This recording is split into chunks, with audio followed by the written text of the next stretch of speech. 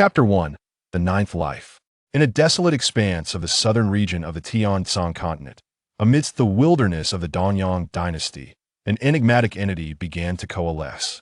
First, a silhouette emerged, followed by organs, bones, flesh, and hair. As Wang Feng materialized, he instinctively clutched his throat and stumbled backward, ultimately tumbling to the ground in a most undignified manner, rolling several times. I'm fine. Realizing he could articulate his thoughts brought him a surge of joy. He had returned to life once more. Yet, soon his expression turned grave. For this was his final life. He had fought countless days and nights against the Ice Empress of extreme cold. Their battle had raged fiercely within the void, nearly shattering the fabric of reality and threatening the very existence of the Tian-San continent. This life had been his strongest yet, which he referred to as his eighth existence, a mere struggle for survival, and ultimately, he succumbed due to his own hubris.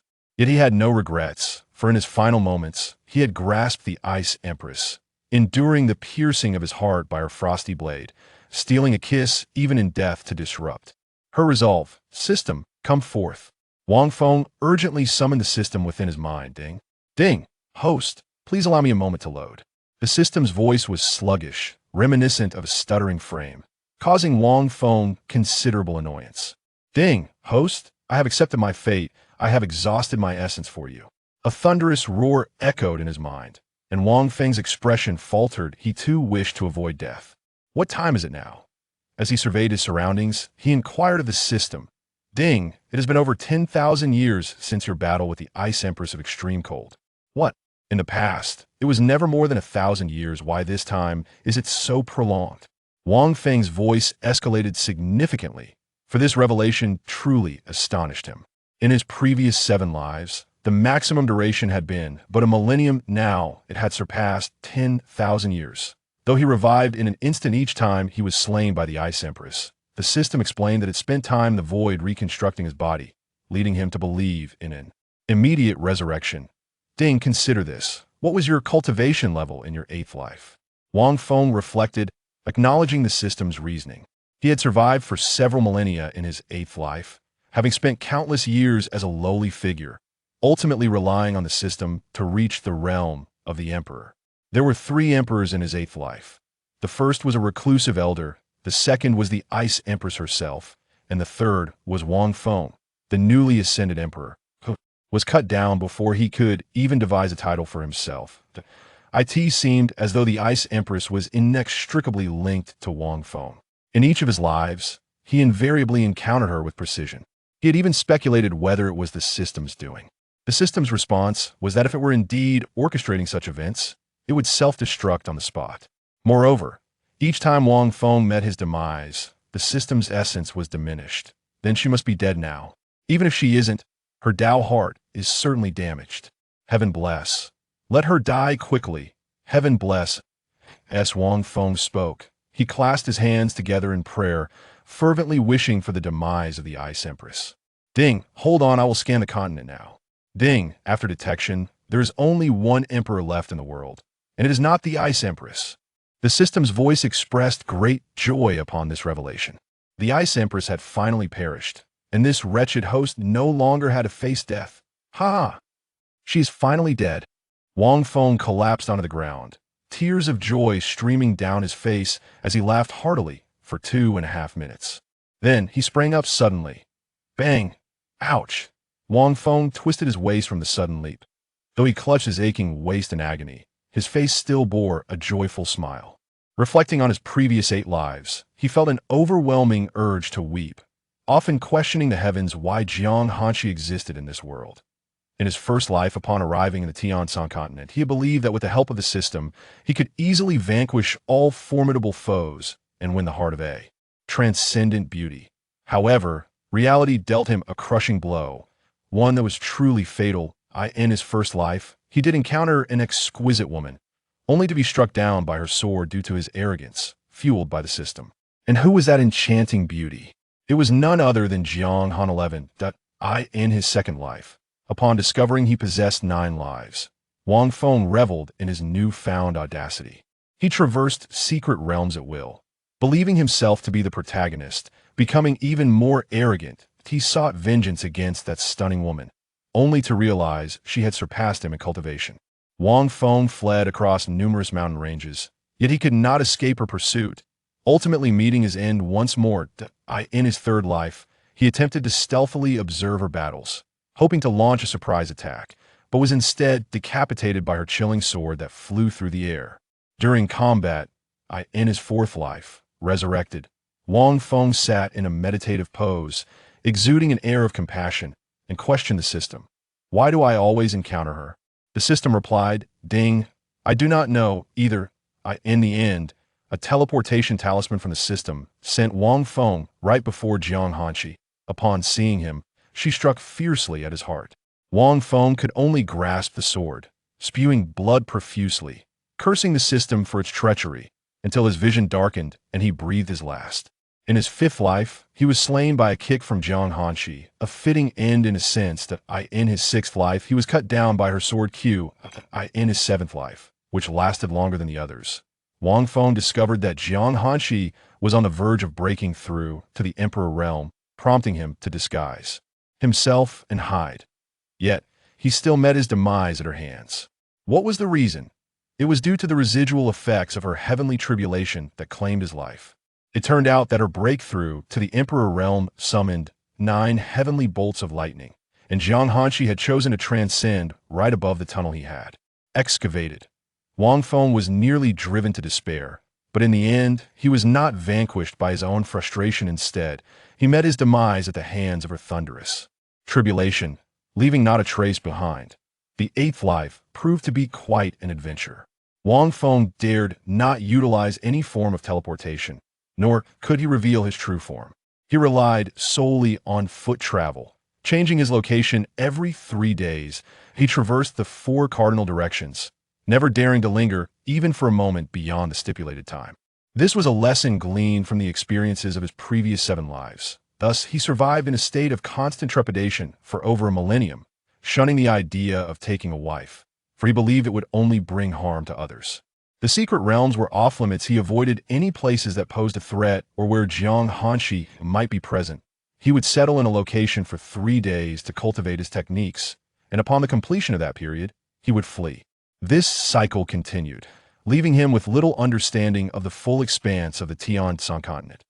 Ultimately, through sheer perseverance and the rewards granted by the system, he cultivated himself to the realm of the Emperor. He barely withstood the 9 ancient dragon tribulations. Yet, in a fit of impulsiveness, emboldened by his newfound power, he found himself outside the palace of the Ice Empress, ready to unleash his vengeance. Having been slain by her 7 times, he felt it was imperative to repay the debt. However, due to his recent ascension, he was overly confident and failed to consider how a newly anointed emperor could possibly contend with the Ice Empress. Realizing he could neither win the battle nor escape, Wang Feng approached her, enduring the sharp pain of the frost sword piercing his heart. In a desperate act, he embraced her with all his might, swiftly grasped at her chest, and planted a fervent kiss upon her lips. In a clumsy display, he revealed his own vulnerability, and as he met his end, it seemed as though he witnessed the Ice Empress chastising his lifeless form. Chapter 2. Then you speak of the songstress. The camera returns to the present. Wang Feng clutches his waist. Despite the intense pain, he is overwhelmingly joyous. The Ice Empress has finally perished, and he can finally cease his desperate struggle for survival. System, quickly, scan this place for me. After regaining his composure following the news of the Ice Empress's demise, Wang Feng issues a command to the system. Ding, insufficient source, unable to scan. Damn it. In a fit of frustration, Wang Feng slaps his thigh, aggravating his injury and eliciting a pained cry. Never mind. Gritting through the agony, he climbs a nearby tree to survey his surroundings, which appear relatively safe. He promptly activates the chaotic body refinement technique. The technique, true to its name, refines the physical body and alters one's constitution, enabling a dual cultivation of both martial and magical prowess, exhibiting unparalleled dominance. It is this very technique that has allowed Wang Feng to ascend to the realm of Emperor within a mere millennium, achieving this status through both physical and ethereal cultivation. This explains his unfounded confidence in his ability to defeat the Ice Empress. Yet, unexpectedly, the outcome was a narrow defeat. Wang Feng 4, the Ice Empress 6. Just a fraction away from vanquishing her, he found himself drained of strength when it mattered most. A crackling sound emanates from within Wang Feng's body, signaling the chaotic body refinement technique's effect in altering his constitution. Once he reaches the third tier of this technique, his physique will transform into the chaotic body. The pain in his waist swiftly dissipates, replaced by an influx of spiritual energy and a radiant glow to his skin. Third tier of body refinement accomplished. Wang Feng leaps down from the tree and lands on the ground. He ponders the myriad changes that may have transpired in the celestial continent over the millennia. Even the Ice Empress's fall. As he journeys onward, he scans his environment while murmuring to himself. After running for a while, he realizes he cannot find an exit. He is bewildered by the vastness of this place. Perhaps it is his inadequate cultivation that slows him down. Whoosh! Wang Feng hears a sudden rush of wind and instinctively reaches out, grasping a venomous snake. With a swift motion, he tears it in two, discarding the head and tail, consuming the middle section as a makeshift snack. The circumstances compel him. Otherwise, he would surely prepare a proper meal, though he has grown accustomed to such fare. He is all too aware of how he survived in his 8th life. The flesh and blood of these beasts greatly aid in refining his constitution, serving as an unconventional means of enhancing his cultivation. After searching the area once more and finding it barren, disappointment washes over him. He had hoped for a hearty feast. Wang Feng finds a suitable spot to sit and examines the system panel. Wang Feng Realm. Body Refinement Tier 3 Techniques. Chaotic Body Refinement Technique. 100 Crumbling Heavenly Fist. Vedic Palm. Items. None source value. 0 overall evaluation. Novice. Gazing at the disheartening statistics on the panel, Wang Feng punches a nearby tree in frustration. He vents his anger, blaming the Ice Empress, but takes solace in her demise. Wang Feng returned to the interface, using his mind to click on the adjacent system shop. Ding! The system shop is temporarily closed. A jolt of alarm surged within Wang Feng. Could it be that all these functions were rendered useless? He hurriedly urged his thoughts to click through each option. Ding! The lottery function is temporarily closed. Ding! Refining. What is going on with this wretched system? Wang Feng was truly agitated. Although he could survive without these features, his quality of life would undoubtedly diminish. Ding! Foolish host, how dare you complain? Your current realm is too low, and this system has exhausted its essence to save you. If these functions are not shut down, the entire system will cease to exist. Very well. Wang Feng fell silent, realizing that if the whole system were to shut down, he would be left to endure a miserable existence. At least when it was functional, he could engage in banter. In his 8th life, he hardly dared to socialize with others, spending most of his time exchanging quips with the system. Otherwise, as a reincarnated individual, he would surely descend into madness from sheer boredom. Ding! Mission triggered. Exit the Southern Forest. Reward. 1 low-grade spirit condensation pill. To his surprise, the system could still issue tasks. Wang Feng felt a surge of joy at the sound of the system's voice. Having a task was indeed a blessing. In his 8th life, he had risen to prominence through tasks, with the lottery being the most significant. The chaotic dominance body technique he possessed was acquired from the lottery. The system had even scolded him for his outrageous luck, though he was unaware of the grade of this technique. However, it should be above imperial rank, as only techniques of that caliber could lead to the Emperor realm. Those at the quasi-emperor level would never break through to the Emperor realm without either creating their own imperial techniques or possessing one. The realms in the Tianshan continent are divided into body refinement, spirit gathering, spirit binding, spirit expansion, and spirit transformation, followed by the 3 realms, Yuan integration, Yuan breaking, and Tian Yuan, culminating in Saint King, quasi-emperor, and emperor. Exiting the Southern Forest. So this place is called the Southern Forest. How peculiar, for it is unfamiliar to me. Wang Feng pondered, stroking his chin. After 10,000 years, the entire continent must have undergone a transformation. After all, even the Ice Empress had perished. The thought made Wang Feng chuckle. As the evening sky began to darken, he resolved to find a cave to rest in, hoping to locate one inhabited by bears. Traversing the desolate Southern Forest, Wang Feng searched tirelessly, ultimately stumbling upon a village. Upon entering, he observed the bustling villagers and furrowed his brow. Most appeared emaciated, resembling specters on the brink of death. Were they experiencing a famine? Young man, are you lost? Suddenly, an elderly man sprang out from behind, startling Wang Feng. His fist halted mere centimeters from the old man's face, a fraction closer, and the few remaining teeth would surely be in peril. Might you have a way for me to leave? Wang Feng retracted his fist, stepping back slightly as he spoke. There's no way out. You must rely on yourself. Oh, the songstress. Wang Feng, disregarding the principles of respecting the elderly and cherishing the young, speaks without restraint. In the realm of cultivation, power reigns supreme. Notions of morality hold little weight. Young man, do not be anxious, for your haste will avail you nothing. Fortunately, you have arrived in our village, otherwise, you would likely perish outside come nightfall. The old man, oblivious to Wang Feng's vulgarities, chuckled amiably. Is it truly dangerous at night?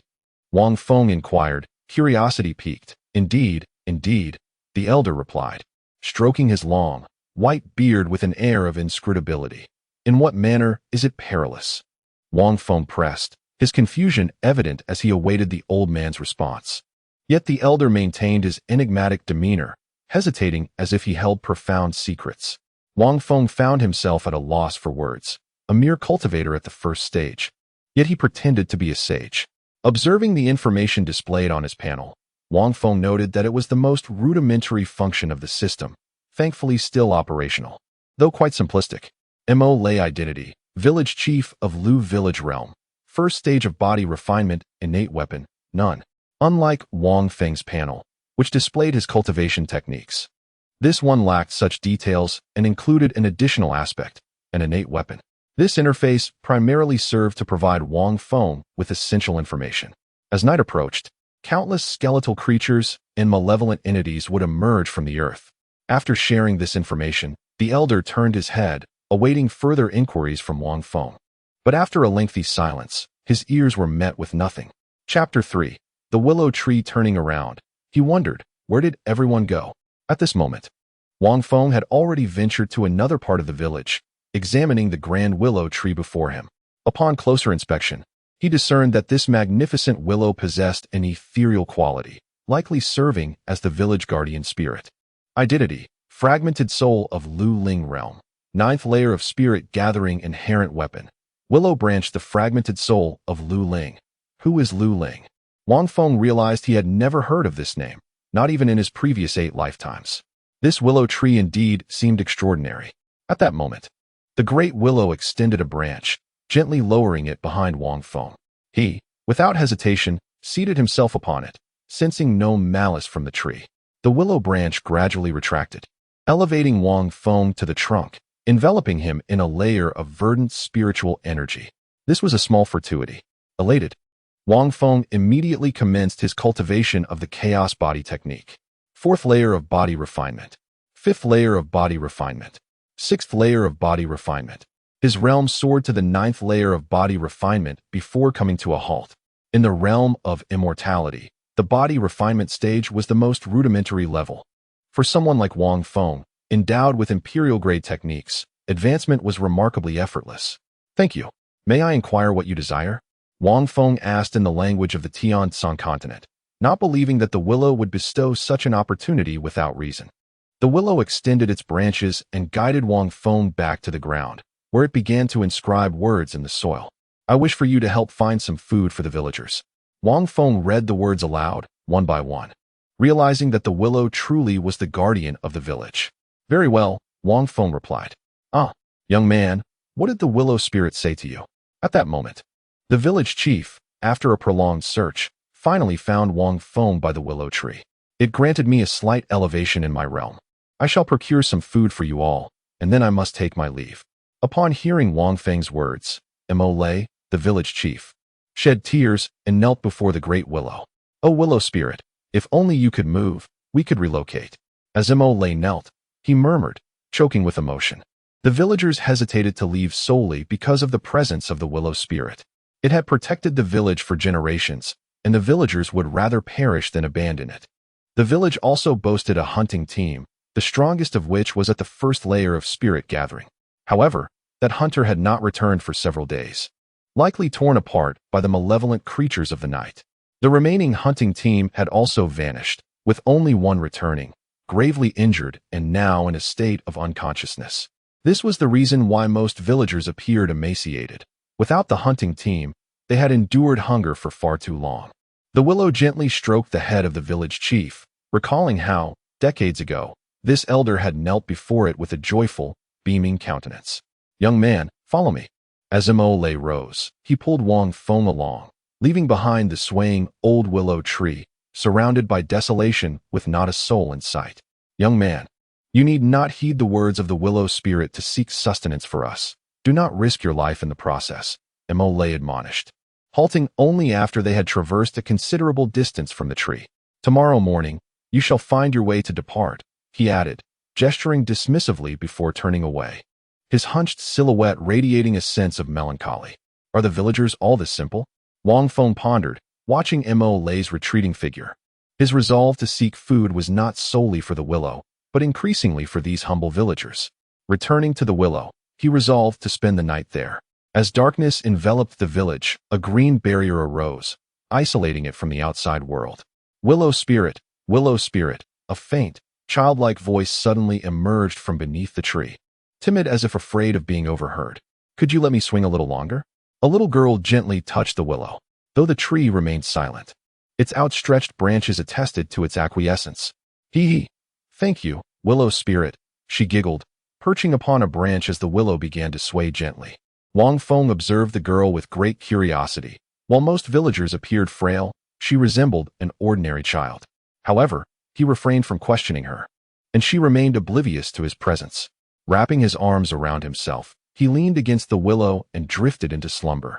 "Willow spirit, I must go now, or my mother will scold me." The girl bid farewell, her tone laced with reluctance, and the willow waved its branches in response. The night passed. As villagers emerged to fetch water, an unusual scene unfolded. A group of children played at tossing stones, though their movements appeared constrained, as if they feared to play too wildly. Wang Feng leapt from the willow and approached them with curiosity. "Why do your actions seem so peculiar?" The children, wary of the stranger, responded cautiously, "We wish to lessen the suffering of our fathers and mothers." One child wiped his nose, which glistened with mucus. "Suffering?" Wang Feng echoed, his mind racing. "Indeed, my parents have already lost a significant portion of themselves. The more we play, the hungrier we become." Upon hearing this, Wang Feng's thoughts crystallized. They were sacrificing their flesh to feed their parents. Had this village descended to such a dire state? He searched his pockets, but found nothing to offer these children. He had a habit of gifting small tokens to children he took a liking to. "Brother, soon I shall ensure you feast upon truly delicious meat, all right?" Wang Feng spoke in a tone meant to soothe children, and the youngsters' eyes brightened with unreserved belief in his words. "Is it true? Can my father and mother eat first?" they eagerly inquired. "Haha, rest assured. They will certainly be able to eat," Wang Feng replied, engaging them in further conversation. Their expressions revealed just how long they had endured hunger. Suddenly, a commotion arose nearby. "Someone has fainted." The throng of children rushed toward the source of the noise, faint cries of mother, echoing amidst the chaos. Observing the scene, Wang Feng couldn't help but shake his head. The path of cultivation was arduous indeed. Those who lived in the prosperous eras of Blue Star were undoubtedly the most fortunate. With a determined stride, he turned toward the village's outskirts, clad in the simple garb of a novice. Dressed in plain azure robes, with hair cascading to his waist, he resembled an elegant scholar. Upon reaching the village's periphery, Wang Feng began marking his passage, cautious not to lose his way. While the notion seemed simple, the reality of capturing a demon beast or wild animal proved to be a vexing challenge. Wang Feng sprinted from one towering tree to another for what felt like ages, gaining a broader perspective from his elevated vantage point, which rewarded him with a few small wild creatures. A lingering curiosity plagued him. Why did the villagers not venture out to seek sustenance themselves? Was there a reason for their inaction? Unbeknownst to him, the only person in the village with the capability to move was the village chief. However, it must be said that locating demon beasts and wild animals here was genuinely difficult. He had made countless marks and had only managed to capture 2 rabbits, a bird, and a handful of eggs. The sun blazed overhead, causing even Wang Feng, with his 9th level of body refinement, to be drenched in sweat. His azure robe was tattered, with a significant portion repurposed to bind and carry the 2 rabbits and the bird. As for the eggs, he had simply tucked them inside the rabbits. In that moment, Wang Feng gazed warily at the circular teleportation portal materializing before him. It appeared that someone had encountered a mishap with a teleportation array, leading to its unintended arrival here. Chapter 4. The rebirth of Jiang Hanshi. Wang Feng concealed himself atop a grand tree, holding his breath as he observed the unfolding scene below. From within the circular portal emerged a pair of elegantly long, alabaster legs, eliciting an almost uncontrollable surge of excitement within him. He swiftly discerned that the figure before him was indeed a woman, and notably, she was devoid of attire. How could he resist the temptation to gaze further? She has appeared. Gasping, Wang Feng's breath caught in his throat as he beheld the woman's form, a wave of warmth flooding his senses, resulting in a sudden and embarrassing trickle of blood from his nose. Not only was she unclothed, but she also bore the formidable essence of one of the four divine beasts. Wait a moment. This is Jiang Hanshi. Wang Feng froze in astonishment, his mind quaking with disbelief. He would never forget that breathtaking visage. She was the very woman who had bested him 8 times. Damn it, system. Isn't she supposed to be dead? He turned to flee, cursing the system vehemently in his mind. Beep. Host, wait a moment. Am I not done waiting?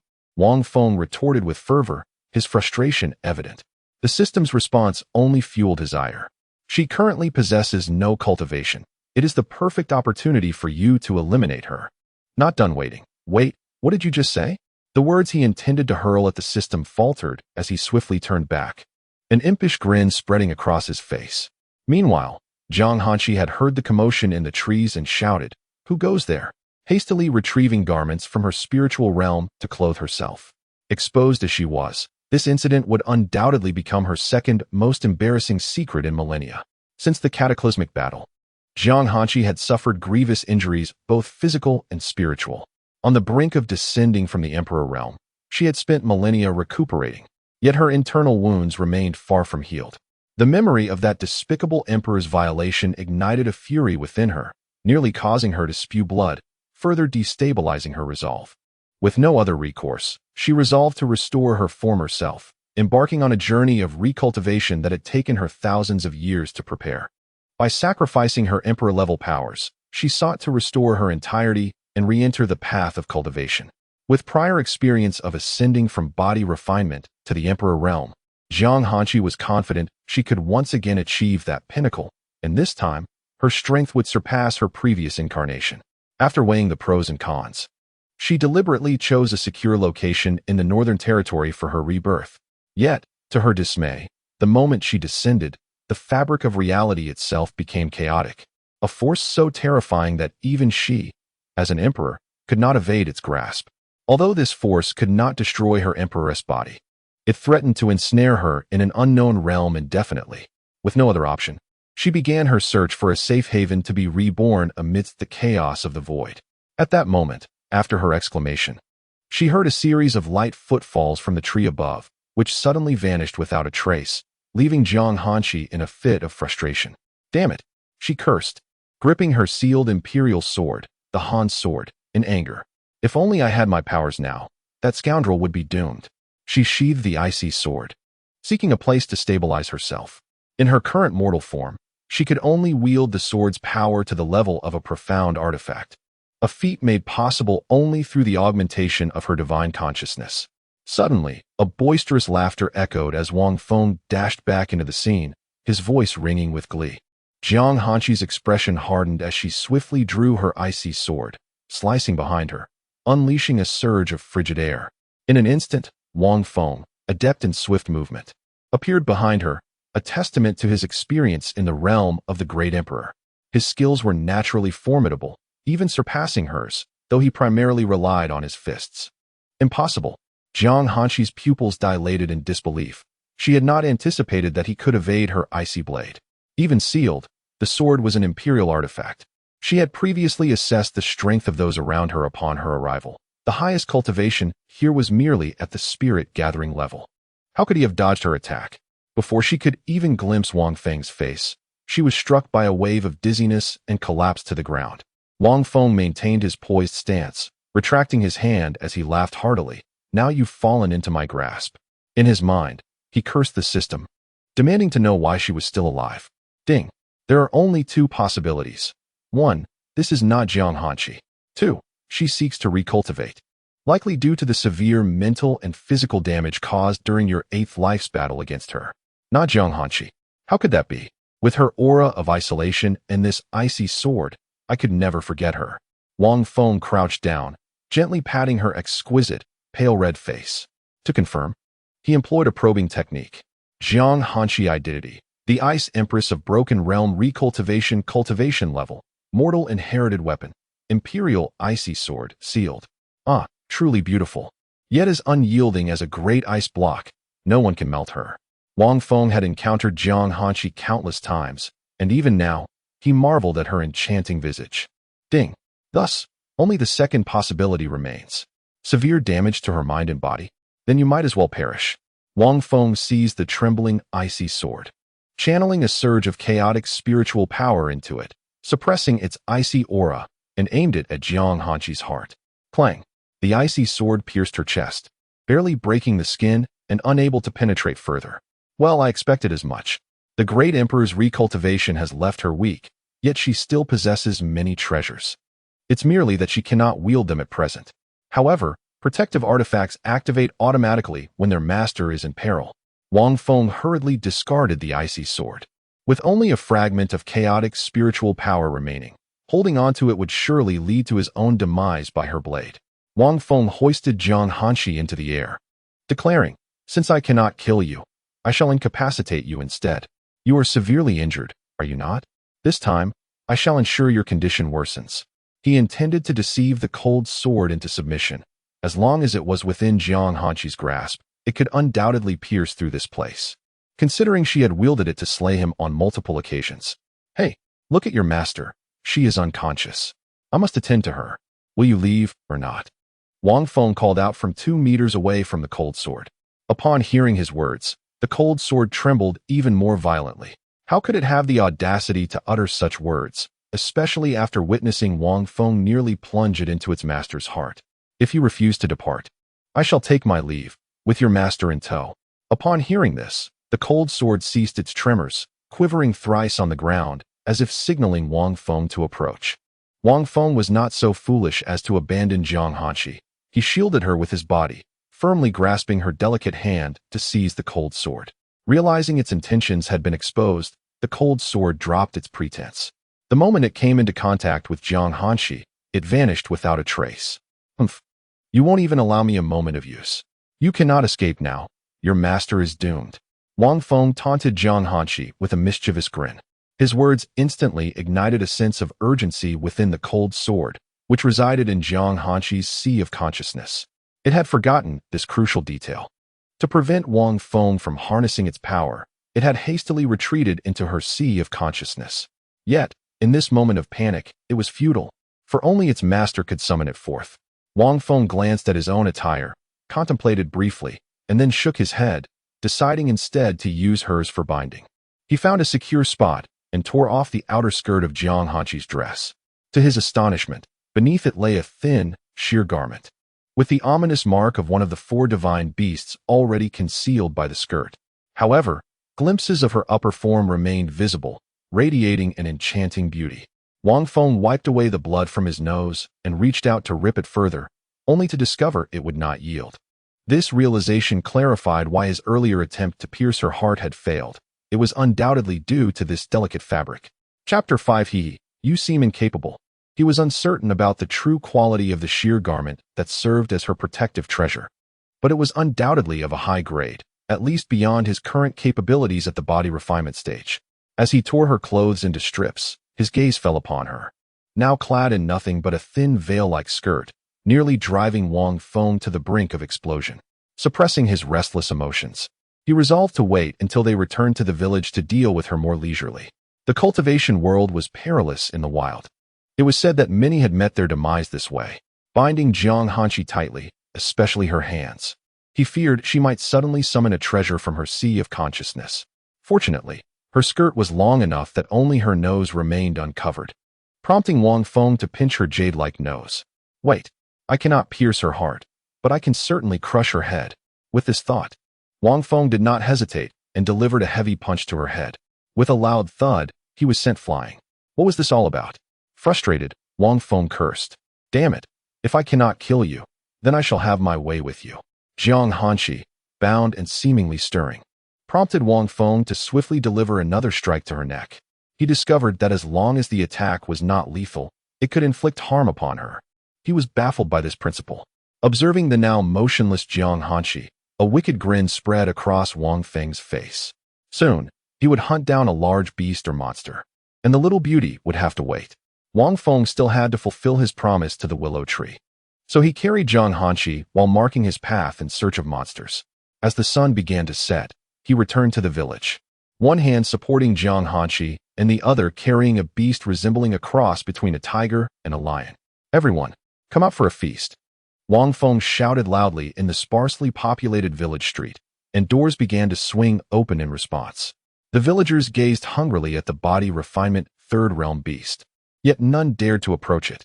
Not to mention the strength required to slay such a creature. Their physical and mental constitution simply did not permit them to rush in. Come, do not be so reserved. Tonight, we shall host a bonfire under the willow and feast to our heart's content. Wang Feng beckoned to the villagers, who numbered only a few dozen, at most 100. This sizable beast would certainly suffice for all. Additionally, he had several birds and smaller creatures at his waist. Please help me with the meat. I have some matters to attend to. Can anyone lend me a room? Wang Feng laid the bound Jiang Hanshi on the ground and released the captured beasts and birds from his waist. The villagers were puzzled by the figure bound with tattered red cloth, as only her nose was visible, yet her form suggested she was a woman. You truly went for it, young man. Our entire village owes you our gratitude. The village chief, Mo, hurried over upon receiving the news. Upon entering, one immediately beheld the monstrous creature alongside several smaller beasts, prompting an instinctive kneel to the ground. The villagers swiftly followed suit, leaving Wang Feng startled. He hurriedly assisted the village chief to his feet and vociferously urged the kneeling villagers to rise. The children, exuberantly swirling around Wang Feng, contributed to the collective joy that enveloped the village that night. At long last, they would indulge in meat, sparing them from the dire necessity of slaughter. They were on the brink of starvation. Who can provide me with a room? I have some matters to attend to. Feel free to use mine. And my room is absolutely clean. In an instant, the villagers clamored, almost willing to offer Wang Feng their entire homes. Ultimately, he followed the village chief to an unoccupied dwelling, which, although tidy, was devoid of bedding. Wang Feng tossed Jiang Hanshi onto the bed, his excitement palpable. Having vanquished her 8 times, she owed him this. Since I cannot kill you, I must reluctantly resort to a different approach, he mused with a mischievous grin. After a moment's contemplation, he dismissed the notion of using his handsome visage. Instead, he transformed his appearance into that of a grotesque countenance, resembling the gourd-like face from Plants vs. Zombies. Wang Feng chuckled as he tore the strip of cloth from Jiang Hanshi's forehead. What met his gaze was Jiang Hanshi, her piercing eyes fixed upon him, seemingly capable of ensnaring one's very soul. Taken aback, Wang Feng realized she had already awakened, though she dared not move. My dear beauty, you are doomed, he jeered, his lewd grin perfectly complemented by his ludicrous visage. Clearing her throat, Jiang Hanshi coughed twice, genuinely repulsed. How dare you? Her voice rendered the atmosphere in the room noticeably chillier. I dare, why would I not? Wang Feng, with a cunning smile, regarded the so-called ice empress on the bed. Laughing heartily, today, I shall have my way with you. What can you possibly do about it? Jiang Hanshi's icy gaze bore into him as he leaned closer. Just as he was about to press his lips to hers, he abruptly veered aside. Indeed, a chilling needle shot forth from Jiang Hanshi's mouth, embedding itself into the wall with a resounding thud, instantly coating the surface in frost. Wang Feng, taken aback, felt a surge of trepidation. He had nearly met his demise once more. You are surely incapable, Wang Feng exclaimed, startled, as he delivered a heavy blow to her head. Propelling himself backward, he promptly regained his footing and fled, racing towards the edge of the azure barrier, only to find himself trapped. In a panic, he dashed into a nearby house, donning a slightly oversized outfit and reverting his appearance. Grateful for the disguise he had employed earlier, he realized that in his attempt to vex Jiang Hanshi, he had inadvertently saved himself. With a nonchalant demeanor, Wang Feng exited, banking on Jiang Hanshi's forgetfulness regarding his true appearance. After all, In his longest-lived incarnations, the 7th and 8th lives, he had always donned a guise. Bang! A frigid sword aura erupted from the dilapidated house moments ago, leaving it in utter ruin. The sword energy collided with the barrier, creating a breach. But it was swiftly mended. Thief, come forth and face your demise.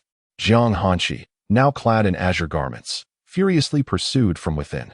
The villagers, preoccupied with butchering the flesh of the demonic beasts, were suddenly confronted by a celestial figure. A wave of astonishment and fear swept through the village, leaving them stunned and apprehensive, for this ethereal woman exuded formidable strength, instilling dread of a potential massacre. Wang Feng, however, remained unperturbed. He was well aware of Jiang Hanshi's temperament, knowing she would not senselessly take lives. This understanding was precisely why he dared to carry her back to the village. In truth, he was inclined to assist the villagers, and being unable to match her strength, he simply brought her back to serve as a protector for the community. Jiang Hanshi stood before the ruined house, her cold gaze sweeping over the villagers, but none were the individuals she sought. When her eyes fell upon Wang Feng, she paused momentarily, a sense of familiarity washing over her. Chapter 6. The gourd-faced man Wang Feng appeared noticeably apprehensive, yet he mustered the courage to straighten his back and met her gaze momentarily before hastily lowering his head. Jiang Hanshi, observing his demeanor akin to that of the villagers, dismissed her lingering doubts. Have you seen a man? One who wields a cold sword with a single hand? Suddenly, Jiang Hanshi realized she could not adequately describe the man's appearance. Fairy sister, are you searching for someone whose face resembles a gourd? Wang Feng volunteered, stepping forward. Indeed. Have you encountered him? Jiang Hanshi pondered, acknowledging that this description was quite fitting. He ran outside. Wang Feng pointed towards the azure barrier, beyond which lay a pitch-black expanse, rendering the path utterly indiscernible. I shall kill you, Jiang Hanshi murmured under her breath, her cold gaze fixated on the direction Wang Feng indicated. However, she had no choice but to restrain herself, for even if she ventured out, finding him would not be guaranteed. Resolutely, she found a suitable spot and settled into a meditative posture, invoking the Imperial Ice technique, an Imperial-level skill that remained her greatest regret. Previously, she had only mastered 2/3 of the fragmented manuscript. By the time she gathered the final volume, she had already ascended to the rank of Emperor. One of her motivations for this recultivation was precisely that. The consumption required for breaking through and recultivating was immense, stripping her of her previous cultivation and leaving her bereft of numerous treasures and resources. Now, she possessed merely 3 magical artifacts and a personal weapon. Additionally, a smattering of garments and elixirs remained, but their quantity was dwindling. At most, these would suffice to elevate her to the spirit expansion realm. Moreover, her current state could not withstand the potency of the elixirs she carried. She would need to cultivate to the spirit gathering realm first. Naturally, her personal weapon was the sealed Imperial artifact, the cold sword. Her protective magical artifacts had already been revealed before the gourd-faced man, with one remaining, her ultimate trump card. Wang Feng, noticing her in meditation, refrained from disturbing her, as interrupting someone's cultivation was a grave transgression. In a past life, he had been slain by Jiang Hanshi precisely for such an offense. Truth be told, Jiang Hanshi had imparted numerous life lessons to him, albeit at the cost of his life, exemplifying the adage of learning through hardship. Everything is fine. She is in meditation. Let us not disturb her. Let us prepare the meat instead. Wang Feng returned to the crowd, assisting them in processing the beast's flesh, chopping with a satisfying rhythm. He effortlessly extracted the creature's bones, cutting them into pieces before skewering them with nearby branches. Once he completed his task, Wang Feng rose and brushed the dirt from his attire. However, upon lifting his gaze, he was startled and took a step back, inadvertently slipping on the beast's meat and falling to the ground. It turned out that Jiang Hanshi had been standing before him, observing him silently for an indeterminate duration. His intense focus on his work had rendered him oblivious. Upon realizing her presence, all his previous fears resurfaced. You seem quite afraid of me, Jiang Hanshi remarked.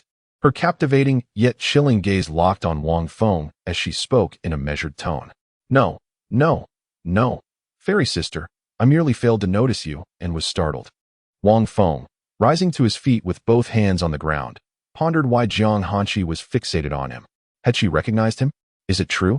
After a brief moment of scrutiny, Jiang Hanshi uttered, Indeed, I went to barbecue. Wang Feng hurriedly retreated, feeling a wave of anxiety wash over him in her presence, primarily due to the lingering psychological scars. System, what should I do? Am I destined to perish once more in this life? In his heart, Wang Feng frantically inquired of the system, as every encounter with Jiang Hanshi seemed to lead to his demise, as if survival were an impossibility. Ding. The system proposes a strategy. Take advantage of her current low cultivation level and gradually win her over. What? Wang Feng exclaimed aloud, drawing the attention of those around him, including Jiang Hanshi, who was nearby. What? I messed up. Quickly, he concocted a cover, stating that the barbecue had burned. The crowd, reassured, resumed their activities. Win her over? How could I possibly do that? With her icy demeanor, I fear she might freeze me solid.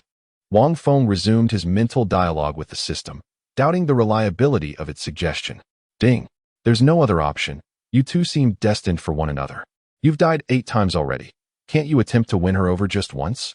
This may be your only opportunity for success. Seeing Wang Feng lost in thought, the system expressed its frustration, recalling how it had previously urged him in a similar manner. Wang Feng had tried before, but it always ended in thoughts of wanting to kill her. It was disheartening, especially since he couldn't even overpower her. Ding. Is she beautiful? Beautiful. Ding. You've seen her physique. Do you like it? I do. Ding. Are her little hands delicate? Delicate. Ding. So will you pursue her? I will. Wang Feng shouted the last word instinctively, realizing once more that he had attracted the attention of those around him. He quickly attempted to explain, I didn't expect this beast to be male, he exclaimed, as he flipped the skewered meat of the beast hanging from a branch, feigning surprise. Come here, you. Eat more of this. It's nutritious. Wang Feng called over the weakest-looking individual, handing them a skewer of the beast's kidneys. Thank you, thank you. The person expressed gratitude multiple times while accepting the offering. And you little ones, come here.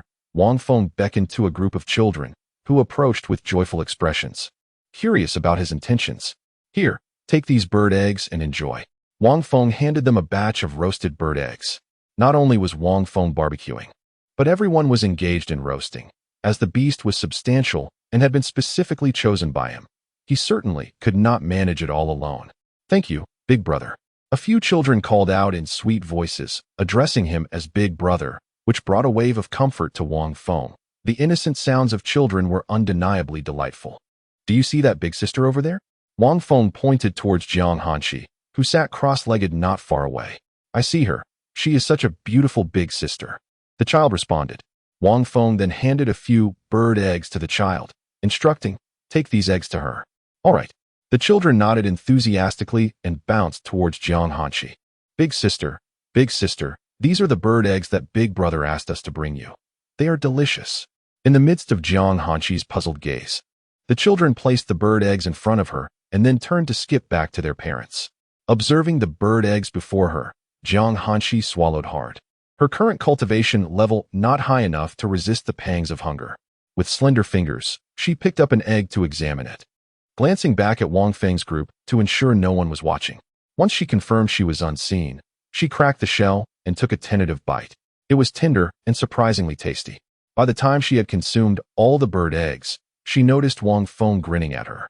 For reasons unbeknownst to her, a sudden wave of embarrassment washed over her, prompting her to steal a shy glance into the distance. Thankfully, this person was unaware of her true identity. She brushed her fingers, now slightly stained from cracking the shells, and closed her eyes to meditate once more. A faint chill emanated from her, almost imperceptible to the untrained eye. Ding. Hurry, she is shy. Press the attack. Which eye of yours saw her shy? Are you trying to get me killed? With the wisdom of 8 previous lives, Wang Feng understood that Jiang Hanshi's moment of embarrassment was merely a consequence of her past as the Ice Empress, now feeling awkward for being seen consuming such humble fare. Chapter 7. Sleep in my room with the completion of the 6th level of body tempering. A faint chill enveloped Jiang Hanshi before vanishing into her being.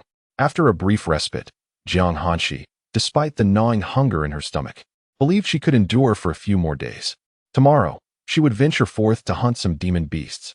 Offering them a portion in exchange for their assistance in roasting the meat, they were likely to acquiesce.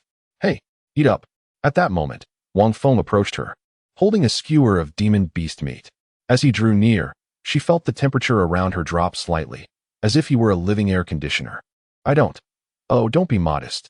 Wang Feng interrupted her, seizing the opportunity as Jiang Hanshi showed no signs of aversion. He swiftly grasped her delicate hand, enclosing it around the skewer of meat.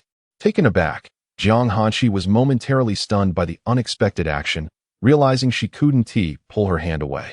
Just as she prepared to exert more force, she discovered he had already released her grasp, leaving her holding the skewer of demon meat. Wang Feng maintained a composed demeanor, secretly boasting to the system, "Did you see that? This technique is called desire to capture followed by letting go. Ding, host is truly remarkable. This is your last chance.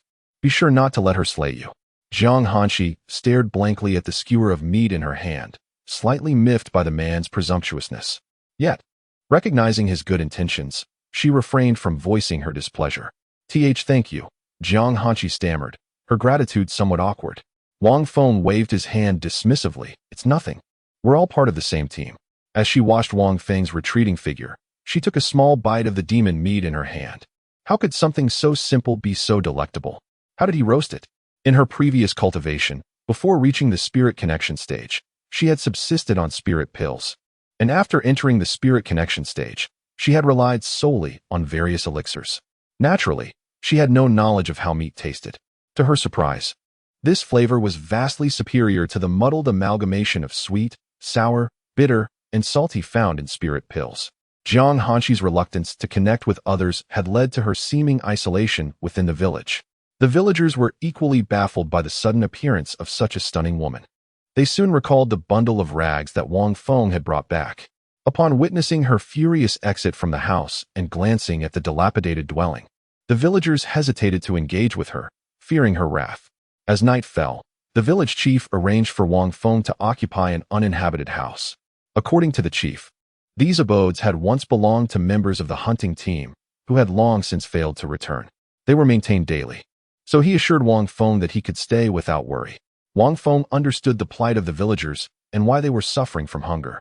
These ordinary folk not only struggled to locate demon beasts, but also faced the grim reality of not being able to defeat them, even if they did find them. Now, Wang Feng had earned a measure of respect within the village, having singularly contributed to the salvation of most of its inhabitants. Thank you, Chief. Take care on your way. There's no need to say such things. We ought to express our gratitude to you. By the way, who is that girl? The village chief abruptly shifted his inquiry to the identity of Jiang Hanshi. It's nothing. That woman is someone I brought back. I will make arrangements for her shortly. Upon hearing this, the village chief cast a peculiar glance at Wang Feng, realizing why he desired a separate room. So that was the matter at hand. Though it seems it did not come to fruition. Chief, perhaps you should head back now. Wang Feng awkwardly chuckled at the chief's strange gaze, urging him to depart. If the chief pondered further, things could spiral into absurdity. Wang Feng approached Jiang Hanshi and casually inquired, "Will you be sleeping here?" Jiang Hanshi, unsure how to respond, chose silence and continued her meditation with her eyes closed. "You should come sleep in my room." Wang Feng cautiously distanced himself before uttering this suggestion. Indeed, Jiang Hanshi abruptly opened her deep and beautiful eyes, fixing her gaze intently on Wang Feng. "Don't look at me like that. I merely suggested you sleep in my room. Consider this. If you sleep here, the entire village will undoubtedly come to see you before bed, and soon you'll be perceived as an unwanted child."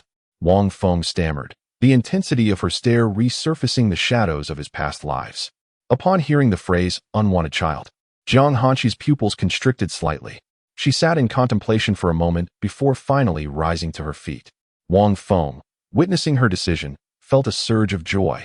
It seemed the Ice Empress was indeed sensitive about her reputation. He was aware that she had been abandoned by her parents at a young age, only to be discovered by an elder saintess of the sacred land, who recognized her exceptional potential. With a unique spiritual root, she was taken as a direct disciple, ultimately leading to her extraordinary life. Save for the abandonment by her parents, her life had been remarkably unblemished.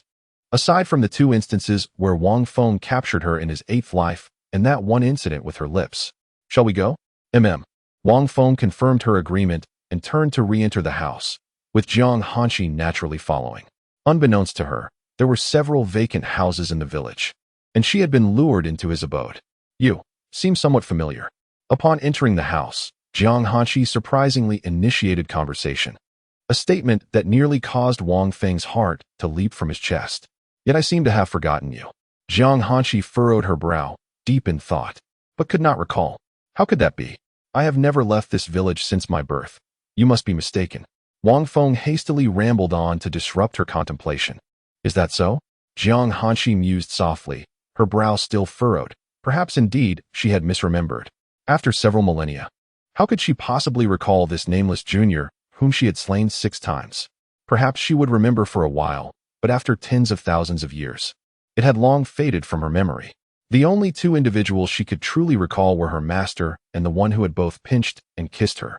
Yet both had long since passed away. Wang Feng feigned a search around the room, casually remarking, "Oh dear, it seems there is a second bed." Jiang Hanqi coldly regarded his clumsy performance, furrowing her brow as she replied, "I can sleep on the floor." "How can that be? You should take the bed." "I'll manage on the floor," Wang Feng retorted, appearing somewhat foolish, which took Jiang Hanqi by surprise. She had expected him to suggest that they share the bed. In his mind, Wang Feng conversed with the system. What do you call this tactic? To entice and then withdraw? No, it is a diversion. I make her believe I wish to share the bed, while my true intention is to sleep on the floor, thereby presenting myself as a gentleman. Impressive. Satisfied with the system's praise, Wang Feng nodded approvingly in his thoughts. Chapter 8. Task. Captivating the Frost Empress. Jiang Hanqi quickly. You should retire to bed. A fairy like you should not slumber on the floor. No need, Jiang Hanqi replied coldly, her figure draped in a blue gown as she stood in the room. Observing Wang Feng, with a decisive motion, Wang Feng closed the door and reclined on the floor, continuing, "If you aren't going to sleep in the bed, then that splendid bed will be wasted tonight. Besides, lying on the ground with those little stones must be uncomfortable. I am tough-skinned and thick-fleshed. I am not bothered by small stones. However, you, with your delicate skin." Wang Feng trailed off, sensing that further words would only provoke her ire. Jiang Hanqi regarded Wang Feng's back with a sense of helplessness. It was indeed unfathomable that such a person existed in the world. Wang Feng, hearing the sound of her climbing into bed, felt a surge of joy within. If his favorability rating in Jiang Hanqi's eyes had been a mere 1, it must have risen to 2 now. Only 98 points remained until his conquest was deemed successful, and the triumph over Jiang Hanqi was within reach. This flawed system, however, lacked any visible metrics for favorability. He could only tally it in his mind. Ding. Task. Locate the hunting team of Lu Village. Time limit. 3 days. Reward. Breakthrough to the Gathering Spirit Realm. Ding. Task. Captivate the Frost Empress. Jiang Hanqi. Reward. Breakthrough to the Invincible Realm. Upon hearing the task to find the Lu Village hunting team, Wang Feng felt a twinge of confusion. The time constraint implied that the hunting team would surely perish after 3 days, based on his accrued experience. Yet, in the next moment, another task emerged, the conquest of the Frost Empress. Jiang Hanqi. A direct leap to the Invincible Realm. What did invincibility entail? It meant having no rivals left, ruling the world unchallenged. Wang Feng nearly leapt up to claim Jiang Hanqi right then and there, but after regaining his composure, he pondered whether forcibly taking her would count as a successful conquest. If so, he would risk everything, even the peril of injury, to achieve that end. Ding. That does not count. You need to win her over until she is utterly devoted to you, willing to give herself entirely. Alas, such a daunting task. No wonder the reward was the Invincible Realm. The magnitude of the challenge in captivating Jiang Hanqi was evident from this reward. Moreover, he had no visible gauge of her affection and could only observe her responses. A single misstep might lead to an instant demise. Jiang Hanqi, hearing the occasional faint sound of excitement from behind, furrowed her brow in confusion. What was he up to? Was he indulging in some unsavory thoughts about her? Unable to suppress her curiosity, she opened her eyes and looked over, only to find Wang Feng tossing and turning on the floor. The floor was spotless. Wang Feng was deep in thought about where to seek out the hunting team the following day, growing increasingly agitated. In his restless movements, his gaze met Jiang Hanqi's. Still awake?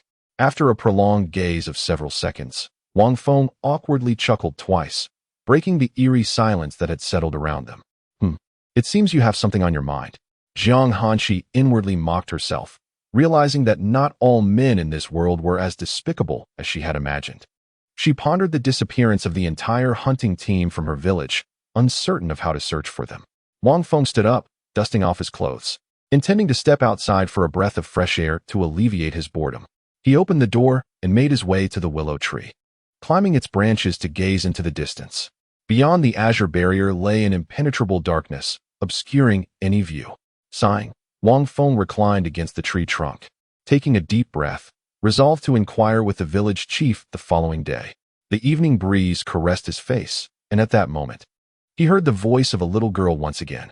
Recognizing her immediately, he realized it was the same girl from the previous day. Willow deity, I still want to play. Her voice was as soft as ever, as if afraid of being overheard. The willow deity did not refuse her request, extending a branch towards her. Wang Feng, with his hands behind his head, leaned back against the trunk, gazing up at the sky. Despite the azure barrier, he could still see the twinkling stars above, along with a grand moon that appeared to be many times larger than the one over Blue Star, seemingly within arm's reach. The sounds of playful laughter from below had faded away at some point, and the willow deity returned to its former state. In the center of the village, only one figure remained, leaning against a willow tree. Having been in this world for nearly 2,000 years felt akin to not living at all. Having been killed by Jiang Hanqi a total of 8 times, Wang Feng's eyes reddened at the thought.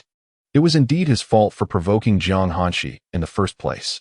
Upon first encountering her, he had foolishly regarded her as his own.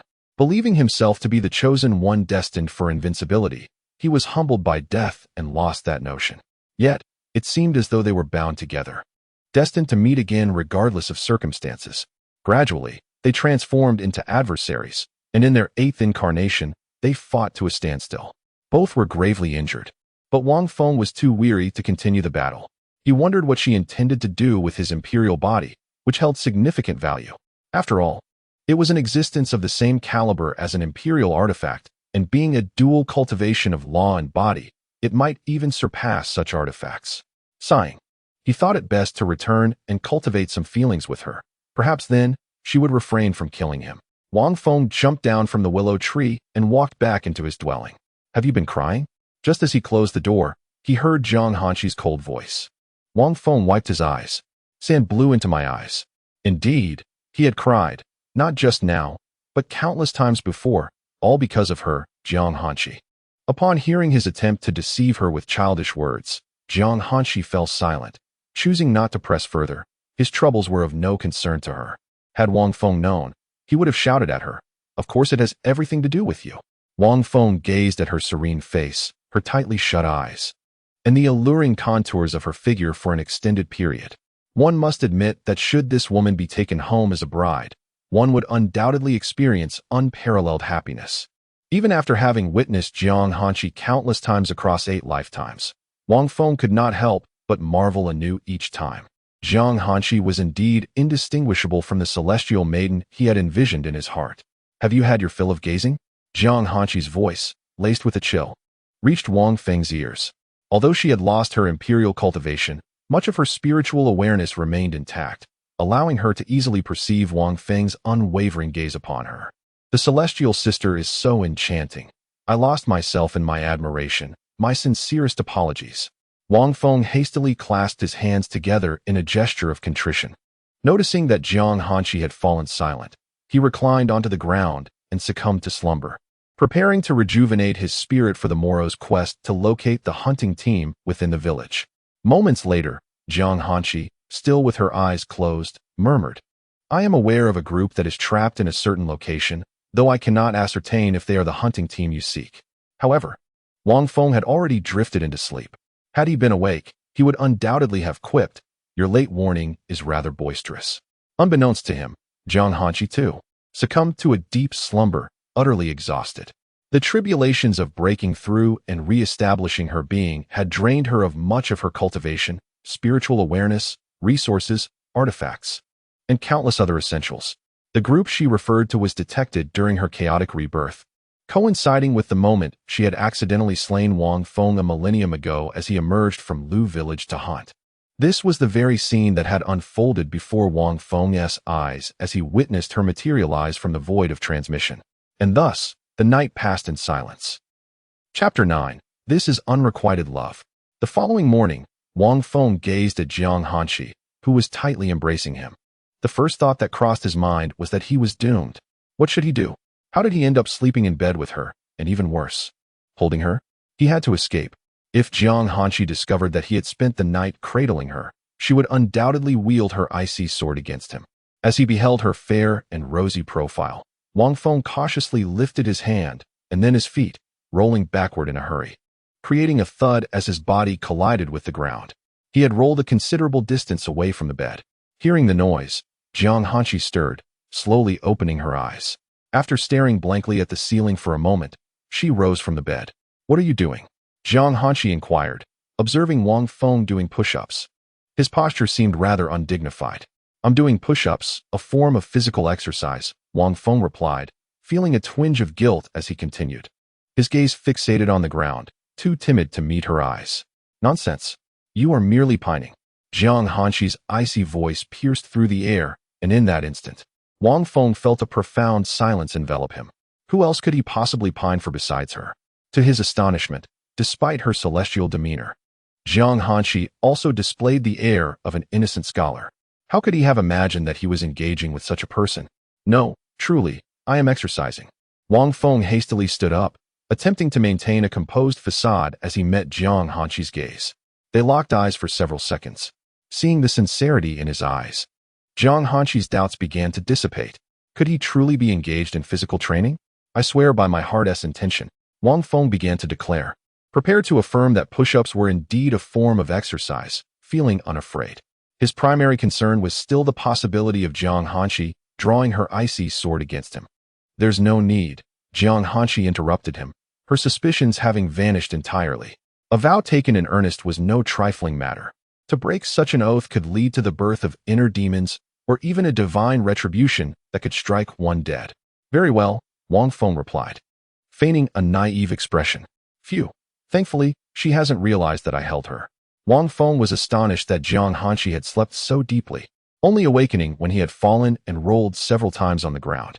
After tidying themselves, the two departed with their respective thoughts. Wang Feng pondered how to locate the hunting team, while Jiang Hanqi contemplated the urgency of enhancing her cultivation to reach the northern territories and find the Ice Palace, thereby embarking on her new life with the advantage of an extraordinary legacy. The Ice Palace was one of the most revered sanctuaries in the Tian continent. She emerged from the Ice Palace, having cultivated her way to the status of a great emperor. Thus, the Ice Palace has, from ancient times to the present, produced 3 great emperors, leading to a swift elevation in its status and power, nearly ranking alongside the foremost sword sect of the Tian continent. However, the Ice Palace, valuing harmony, chose to position itself as second. Wang Feng first sought out the village chief to inquire about the hunting team's news. Observing Jiang Hanqi departing towards the outskirts of the village, he felt no concern for her escape.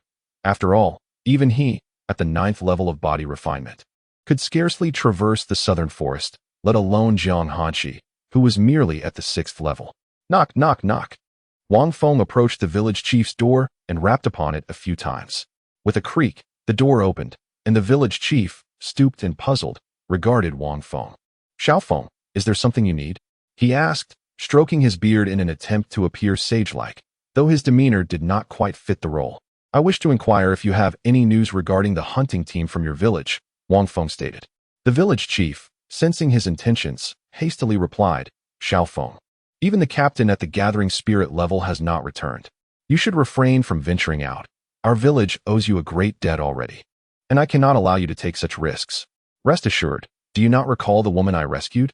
I intend to take her with me," Wang Feng responded, mentioning Jiang Hanqi, prompting the village chief to lift his gaze to him.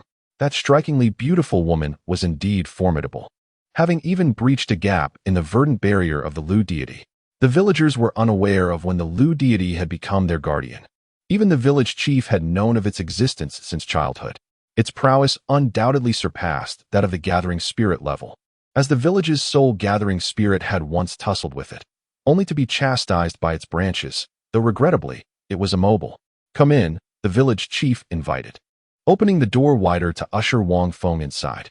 The interior was quite humble, furnished with a table, chairs, and a bed, adorned only with simple household items. The most valuable possessions were likely the remnants of beast meat hanging in the room. I do not know the reasons for their failure to return, but they are likely deceased, the village chief lamented, his tone tinged with sorrow.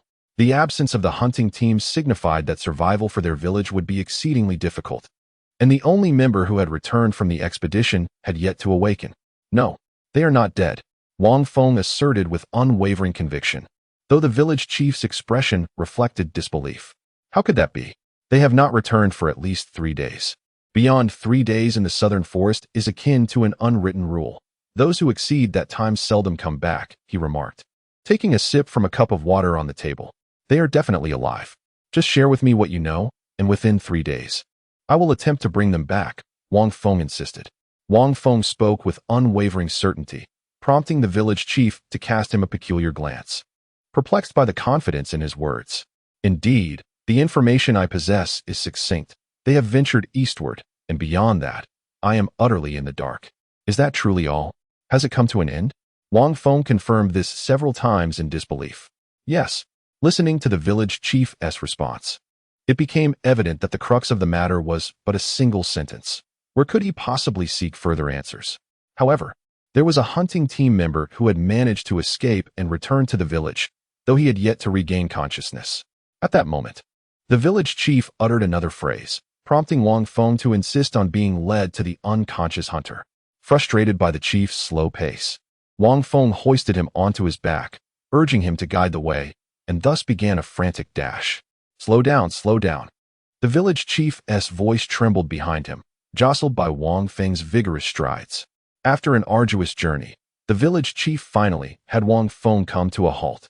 As Wang Feng surveyed the houses before him, they appeared no different from the ordinary dwellings within the village. Chapter 10. Haunted by evil spirits. After setting the village chief down, I knocked on the door. Tap, tap, tap. Soon, a frail, pale woman emerged, tears glistening in her eyes, clearly having wept moments before. Upon recognizing Wang Feng, she greeted him with utmost respect, for it was he who had ensured that her child could now partake in meat and soup. Li Mei, has Zhangxi's condition improved? The village chief inquired with genuine concern. Not at all. He remains unresponsive. Li Mei's sorrowful words brought fresh tears to her eyes as she choked out her reply. May I take a look? Wang Feng interjected from the side, hopeful that he might offer a solution, as he possessed a myriad of techniques at his disposal. Please come in, Li Mei said, opening the door to reveal a modest interior, hoping their benefactor would not find it lacking. Not at all. Wang Feng quickly waved his hand. He had experienced far worse. In his 7th life, simply having a roof over his head was a luxury, and even in death, he had found himself in humble surroundings. Once inside, Wang Feng's gaze fell upon a small girl and a gaunt man, seemingly in his 30s. To his surprise, the little girl was the same one who often played by the willow tree at night, now sweetly slumbering beside the emaciated man, her father, he presumed. Wang Feng cast a probing glance. Zhangxi identity. Member of the Lu village hunting team realm. 7th layer of body refinement, innate weapon, none status. Haunted by evil spirits. The additional status on the panel revealed his dire predicament. Haunted by evil spirits? Did you not take him to the willow tree? Wang Feng inquired, as it was reasonable to assume that the divine willow could remedy such afflictions. We did. Long ago, the willow spirit caressed his forehead with its branches, stabilizing his condition, yet he remains unresponsive, Li Mei replied, gently wiping Zhangxi's palms with a warm cloth while answering Wang Feng's question. How peculiar, Wang Feng murmured to himself. Indeed, it was strange that a 9th-layer spirit gathering willow, imbued with divine essence, could not resolve this haunting. Golden Eye, activate, Wang Feng silently commanded, and a fleeting golden light shimmered in his gaze before swiftly dissipating. However, in Wang Feng's sight, Zhangxi's condition had transformed. Is this a fusion? Wang Feng observed a grotesque creature with matted hair and fearsome fangs, nearly merging with the man before him. No wonder the willow could not intervene. Any forceful action might lead to the man's demise. Nevertheless, the inability of the willow to assist did not imply that he, with countless techniques at his command, would be unable to rectify the situation. The malevolent spirit before me possesses merely the cultivation of the 8th layer of body refinement. How audacious it is to act with such impunity. Please, take a seat. Remove the child. I shall handle this. Wang Feng instructed Li Mei to gently lift the slumbering girl away from the man, subsequently requesting the trio to step back a bit. He then asked for some healing supplies, only to reconsider and say, "Oh, never mind, just follow me." Suddenly, an idea struck him regarding the willow tree. Indeed, he could simply rush to the willow tree. After the confrontation, he could allow it to administer healing. With a swift motion, he scooped up the man and hurried towards the willow tree, prompting the village chief and the others to hastily follow. The surrounding villagers, witnessing this spectacle, trailed behind, puzzled as to Wang Feng's intentions for carrying Zhang Si. Upon reaching the willow tree, a throng had gathered behind him. "Wait, I am about to treat him. The process may be somewhat brutal, so please do not interfere," Wang Feng cautioned, aware that if he paused midway through the exorcism, the man would suffer a fatal backlash. After conferring with the willow tree to prepare for the healing, he gathered the scarce chaotic spiritual energy available within the body refinement realm into his hands. Exorcism palm. Wang Feng's demeanor shifted dramatically, resembling a master exorcist.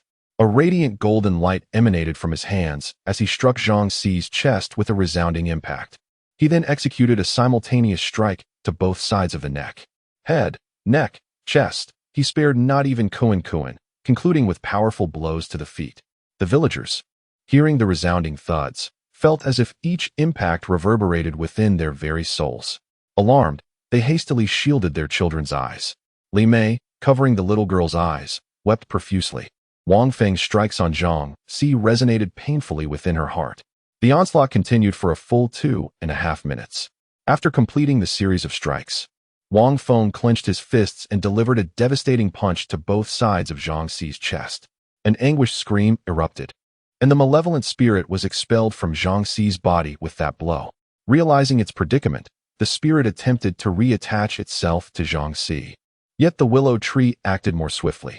With a thunderous crack, it struck, sending the spirit into a state of utter disarray, leaving a fissure in the ground. "Quick! Heal him, treat him," Wang Feng uttered before losing consciousness. The exertion had drained him entirely, leaving him devoid of spiritual energy. He had merely sustained himself long enough to complete that series of strikes. The willow tree's tendrils quickly wrapped around the bleeding Zhang Si.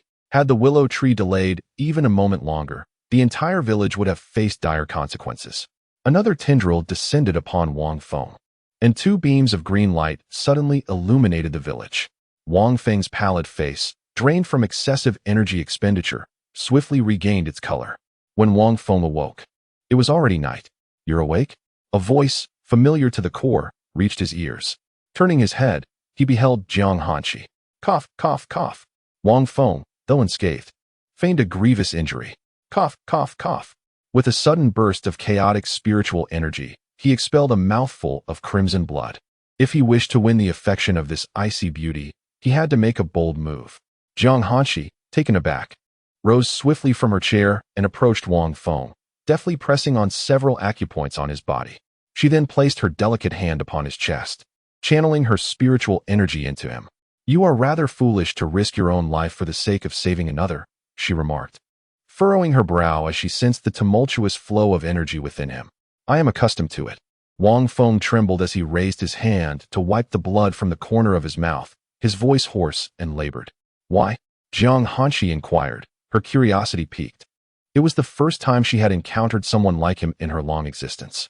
In the past, due to the impeccable protection of the Ice Palace, he had lived a life of two extremes, one filled with treachery and peril, and the other, a mundane existence, abundant in resources and shielded from harm.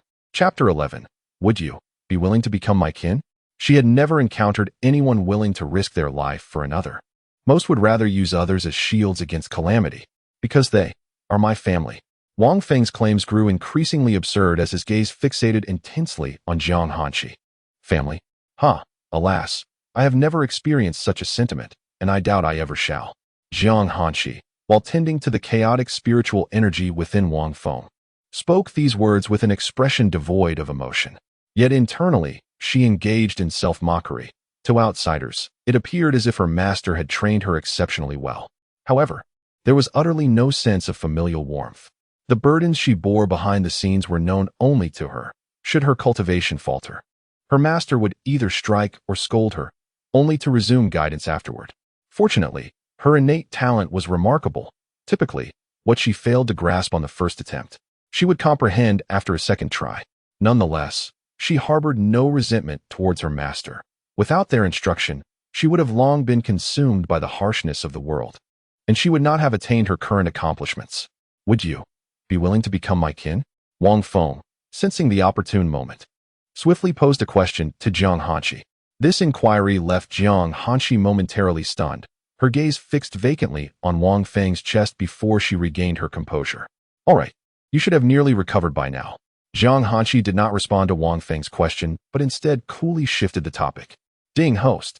Why did you always think about killing her before? The system, having observed Wang Feng's actions, voiced its thoughts. Wasn't this host quite adept at flirting?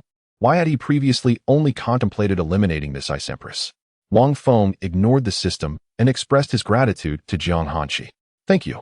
As he prepared to rise, he suddenly noticed a bowl of meat soup on the table. Goodness, another wave of opportunity. Wang Feng feigned rising, only to collapse back onto the bed with a thud, as if devoid of strength. Jiang Hanshi promptly grasped his arm to support him. I'm hungry. Wang Feng, seeing Jiang Hanshi still seated, took the initiative to speak. What do you mean, Bring that bowl of meat soup over here.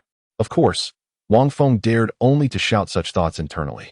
Thankfully, Jiang Hanshi indeed stood up to fetch the bowl of soup. Otherwise, Wang Feng's charade would have been in vain. Eat. Jiang Hanshi handed the wooden bowl, filled with meat soup and accompanied by a wooden spoon, to Wang Feng with a calm demeanor. Wang Feng could only weakly reach out, his hand trembling as it extended toward the bowl in Jiang Hanshi's grasp, resembling someone about to drop it at any moment. Noticing his state, Jiang Hanshi furrowed her brow and said, I'll go find someone to feed you. With that, she turned to leave, but Wang Feng quickly stopped her. Wait, it's so late. The villagers must be asleep, and besides, aren't you human? Never mind, I shall not eat anymore. Wang Feng's tone carried a hint of melancholy, his voice gradually dwindling. Jiang Hanshi, observing his reluctance to eat, did not press further. Wang Feng, wearing a cheerful facade, inwardly cursed, thinking, I said I wouldn't eat, yet you truly won't let me. The mere sound of her irked him. A man's refusal should be unequivocal, didn't she understand? Jiang Hanshi placed the bowl of meat soup back on the table, her voice cool as she said, You should rest well in bed tonight. I shall manage on the floor. Wang Feng, eyes closed, felt utterly defeated by Jiang Hanshi's demeanor. Noticing his silence, Jiang Hanshi settled down against the wall, crossing her legs to sleep. Her cultivation at the 6th level of body refinement was insufficient to sustain her through a day and night without rest. Additionally, she had exerted herself several times during the day, which had rendered her somewhat fatigued. Thus, they both drifted into a tranquil slumber until midnight. Wang Feng awoke, roused by hunger this time, truly hungry. However, he could not simply get up and take the bowl of meat soup without alarming Jiang Hanshi and revealing his deception. Helpless, he devised a plan to roll over to the table to retrieve the soup. Ideally, he would manage to wake Jiang Hanshi, allowing their little charade to continue. Wang Feng steeled himself, preparing for the imminent pain. With a sudden resolve, he rolled off the bed. His previously rosy complexion was instantly marred by a bruise from the fall. The pain was excruciating. Thud! He landed on the floor, followed by a series of thuds as his arms and legs collided with the ground. The noise startled Jiang Hanshi awake, her alert gaze scanning the surroundings. Her eyes fell upon a figure crawling towards the bowl of meat soup on the table, resembling a wriggling maggot. Who could that unfortunate man be? If not the beleaguered Wang Feng? Aware that Jiang Hanshi had awakened, he feigned ignorance, continuing to crawl slowly towards the table, pretending to be feeble. After a short while, he collapsed onto the floor, wagering that Jiang Hanshi would come to assist him. If she chose not to, he would simply sleep on the floor, though hunger gnawed at him. Ultimately, Jiang Hanshi could no longer bear to watch and rose to his side, squatting down to help him back to bed. Wang Feng, maintaining his composure, inhaled the warm scent of her body nearby, finding it quite pleasant. Do you wish to drink this bowl of meat soup? Jiang Hanshi inquired coldly, standing at the bedside, her tone markedly more amiable than their previous encounters filled with mutual insults. I am hungry. Wang Feng now appeared pitiful, resembling a delicate wife. It has gone cold. Jiang Hanshi glanced at the soup that had long lost its warmth and continued, "It's fine. I have eaten worse before. I'm just hungry." Hearing Wang Feng's lament of hunger, Jiang Hanshi, with a resigned sigh, approached and lifted the bowl of soup, bringing it closer. "I cannot lift it." At this moment, Wang Feng played a card that rendered him utterly powerless. As he parted his lips, the frigid voice of Jiang Hanshi reached his ears, igniting a surge of joy within him. Jiang Hanshi had finally taken the bait. Wang Feng opened his mouth as Jiang Hanshi, with a bowl in hand, scooped a spoonful of meat broth and fed it to him. He swallowed it with a satisfying gulp, an authentic reaction born of genuine hunger. The broth gradually diminished as the wooden spoon was repeatedly dipped and lifted. Throughout the entire process, Wang Feng watched the woman who had taken his life 8 times with unwavering focus as she diligently fed him soup. She was exquisite, truly breathtaking, especially in her concentrated demeanor. Wang Feng admitted that in his previous 8 lives, he had harbored inappropriate thoughts towards Jiang Hanshi. However, due to his own lack of prowess, they existed in entirely different realms. In past lives, his overwhelming arrogance had ultimately turned them into adversaries. "Is it enjoyable?" Jiang Hanshi asked coldly as she fed him the final spoonful. "Delightful," Wang Feng instinctively replied, only to be met with her icy gaze. My body feels a bit unwell. I think I shall rest now," he stammered, feeling a tremor of apprehension under her scrutiny, his words betraying him in his haste to find some bedding. After a fruitless search, he realized, to his dismay, that there was no bedding to be found. Haha, good night," he chuckled awkwardly, his hand still suspended in midair as he attempted to ease the tension. He promptly closed his eyes, feigning a deep slumber as if he had succumbed to sleep. Chapter 12. News from the hunting party. Jiang Hanshi placed the bowl back onto the table and returned to her previous resting position, settling down once again in a meditative posture. After a brief moment, she spoke again. "I am aware of a group trapped somewhere, though I cannot ascertain if it is the hunting party you seek." After a while had passed without a sound from Wang Feng, Jiang Hanshi resolved to no longer mention the matter. It was a fate that was evidently not meant for him. "Really?" Just as Jiang Hanshi was on the brink of slumber, a voice filled with excitement pierced her ears, igniting a flicker of anger within her. She was nearly asleep, only to be roused again by the man's words. "Indeed, let us discuss this tomorrow." Jiang Hanshi clenched her teeth with her eyes closed, her tone decidedly unfriendly. Wang Feng felt a shiver run down his spine, too frightened to speak further. If only she were devoid of her protective talismans and that cold sword, he mused. Then he would not be so intimidated by her.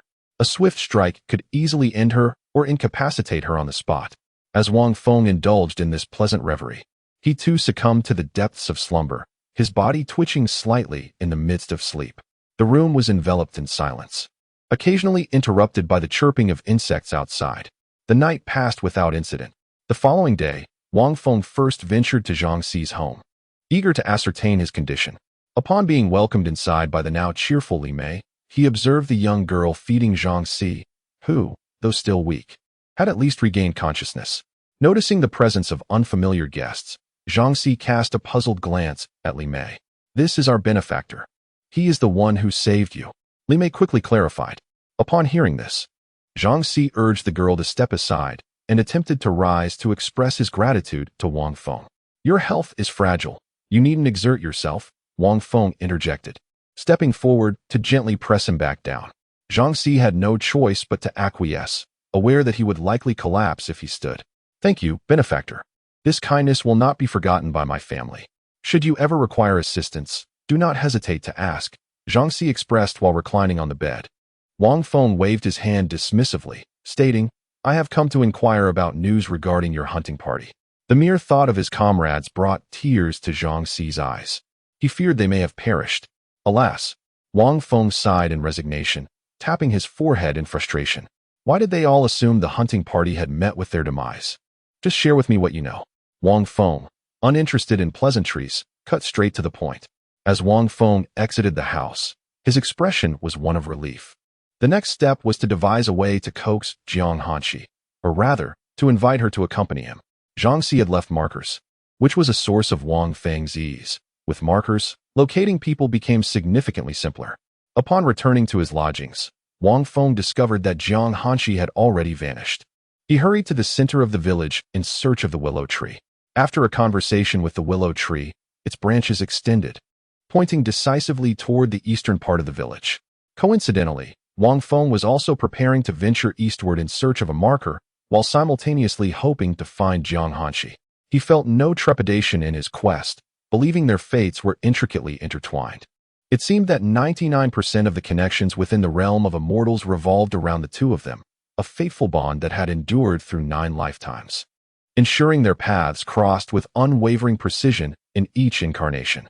Having run a considerable distance and searched for about an hour, Wang Feng finally located Jiang Hanshi. He pondered how far she had wandered. From a distance, he observed her cautiously sizing up a beast that resembled a cross between a horse and a sheep. The creature, with the head of a sheep and the body of a horse, suddenly lowered its head and charged toward her. Jiang Hanshi, undeterred, deftly retreated while wielding her cold sword, swiftly maneuvering to the side of the beast to strike. In that moment, she refrained from unleashing the sword's frigid aura, aware that it would freeze the creature's flesh solid, complicating any subsequent thawing. With a single, decisive blow, the beast was decapitated, and although Jiang Hanshi had not deliberately released the sword's chill, frost still formed at the cut.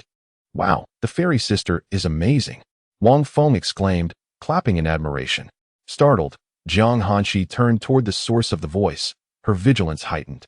Upon recognizing Wang Feng, she relaxed somewhat, but was still puzzled by his presence. "How did you end up here?" she inquired, as she stored the beast's remains in her divine sea space and approached him. "I came to find the hunting party from our village. I learned from Zhang Si that I only need to locate the markers he left," Wang Feng explained, quietly stepping back as he observed Jiang Hanshi, sword in hand. Unbeknownst to him, his retreat was noticed by her. "Are you afraid of me?" she asked, and as soon as the words left her lips, her sword began to tremble, as if urging her to strike Wang Feng. Wang Feng quickly increased the distance between them, saying, "I fear your sword. It seems as though it wants to cut me."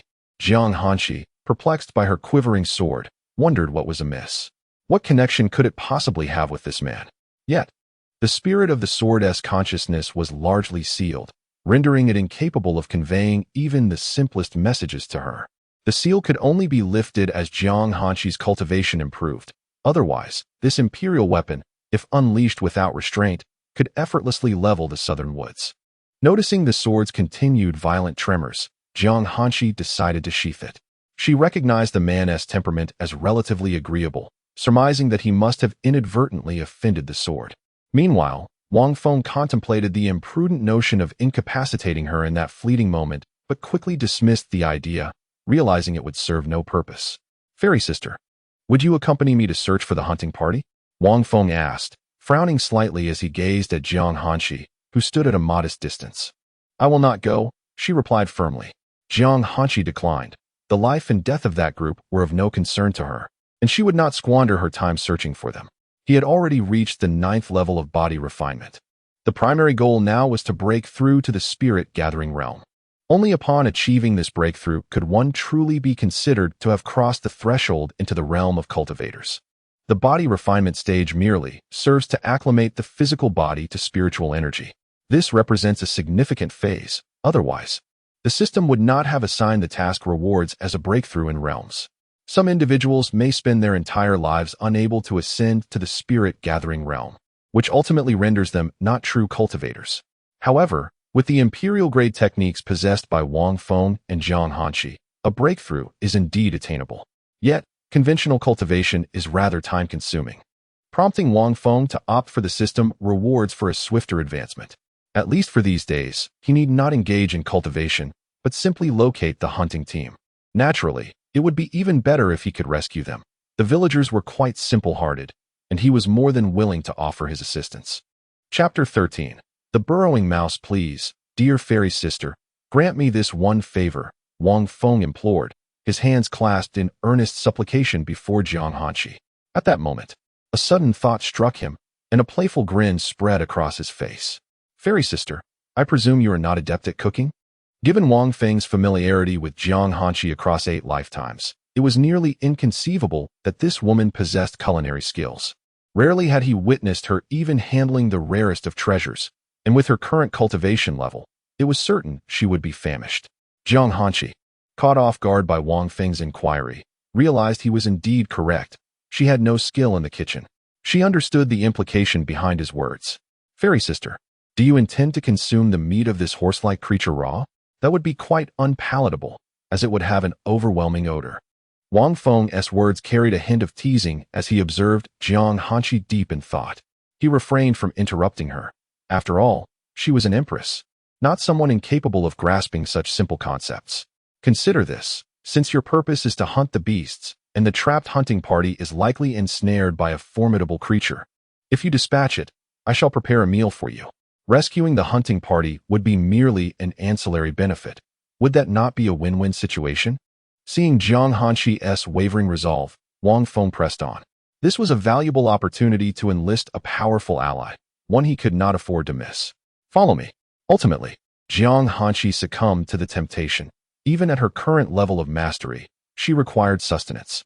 Moreover, she was quite eager to indulge in the delectable roasted meats she had sampled previously. Having never tasted such delights before that occasion, she found herself yearning for more. As she strode away, Wang Feng's heart soared with delight. Her acquiescence was evident. There seemed to be no need to search for the markings, especially since Jiang Hanqi had mentioned a group of individuals trapped in a location the night prior. Even if those individuals were not part of the hunting party, it would serve his interests to rescue them. Those who posed a threat could simply be dispatched by Jiang Hanqi, and he would take care of the aftermath.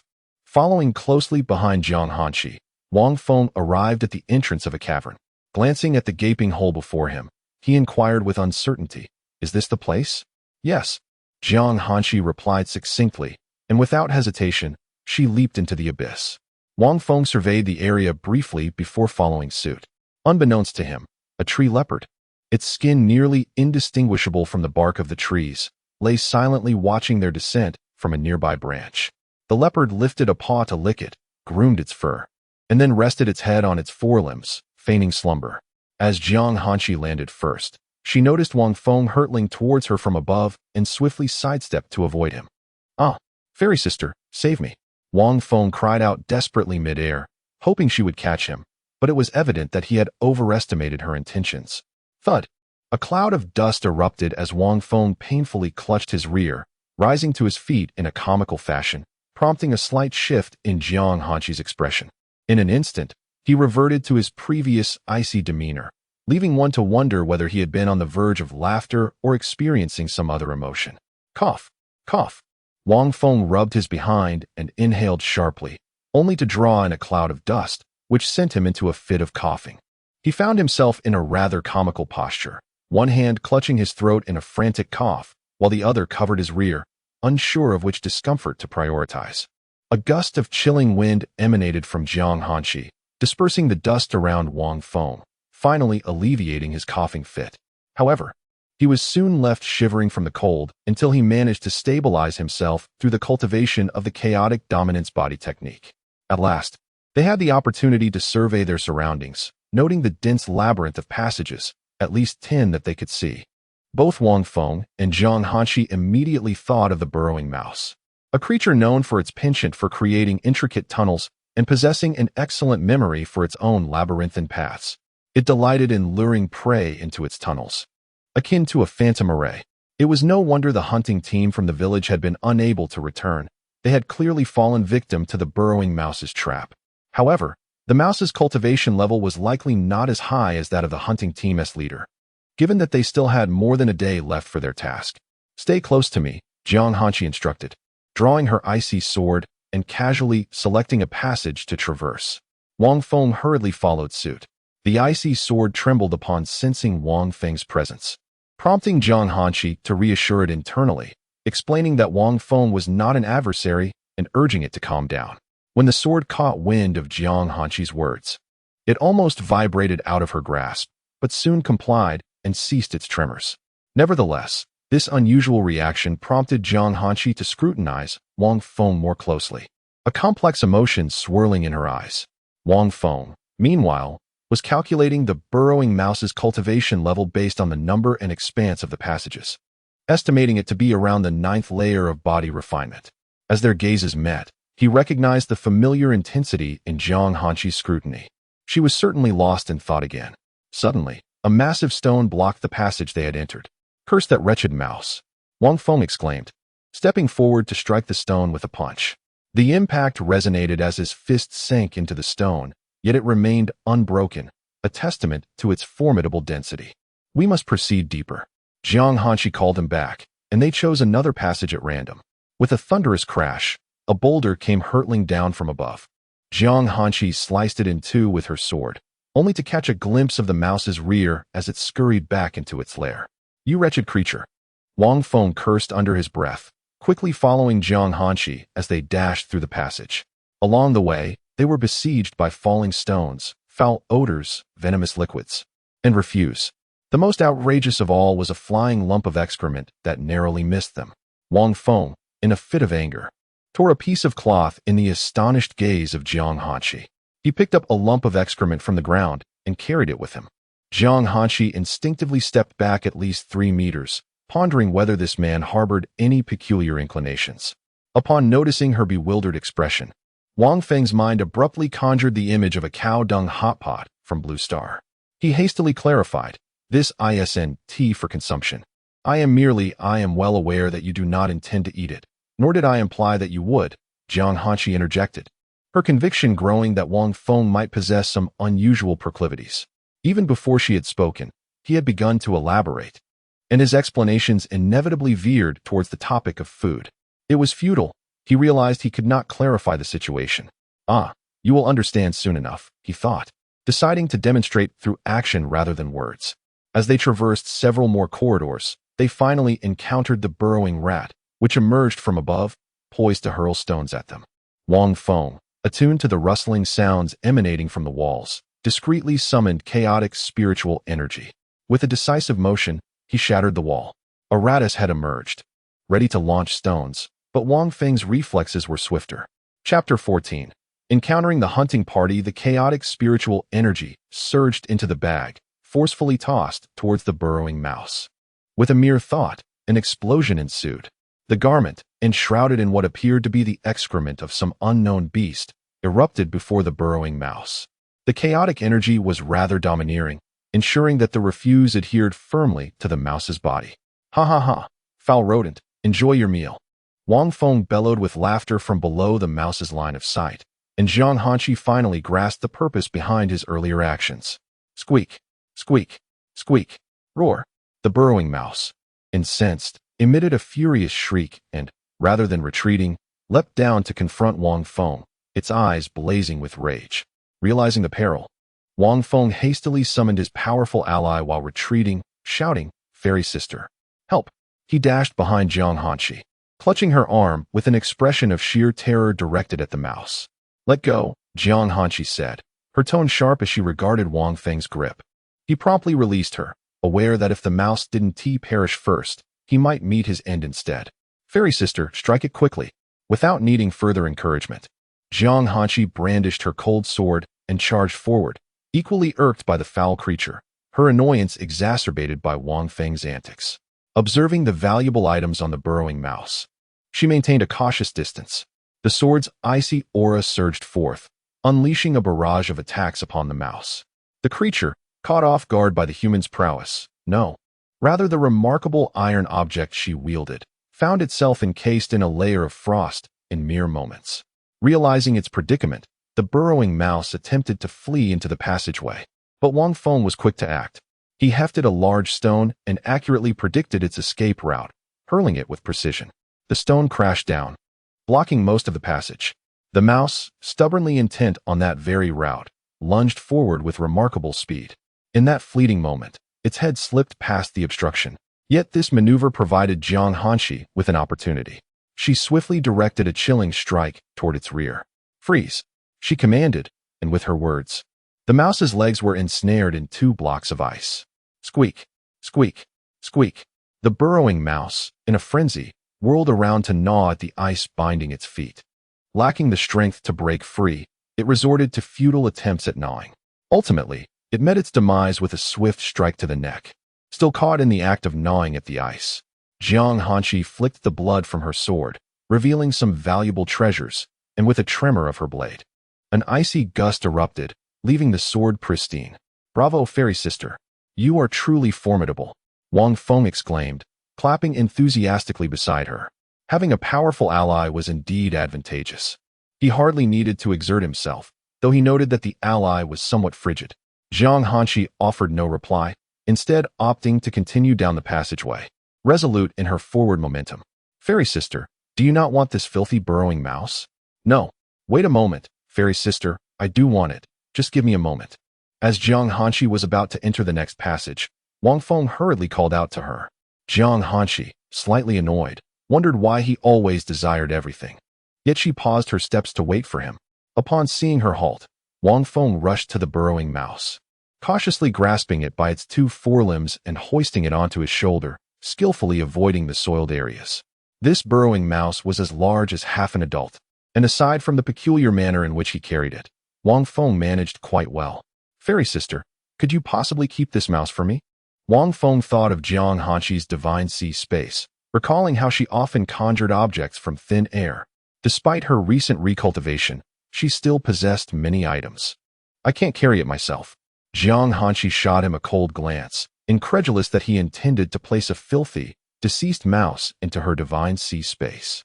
Reluctantly, Wang Feng continued to carry the dead mouse as he followed Zhang Hanshi. In the tunnel, insects frequently emerged, yet danger seemed minimal. Within the burrowing mouse's territory, no other beasts would dare to encroach upon its food unless they were capable of killing it. After running for a while, they finally heard loud voices and the sounds of anguished wails from another passage. Fairy sister, over here, Wang Feng exclaimed joyfully, having finally located them. And he dashed toward the sound, knowing that finding them would mean completing his mission. The pain-filled cries were faint. Likely in fear of attracting the attention of the burrowing mouse he carried on his back. Ding! The task of finding the hunting team of Lu Village is complete.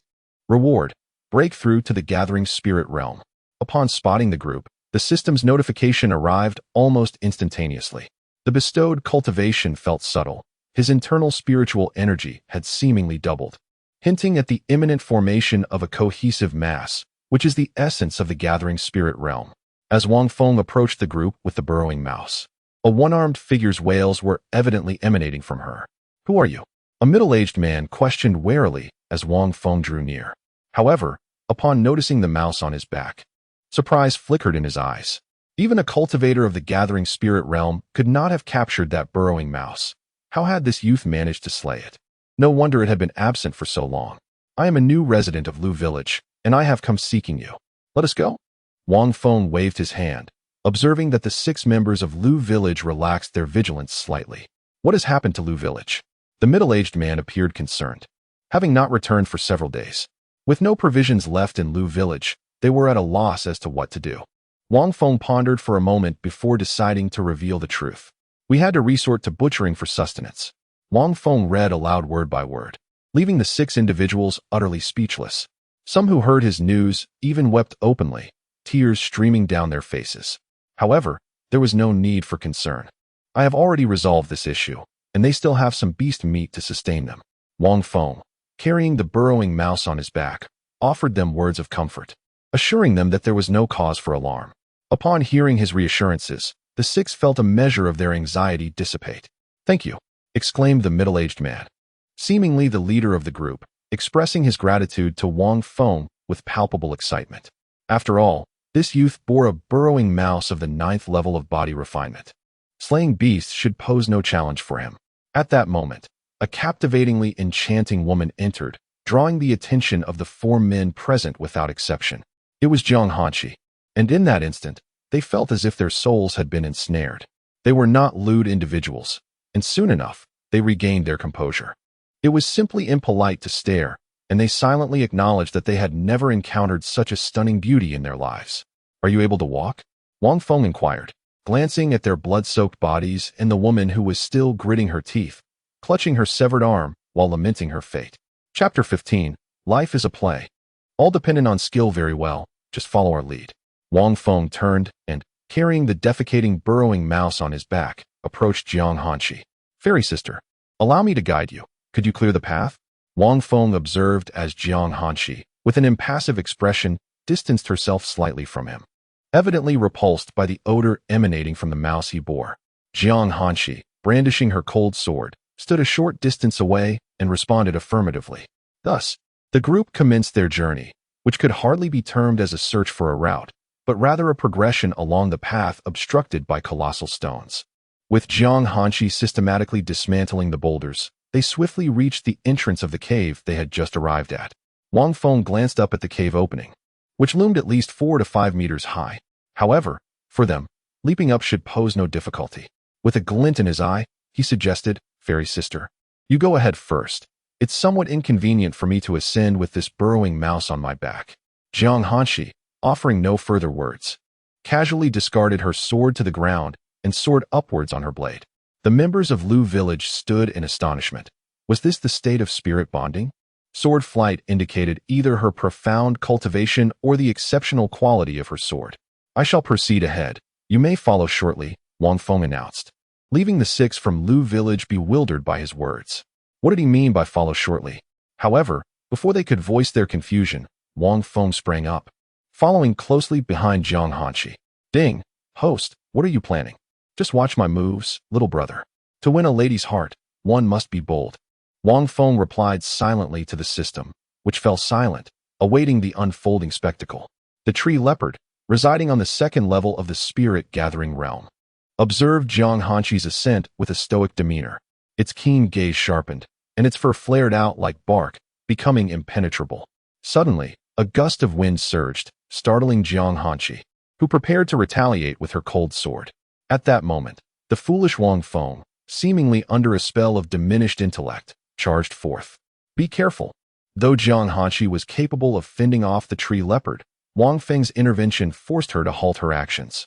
Using the burrowing mouse as a shield, Wang Feng found himself at the mercy of the tree leopard's razor-sharp claws, which pierced through the creature's body in an instant. Wang Feng felt a tremendous force surge through him, compelling him to relinquish the mouse. The tree leopard, perceiving Jiang Hanqi as the greater threat, aimed to eliminate her first. This was the clearest signal within its instinctual danger perception. That woman posed the most significant risk.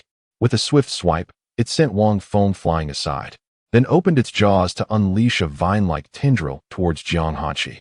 With a resounding crash, the strike did not land on Jiang Hanqi, but instead struck Wang Feng, who had interposed himself in front of her. The tree leopard had not anticipated the man's astonishing speed. Having just swatted him away, he now stood before it once more. Wang Feng was sent flying by the blow, hurtling towards Jiang Hanqi, a conspicuous crimson gash marking his back. Jiang Hanqi's expression shifted as she regarded Wang Feng, perplexed by his reckless bravery. As Wang Feng approached, Jiang Hanqi did not evade this time. Instead, she reached out and grasped him. Unexpectedly, Wang Feng's body slumped down, pressing against her. Dazed, albeit feigning dizziness, Wang Feng could hardly suppress his laughter. This old maid, having never interacted with men, was oblivious to their cunning antics. Jiang Hanqi swiftly laid Wang Feng on the ground, seized her cold sword, and swung it towards the creeping vines that were once again advancing. The chills surged through the vines and entered the mouth of the tree leopard. With a resounding explosion, it shattered, but aside from a few frost formations, it bore no significant consequence. However, this was anticipated by Jiang Hanqi. Shaking the cold sword, an even more potent chill erupted forth. How could a sword capable of severely injuring a 9th-tier spirit-gathering realm not harm a tree leopard of the same realm? With the sword held before her, she swiftly sliced her fingers and lunged towards the tree leopard. Jiang Hanqi's speed was breathtaking, and the tree leopard realized that its limbs seemed to have slowed. With no other option, it charged at her, underestimating the sword's might. Upon contact, a resounding crack echoed as its entire body froze solid, and the cold sword easily pierced its forehead. The shock and fear on the tree leopardess face never had a chance to manifest before it perished. Jiang Hanqi extended her hand, absorbing the tree leopard into her divine sea space, then hurriedly returned to Wang Feng's side. She gazed at the gruesome wound on his back, and for the first time, a flicker of emotion crossed her usually frigid countenance. A surge of cold emanated from her hand as it touched the gaping wound on Wang Feng's back. He could endure it for now, but eventually, he could no longer hold back, trembling from the freezing sensation. The wound was numbed by the frost, rendering the pain imperceptible, leaving only a stiff, unfeeling sensation within. Jiang Hanqi, observing the shivering Wang Feng, was not surprised. This was to be expected. At that moment, the 6 members of Lu village, having heeded Wang Feng's earlier instructions, sprang forth from the cave. Upon emerging, they immediately understood why the youth had asked them to wait a while before coming up. A battle had undoubtedly transpired, as evidenced by the grievous wound on the young man, which could only be described as horrific, penetrating deep into the flesh. The beautiful woman was tending to his injury, or at least it seemed so, though they could not be certain. However, since this enchanting lady accompanied the youth, she was likely administering aid. After ensuring Wang Feng's wound was clean, Jiang Hanqi stood and addressed the group. "You carry him. I have other matters to attend to." Wang Feng, squinting, seized the opportunity while Jiang Hanqi turned away to blink at the others. Understanding his silent cue, they suddenly erupted in a collective spurt of blood.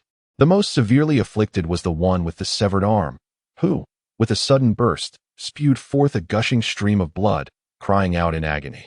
Jiang Hanqi's expression hardened. Could she be so naive as to not perceive their reluctance to carry Wang Feng? Why not take turns to spit blood, instead of all at once? Do you think she is a fool? If you do not wish to carry him, just say so. It is futile for him to have traveled such a distance to save you. Jiang Hanqi's gaze, frosty to the core, bore into them as she uttered these biting words. The group exchanged awkward glances, their discomfort palpable. Yet, at the behest of the young man, they felt compelled to comply with his wishes. Jiang Hanqi held no illusions that these ingrates, in her eyes, would carry Wang Feng. She knelt down, grasping Wang Feng, who lay incapacitated on the ground, and gradually hoisted him onto her back. After all, this injury had been borne for her sake, so it was no burden for her to carry him. As she felt the tremors of his body against her, her cold gaze swept over the 6 individuals from Lu village. Turning away while bearing Wang Feng, she reflected that had it not been for her arduous journey to rescue them, none of this would have transpired. This boy was truly Na'vi, behaving like a saint. Even the monks of the immortal realm did not exhibit such boundless compassion and self-sacrifice. The 6 members of Lu village stood in silence, scratching their heads, realizing that their impression of the young man had been irrevocably tarnished. "Oh, enough of this. The sun is setting. We must return to the village," cried the woman, clutching her severed arm, her voice filled with anguish as she struggled to speak, fearing it would soon be too late. Chapter 16. Administering medicine. It is indeed peculiar that within the burrow of the drilling mouse, there lies no trace of malevolent spirits. Whether they were vanquished by the mouse itself, or if some other reason accounts for their absence remains a mystery. "Throw that boy onto the back of the drilling mouse, and let's proceed," called out the middle-aged man, as one among them complied and hoisted the creature onto his shoulders. Yet, an inexplicable odor emanated from the rodent, leaving him perplexed. Meanwhile, Wang Feng lay upon Jiang Hanqi's back, relishing the softness of her form and the unique fragrance she exuded. He mused that the pain from the whip had not been in vain.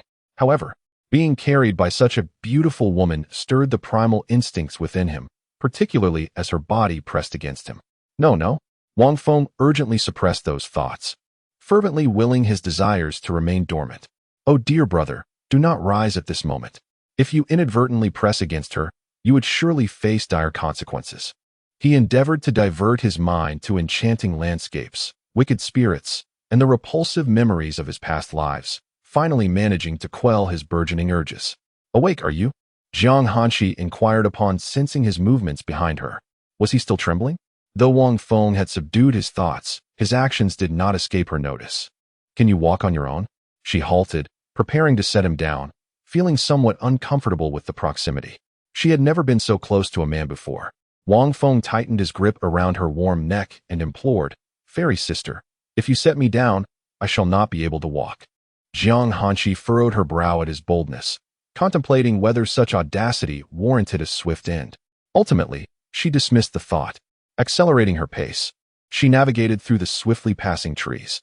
Wang Feng, overwhelmed by fatigue, shook his head in a futile attempt to dispel his drowsiness. With injuries weighing him down and the chill radiating from his back, slumber beckoned him irresistibly. He instinctively clung tighter to Jiang Hanqi, his head drooping onto her shoulder. Jiang Hanqi sensed his movement and turned to find Wang Feng, eyes closed and resting against her, his handsome features surprisingly agreeable. So, he had drifted off to sleep. Despite the discomfort she felt, she steadied herself and lifted Wang Feng's legs, enabling her to run with greater speed. With a powerful push against the ground, they surged forward in a swift motion. Jiang Hanshi employed her agility, utilizing the technique that conserved the least amount of spiritual energy. At last, as nightfall enveloped the land, Jiang Hanshi entered the village, carrying Wang Feng upon her back. Coincidentally, the hunting party returned just then.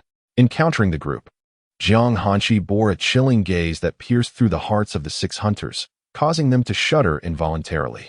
The villagers, upon seeing the hunting team and Wang Feng's return, were filled with immense joy, rushing forward to attend to the wounded woman with the severed arm. Several individuals approached Wang Feng, each accompanied by a few villagers. The villagers gazed at the woman with a severed arm and Wang Feng, who bore a grievous wound across his back, his clothing torn asunder. Most could hardly bear to look. The injuries were too severe. They brought bedding, herbs, and medicinal powders. Jiang Hanshi addressed the villagers beside her in a calm manner before carrying Wang Feng into the room. The villagers worked with remarkable efficiency, soon returning with herbs and bedding in hand. Jiang Hanshi received the herbs and infused them with a touch of spiritual energy, ensuring they adhered firmly to Wang Feng's body. She then proceeded to remove his clothing, revealing the deep, bloody gash etched into his flesh. Suddenly, Wang Feng felt a chill wash over him, and in a daze, he began to regain consciousness. Yet, before he could fully awaken, he let out a cry of agony. "Ah, it's so cold, so cold. It hurts." The icy sensation on his back sent him into shivers. What on earth was that? "Hold him down." Jiang Hanshi, noticing Wang Feng's convulsions, called upon the villagers to pin him firmly to the bed. Overwhelmed by irritation from the sounds around her, she seized a rag and stuffed it into Wang Feng's mouth. Wang Feng, feeling the unbearable pain in his back, likened himself to a lamb awaiting slaughter. His limbs were firmly restrained, and the chilling agony coursed through him as if he had been anesthetized for surgery. With the cloth lodged in his mouth, he desperately gasped for breath. Would he be killed by Jiang Hanshi in this life as well? The villagers, witnessing Wang Feng's suffering, turned their heads away, unable to bear the sight. This only intensified Wang Feng's belief that Jiang Hanshi intended to slay him, fearing that these villagers were compelled by her formidable power. Just as he prepared to unleash his cultivation to send the individuals restraining him flying, Jiang Hanshi's cold, commanding voice rang out, "Don't move." The man's thrashing caused the herbs to dislodge. Her authoritative tone seemed to carry a strange power, prompting Wang Feng to reconsider. The energy he had been gathering began to dissipate. Another piece of herb was applied to his back, and as Wang Feng turned his head, he finally caught a glimpse of the activity behind him. Someone was applying medicine. Yet another herb was pressed onto his skin, eliciting cries of both pain and cold from him. However, this time, Wang Feng managed to suppress his movements, attempting to remain still. Outside, the hunting team was conversing with the villagers about their recent encounters, chuckling and shaking their heads at the sounds emanating from the house. The wound that penetrated deeply into his flesh had taken a toll on the young man over the past few days. Remarkably, he still entertained the thought of being carried by that woman, a testament to the age-old adage that even heroes falter in the presence of beauty. The sounds reminiscent of a slaughterhouse echoed until midnight, leaving Wang Feng drenched in sweat, helplessly sprawled on the bed, as if all vitality had been drained from him. Several villagers had long since departed, while Jiang Hanshi sat calmly in a chair, taking leisurely sips of clear water. "Fairy, sister, you are truly, truly relentless." Wang Feng lamented, his upper body bare, covered only by a blanket where there were no medicinal herbs. An onlooker would undoubtedly conjure romantic notions upon witnessing such a scene. Jiang Hanshi offered no reply, instead retreating to a corner to sit against the wall in a meditative posture. Originally, she had intended to seek out spiritual herbs or rare treasures, but this young man had disrupted her plans. "Fairy sister, I'm sorry, I can't help you roast meat today." Wang Feng managed to remind her of his earlier promise. "No matter," Jiang Hanshi replied, seated on the ground, recuperating her depleted spiritual energy. Her mind bewildered that he still thought of fulfilling his promise to assist her in roasting meat. Living in the depths of the mountains seemed to suit him. Had he ventured beyond, he would likely have been thoroughly exploited. Chapter 17. The skeleton intruding into the village. Jiang Hanshi's spiritual energy had returned to its peak state, and in a couple of days, she would be on the verge of breaking through to the gathering spirit realm. Although she could have achieved this breakthrough today with the aid of certain resources, she was left with no option but to trade time for progress. However, it perplexed Jiang Hanshi that she could not see through the man before her, much like the lecherous emperor from her past, against whom she had also fought without discernment. Yet, she ultimately triumphed over him. It seemed that some unique constitution rendered her unable to perceive this individual. Nonetheless, this man likely possessed no more than the 9th layer of body refinement. Such matters were of little concern to her. After a brief stay, she intended to depart towards the northern region. Without a cultivation technique, this man would likely meet his end in the village, either from old age or at the jaws of a ferocious beast. Jiang Hanshi had no inclination to offer cultivation methods to someone with whom she was not intimately acquainted. Her benevolence did not extend to this man. With the system at his side, Wang Feng was naturally beyond her discernment. This was precisely why he felt no anxiety about revealing his secrets in her presence. In her previous lives, she had long since identified this intangible ability. "Are you asleep?" Wang Feng softly called out to the closed-eyed Jiang Hanshi, feeling a chill enveloping him. "What is it?" Jiang Hanshi replied, her tone as aloof as ever. "Sister Fairy, I am so cold." Wang Feng, realizing she was awake, refrained from whispering and instead spoke with a voice trembling from the cold. "Endure it," Jiang Hanshi replied curtly, lapsing into silence thereafter. Wang Feng had cursed her countless times in his mind. How could she possess so little humanity?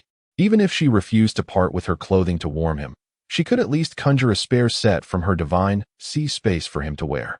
As the bedding was not snug against his body, Wang Feng dared not cover himself with it, fearing that if he did, the herbs on his back would be dislodged by midnight, worsening his wounds. Reluctantly, he could only clutch the blanket to cover his lower half and sleep, hoping he would remain still through the night. Thus, the mundane days of recuperation passed swiftly. Time moved to the 7th day. During this week, every night, Wang Feng would find himself tightly bound to the bed, while Jiang Hanshi diligently applied medicine to his wounds. The sounds reminiscent of a slaughterhouse echoed for 7 days, and the villagers had grown accustomed to it. By the 8th day, the absence of those sounds felt somewhat unsettling. With the meat consumed, it was time to hunt again. The 6 villagers of Lu Village, under Wang Feng's gaze, offered prayers to the willow tree before setting out. They did not dare to ask Wang Feng and Jiang Hanshi to accompany them. They were aware that these two were the great benefactors of their village. They simply needed to wait for the hunters to return with meat. Jiang Hanshi's sheep, horses, and tree leopards had long since been consumed, and now, aside from some jerky, the village was indeed devoid of food. After ensuring that all matters were settled, Wang Feng prepared to depart. The small favor owed to the willow tree had long been repaid. His assistance to the villagers was merely a gesture of goodwill, a way to express gratitude for having a place to reside in this desolate wilderness. "Village chief, do you have any pens or paper?" Wang Feng inquired as he sought these writing implements from the village leader, ultimately finding only bamboo slips. "Well, this will have to suffice, after all. It's not for my personal use.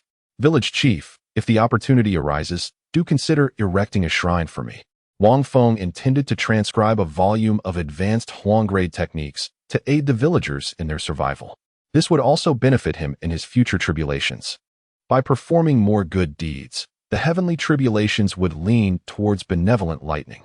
In the Tianshan continent, there are 2 types of tribulations: the malevolent, which inflicts countless casualties, and the benevolent.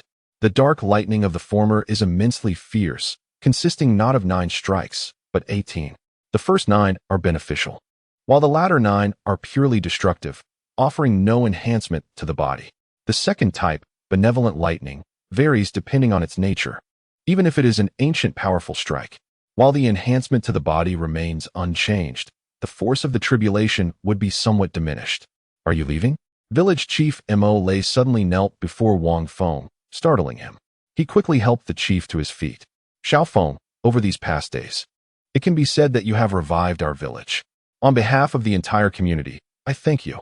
The chief, filled with emotion, expressed deep gratitude for Wang Feng's contributions to Lu Village. "Haha, if the chance arises, a statue or a temple would suffice to ensure my continued good fortune. Certainly, once our village stabilizes, we shall see to it." After exchanging a few more words, Wang Feng departed with several bamboo slips in hand. Upon returning home, Wang Feng began transcribing the slips. Before long, He had successfully copied a volume of advanced Huang-grade techniques for the shattered stone palm. The techniques provided by the system were firmly ingrained in his mind, so he was not concerned about forgetting them. By afternoon, the hunting team returned, bearing minor injuries and a few wild beasts or magical creatures. The villagers busied themselves with the cleanup of the blood and flesh. As night fell, Jiang Hanqi had yet to return, causing Wang Feng some concern. His worry was not for her life, but that she might leave even faster than he could. Intending to stage a silent farewell, while hoping to leave a striking impression in her memory. "Do, brother, please take good care of these bamboo slips." During a brief interlude at mealtime, Wang Feng presented the slips to Du Gang, the captain of the hunting team. As Du Gang perused the contents, his astonishment grew. Who exactly was Wang Feng to bestow such a precious volume of advanced Huang-grade techniques? "This is far too valuable. Brother Wang Feng, you should keep it," he insisted, attempting to return the techniques to Wang Feng. Du Gang had only managed to cultivate an intermediate Huang-grade technique obtained by chance, and it had taken him over a decade to barely reach the spirit-gathering realm. "Take it," he urged. "Let the villagers practice more. Surely you desire an improved life for those in the village, do you not?" Observing Du Gang's hesitation, Wang Feng decisively thrust the book back into his embrace. "Hold on to it, practice diligently, and speak less. Thank you very much."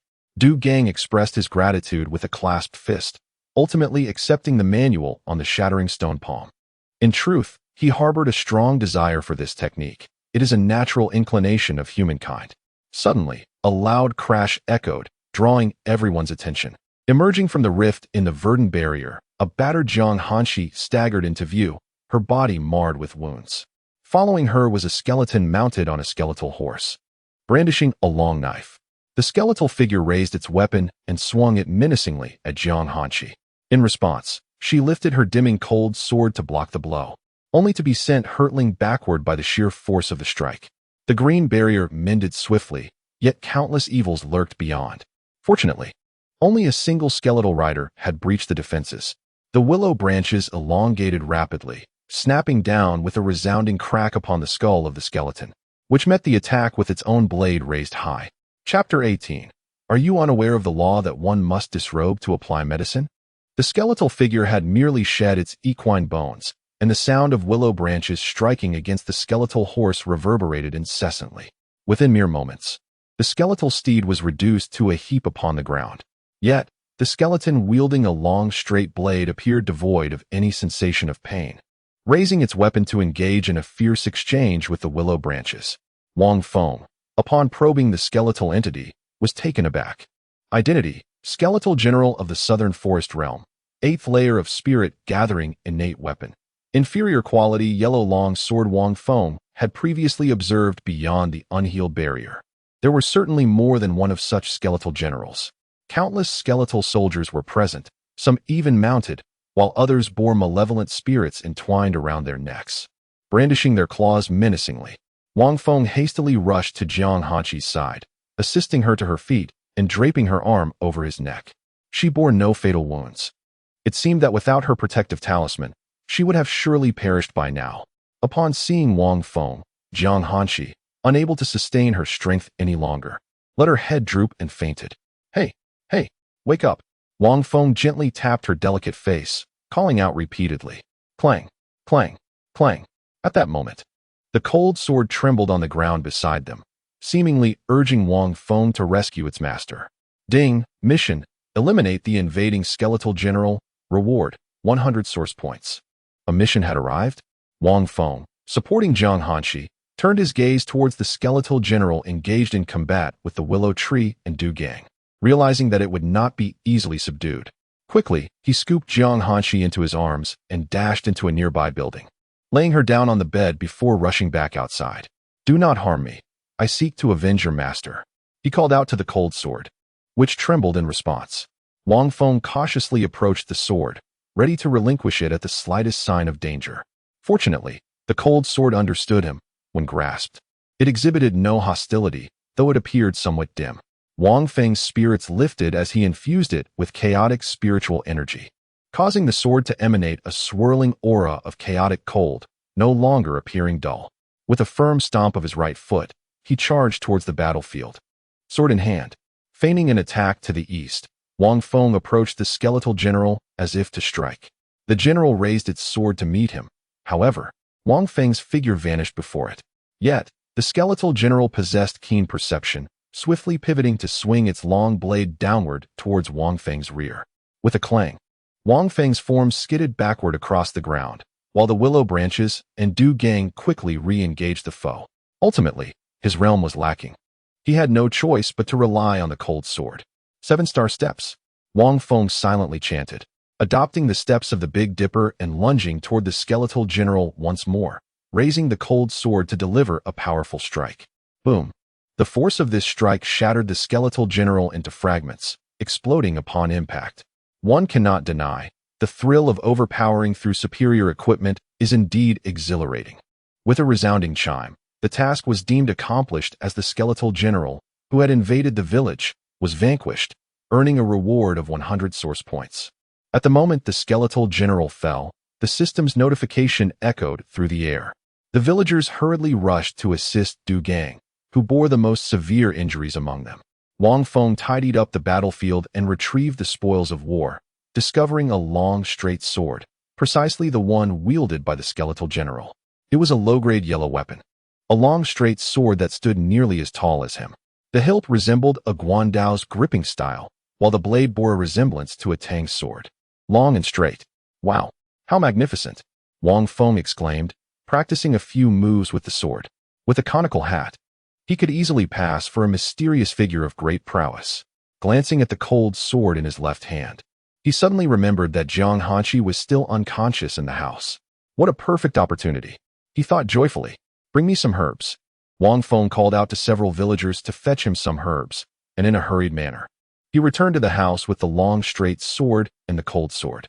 He hung the cold sword on the wall, placing it out of reach to avoid any accidental harm. Observing Jiang Hanqi's delicate form, Wang Feng crushed the herbs and infused them with a trace of chaotic spiritual energy, adhering to the principle of treating others in the manner they would treat themselves. Almost forgetting, he realized that healing required undressing, a notion perpetuated by countless dramas. Pausing, he set the herbs aside, closed the door firmly, sealing it shut. The cold sword trembled against the wall, having sensed the man's dubious nature long ago, yet its master continued to shield him. Hey, why the rush? I'm merely tending to your master's wounds. Do you not comprehend? If I do not heal her, she may perish. Wang Feng chastised the quivering sword, exasperated that it could not grasp the necessity of undressing for healing. After all, an infection could ensue, and there was scientific rationale behind it. Ignoring the cold sword's frantic quivering, Wang Feng mischievously began to remove Jiang Hanqi's garments. Suddenly, a gasp escaped him as he wiped his nose, realizing his hands were stained with blood, causing him to blush uncontrollably. The scene was simply too stimulating, overwhelming with vitality. Though Jiang Hanqi was still draped in a sheer gauzy dress, the hint of her form only heightened Wang Feng's excitement. I am merely healing her. I am merely healing her, he repeated silently to himself, summoning the resolve to proceed without hesitation. The moment he pulled away the final layer, he averted his gaze, hearing the soft patter of blood meeting the floor. A wave of heat surged through his abdomen and head, a clear symptom of rising vitality. Ugh, he breathed deeply, chastising himself for his lack of composure. Having glimpsed her form without the veil, he now found himself nearly overwhelmed by the sight of her in the translucent attire. After circulating his chaotic body technique and wiping his nose with a cloth, he finally managed to quell the tumult within him. With a prepared mindset, he gradually turned back to face her again. Jiang Hanqi's delicate skin, barely concealed by the sheer fabric, was laid bare for all to see, though the only lament was the presence of a slit in her dress. Wang Feng hastily suppressed the turmoil brewing within him. He picked up a handful of herbs infused with chaotic spiritual energy and applied them to the wounds that had not been shielded by the gauzy veil. After treating several areas, Jiang Hanqi's complexion visibly flushed, and warmth began to emanate from her body. This was the overwhelming force of the chaotic body refinement technique, a potent and vigorous form of spiritual energy. In truth, Jiang Hanqi's injuries were not numerous. Most had been mitigated by her protective skirt. However, the wounds she did sustain were quite severe, prompting Wang Feng to administer the herbs to her arms, neck, and delicate ankles. Those feet, in particular, were remarkably beautiful, flawless and pale, adorned with faint traces of injury that only endeared her further. In short, they were the epitome of exquisite beauty. Wang Feng ground some herbs and carefully applied them, unable to resist the urge to gently caress her elegantly curved and tender calves. Jiang Hanqi's eyes fluttered. She subconsciously felt an overwhelming heat enveloping her body, as though something was causing her feet to itch uncontrollably. Noticing that she seemed on the verge of awakening, Wang Feng swiftly covered her eyes with his hands. Fortunately, after a brief moment, she fell still again, allowing him to breathe a sigh of relief. If she discovered that he had partially disrobed her, he would surely face her wrath. Nearby, the cold sword trembled, threatening to break through the walls, its fury palpable. Ignoring the sword's agitation, Wang Feng hurriedly tidied the area, wiping away the blood that had fallen to the ground. He dressed Jiang Hanqi once more, applying the herbs to the wounds on her clothing. If she realized he had undressed her to administer the treatment, it would spell disaster for him. Once everything was in order, Wang Feng sat beside her, gazing at her exquisitely beautiful face. Each time he beheld her, he could not help but marvel at her beauty. Having been slain by her across 8 lifetimes, he felt entitled to some semblance of recompense. Leaning closer to her soft, crimson lips, he acknowledged a certain peculiarity within himself. After all, who could remain unshaken upon encountering a celestial being that perfectly embodied their ideals? During her unconsciousness, he had refrained from crossing any further boundaries, a testament to his restraint. To speak candidly, it was not that he lacked the desire, rather, it was an impossibility unless he could revert to the imperial realm of his 8th life. The cold sword, seething beside him, seemed ready to take flight and exact vengeance upon Wang Feng. It lamented, "You could just cast me away. Spare me the sight of this scene, my master." Chapter 19. The end of the southern forest is a cliff. The following morning, Jiang Hanqi slowly opened her eyes, gently massaging her forehead, which throbbed with pain. As she sat up, she noticed that the wounds on her body were covered with herbal poultices, identical to those she had applied to the men from earlier. She quickly examined herself and felt relieved. The herbs had been applied externally over her clothing. At that moment, the cold sword hanging nearby began to tremble, prompting Jiang Hanqi to approach and investigate. Uncertain of the message it wished to convey, she ultimately chose to return it to her spiritual realm. After securing the door, Jiang Hanqi changed into a flowing blue gown. Suddenly, her attention was drawn to a bamboo slip on the table, inscribed with numerous characters. She stepped closer, picked it up, and began to read aloud, word by word. "Beautiful fairy sister, I am embarking on a journey far from the village, so do not miss me." The message was simple, a farewell from Wang Feng. She noticed a line at the end, a message from the dear Wang Feng, accompanied by a cheerful smiley face. "So that foolish lad is named Wang Feng." A slight smile threatened to break through Jiang Hanqi's composed demeanor, but was swiftly suppressed. She pondered whether he would be safe outside the village, as her recollection of him painted a picture of someone willing to sacrifice his life for others. Having never encountered such a person, she mused that typically, those who exhibit such selflessness do not survive to reach her level of cultivation, or they remain perpetually confined to lower realms of power. "I too must depart," she reflected, realizing how frightful the night had been. She had underestimated the dangers. Jiang Hanqi had intended to leave the previous night, but midway through her escape, she had encountered skeletons emerging from the ground and skeletal steeds rising from the earth. The distant howls of the tormented had revealed to her the purpose of the village's azure barrier. It was a ward against these malevolent entities. Despite her initial resolve to confront the threat, she found that each foe she defeated only seemed to multiply. Even with her strength, she could not withstand the relentless onslaught of their bone-sea tactics, and was compelled to retreat. Stepping outside, she gazed at the sky. The sun had only recently risen. It was likely that foolish lad had not departed long ago.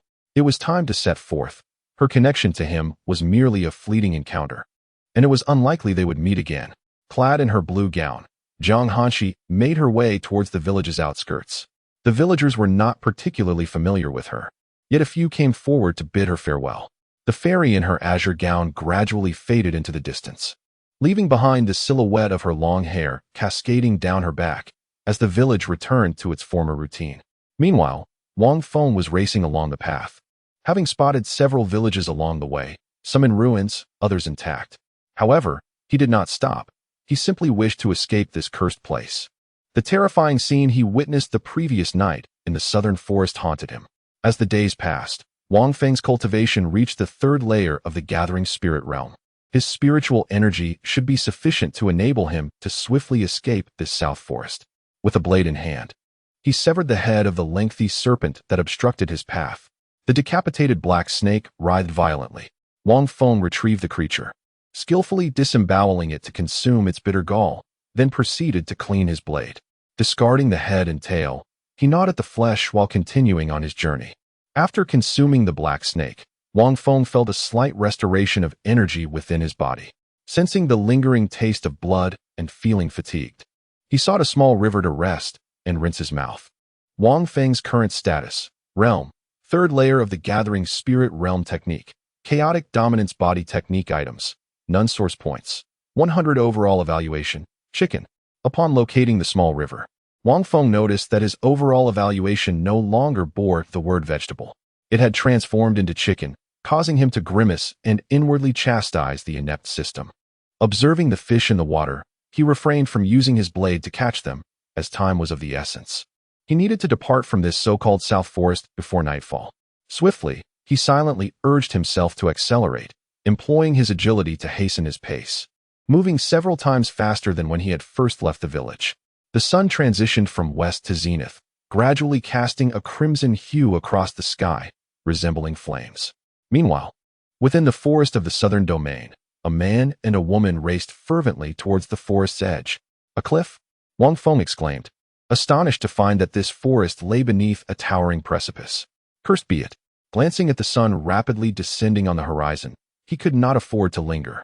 Thankfully, he had brought along a low-tier yellow-grade long sword. Otherwise, he would have had to rely solely on his fingertips to scale the cliff. With a few powerful strides, Wang Feng hurled the long sword ahead and leapt onto it. Using the art of object manipulation, he soon realized that the ascent of the low-tier yellow-grade long sword was far too slow. Grasping the sword beneath his feet, he drove it into the cliff wall, positioning his right hand on a protruding ledge. With a forceful pull, he propelled himself upwards at great speed. As he felt himself beginning to fall, he drove the long sword into the wall once more, repeating this process. On the other side, Zhang Hanshi was equally astonished to discover the cliff's unexpected presence.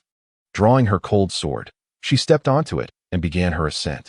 The superior grade of her sword allowed her to ascend rapidly, far surpassing Wang Feng, who was struggling to climb. As the sun set, stars emerged in the sky. Zhang Hanshi stepped forward, landing on solid ground, and the cold sword automatically returned to her grasp. Surveying her surroundings, she realized she was in a place encircled by cliffs.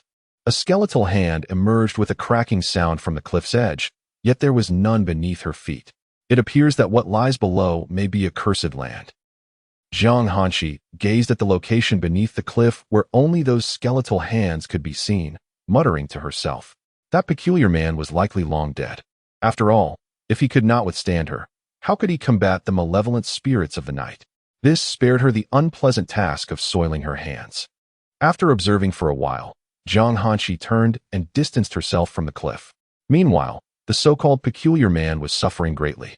The wall continuously erupted with skeletal hands, and Wang Feng could only frantically smash them apart or directly extract the skeletons within, casting them down the cliff. Almost there. Almost there. Wang Feng looked up and realized he was nearing the edge of the cliff, where the wall had vanished. Just then, he sensed something within the cliff wall attempting to burst forth, prompting him to swiftly pivot. A skeleton riding a bone steed surged out from the cliff, its green eyes fixated on Wang Feng. Curse you! Perish! Wang Feng spat at the skeletal rider as it brushed past him, causing the bone steed to tumble down. What an unexpected turn of events! Wang Feng glanced down and was astonished to see that the skeletal soldier, still mounted on its bone steed, was scaling the wall without any sign of falling. This defied all logic. Wang Feng hastened his ascent, ultimately drawing his knife and propelling himself to the brink of the cliff. At that very moment, the skeletal rider's great sword descended, narrowly grazing Wang Feng's feet and severing a small portion of his trousers. Wang Feng quickly steadied himself mid-air, balancing on his long knife as he confronted the skeleton, both locked in a fierce gaze. Chapter 20. Aphrodisiac and the Sunflower Scripture. Wang Feng discerned that the skeletal horseman appeared unable to ascend the precipice, indicating the presence of certain restrictions. Such limitations proved advantageous. He retreated to a distance and, utilizing his telekinetic abilities, hurled a long blade towards the skeletal horseman. The skeletal warrior, however, was no mere target. Positioned at a right angle atop the cliff on his skeletal steed, he raised his massive sword to intercept the incoming blade. Clang! The two blades clashed, both being inferior-grade weapons, one a long sword, the other a broadsword. Neither combatant yielded, and sparks erupted against the backdrop of the night sky. Fortunately, the skeletal horseman had no support behind him. When Wang Feng's long blade struck, both rider and steed plummeted down the cliff. Losing interest, Wang Feng summoned the long sword back to his grasp, positioning it diagonally across his back. He then retreated step by step from the cliff's edge. Meanwhile, the skeletal horseman, having regained his footing at the cliff's edge, observed Wang Feng's departure with an unwavering gaze. If given the chance, he yearned for a decisive battle. As the skeletal warrior watched Wang Feng's silhouette fade, its bony jaw moved, emitting a raspy whisper. This was no ordinary skeleton. It possessed consciousness. Ding! Task completed. Exiting the southern forest. Reward: low-grade spirit condensing pill. Hurriedly, Wang Feng caught the small vial that descended from above and tucked it into his clothing. System: how much storage space can be unlocked with 100 source points? Wang Feng pondered as he traversed the dimly lit path. These 100 source points were obtained from vanquishing the skeletal warrior of Lu Village. The absence of storage space proved inconvenient, and the divine sea space required cultivation to the sacred king level to unlock. Jiang Hanshi, not having been reincarnated, still retained her divine sea space. Ding! 100 source points can unlock 1 cubic meter of storage space. 1 cubic meter was hardly sufficient. Even his long sword could not fit within. Alas, the lottery function should be operational, right? Wang Feng recalled that in his previous 8 lives, the lottery function became available with any accumulation of source points. Ding! Host must explore independently. The interface resides within your mind. Wang Feng acknowledged the system's words, realizing that his mind had been dulled by Jiang Hanshi's influence. He focused his thoughts to open the system interface in his mind. Indeed, the lottery function illuminated, along with the shop feature. Splendid. Upon accessing the shop feature, he found it to be a randomly refreshing marketplace, updating daily with 10 new items. Glancing at the newly refreshed offerings, Wang Feng could not help but curse the pitiful system within him. First item: Mystic Grade Teleportation Talisman. Price: 1,000 source points. Second item: Panga's Essence. Price: 9999999. Third item: Chilled Soda. Price: 1 source point. The fourth matter. Oh, what a ridiculous contraption. Even Pangu would be exhausted by your antics, and alas, I cannot afford such nonsense. Wang Feng gazed at the items displayed on the system panel, particularly the Panga's Essence. Throughout countless lifetimes, he had witnessed it innumerable times, with 9 attempts resulting in 8 appearances on the store panel. Furthermore, there was the Xian-level teleportation talisman. In one of his past lives, he had been delivered right into Jiang Hanshi's clutches by this very talisman and met his demise. A heap of rubbish. Wang Feng scoffed. Purchasing a chilled soda with a source point, and with a satisfying pop, he opened the bottle and took a sip. Let me spin the wheel, he exclaimed, looking at the lottery page displaying options of 10 source points, 100 source points, 1,000 source points, and 10,000 source points. With a tenfold increment, Wang Feng selected the 10 source points lottery option. The interface for 10 source points was exceedingly simplistic, adorned only in white and green. A staggering 90% of the panel was white, while the remaining 10% was green. Tap, tap, tap, tap, tap, tap, tap. The wheel began to spin slowly as he pressed his thoughts into it, accompanied by the delightful sounds befitting a lottery draw, which was quite pleasing to hear. Ding! Congratulations. Host, you have won a pair of floral underpants. Undoubtedly, he had drawn a white item, a pair of red underpants adorned with large blossoms. Not too shabby. Wang Feng deemed the underpants to have some utility, feeling no shame as he found a tree and swiftly changed into the large underpants behind it. The sensation of going commando transformed into a newfound sense of security. One more, he declared. Gambling is an art. Let me indulge in 8 consecutive draws. Excluding the 9 source points he could not utilize, He wagered all the rest in one fell swoop. As the saying goes, gambling is indeed an art. Ding. Congratulations, host. You have obtained a soft bone pill. Ding. Congratulations, host. You have received a heavenly maiden spring. Ding. Congratulations, host. You have acquired an extraordinary vigor pill. Ding. Congratulations, host. You have obtained a pair of black stockings. Ding. Congratulations, host. You have received a spring awakening potion. Ding. Congratulations, host. You have won a dashing blue robe. Ding. Congratulations, host. You have received a pair of floral underpants. Ding. Congratulations, host. You have acquired a volume of the Sunflower Manual. Wait a moment, system. What is your intention? Is this a ploy to have me consume these aphrodisiacs before resorting to self-castration? Wang Feng brandished his long blade, imagining it cleaving the system in two before him. Fortunately, the system's techniques were divided into two categories, those that could be imparted and those that were in book form. Additionally, the imparted techniques could be chosen to learn or not. If one opted not to learn, they could still be converted into source points. Ding. The lottery function is absolutely fair and just. It relies on one's fortune. Oh, so it depends on luck, does it? Wang Feng fell silent at the end of his thought, exclaiming inwardly, darn it, 9 attempts at the lottery. He was provided with 4 items related to his lower body, and the first seemed to aid him in executing those nefarious acts more effectively, particularly the last one, as if advising him to first employ the soft bone pill as a precaution, followed by the fairy-s spring to ensnare her. Then, he could take a potent Viagra, and at the moment of consummation, he should learn the secrets of the Sunflower Manual. Truly, it was a sordid system, he spat inwardly. Wang Feng cursed silently, and rather than responding audibly, the system manifested its reply through action. With a clatter, a multitude of items, either in bags or bottles, cascaded down. Wang Feng attempted to catch them with both hands, but failed miserably. The clinking sound of objects hitting the ground echoed around him. Fortunately, the pills were contained within bottles. Otherwise, they would have become soiled.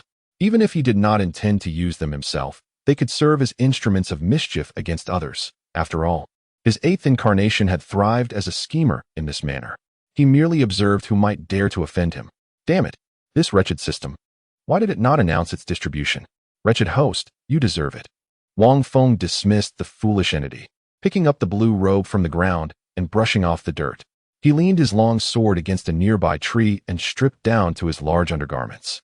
Donning the stylish blue robe, lacking a mirror, he could not admire his own handsomeness, so he simply decided to proceed. He tore his discarded clothing into a large piece of cloth to package the items, finally securing them to himself. The absence of storage space was indeed a nuisance. One might say the lack of a source point was the real trouble. Continuing on his journey, he was uncertain how much longer it would be before he encountered another person. Chapter 21. An encounter with a notorious fool.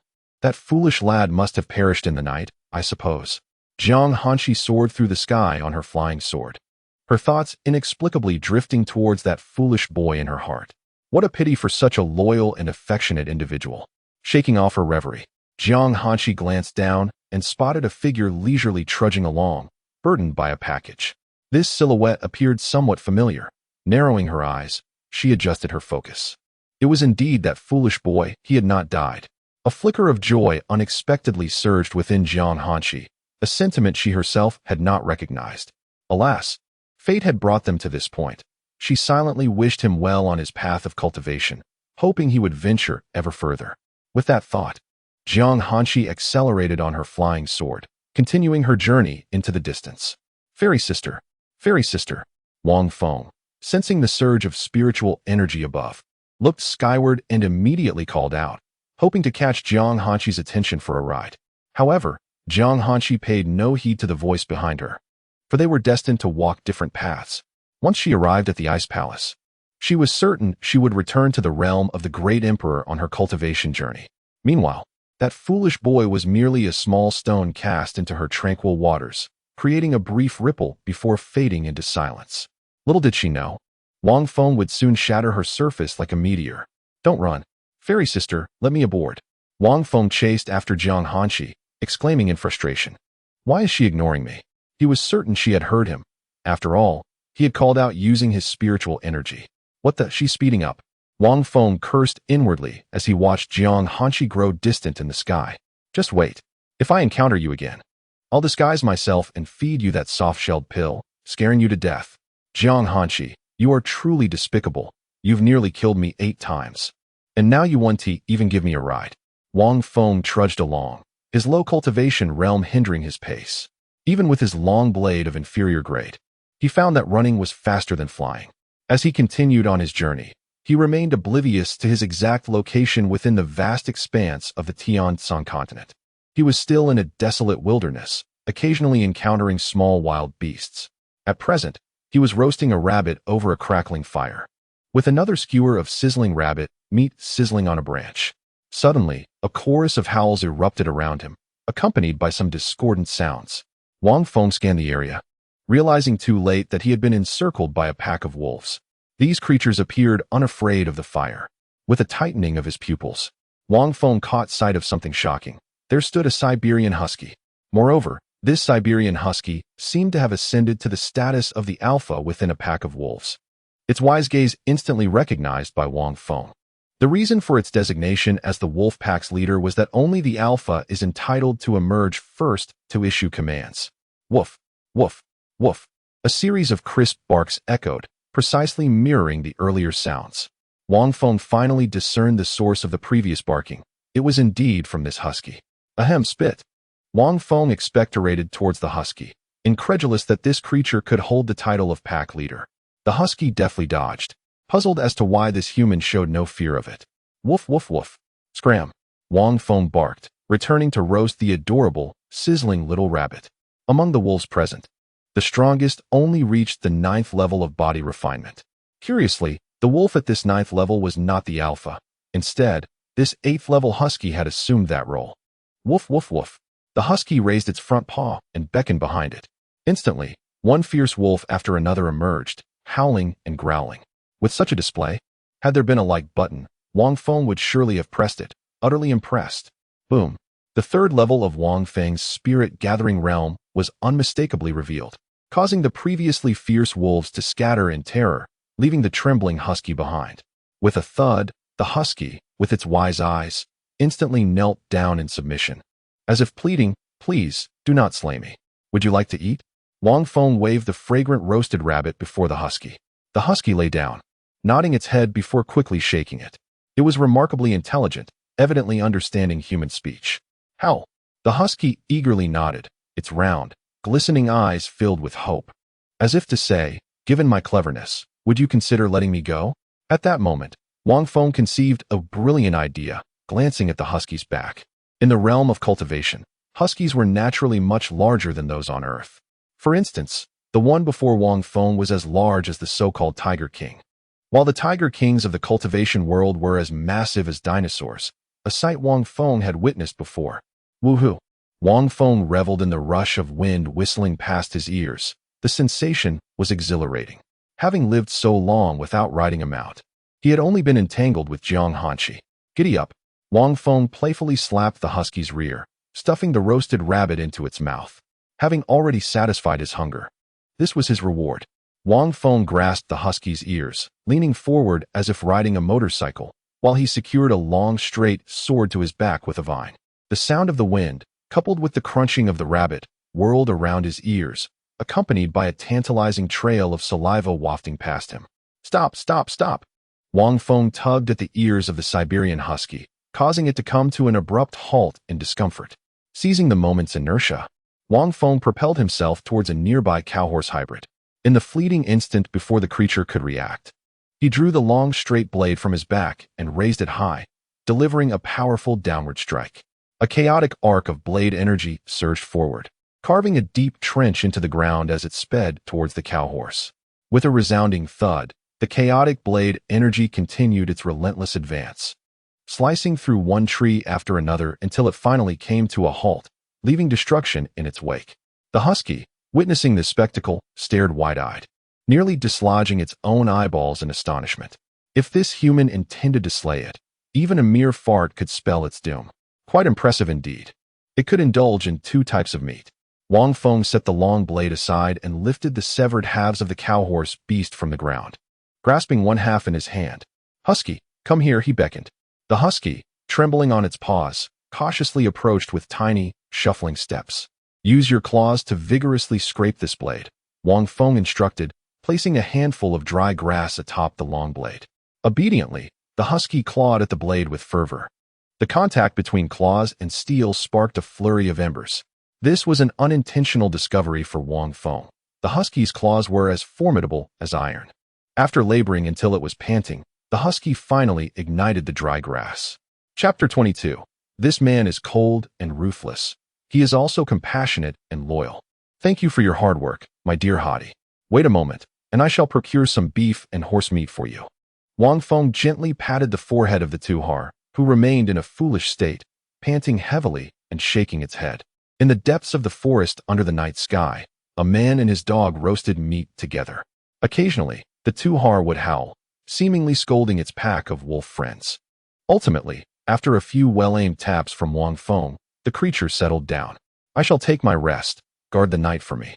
If you dare to run away, I shall sever your little eggs, Wang Feng warned the Tuhar, who was munching on the meat by the fire as he leaned against a nearby tree. Upon hearing this, the Tuhar widened its wise eyes, clutching its lower half with its front paws, looking at Wang Feng in sheer terror. The foolish creature had a chance to escape, but was deterred by its own intelligence, obediently lying beside Wang Feng to keep watch. Jiang Hanshi, a person of cold blood and ruthless nature, resembled an unyielding iceberg. Wang Feng pondered how he might win her over. Suspecting it would take him a lifetime to conquer her heart, he closed his eyes to rest, yet his mind wandered to Jiang Hanshi's frigid visage. He was at a loss as to how to warm her icy demeanor. Perhaps he should simply let fate decide, as their connection was undeniably profound. Meanwhile, Jiang Hanshi lay in a guest house, her face concealed by a veil. Without it, she attracted far too much attention. Even with the veil, many gazes fell upon her. As she reclined on her bed, memories of her tedious existence over the millennia flooded her mind. Days filled solely with cultivation, and more cultivation. This thought led her to recall the foolish boy who had cried out in pain when she applied herbal medicine to him. He was kind-hearted, innocent, and possessed a loyal spirit, appearing rather naive and easily deceived. If he ventured into the world of cultivation, he would likely perish within mere days. Thus, the two of them, each harboring different thoughts, fell asleep at the same time. Beside Jiang Hanshi, a cold sword stood vigil, while a foolish Tuhar kept watch beside Wang Feng. The night passed in silence. As dawn broke on the third day, Wang Feng had intermittently traversed on the wise Tuhar's back for 3 days. At last, on the morning of the third day, he arrived at the outskirts of a city. Hadi, I must apologize for my negligence these past few days. It is time for you to return, Wang Feng said with a heavy heart, patting the Tuhar's forehead as he reluctantly prepared for their separation. The Tuhar gazed back at Wang Feng with its foolish eyes, appearing equally sorrowful. Off you go. Wang Feng waved his hand, and in an instant, the Tuhar dashed away at a speed of 100 kilometers per second, leaving no trace behind. Wang Feng stood there, momentarily stunned, waving goodbye like a fool. Damn it, at least have the decency to look back, he shouted toward the direction in which the Tuhar had vanished, his frustration mounting as he made his way toward the city gate. Who goes there? Halt. The guard by the city gate observed the imposing figure of Wang Feng dismounting from his husky and exclaimed, This individual is certainly extraordinary. I am but a wandering cultivator, preparing to reside in this city for a few days. Is that permissible? Wang Feng emanated an aura of the third level of the spirit-gathering realm, while the strongest of the guards barely reached the 9th level of body refinement. The soldier's demeanor instantly shifted to one of utmost respect. Very well, my lord. I merely wish to advise you that the Lord's son has recently been incapacitated, and entry into the city is now permitted, but exit is not. Wang Feng recalled the image of Jiang Hanshi. Could she be the one responsible for the Lord's son's predicament? After all, her trajectory was toward this direction. Uncertain yet intrigued, he thought that as he intended to stay for a few days, he might witness an intriguing drama unfold regarding the capture of a wanted criminal. No matter, allow me to enter. Stand aside. The guard, seeing no reason to impede him further, called out to his comrades to let him pass. In truth, they were merely expendable pawns, tasked with reporting to the Lord's mansion. If a wanted criminal were to breach the gates, they would be powerless to stop them. Upon entering the city, Wang Feng noticed squads of patrolling soldiers departing. The streets were devoid of vendors, with only a few brave shops daring to keep their doors open. Old man, pack up and go home. The city is currently under lockdown. No one will buy from you, no matter how long you stay. Nearby, a group of soldiers implored an elderly vendor, yet the old man remained obstinate, ignoring their counsel. Smash it, the leading soldier shouted, disregarding the old man's defiance. Several soldiers began to vandalize the stall, and the elderly vendor was powerless to intervene. After observing for a while, Wang Feng moved on. Individuals as stubborn as that old man in the cultivation world often met with a swift demise. Just as in his previous lives, when he stubbornly sought to kill Jiang Hanshi, only to be slain by her across several lifetimes. Wang Feng sought out a pharmacy, intending to sell the spring medicine he had on hand. Such items were always in demand. If this establishment refused, he would simply seek another, as carrying it served no purpose and was bothersome. After a thorough search, he finally discovered a pharmacy with its doors ajar. Wang Feng, with a long straight sword slung across his back, entered. Shopkeeper, do you buy rare items? He leaned against the counter, adopting a somewhat furtive demeanor as he whispered to the proprietor. The shopkeeper, intrigued, inquired, what rare items do you speak of? Wang Feng unfastened his bundle and placed it on the counter, revealing 2 pairs of black stockings and a pair of flamboyant trousers. This, noting the shopkeeper's incredulous expression, Wang Feng quickly set aside the trousers and stockings to unveil the true treasures he wished to sell. What do you think? I also possess a cultivation manual. Would you be interested in that as well? Upon examination, Wang Feng discerned that the manual, the sunflower scripture, was a mid-tier yellow-grade technique that required one to undergo castration to learn. Shopkeeper, you must be aware of the value of these items, particularly this manual. It is truly remarkable. Once mastered, no one below the spirit realm can rival you. Observing the shopkeeper's hesitation, Wang Feng embellished his claims, emphasizing the extraordinary prowess one could attain. Can 50 low-grade spirit stones be sold? Yes. Wang Feng's voice was resolute, making the shopkeeper believe he had made a poor bargain. This is the price of a technique, not the cost of the entire package. Seeing the shopkeeper about to take the whole bundle, Wang Feng quickly pressed it down. Young friend, are you jesting with me?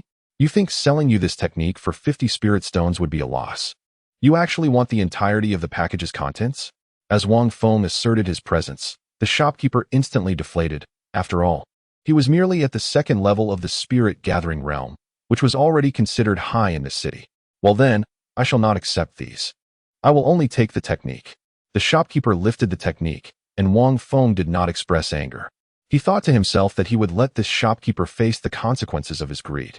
Fine, if you want to take it, then so be it. Wang Feng placed the 50 small spirit stones handed to him into the package, rewrapped it, slung it back onto his back, and exited the apothecary's door. The shopkeeper, watching Wang Feng fade into the distance, chuckled to himself. He indeed sold it. Let me see how powerful this technique truly is.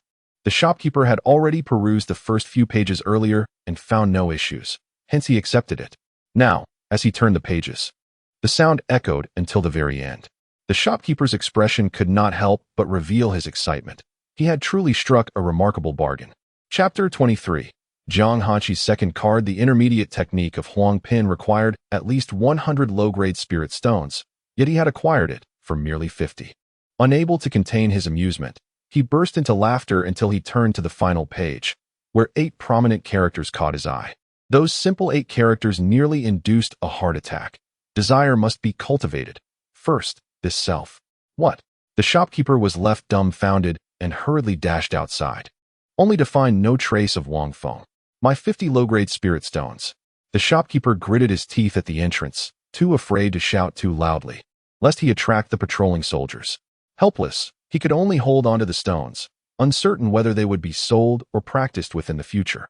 Wang Feng strolled down the street, laden with his belongings, only to find many shops shuttered, leaving him with nowhere to go. Boom! A deafening explosion echoed, followed by clouds of dust and flames rising in the distance. A spectacle to behold. Wang Feng leaped onto a rooftop, settling into a prime observation spot. Refreshing the system store yielded nothing but a sweet ice cream cone. This wretched system failed to offer any seeds. Wang Feng spent a few source points on a cone of ice cream, reclining on the roof as he savored it.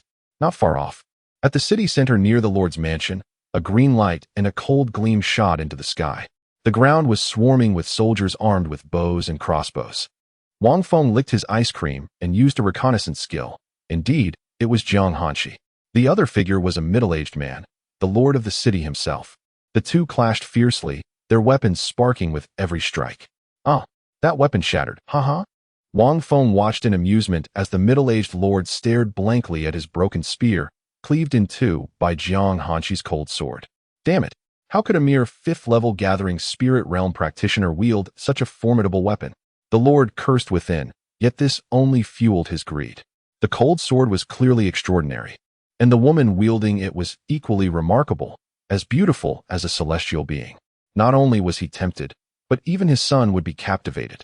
He resolved to capture her and seize that cold sword. Jiang Hanshi wiped the blood from her sword, her veil long gone in the midst of battle. Glaring at the lord, she coldly declared, "If you wish to die, I shall grant your wish." It seemed Jiang Hanshi had been provoked. Raising her cold sword, she charged at the 2nd-level gathering spirit realm lord with a resounding roar. The lord could only retreat in haste. This stunning woman's combat style was utterly terrifying. Though much of her prowess stemmed from her magical treasures, she revealed no flaws. Her battle experience surpassed even his own. "I will let you go. Leave now." After a prolonged skirmish, the lord could no longer withstand the onslaught. His weapons had all but vanished, rendering any resistance futile. Now, he found himself fleeing from that enchanting woman wielding a chilling sword. It was indeed a source of great frustration. Despite her being at a significantly lower realm, he was still unable to overpower her. However, observing her current demeanor, she seemed to be nearing her limits. With just a bit more time, he could surely gain the upper hand. Stand aside. Jiang Hanshi assessed the scant spiritual energy within her and realized further expenditure would be pointless. Reluctantly, she decided to let him pass. If she lingered any longer, even if she were to slay the city lord, others within the city would undoubtedly pursue her relentlessly. "Don't run this way," Wang Feng exclaimed as he watched Jiang Hanshi gracefully traverse the rooftop, heading straight towards him. Hastily, he leaped down from the roof, hoping she was merely passing through. Yet, it was evident that he had underestimated the situation, as Jiang Hanshi landed directly before him with a few swift steps.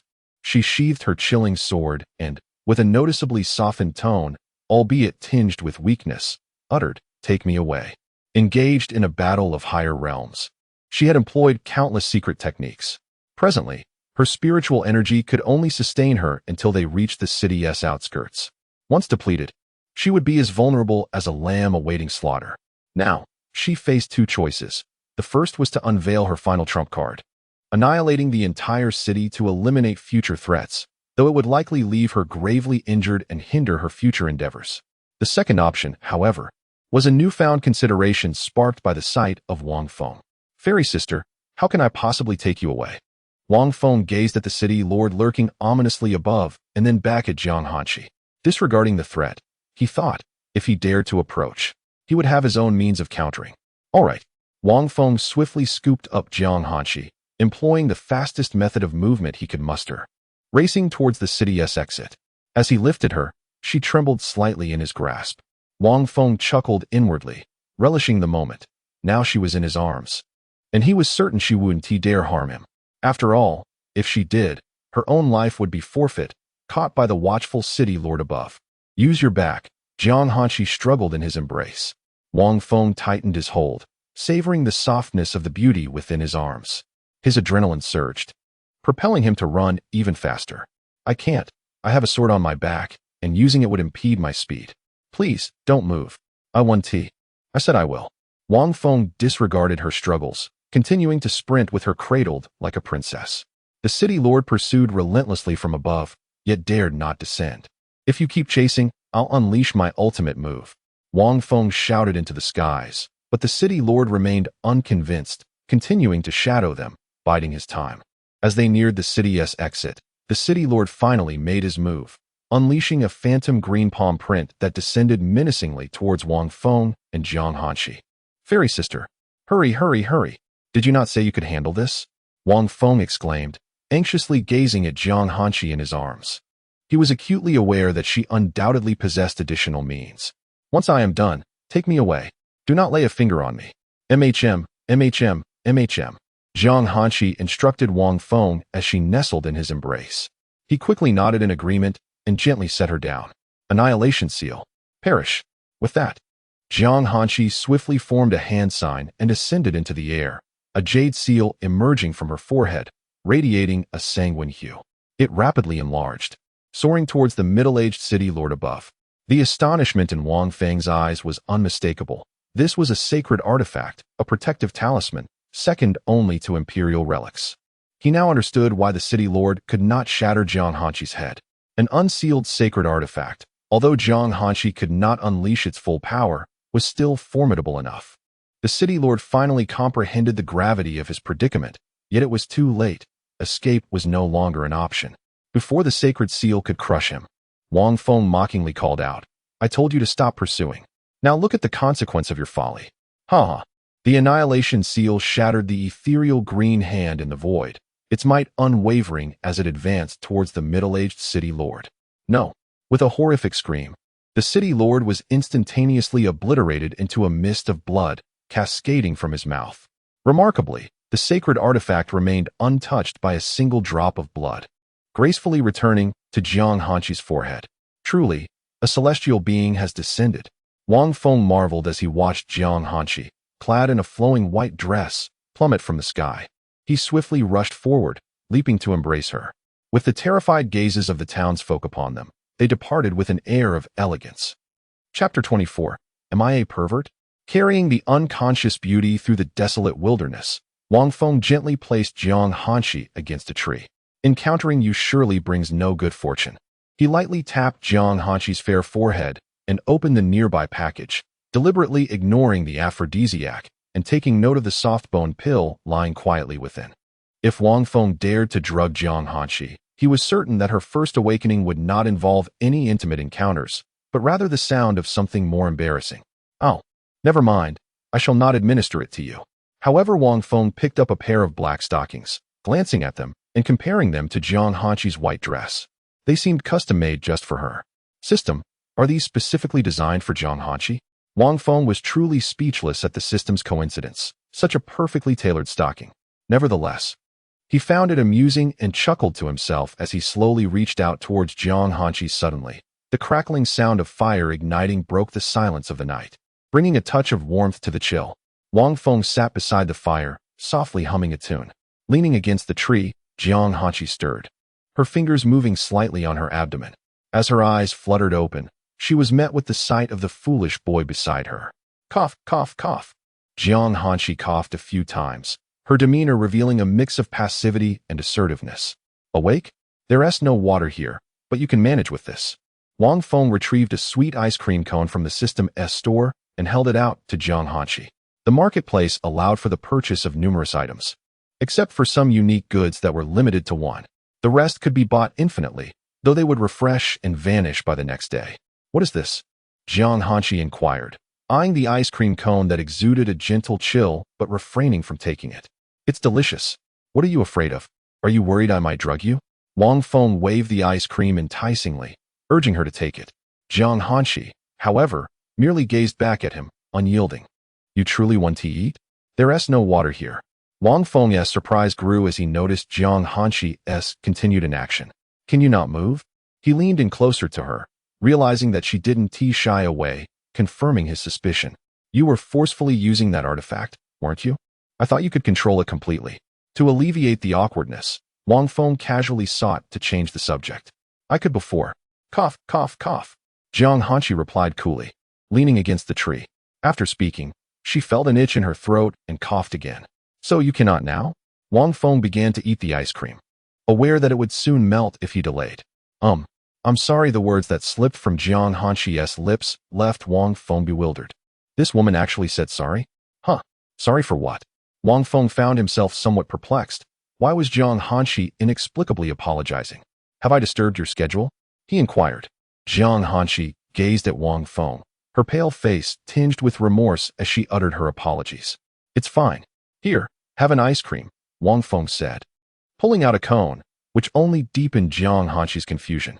Did he possess a storage bag? Yet, she had not noticed it. I don't want it, she replied. Cough, cough.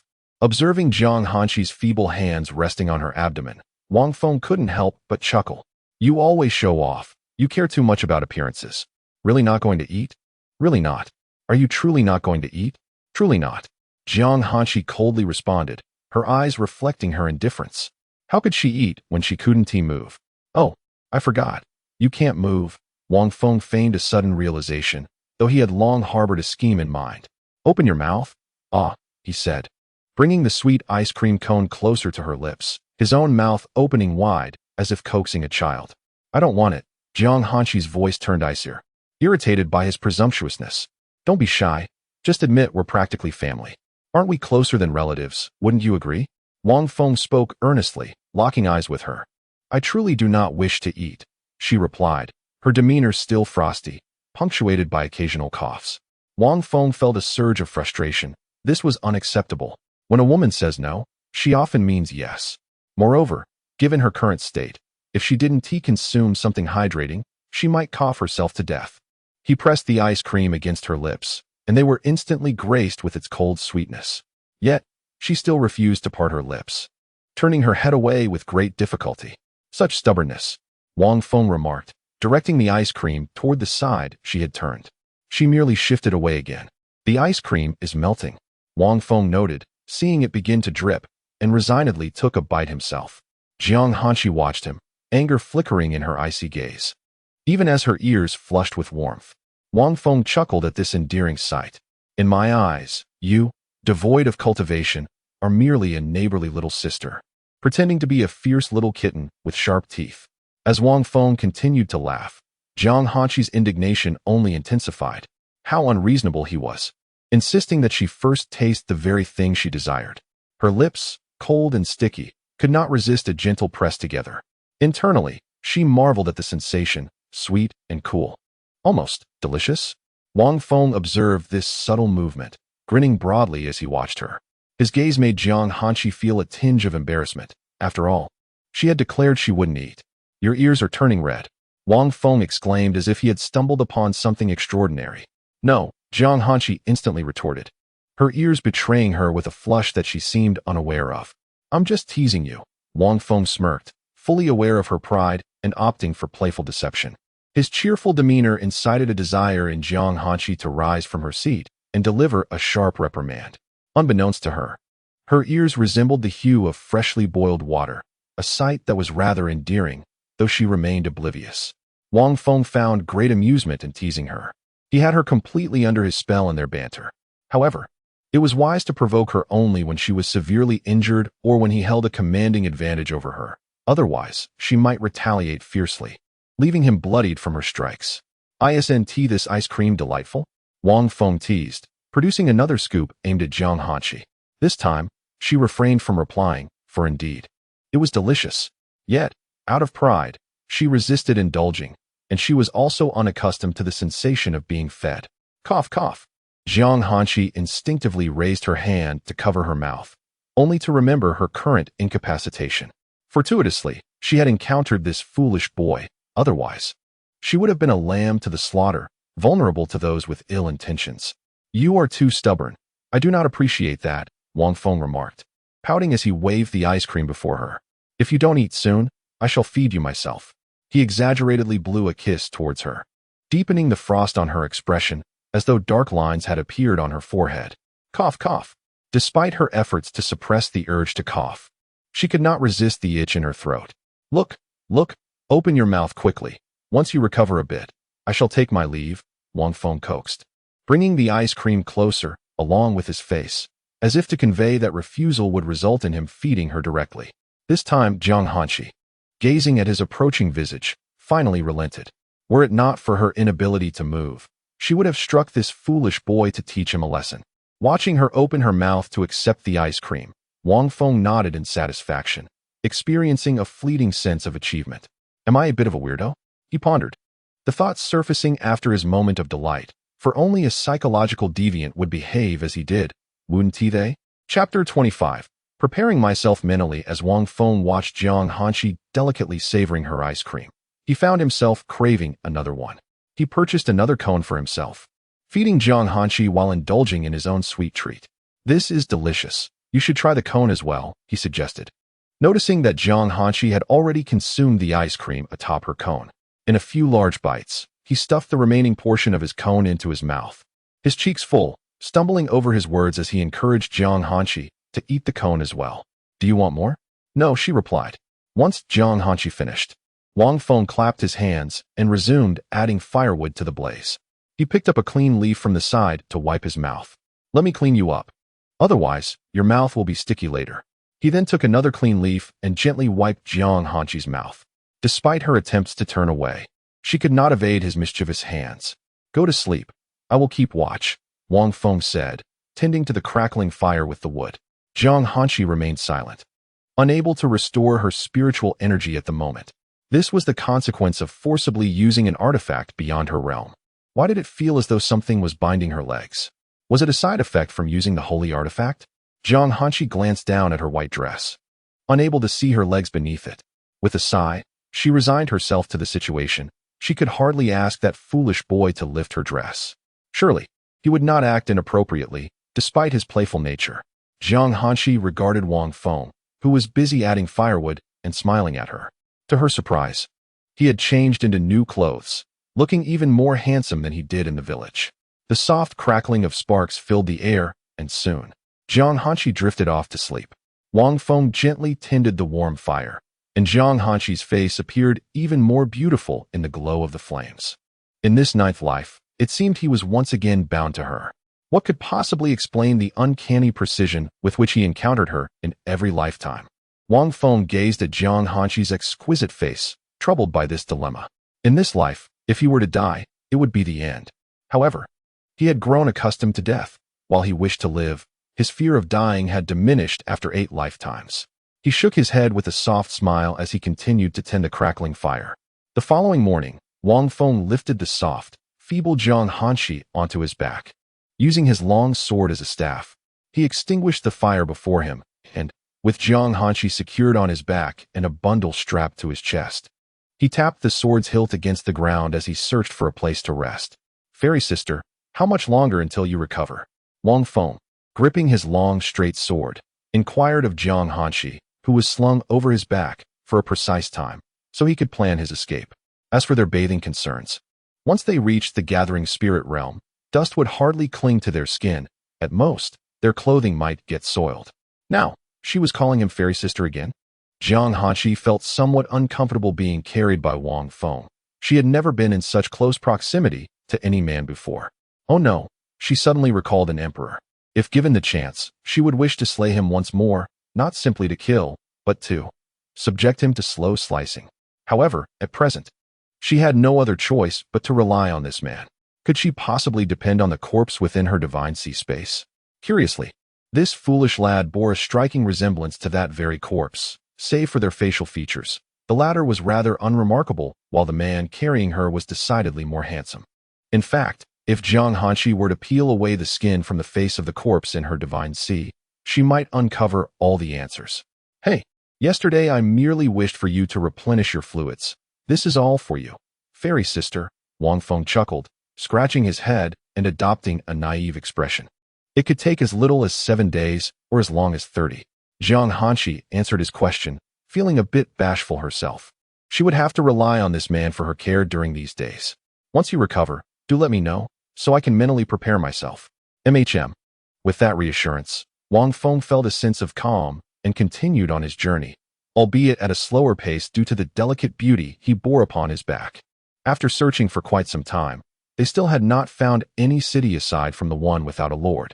It seems we must once again spend the night in the wilderness, Wang Feng lamented as he carried Jiang Hanshi to a small river and seated himself. Could you perhaps draw out your cold sword for protection? I cannot. I forcibly used that jade seal, and now I cannot even access my divine sea space. Wang Feng feared that while he fished, someone might sneak up and abduct Jiang Hanshi. That would be a grave loss. Who wouldn't be enamored by such a fragile and exquisite woman? Even Wang Feng himself was not immune, especially since she was his target of pursuit. Unable to kill her, he resolved to win her over instead. Wang Feng had watched countless dramas in his life, and the one he detested the most was a show called Magic Carving, where a beautiful woman was stolen away due to a lack of guardianship. He carefully approached the nearest spot by the river, finding a tree for Jiang Hanshi to lean against and fetch some water to offer her. If anything arises, just shout loudly. I'll go down and catch some fish for us to eat. MHM. Jiang Hanshi was surprised by the lad's vigilance. It seemed he was not as hopelessly foolish as he appeared. Before Jiang Hanshi, Wang Feng, unashamed, began to loosen his garments, shedding his blue robe. Jiang Hanshi quickly turned her pretty face away, retracting her previous words. This foolish boy was irredeemably naive in certain respects. Who would dare to undress completely in front of others, especially in the presence of a lady? With a splash, Wang Feng, clad only in a pair of floral underpants, plunged into the water wielding a long straight blade. As he opened his eyes, the water appeared somewhat murky, compelling him to channel his spiritual energy to enhance his perception. Gradually, he became still, instinctively disregarding the playful fish around him. Now was the moment. Wang Feng sensed a sizable fish swimming past him.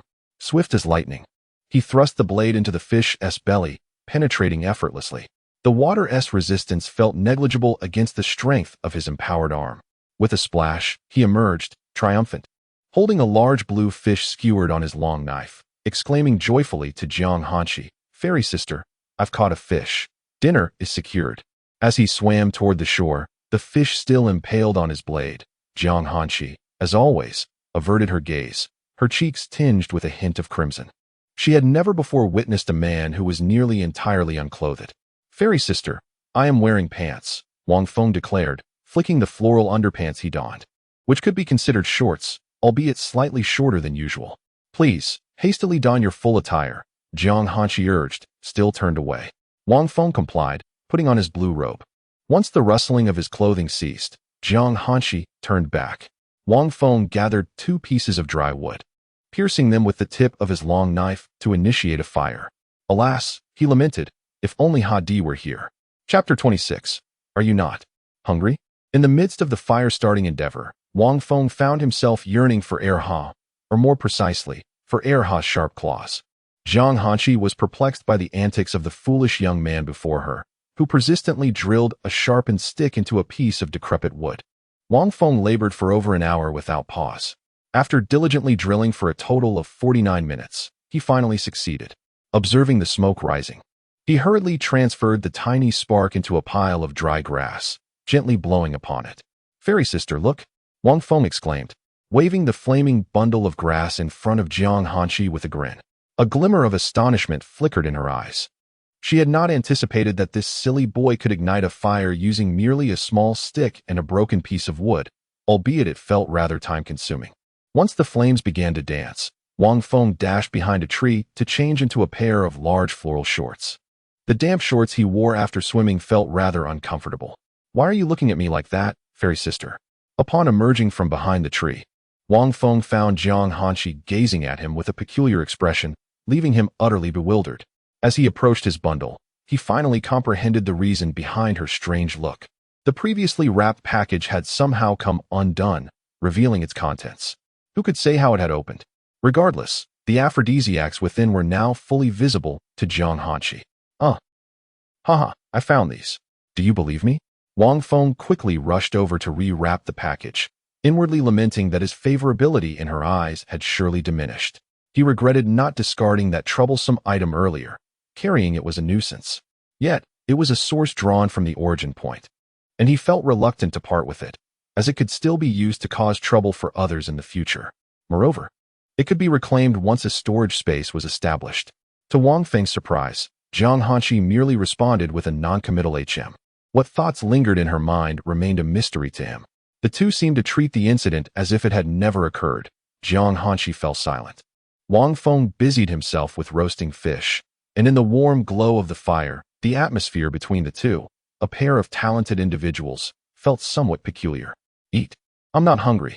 Wang Feng brought the roasted fish closer to Jiang Hanshi's lips, yet she appeared to be somewhat skeptical of him this time. "Fairy sister, those items are not for your use." With every additional word he spoke, Jiang Hanshi's expression grew colder.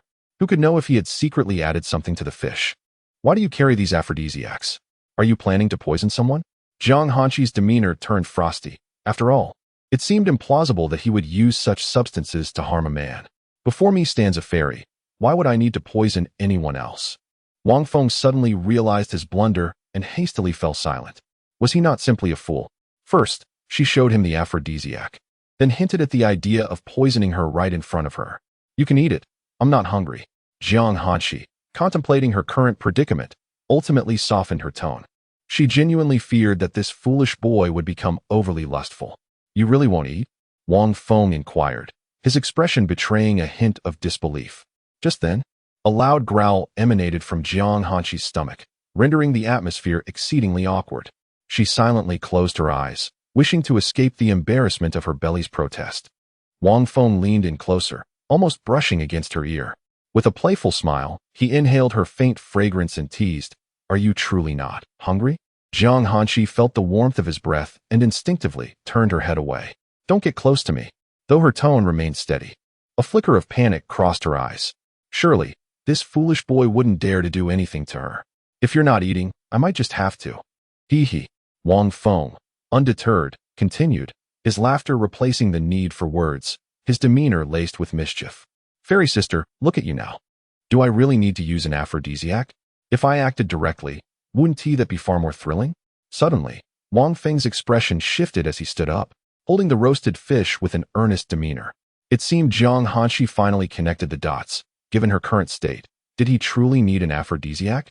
The image of him tearing her clothes off in front of her flooded her mind, and she recalled her futile struggles, rendered ineffective by her immobilization. "Well, since you don't believe me, I can't force you. Once your injury heals, I shall take my leave." Wang Feng turned away, holding the roasted fish.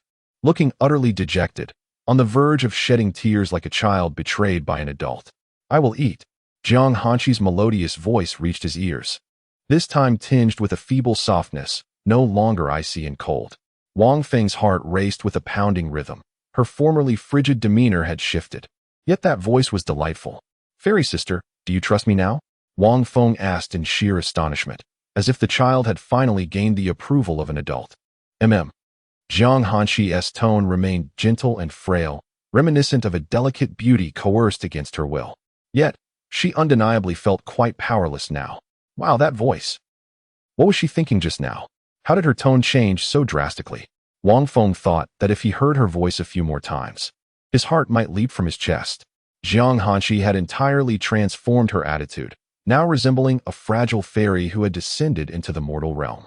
Wang Feng crouched down, offering the still warm grilled fish to Jiang Hanshi's lips. She hesitated briefly before taking a small bite, witnessing her finally eat.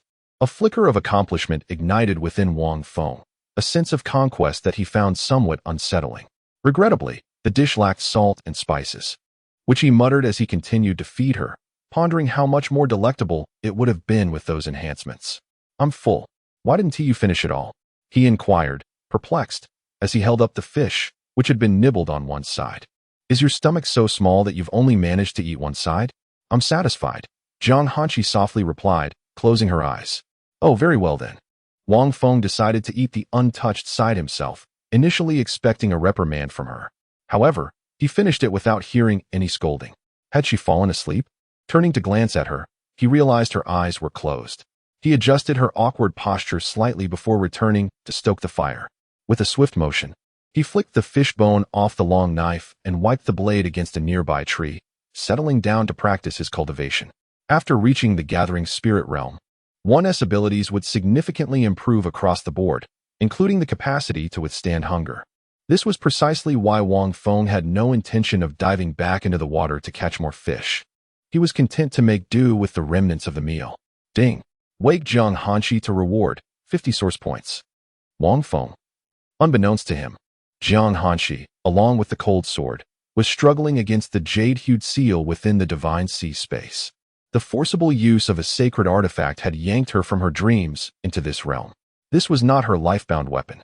The holy seal was an artifact she had obtained by chance, merely a tool in her possession.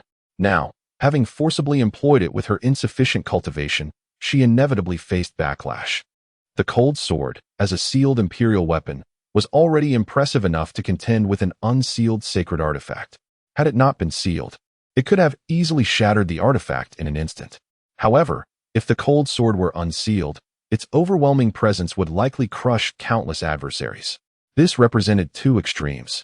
Without advancement to imperial status, all other weapons were rendered worthless. Meanwhile, Wang Feng had been weaponless from his first to his ninth reincarnation, accustomed solely to relying on his fists. Hey, wake up. Unable to resist the allure of the source points, he gently patted Jiang Hanxi's cheek, calling out several times. Presently, she was utterly at his mercy, unable to resist his attempts to awaken her. Ah, you sleep quite soundly. Wang Feng continued to pat her, even tapping her forehead. Yet she remained unresponsive. At this moment, he began to suspect that this task was not as straightforward as it appeared. It seems I must stimulate her a bit. Wang Feng pinched Jiang Hanxi's nose and gently patted her face, tapping her forehead, as if tinkering with a television displaying shimmering snowflakes. This foolish child. Within the depths of her spiritual sea, the miniature figure of Jiang Hanxi cursed silently. She could perceive Wang Feng's actions in the external world from her realm. With a sudden rush, she confronted the encroaching extinction sacred seal, disregarding the irritation on her face. The little Jiang Hanxi within her consciousness brandished her sword against it. Although she had initially been unable to gather her spiritual awareness to enter this space, the extinction sacred seal had forcibly drawn her in. In a peculiar twist, it aided Jiang Hanxi, allowing her to retrieve the frost sword from her spiritual sea. The only stipulation being that she could withstand the backlash from the extinction sacred seal this time. As she faced the seal crashing against her sword, a beam of blood light clashed with a cold glimmer. Suddenly, an itch arose at the soles of her feet. Cursing that foolish boy outside again, she resolutely increased her efforts to resist the jade-hued seal before her. Damn it! With a flick of her hand, a corpse with closed eyes emerged from the depths of her spiritual sea. The corpse raised its right hand and struck the jade seal. Bang! The impact sent tremors through her spiritual sea, and Jiang Hanxi's spiritual figure dimmed significantly as she controlled the corpse. However, the jade seal was momentarily subdued, its vibrant blood light dissipating under the force of the blow, retreating like a pitiful creature to a corner of the spiritual sea, no longer daring to stir. Outside, Wang Feng noticed a shift in Jiang Hanxi's body and hastily slipped her shoes back on, determined that she should not discover the fine items adorning her legs. Awake? I thought you were unconscious, he said with a serious expression, feigning innocence as if he had merely roused her from slumber. You, Jiang Hanxi exclaimed in anger. Yet the words of reproach faltered on her lips. For these days, she would still rely on him. Under the eaves, one must bow their head. Sister Fairy, what has happened to me? Wang Feng looked at Jiang Hanxi with feigned innocence, as though her outburst had left him somewhat aggrieved. It's nothing. Jiang Hanxi seemed to deflate, closing her eyes and ignoring Wang Feng. Ding. Task of awakening Jiang Hanxi to a deep sleep completed. Reward, 50 source points. Chapter 27. The Awakening of Jiang Hanxi. Witnessing Jiang Hanxi's moment of misfortune, Wang Feng could hardly contain his laughter, relishing the delightful irony of the situation. Time swiftly passed.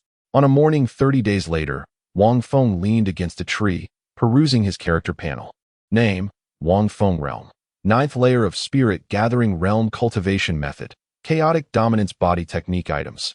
Intermediate Yellow Grade Long Sword. Low Grade Spirit Condensation Pill. Inferior Soft Bone Pill. Flower Pattern Shorts. Inferior Heavenly Flower Powder. Source Points. 425 Overall Evaluation. Average. At long last, Wang Feng had shed the rather disparaging evaluation of chicken. The listed items were those stored within his spatial storage.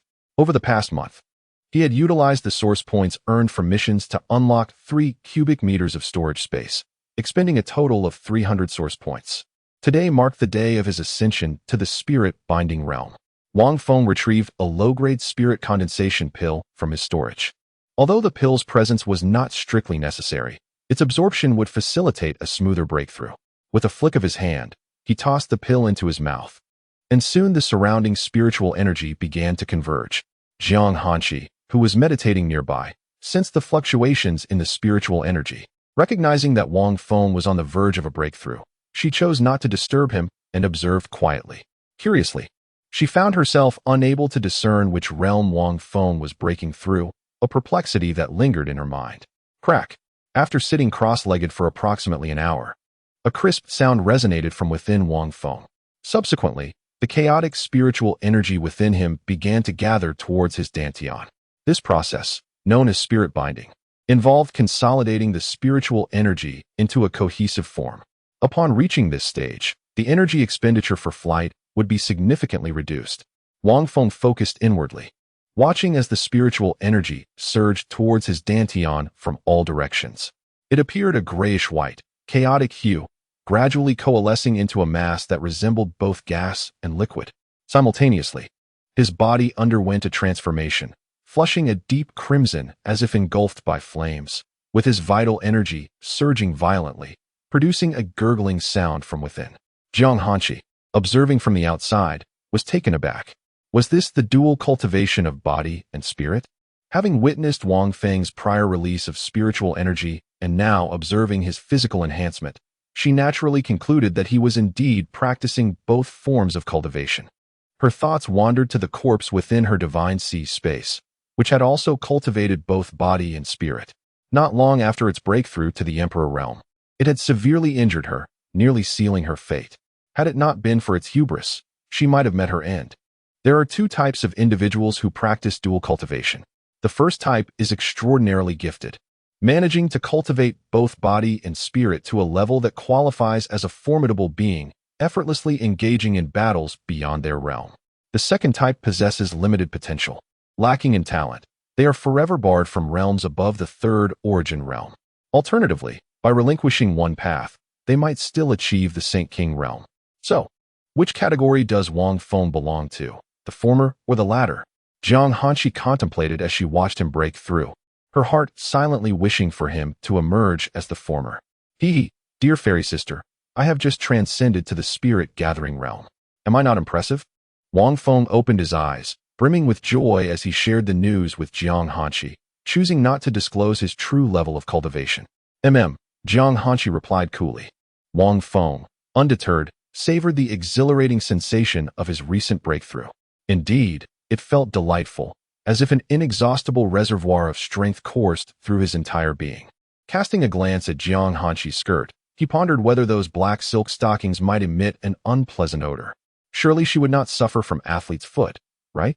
It seemed unlikely, especially since he had not detected any foul smell over the past few days, and her white dress was evidently crafted from a special material. Remarkably, it remained unsoiled even after all this time. He had initially intended to seize this opportunity to tease her. Fairy sister, it has been ages since we last bathed. I feel so dirty. In that instant, he sensed a piercing gaze directed at him, unmistakably from Jiang Hanqi. How audacious of this fool to think she would allow him to cleanse her. A flicker of anger ignited within Jiang Hanqi. This impertinent boy was becoming increasingly brazen. In a few days, she would regain her mobility, and she was determined to make him suffer for his insolence. Wash yourself. I am not dirty. Jiang Hanqi firmly rejected Wang Feng's proposition, and indeed, she was not unclean. Very well. Hearing Wang Feng's words, Jiang Hanqi sighed in relief. Had he insisted, she would have been at a loss. Splash. Wang Feng dove headfirst into a newly discovered stream. They had traveled extensively over the past 30 days, yet the scarcity of nearby towns puzzled him. After such a long search, none had appeared. Wang Feng retrieved a fragrant towel he had acquired from the system's marketplace during their journey and began to wash himself. Occasionally, he submerged himself to catch a few fish and toss them ashore. The unknown yet delightful fragrance of the towel brought him a sense of tranquility. He wondered whether his standing in Jiang Hanqi's eyes had increased or decreased during these days. What did it matter? He would take advantage of her current weakness and relish the moment. After all, life is fleeting, and one must seek joy amidst the rigors of cultivation. Wang Feng felt secure, knowing the system had his back. He returned the towel to his 3 cubic meter storage space and took out a fresh one, dampening it before wringing it dry. Emerging from the water, Wang Feng, clad in floral swim trunks, swam back to shore. Dressed again, he approached Jiang Hanqi, towel in hand.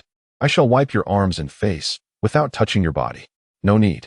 Jiang Hanqi attempted to evade him, yet her resolve faltered as Wang Feng's hand drew nearer. Wang Feng folded the towel into a square and lifted it toward her delicate, fair arms. He had to admit, her arms were exquisitely white, tender, and delightful to the touch. Wang Feng acknowledged that he might be a tad perverse in his admiration. Nevertheless, it matters not, for I am no paragon of virtue. Yet, Wang Feng did not overstep his boundaries to the extent of intruding upon her. Such actions could only be undertaken while she lay unconscious, and now was not the time. The cold towel brushed against Jiang Hanqi's skin, and she remained silent, acutely aware that no amount of reprimand would deter this foolish boy. Over the past month, her emotions had oscillated more than they had in millennia, an array of anxiety, anger, frustration, regret, discomfort, speechlessness, vulnerability, powerlessness, futile resistance, and perhaps a flicker of joy. However, when he attempted to wipe her face with the towel, Jiang Hanqi felt compelled to stop him. She even raised her hand, though it was a laborious effort. "Fairy sister, you can move," Wang Feng exclaimed cheerfully, internally lamenting that his playful escapade was nearing its end, soon to be replaced by a hasty retreat. Jiang Hanqi, with great difficulty, grasped Wang Feng's arm and coldly declared, "I told you, I do not need it." The surrounding spiritual energy began to coalesce, signaling Jiang Hanqi's recovery. "Fairy sister, now that you are restored, I shall take my leave. The fish are yours to consume. Farewell." Wang Feng retreated swiftly, watching as Jiang Hanqi rose slowly from the ground before turning to flee. Although he had attained the spirit bond realm, Wang Feng dared not confront someone wielding such a formidable weapon, especially when he was unaware of her hidden strengths. "Where do you think you're going?" Jiang Hanqi stood rooted, watching Wang Feng's retreating figure with irritation. This foolish boy had not acted in this manner when teasing her. Wang Feng disregarded her, vanishing from her sight with a few swift steps, becoming elusive. Left with no choice, Jiang Hanqi settled into a meditative posture to stabilize her breath, summoning her icy sword to stand beside her, within easy reach. She remained in stillness until nightfall, at which point she finally rose. Glancing around, she took a few steps forward. Odd, why did her legs feel so uncomfortable? Jiang Hanqi took a few more steps, sensing a stark difference from her previous gait. Lifting her skirt, she discovered 2 black stockings encasing her legs, extending to her feet. Instantly, the air around her chilled, a tangible drop in temperature emanating from her unseen aura. Jiang Hanqi removed her shoes and peeled off the stockings. Had Wang Feng been present, he would undoubtedly have suffered yet another nosebleed. Holding the warm stockings, she pondered their material, which, after over 30 days of wear, had not emitted any unpleasant odor and had absorbed her own fragrance. Wang Feng. Jiang Hanqi stood still, clenching her teeth as she uttered his name for the first time, finally grasping why that foolish boy had fled so hastily. Gazing at the footwear in her hands, Jiang Hanqi pondered for a moment.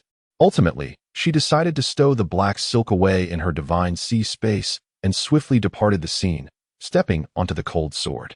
Chapter 28. When wrong, apologized. Panting heavily, Wang Feng chuckled to himself, for Jiang Hanqi should now be aware of the peculiarities regarding her legs.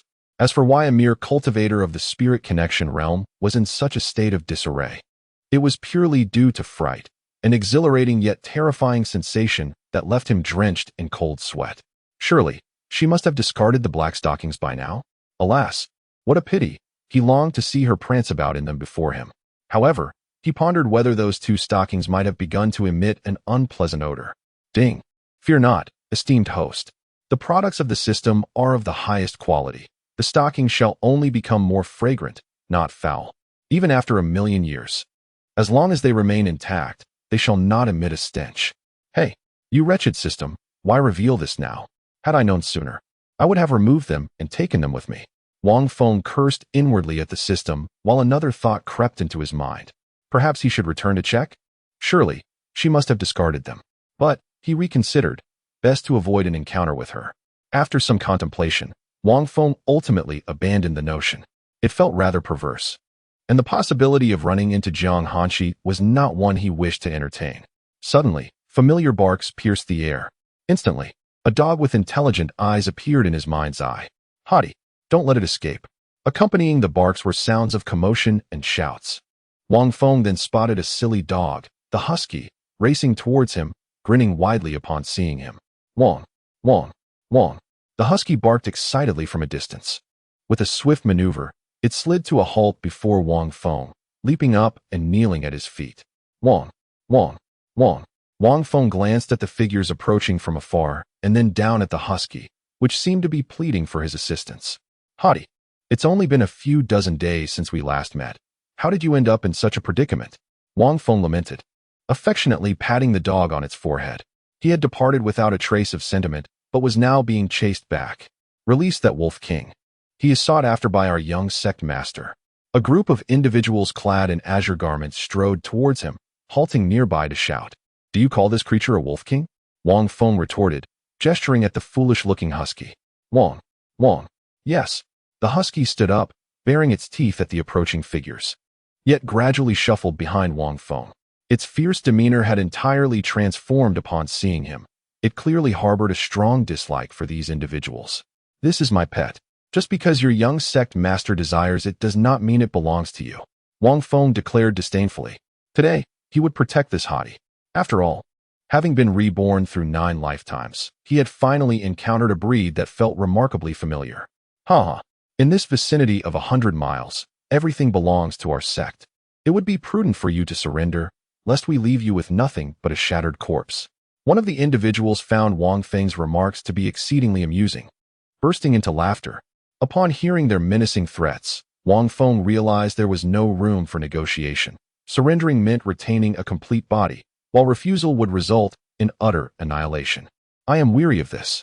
Wang Feng suddenly erupted into action, and before they could react, he delivered a devastating punch that obliterated one man's head. The headless corpse collapsed without a moment's notice. Father, we were in the wrong. The remaining 3 immediately knelt, fervently bowing their heads in repentance. Apologies fell on deaf ears. Wang Feng raised his fist once more, and with a resounding impact, another head was pierced by his blow.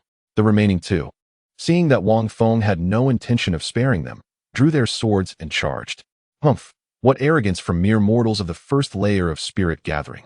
Wang Feng gazed at them with utter disdain.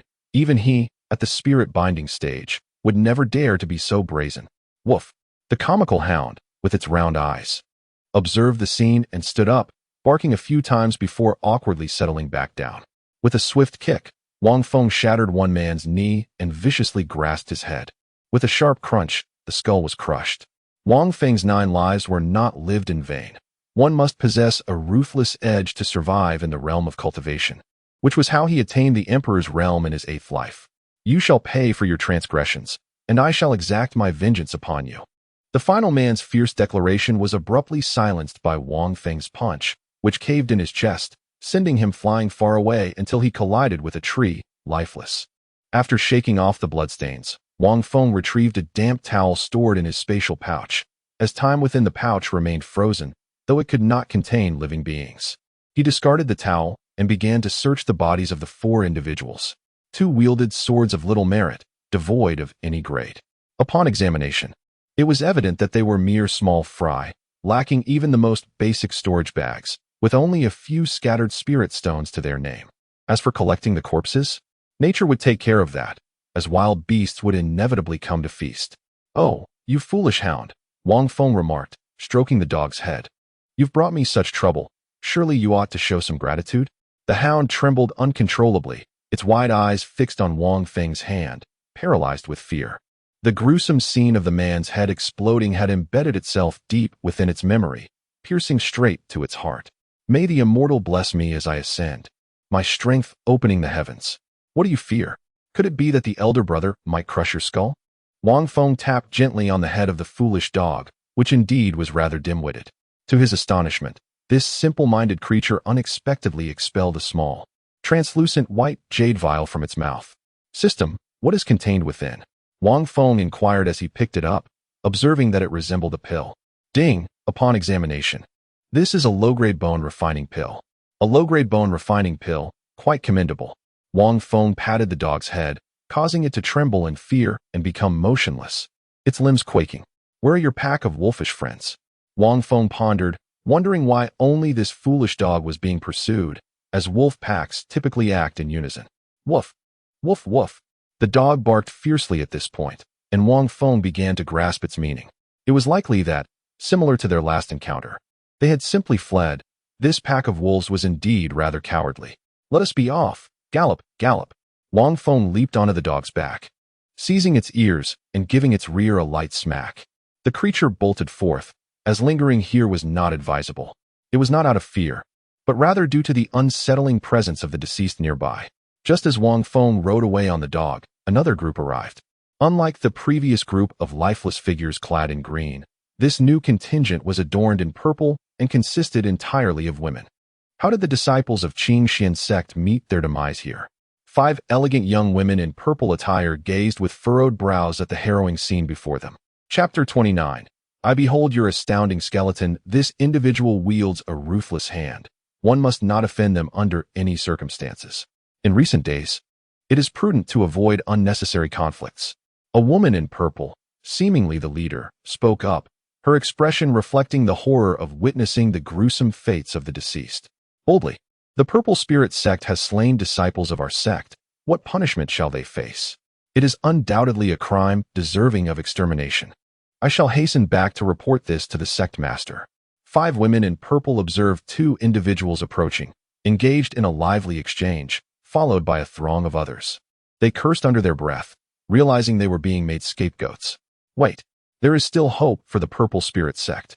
If we can arrange a marriage between their leader and myself, we shall become in-laws, thus avoiding a deadly conflict. The young master stepped forward, halting the disciple who was about to depart. His expression suggested that there was still a way to save them, contingent upon the union of their leader with him. As for the disciples' demise, he was indifferent. They were merely a handful of individuals, inconsequential in the grand scheme.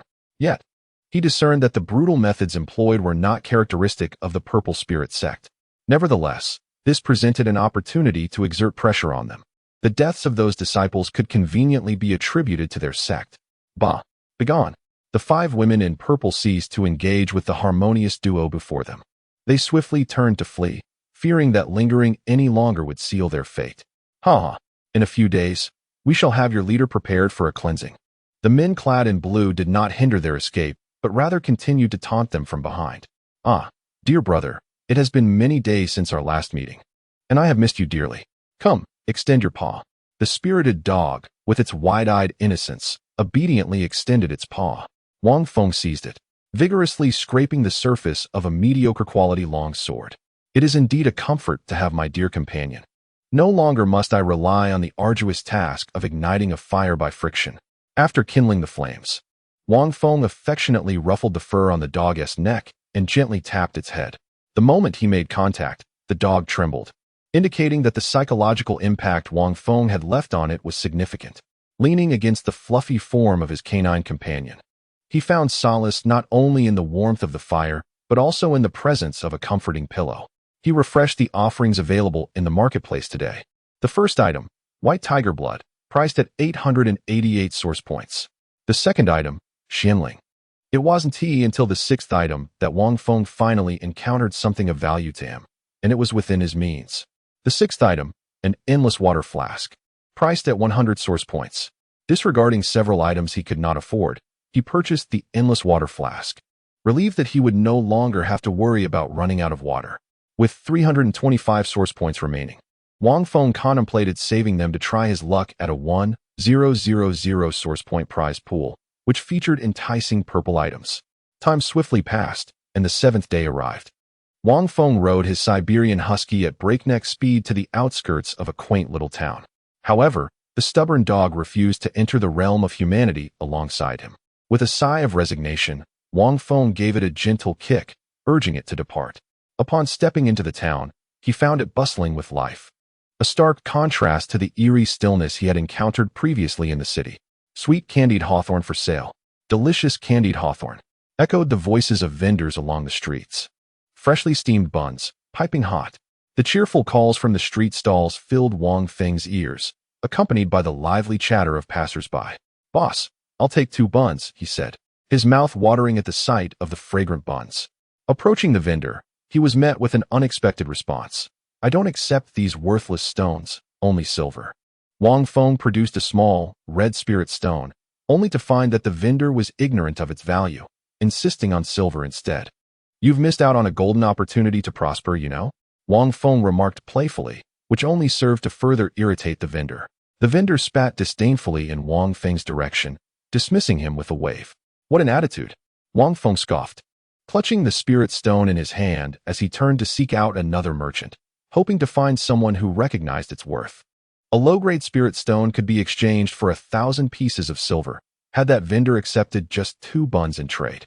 Wang Feng could have lived comfortably among mortals for several lifetimes. Moreover, low-grade spirit stones could be used for cultivation, potentially allowing the vendor to become a practitioner himself, if only he had the discernment. Hey there, young man. I perceive an extraordinary talent within you, a potential genius in cultivation. Wang Feng called out to a boy of around 17 or 18, hoping to exchange his stone for some silver. It seemed that the townsfolk were largely unappreciative of precious commodities, as he had already visited several stalls, all of which dismissed his spirit stone as mere rubble. Desperate, he turned to the young man, hoping to deceive him into trading for some silver. When a priceless treasure is presented before the ignorant, it becomes utterly worthless, and Wang Feng felt a pang of frustration. Really? Master, please allow me to pay my respects. The boy, whom Wang Feng had called to, immediately knelt on the ground, bowing his head repeatedly in fervent homage. This left Wang Feng utterly bewildered, rooted to the spot. You're rather perplexing. You aren't cut out for cultivation. I must take my leave, he muttered to himself, adhering to the principle of avoiding unnecessary trouble, and began to walk away, convinced the boy was a bit unhinged. Master, don't leave me, the boy exclaimed, chasing after him. As for the reason behind the boy's fervor, it stemmed from a recent fortune-telling session he had attended, which had piqued his interest. The fortune-teller had uttered a cryptic line. Upon exiting the alley, turn right, and the first person you encounter will be your mentor. Your opportunity awaits. His words were enigmatic, and as the boy turned to gaze back at Wang Feng, he felt an inexplicable urge to follow. In the secluded alley, an eerie emptiness sent shivers through him, prompting a hasty retreat. Uncertain whether he had encountered a celestial being or a specter, his path fortuitously crossed with Wang Feng, who was the first person he met and had remarked upon his extraordinary physique. Was this not a sign that he was to become his disciple? Although Wang Feng appeared youthful, he seemed older, yet he had heard tales of immortals reversing the effects of aging. Surely, this man must have reclaimed his youth. He must beseech him to be his mentor, which would conveniently allow him to be cared for. The true motive behind his desire for this man's guidance was, in fact, to have him sustain his existence. I am not your master, begone, Wang Feng exclaimed, forcefully pushing the boy clinging to his leg, attempting to shake him free. However, the boy stubbornly refused to let go. Very well, I accept you. My disciple, rise quickly, Wang Feng relented. His voice strained with false sincerity as he helped the boy to his feet. Yet the moment he released him, the boy vanished with a swift whoosh. Ah, my master, do not flee. How could you deceive your disciple? The boy lamented, weeping and sniffling like a child. He shouted after Wang Feng's retreating figure, ultimately left in solitude. Phew, that was terrifying. What a lunatic. Wang Feng exhaled deeply, patting his chest as he dashed to the opposite street, intending to sell a spirit stone, only to encounter yet another eccentric. Jiang Hanqi. Wang Feng gasped, nearly having his heart stop at the sight. Once again, he had come across Jiang Hanqi, who was strolling down the street, adorned with a white veil beneath a white hat. While others might not recognize her, Wang Feng could identify her at a glance. It is no exaggeration to say that even if she merely trimmed her nails, he would know they belonged to her. Goodness, it's only been about 7 days, and I see her again, Wang Feng thought, turning to flee, fervently wishing not to be seen. Fortunately, Jiang Hanqi was oblivious to his presence. Engrossed in observing various trinkets on display, she thought the little items quite charming, having never played with such novelties. She picked up a rattle drum and gave it a gentle spin. Such discerning taste. This is delightful for either personal amusement or for children at home. And it's quite affordable, merely 5 coins, the stall owner beamed, extending 5 fingers. Jiang Hanqi lightly shook her head, setting the rattle drum down, and turned to leave. The vendor, seeing this, offered no comment, perhaps sensing her disinterest. Meanwhile, a flustered Wang Feng, in his desperate escape, caught a fleeting glimpse of her shaking her head and placing the rattle drum back. He mused, how could she refuse such a trivial purchase? Not even a rattle drum. You are no longer the empress. Upon reaching the other side of the town, Wang Feng hurried into an inn, anxious to avoid another encounter with that boy. Innkeeper, how long can one spirit stone afford me a stay? He inquired, presenting a small piece of red stone to the innkeeper, much like he had done earlier at the bun shop. Chapter 30, Summoning the Rattling Drum, Summoning My. Sir, are you certain you wish to exchange this spirit stone for currency? The innkeeper's expression reflected shock, and Wang Feng instantly recognized his discerning nature. If you truly intend to use this spirit stone, then this and shall be entirely yours. Stay as long as you desire. No need for that. Simply allocate 80% of the inn's earnings to me, and the remaining 20% shall serve as your management fee. Wang Feng placed the low-grade spirit stone upon the table, and the innkeeper joyfully accepted it, knowing it was a lucrative deal. Here is the key to the finest guest room in the inn, designated as the highest tier. Take it and choose whichever room you wish to occupy. The innkeeper reverently presented Wang Feng with a bundle of keys from behind him. Ascending the stairs, Wang Feng casually selected a room of the highest tier. Reclining upon the opulent bed, Wang Feng laid out the contents of his storage space. Low-grade bone refining pill X1, infinite water flask X1, low-grade spirit stones X68. Low-grade yellow weapon long straight sword X1, inferior long sword X2, inferior soft bone pill X1, inferior potent enhancer X1, inferior spring blossom powder X1, inferior bull spring X1, large floral underpants X1, scented towels X2. System: convert all items to origin points except for the low-grade bone refining pill, large floral underpants, long straight sword, infinite water flask, and towels. Wang Feng addressed the system while observing the spirit stones in his storage space, preparing to initiate a 1,000-point prize pool, wherein origin points were indispensable. The reason he had not converted them before was due to the lack of a medium when the storage space was inactive. Simply put, the recycling function had not been enabled. Ding! Recycling result: 888 origin points. With 888 origin points added to Wang Feng's original 325, he now possessed a total of 1,213 origin points. Here we go. Wang Feng rose from the bed, took the flask from the table, and poured a stream of water onto the floor. Celestial spirits, heed my call. Prize pool: manifest swiftly and deliver rewards. With Wang Feng's command, the prize pool began to emit a rhythmic sound, slowly turning. Thud, thud, thud, thud, thud, thud, thud, thud, thud, thud, thud, thud, thud, thud. Stop. The sounds gradually ceased as the pointer approached the 50% probability white item. No. Wang Feng's shout seemed to have an effect, miraculously. The pointer halted precisely at the boundary between the purple and white items. Deliver me a prize. A grand purple one. Wang Feng gazed at the pointer resting on the boundary with anticipation. In all this time, the pointer had only stopped at the boundary twice. This prize pool was peculiar. When it stopped at the boundary, it did not yield either of the items on the sides, but rather conducted a random draw from within the pool, akin to a redraw. Subsequently, the entire wheel appeared to jam, and with a resounding bang, it erupted into fragments within Wang Feng's mind. However, Wang Feng was utterly exhilarated, exclaiming, "It's here, it's here." His chaos dominance body technique was extracted in this manner, but the level of the wheel was rather low. It was likely that it would not yield particularly high-grade items. Ding! Congratulations to the host for obtaining a purple random weapon summoning card. A card.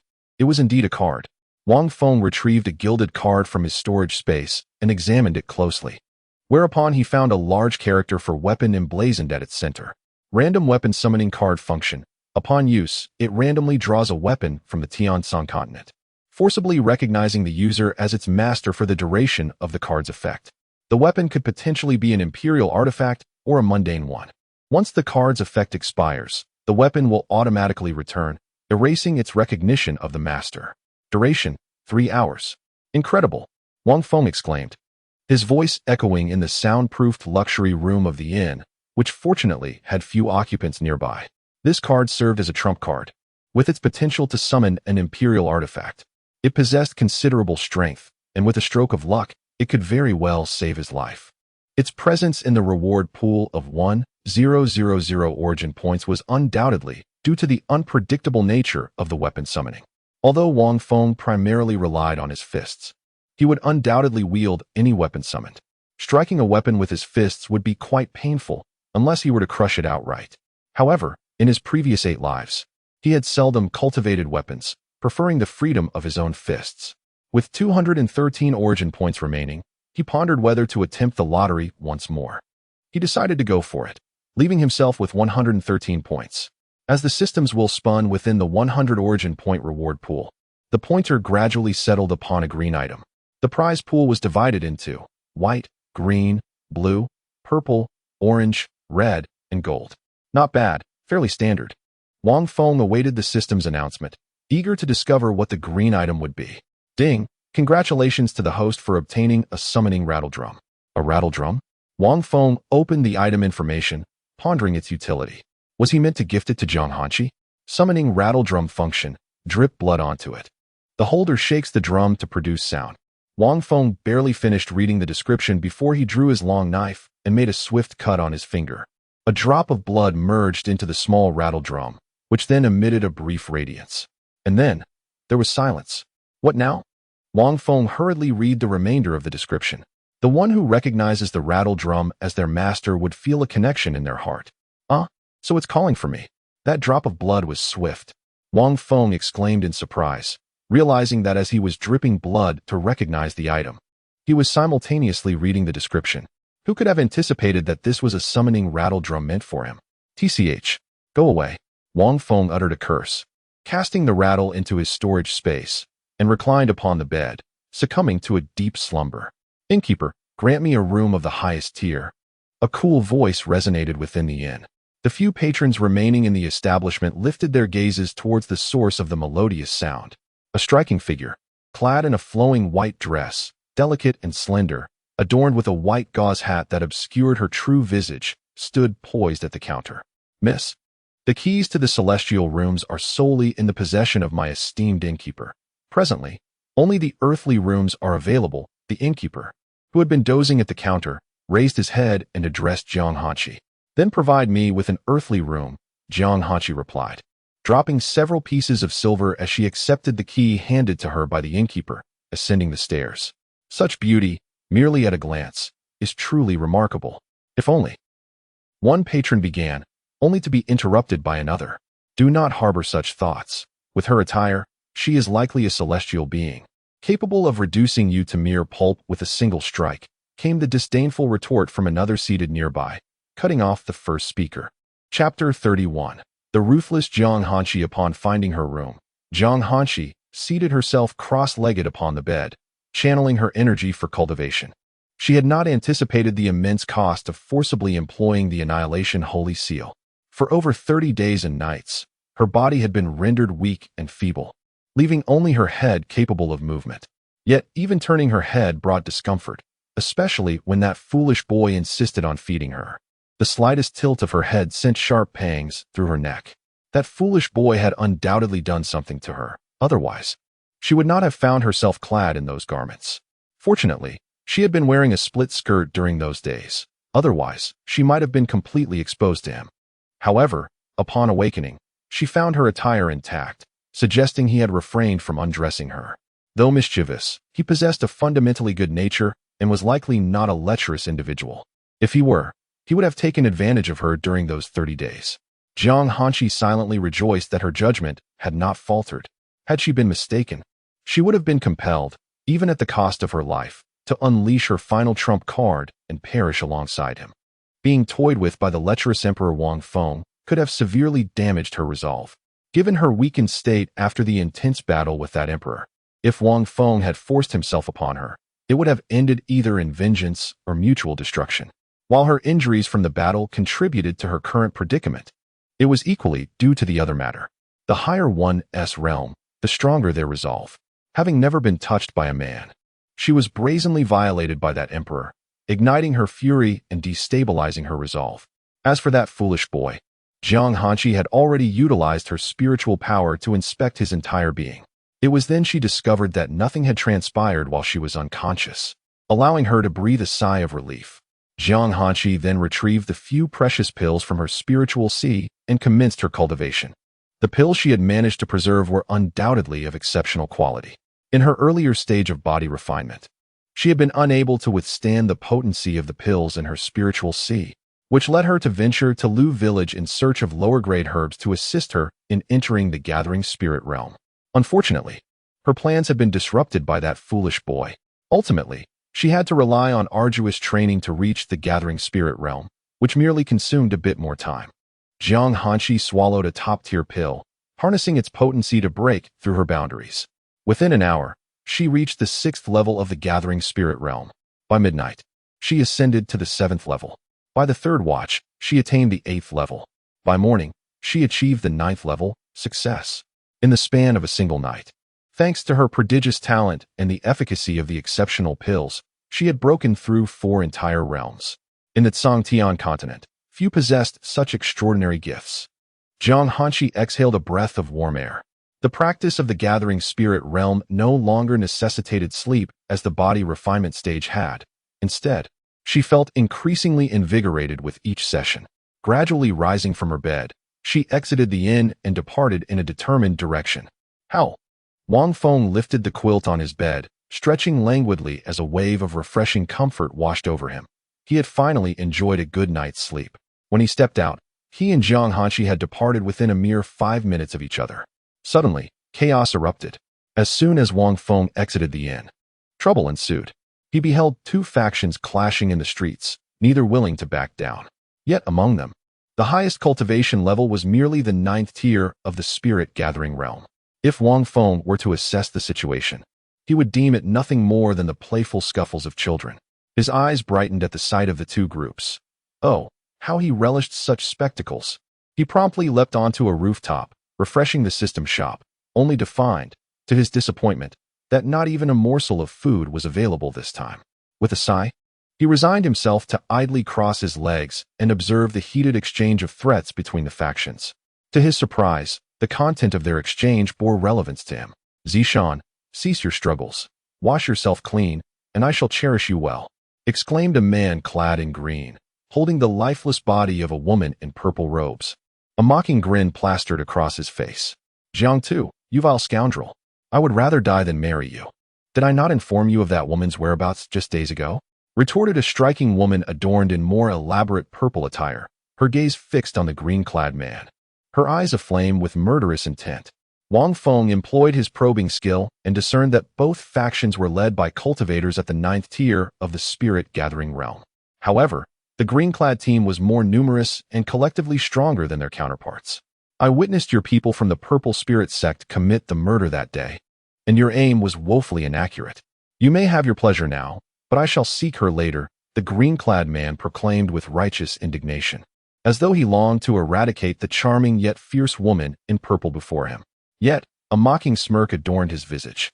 After eavesdropping on their verbal sparring, Wang Feng finally grasped the situation. It appeared that someone was taking the blame for the deaths of those green-clad men he had slain in the wilderness. No wonder they looked so familiar, Wang Feng mused. Suddenly, a fight erupted. Observing their exchange of fierce words, Wang Feng was taken aback as the confrontation escalated into a full-blown battle, without so much as a warning. The street was engulfed in spiritual energy, countless houses crumbled, and the inhabitants had long since fled. "Wait, Jiang Hanqi, how did you reappear?" Just as Wang Feng was engrossed in the spectacle, the ghostly figure of Jiang Hanqi emerged once more. Without hesitation, she plunged into the fray, indiscriminately wreaking havoc. "Goodness, this is terrifying. This woman is ruthless." Wang Feng crouched low on the rooftop, his hair standing on end.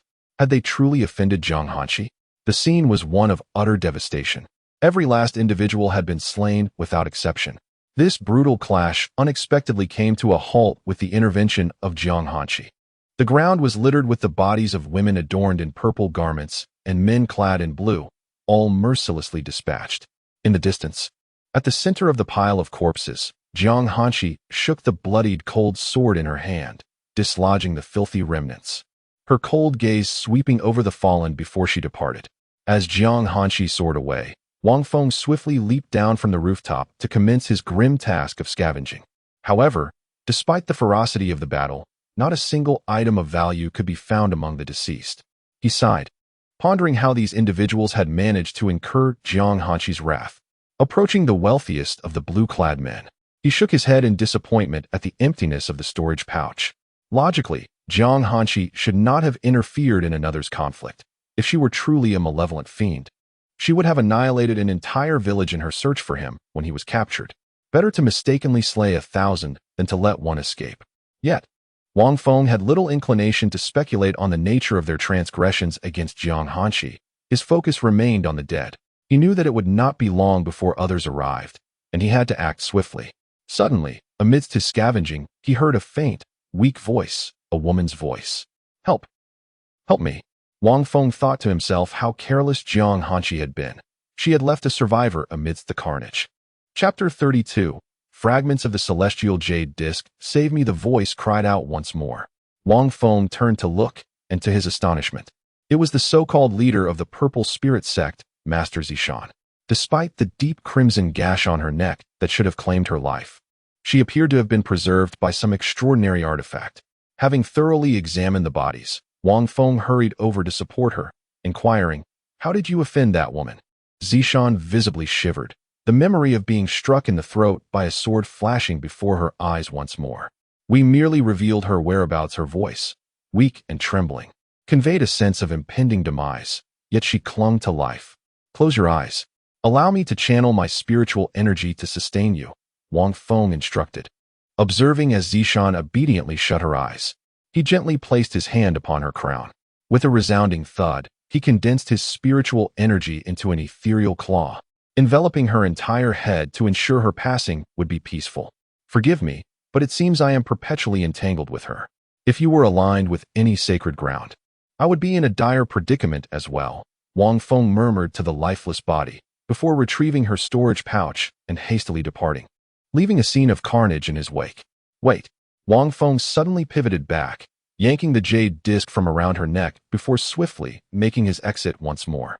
He was indifferent to the notion of others bearing the blame for his salvation. In the realm of cultivation, the strongest prevailed.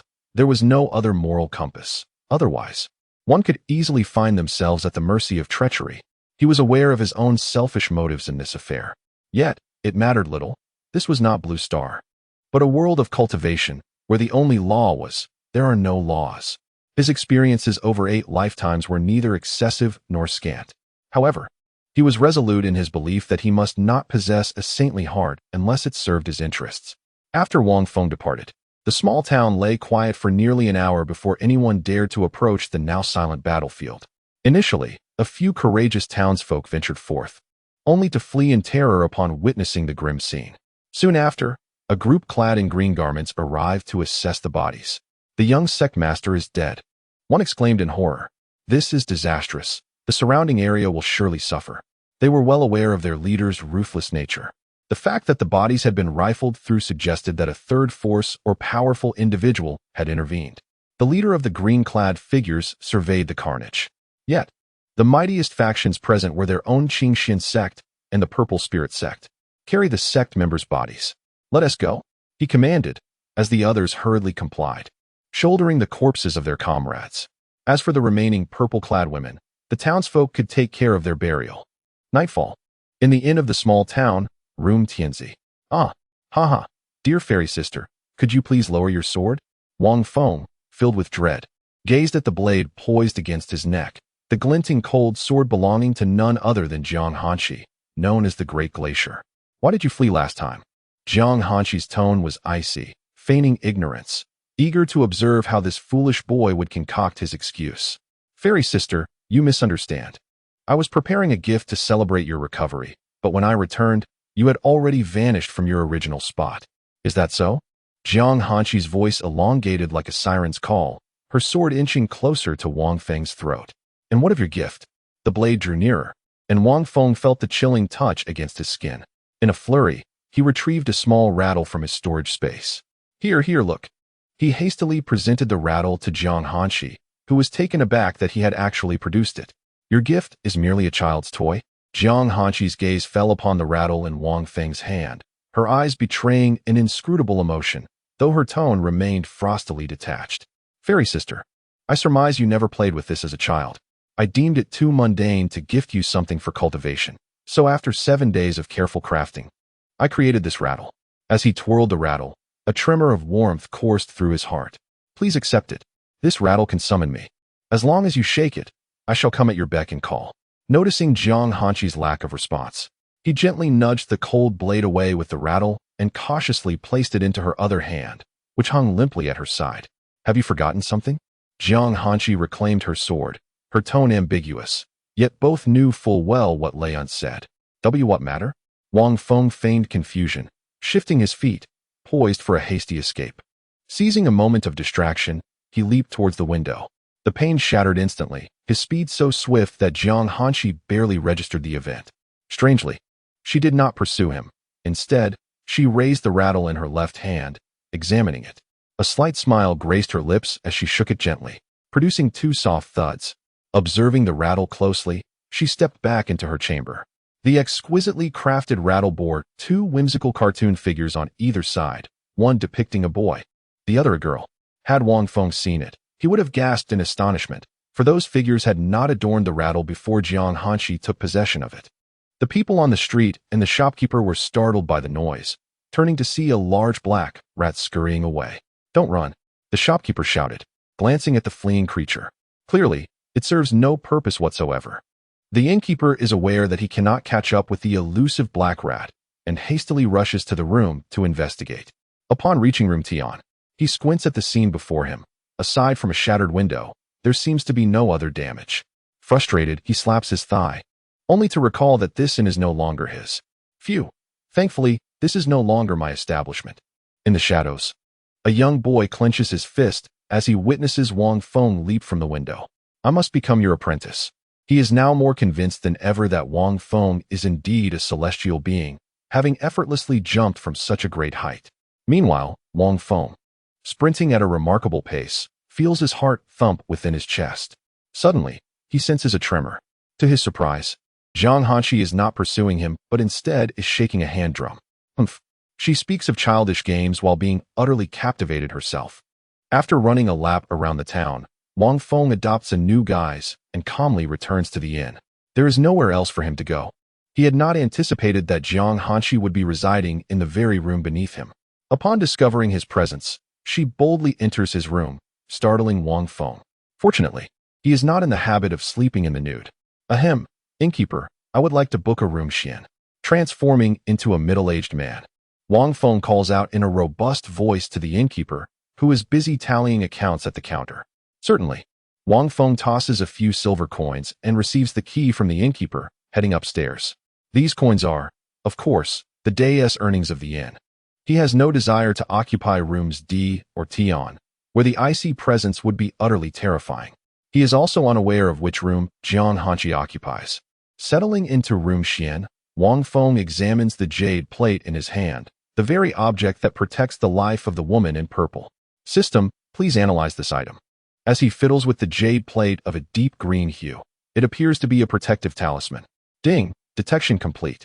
This is a fragment of the creation jade plate. Ding, task. Collect the 9 fragments of the creation jade plate. Reward, creation cauldron. The creation jade plate? Chapter 33, Rise. Kneel. The chaotic jade disc. Wang Feng was utterly astonished. 8 lifetimes ago, any acquaintance he had with the realm of cultivation would have acquainted him with the chaotic jade disc. Furthermore, there exists a legend within the cultivation world. During the primordial era, a quasi-emperor fought evenly against a powerful emperor-level being, relying solely on a complete chaotic jade disc. It is essential to understand that the divide between quasi-emperors and emperor-level cultivators is formidable. Those lacking in talent may never cross it in their lifetime. While it is said that an emperor-level expert could easily dispatch a quasi-emperor with a mere slap, 2 slaps would undoubtedly suffice. Wang Feng's innate talent was initially lacking, but he had transformed through the chaotic body technique. Currently, he was still at the first layer, merely exuding the aura of the chaotic body. Upon reaching the second layer, he would gain strength, and after the third layer, he would attain essence, culminating in the full realization of the chaotic body. Wang Feng harbored a suspicion in his heart. The chaotic body technique might not merely be an emperor-level skill. The ability to alter one's constitution and talent was unheard of to him. Moreover, it allowed for the spontaneous cultivation of an extraordinarily potent chaotic body, achieving a dual cultivation of both law and body. Observing an additional reward, a chaotic cauldron, Wang Feng was puzzled by its nature. In his previous 8 lifetimes, he had never encountered it, but the name suggested it was of the same origin as the chaotic jade disc. It was surprising that such a seemingly casual protective treasure turned out to be a fragment of the chaotic jade disc. No wonder that sword mark nearly pierced her entire throat. Remarkably, she had survived, shielded by this disc. Wang Feng sighed in admiration, realizing he had almost missed this opportunity. Fortunately, his keen eyes had detected it in time, prompting him to return and seize the disc. He stored the fragment of the chaotic jade disc in his spatial storage. Wang Feng then began converting the remaining tattered items into source points. Ding, recovery yield, 6,480 source points. Wait, system, are you joking? Wang Feng stared at the 6,480 source points, finding the coincidence hard to believe. Dismissing the thought, he now possessed a total of 6,593 source points, which was quite ample. He refreshed the shop to see if there were any items worth purchasing to bolster his strength, ensuring he could navigate the cultivation world with greater prowess. First item, mid-grade Xian Gathering Pill, price, 1,000 source points. Second item, Xian Level Divine Movement Talisman, price, 888 source points. Third item, White Tiger Essence Blood of the Spirit Transformation Realm, price, 2,888 source points. Fourth item, Pangu Essence. Upon reaching the end of the list, he found nothing particularly enticing, as the remaining items were beyond his financial reach. Ultimately, Wang Feng purchased a Xian-level Divine Movement Talisman and the White Tiger Essence Blood of the Spirit Transformation Realm. The Divine Movement Talisman would be immensely useful for his escape. Unlike the unreliable Teleportation Talisman, which could misplace him, the White Tiger Essence Blood would greatly enhance his physical body. By consuming this drop, Wang Feng estimated he could break through several minor realms. Wang Feng resolved to forego sleep altogether, instead adopting a meditative posture in the center of his bed to practice the chaotic dominance body technique. Concurrently, Jiang Hanxi, who had already returned to her designated room, engaged in her own cultivation. The following morning, Jiang Hanxi paused her training, rose from her bed, and ventured outside, determined to seek the grand teleportation array in the Imperial City. She had gathered information indicating that she was located in the southern region of the Tianshan continent. Thus, her first destination would be to teleport to the eastern wilderness or the central state, followed by a subsequent journey to the northern frontier. As for the western desert, it was deemed the most desolate expanse of the Tianshan continent, albeit rich in resources, where the sands might conceal treasures with each step. Upon exiting her room, Jiang Hanxi encountered a man brushing past her, a sense of familiarity washing over her, though she dismissed the thought. Donning a white-veiled hat, she stepped out of the inn. Wang Feng, observing her silhouette as she turned the corner, felt an involuntary flutter in his heart. Overwhelmed by a mix of excitement and other unnameable emotions, he muttered to himself that it was time to retrieve some money from the innkeeper before departing. Approaching the counter, he called out for the proprietor. Once he was certain Jiang Hanxi had moved on, he restored his appearance to its original state, much to the innkeeper's astonishment. I may not return for some time, so consider this and still yours. However, you must provide me with several hundred silver coins for my journey, Wang Feng stated, rapping the table as he regarded the innkeeper. This establishment must surely be worth at least 500 silver coins, as it was the largest and only inn in the small town he had observed over the past few days. The innkeeper, aware that Wang Feng was no ordinary man, hesitated not a moment before discreetly retrieving a box from an unknown location and presenting it to him. Upon opening it, Wang Feng discovered the innkeeper's sincerity, as he had generously offered over 600 silver coins. Stowing the coins into his nearly empty storage space, he prepared to leave the inn. To Wang Feng's surprise, he was ambushed just outside the inn by a youth who had been lurking, tears streaming down his face as he kneeled and begged to become his disciple. The boy, resembling a thief in his stealth, immediately clung to Wang Feng's legs upon his emergence. Wang Feng's hand hovered above the boy's head, fortunately refraining from applying pressure, lest the street erupt in chaos. "What on earth are you doing? You startled me," Wang Feng exclaimed, a mix of shock and irritation evident in his expression as he glared down at the boy clinging to his leg. "Master, I am an orphan without mother or father. I implore you to take me as your disciple," the boy cried, his clothes soiled and his face streaked with tears. Notification, task, accept Xiao Hao, the possessor of the Sun Sword body, as a disciple. Reward, sword intent. Wang Feng raised an eyebrow, intrigued by the unexpected task presented to him, his gaze shifting to the boy clinging to him while his thoughts wandered to the system. "Disciple, please rise quickly. I have accepted you as my student." Upon reading the information from the system, Wang Feng hurriedly attempted to lift Xiao Hao. However, he soon discovered that the lad was clinging obstinately to his thigh. "Master, no, please, master, You seek to deceive me again." Xiao Hao wiped his nose and smeared it on Wang Feng's trousers, nearly causing Wang Feng to kick him away in disgust. "I shall count to 3. If you do not rise by then, I shall revoke my acceptance." Wang Feng raised 3 fingers. 1, 2. "Master, please, I shall get up right now." Under Wang Feng's pressure, Xiao Hao finally stood, though he still grasped Wang Feng's clothing tightly. "Kneel." "Huh." Wang Feng's command left Xiao Hao bewildered, first bidding him to rise, and now to kneel. Perform the apprenticeship ritual. Only then did Xiao Hao comprehend, and with immense joy, he knelt on the ground. He promptly knocked his head 3 times in reverence, leaving passers-by in the street utterly perplexed. Wang Feng, having reincarnated through 8 lifetimes, found his mind a blend of the philosophies of the cultivation realm and the modern world. Since this was indeed the realm of cultivation, it was only fitting to adhere to its customs. Ding. Accepted Xiao Hao, who possesses the solar sword body, as a disciple. Task completed. Reward, sword intent. Chapter 34. Are you a genius? Wang Feng gazed upon the translucent, levitating sword that had mysteriously appeared in his storage space. With a mere thought, he felt a surge of memories related to the sword flooding his mind. The vibrant scenes of the street before him blurred, gradually revealing a figure strikingly identical to himself. This doppelganger wielded a formless, transparent 3-foot-long sword, practicing diligently in an open space. At times, this illusionary Wang Feng appeared to be at an impasse, lost in contemplation, before resuming his practice, as if he were the genuine Wang Feng, animated and alive. "Master? Master?" As Xiao Hao's voice resonated, the scene before Wang Feng shifted rapidly, collapsing into his consciousness with a swift whoosh. Although the imagery felt extensive, as if spanning countless years, in reality, only a mere 3 seconds had elapsed. At that moment, Xiao Hao sensed a change in the aura of his esteemed master. The atmosphere grew intense, as if countless delicate blades were slicing through the air around him. Outside the small town, Zhang Hanshi seemed to perceive this shift as well. She turned to gaze towards the town, murmuring to herself, "Is this sword intent?" She then proceeded to stride further away from the town. Whose sword intent this was held no significance for her. She had witnessed many individuals condensing their own sword intent. Yet, a saying rings true, a genius that does not wither is indeed a true genius. Wang Feng glanced at Xiao Hao, who lagged a short distance behind, and called out, "Keep up, apprentice, I shall take you on a journey." As he walked, he opened the panel to examine his status.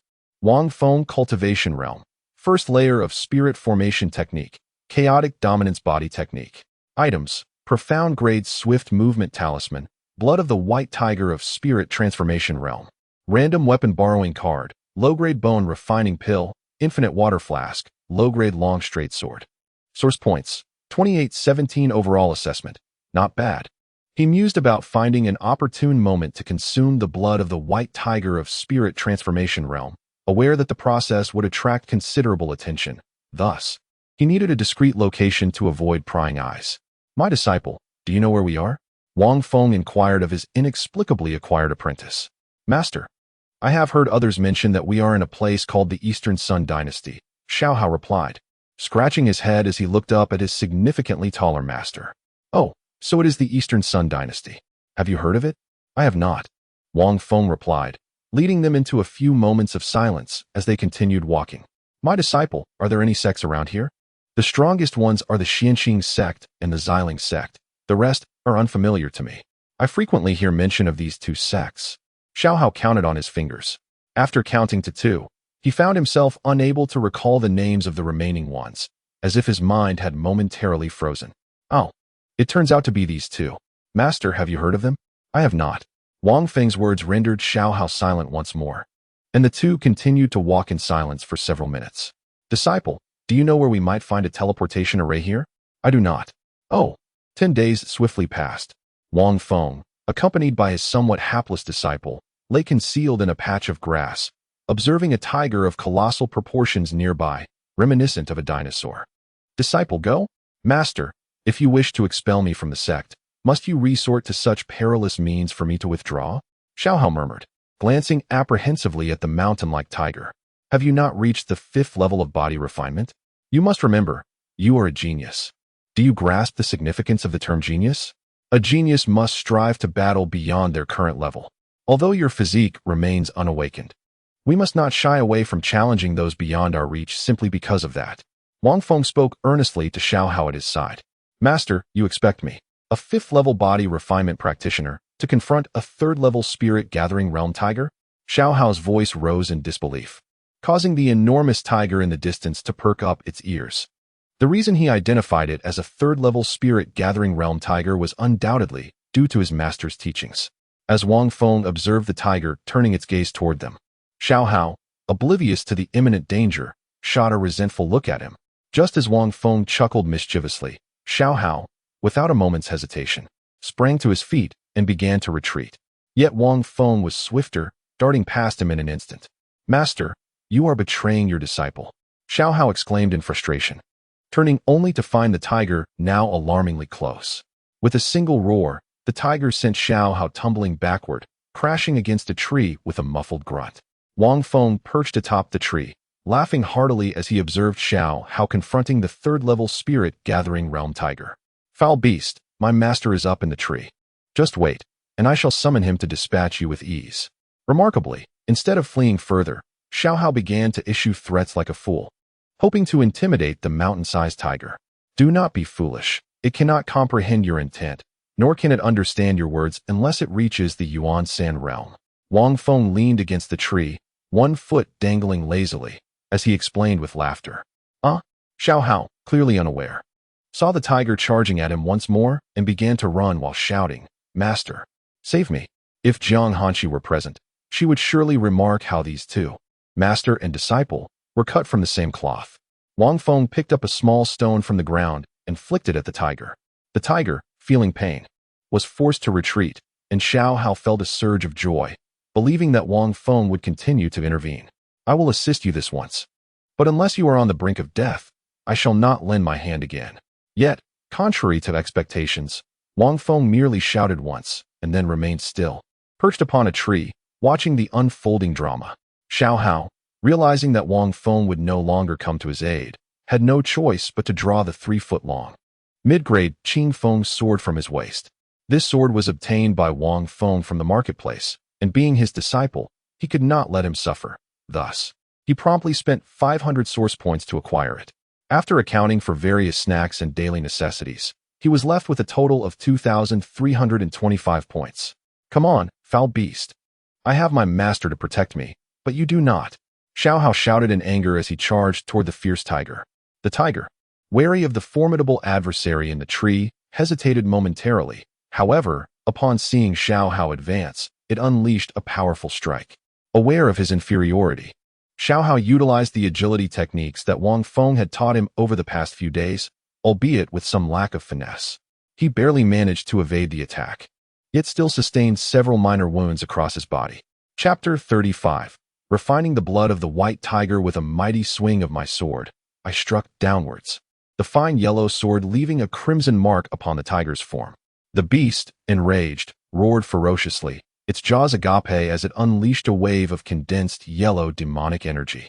Lacking any sense of martial ethics, I exclaimed in shock, only to be sent hurtling backward. When I finally came to a halt against a tree, my chest was charred and I was barely clinging to life. The fierce tiger seized the opportunity and lunged at me, but as it soared through the air, it seemed to lose its strength. Suddenly, with a sharp sound, a thin line appeared in the center of its menacing face, which then split apart into 2 halves. The colossal creature was cleaved from head to tail with astonishing precision. Emerging from the parted flesh was a strikingly handsome young man with flowing hair, sheathing his sword. It was none other than Wang Feng. My dear disciple, your talent is severely lacking. You cannot even defeat a foe of a lower rank. You must train more diligently to gain battle experience. Wang Feng mocked as he approached me, channeling gentle spiritual energy to mend my wounds. Although I was no match for the tiger, inflicting harm upon it was commendable in itself, and the teasing was unavoidable. Soon, the charred wounds on my chest were restored to their original state, thanks to Wang Feng's energy. While spiritual energy cannot heal severe injuries entirely, it can certainly mend wounds inflicted by an opponent of lesser rank. With a slight recovery, I gritted my teeth and shook my dizzy head, struggling to speak. Master, Did you also face such a formidable tiger in one-on-one combat? Wang Feng responded effortlessly to my naive inquiry. I have not faced a male tiger in single combat, but I have battled female tigers far stronger than this one on 8 occasions. Each encounter was a life and death struggle. My eyes widened in innocent disbelief. Really? Master, you are truly incredible. Who emerged victorious in the end? Well, it is I who triumphed, he replied nonchalantly. I had thought he had fought 9 times before a victor was declared, yet it was still my master who emerged victorious. I felt an overwhelming gratitude for the fortune teller who had guided me to him. Although I had initially sought someone to support me, I now genuinely recognized Wang Feng as my master. Who wouldn't he wish to be a disciple of such a formidable figure? Enough of that. Now, let us focus on training your physical strength. Carry this tiger, Wang Feng declared, tossing the massive, half-split tiger toward me as he noted my recovery. I scrambled to catch the 2 halves, managing to grasp one in each hand. Though I was at the 5th level of body tempering, it was still a struggle. In the past 10 days, we had traversed countless roads, visiting numerous cities, villages, and towns. Now, we were making our way toward a singular destination, the Little Sword Sect. A name of humble demeanor, yet it belongs to the most formidable sword sect within the Dongyang dynasty. Unbeknownst to Xiao Hao, his esteemed master intended to awaken his physique as soon as they neared the vicinity of the minor sword sect, subsequently placing him there for cultivation. Wang Feng was rather disinterested in constantly escorting someone, especially when he himself lacked resources.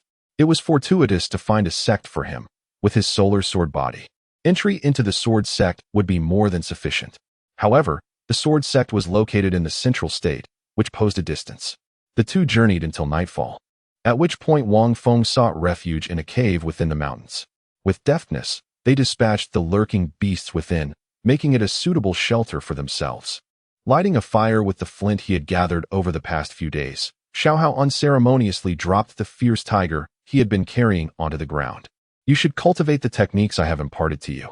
It is a pity that I possess no imperial-level sword techniques for you to study, Wang Feng remarked, tossing kindling into the flames. He had indeed never drawn forth an imperial sword technique. In truth, he had encountered very few imperial-level skills. Apart from the chaotic body technique, he only possessed one other imperial-level method, known as the 5 Spirits Emperor technique. This particular technique was rooted in the 5 elemental attributes, necessitating one to have the 5 elemental roots of metal, wood, water, fire, and earth for cultivation. Master, I am already very content to be able to cultivate, Xiao Hao replied, unaware of the true significance of the imperial level, as he diligently practiced the holy level technique his master had provided. This holy level skill, called the sky-breaking sword technique, filled him with profound satisfaction. Initially, the mere mention of breaking the sky left him astounded and speechless. The notion of shattering the heavens was beyond his wildest dreams. Once you reach the quasi-emperor realm, you must create your own techniques. Otherwise, you will be deemed worthless. My disciple cannot be worthless, do you understand? Wang Feng silently admonished himself, reflecting on his own reliance on the System S techniques. I can afford to be inept, but my disciple must not be, he reiterated in his thoughts. Yes, I will certainly live up to Master S expectations, Xiao Hao affirmed. Wang Feng, hefting the 2 halves of the massive tiger, stepped outside and began to cleanse them with the infinite water flask. With such a vessel, there was no need to fear a shortage of water. Time, though seemingly elongated, passed swiftly. In the blink of an eye, the enormous tiger had been entirely consumed, and approximately 3 days had elapsed. During this period, they had preserved the tiger's carcass using spiritual energy. Disciple, guard me.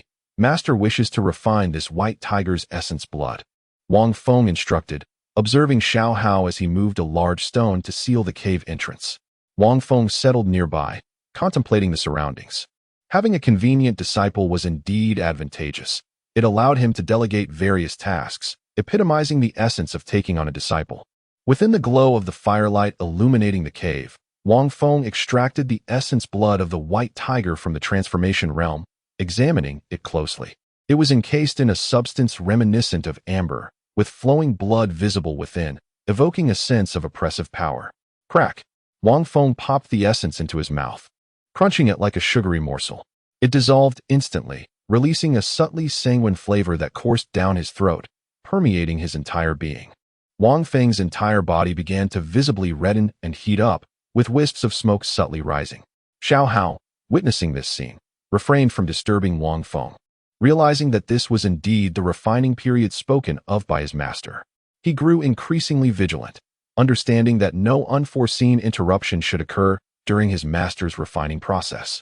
Wang Feng felt an intense heat surging within him, akin to a teetotaler imbibing several bottles of strong liquor in one breath, teetering on the brink of expelling blood from the overwhelming potency. However, in his previous 8 lives, he had encountered this sensation countless times. A wave of vitality surged through him, accompanied by a cacophony of crackling sounds emanating from within his body. This was the sound of bones shattering under the influence of the white tiger's essence blood, only to be reformed anew. His bones continuously fractured and healed, causing beads of sweat to form upon his brow. He was not merely in pain, he was engulfed in heat.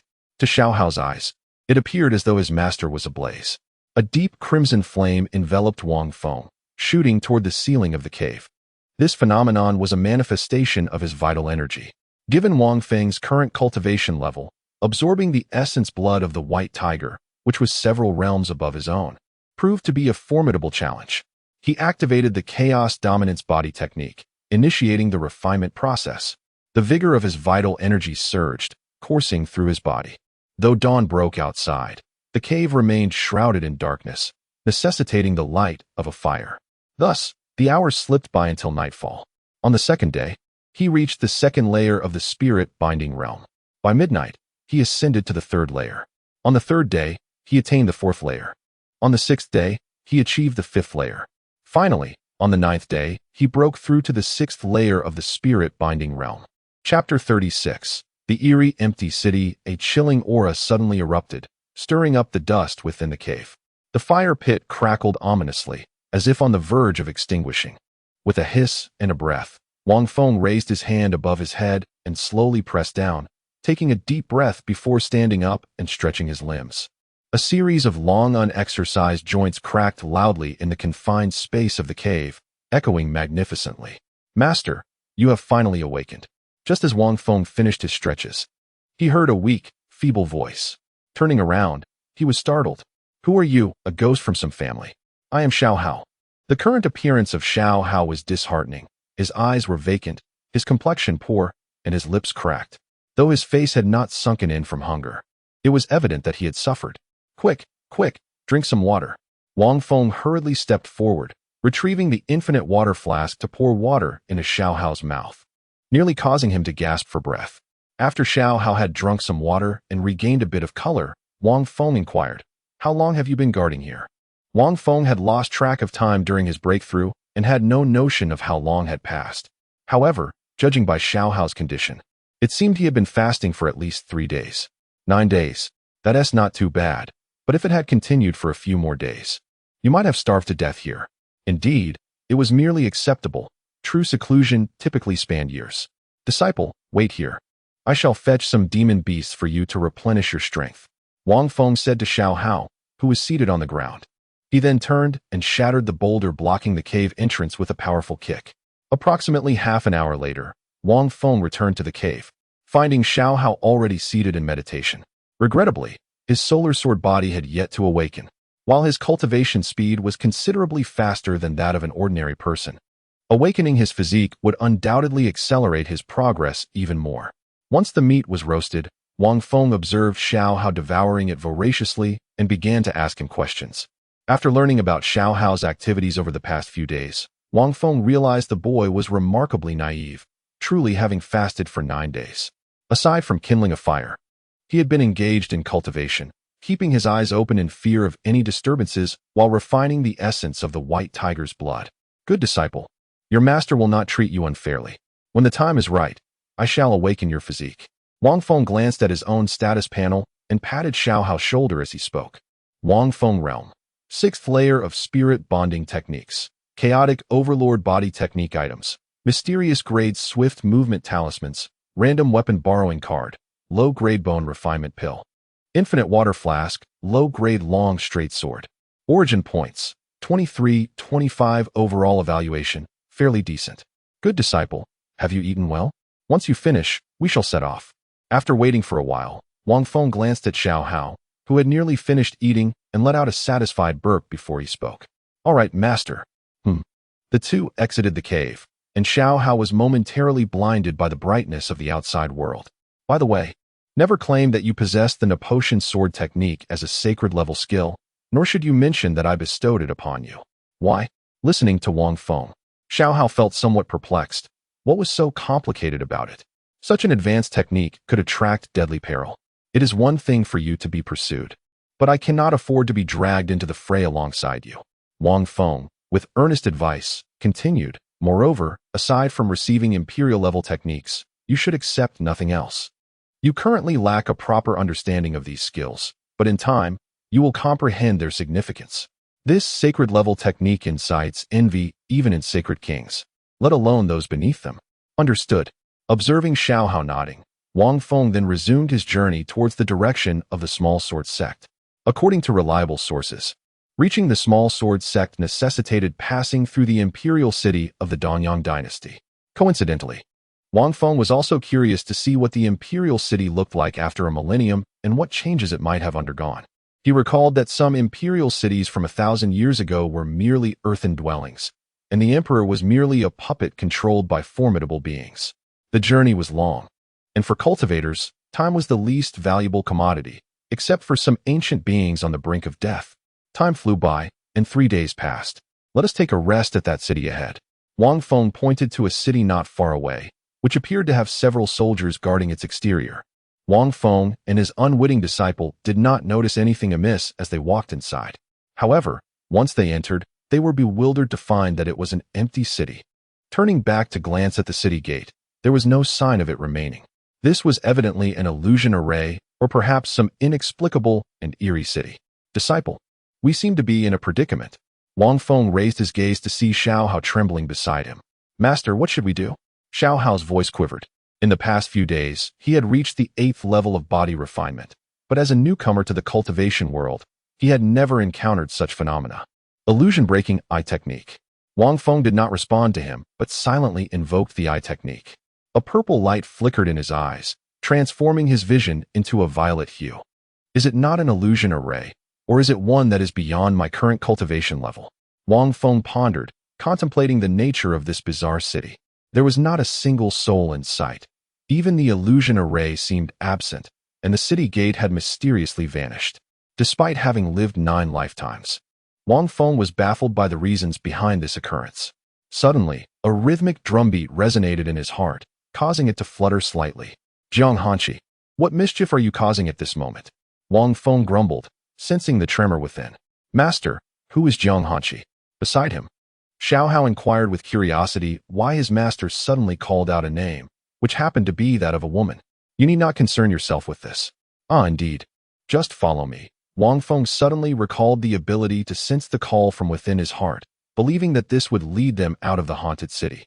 In the southern domain, in an unknown location, under the vast sky, Jiang Hanqi stood atop her flying sword, admiring the small rattle drum held delicately in her hand, growing increasingly fond of it, especially the 2 tiny figures intricately crafted, exuding a playful and charming aura. Could this truly be the creation that had taken her 7 days to complete? As Jiang Hanqi gazed at the rattle drum, she couldn't help but softly utter her thoughts. Never before had anyone gifted her such a token. Since ascending to the Emperor realm, she had not received any gifts at all. Even before her ascension, the gifts she had received were merely insincere offerings, primarily intended for cultivation purposes. Having never experienced the warmth of familial affection, she couldn't help but recall a remark made by Wang Feng. Chapter 37 The Return of the Elder Then. "Would you be willing to become my kin?" This phrase flickered through Jiang Hanqi's mind once more. Receiving such heartfelt sentiments, a ripple of emotion stirred within her. Uncontrollably, she began to shake the small rattle drum in her hand. Unbeknownst to her, this action also aided Wang Feng in escaping the desolate city. As she rhythmically shook the little drum, Jiang Hanqi pondered whether this could truly summon him. She recalled Wang Feng mentioning that as long as she shook the rattle, he would sense it, though she suspected it was merely a fabrication. "Is this truly me?" Jiang Hanqi gazed at the small girl depicted on the drum, her expression cold and unwelcoming. Yet, it evoked a tender yearning to cherish and protect her. Flipping the rattle over, she beheld a grinning boy on the other side. Could this be him? The image of Wang Feng calling her fairy sister with a smile flashed across her mind. The cold sword beneath her feet trembled momentarily, and she felt its vibrations. Realizing this, she hurriedly stowed the rattle drum away. Jiang Hanqi, you are losing your composure. She admonished herself internally, striving to regain her focus. She must not allow a foolish boy to disrupt her serenity. Such distractions are detrimental to her cultivation. The gentle smile that had graced her features faded, returning to their usual icy demeanor. With a swift acceleration on the cold sword, she vanished from sight. The Dongyang dynasty. The ruined town suppression array. Inside, Wang Feng pulled Xiao Hao along, following his instincts as he charged toward a section of the city wall. Indeed, their bodies passed through seamlessly, and Wang Feng then ran in the direction indicated by the sound of the drum. He had surmised that as long as there was an object outside capable of providing a signal, they could find their way out. To his surprise, it worked. Although he had anticipated the illusion at the exit. Had they been ordinary individuals, they might have been deceived and turned back to search for the city gate. Little did Wang Feng know that their entry into the city had occurred during the day, had it been night. Once outside the empty city, Wang Feng urged Xiao Hao to flee swiftly away from it. Jiang Hanqi, I truly thank you, he shouted towards the sky, sincerely grateful for the great glacier. Otherwise, he would have wasted an indeterminate amount of time navigating the peculiar city. Turning back, he noticed the city gradually dissolving into a phantom, finally vanishing from sight, becoming impossible to trace. Master, who exactly is Jiang Hanqi? Xiao Hao queried, following Wang Feng, perplexed after their journey through the empty city. Wang Feng had been incessantly murmuring Jiang Hanqi's name. Hurry and think for yourself. Wang Feng lightly tapped Xiao Hao on the head and turned away, dismissing him. Xiao Hao clasped his head, grimacing in pain, silently noting the name Jiang Hanqi. Surely, she must be an old flame of his master. Otherwise, why would his master incessantly utter her name? After walking for a while under the blazing sun, Wang Feng suddenly pressed Xiao Hao's head down forcefully, lowering himself alongside him. A spiritual sword, composed of ethereal energy, zipped past them at an imperceptible speed. Who goes there? Wang Feng exclaimed, a mixture of shock and fury coursing through him. Just as they were walking peacefully, someone dared to threaten their lives. You little rascal, you've run quite far. A middle-aged man clad in azure descended from the sky, his gaze venomous, fixating intently on Wang Feng and Xiao Hao. Do I know you? Wang Feng recognized the man's outfit. A familiar garb from one of the factions he encountered in the town, albeit this man's attire appeared more ornate and regal. You've made me search high and low for you. Too bad the woman escaped so swiftly, or she would have been the first to perish. The azure-clad man proclaimed, his voice booming with a desire for vengeance. For killing my child, today you shall pay with your lives. His words dripped with malice, as if he yearned to tear them to shreds. Wang Feng, contemplating the situation, realized they had indeed left a trail behind. Yet how had this man tracked them down? Gazing at the middle-aged man, who was in the third tier of the spirit formation realm, Wang Feng's eyes sharpened. This man could not be spared. This was a principle he adhered to in the world of cultivation. Once you attract an enemy, whether weak or strong, one must eradicate them without hesitation when opportunity arises. Have you finished your theatrics? Wang Feng unsheathed the 3-foot-long sword from Xiao Hao's waist, intending to demonstrate a technique for his apprentice. Crack, crack, crack. Do you think I came here alone? The azure-clad man clapped his hands, and 2 more individuals emerged behind him, also in the spirit formation realm, though merely at the first tier. You've merely summoned 2 more to their doom. Wang Feng scoffed, knowing his own cultivation was concealed by the system. Unless he chose to reveal it, others would remain oblivious. The adversary likely assumed he was merely at the first or second tier of the spirit formation realm, or else they would have fled long ago. Impudent brat. The middle-aged man pointed at Wang Feng, his voice booming, yet he hesitated to strike, much to Xiao Hao's annoyance. Are you going to fight my master or not? Xiao Hao exclaimed impatiently.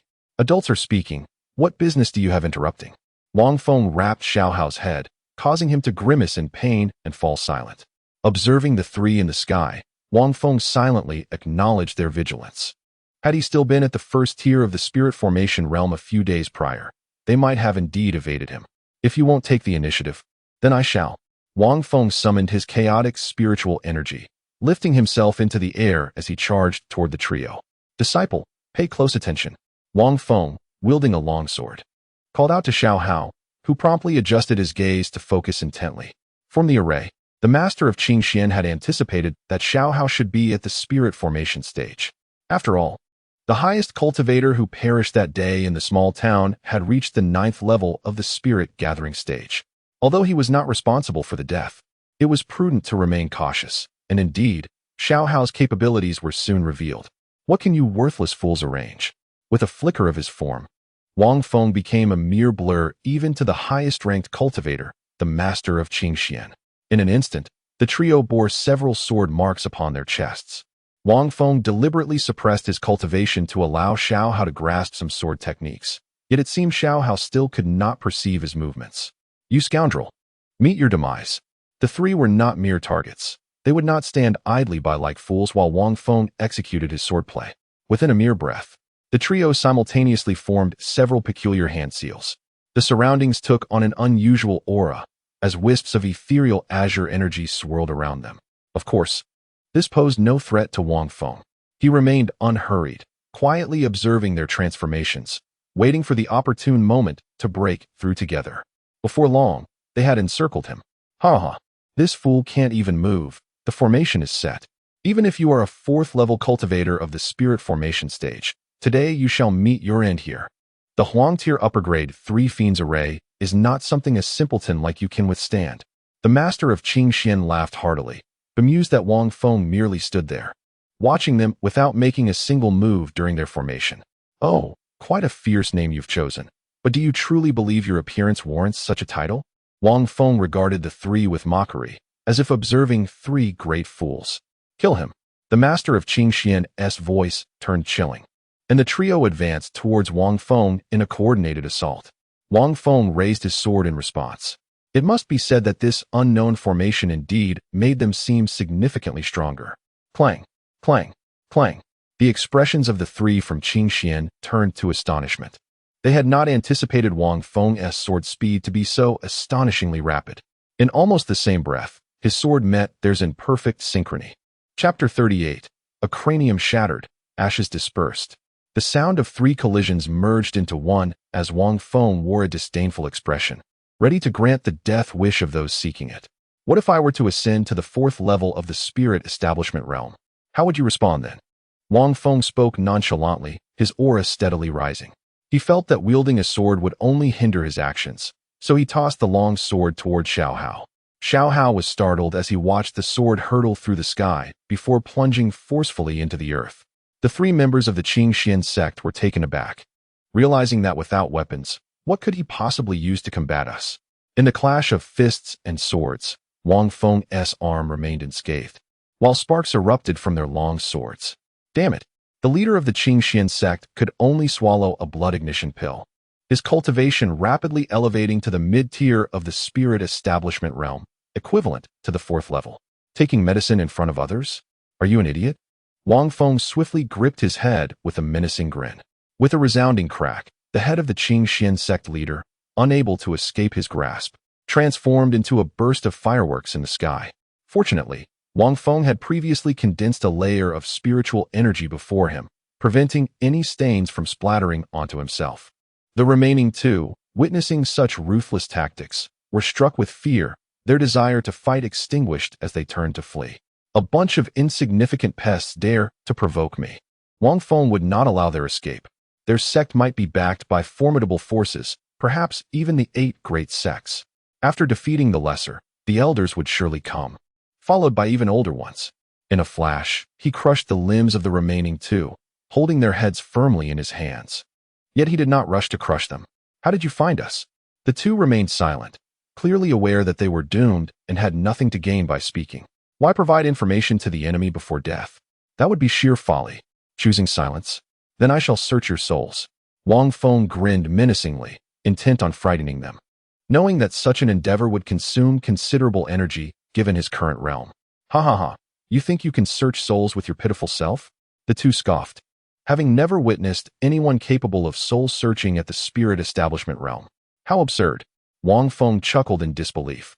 These fools could not fathom that while others might be incapable, He certainly was not. Suddenly, a force began to emanate from his right hand. The man whose head he gripped began to roll his eyes, frothing at the mouth, his body convulsing. I'll tell you. The other man, witnessing this scene, hastily spoke up, his body trembling. He had seen the fate of those subjected to soul-searching. They preferred the quiet, painless death over a tortured demise. Speak. Wang Feng paused, unwilling to expend his spiritual energy and mental fortitude on these two fools. We annihilated the entire populace of the town. Ultimately, after thorough investigation, only a scant few managed to escape. However, those who fled have already met their demise at our hands, leaving only the two of you and that woman who ventured the farthest.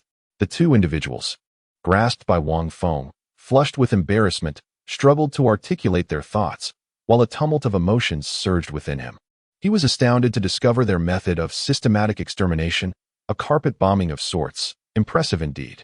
Wang Feng rendered the two powerless, beginning with the one whose soul search had been interrupted midway, methodically squeezing his foot bones upward.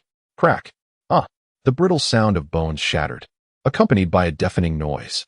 The individual, previously dazed from the soul search, instantly regained lucidity. Wang Feng produced a fragment of a jade disc, affixing it to the man whose bones he had crushed. Crack! This time it was not the foot bones, but the throat bones, protected by the jade disc. Even death was an arduous challenge. As the throat bones splintered, the man found himself unable to scream, a torment beyond agony, with pain radiating solely through his muscles. Witnessing this harrowing scene, the other individual was paralyzed with fear, realizing Wang Feng intended to crush every bone in their bodies. In desperation, he bit down hard on his own tongue. His powers were stripped, rendering self-detonation impossible. This was the only means of escape he could fathom. Remarkably bold, Wang Feng mused, observing the body with puffed cheeks in astonishment. Indeed, it appeared that death by tongue-biting was swifter than his bone-crushing torment. As for the remaining one, the crackling sounds echoed through the forest. After a while, the cloaked cultivator collapsed, utterly weak, resembling a limp creature sprawled upon the ground. The jade disc around his neck clung to his life, barely sustaining him. All right, you may now perish, Wang Feng declared, delivering a swift kick to his head, which exploded in an instant. He then used a cleansing technique to remove the stains from his feet, subsequently retrieving the jade disc from the lifeless neck and storing it away. Undeniably, this jade disc proved formidable for both torture and life preservation. Meanwhile, Xiao Hao, who had already unsheathed his sword, stood frozen in terror, bewildered by what he had just witnessed. What kind of master had he taken on? A master, why you? He stammered, his demeanor akin to that of a foolish dog. Aye, master teaches you this lesson. One must treat such individuals in this manner. Wang Feng brushed off his clothes and approached another corpse. A surge of chaotic spiritual energy emanated from his fingertips, instantly obliterating the head into fragments. In the future, should you encounter enemies, ensure to shatter their skulls whenever possible, especially when encountering such a prodigy, possessing numerous means of survival. It is not merely sufficient to shatter his skull, one must also crush his heart, reduce him to ashes, and ultimately dissolve those ashes in water, scattering them into the earth in hundreds of portions. Do you understand? Wang Feng retracted his finger and addressed his disciple. Xiao Hao, clutching his sword, quickly nodded, feeling rather unsafe in his master's presence.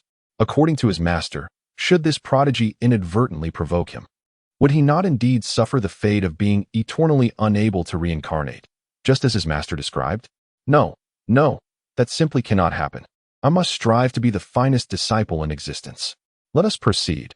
Dealing with such minor characters requires merely a fracture of their skulls. Wang Feng thoroughly searched the bodies of the three, ultimately acquiring over 8,000 source points. His total now stood at 10,580 points, marking a significant milestone in this lifetime, surpassing the 10,000 mark. Wang Feng had not anticipated the value of their possessions. Even the three swords were at least of the low-grade yellow tier, which made their worth less surprising. As they continued, time flew by in a blink. 30 days passing swiftly, when the scene shifted once more. In the Donyang dynasty, outside the imperial city.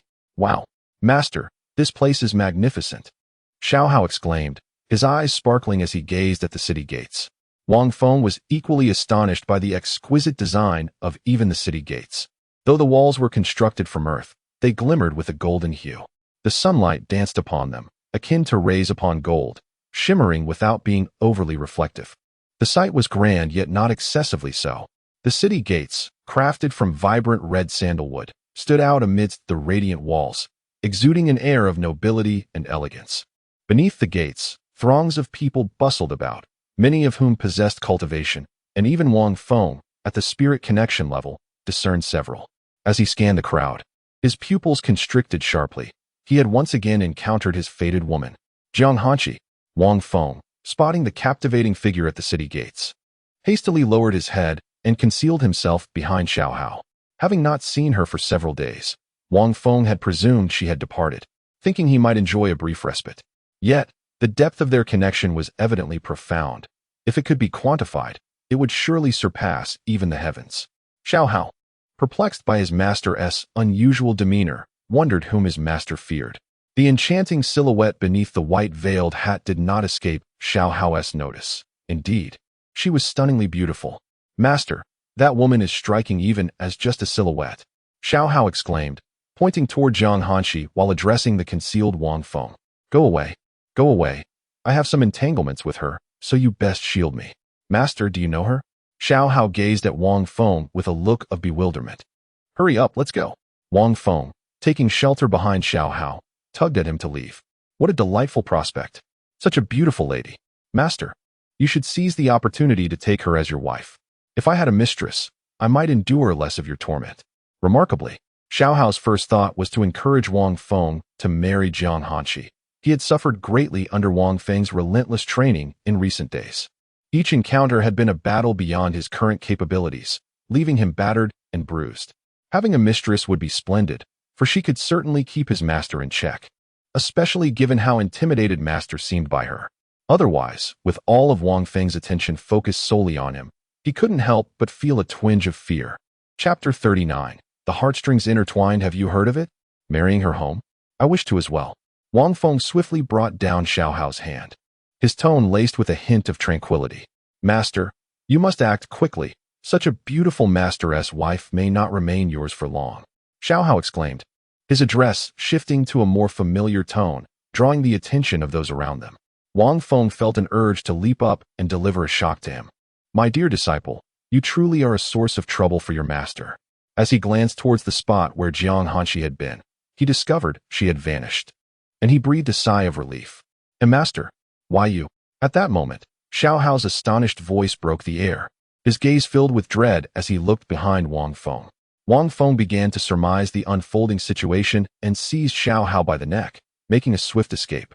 However, he felt a tug from behind. Thus, Jiang Hanqi grasped Wang Feng's collar while Wang Feng held on to Xiao Hao's neck, the three forming a rather peculiar tableau at the city gate, drawing curious stares from onlookers. Wang Feng released the astonished Xiao Hao and slowly turned his head, speaking with trepidation. Hee, fairy sister, we meet again. Do you recognize me?" Jiang Hanqi replied, somewhat perplexed, her face obscured by a white veil. Any attempts to probe her visage with divine perception were swiftly suppressed by her. "Ha, fairy sister, even if you were turned to ash, I would still recognize you. Your ethereal form is one I could never forget after just one glance." Noticing Jiang Hanqi's silence, Wang Feng imagined how chilling her expression behind the veil must be. Suddenly, amidst their quietude, an incongruous voice pierced the air, accompanied by a crisp sound that suggested a good bow. The soldiers at the city gate and passers-by had been observing them for quite some time. Upon realizing it was merely a meeting, they chose not to linger further. Yet, a woman in a stunning blue dress, though her face remained unknown, was undeniably captivating, prompting passers-by to steal glances. Wang Feng regarded his inexplicably kneeling disciple, recalling his own bewildering moment of bowing to a master. Truly, he had taken on a perplexing disciple. Yet, Wang Feng felt a throbbing headache. Surely, Jiang Hanqi harbored murderous intent now. "Fairy sister, please disregard him. He is but a foolish oaf, his brain having been kicked by a donkey," Wang Feng remarked, glancing at Xiao Hao, then pointing to his temple, his expression a mix of resignation and exasperation. "Master, how could you speak of me thus before my master's wife?" Xiao Hao protested, his use of the term master's wife not without reason. Hearing his master refer to her as fairy sister made it clear he was smitten with her. Call her master's wife again, and I shall render you useless. Jiang Hanqi's tone was icy, causing Xiao Hao to tremble in response. The master's wife appears rather fierce. It seems the master has yet to subdue her. Xiao Hao quickly stood up and retreated behind Wang Feng, silently preparing to watch the spectacle unfold. You have fled twice already. Do you wish to run again? Good heavens, master, you are indeed a heartless scoundrel. Upon hearing Xiao Hao's words, Jiang Hanqi furrowed her delicate brows beneath her white veil. She was poised to deliver a forceful strike to send him flying. However, Wang Feng was quicker, delivering a sharp slap that sent him hurtling away in a graceful arc. My dear disciple, I must apologize, should she take action. It would likely be far worse than a mere swollen face. Fairy sister, do not heed his nonsense. His mind has been muddled, perhaps by a kick from a donkey. Wang Feng hurriedly explained, fearing that Jiang Hanqi might bestow upon him a similar fate as she had on Xiao Hao. Follow me. Jiang Hanqi seized Wang Feng by the collar, disregarding his thoughts, and dragged him into the imperial city. Inside the imperial city, at the Gaoxing Tavern, she pointed at Xiao Hao and coolly commanded, You, wait outside. With a face full of grievance, Xiao Hao left the room. Jiang Hanqi removed her white veil, revealing a breathtakingly beautiful countenance. Now, can we discuss how that footwear came to be adorning my legs? This time, Jiang Hanqi was straightforward, her tone calm. Her striking eyes coldly scrutinized Wang Feng, whose cultivation was merely at the third level of spirit gathering and had been sealed by her binding spirit rope. The sound of her voice reached Wang Feng's ears like an incantation, leaving him in a mental quandary about how to explain himself. Although he could easily break the seal within him and escape through the window, what would come next? He could evade once, but not for a lifetime. Furthermore, the cultivation he presented to Jiang Hanqi was a deception. He had consistently exhibited the aura of someone at the third level of spirit gathering, leading her to believe that was indeed his current state. Had he not leaked his aura, Jiang Hanqi would have been unable to see through him as she had in the past. Nonetheless, Wang Feng generally emitted an aura that was intentionally lower than his actual realm, as his youthful appearance might lead others to assume he was wealthy, with treasures concealing his true essence. Well, this is a long story. Since you wish for me to elaborate, I shall do so. If I must speak, then as Wang Feng's words meandered without reaching the point, Jiang Hanqi's expression grew increasingly frosty. Should it be within her power, she would not hesitate to cleave this foolish boy who had disturbed her peace with a single sword strike. Yet, she was still curious to hear how he would spin his tale. For reasons unbeknownst to her, she found her interactions with this foolish lad to be rather amusing. Thus, she began to count. 3. Wang Feng's words were abruptly interrupted by Jiang Hanqi's voice, and to be honest, he was already drenched in sweat. 2. As Jiang Hanqi counted, the sound of each number fell upon Wang Feng's ears like the ticking of a countdown. 1. Fairy sister, I perceive that your aura is perpetually cold, suggesting your constitution is inherently frigid. Therefore, I meticulously crafted those footwear solely to keep you warm. As she reached the count of 1, Wang Feng hurriedly completed his lengthy explanation in one breath. Silence enveloped the room after Wang Feng finished speaking, an unsettling quiet that left only 2 pairs of eyes, each harboring conflicting emotions, locked in a gaze. Jiang Hanqi reflected on Wang Feng's childlike words, yet acknowledged that her constitution was indeed rather cold. A thought crossed her mind. Did being with me truly make him feel this cold? Perhaps I should pay more attention to my aura. This led her to recall the image of the small girl with a frosty expression atop the rattle drum. Wang Feng, on the other hand, wondered if her gaze might pierce him through. He could not help but envision numerous lifetimes where Jiang Hanqi had dispatched him with a sword, piercing, striking, or beheading him. The more he contemplated, the more he perspired. You. Their voices coincided, interrupting the words they both intended to speak. I have a cold constitution, and I possess my own garments. Why, then, have you only made me a pair of footwear? Jiang Hanqi spoke first, her tone as chilling as ever, yet her voice undeniably melodious. This is a significant matter. Have you heard of the bond between fingers? Wang Feng observed Jiang Hanqi in contemplation and added, Thus, toes are also part of the body. I crafted the footwear out of concern for your comfort, ensuring your heart remains warm. Would you not agree? Then why not create additional garments? Why limit yourself to just a pair of footwear? Or could it be You harbor some ulterior motives? Jiang Hanqi's tone held a rare hint of teasing, and she was eager to see how this foolish lad would respond. This was a clever question, and Wang Feng found himself momentarily at a loss, surprised by Jiang Hanqi's soul-piercing inquiry. Observing his silence, Jiang Hanqi found the situation rather amusing. At that moment, Wang Feng suddenly recalled something. Adopting a shy demeanor, he spoke up. Fairy sister, does that not imply? Imply what? Jiang Hanqi, intrigued by his bashful manner, felt her curiosity piqued. Chapter 40. To kill or to maim, come what may with the fairy sister. With a resolute heart, Wang Feng blurted out a shocking statement. Does that mean, at that time, I shall strip you of all your garments? If silence is golden, then the room where Wang Feng and Jiang Hanqi found themselves was indeed a gilded sanctuary. Silence. Tranquility. The very air seemed to have solidified. Fairy sister, if you disapprove, you may return it to me. I shall bestow it upon another.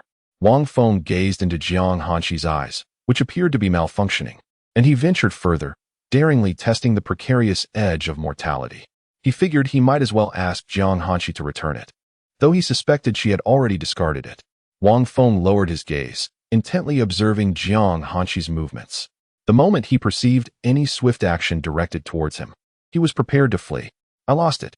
Jiang Hanqi's voice bore an edge that was distinctly different, leaving Wang Feng with an unsettling impression that her manner of speaking had somehow shifted. It felt peculiar, yet he could not quite articulate what was amiss. If it was lost, so be it. However, if the fairy sister were to entertain any unfortunate thoughts, to kill or to maim, come what may with the fairy sister, Wang Feng was at a loss for words.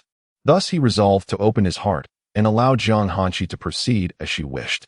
Meanwhile, he silently urged the system to draw forth the fragments of the jade disc from his storage space, readying himself for a hasty retreat. Clang.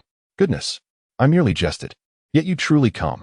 In a flash, Jiang Hanqi unsheathed her cold sword and lunged towards Wang Feng's heart with blinding speed. Wang Feng fought against the instinct to flee.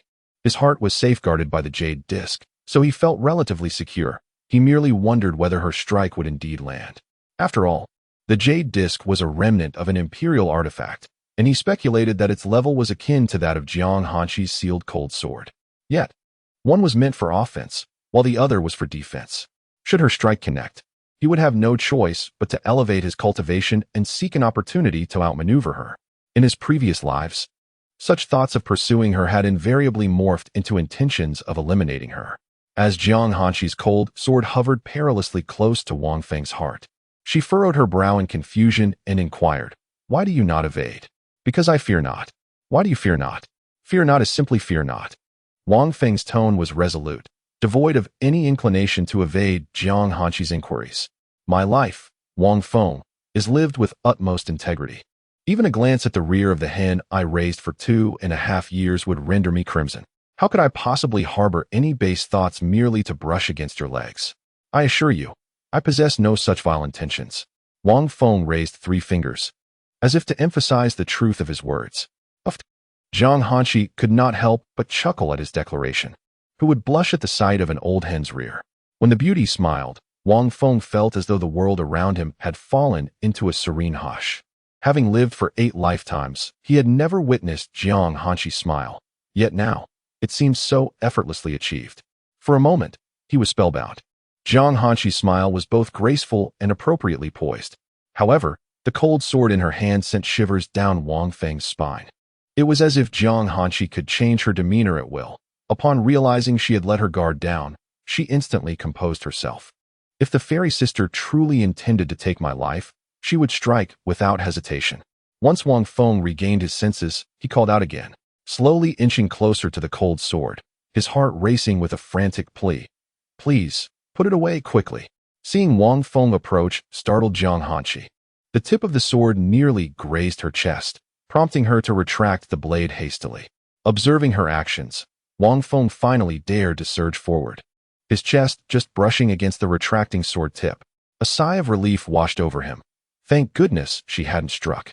Given his understanding of Jiang Hanqi and their amicable interactions thus far, he hoped she harbored some fondness for him.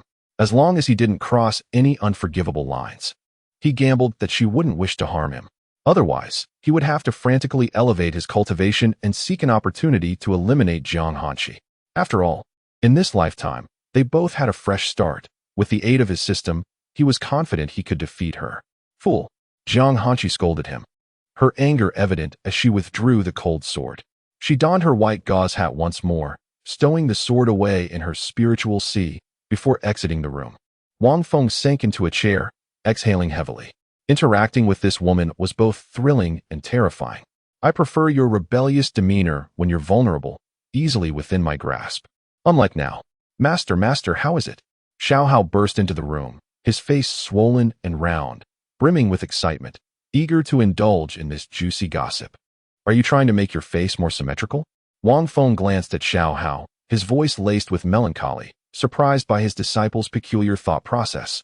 Master, are you going to heal me? Yes, come here. A moment later, Xiao Hao, gingerly touching his swollen face akin to that of a pig's head, obediently trailed behind Wang Feng through the bustling streets of the imperial city. Master, it would be one thing if you weren't going to heal me, but why deliver another slap?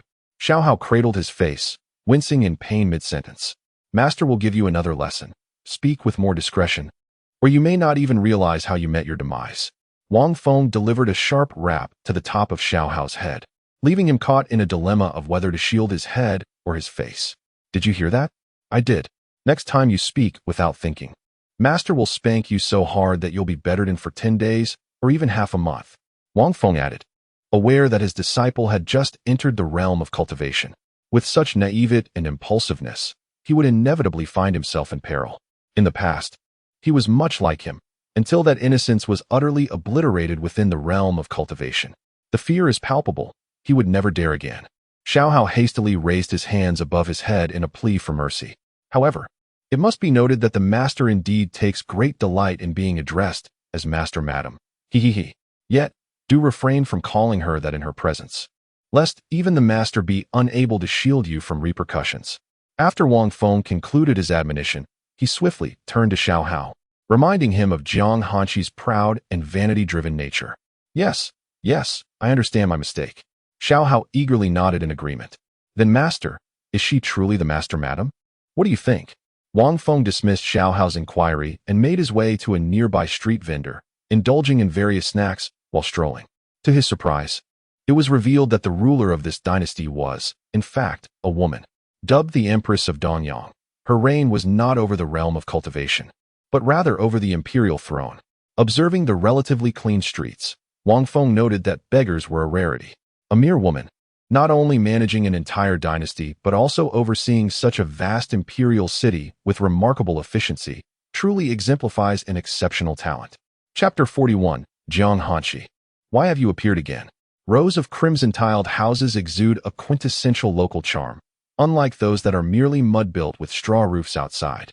Should the opportunity arise, Wang Feng would indeed like to meet this so-called Empress of Donyang, to ascertain whether she is merely a puppet controlled by others, as he had envisioned in his mind a millennium ago.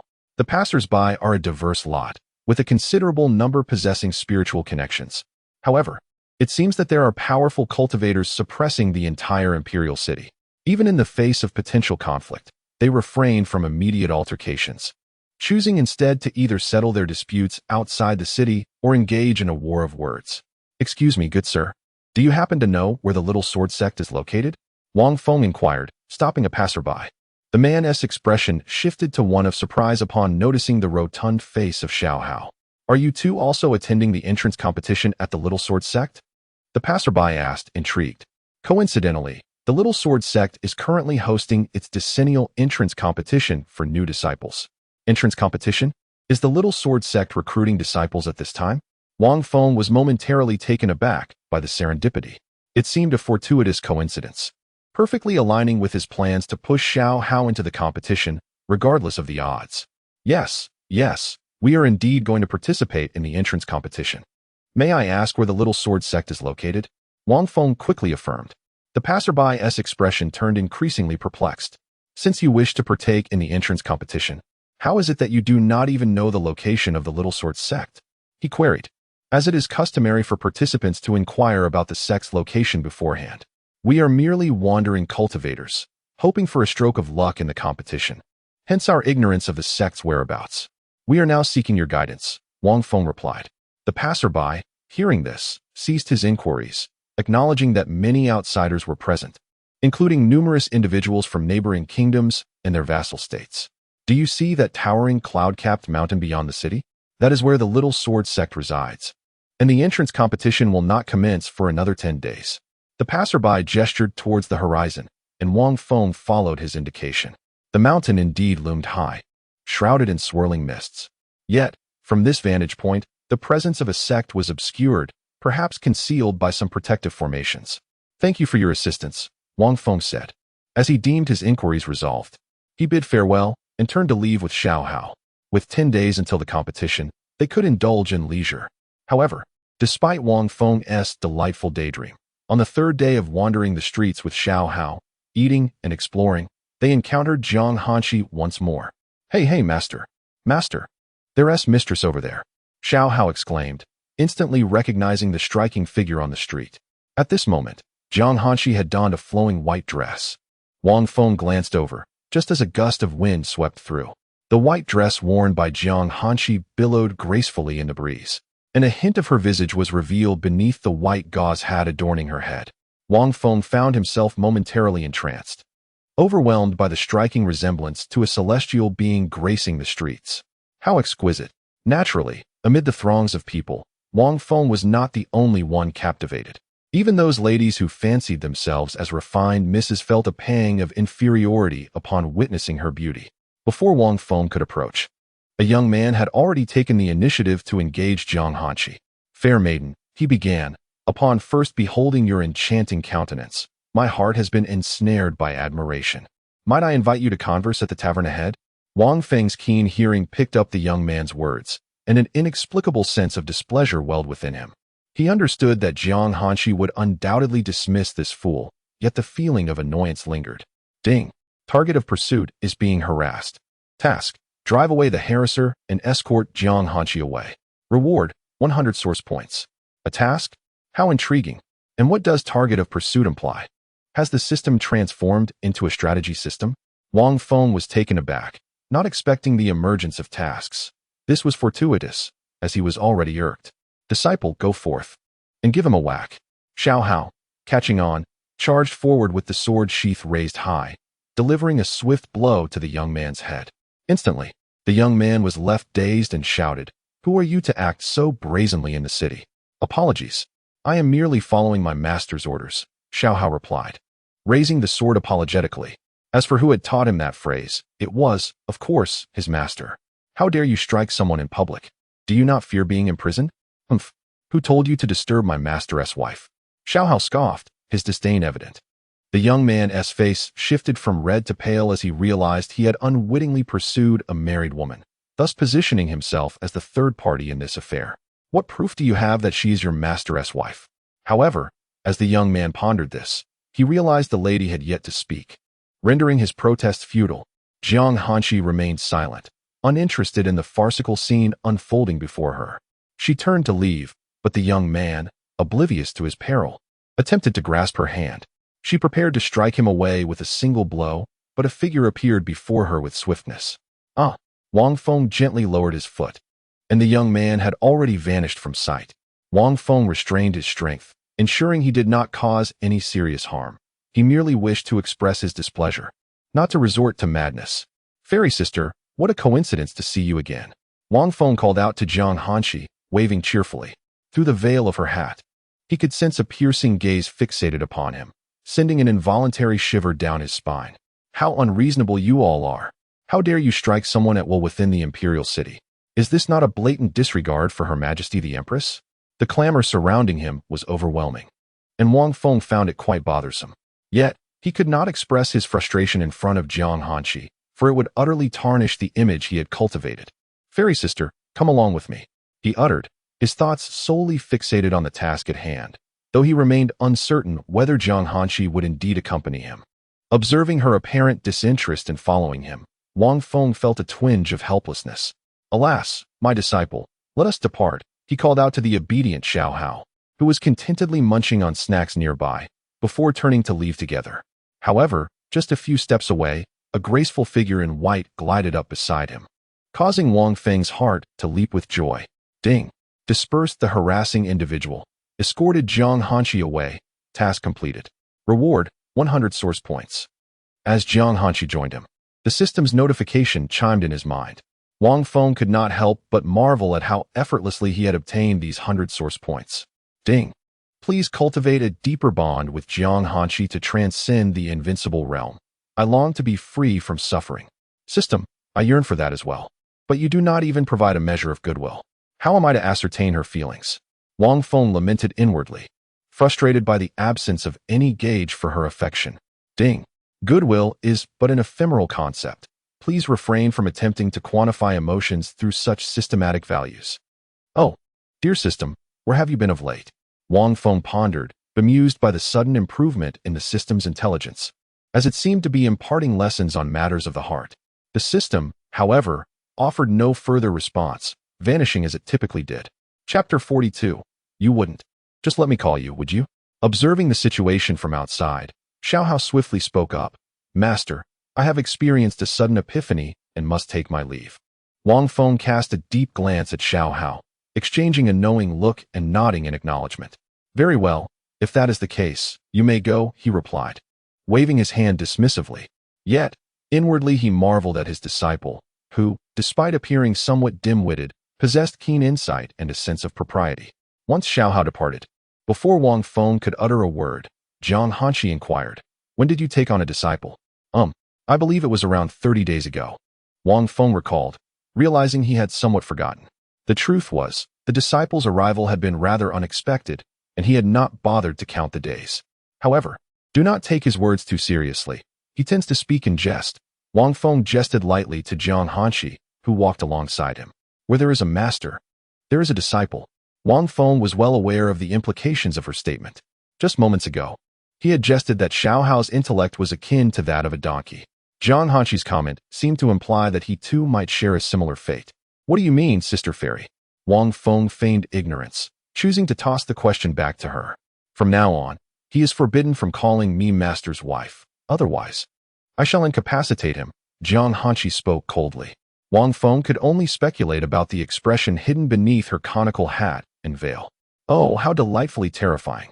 If you truly wished to incapacitate him, you could have done so earlier. Why wait until now to inform me? He mused inwardly. He dared not voice these thoughts aloud, as he knew from experience that Jiang Hanqi would act decisively if truly annoyed. Thus, it raised a question. Was she truly bothered by Xiao Hao's use of the term master's wife?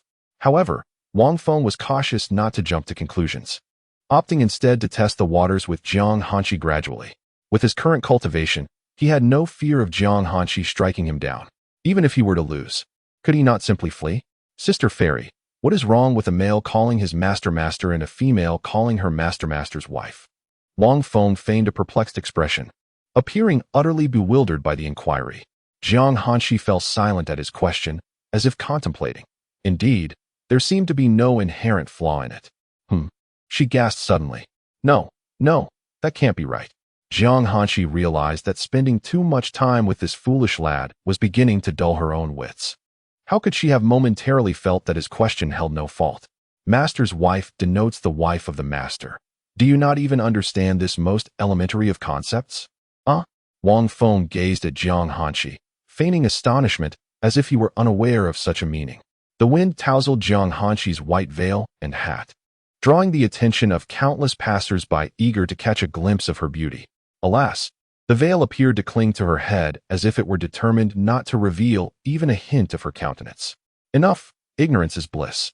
Jiang Hanqi observed Wang Feng's astonished expression. Beneath the conical hat and white veil, it was impossible to discern her own emotions. She spoke coldly. It is only natural for a simpleton from the countryside to be unaware. His selflessness is hardly surprising. Then should I also call you Fairy Sister? Upon hearing Wang Feng's words, a flicker of displeasure crossed Jiang Hanqi's countenance, her brow slightly furrowing. She remained oblivious to this reaction until several days later when it finally registered. No, Jiang Hanqi declared frostily, leaving Wang Feng utterly bewildered, pondering why she suddenly seemed irate. Fairy Sister, you wouldn't only allow me to call you that, would you? Wang Feng grinned playfully, eager to probe her reaction. Perhaps the icy glacier had developed a significant fondness for him. Fairy, sister? Wang Feng tilted his head, his expression beaming, hesitating momentarily before swiftly uttering the final two words. Fairy sister? Fairy sister? Noticing Jiang Hanqi's silence, he called out again, his voice echoing in the stillness. However, Jiang Hanqi stood frozen, as if lost in a trance, leaving Wang Feng puzzled. With the veil obscuring her features, he could not decipher her expression. At that moment, Jiang Hanqi was fervently suppressing the tumult within her heart. With each repetition of fairy sister from Wang Feng, her heart raced increasingly. What is happening? Jiang Hanqi focused intently, striving to understand this bewildering sensation. You must not call me that again. It seemed she intended to say something different, yet her words shifted, resulting in a cold huff. All right. Wang Feng's expression turned woeful, akin to a child reprimanded by an elder. Witnessing his pitiful demeanor, Jiang Hanqi felt an urge to speak. Yet, her lips merely moved beneath the hat, unwilling to voice her thoughts. Having devoted a significant portion of her life to cultivation, Jiang Hanqi found herself at a loss for words against Wang Feng, the one she had condemned across 8 lifetimes. If one were to identify the individual who understood Jiang Hanqi best, it would undoubtedly be Wang Feng, surpassing even her master in insight. Unable to offer comfort, Jiang Hanqi chose to proceed in silence. Hey, wait for me, Wang Feng called out as he hurried to catch up with the retreating figure of Jiang Hanqi. Noting that he had indeed ceased his playful taunts, a peculiar emotion stirred within her. The earlier sensation of her heart racing had settled, but inexplicably, she yearned to experience it once more. As Wang Feng observed Jiang Hanqi's pace slow, he dashed to a nearby stall and purchased 2 skewers of candied hawthorn. He extended one towards her, but Jiang Hanqi did not accept it, prompting Wang Feng to grow bolder in his actions. Gently, he placed the candied hawthorn skewers into her left palm, relieved to find that Jiang Hanqi did not swat them away. Fairy sister, please enjoy, it's quite delectable. Wang Feng hesitated for a moment, ultimately opting to play his card of caution. Fairy, would you kindly remove your hat? It was as if he was caught between his words, recalling Jiang Hanqi's earlier remarks, lingering on the term fairy. Are you doing this on purpose? Jiang Hanqi, holding a string of candied hawthorns, gazed through the sheer fabric toward the street, her tone icy. If you wish to call out, then do so, why halt midway? Oh, how capricious women can be, Wang Feng mused, recalling her earlier refusal to let him address her, now seemingly inviting him to call her as he pleased. Fairy sister, it's merely that I am unaware of your true name, hence my instinctive urge to address you as fairy sister. Without further hesitation, he called out. For that was his intention all along. As the saying goes, one must entice by retreating. Jiang, it is them. Capture them. Chapter 43. Because I have learned to wield my hips. Jiang, it is them. Capture them. Jiang Hanqi's words were abruptly interrupted, and a flicker of displeasure arose within her as she turned to see the young man who had previously invited her to the tavern. Drawing the cold sword from the depths of her spiritual sea in an instant, she resolved that if he sought death once more, she would not hesitate to take his life. Fairy sister, come with me. Before Jiang Hanqi could react, Wang Feng suddenly knocked the candied hawthorn from her other hand. Grasping her palm, Jiang Hanqi immediately felt a surge of warmth from a hand that did not belong to her. Her eyes involuntarily trembled, and she instinctively raised the hand holding the cold sword to strike at Wang Feng. However, as soon as she unleashed the blow, regret washed over her. How could a foolish boy at the gathering spirit realm possibly evade her blade? Wang Feng, acutely aware of the impending strike, was nearly terrified to the point of losing control of his bladder. He hastily stepped forward, leaning his body to dodge with the most adept movement he could conjure in that moment. He then seized Jiang Hanqi's warm, yet slightly cool and soft hand, propelling her entire being into a frantic dash. Don't run. To dare strike someone in the Imperial City, you will face even graver consequences if you flee. A fervent group pursued them, led by an individual of the highest cultivation, standing at the 9th level of the gathering spirit realm. To avoid revealing any suspicion to Jiang Hanqi, Wang Feng deliberately navigated through densely constructed areas, darting wildly. After all, running in a straight line would hardly allow a 3rd-level gathering spirit cultivator to outpace one at the 9th level. Such a notion was utterly preposterous. Fortunately, there were no dead ends to impede their escape, and as Wang Feng dragged Jiang Hanqi along, the pursuers fervently chased after them. During their flight, Jiang Hanqi sheathed her cold sword, her thoughts becoming disoriented. After a tumultuous escape, the duo finally managed to shake off their pursuers. Finding themselves on a secluded path with few inhabitants, the location unknown to Wang Feng. However, such details were inconsequential. Undoubtedly, the imperial city was vast, and a mere incident of striking someone would hardly become common knowledge. Ah, fairy sister, I almost met my end at your hands before they could catch me. Wang Feng, still clutching Jiang Hanqi's delicate hand, exhaled deeply, his face reflecting genuine fear as he regarded her. Just moments ago, he had distinctly felt the cold sword slicing through the air, perilously close to his attire. Had he not dodged swiftly, he would have undoubtedly suffered a grievous wound. I apologize. I did not anticipate you would suddenly grasp my hand. Jiang Hanqi's tone, surprisingly tinged with a hint of fluster, revealed her awareness of her own fault in the matter. Had that strike truly connected, she would have undoubtedly cleaved the foolish boy in two in her mind. Yet, it seemed he had employed some form of technique to evade her. Your apology lacks sincerity. Wang Feng, still holding onto Jiang Hanqi's hand, spoke in a meek tone, resembling a timid individual. At this moment, Jiang Hanqi found herself somewhat distracted, unaware of the occasional sensation of squeezing emanating from her left hand. What kind of compensation do you seek? She addressed Wang Feng, her tone lacking the usual icy demeanor, now tinged with a hint of apology. In her heart, that sword had been capable of taking his life. Her body had merely responded too intensely. Had it not been for this foolish boy employing some unknown technique to evade her strike, he would undoubtedly have met his demise. Would you kindly remove your hat and smile? I wish to see you smile more often. Wang Feng had initially considered teasing Jiang Hanqi, hoping for a kiss, but he realized that such a request was rather unrealistic. He might be met with refusal or even anger, so he opted for a more modest demand. Underneath the white veil of her hat, a captivating smile involuntarily graced Jiang Hanqi's lips, though regrettably, Wang Feng could not behold it. As Jiang Hanqi prepared to lift her hand to remove the hat, she suddenly realized that Wang Feng was still holding onto her left hand, the sensation of squeezing continuing intermittently. It was then that she comprehended that Wang Feng had been taking advantage of her all along. Reflecting on their earlier sprint, the sensation in her hand had been no less significant than it was now. Still not letting go, her tone shifted abruptly, reverting to a familiar cadence that Wang Feng recognized. The flustered apology from earlier had vanished, replaced by the realization that this foolish boy had indeed taken liberties with her throughout their journey. Ha! Wang Feng chuckled awkwardly, unable to suppress his amusement.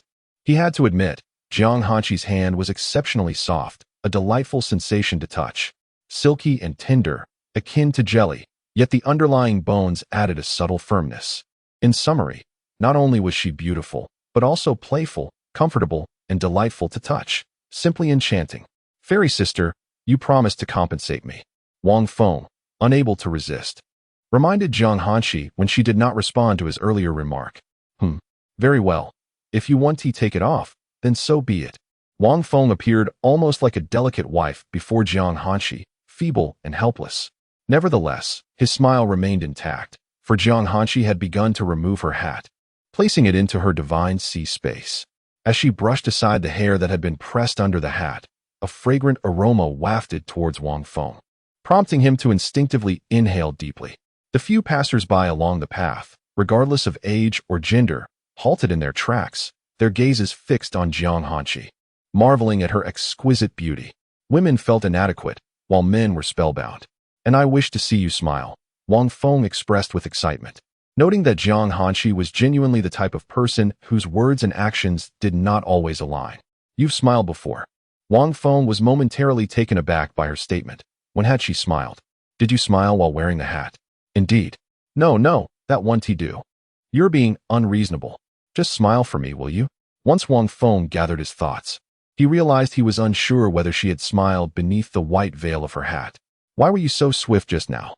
Jiang Hanqi disregarded Wang Feng's playful antics.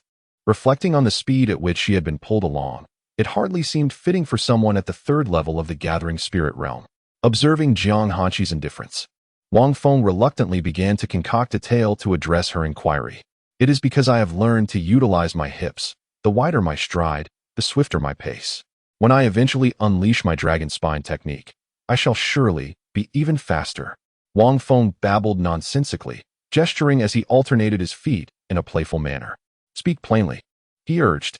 "Ah, it is due to an ancestral technique known as something like cloud treading steps," he added, scratching his head in a feigned moment of forgetfulness. His words lacking clarity, Zhang Hanqi chose not to press further, recognizing that she was not particularly close to this simpleton. Moreover, incessantly inquiring about someone else's inherited skills seemed inappropriate. Whether or not he was deceiving her mattered little, for he was no match for her in strength. "Fairy sister, this candied hawthorn has begun to melt. Will you still partake?" Wang Feng, confident that Zhang Hanqi would likely refuse, bit into the treat before he had even finished speaking. He was met with her serene gaze, momentarily taken aback. "If you wish to eat, then simply do so. Why ask me?" he mused. "All right, perhaps I acted a tad hastily, yet I suspect that even without tasting it, I would still be denied." "No worries, fairy sister, I do not mind. Please enjoy," he offered, presenting the half-eaten candied hawthorn to Zhang Hanqi, his cheeks bulging as he spoke. Chapter 44. The unfathomable young girl. Zhang Hanqi lifted her gaze slightly, her brows furrowing ever so slightly. Did this foolish boy not consider whether I might disdain him? "Fairy sister, you wouldn't dislike me, would you?" Wang Feng seemed to have just realized this, as if a faint aroma of delicate tea wafted from his being. Zhang Hanqi cast him a sidelong glance, responding in a nonchalant tone. Goodness, there was no attempt to conceal his disdain whatsoever. With no other choice, Wang Feng resignedly turned to the nearly melted candied hawthorn skewers. His eyes intentionally fixed on Zhang Hanqi, a look of joy plastered across his face, resembling a lovesick fool. Zhang Hanqi felt somewhat awkward under his unwavering gaze, pondering what this silly boy found so compelling about her. "Wow, sister, you are so beautiful." Suddenly, a girl clad in an ancient dress, similar in age to Xiao Hao, popped up in front of them, stretching her neck to gaze at Zhang Hanqi. Both Wang Feng and Zhang Hanqi turned their attention towards the voice. The girl's face still bore a hint of youthfulness, yet her attire was resplendent, a gown in the hue of maple leaves. Even in the imperial city, her garments would be unattainable for most. "Who are you?" Wang Feng inquired, a note of displeasure in his voice, for he was in the midst of fostering a bond with Zhang Hanqi when this interloper appeared. "I am." At this juncture, Chu Yen'er composed herself and adjusted her garments, preparing to continue her introduction. "Master, help!" "Ah!" A loud, often ill-timed cry echoed from afar, interrupting Chu Yen'er. The attention of the trio was instantly drawn to the new sound. Not far away was the group that had been pursuing Wang Feng moments earlier. As Xiao Hao's voice faded, he was promptly caught up, his collar seized by one of the pursuers, the highest-ranking practitioner among them, a ninth-tier gathering spirit master. "You little brat, let us see how you escape now." The man in military attire barked, having exerted considerable effort to chase down this troublesome boy. A youth who appeared hardly out of his childhood, yet possessed several elusive techniques. What they were, eluded the pursuer's understanding. "Master, help! Save me!" Xiao Hao squirmed in a frenzy, his collar gripped tightly. Wang Feng, shaking his head in resignation, approached the scene, followed closely by Zhang Hanqi and the inexplicable girl. Upon seeing the hapless boy flailing in panic, Chu Yen'er erupted into laughter, utterly unconcerned about her own demeanor. "What are you laughing at? If you continue, I shall have my master knock your teeth out." Xiao Hao glared at her, feeling irked by her amusement, bewildered as to why she found him so amusing when they were strangers. "Wow, is this lady your master?" At that moment, Xiao Hao's eyes widened in surprise as he noticed Zhang Hanqi standing beside Wang Feng. It was indeed the first time he beheld the visage of his master's wife. Startled by Zhang Hanqi's chilling gaze, he promptly sealed his lips, refraining from further utterances. "Let us deliberate on this," Wang Feng proposed, casting a glance at the man before him, who appeared neither too old nor overly youthful, likely in his 30s. The soldier, upon catching sight of Zhang Hanqi's beauty, was momentarily taken aback, silently lamenting the existence of such exquisite loveliness. "You two happen to be here as well. It would be prudent for you to accompany me willingly, lest you find yourselves ensnared in a predicament far graver than mere imprisonment," he declared, callously disregarding Wang Feng's words and adopting a more serious demeanor. The youth whom Wang Feng had sent flying was conspicuously absent, presumably off nursing his wounds. "Uncle Zhang, please spare this elder sister," the girl implored. Child, do you know her? The soldier known as Uncle Zhang had already noticed the young girl, though he feigned ignorance, suggesting a degree of familiarity between them. I do not know her, but I admire this elder sister, Chu Yin'er responded, attempting to grasp Jiang Hanqi's arm, only to have Jiang Hanqi instinctively withdraw. Finding herself thwarted, Chu Yin'er stood awkwardly, sensing the elder sister's aloofness. Yet, she could not help but marvel at her beauty, surpassing that of any woman she had ever encountered. Even her own mother seemed to pale in comparison. Chu Yin'er's heart brimmed with admiration, for beauty is universally cherished, irrespective of gender, leading to an inevitable kinship. What nonsense is this? This is my elder sister. Go play elsewhere, Wang Feng exclaimed, his face a mask of horror as he regarded the girl, fearing she might harbor romantic inclinations. What kind of look is that? Am I not allowed to like this elder sister? Chu Yin'er retorted angrily, her indignation flaring as Wang Feng tried to dismiss her. Disciple, what did you just call her? Wang Feng glanced between Xiao Hao and Jiang Hanqi, a competitive spirit igniting within him, eager to measure his worth against the girl. Master's wife, Xiao Hao exclaimed, grinning broadly. Jiang Hanqi's expression hardened.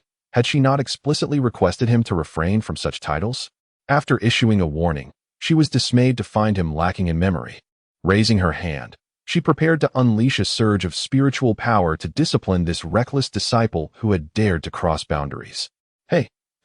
Hey, please don't be angry. Fairy sister, his mind has been struck by a donkey. Wang Feng interjected hastily, positioning himself before Jiang Hanqi in a bid to pacify her. Do you truly believe I would hesitate to strike you? Jiang Hanqi retorted icily, disregarding Wang Feng's intervention as she flipped her hand and struck his chest. Wang Feng, startled, quickly summoned chaotic spiritual energy to shield his heart. Xiao Hao had merely called her master's wife a few more times. Yet he had not anticipated that Jiang Hanqi would resort to physical reprimand. After a brief moment, that did not hurt. Wang Feng gazed at the palm of Jiang Hanqi pressed against his chest, a wave of perplexity washing over him. However, he resolved to leverage the situation and propel himself backward. Otherwise, the two would remain in such an awkward stance, which would undoubtedly be uncomfortable. If Jiang Hanqi realized she had failed to move him, she would surely be mortified. Thus, he decided to play along with her little act. With a swift motion, Wang Feng launched himself backward, colliding with Uncle Zhang, who was holding on to Xiao Hao. Haha, another little rascal has arrived. Uncle Zhang chuckled, observing the sprawled Wang Feng on the ground, bursting into laughter. Ugh! Wang Feng lay on the ground, clutching his chest in agony, his face flushed. Yet inwardly he was thoroughly amused. The force behind Jiang Hanqi's strike certainly did not exceed that of a third-tier spirit-gathering realm practitioner. It seemed she still believed him to be at that level. What a woman concerned with appearances. Well, I shall indulge her a bit. Jiang Hanqi stepped forward, her expression unwavering, her voice cold as she inquired, haven't I warned you several times already? Ugh! Wang Feng continued to clutch his chest, writhing in apparent distress on the ground. Observing his demeanor, a flicker of an unidentifiable emotion crossed Jiang Hanqi's eyes. She quickly knelt beside him, pressing her delicate, pale hand against his body. Chapter 45. It was even more difficult than suppressing an AK. With no other choice, Wang Feng could only disrupt the flow of spiritual power within his body. For an ordinary person, such an act might be impossible, or even lead to catastrophic consequences. However, for someone who had cultivated through 8 lifetimes and ascended to the realm of the great emperor, it was a mere trifle. Big sister, is he, all right? The young girl beside him asked with trepidation, unable to fathom that this seemingly aloof elder sister could also be so fierce. Master, Xiao Hao was caught midair, flailing desperately, his eyes reddening with strain. Wang Feng felt an urge to commend him for his exclamation. In that moment, Xiao Hao finally grasped the meaning of the saying disaster comes from the mouth. Yet this time, his master had shielded him. Let go of me. Xiao Hao shouted in exasperation, his aura surging with intensity, causing the air around him to become razor-sharp. Uncle Zhang was taken aback. This fierce aura resembled that of the prodigies from the Little Sword sect who had awakened their sword bodies. And it was far stronger than any sword talent he had previously encountered. After a moment's contemplation, Uncle Zhang decided to release his grip. Master, Xiao Hao hurriedly dashed in front of Wang Feng, only to suddenly feel a sharp pinch at the base of his leg. Wang Feng, too, seemed to be affected by the injury, coughing loudly in pain. Having spent considerable time together, Xiaohao quickly realized what was happening. Are you putting on a show? You had me all worked up. Master, how could you be so harsh? Wang Feng, lying on the ground, listened to Xiaohao's words and internally mused that this disciple was indeed teachable. He was quite clever, and Wang Feng appreciated that. Immediately, Wang Feng discreetly placed his hands on Jiang Hanqi's hand, feigning distress. His hands seemed to shield his chest, perfectly aligning with where Jiang Hanqi's hand rested. Feeling his touch on her hand, Jiang Hanqi instinctively wanted to withdraw her palm. Wang Feng quickly pretended to cry out in pain, tightening his grip on her delicate hand. However, to avoid detection, he shifted his other hand aside to rest on his own chest. Seeing his seemingly genuine expression, Jiang Hanqi reluctantly complied and focused on regulating the chaotic spiritual power within him. She had not anticipated that her strike, which was only intended to serve as a lesson, would leave him in such a state. She merely wished to instill in him the wisdom to refrain from calling her master in such an inappropriate manner. As Jiang Hanqi sensed the tumultuous flow of spiritual energy within him, it was evident that he was not feigning. Unless he possessed the control over spiritual power akin to that of a sage king, or had access to some advanced treasure to stabilize his energy. This could not be mere pretense. If you do not wish for your master to perish, then keep your distance. Jiang Hanqi remarked coldly upon noticing Xiaohao lingering nearby, prompting him to retreat reluctantly. The chaotic route of the spiritual energy felt oddly natural, as though it were meant to wander this way. Jiang Hanqi endeavored to disregard the sensation of kneading emanating from her hands, focusing intently on regulating the spiritual energy within Wang Feng's body. Within her perception, she discerned that Wang Feng's chaotic-hued spiritual energy bore an uncanny resemblance to that of the emperor he was battling. She had recognized this anomaly quite some time ago. Could it be he is the offspring of that emperor? No, that is impossible. My battle with that emperor occurred over a millennium ago. Even if his son had not perished, he should have cultivated beyond the third realm by now, Jiang Hanqi thought to herself. That emperor was adept in both law and body cultivation, just as Wang Feng was. Their spiritual energies were identical. It seemed that this foolish boy had yet to fully awaken. Evidently, his constitution might be akin to that of the notorious emperor. However, he remained unawakened, prompting Jiang Hanqi to conduct several more examinations. Oh dear, please do not let your spiritual energy escape to where it shouldn't be, Wang Feng internally shouted in alarm. As Jiang Hanqi was diligently regulating his energy, how could it suddenly surge to inappropriate places, and repeatedly at that? Wang Feng's physiological reactions ultimately proved overwhelming. He had struggled valiantly, but found it more challenging than suppressing an AK. At this moment, Jiang Hanqi attempted to multitask, regulating his internal spiritual energy while contemplating. Were it not for the fact that the lascivious emperor was already deceased, killed by her own hand, with his soul obliterated by her as well, and even his corpse residing within her divine sea space, she might have believed this foolish boy was a reincarnation of the emperor's hidden legacy. Could you refrain from allowing your spiritual energy to run amok? I am nearing my limit. At this juncture, Wang Feng, with a pained expression that resembled one wearing a mask of anguish, managed to speak with great difficulty. Jiang Hanqi could not help but voice her confusion. What could he possibly be unable to suppress? It was only when she followed the shifting center of Wang Feng's gravity with her gaze that she momentarily froze, hastily retracting the spiritual energy that had been roaming within his lower body. She had earlier been puzzled by the peculiar protrusion that seemed to manifest when her energy swept over his otherwise smooth physique. Having never examined a male body before, not even having seen one during her time in the Ice Palace, she subconsciously regarded Wang Feng's form as akin to that of a female, never contemplating further at that moment. Do not move. To mask her embarrassment, Jiang Hanqi chided him softly. She diligently focused on regulating the chaotic spiritual energy within him, which was now nearly restored. Wang Feng silently arched his body slightly and uttered once more, "Fairy sister, I cannot contain it. What should I do?" The instant he spoke those two sentences, Jiang Hanqi abruptly raised her head, their beautiful eyes locking onto one another. The surrounding cacophony seemed to fade into oblivion for the two of them. What should I do? Must I offer myself in exchange? Jiang Hanqi coldly remarked as she and Wang Feng maintained their gaze. Well, it's not impossible. Wang Feng hesitantly spoke up. Sensing the coldness in Jiang Hanqi's gaze, Would she truly strike me down? Wang Feng mused internally. Yet, he felt no fear. His cultivation surpassed Jiang Hanxi's by 5 minor realms. As long as she refrained from summoning that sacred artifact, everything would be manageable. The moment she unsheathed the cold sword, he would take his leave.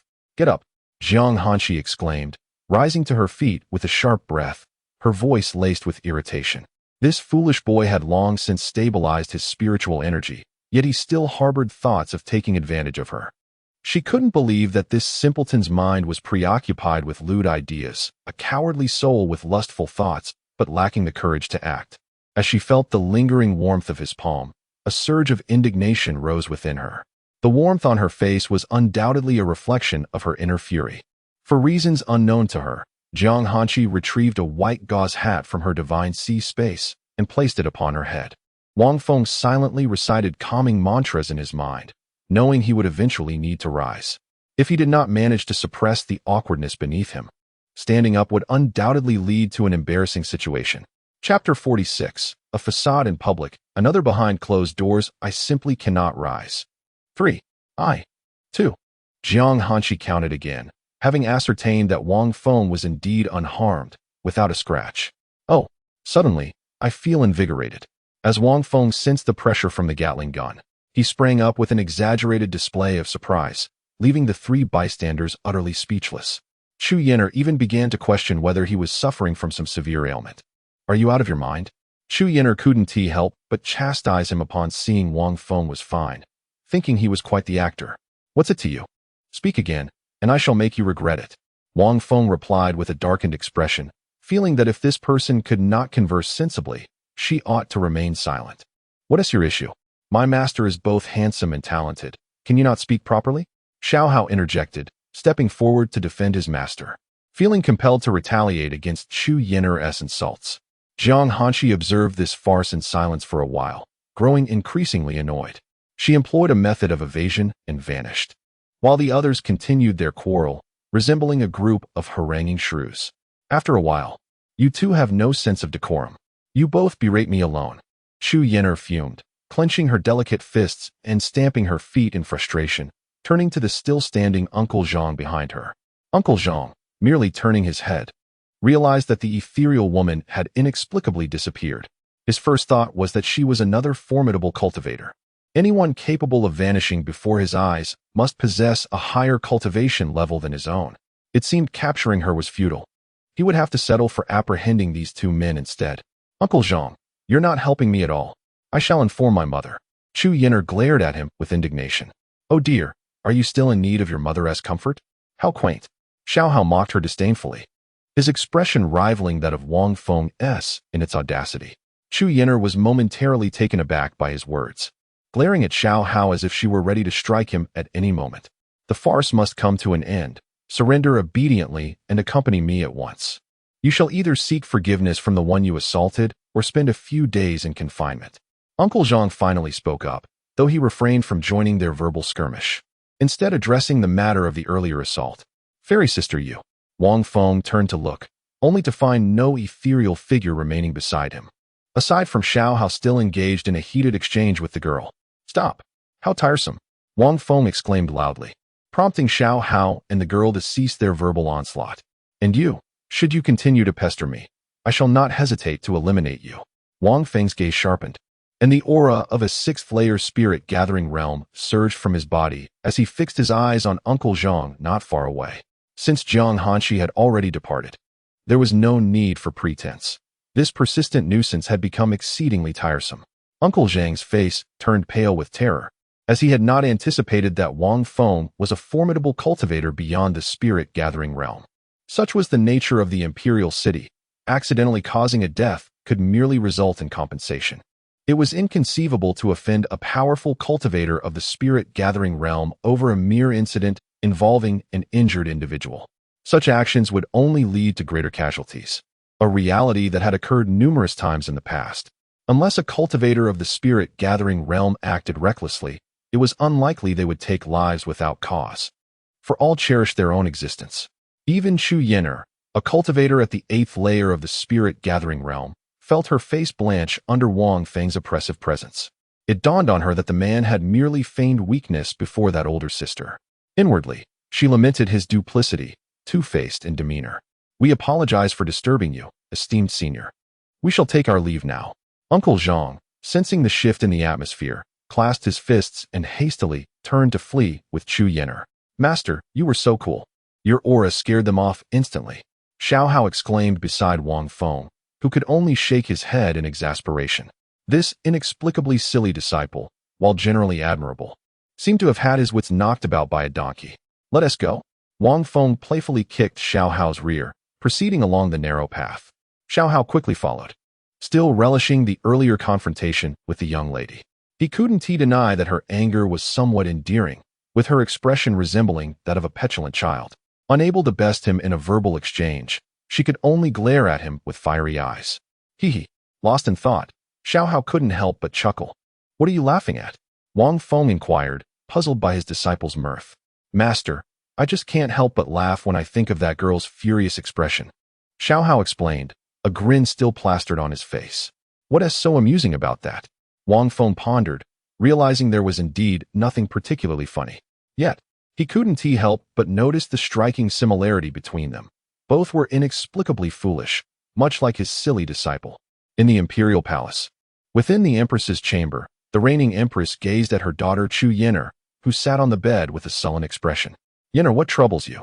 "Mother, I am utterly infuriated today," Chu Yenner exclaimed, clutching the blanket tightly as memories of the impudent youth's taunt about her being unweaned resurfaced. "What has transpired?" The empress seated herself beside Chu Yenner, seeking to comfort her daughter, perplexed by the sudden shift from her usually cheerful demeanor to one of such anger. "Today, I encountered a strikingly beautiful older sister, yet she was accompanied by two exceedingly bothersome gentlemen." The empress, with an ageless visage marked by perplexity, pondered the relevance of their behavior to her ire. They insulted me." Chu Yenner sat upon an opulent bed, her teeth clenched as she clutched the blanket, her rage rendering her speech nearly incoherent. "What did they say?" The empress, perplexed, refrained from casting judgment upon those men until she grasped the full situation. As the sovereign of an unprecedented dynasty with a female emperor, she was no fool. They said I haven't weaned from you yet. PFF. Chu Yenner appeared as though she summoned great courage to utter those words. The typically stern empress could not suppress a chuckle, having anticipated something far more vulgar. "Oh, dear mother, why are you laughing?" Chu Yenner, in a blend of petulance and affection, clung to the empress's arm, pouting in indignation. "My dear Yenner, did you not provoke them first?" At this, Chu Yenner faltered, realizing that indeed, she had been the one to instigate the exchange. Chapter 47. Assisting Xiao Hao in awakening the sword body. Upon observing her daughter's expression, the empress discerned the situation, likely a mere childish squabble. Yenner, having scolded others, you must be prepared to face their retorts. Moreover, as the daughter of the empress, I do not wish for you to inherit this imperial throne. Once you enter the Little Sword sect, you must strive to improve and refrain from such rudeness in the future. The empress began to educate Chu Yenner, who felt a deep sense of shame from her mother's words. "Mother, I understand. I will be more mindful in the future," responded Chu Yenner, clutching her blanket with a pout. Though she was quite displeased, she had always heeded her mother's counsel. "Very well, sleep now.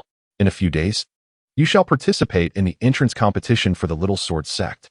With your exceptional sword body, you are destined for a grander world." Chu Yenner nodded, tucked herself under the blanket, and the empress gently patted her back to lull her to sleep. "I wonder when Yenner will truly mature. I hope she can get along well with her senior brothers and sisters at the Little Sword sect." Several days swiftly passed, and only one day remained until the competition at the Little Sword sect. "Master, what is this? It's far too bitter." Wang Feng, witnessing the scene, hastily pressed Xiao Hao's head down, closing his jaw and shaking his head vigorously. "Do not spit it out, swallow it." This inferior bone refining pill had been deliberately reserved for Xiao Hao to consume at this moment. Today marked his awakening of the sword body and his breakthrough into the gathering spirit realm. "It's so hot, Master Ah." Shortly after swallowing the inferior bone refining pill, Xiao Hao's entire body began to heat up. The intense warmth left him gasping for breath, yet his mouth was filled with an unbearable bitterness. "That's right. Quickly refine it. As a genius, if you cannot ascend to the gathering spirit realm after consuming the pill today, I will make you regret it in tomorrow's competition. Wang Feng admonished. I cannot afford to be embarrassed, even though I have little dignity myself. With that, a surge of sword intent erupted around Wang Feng. Due to Xiao Hao's low cultivation, his bare torso was immediately marked with numerous cuts. Wang Feng's method of awakening the sword body involved applying pressure, instilling a sense of danger in Xiao Hao's subconscious concerning his sword body. It was a simple and effective method, after all. It was Xiao Hao who would endure the pain, not him. Ah, master, it hurts so much. Xiao Hao's bare chest was lacerated by the sword intent, causing him to bleed, albeit not profusely. The sensation of flesh being sliced was excruciating, leading Xiao Hao to cry out in agony. Meanwhile, the medicinal effects of the inferior bone refining pill gradually healed his skin and flesh. The combination of injury and recovery, compounded by the overwhelming heat, rendered Xiao Hao in a state of torment. Channel the breaking heaven sword technique, otherwise it will only hurt more. Wang Feng, after uttering his words, chose to disregard Xiao Hao's lamentations. With a mere thought, he intensified his sword intent. After all, it was not he who would suffer. He would push Xiao Hao to the brink of exhaustion until the sword body awakened. Xiao Hao's flesh was ruthlessly sliced deeper by the fierce sword intent, leaving wounds that were more extensive and elongated. The desolate ground around them had long been marred by the relentless cutting of sword intent. How is it that he still has not awakened? Logically, he should have awakened halfway a few days prior. Seeing the delay, Wang Feng, in a fit of frustration, cursed aloud. He distinctly remembered that Xiao Hao had once demonstrated sword intent, albeit briefly. Suddenly, Wang Feng shouted, unleashing the full force of his sword intent while skillfully avoiding any lethal strikes to Xiao Hao's vital areas. As the sword intent surged towards him, Xiao Hao let out a pained scream, startling even the birds resting in the trees nearby. In an instant, the wounds on Xiao Hao multiplied, becoming deeper, while beads of sweat poured from his brow.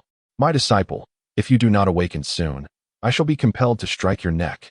Wang Feng taunted, genuinely contemplating the drastic measure of placing the jade disc around Xiao Hao's neck and delivering a blow, allowing him to experience the precipice of death, a method that bore a 99% chance of awakening. Xiao Hao was indeed being tortured to the brink of despair, his body adorned with wounds of varying depths. Even the effects of the bone-refining pill could not keep pace with the onslaught of injuries. With a primal scream, Xiao Hao unleashed a cry that seemed to open the floodgates, releasing a torrent of energy within him. Boom! A wave of sword energy erupted from his being. Yet it did not harm Wang Feng, the wielder of sword intent, in the slightest. At last, the awakening was near. Wang Feng's face lit up with joy as he observed the sword energy clashing against his own. However, in comparison to his sword intent, this energy was as feeble as that of a chick. Accelerate the cultivation technique, Wang Feng shouted, gradually retracting his sword intent and distancing himself slightly from Xiao Hao, standing guard not far away. Meanwhile, as they were on the verge of a breakthrough, a group of individuals nearby took notice of the unfolding situation and rushed towards them. Which fellow cultivator is breaking through here? 3 elegantly dressed individuals approached, 2 men and 1 woman. The 2 men exuded an air of nobility, with elongated features and striking good looks, reminiscent of a second male lead in a drama. The other bore the unmistakable visage of a villain, his appearance and demeanor radiating an alluring yet sinister charm. The woman, with her adorable and captivating countenance, possessed bright, sparkling eyes and a pleasantly plump yet not overly so figure. In contrast to Wang Feng and Xiao Hao, each had their own unique attributes. Wang Feng's demeanor was extraordinary, his face handsome and refined, with clear-cut features. Xiao Hao, on the other hand, exhibited a resolute visage that still retained the youthful vibrancy of a spirited young man. Those who have cultivated immortality are generally not unattractive. Even the least appealing among them resemble ordinary individuals. Exceptions may arise due to certain innate physical conditions or irreparable circumstances. Who are you? Wang Feng inquired cautiously, aware that one must exercise prudence when confronted by individuals who emerge during a moment of breakthrough. We are disciples of the Little Sword sect. Upon witnessing your breakthrough, we were filled with curiosity and came to observe, replied Chen Baixiao, his voice deep and tinged with a hint of magnetism. Brother, it seems he possesses a remarkable sword chi, observed the unexpectedly sparkling young girl, who directed her gaze toward her seemingly antagonistic senior brother, her eyes betraying a certain fondness for him. The brooding UK, whose expression bore a hint of antagonism, merely uttered a non-committal HM. Yet, as he beheld Xiao Hao, a glimmer of astonishment flickered in his eyes. Having seen enough, you may leave now. Wang Feng had no kind disposition to extend towards them, for many in the realm of immortality had met their demise during moments of breakthrough. Fellow cultivator, might we request to observe? His sword qi is extraordinary and could potentially benefit us, implored Chen Baixiao, who remained unperturbed, acknowledging that it was indeed improper to linger near another's breakthrough. Chapter 48. The expanding power of Xiao Hao. Well, Wang Feng had already assessed their cultivation levels. The highest was at the 4th level of the spirit refinement stage, belonging to the one with a villainous countenance, you Quebec needing this. Wang Feng rubbed his hands together with a mischievous grin, his intentions unmistakable. Friend, here are 50 low-grade spirit stones, and along with this storage bag, it holds a value of around 100 spirit stones. Is that acceptable? Chen Baixiao observed Wang Feng's cheeky demeanor, his lips twitching slightly as he retrieved a storage bag from his waist. Upon receiving the tossed storage bag, Wang Feng glanced inside and confirmed it contained spirit stones, neither too many nor too few. He pondered how Chen Baixiao had managed to prepare it in advance. Wang Feng extracted several spirit stones and scattered them around Xiao Hao. Heaven and earth, gather. He gestured with a few incantations, and a red barrier began to slowly rise around Xiao Hao. Just to be safe, Wang Feng placed another layer of barrier, as one could never be too cautious. Perhaps the opposition would strike. The 3 individuals in the distance displayed astonishment. The ease with which he formed the array revealed him as an absolute master of formations, undoubtedly possessing a cultivation level superior to theirs. Thank you, senior. They altered their titles, settling down to observe Xiao Hao, who was enveloped in swirling sword energy. As he sought a breakthrough, they hoped to discover a hint of opportunity for advancement. All 3 of them are sword bodies. Does this mean sword bodies have lost their value? A flicker of surprise crossed Wang Feng's eyes, for he had not anticipated that all 3 were sword bodies. Yet, he remained unaware of their identities. 2 of the men were the sect master's direct disciples, and one was the granddaughter of the Grand Elder. They were among the strongest sword practitioners of the younger generation within the Danyang dynasty, a rarity in a millennium to witness 3 sword bodies appearing simultaneously. Xiao Hao suddenly shouted. The sword energy erupting from him intensified even further, more ferocious than before. However, upon reaching the barrier Wang Feng had erected, it subsided. Moreover, the deep sword wounds on Xiao Hao began to heal rapidly. A gurgling sound emanated from within him, and the aura he had released gradually retracted, merging back into his being. The 3 observers could hardly tear their gazes away. They now realized this was a simultaneous awakening of the sword body and a breakthrough in realm. What on earth is this sword body? Its awakening alone exuded an overwhelming sense of suppression, akin to a higher-level bloodline dominating a lower-level one. Master, I did it. Ha!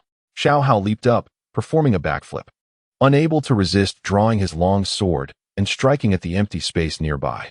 In that instant, the entire venue fell silent, not due to overwhelming strength, but because even the faintest sound seemed louder than the aura of that strike. All they saw was a gust of sword wind swirling before Xiao Hao, and then nothing followed. Little girl, come here. Wang Feng beckoned to the young girl with sparkling bright eyes, the one with the lowest cultivation. What is it? The young girl gazed vacantly, momentarily bewildered by Wang Feng's call, instinctively retreating behind her senior brother. You Quebec senior, we must return to the sect now. So I shall not trouble you further, she said. The antagonist-faced UK shielded the girl, Lin Yuyu, while the gentle-faced Chen Baixiao spoke with kindness. Oh, I merely wished for you to spar a bit. It's nothing serious. Although your cultivation is the lowest, it still surpasses that of my disciple. The 3 finally realized that indeed, Lin Yuyu was the least skilled among them. A genius should embody the traits of a genius. Merely fighting someone at a higher level does not make one a true prodigy. She only stands at the 9th level of the gathering spirit realm. Wang Feng, noticing Xiao Hao's delight at his own newfound strength, playfully kicked him to rouse him from his reverie. Oh, master, yes. Xiao Hao exclaimed. What? The 9th level of the gathering spirit realm? He gasped, shocked. Did his master wish for him to fail? Yet, in his inflated sense of superiority, reminiscent of his past lives with Wang Feng, he complied. Here, where this Wang Feng retrieved a jade disc from his storage space and hung it around Xiao Hao's neck, who looked on in confusion. Go on then. Wang Feng playfully pushed the still bewildered Xiao Hao forward and leapt up onto a nearby tree. Young lady, do not hold back. As long as it isn't a strike to the head, feel free to strike him. Rest assured, I shall keep watch. Wang Feng called down to the timid Lin Yuyu, who was hiding behind Yu Quebec's sister, since it is a request from a senior. You might as well test your recent improvements. Chen Baishao gently encouraged the shy girl. Wang Feng couldn't help but wonder if the three were entangled in a love triangle. Lin Yuyu drew forth her jade sword, and Wang Feng immediately recognized it as a top-tier mystical weapon. Be careful, young lady. Xiao Hao, prepared to charge forward, was nearly halted by Lin Yuyu's sudden remark, almost twisting his ankle. You haven't put on your clothes yet. Lin Yuyu's cheeks flushed slightly. Noting that Xiao Hao had grown more robust since entering the gathering spirit realm, particularly after consuming a low-grade bone-refining pill. Oh dear, Xiao Hao stammered, embarrassed by her comment, and hurriedly retrieved clothing from his master's storage bag to dress himself. Here I am, Master's disciple, Xiao Hao, he proclaimed with a bow, leaving the other three momentarily dumbfounded. Do you have no sect to mention? Indeed, Xiao Hao retorted, emboldened, as it seemed his master was a lone cultivator or perhaps reluctant to reveal his sect. Without further ado, let us proceed. Xiao Hao, after finishing his words, brandished his sword and charged towards Lin Yuyu, unable to restrain his desire to showcase his current prowess. Lin Yuyu also raised her sword and leapt forward to clash with Xiao Hao. He barely managed to block her strike, only to be sent flying by the force of the blow. No more. No more. In just a single exchange, Xiao Hao declared his surrender, leaving Wang Feng's face darkened with disbelief. To concede after merely one round? Young lady, unleash your full strength upon him. Show no mercy. Wang Feng shouted, cupping his hands around his mouth. Taking advantage of Xiao Hao's newly awakened sword spirit, it was essential to extract every ounce of potential and allow that energy to be unleashed. Lin Yuyu hesitated for a moment, but after Wang Feng's repeated exhortations, she recklessly raised her sword and charged forward. Master, you are betraying your disciple. Xiao Hao lamented, compelled to run while retaliating, expressing his frustration towards Wang Feng, albeit refraining from any vulgar language. Hit him. Strike with all your might, but do not break his sword, as it will be needed later. Hearing Wang Feng's words, Lin Yuyu's strikes became even more swift and ferocious, deliberately avoiding the blade. The eruption of her cultivation at the 9th level of the gathering spirit realm unleashed a wave of sword energy that sent Xiao Hao sprawling.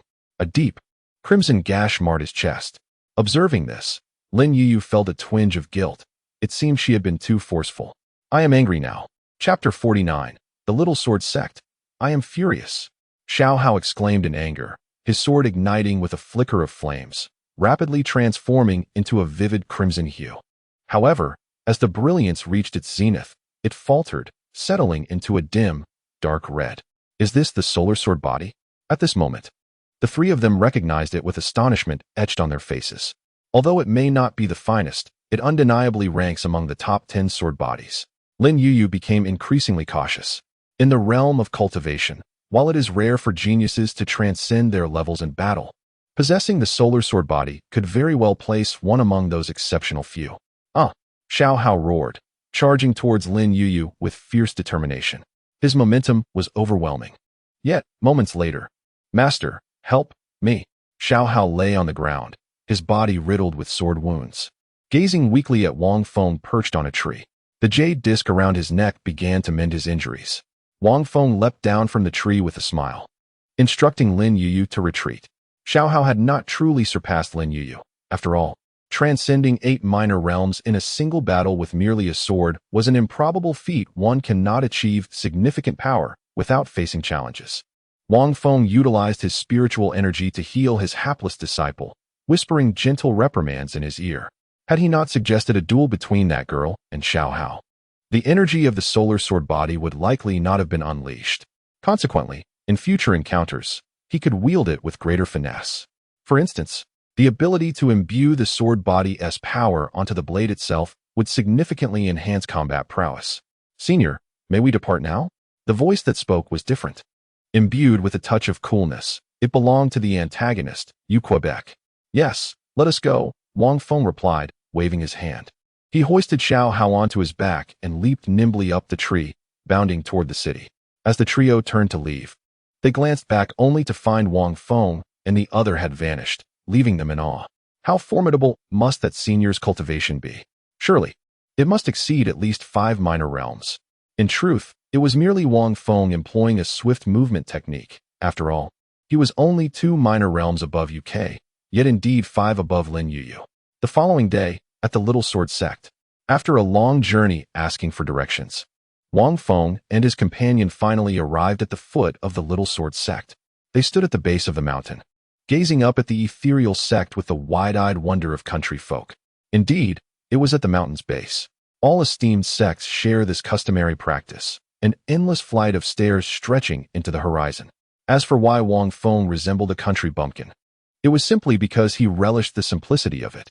He had previously visited the 3 most powerful sects in the Tian-Tsang continent, the Sword Sect, the Ice Palace, and the Celestial Court. Beyond this point lies the 9 sacred lands, of which Wang Feng has only visited a mere few before meeting his demise at the hands of Jiang Hanshi. In contrast, Xiao Hao epitomizes the true rusticity of a country bumpkin. Day after day, they ascend these arduous steps, showing no sign of fatigue. Wang Feng gazed at the lofty and distant staircase, muttering his discontent, while a faint mist lingered in the air, giving the impression that they stood before a celestial ascent.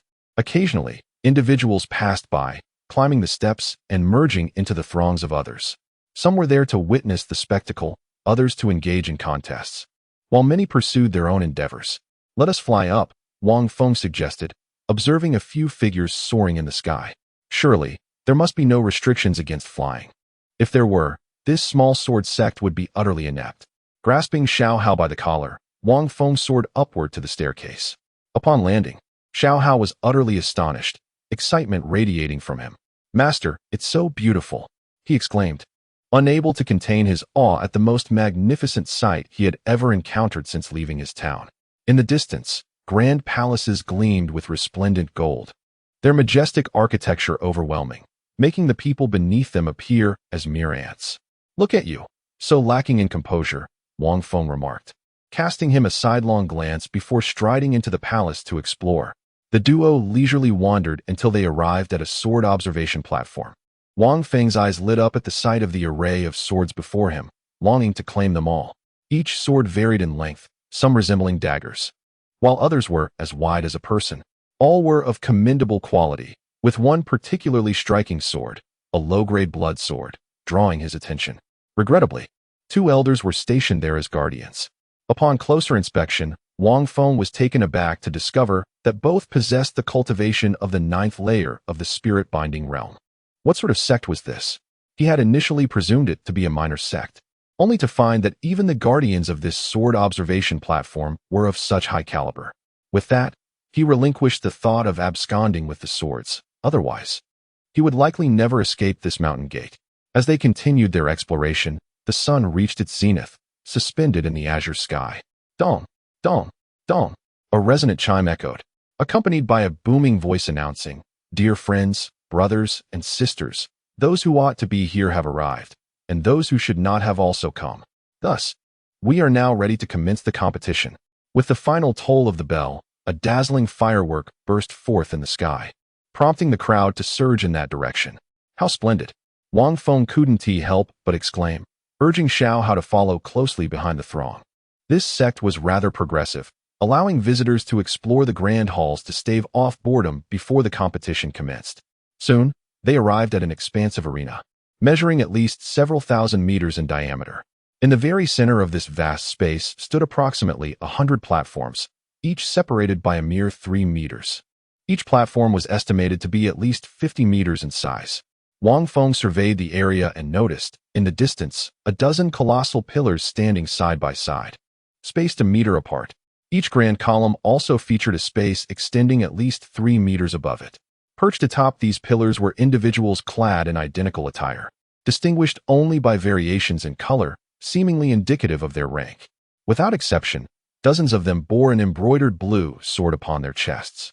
On the first day of the competition, no names were required. Those at the 9th level of the gathering spirit realm or below who believed in their own capabilities were welcome to participate.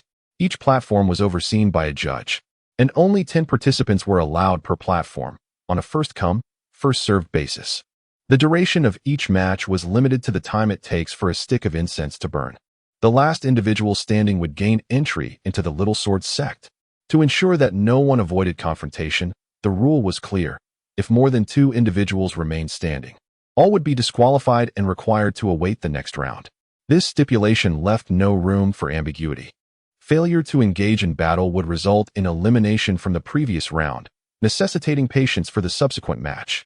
Chapter 50. The buried relic of a millennium ago. Should you falter, if your talents catch the eye of an elder, you may be accepted as a disciple into the sect. However, we must draw the line at taking lives. Yet, with swords and blades devoid of sight, one may inadvertently end up maimed, and we, the minor sword sect, shall bear no responsibility. Nevertheless, victorious participants may submit their healing expenses to the sect after entering. And finally, the individual who claims the first place shall receive a piece of the exquisite Xiantir sword intent stone, while those who secure the second and third positions shall be awarded the intermediate Xiantir sword intent stones. In the midst of a cluster of towering columns stood a dignified middle-aged man, who, utilizing his spiritual energy, articulated the competition rules and prizes. The moment the crowd absorbed his words, a deafening uproar erupted from the thousands below. The exquisite Xiantir sword intent stone. Even Wang Feng felt a stir of desire, pondering whether to suppress his cultivation to the 9th level of the gathering spirit realm to compete.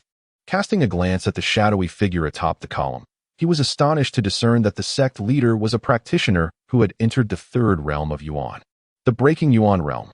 This was undoubtedly a branch of the sword sect. Wang Feng marveled within, recalling that upon first hearing the name minor sword sect, he immediately thought of the illustrious sword sect. This sect, with a heritage spanning hundreds of thousands of years, surpassed even the ice palace where Jiang Hanshi once resided. Initially, he had assumed that the minor sword sect was merely a coincidentally similarly named entity. However, he was now convinced that it was indeed a branch of the sword sect. After all, which small sect could boast such grandeur and strength? The multitude of practitioners present were formidable, with most outer disciples being above the 7th level of the gathering spirit realm. During his visit, he had encountered numerous practitioners of the upper levels of the gathering spirit realm, predominantly at levels 7 and 8. While he had not seen any inner disciples at that time, he now recognized them. The judges of the arena were all cultivators of the binding spirit realm, and even the competition prizes were Xiantir sword intent stones. Yet, Wang Feng still yearned to acquire that sword intent stone. With the system at his disposal, they would be unable to discern his true capabilities.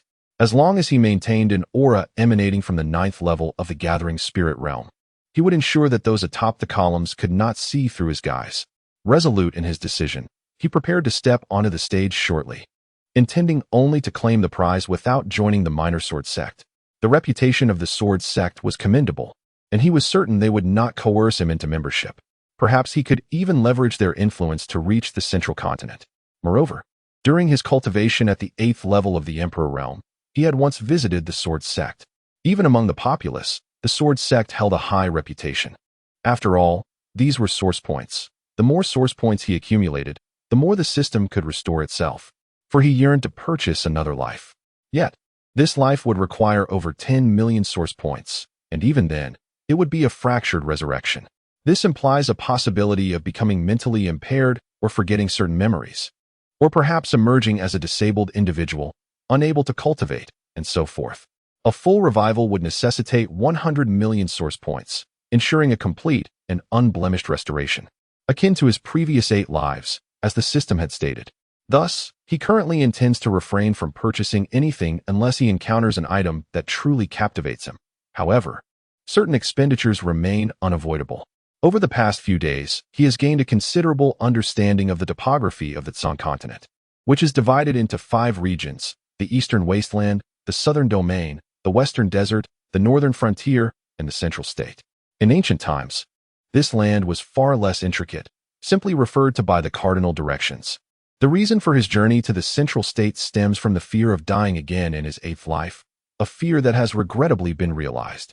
Buried in a specific location in what was once known as the Central Region, now called the Central State, lies an object of great significance.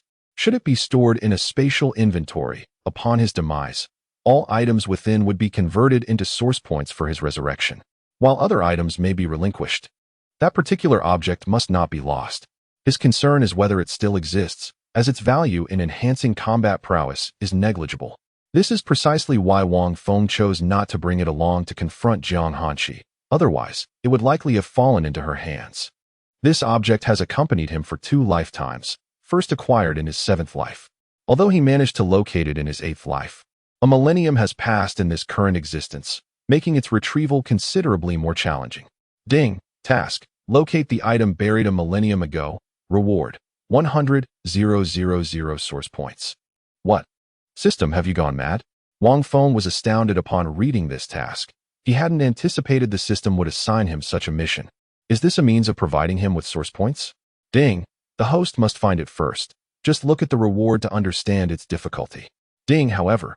The host may spend 200,000 source points for a location.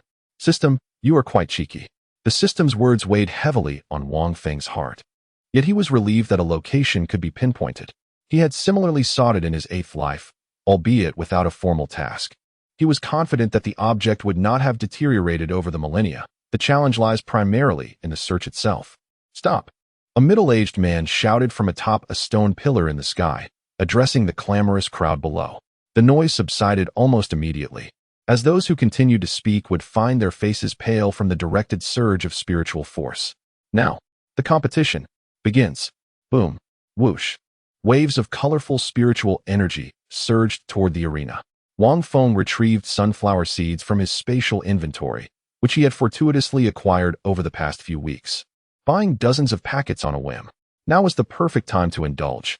He shared 2 packets with Xiao Hao beside him. They were in no hurry, as each match would last approximately half an hour. They planned to wait until the group of 9th-layer gathering spirit practitioners concluded their bouts. Advancing would be considerably easier thereafter. However, it was evident that many others shared their sentiments. Just moments ago, numerous figures had rushed toward the arena, yet now the platforms appeared sparse, with only 1 or 2 9th-layer practitioners present on each. There are 3 missing here. One of the judges called out from a platform. There is 1 missing here. Following closely, the resounding calls of the arena judges echoed one after another. The competition, which did not employ a selection system, was confined to this singular day. Those who possessed the ability but failed to reach the arena would have to await the next opportunity for entry. An elder on another pillar spoke with his spiritual power, his voice resonating clearly, imposing a palpable pressure upon the crowd. This meant that once midnight passed today, even if one stood victorious upon the arena, those who had not entered would have no chance of selection. Consequently, many individuals, seeking to ensure their participation, rushed toward the arena in droves. Boom. Another deep bell tolled, signaling the commencement of the competition. In an instant, hundreds of arenas were enveloped in a shimmering barrier, safeguarding them from external attacks. Commence. With the judge's command, flames erupted across the stage, and a chaotic whirlwind of diverse spiritual energies surged forth. Occasionally, individuals would collide heavily against the barrier, creating ripples that cascaded outward. Make way! Make way! Chapter 51. The 2 rivals make way. Make way! Wang Feng shouted as he cleared the space around him, drawing the astonished gazes of the crowd. With an air of confidence, he retrieved a grand bed from his storage pouch. This was a special preparation of his, since the system's storage space was limited. He had compensated with the pouch's capacity. Master, your preparations are truly exhaustive, Xiao Hao exclaimed, unabashedly raising his thumb in admiration toward Wang Feng. Well, you haven't witnessed my master in action before. He usually lounges in the spirit spring while observing others compete, Wang Feng remarked, eliciting disdainful looks from many. They found it hard to fathom that such an unsophisticated fellow would boast so audaciously. Sunflower seeds, peanuts, and a variety of snacks are all ready. Performers, please commence your display, Wang Feng announced as he set a table before the bed, directing his words toward the stage. However, it was evident that the barrier had soundproofing capabilities, rendering the performers oblivious to his calls. Conversely, the sounds from within could be heard outside, likely designed to prevent external disturbances from interfering with the inner activities. I want to eat too. A young girl darted over and unceremoniously leaped onto the grand bed occupied by the 2 men. Not you again, Xiao Hao exclaimed. his eyes widening in shock as he fixated on the girl, who was none other than Chu Yin'er. What's the matter? Has my brother grown tired of me after just a few days? Chu Yin'er pouted, her expression one of innocent grievance, her small hands clasped and her lip bitten, tears glistening in her eyes. Why you? Who said I don't like you? No, who even likes you? Who's your brother? Xiao Hao's face darkened as he reacted to her antics. He had only met her once. How had she decided he was her brother? The crowd, witnessing Chu Yin'er's delicate demeanor of feigned distress, began to cast peculiar glances at Xiao Hao. Some, without understanding the context, began to voice their indignation, accusing him of being a heartless scoundrel. Stop! Wang Feng could no longer bear to watch and shouted, bringing a modicum of silence to the surroundings. He then turned to Chu Yin'er, who wore a pitiful expression, and with a teasing glint in his eyes, remarked, Isn't he your dear brother? Then share a kiss to prove it. At this, both Xiao Hao and Chu Yin'er widened their eyes in disbelief. Yes, hurry and kiss. The crowd, reveling in the commotion, joined in, reveling in the spectacle. No, Xiao Hao and Chu Yin'er shouted in unison. Look, this girl is just trying to deceive you all. She's a fraud. Wang Feng seized the moment, pointing at Chu Yin'er as he rallied the crowd's attention. After being exposed, Chu Yin'er felt genuinely aggrieved and frightened, her eyes reddening as tears streamed down her cheeks. Accustomed to a life of privilege, she had never experienced such humiliation in front of so many people. She wished to find a crack in the ground to hide herself away. Master, let it go, Xiao Hao said, feeling a bit embarrassed as he watched Chu Yin'er wipe her tears in front of everyone. He could hardly bear to see a woman cry, especially one as beautiful as she was. Although he had a slight conflict with her, he could not deny her beauty. No way. She has deceived us. We cannot let her off easily. Quickly, tell us your purpose here. Wang Feng shot a glance at Xiao Hao before turning to the still tearful Chu Yin'er on the bed. This girl, like Xiao Hao, appeared inexplicably, and while undeniably pretty, after seeing Jiang Hanshi, he felt Chu Yin'er was merely conventionally attractive, devoid of any deeper intrigue. I want to eat these, Chu Yin'er said, wiping her tears as she pointed to the delectable array of food on the table, her desire for sustenance evident. She had never encountered such delicacies before. They looked delicious and smelled delightful, the aroma wafting through the air. So, all this fuss was merely for food. Yes, Chu Yin'er, realizing Wang Feng was quite astute, decided to drop her pretense. It seemed she could not outsmart him. She thought it best to appeal to the more gullible Xiao Hao, casting a pitiful glance at him with her red-rimmed eyes. What are you staring at? Who told you to be a deceiver? Xiao Hao retorted, clearly unable to hold back his words despite his aversion to seeing her cry. Pay up. Wang Feng extended his hand, catching Chu Yin'er off guard, yet she complied. Retrieving some silver coins from her storage ring, Wang Feng was surprised to discover she possessed a storage ring, indicating she was not short on funds, which piqued his interest. Not silver coins, I want spirit stones. What? Chu Yin'er exclaimed in shock. It was absurd to ask for spirit stones for mere food devoid of spiritual energy. Just tell me if you will eat or not. Wang Feng's patience was waning. I will eat, but I have no spirit stones. Then you can leave, go on. Wang Feng waved her away dismissively, as if shooing away a duck. Will this pill suffice? Chu Yin'er produced a small vial, and Wang Feng skeptically accepted it. To his astonishment, it contained low-grade body refining pills, which were worth far more than spirit stones. She was quite the affluent young lady. Eat up, enjoy. Wang Feng tucked the pill away, instantly adopting a jovial demeanor, much to Chu Yin'er's annoyance, prompting her to roll her eyes. Clap, clap, clap. Good. The three of them sat on the bed, munching on various snacks, not limited to just seeds and peanuts. For Chu Yin'er would not be foolish enough to offer a body-refining pill for mere snacks. They occasionally cheered while watching a thrilling performance, clapping in delight at the exciting moments. Ahem. What is this? It's both bitter and spicy. Chu Yin'er uncorked a bottle and took a sip. Instantly overwhelmed by an unfamiliar taste, she waved her hand in front of her tongue. Ha ha. Xiao Hao burst into laughter, recalling how he had reacted similarly when he first drank. What are you laughing at? Do you dare to provoke me? Chu Yin'er raised her delicate fist and glared at Xiao Hao, who quickly pulled Wang Feng over to his side. You wouldn't dare. I'll have my master shatter your teeth. Xiao Hao felt a twinge of fear. This girl possessed a far superior level of skill than he did. Yet with Wang Feng at his side, he suddenly felt emboldened. Are you two sworn enemies? Wang Feng sighed, unable to shake the thought of Jiang Hanshi and her antics. These two seemed to have a knack for crossing paths just like them, albeit their encounters were far from gentle. Wang Feng had suffered through 8 lifetimes of torment, and in the 9th, he had nearly met his end at the hands of her icy needles. Always hiding behind your master, humph. Chu Yan'er huffed in annoyance, dismissing Xiao Hao and settling down on the bed to enjoy her food while watching the battle unfold on stage. Chapter 52. Are you here to relieve yourself? Undoubtedly. Gazing down from dozens of grand columns, the focal point was the spectacle of battle on the platform. A bed, 3 individuals. A table laden with food. This was the most conspicuous scene. An elderly man, witnessing this spectacle, chuckled and remarked, "These 3 are genuinely themselves, acting with unrestrained freedom." However, no sooner had he spoken than a resounding voice echoed forth, leading one to wonder if a beautiful maiden was expressing her displeasure. The elder glanced at the communication disc beside him, the device employed by the multitude for interaction. It was impractical to continuously converse using spiritual energy, lest the subtleties of their discussions be overheard by those below. "Old 2, what are you grunting about? All you do is grunt day in and day out." The elder's expression swiftly soured, for every remark he made seemed to incite opposition from Tu Guangyi. The 3 individuals displayed a distinct lack of decorum.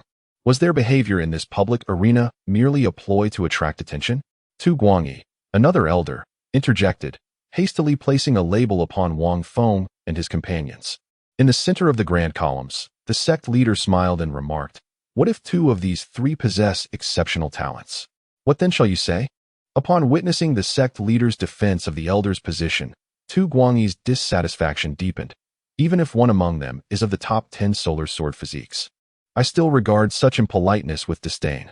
"Well, that is agreeable," the sect leader responded, choosing not to further rebut Tu Guangyi, which left him perplexed. Could it be that 2 of those 3 truly possessed remarkable gifts? Enough of that. Look at the arena. A woman's voice chimed in, imbued with a playful yet graceful tone.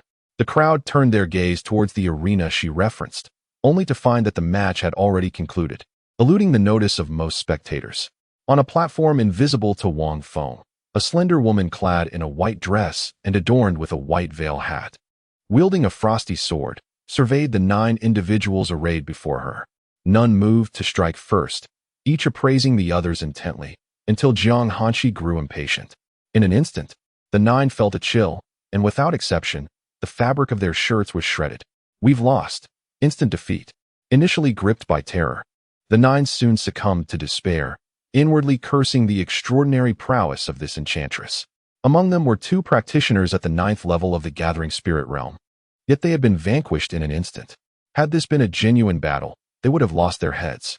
The ability to sever their clothing in a heartbeat signified her capacity to decapitate them just as swiftly. "This apprentice is mine." The communication disc erupted with fervent voices, some even eager to descend and claim her as a disciple. Hold on. Let us observe further," the sect leader interjected, gradually calming the excited voices resonating from the disc. The conversation then meandered into casual banter, with mentions of some rare prodigies who had transcended their realm to battle in the spirit gathering stage. As several skirmishes approached their conclusion, evening descended upon the scene, and the sun dipped toward the horizon, casting a crimson hue across the clouds. Layers of fiery clouds interspersed one another, enhancing the depth and beauty of the sky. Beneath this celestial canvas, the camera swiftly descended toward the expansive grounds of the Little Sword sect. In a vast open area, hundreds of platforms were set up, each enclosed by a barrier, and spiritual energy surged chaotically within. "Hey, you little rascal, tell me, if you were to go up there, do you think you could hold your own?" Chu Yan'er remarked, her tone laced with subtle mockery as she regarded Xiao Hao. Given that Xiao Hao was merely at the 1st level of the spirit gathering stage, he seemed more like an onlooker than a contender. "Uft, I could wipe them out in an instant," Xiao Hao retorted, bravely downing a drink, his lips curling into a boastful smirk. "Eat more vegetables, don't just drink." Chu Yan'er tossed a few peanuts in front of him, her lips curling with sarcasm. "Humph, such arrogance. If you're so confident, why not give it a try?" A bystander expressed indignation, clearly unimpressed by Xiao Hao's overconfidence. "Exactly." Chu Yan'er nodded in agreement with the bystander's sentiment.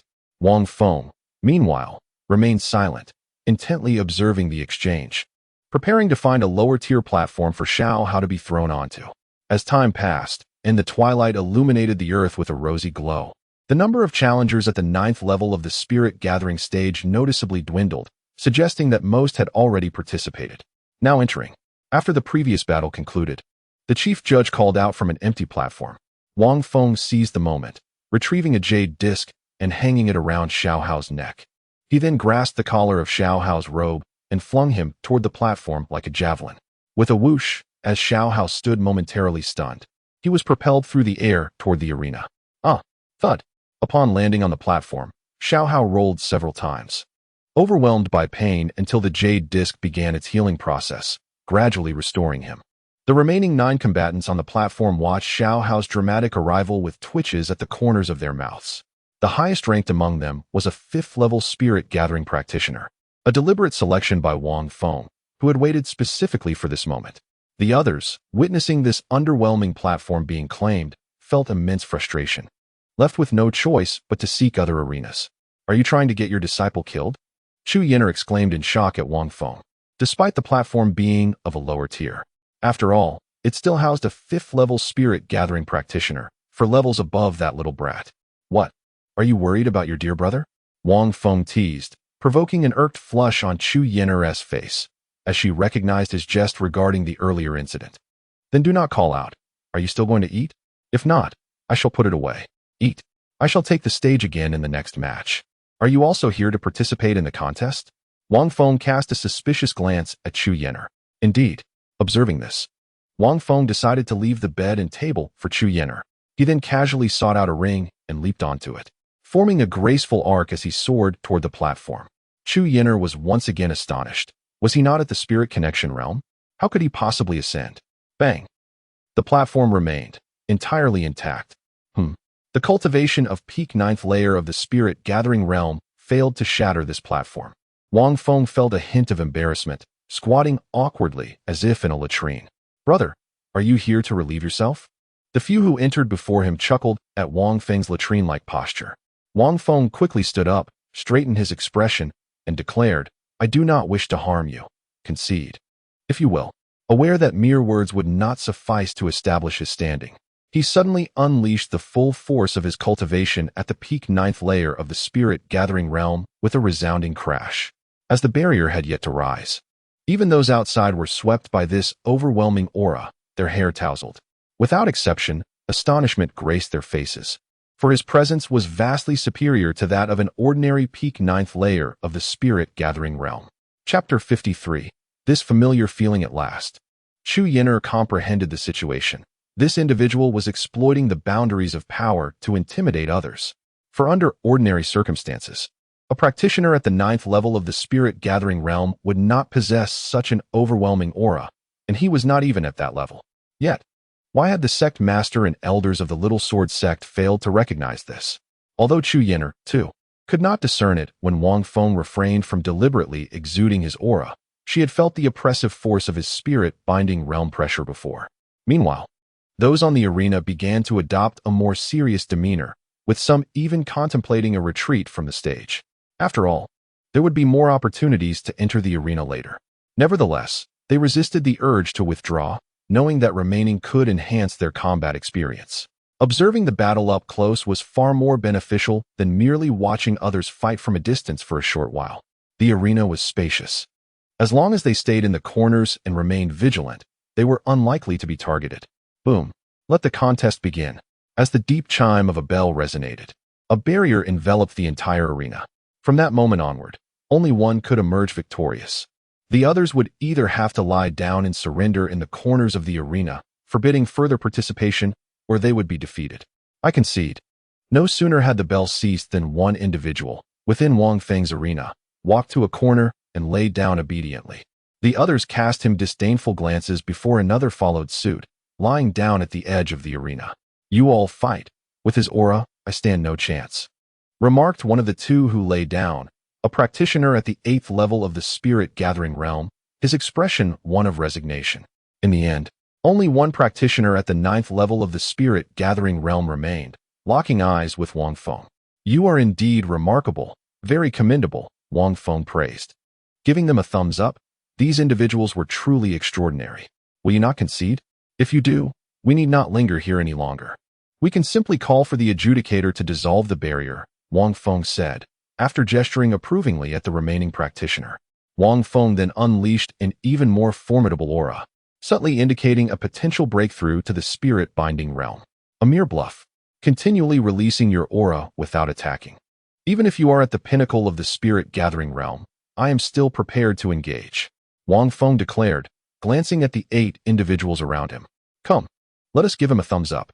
He raised his thumb first, and after a moment's hesitation, the others followed suit. Those outside the barrier observed this scene with confusion, wondering what was transpiring. Were these 8 surrendering? It was not uncommon for individuals to concede in such a manner, finding a corner to lie down, as any further attempts to engage would result in expulsion by the adjudicator. The sight of 9 individuals giving a thumbs up to a single person drew a crowd, eliciting both amusement and bewilderment. Jiang Hanshi, soaring on his flying sword through the skies, also took note of this spectacle, perplexed as to why this foolish boy had ventured into such a situation. In the heavens, she is not the sole presence. Others yearn for a broader perspective as well. Consequently, numerous cultivators at the 9th layer of the spirit-gathering realm strive to ascend into the sky with their magical implements, albeit with considerable difficulty. In stark contrast to their struggles, Jiang Hanshi appears effortlessly graceful, seemingly possessing some secret technique or treasure that conceals her true energy. To the onlookers, she is also at the 9th layer of the spirit-gathering realm, indistinguishable even from the sect leader. At this moment, on the arena where Wang Feng stood, a cultivator, upon witnessing the conspicuous 9 thumbs-up signs, felt a surge of frustration and rage. "Ah!" he roared, his fists glowing with golden light, intent on suppressing Wang Feng and obliterating his dignity. "Ah!" came his second cry, louder and more pained, as he was launched like a bowstring into the air. With a resounding crash, the cultivator at the 9th layer of the spirit-gathering realm was sent flying, colliding with the barrier and spewing forth blood. The barrier rippled momentarily before returning to tranquility. Wang Feng withdrew his hand, shaking it with a hint of exasperation. "I told you I didn't wish to harm you. Yet you persisted. Is it over? Just like that?" Wei watched in vain. What battle experience can we glean from this? A single punch shattering myriad techniques? The remaining 8 cultivators were left in astonishment, realizing that one punch had sufficed to conclude the battle. Simultaneously, they secretly celebrated their timely surrender, for otherwise, they would have faced a similar fate. With Wang Feng's speed, he could easily deliver 9 strikes in the blink of an eye. They were astounded to find that they had barely comprehended Wang Feng's velocity before the fight concluded. Frightened, they urged the judge to swiftly open the barrier, feeling trepidation at remaining in Wang Feng's presence. The judge, too, regarded Wang Feng with surprise, that punch bore strength rivaling that of a first-layer spirit-binding realm cultivator. Hundreds of arenas and judges were all at least of the first layer of the spirit-binding realm. Otherwise, he would not have been able to discern Wang Feng's strike, even if he had caught a glimpse of a lingering shadow. "Seems we have gained another junior brother," the judge mused internally, as he controlled the arena to open the barrier. The cultivator who had been struck and left bleeding was already rising and descending from the arena. That single punch had made him acutely aware of the disparity between his strength and Wang Feng's. Further engagement would be tantamount to courting death. Meanwhile, high above, Jiang Hanshi gently clenched her hands at her sides, biting her crimson lip in frustration. "You have deceived me once again." "No, twice." Her delicate fists tightened, her eyes, filled with a hint of anger beneath her white gauze hat, fixed intently on the still jovial Wang Feng. Due to her inability to perceive Wang Feng's true cultivation level because of his unique constitution, which was actually a system-related issue, she had only witnessed him exuding the aura of a 3rd-layer spirit-gathering realm cultivator. Now she realized she had been misled. How could he so easily send a 9th-layer cultivator flying if he were truly only at the 3rd layer? The last time he had been struck by her palm and left in disarray must have been a ruse as well, for that strike possessed merely the strength of a low 3rd-layer cultivator. Yet how had he managed to create such turmoil within his spiritual energy without self-detonating? This was the point that perplexed her, and her curiosity about Wang Feng deepened.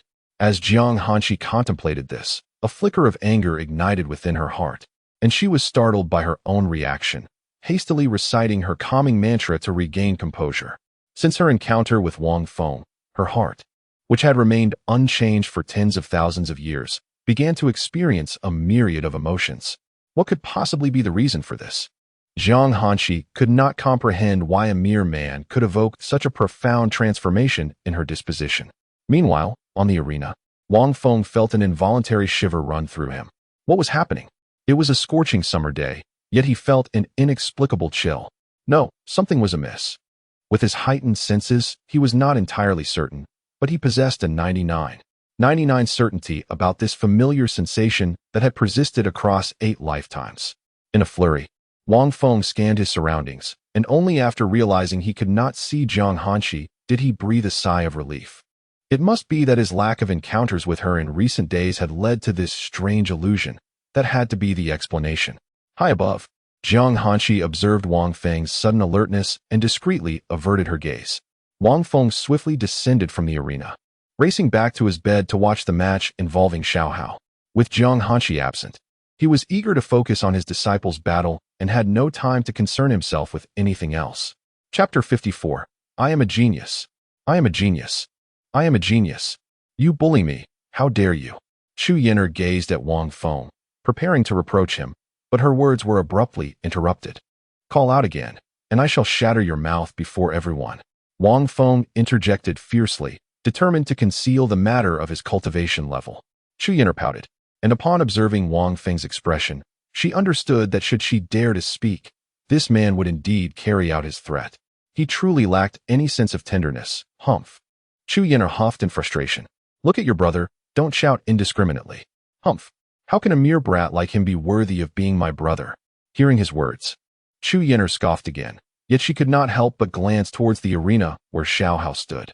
If it weren't for her mother's insistence on her independence, believing it safer for her to remain at the Little Sword sect, and refusing to send a powerful guardian to protect her, she would not feel intimidated by this man before her. However, she was somewhat curious about how that brat in the arena would cope against someone of a higher cultivation level. Surely, he would be forced to concede, right? At that moment, she would make sure to mock him thoroughly. Haha. Wang Feng also focused intently on the scene, having taught for so long. It was time to witness the fruits of his labor. On the arena, Xiao Hao executed the Azure Cloud escape technique that Wang Feng had taught him, deftly evading the assaults of the cultivators. His movements were peculiar, each step appearing to stutter as if a game character had frozen momentarily. Yet, in the blink of an eye, Xiao Hao reappeared on the opposite side. Wang Feng observed, noting that if one couldn't win, the best strategy was to evade and let the others fight. With everyone preoccupied, they could only attack whoever was within reach. Otherwise, if they engaged Xiao Hao, they would merely find themselves on the receiving end of the blows. Xiao Hao hadn't even drawn his sword. It seemed he had been dodging since the very beginning. Soon enough, the battle on the stage reached its climax, leaving only the highest-ranked cultivator, gasping for breath, at the 5th layer of the gathering spirit realm. The ground was strewn with the 8 fallen combatants, all rendered powerless, some with broken bones, and others barely clinging to consciousness, lying on the ground in an effort to recuperate. A few, realizing they could not win, had wisely surrendered and taken refuge in a corner, sustaining far fewer injuries as a result. Now, only Xiao Hao and the panting cultivator of the 5th layer of the gathering spirit realm remained on the stage. Xiao Hao could hardly let this prime opportunity slip away. With a swift motion, he drew his sword. Sword technique of the stepping blade. Xiao Hao proclaimed dramatically, reminiscent of a protagonist in a tale. He glided forward, appearing as if he were skating, and in an instant, he reached the cultivator, swinging his sword past him. In a final flourish, he turned, believing himself to be quite impressive as he sheathed his sword. Bro, are you out of your mind? Unexpectedly, the cultivator gazed at him and spat out a curse, questioning the man's sanity. Xiao Hao offered no response, instead maintaining a solemn expression as he regarded the last remaining cultivator at the 5th layer of the gathering spirit realm. How is it that you remain unscathed? Xiao Hao voiced his confusion, his expression rife with bewilderment. He was certain he had struck his opponent. However, upon inspecting the location he had just attacked, the reason for his failure became evident. His blow had been deflected by spiritual energy. You, at the 1st level of the gathering spirit realm. If it weren't for your agile footwork, you would have already been lying on the ground, the cultivator observed, regarding Xiao Hao with the disdain reserved for a filthy rat in a sewer. With a swift motion, He flipped his palm and tossed an unknown pill into his mouth. "You can still consume pills?" Xiao Hao exclaimed in disbelief, momentarily stunned by the realization that one could indeed take medicine during a contest. He had subconsciously believed it was prohibited. Had he known, he would have asked his master for a few pills beforehand. Back in the town, anyone resorting to weapons during a brawl with the local children would have been scorned. Brain dead. The cultivator sneered at Xiao Hao's foolishness before promptly channeling energy to restore his spiritual strength. As long as the pills were not forbidden substances that directly enhanced combat abilities, it was certainly acceptable to consume restorative elixirs. He needed to recover swiftly, then either incapacitate this fool or force him into submission. Regaining his composure, Xiao Hao quickly raised his sword and employed the Azure Cloud Escape technique to charge forward, leaping to deliver a slash. Clang! The sound of their swords clashing resonated through the air as they briefly stalemated.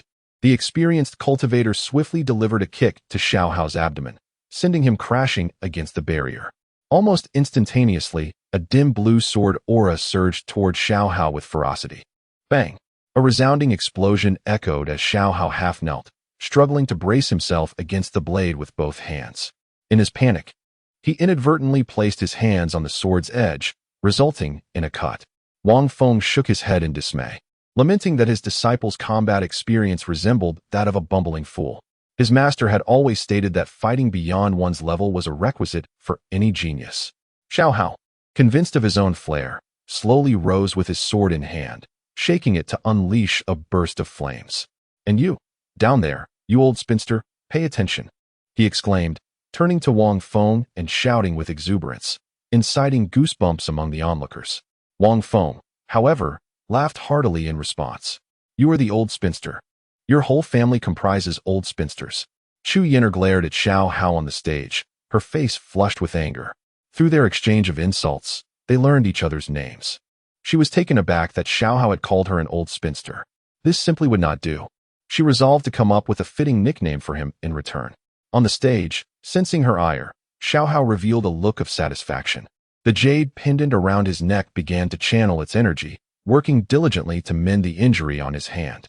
Aware that he could not win through brute force, he resorted to the footwork his master had taught him to engage in combat. "Go step," he shouted dramatically, invoking yet another technique. As he leapt and bounded, his movements took on an ethereal quality, akin to a wraith flitting about. Indeed, it was yet another novel style of footwork. Wang Feng's footwork was exceedingly diverse. He had imparted over a dozen techniques to Xiao Hao even during the latter's cultivation at the body refinement stage. 10 minutes later, Xiao Hao was adorned with numerous wounds of varying sizes, his gaze fixed intently upon the cultivator before him. In stark contrast, the injuries sustained by the cultivator amounted to merely a third of his own. Engaging in battles beyond one's realm was an essential rite of passage for geniuses, and Xiao Hao was determined to demonstrate his prowess to that old maid. This conviction fueled his resolve to emerge victorious. He yearned to witness the fury etched on her face as she choked on her own words. He longed to silence those who had previously scorned him from the sidelines. "I am a genius. I am a genius. I am a genius." This mantra echoed in Xiao Hao's mind, a refrain often uttered by his master. For him, battling beyond his current realm was an absolute possibility. Meanwhile, Chu Yin'er and Wang Feng remained blissfully unaware of Xiao Hao's mounting desperation. Chuckling heartily from their position in the audience, Wang Feng mused that Xiao Hao's display of the sun sword body was already sufficient for him to be accepted as a disciple. He anticipated that Xiao Hao would soon concede defeat on his own accord, never truly expecting him to combat against 4 realms. The notion of genius was merely a philosophy he had instilled in his disciple. After all, he could not continually nurture a mindset of mediocrity. As for Chu Yin'er, she felt a flicker of delight at the sight of Xiao Hao's minor injuries. After all, he had incessantly berated her, and she was certain that this insufferable brat would soon realize he was outmatched and promptly admit defeat. Chapter 55. The brainwashing seems too severe. 25 minutes later, the remaining 8 contestants huddled together in a small corner of the arena, trembling with fear. Ignoring their own injuries, they collectively formed a barrier to prevent any inadvertent harm to one another. Although the arena was spacious, they felt a need to establish another layer of protection for a semblance of security. The combat style of the 2 opponents was simply terrifying. In their line of sight, Xiao Hao was now half kneeling on the ground, the tip of his sword pressed against the earth. One eye had already been gouged out, his left arm severed halfway, and his body was drenched in blood. His form was riddled with gory sword wounds, some of which bore the acrid scent of scorched spiritual energy. The other cultivator was not faring much better. His right arm was completely severed, and his already limited spiritual energy was now nearly depleted. He had initially believed he could swiftly defeat this first-level gathering spirit realm youth, but to his astonishment, the boy was akin to an indomitable cockroach, continuously recovering from his injuries. The reason behind this perplexed him, filling their battle with incessant frustration. At this moment, the cultivator stared at Xiao Hao with visible fear, realizing the boy was matching injury for injury. Despite his blinded eye, Xiao Hao retaliated by severing the opponent's right arm. "Ha! Old Chu, did you see that? Just wait. I will win this for you." Xiao Hao grinned fiercely, his face marred with wounds and blood, particularly his eye, where one eyeball had been crushed, rendering him a ghastly sight. Meanwhile, Wang Feng's expression was grave. How could his disciple be so foolish as to refuse to concede at this point? Chu Yin'er had long lost the elation she felt 15 minutes prior. As she beheld Xiao Hao's terrifying visage, a sense of worry began to swell within her. Why would this reckless boy risk everything just because I teased him? Had I known it would come to this, I would have refrained from mocking him. Hurriedly, she waved her hand towards Xiao Hao, gesturing for him to concede. "Old Chu, you want me to surrender?" "No way," Xiao Hao retorted, cursing at Chu Yin'er. "Judge, he concedes. Let him down," Wang Feng called out, waving his hand towards the judge. Others had no authority to dictate their victory or defeat, rest assured. Any fatal injuries would be prevented. The judge coldly responded, "Master, isn't fighting beyond 1's level a requisite for a genius, as you always say? Just watch. Your disciple is undoubtedly a genius." Xiao Hao, rather than showing disrespect to Wang Feng, echoed his master's own words back to him. Wang Feng, feeling helpless, rubbed his forehead, questioning whether he had indeed brainwashed him too severely. Should he constrict the judge's throat to force him to drop the barrier? Wang Feng pondered, glancing at the distant grand pillars and the barrier, ultimately dismissing that notion. They had now discerned the rules of this competition. It was a battle to the bitter end. However, typically, no one fought with such desperation. Most would concede upon realizing they could not prevail, unlike Xiao Hao. Yet, there were indeed places even more brutal than Xiao Hao's current plight. It was merely a strike of spiritual energy from the barrier that saved him at the brink of death, or perhaps at the point of near demise. The power of the barrier would restore him. "Fool, you can still concede now. Do not let your chance to enter the little sword sect slip away, lest you suffer a lifelong disability." The cultivator opposite Xiao Hao uttered a few words, feeling a twinge of fear. This lad fought like a man possessed in the latter stages. "Ha! Since you are afraid, why not surrender?" Xiao Hao's smile, twisted and terrifying, revealed his half-kneeling form, sword in hand, propping himself up as he gazed at the cultivator. "You truly deserve to die." The cultivator, hearing Xiao Hao's words, cursed under his breath, consumed by fury, especially as he felt the pain of his severed left arm. Should he fail to enter the little sword sect, he would have to expend resources to reattach it. Moreover, how could he concede? If he stepped down from the arena today, there would be no chance for battle anytime soon. He would have to wait another decade for the next opportunity. With that, he infused his inferior yellow-tier sword with a layer of blue spiritual energy, though this time it appeared almost imperceptible. Part of the reason Xiao Hao could inflict damage was due to the disparity in their weapons. Xiao Hao wielded a mid-tier yellow sword.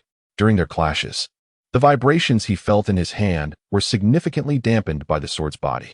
Furthermore, with the restoration from the jade disc, Xiao Hao's reservoir of spiritual energy far exceeded his opponent's. "Ha! Come again." Xiao Hao laughed maniacally, rising to his feet, channeling every ounce of strength to summon the sword's essence. Gradually, his form began to radiate a dark crimson hue, emanating an intense heat that was palpable. The long sword in his grasp erupted with a more potent blaze of fiery brilliance. "You possess the solar sword body." The cultivator was taken aback at this revelation. He had fought with such fervor moments ago, failing to recognize Xiao Hao in this newly awakened state. Who knows? Xiao Hao chuckled, raising his sword and charging once more at the cultivator. Countless spectators below were drawn to their low-level duel, captivated by the spectacle. Though their cultivation was modest, The fight was undeniably thrilling, a clash of genius against the odds. Who would emerge victorious? On the arena, Xia Hao was ablaze with fervor, his combat spirit soaring. He felt no pain, only an overwhelming desire to engage in battle. Cursed fate. The cultivator, left with no choice, braced himself to endure. The injury was grave. Should he fail to defeat Xia Hao, he would miss today's battle and face the selection trial tomorrow. This meant he would have to wait for the next opportunity to enter the sect, bearing the costs of his injuries alone. Therefore he absolutely could not lose. With reluctance, he raised his sword, now cloaked in a faint blue spiritual energy, to meet the onslaught. Die, die, die, bang, bang, bang. A series of 3 strikes resonated with thunderous sounds and fiery sparks, devoid of any discernible technique, yet infused with tremendous force. In a matter of moments, the cultivator found himself on the defensive, exerting his utmost effort to withstand the barrage. Xia Hao's remaining eye gleamed a blood-red hue, as if an inferno threatened to erupt from within. Ha ha ha. Laughter emerged as a formidable antagonist, intensifying with Xiao Hao's reckless combat style. The wounds upon both combatants began to multiply. Lacking sufficient battle experience, then they would wager their lives. Did he dare to consume more pills? Observing the cultivator's palm clutching a sword, Xiao Hao noted the emergence of a Dan pill within it, revealing his intent to indulge again. In an instant, he lunged forward, a fiery arc slicing across the cultivator's chest. The cultivator silently rejoiced at having narrowly evaded a more grievous fate, for otherwise, his left hand would have surely been severed. Undeterred, Xiao Hao pressed on, thrusting his sword directly at the cultivator's heart, exclaiming, "Perish!" Torn between fury and fear, the cultivator resolved to confront the attack head-on, aiming his sword downward towards Xiao Hao's own heart. The audience, witnessing this fateful clash, collectively held their breath. To their astonishment, the sound that resonated was not the sickening thud of flesh meeting steel, but rather the simultaneous repulsion of both swords by a surge of spiritual energy. It was the sect leader, who had been observing from his vantage point atop the pillar, intervening just as Xiao Hao entered the arena. Having taken particular note of him and the young woman, while entirely disregarding Wang Feng. Chapter 56. A Day as a Teacher. A lifetime as a father, he could only discern that Wang Feng was at the pinnacle of the 9th layer of the gathering spirit realm, with no other remarkable traits. At that moment, he could vaguely perceive from a distance that Xiao Hao and Chu Yin'er possessed extraordinary physiques. However, he was taken aback when he realized that Tu Guangyi had opened his mouth. This lad was indeed a sun sword body. Observing him until now, the reckless yet rational fighting style of this youth had moved him deeply. He must take him under his wing, with his sun sword body alone. He was more than worthy of becoming a direct disciple of their sword sect's main lineage. Indeed, their small sword sect was a branch of the larger sword sect, which explained their name and their current fame among numerous dynasties, with countless individuals eager to join. Enough, the sect master declared, having witnessed the battle between the two. Your injuries prevent you from continuing. With a wave of his hand, he opened the barrier and tossed a token to the practitioner at the 5th layer of the gathering spirit realm. After you recover, take this token and directly join the sect. The resources for your recovery will be covered by the sect. The practitioner was overjoyed, accepting the token and first bowing in gratitude to the sect master atop the pillar, then offering a single-handed salute to Xiao Hao, speaking with genuine respect. I admire your prowess. I shall take my leave now. With that, he grimaced through the pain as he retrieved his severed limb and sword, flying down to recover. Now that he had joined the sect, his injuries would be compensated, which allowed him to converse amiably with Xiao Hao. Previously, he had feared defeat, as the cost of recovering his severed arm would have drained his entire fortune. The sect master waved his hand once more, sending Xiao Hao and his severed arm soaring toward the great pillar. Both Wang Feng and Chu Yin'er exhaled simultaneously. Wang Feng remained unhurried. After all, he was merely a temporary master, intending to entrust Xiao Hao to them. Were it not for the sword intent rewards Xiao Hao had brought him, he would not have considered accepting him at all. Yet, after spending so many days together, Wang Feng found himself quite fond of this disciple, who was obedient and compliant, albeit seemingly lacking in common sense, as he would fight fiercely over mere words from others. As for Chu Yin'er, after witnessing the tense scene without incident, her heart gradually settled. Meanwhile, atop the grand pillar, Xiao Hao, having ceased fighting, was suddenly overwhelmed by the pain of his injuries. He cried out in agony, likely audible to those below, but soon fell silent. It turned out the sect master had halted his suffering and administered an unknown medicinal pill. Instantly, the pain subsided, leaving only a tingling sensation. The sect master observed Xiao Hao with a peculiar expression, noticing that his injuries were healing on their own. It was only when he glimpsed the jade disc around Xiao Hao's neck that he realized it was the cause of this phenomenon. However, the young master of the small sword sect did not recognize the fragment of the creation jade disc.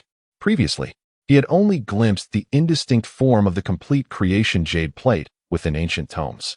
To his surprise, this jade plate appeared to be an entire small shape. Little did he know it was merely a fragment of the creation jade plate. Wang Feng had also pondered why this fragment appeared whole. According to the system, the plate hadn't shattered but had rather been divided into separate pieces. The reason for this division remained unknown. Yet collecting all 9 fragments would allow for the reassembly of the creation jade plate. The young master of the sword sect stepped forward, placing one hand upon Xiao Hao's injured eye. In his daze, Xiao Hao felt the invisible socket being covered. When the individual withdrew their hand, he was astonished to find that he could see again. "You are quite remarkable. Would you be willing to join my sword sect? With your talents, there is no need for further competition," the sect master continued, his hand gliding over the floating severed arm, solemnly declaring his intention.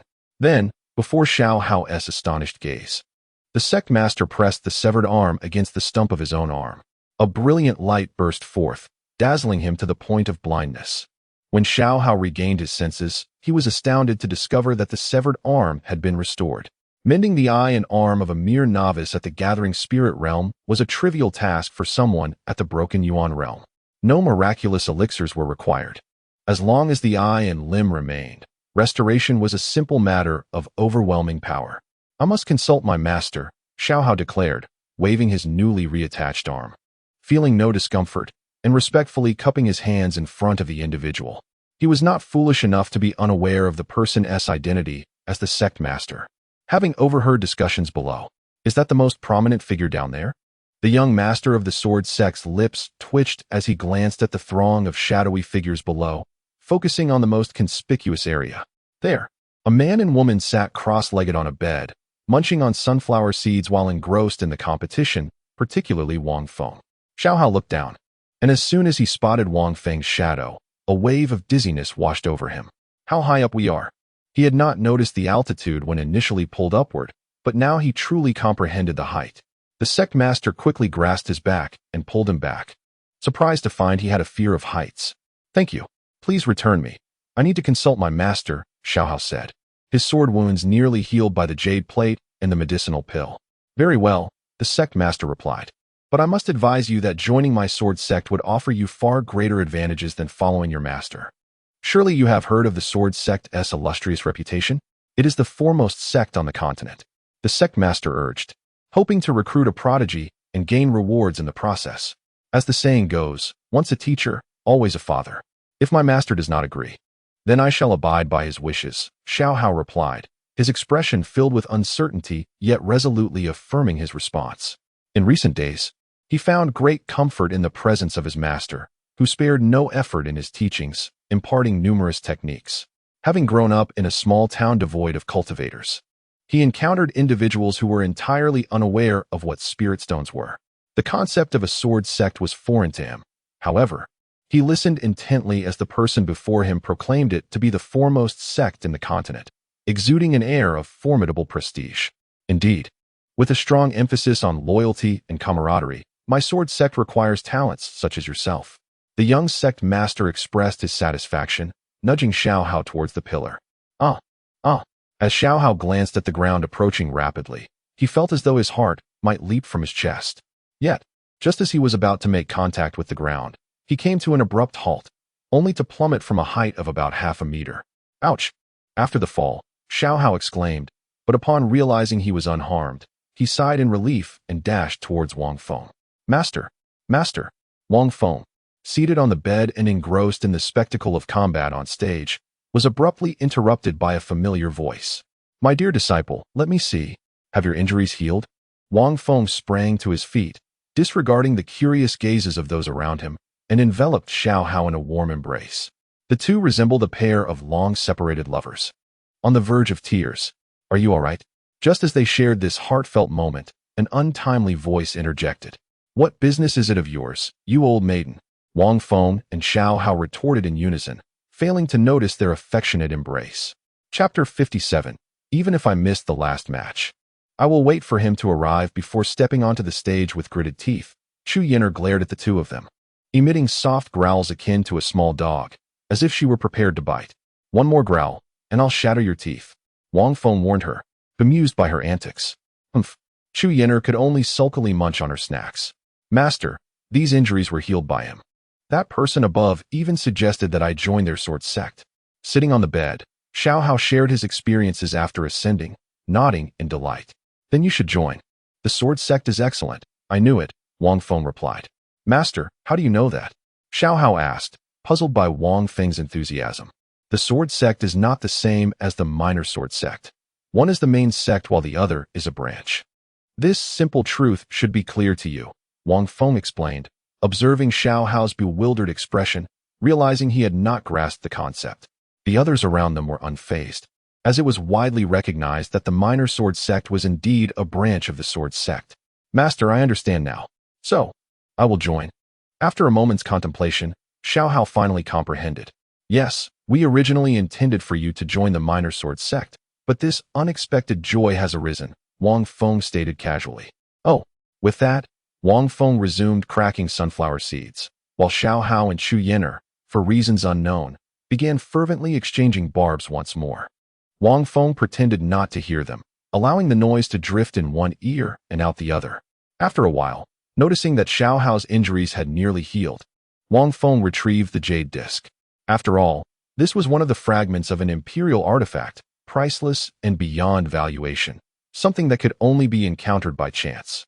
Wang Feng did not expect to find the remaining 8 fragments. He was content to let fate decide, as he did not have an urgent need for them. After a stick of incense had burned, dong, the sound of a bell rang out, signaling the commencement of the next match. "You dead rat. Just watch how I dominate them," Chu Yin'er exclaimed, her prior banter with Xiao Hao abruptly ceasing as she vented her frustration. "TCH, just don't end up crying later," Xiao Hao retorted, making a mock crying face, ignoring the newly coined nickname. It was indeed amusing. Chu Yin'er had refrained from participating in the previous match just to wait for Xiao Hao to witness her battle. Only now, after seeing him, did she decide to step up.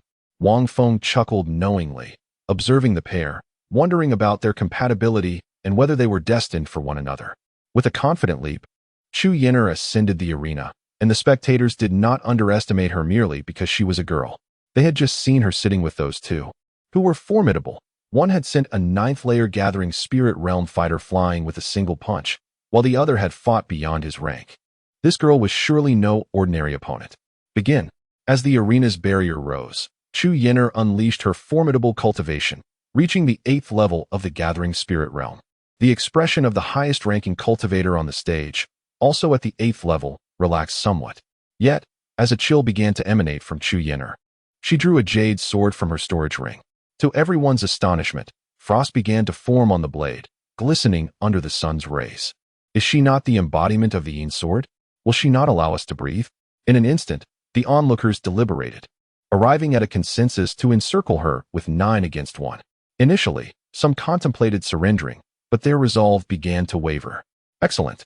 They reasoned that as all contenders were either at the 7th or 8th level of the gathering spirit realm, if they could bring this girl down, each would have a chance at victory, simultaneously drawing upon her energy for their own advantage. The final contest would then be one of elixirs. "You shameless lot. How can this be a fair fight?" Chu Yin'er exclaimed, her face flushed with indignation. She turned to glance at the two bystanders, the dead rat and Wang Feng, who were beckoning her to concede. "I will not yield," she retorted fiercely, charging toward the 9 adversaries. Moments later, she shouted, "Frost fire," as she, battered and bruised, surveyed the remaining 4 opponents. The other 5, recognizing their disadvantage, had already surrendered, retreating to a corner to recuperate for the next round. Wang Feng found amusement in her declaration of the sword technique, recognizing the youthful impulsiveness that characterized her. The remaining 4, startled, quickly evaded, aware that her battle cry signaled an imminent attack, as she had consistently announced her techniques prior to striking. Huh, you have fallen for my ruse. Chu Yin'er suddenly burst into laughter, her figure flickering as she swiftly restrained one opponent by the neck with her sword. I concede, he cried out in alarm, prompting her to release him. Despite her victory, she refrained from delivering a fatal blow, as many others in the corner had chosen to surrender similarly. TSK, my disciple. You must not emulate her. Such behavior in the realm of cultivation can lead to dire consequences, Wang Feng mused, failing to appreciate Chu Yin'er's naivety. She would need to endure more trials to grasp the treachery of the world. However, in the brief moment that she released her captive, the remaining three seized the opportunity, launching several sword energies in her direction. Though she managed to deflect 2 of the strikes, exhaustion weighed heavily upon her, and the final attack landed squarely on her back. This was the most severe injury she had sustained thus far, her garments torn asunder, exposing her fair skin. She was fortunate that the quality of her attire was commendable, presumably a magical artifact, thus the situation was not dire. However, her endurance would not last much longer. Despicable. Chu Yin'er, her face flushed with anger, uttered a curse. Yet her words bore no weight against them. Moreover, such occurrences are commonplace in battle. After a stick of incense had burned, amidst the astonished gazes of countless onlookers, Chu Yin'er steadied herself to consume a recuperative pill. With her battered form swaying unsteadily, she made her way towards Wang Feng, trailed by the 9 who had surrendered and retreated from the stage. Their faces were marked by despair. 9 individuals had besieged a solitary maiden and yet emerged defeated, leaving them utterly humiliated. This girl was extraordinarily formidable. Not only had she triumphed in a 1-against-9 confrontation, but despite sustaining severe injuries, she was still able to walk. The audience gazed at the descending Chu Yin'er, engaging in hushed discussions, and instinctively parted to create a pathway for her. Observing from the podium, the sect leader noted that Chu Yin'er had not suffered any grievous injuries, such as severed limbs, and thus refrained from summoning her back up. Presumably, this girl was the disciple of that young man, and it was likely she would seek her master's counsel upon her return. Furthermore, her master possessed a healing jade dish, eliminating the need for him to expend spiritual energy on her recovery. Hey, quickly fetch her a garment to wear. Wang Feng nudged Xiao Hao, intending to foster a connection between the two. He had been astonished to discover that Chu Yin'er was of the Taiyin sword body. Fate, indeed, was at play. 1 sun sword body and 1 Taiyin sword body. Such a pairing was undoubtedly fortuitous. It was said that should these 2 physiques engage in dual cultivation, their respective powers would significantly amplify, yielding great benefits for both parties. Chapter 58, The Duel. Jiang Hanqi. No. Xiao Hao's expression darkened. Why must he provide clothing for that insufferable old virgin? TSK. Wang Feng clicked his tongue, his gaze sending chills down Xiao Hao's spine. Very well. Xiao Hao had no choice but to retrieve a set of garments from the storage space his master had granted him and approached. The Empress of the Eastern Yang Dynasty, having altered her appearance, quietly observed the scene from the crowd. How could she possibly allow Chu Yin'er to venture out alone? The sun sword body and the moon sword body. There was indeed a connection. However, their relationship seemed somewhat strained. That young man showed no concern for Yin'er at all. The Empress pondered as she watched the two from a distance. Xiao Hao reached Chu Yin'er and draped the clothing over her shoulders.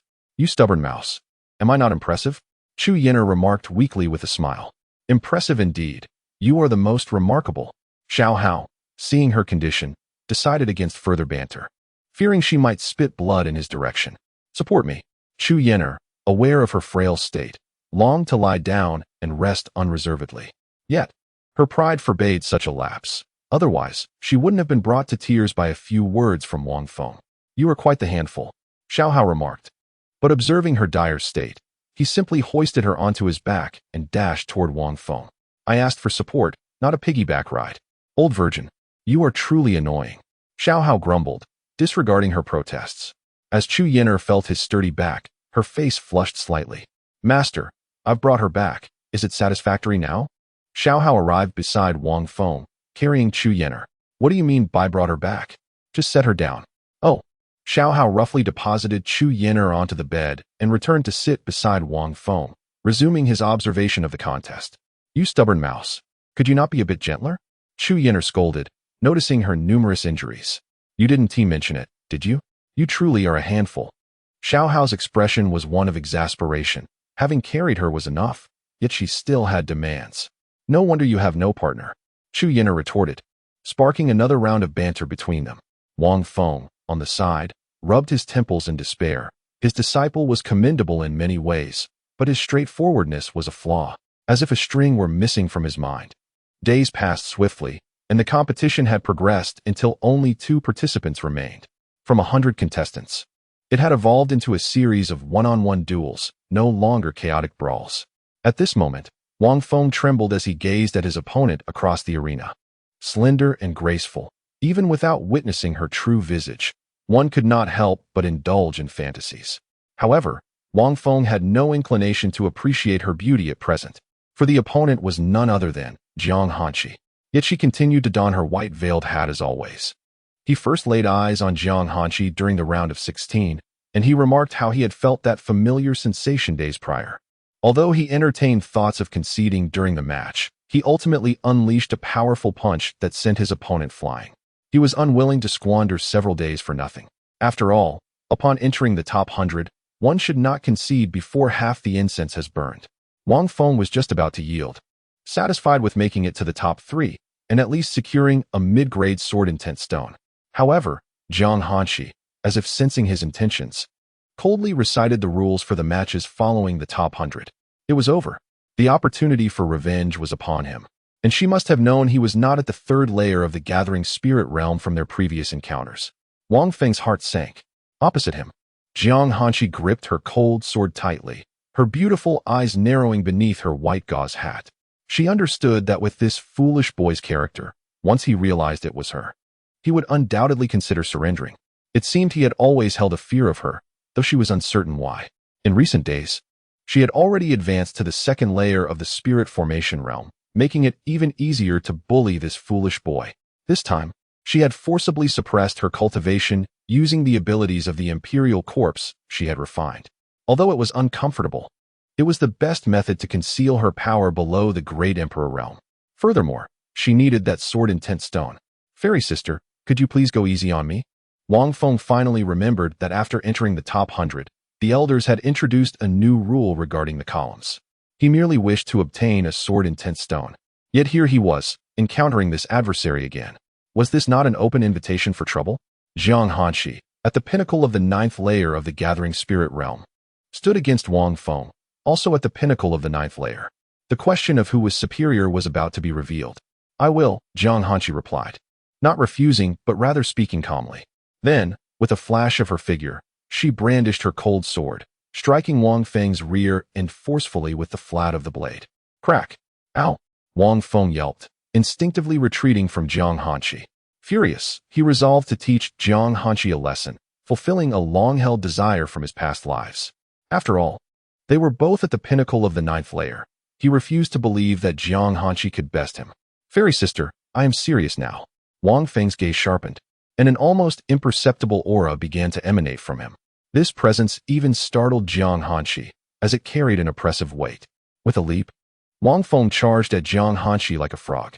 Jiang Hanqi watched as the foolish boy leapt into the air. Engaging her with weapons was akin to an egg colliding with a stone, full of flaws. In an effort to avoid harming Wang Feng, she pivoted her sword, intending to strike him in the chest with the hilt.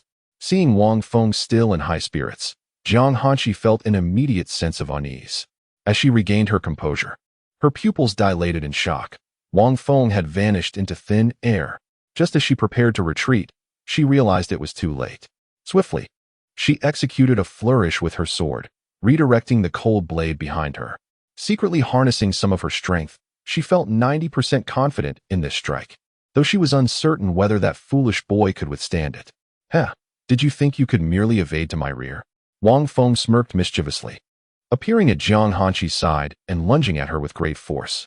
When Jiang Hanqi glanced to her side, she discovered Wang Feng was already within arm's reach. This agility was her last thought as she was tackled to the ground. With a thud, they both crashed heavily to the earth, rolling several times. During this tumultuous motion, Jiang Hanqi managed to flip over, and astonishingly, she ended up pinning Wang Feng down. Damn! Wang Feng cursed inwardly. During their rolling, he had noticed an unexpected surge of strength from Jiang Hanqi, rendering him utterly immobile. Chapter 59. My fiancé, with a sudden jolt. Jiang Hanqi's conical hat was knocked off, eliciting gasps of astonishment from the audience below. Is she a celestial being? Regardless of gender. All present were left in awe upon witnessing Jiang Hanqi's true visage. Wang Feng found his hands firmly pinned to the ground, struggling mightily, yet unable to break free. How could this be? How could my dual cultivation of body and spirit possibly be inferior to hers? It is inconceivable that Jiang Hanqi possesses such immense strength. Wang Feng gazed in disbelief at Jiang Hanqi, who was perched atop his abdomen, realizing that she was indeed far more extraordinary than he had anticipated. Why did she deceive me? Jiang Hanqi, with unyielding resolve, pressed down on Wang Feng, her eyes piercing through him as if seeking to unearth hidden truths. She had already discerned that Wang Feng was undoubtedly the man from the village, his movements identical to those she had encountered before. This meant that he was the one who had laid eyes upon her, the one who had harbored nefarious intentions, and the very individual who had bound her and brought her back to the village. Wang Feng mistakenly assumed that Jiang Hanqi was referring to his deception regarding her cultivation level, and feeling guilty, he turned his head away in silence. Little did he know, Jiang Hanqi had already uncovered the truth. She had been deceived all along. Anger surged within Jiang Hanqi as she saw Wang Feng's silence, and she swiftly rose to her feet, seizing his wrist and flinging him toward the barrier. With a resounding crash, the barrier rippled violently, and Wang Feng felt a metallic taste of blood surge in his throat. Struggling, he swallowed hard, spitting out a mouthful of blood onto the ground, his expression bitter. Unbelievable. Jiang Hanqi had held nothing back, nearly forcing him to spew blood with her blow. Fight! Come at me, Wang Feng declared, employing the 7-star step to advance toward Jiang Hanqi. They both raised their palms simultaneously. A sharp crack resounded as Wang Feng withdrew his hand, only for Jiang Hanqi's strike to land squarely on his chest. He had no choice but to resort to a feigned injury. Wang Feng's body flew back like a rocket, crashing against the barrier once more. With a sickening cough, he expelled a crimson spray of blood, feeling 7 parts forced and 3 parts deliberate. Jiang Hanqi instinctively took a step forward, but upon recalling the times Wang Feng had deceived her, she halted, deciding this would serve as his lesson. What Jiang Hanqi had forgotten was how she had dealt with those who had wronged her in the past, by eliminating them without hesitation. Yet, in Wang Feng's case, she seemed devoid of such intentions. Continue. Feel free to vent your frustrations. Strike me as you wish, Wang Feng shouted, wiping the blood from the corner of his mouth. He then simply laid down on the ground, surrendering to Jiang Hanqi's whims. After all, when faced with death, the barrier and the judge would surely intervene. Truth be told, he had only just begun to cultivate a bond with Jiang Hanqi in this lifetime, and he truly wished to avoid transforming their relationship into one of bitter enmity. It could be said that the emotional connection he had forged in this life surpassed all he had experienced in the previous 8 lifetimes combined, which were steeped solely in animosity. This life was uniquely different, as Jiang Hanqi had chosen to recultivate, thus granting him the opportunity to draw near to her. The painstakingly cultivated relationship was easily disregarded as Xiao Hao addressed her as master's wife. Wang Feng, unless absolutely necessary, truly wished to avoid animosity with Jiang Hanqi. Opposite him, Jiang Hanqi gazed at Wang Feng, who lay on the ground, refraining from making another move. After a moment of contemplation, she settled into a meditative posture. Wang Feng, relishing the tranquility, was content to feign death. Who would desire to be struck? The judge observed this scene, hesitating over whether to declare Jiang Hanqi the victor outright. However, the young man's demeanor suggested he was not yet incapacitated beyond the point of combat. The rules stipulated that in battles beyond the top 100, the combatants must either be unable to continue or concede after a half-incense stick's duration. Otherwise, the judge held no authority to intervene, especially in a match of such significance. This regulation was established by the elders to ensure more exhilarating battles, as all participants were elite, and the sect would certainly recruit any they could. Moreover, one could discern character and talent from their skirmishes. Meanwhile, the audience below grew increasingly restless, voicing their dissatisfaction. The clash for first and second place paled in comparison to the revival match for third and fourth. After a half-incense stick, I concede, Jiang Hanqi declared, drawing the fallen white gauze hat to her hand and donning it once more.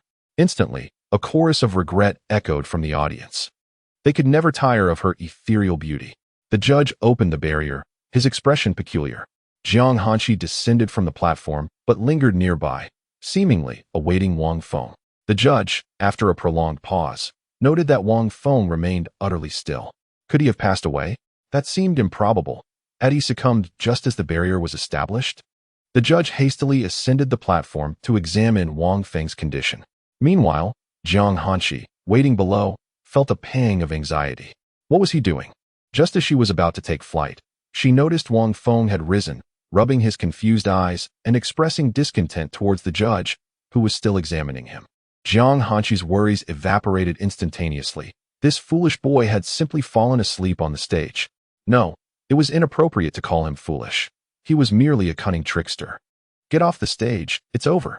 The judge seized Wang Feng, dragging the bewildered young man down from the platform. What?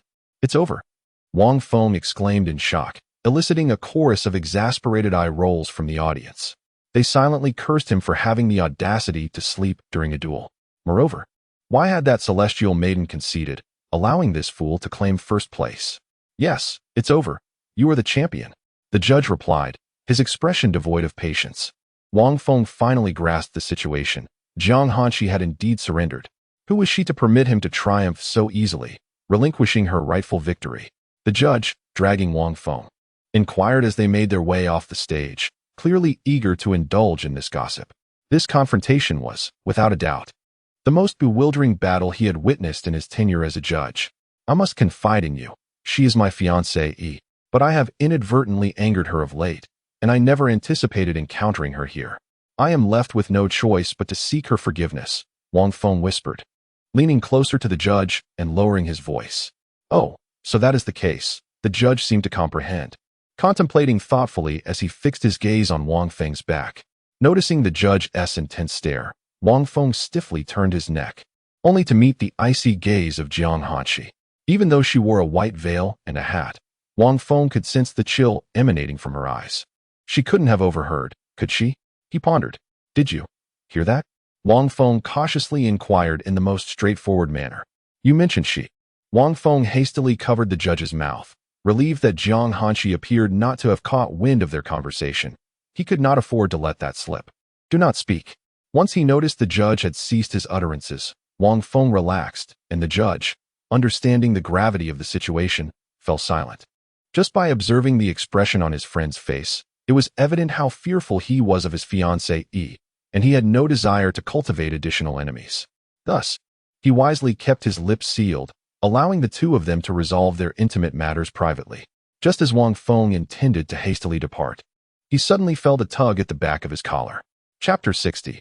This time, you shall not escape. Wang Feng's expression faltered, and he felt an overwhelming urge to weep. He was being led away from the crowd by Jiang Hanqi, whose grip was firm and unyielding. The cacophony of voices gradually diminished, yet many curious gazes still lingered upon them. Eat this. Jiang Hanqi produced a pill from her palm, pinched Wang Feng's chin, and forced it into his mouth. Startled, he feared it might be a poison pill and instinctively bowed his head to expel it. Do not spit it out. It is for healing, she commanded, her voice icy and authoritative. With a hesitant and skeptical glance, Wang Feng slowly swallowed the pill. He mused that if it truly were toxic, the system could neutralize it, albeit at a significant cost of his essence. Jiang Hanqi had not deceived him. The pill indeed served its purpose as a remedy. The constriction and pain in his chest dissipated swiftly. Moreover, he realized that the pill did more than merely heal. It gently nourished his meridians and blood, enveloping him in a comforting warmth. Why did you deceive me? Jiang Hanqi reiterated, her tone frigid enough to chill Wang Feng's eardrums. With tears welling in his eyes, Wang Feng lamented her iron grip on his arm, fearing that she, who so despised male contact, had paradoxically chosen to cling to him now. Because, you cannot conjure a plausible excuse to deceive me this time, can you? Jiang Hanqi swiftly answered her own question as she observed Wang Feng's indecisiveness. This deceiver had led her on a wild chase, and her anger simmered within her. Fortunately, Wang Feng had refrained from taking advantage of her vulnerability. Had he done so, he would now find himself in dire straits, likely reliving the agonies of his eighth life. Though Wang Feng's cultivation surpassed hers, he possessed no magical artifacts, as all had reverted to essence points upon his resurrection. Jiang Hanshi glared at him coldly, her fury ignited by his earlier silence in the arena, which had caused her to momentarily lose control of her strength. Wang Feng, grasped by the collar as a child caught stealing fruit, felt utterly helpless. "I'm sorry," he murmured weakly, unsure of how to justify his actions. So he opted to simply apologize in accordance with her words. "Both of you, come quickly to claim the sword in 10 stones." At that moment, the sect leader of the Little Sword sect called out telepathically, igniting a flicker of hope in Wang Feng's heart. Salvation had arrived. "Let us go receive the sword in 10 stones. The sect leader has summoned us," he urged, initially intending to smile at the timely intervention. However, his expression faded into shock upon witnessing Jiang Hanshi's next move. To his utter astonishment, she produced a binding spirit rope right before his eyes. In the blink of an eye, she swiftly bound one of his wrists with it. Jiang Hanshi grasped the other end and sensed something amiss. Resembling a peculiar act of walking a dog, she decided to secure the other end around her wrist to spare his pride. How considerate of her. After all, this rope held no significance for her at the spirit bonding realm, and it had already recognized its master. Even if she were now at the spirit gathering realm, it would not restrain her own spiritual power. "Sister Fairy, are we perhaps becoming a bit too intimate?" Wang Feng gaped at the rope binding his wrist, then glanced at Jiang Hanshi. This rope was meant to bind those at the spirit gathering realm and was ineffective against spirit bonding practitioners. He was baffled as to where Jiang Hanshi had acquired it.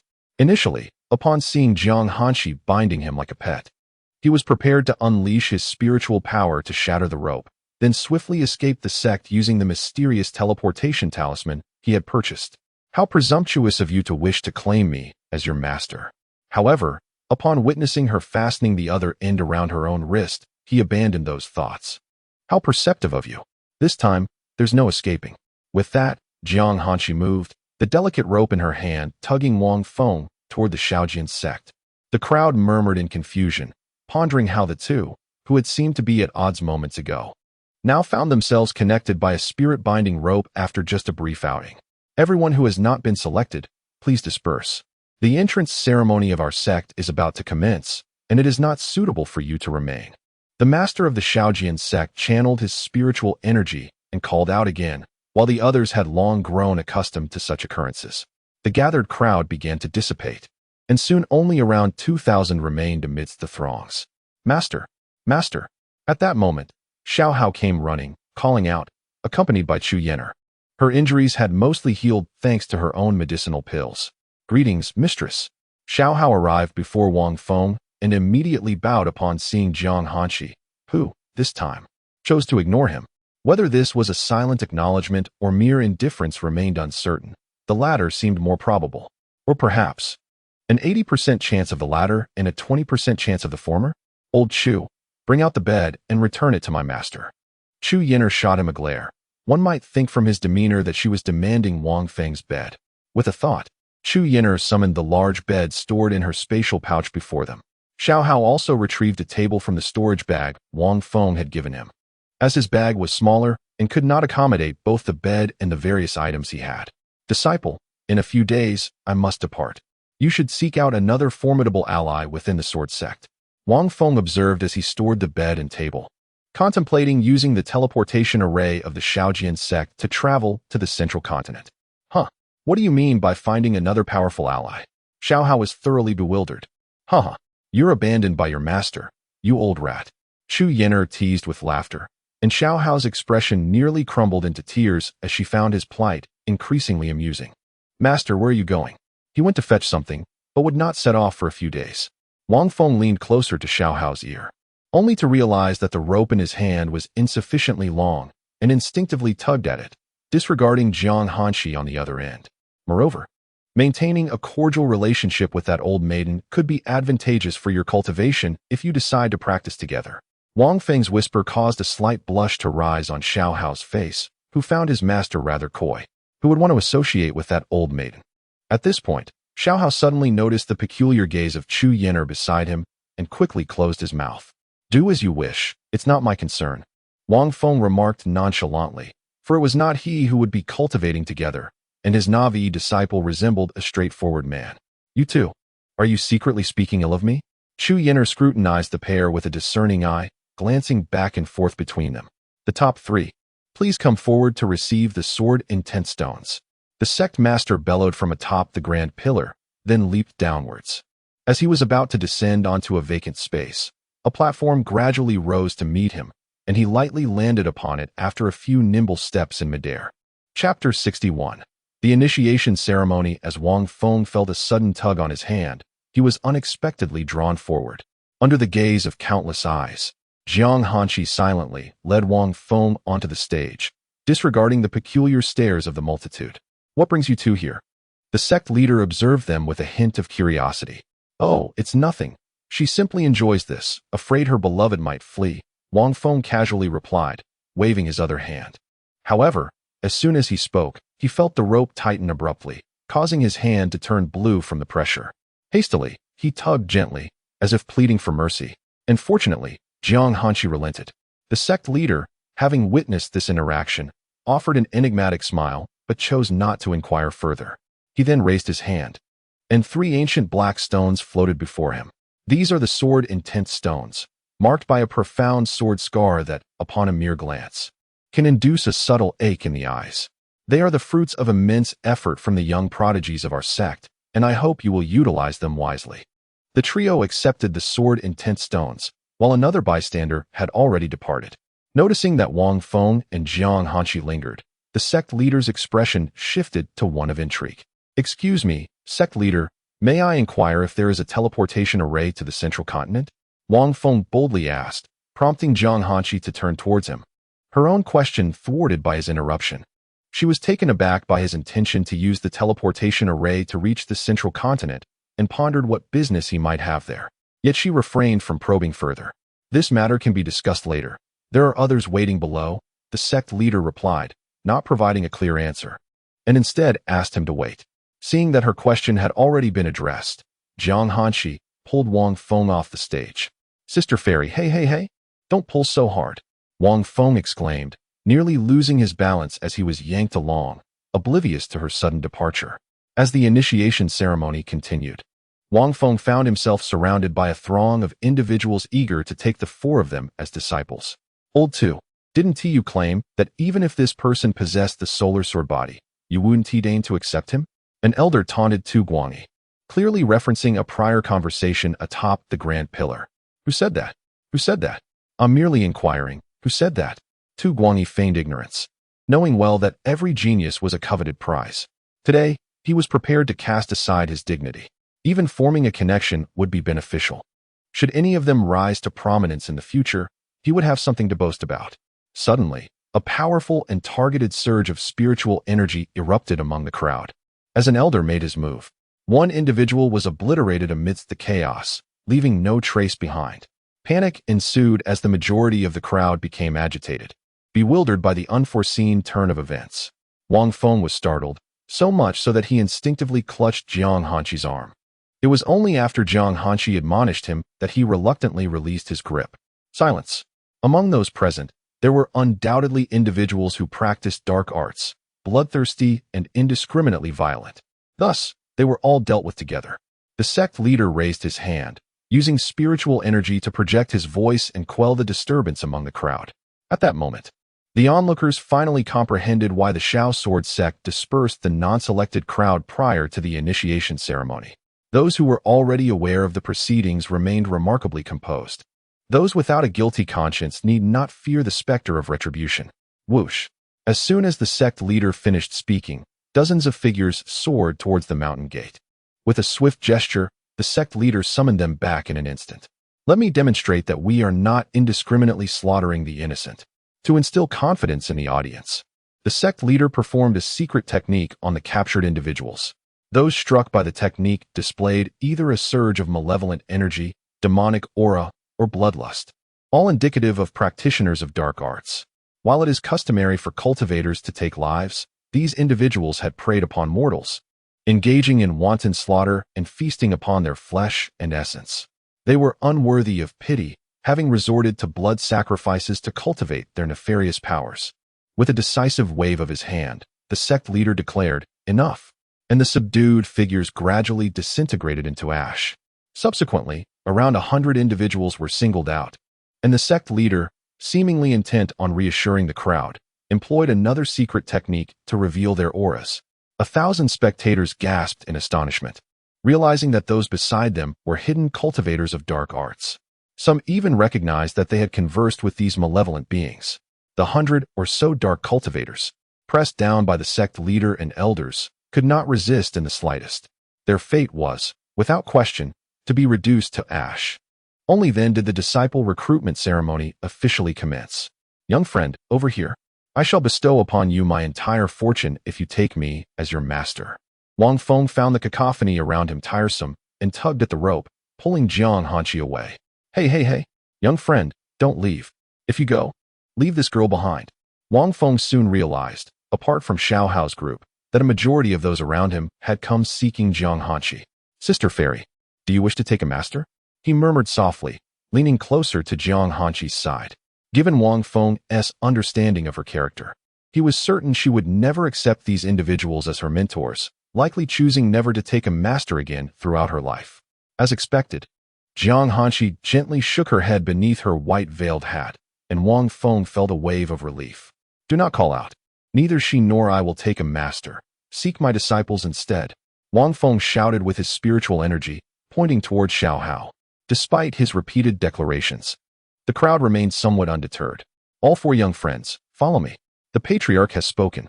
And only then did Wang Feng and his companions manage to depart amidst the reluctant gazes of the elders. The numerous elders, feeling helpless, turned their attention to seek out individuals among the crowd who met their satisfaction. Ha, some individuals truly lack shame. Who knows who it was that remarked? Even if he possesses the solar sword body, they would disdain to accept him. As Wang Feng left, he could still hear the mocking laughter behind him, the target of which remained a mystery. In the guest hall of the Little Sword Sect, the sect leader addressed the 4 of them. "Do you wish to join the sword sect?" He regarded these 4 prodigies with keen interest, unwilling to let them slip away. "Well, my disciple, Xiao Hao, is absolutely destined to join the sword sect, but as for myself, I am uncertain about the rest," Wang Feng said, nudging Xiao Hao forward, which elicited a more amiable expression from the sect leader. "I want to join too. I want to." Chu Yenner promptly interjected. "I came here specifically to enter the Little Sword Sect." The sect leader clarified, "My young friend, let me be clear. You are not entering the Little Sword Sect, but the Sword Sect. Your talents are exceptional, and you possess the sword body." Upon understanding this, Chu Yenner felt even more elated. Her mother would undoubtedly be overjoyed to hear this news. Having arranged for these 3, the sect leader turned his attention to the final young lady remaining. Chapter 62. "You must be that quirky fellow, right? I shall not partake." As Jiang Hanqi noticed the sect leader's gaze upon her, she abruptly uttered, "Indeed, I shall not impose upon you." The sect leader replied, "I do not wish to compel you. You may rest in the sect for a few days before utilizing the teleportation array to depart. I shall communicate clearly with the main sect regarding this matter. I am already quite content to have received these 2 exceptionally gifted sword bodies. The other 2, though powerful, are merely the 1st and 2nd place contenders in this competition. Their potential remains uncertain, and their ascent to the top ranks is primarily due to their cultivation level. Since they do not wish to join the sword sect, I will not press them." He then added, "Young friend, are you not also headed to Zhongzhou? It would be fortuitous for us to journey together." At this moment, the sect leader suddenly recalled Wang Feng's earlier inquiry, and it seemed fitting for them to travel together in a few days. "May I join as well?" Jiang Hanqi, who had been silent, softly interjected. Her words were succinct, yet the sect leader grasped their implication immediately. They would indeed travel together. At the small sword sect, night fell. In an effort to prevent Wang Feng from absconding, Jiang Hanqi surprisingly chose to share a room with him despite the availability of separate accommodations. She felt no discomfort. After all, she had previously cohabited with this trickster. Although he had deceived her, he had never crossed any egregious boundaries. This was also why Jiang Hanqi refrained from exacting vengeance upon him, despite his flaws. He was not entirely corrupt at heart. "Speak, what excuse do you intend to concoct this time?" In the room, Jiang Hanqi fixed her icy gaze upon Wang Feng, her red lips articulating several chilling phrases. Wang Feng resembled a child caught misbehaving, his hand metaphorically bound, reluctant to escape. He could only lower his head in silence. Jiang Hanqi remained patient, her gaze unwavering, enveloping the room in a profound stillness. Fairy sister, I could claim that my cultivation has significantly advanced in these past few days. Would you believe me? Wang Feng, in a moment of desperation, uttered this rather foolish statement. Do you believe I would? Jiang Hanqi retorted, her focus unyielding, as she coolly inquired about other matters. Indeed, if it were me, I would believe it. I trust that fairy sister would as well. What else is there? Wang Feng asserted with a certainty that suggested he might actually be convinced, though he pondered what other revelation Jiang Hanqi alluded to. You must be that quirky fellow, right? Jiang Hanqi's words nearly caused Wang Feng to lose his composure. She had uncovered the truth. This phrase reverberated in Wang Feng's mind. And he thought, no, absolutely not. How could I possibly be that repugnant character? He stubbornly maintained a facade of innocence, gazing at Jiang Hanqi with the utmost purity. Do I appear foolish to you? A flicker of displeasure ignited in Jiang Hanqi's eyes, and she posed a piercing question. Perhaps a little. Wang Feng instinctively murmured, acknowledging, albeit reluctantly, that there was indeed a hint of truth to her observation. Deceived for so long, and still ensnared in his web of lies. Jiang Hanqi has come to grasp his identity, albeit not entirely. Upon hearing Wang Feng's words, she nearly faltered in her aloof demeanor. Since you've forgotten, I shall bind you until you remember, she declared. Does that mean I must share a bed with you, dear fairy sister? Wang Feng chuckled, finding unexpected delight in the prospect. He would gladly endure years of such confinement. What do you think? Jiang Hanqi replied, retrieving a longer spirit-binding rope from her divine sea space, and proceeded to execute an elaborate binding of Wang Feng. His body was secured in such a manner that he could only squirm before she untied the rope from her own wrist. Fairy sister, this is rather excessive, don't you think? Wang Feng remarked as he assessed his predicament. If he truly wished to break free, the mere binding of the spirit-gathering realm was hardly a challenge. Did Jiang Hanqi presume he was merely at the 9th level of that realm? Little did she know, her brother had attained the binding spirit realm. Fairy sister, must you do this? It's quite uncomfortable. Knock, knock, knock. Just as Wang Feng finished speaking, a series of knocks echoed through the room, drawing both their gazes to the closed door. Master, a small voice followed. Seemingly confirming whether he and Jiang Hanqi were disturbed, it was Xiao Hao. Jiang Hanqi glanced at Wang Feng, who was bound on the floor, and lifted him onto the bed, thoughtfully covering him with a blanket. Close your eyes, she commanded coolly, and Wang Feng complied, obediently shutting his eyes, though he couldn't resist peeking through a tiny slit. Your master is asleep, Jiang Hanqi called coldly toward the doorway. After a brief moment, may master and mistress soon be blessed with children, Xiao Hao exclaimed unexpectedly from outside. Foolish rat, we came to find your master, not to offer blessings. Hey, stop calling and run. The sounds of their laughter faded as they grew distant, like a gentle echo trailing off into the horizon. Wang Feng, nestled beneath the covers, distinctly felt Jiang Hanqi's grip on the blanket tighten. Fairy sister, he must have been kicked by a donkey. Do not heed his words. He quickly reassured her, though his heart was alight with joy. Go back to sleep. Jiang Hanqi lifted the blanket, covering Wang Feng's head. She then moved to the table and poured herself a glass of water, sipping leisurely. It was imperative to escort this foolish boy back to the Ice Palace for an assessment of his innate abilities. If he truly possesses the extraordinary talent akin to that of the great emperor, it would not be a matter of concern for the Ice Palace to accept a male disciple as an exception. Conversely, if he does not, it would be appropriate to offer him some form of recompense for his kindness at that time. Jiang Hanqi pondered over this while taking a sip of clear water. Wang Feng did indeed save her during her confrontation with the city lord. Otherwise, her fate would remain uncertain.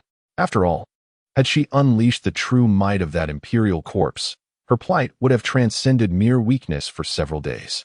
Wang Feng, however, was unaware that his whimsical fabrications, along with the enigmatic nature of his constitution, had prompted Jiang Hanqi to contemplate bringing him back to the Ice Palace, a place notorious for its refusal to accept male disciples. Naturally, Jiang Hanqi had considered this dilemma. Yet, if Wang Feng truly possessed the potential of a great emperor, what harm would there be in accepting a male disciple? In fact, the Ice Palace had previously made exceptions in admitting a male disciple. At that time, Jiang Hanqi was in seclusion and had not encountered that young man, only hearing whispers of the occurrence. It was said that the male disciple's aptitude was not particularly remarkable. It was merely the holy maiden of the ice palace who, during her trials, was moved to such an extent that she threatened her life to forcefully gain admission. Many elders vehemently opposed this, as the holy maiden's potential was formidable, with prospects of attaining the status of a great emperor. Although the elders were strongly against it, they were unwilling to witness the holy maiden resorting to such desperate measures, and thus reluctantly made an exception. At that time, Jiang Hanshi had just emerged from her seclusion, and her standing in the ice palace far surpassed that of the holy maiden. One could say that the title of holy maiden was merely a bygone label she once wore, and in just a few short years, she had shed that title, ascending the ranks within the ice palace. Chapter 63. Oh, Sister Fairy, you are terrifying at that time. She had just emerged from her breakthrough into the Sacred King realm and was somewhat perplexed to hear that the ice palace had accepted a male disciple. However, she did not dwell on it, trusting that the higher-ups of the ice palace were well aware of their decisions. According to the rumors that reached Jiang Hanshi, although the male disciple possessed unremarkable talents, his character was commendable. Apart from his daily interactions filled with sweetness with the saintess, he diligently practiced under her encouragement without disturbing the other female disciples. Thus, the higher-ups of the ice palace neither despised nor treated the male disciple with malice, occasionally offering him cultivation resources to assist him. However, subsequent rumors indicated a tragic fate for the pair. They perished together in a perilous expedition within the Demon Valley, with their bodies never recovered. This incited great fury among the higher-ups of the ice palace, prompting even her to take action, resulting in a bloodbath in the Demon Valley. This news sent ripples throughout the Tian-San continent. The massacre yielded the emergence of a quasi-emperor-level demon cultivator, notorious across the Tian-San continent, particularly for preying on women. The higher-ups of the ice palace speculated that the saintess and her companion may have fallen victim to his hands. After all, the saintess had a peak sacred king protector in the shadows, who also vanished without a trace. Ultimately, this quasi-emperor demon cultivator met his end at the hands of the ice palace's grand elder, while the remaining demon cultivators, demon beasts, and magical creatures were also largely exterminated. As a result, the demon cultivators of the Tian-San continent refrained from causing trouble for an entire millennium, for whenever an ice palace disciple was spotted, they faced certain death. Sister Fairy, I feel suffocated. At this moment, Jiang Hanshi's reverie was interrupted by a voice, as Wang Feng, confined beneath the covers, could no longer endure the heat. Despite it being summer, even the nights felt stifling, and he had to maintain the guise of an ordinary person devoid of spiritual power. It was exhausting to play along with her act. Would she show him a bit of tenderness? Jiang Hanshi, her thoughts disrupted, approached and lifted the blanket covering Wang Feng. Hiss! Ah! Wang Feng quickly inhaled the fresh air, feeling a slight relief wash over him. After taking a few breaths, Wang Feng and Jiang Hanshi exchanged glances. Their eyes locked in a silent communication. It's getting late. Perhaps we should retire for the night? Wang Feng tentatively suggested, genuinely wishing for the opportunity to share a slumber with Jiang Hanshi, purely for rest, devoid of ulterior motives. Are you not going to behave even while bound? Do you wish for me to hang you up? Wang Feng promptly shut his eyes, ignoring Jiang Hanshi. The prospect of such a fate seemed all too plausible. Observing his startled expression, a subtle smile graced Jiang Hanshi's lips, only to fade away swiftly. You look truly lovely when you smile. Hee. Wang Feng beamed, a dazed grin on his face, and upon closer inspection, one could see his eyes narrowed in delight. Do you enjoy watching me? He asked, to which she replied, indeed. Hee. Wang Feng chuckled foolishly, expecting Jiang Hanshi to share more of her laughter. What awaited was Jiang Hanshi's indifferent turn as she moved aside, sitting cross-legged to cultivate. Turning her back to him.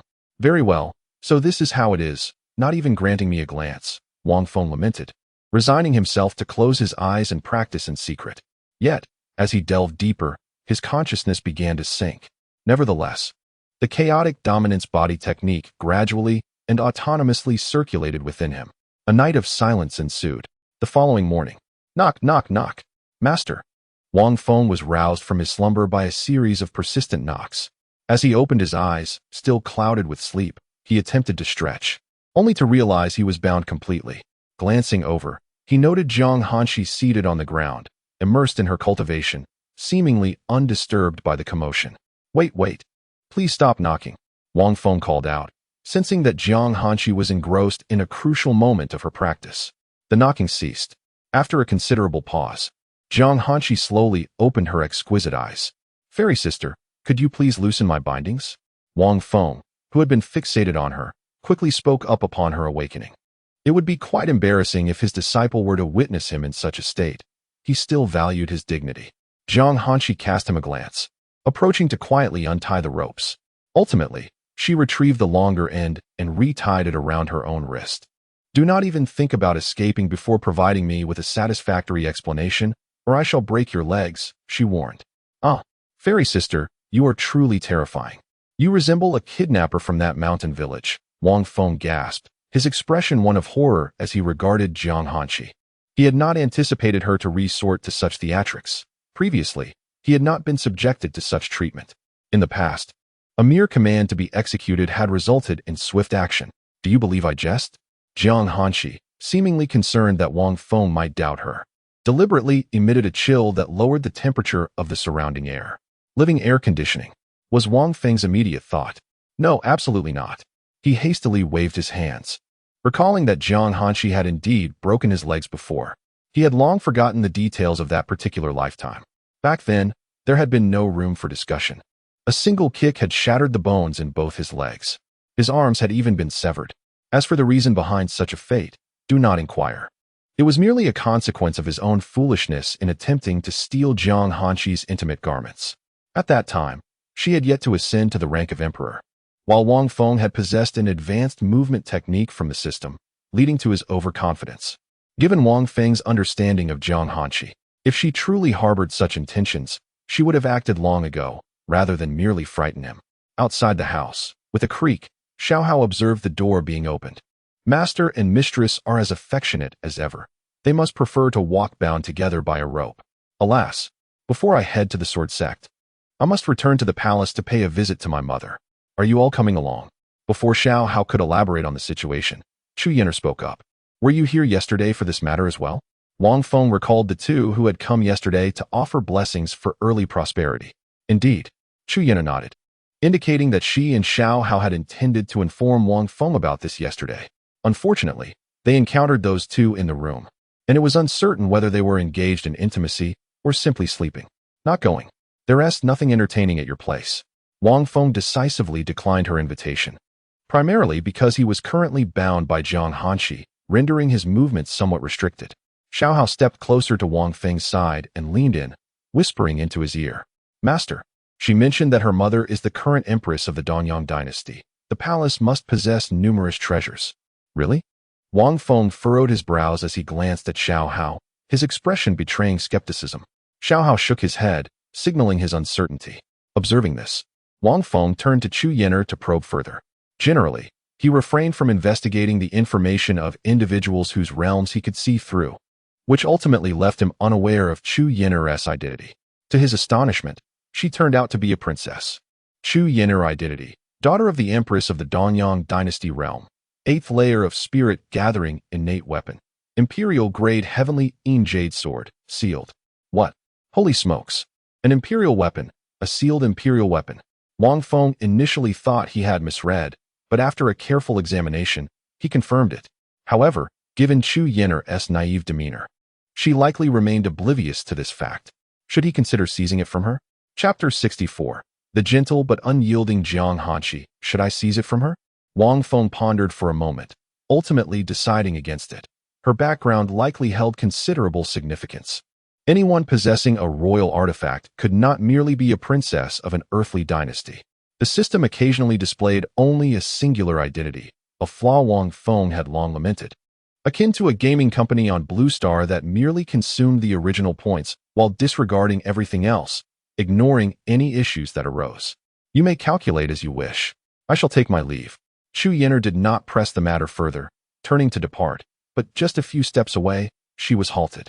Wait, we must go. How could we dare decline an invitation from Princess Chu? Wang Feng quickly called her back.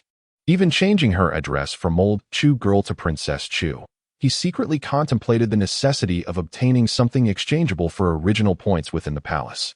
No, it was a loan. Aside from her somewhat lively and impulsive temperament, Chu Yin'er was quite agreeable. Wang Feng was in urgent need of original points for his development, just a smidgen, not a fraction more. He would repay it later. After all, he prided himself on his integrity.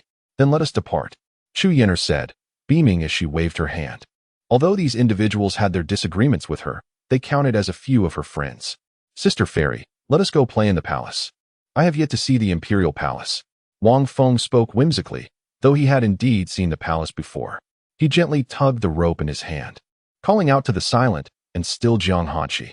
I shall not go. Jiang Hanqi's succinct reply served as her response to Wang Feng, her words distinctly out of sync with the others. Upon hearing this, Chu Yin'er felt a twinge of disappointment. In truth, the person she most wished to invite was this stunning older sister. She desired for her mother to meet this extraordinarily beautiful woman. Yet Jiang Hanqi persistently wore a veil and hat. Could you please loosen the rope for me for a few days? Wang Feng raised his hand and tugged again, causing Jiang Hanqi's wrist to shake slightly with the rope's movement. Why cling to such mundane matters? Cultivation is the true priority.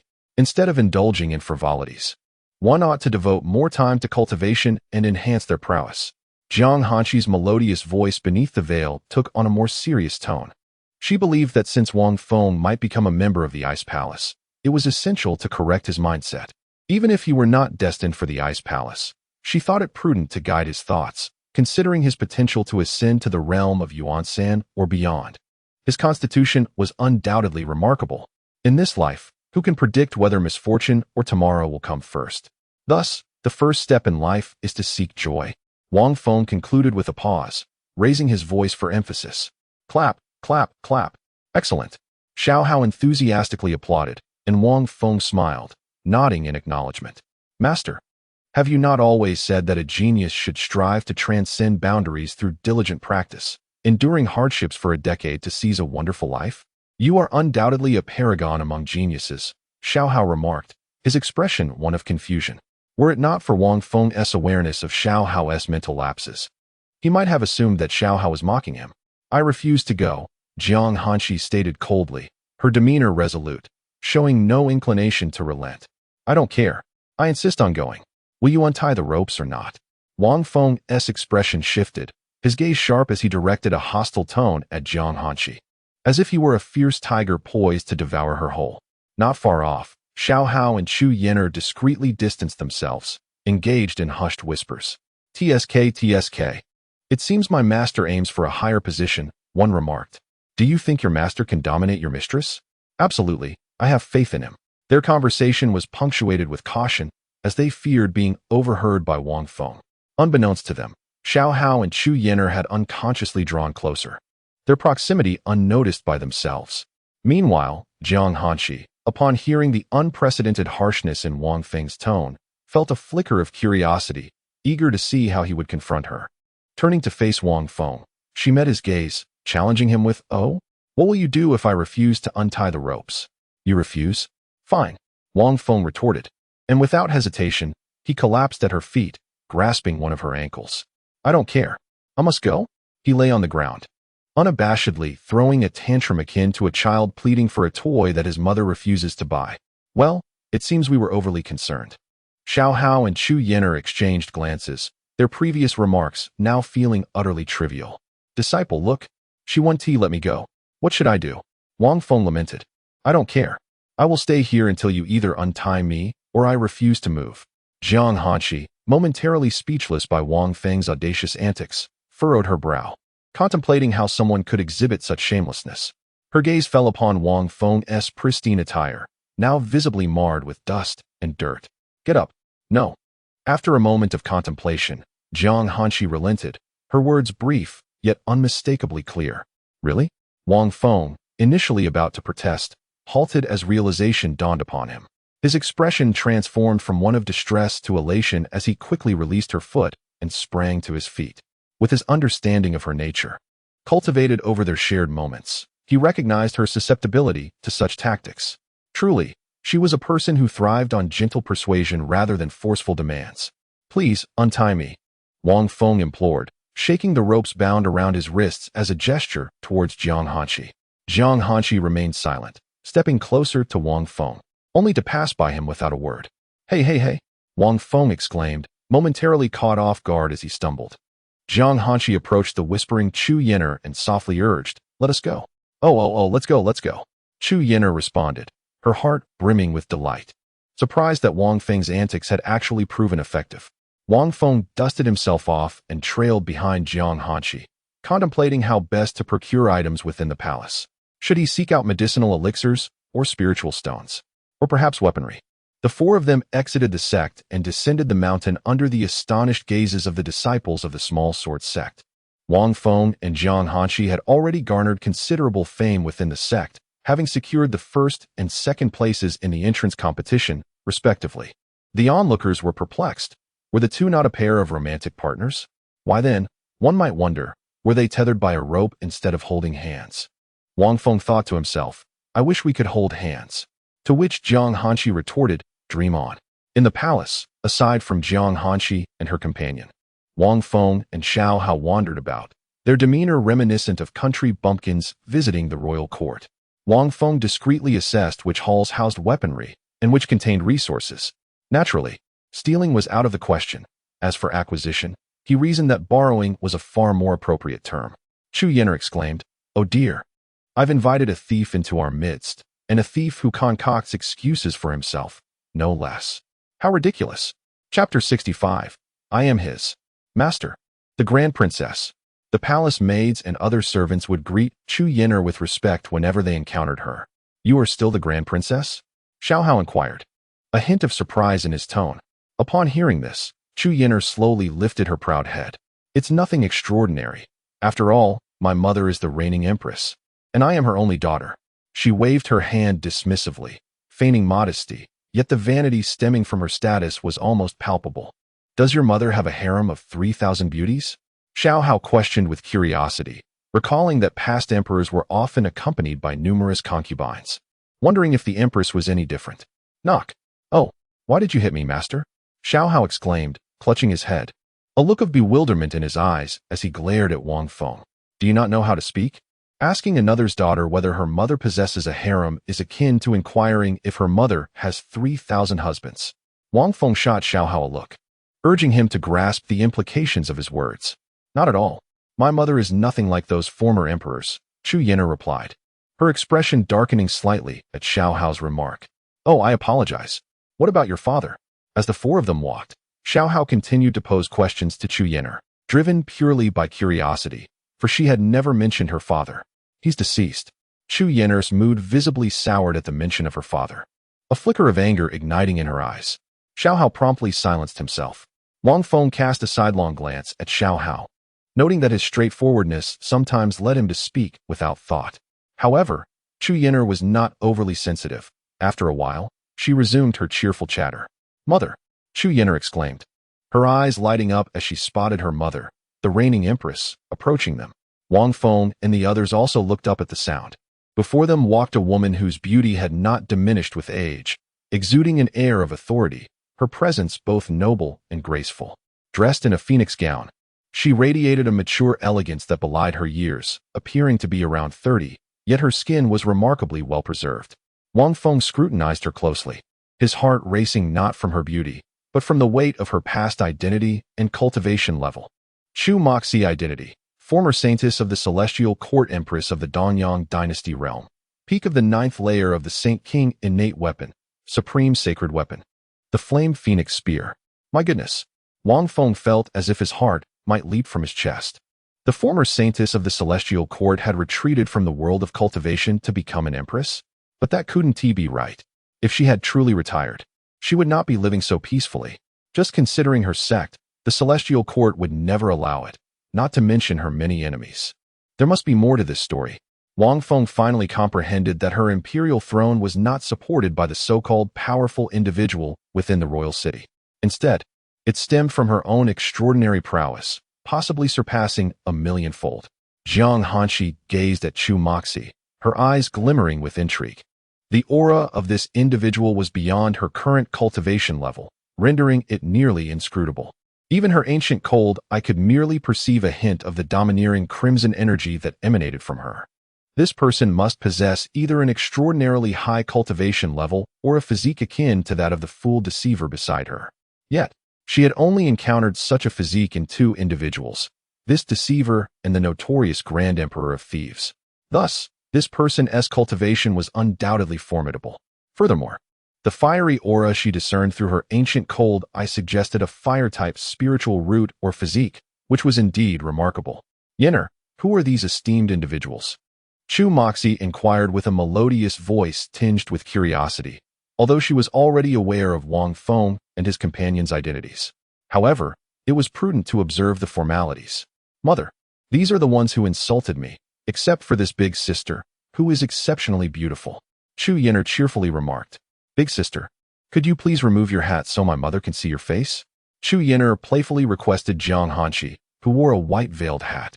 Chu Moxie regarded Jiang Hanshi, probing with her consciousness, eager to witness the beauty that had so captivated Yenner. Given that this woman was at the second tier of the spirit bonding realm, she was unlikely to perceive her divine sense. Although Jiang Hanshi's former emperor-level divine sense was fragmented, it was inconceivable that she would be unaware of another's scrutiny. Nevertheless, she chose not to resist. While she could, the repercussions would be substantial, and it was unnecessary to resort to conflict over a mere glance. Thus, she simply removed her hat and stored it within her spiritual sea.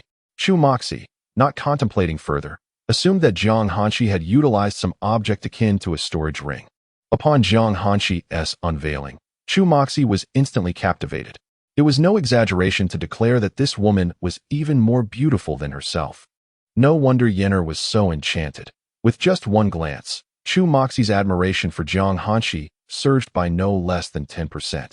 Wang Feng, too, sensed a peculiar feeling surrounding him. Though he did not possess the fragmented divine sense of Jiang Hanshi at an emperor's level, his 9 lifetimes of experience afforded him keen perception. Reflecting on the situation, he discerned that the enchanting empress of the dynasty, Chu Moxie, was scrutinizing Jiang Hanshi's visage. To his surprise, Jiang Hanshi had removed her hat entirely. Let us proceed inside to converse, Chu Moxie said with a gentle smile, ushering Wang Feng and his companions into a quaint pavilion designated for receiving guests. During her interactions with you, my Yenner has not offended any of you with her words, has she? Chu Moxie maintained a humble demeanor, preparing tea as any ordinary parent would, engaging in cordial conversation. Mother. Chu Yenner expressed her dissatisfaction in a tone reminiscent of a spoiled child, wondering why her mother favored them. No, they protested. Yes. Wang Feng and Xiao Hao spoke simultaneously, with Xiao Hao being the one to assert the affirmative. You insolent rat, are you looking for a beating? No, absolutely not. Faced with the fury in Chu Yenner's gaze, Xiao Hao hastily waved his hands and revised his answer to Chu Moxie's inquiry. Hee, you are quite amusing. Chu Moxie chuckled lightly, delicately placing the brewed tea before Wang Feng and the others. By the way, why are you two bound to one another? At that moment, it appeared that Chu Moxie had only just noticed the pair of Wang Feng and Jiang Hanshi, posing her question with curiosity. Afraid he might run away, Jiang Hanshi interjected swiftly, seemingly in a bid to prevent Wang Feng from uttering anything nonsensical. Oh, are you enemies? No. Partners? No. With each question posed by Chu Moxie, Jiang Hanshi offered a calm and concise response, adhering to the most basic etiquette. Then what are you? I am his master. Jiang Hanshi hesitated for a moment, contemplating the propriety of her words, but ultimately voiced it. Ah. The trio beneath the pavilion erupted in astonished exclamations. Wang Feng, Xiao Hao, and Chu Yenner, with Wang Feng and Xiao Hao's voices resonating the loudest. When did Jiang Hanshi become my master? Wang Feng exclaimed. How did my master's wife become the Grand Master? Xiao Hao questioned. Isn't she the dead Rata's master's wife? Chu Yenner added. What is their reaction all about? Chu Moxie inquired. Is it inappropriate for me to be his master? Jiang Hanshi pondered aloud. Mother, just let me return. Just as the trio finished their astonished outbursts, a voice echoed from not far away, prompting them to turn. Chu Moxie's expression momentarily tightened, though it vanished in an instant. Chapter 66. The favorability should be around 30% by now. I have guests today and do not wish to argue with you, so be gone at once. Mother, why is he so bothersome? Chu Yenner, visibly agitated, spoke up. That fellow has been appearing out of nowhere recently. insisting he is her royal brother. Yet, for reasons unknown, her mother refuses to condemn him for impersonating a member of the royal family. Chu Yin'er even began to doubt whether this person might truly be her brother. However, she had never known of his existence throughout her life. "Mother, father has abandoned me. I have nowhere else to turn but to seek you out." The boy in the distance cried out again, breaking into tears, his face streaked with snot and tears. "Please wait a moment. An unexpected guest has arrived." Chu Moxie rose, her phoenix robe sweeping elegantly, exuding an air of authority. "I shall say this one last time. I am not your mother. If you dare to come again tomorrow, I will have you executed for the crime of impersonating a member of the royal family. Moreover, this is the imperial palace, not a place for your reckless behavior." Chu Moxie approached the young man, issuing a cold warning, as the guards remained ineffective in halting him. "Mother, father, he will die, otherwise he would not have driven me away." The boy wiped his tears, revealing a piece of news that struck Chu Moxie as profoundly significant. "What?" A tremor ran through Chu Moxie's heart. "That scoundrel is he going to die? Are you going to eat this?" In the pavilion, Wang Feng picked up a grape and offered it to Zhang Hanqi. Zhang Hanqi shot him a cold glance. "No."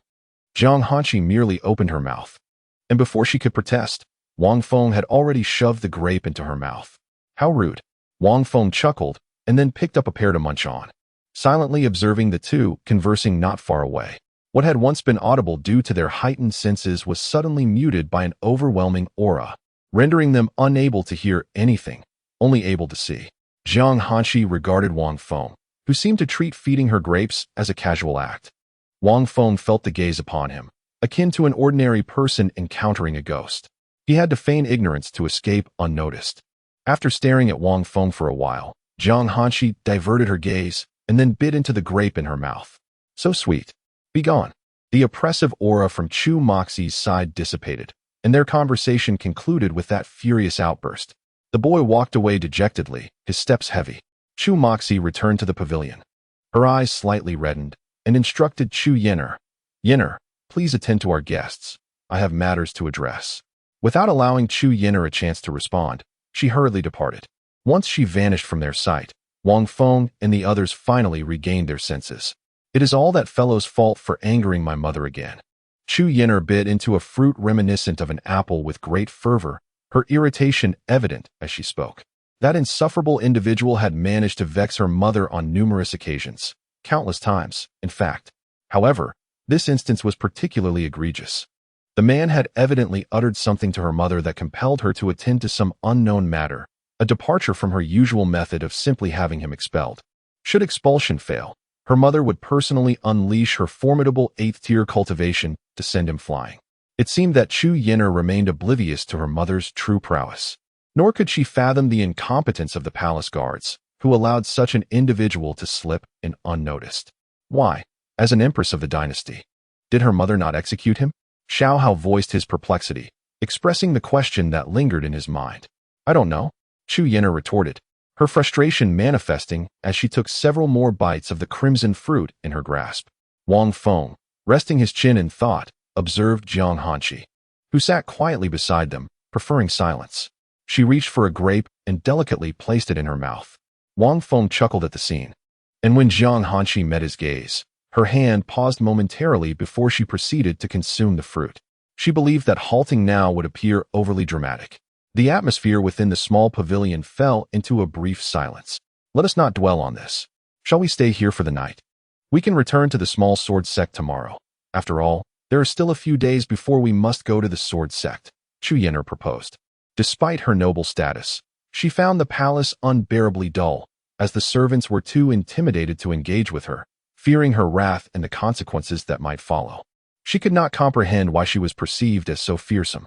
"Absolutely," Wang Feng replied enthusiastically after a sip of tea. "Why are you so excited?" Chu Yin'er looked at Wang Feng, bewildered, as he was the most animated among them. No, Wang Feng quickly composed himself, anxious that Chu Yin'er might detect any hint of his true feelings. The group spent a day exploring the palace, with Xiao Hao and Chu Yin'er reveling in their adventures. In stark contrast, Wang Feng and Zhang Hanqi walked together like a pair of guardians, observing the youthful pair chase each other in the distance. "Fairy sister, please release me from this restraint. I have matters to attend to," Wang Feng implored throughout their journey, while Jiang Hanqi remained unresponsive, walking silently beside him. Fairy sister, I beg you. Wang Feng gently poked Jiang Hanqi's shoulder with his finger, prompting her to finally turn her head towards him. What do you intend to do? She inquired. That is a secret. If you do not divulge it, I shall not release you. Ah. Wang Feng's expression soured. Why had Jiang Hanqi suddenly taken an interest in his affairs? Suddenly, he recalled her earlier response to Chumashi, pondering whether Jiang Hanqi wished to take him as her disciple. Reflecting on Jiang Hanqi's demeanor towards him throughout this lifetime, Wang Feng could not help but smile. He was not a fool. Upon contrasting Jiang Hanqi's attitude from her previous 8 lives with that of the present, clarity dawned upon him. He surmised that Jiang Hanqi's affection for him had likely reached approximately 30%. As for any further advancements, he dared not even contemplate, unless he were to kiss her in her presence, and even then, only if she remained unperturbed. With this thought, Wang Feng's courage swelled considerably. Jiang Hanqi, oh Jiang Hanqi, do you wish for me to become a rebellious disciple? If that were the case, it merely implied that he needed to avoid actions that would incite her wrath. He resolved to maintain his composure, dismissing any lingering doubts. He recognized that he had indeed been overly generous with his amiability towards Jiang Hanqi. If she remained unyielding tonight, Wang Feng contemplated revealing a fraction of his concealed cultivation before her. Although it would appear as if he had merely broken through to the first layer of the spirit bond realm, in truth, it would be a release of his true power. Moreover, he had been diligently cultivating over the past few days, compressing the spiritual energy within him. It was nearing its capacity, and he planned to couple it with a medicinal pill to attempt a sudden breakthrough into the spirit expansion realm. Chapter 67. A grapefruit forced to ripen is not sweet, but Wang Feng disregarded Jiang Hanqi, quietly observing the surrounding palace. Some areas were remarkably beautiful. Noticing Wang Feng's demeanor, Jiang Hanqi felt a surge of curiosity. What schemes could this foolish trickster be concocting? However, she shrugged off her concerns. Convinced that bound as he was, he could hardly orchestrate anything significant.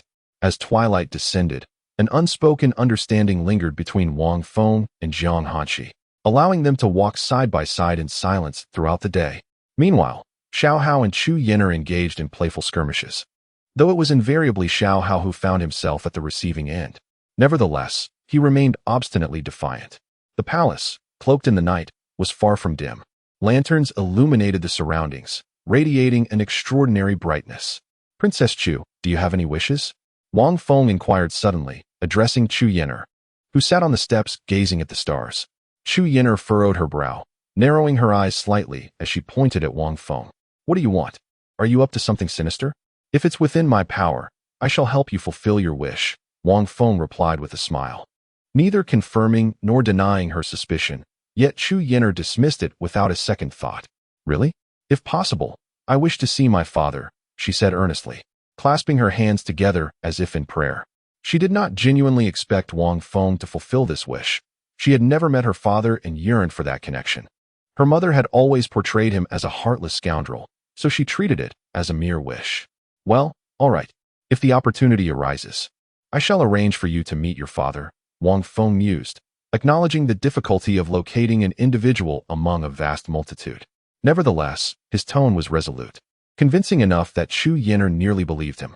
In truth, Wang Feng felt a twinge of guilt, contemplating the promise he made to Chu Yen'er. After all, she had innocently invited him to her palace, while he was contemplating borrowing something from her. Yet, he was in urgent need of a source point to activate the system's functions, and he could only approach it this way, hoping to reciprocate in a different manner when the time came. In this lifetime, Wang Feng was confident he would ascend to the celestial origin realm within a century, armed with countless cultivation techniques and the insights from 8 lifetimes of practice. If he failed to reach the celestial origin realm in 100 years, it would imply that his previous 8 lives were in vain. He pondered about her father's cultivation level. Given her mother's prowess, her father must also be an extraordinary figure.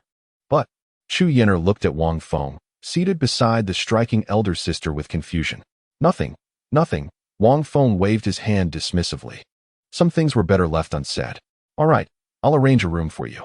I assure you, the palace's grand bed is exceptionally comfortable. As Chu Yen'er reached this point, she cast a vague smile at Wang Feng and Jiang Hanqi. Jiang Hanqi paused upon hearing her words and noticing Chu Yiner's expression, yet she made no move.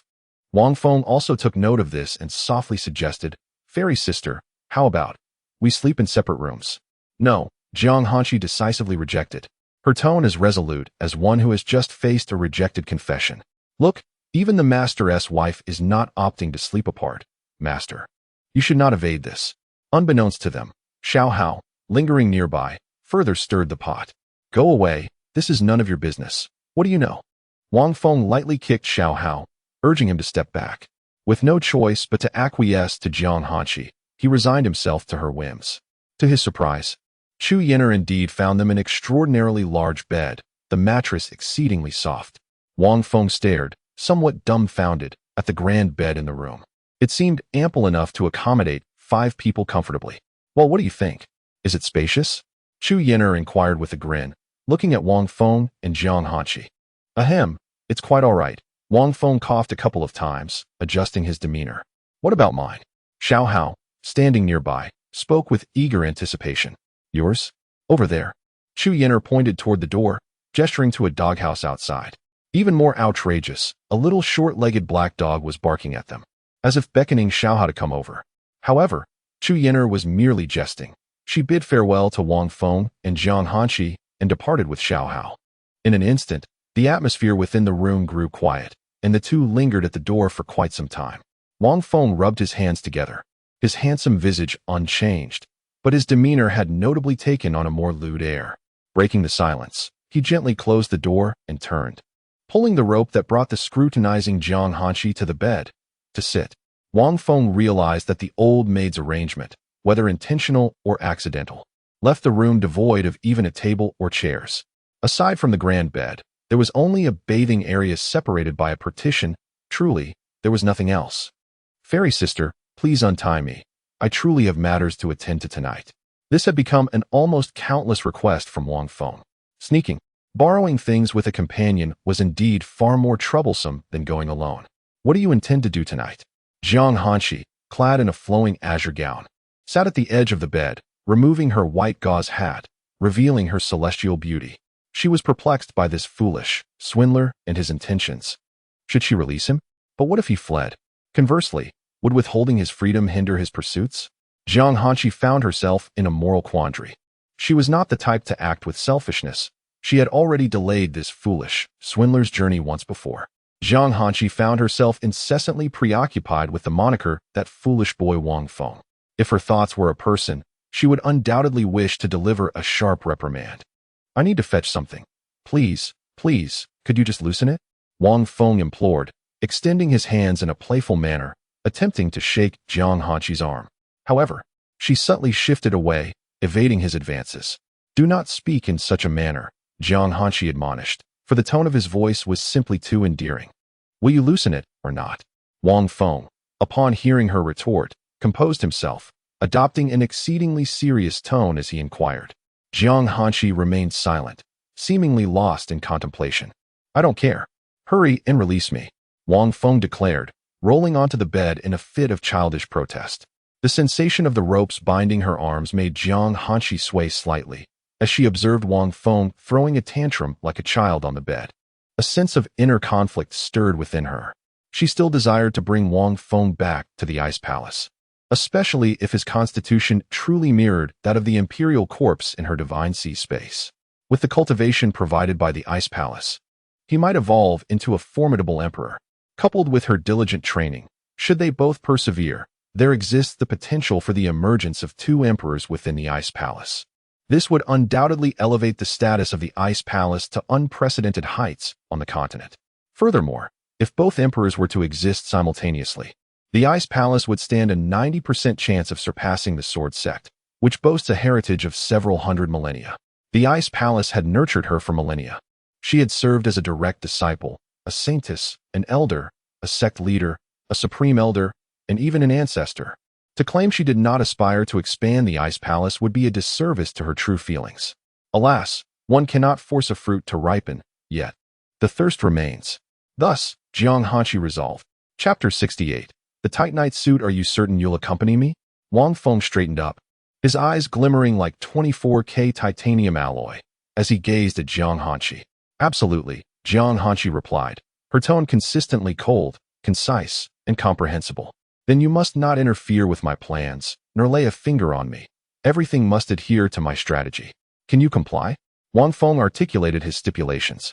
Should this prove unfeasible, he contemplated breaking through his restraints, unleashing his cultivation at that very moment to escape. Jiang Hanqi's gaze was icy, laced with suspicion as she inquired, "What trickery do you intend to employ? Just tell me if you can abide by my conditions. If not, release me from these bindings." "Only if your plan does not involve any physical contact with me will I agree." Wang Feng was about to voice another thought when Jiang Hanqi interrupted him. Upon hearing her words, a twitch appeared at the corner of his mouth. His original plan had indeed entailed some minor liberties with Jiang Hanqi, for she was known for her unwavering adherence to promises. Her word was her bond, unless she were pushed to the brink of fury. Do not ask Wang Feng how he knew this. It was knowledge accrued through countless lifetimes of experience. All right, Wang Feng responded eagerly, exhilarated by the prospect of engaging in clandestine activities with the ice goddess that very night. Jiang Hanqi's eyes flickered with suspicion. His enthusiasm was rather unsettling, leading her to wonder if he was plotting something. As the moments passed, Wang Feng remained calm, while Jiang Hanqi, seeing his tranquility, decided to mirror it. Bound by a single rope, they sat on the soft bedding, embarking on a dual cultivation session together. Time drifted slowly, and the night deepened, the only sound outside being the chirping of insects. Wang Feng eventually rose from his meditation, retrieving a piece of exquisite sword-intent stone for examination. System: how many origin points can this stone yield? Beep, 30,000 origin points. Not bad, he mused, acknowledging the value of the sword-intent stone left behind by a genius of the sword sect. 30,000 origin points was indeed commendable. Wang Feng tucked the stone away, planning to organize his storage space before converting everything into origin points in one go, relishing the satisfaction that would bring. As he glanced towards Jiang Hanqi, he froze momentarily. She had been observing him for an indeterminate duration, her gaze cold and profound, as if seeking to penetrate his very essence. Meeting her eyes sent shivers down his spine, the psychological weight of her scrutiny palpable. "Fairy sister, what do you see? Is there something on my face?" he asked, raising a hand to touch his cheek, bewildered by her gaze. "Nothing," Jiang Hanqi replied, subtly shifting her gaze away, and then inched closer to Wang Feng. This took Wang Feng by surprise, leaving him bewildered about her intentions. Could it be that she wanted to? But the reality was, the rope simply wasn't long enough. Jiang Hanqi moved to the edge of the bed, extending her delicate foot to gently don the white long boots resting beneath the bed. Wang Feng could not help but swallow as he beheld her fair, petite foot. How had he not noticed Jiang Hanqi taking off her shoes earlier? She looked stunning. If only she hadn't discarded those black stockings. "Fairy sister, I've noticed your foot seems a tad dirty. Perhaps I could wash it for you? Get lost." "All right then." Wang Feng decided not to make himself ridiculous and straightened his expression, following closely behind Jiang Hanqi as she descended from the bed to put on her shoes. He then produced 2 sets of night attire, handing one to Jiang Hanqi. As for how he acquired these outfits, Wang Feng had discreetly spent 1,000 source points to have the system sneak them into the system mall. The system could handle such minor items, being merely fabric. Anything imbued with spirit energy was out of the question. "What are you going to retrieve? Why wear such clothing?" Jiang Hanqi was momentarily taken aback by the night attire Wang Feng had presented. "You needn't concern yourself with that. The items I'm going to fetch necessitate wearing this outfit," Wang Feng stated, shoving the night attire into Jiang Hanqi's hands. Without a hint of embarrassment, he began to strip off his own clothes. "What are you doing?" Jiang Hanqi gasped, hastily turning away. "Changing clothes." Wang Feng paid no heed to Jiang Hanqi's mortified gaze. He was unbothered by the thought of her seeing him unclothed. Besides, he still had his vibrant floral underwear on. Having drawn 2 pairs earlier, he was confident enough to change. "Go to the changing room." Jiang Hanqi, facing away from Wang Feng, coolly remarked as she heard the rustling sounds behind her. Wang Feng tugged on the rope with a chuckle, asking, "Fairy sister, do you think I can step out like this? Or would you like to join me inside?" Jiang Hanqi, feeling the sensations in her arms, snapped back to reality and fell silent. After all, what difference would it make to change together inside compared to changing here? Wang Feng swiftly changed into the night attire with a flurry of movement. "I'm done. Your turn now, hee hee. Upon hearing Wang Feng's declaration, Jiang Hanqi finally turned around. Seeing Wang Feng dressed like a thief, she nearly lost her composure again. Are you laughing? No. Jiang Hanqi firmly suppressed the corners of her mouth that threatened to rise, adamantly denying any mirth. Absolutely impossible. Then hurry and change, while the night is still young, so we can retrieve those items more easily, Wang Feng said, gazing intently at Jiang Hanqi, his eyes brimming with anticipation. Jiang Hanqi raised her hand and, in front of Wang Feng. Ah! The scene shifted outside the room, where a startled exclamation echoed from within. The camera pans back into the house, where Wang Feng, clad in dark attire, finds himself bound tightly to a plush bed. His gaze fixates on the entrance of a bathing alcove, his throat constricting slightly. Fairy sister, your figure is truly exquisite. Bound by ethereal ropes, Wang Feng gazes in a daze at Jiang Hanqi, who emerges from the alcove in her form-fitting night attire. A faint blush graces her cheeks, almost imperceptible unless one pays close attention. The snug fabric accentuates her perfect silhouette, leaving him momentarily spellbound. Do not look. Jiang Hanqi admonishes coldly, compelling Wang Feng to reluctantly turn his head. Though his head is turned, his eyes remain anchored in place. Jiang Hanqi approaches, tethering herself to him before untying the binding ropes that ensnare him. Wang Feng rises, stretching slightly, and with a warning tone states, "Everything will proceed according to my plan. Do not act independently to thwart me, understood?" Jiang Hanqi casts him a sidelong glance, her eyes betraying no emotion as she remains silent. "Put this on your face," he instructs, producing 2 pieces of black cloth that appear to have been torn from the very night attire she wears. Jiang Hanqi's gaze narrows with suspicion. What exactly does he intend to retrieve, and why does it feel so clandestine? After a moment's hesitation, she accepts the cloth from Wang Feng, eager to uncover the intentions of this deceiver. Chapter 69. The system's owner. Let us proceed. Wang Feng, having donned his attire, lowered his voice and gently grasped Jiang Hanqi's hand as he opened the door. He peered out cautiously, ensuring the coast was clear before beckoning her to follow. Cloaked in the garb of stealth, the duo slipped out, quietly shutting the door behind them. Although Jiang Hanqi was clad in dark attire, it could not conceal her ethereal presence. Were it not for the outfit's resemblance to that of a thief in the night, she would have appeared as elegantly as in any ordinary garment, even with her black face covering. The beauty of her eyes and the upper half of her visage would evoke an irresistible allure, leading one to believe that beneath the mask lay a true enchantress. As for Wang Feng, simply put, he resembled a rogue. "Let us go," Wang Feng instructed, tugging at the rope's other end. Jiang Hanqi seemed to comprehend, following him in a series of swift strides. They ascended to the pinnacle of the palace, where Wang Feng turned and gave Jiang Hanqi a thumbs up in approval. "Crouch down," he whispered, gesturing for her to lower herself beside him. Suddenly, realization struck Jiang Hanqi. This was not merely a quest for items, but rather an act of thievery. "What are you planning to steal?" she inquired, not with righteous indignation but rather with curiosity. Lacking any sentimental attachment to the palace, she felt no qualms. Even if it were to explode, so long as she remained unscathed, it was not her concern. "Stealing? Oh no, it is but a temporary borrowing.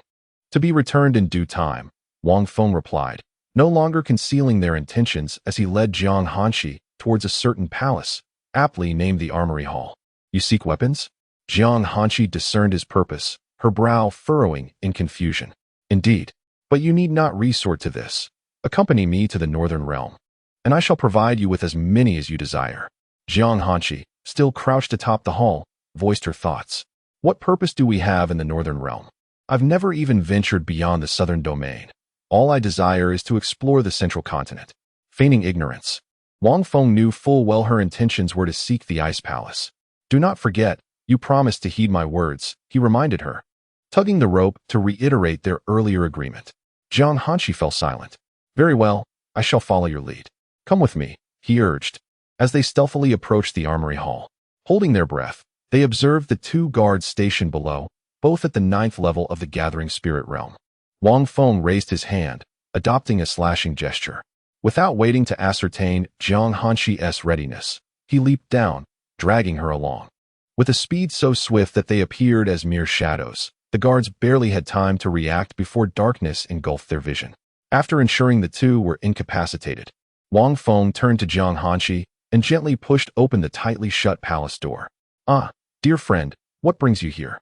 As soon as Wang Feng pushed open the door, he was greeted by the enigmatic voice of an elderly man, the guardian of the hall.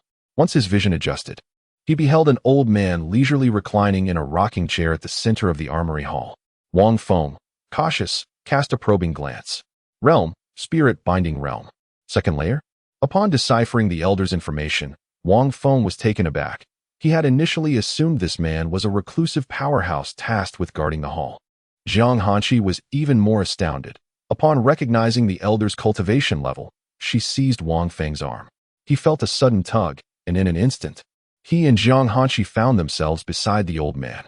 When Wang Feng regained his composure and looked around, he noticed that the elder had closed his eyes and slumped in the rocking chair. The corners of Wang Feng's mouth twitched involuntarily. His perception of Jiang Hanshi as a burden had shifted dramatically. She was, in fact, a formidable ally, requiring no effort on his part. "Hurry up." Jiang Hanshi frowned at the still-dazed Wang Feng. Only then did he hastily grab her and begin stowing the weapons from the wall into his spatial pouch. After closing the door, Wang Feng took on the role of the gatherer while Jiang Hanshi stood guard. The weapons ranged from the mundane to the superior yellow grade, though only a few pieces were of the latter. Truth be told, Wang Feng felt a twinge of poverty in his heart. Jiang Hanshi silently followed him, observing as he skillfully collected the weapons. "Have you done this often before?" Her sudden inquiry interrupted Wang Feng's actions. "No, absolutely not. I swear this is the first time in my life that I have done this." Wang Feng raised 3 fingers, dispelling some of the suspicion in Jiang Hanshi's eyes. It was indeed true. This was the first time he had engaged in such an endeavor in this, his 9th life. As for the previous 8 lives, he chuckled inwardly. "Someone is coming." Jiang Hanshi gently called out to Wang Feng, who was still engrossed in gathering weapons, exuding an air of a vigilant sentinel. Wang Feng quickly hastened his pace, stuffing in a few more items, then pulled Jiang Hanshi into a corner to hide. The door to the hall creaked open slowly, and upon seeing the visitor, Wang Feng froze. An ally? The figure wore a black robe and a hood, resembling a peculiar egg. The attire was not that of a night wanderer, but it was similar. He moved swiftly, without a hint of hesitation. He had spotted the 2 unconscious individuals at the entrance, as well as the slumbering guardian. With a few agile leaps, he reached the weapons Wang Feng had yet to stow away and began frantically gathering them as well, possessing a spatial pouch of his own. All the while, he remained vigilant of his surroundings. Wang Feng discreetly glanced at the newcomer's information. Qin Feng identity, Imperial Dynasty Thief System Owner Realm, Spirit Binding Realm. Second layer primary weapon, superior grade Xian artifact, Heavenly Golden Fish Intestine Sword. After reading the information about this Qin Feng, Wang Feng felt a surge of surprise. He was, after all, a system owner. Naturally, if he possesses a system, others can too, and there are quite a number of fated children of destiny in this world. Many individuals are endowed with grandfathers, systems, and the proverbial golden fingers. It is merely a matter of strength and weakness among them. Such individuals are generally referred to as prodigies or anomalies. Of course, there are also those unfortunate souls who traverse or reincarnate without acquiring a golden finger, most of whom meet their demise in the realm of cultivation. However, regardless of the type, Wang Feng has vanquished them all. It is not that he is inherently brutal, but rather that those who gain golden fingers after their reincarnation often share the same delusions he once held upon his arrival. They consider themselves to be extraordinary beings destined for greatness, unwavering in their belief that they will ascend to the pinnacle of the world.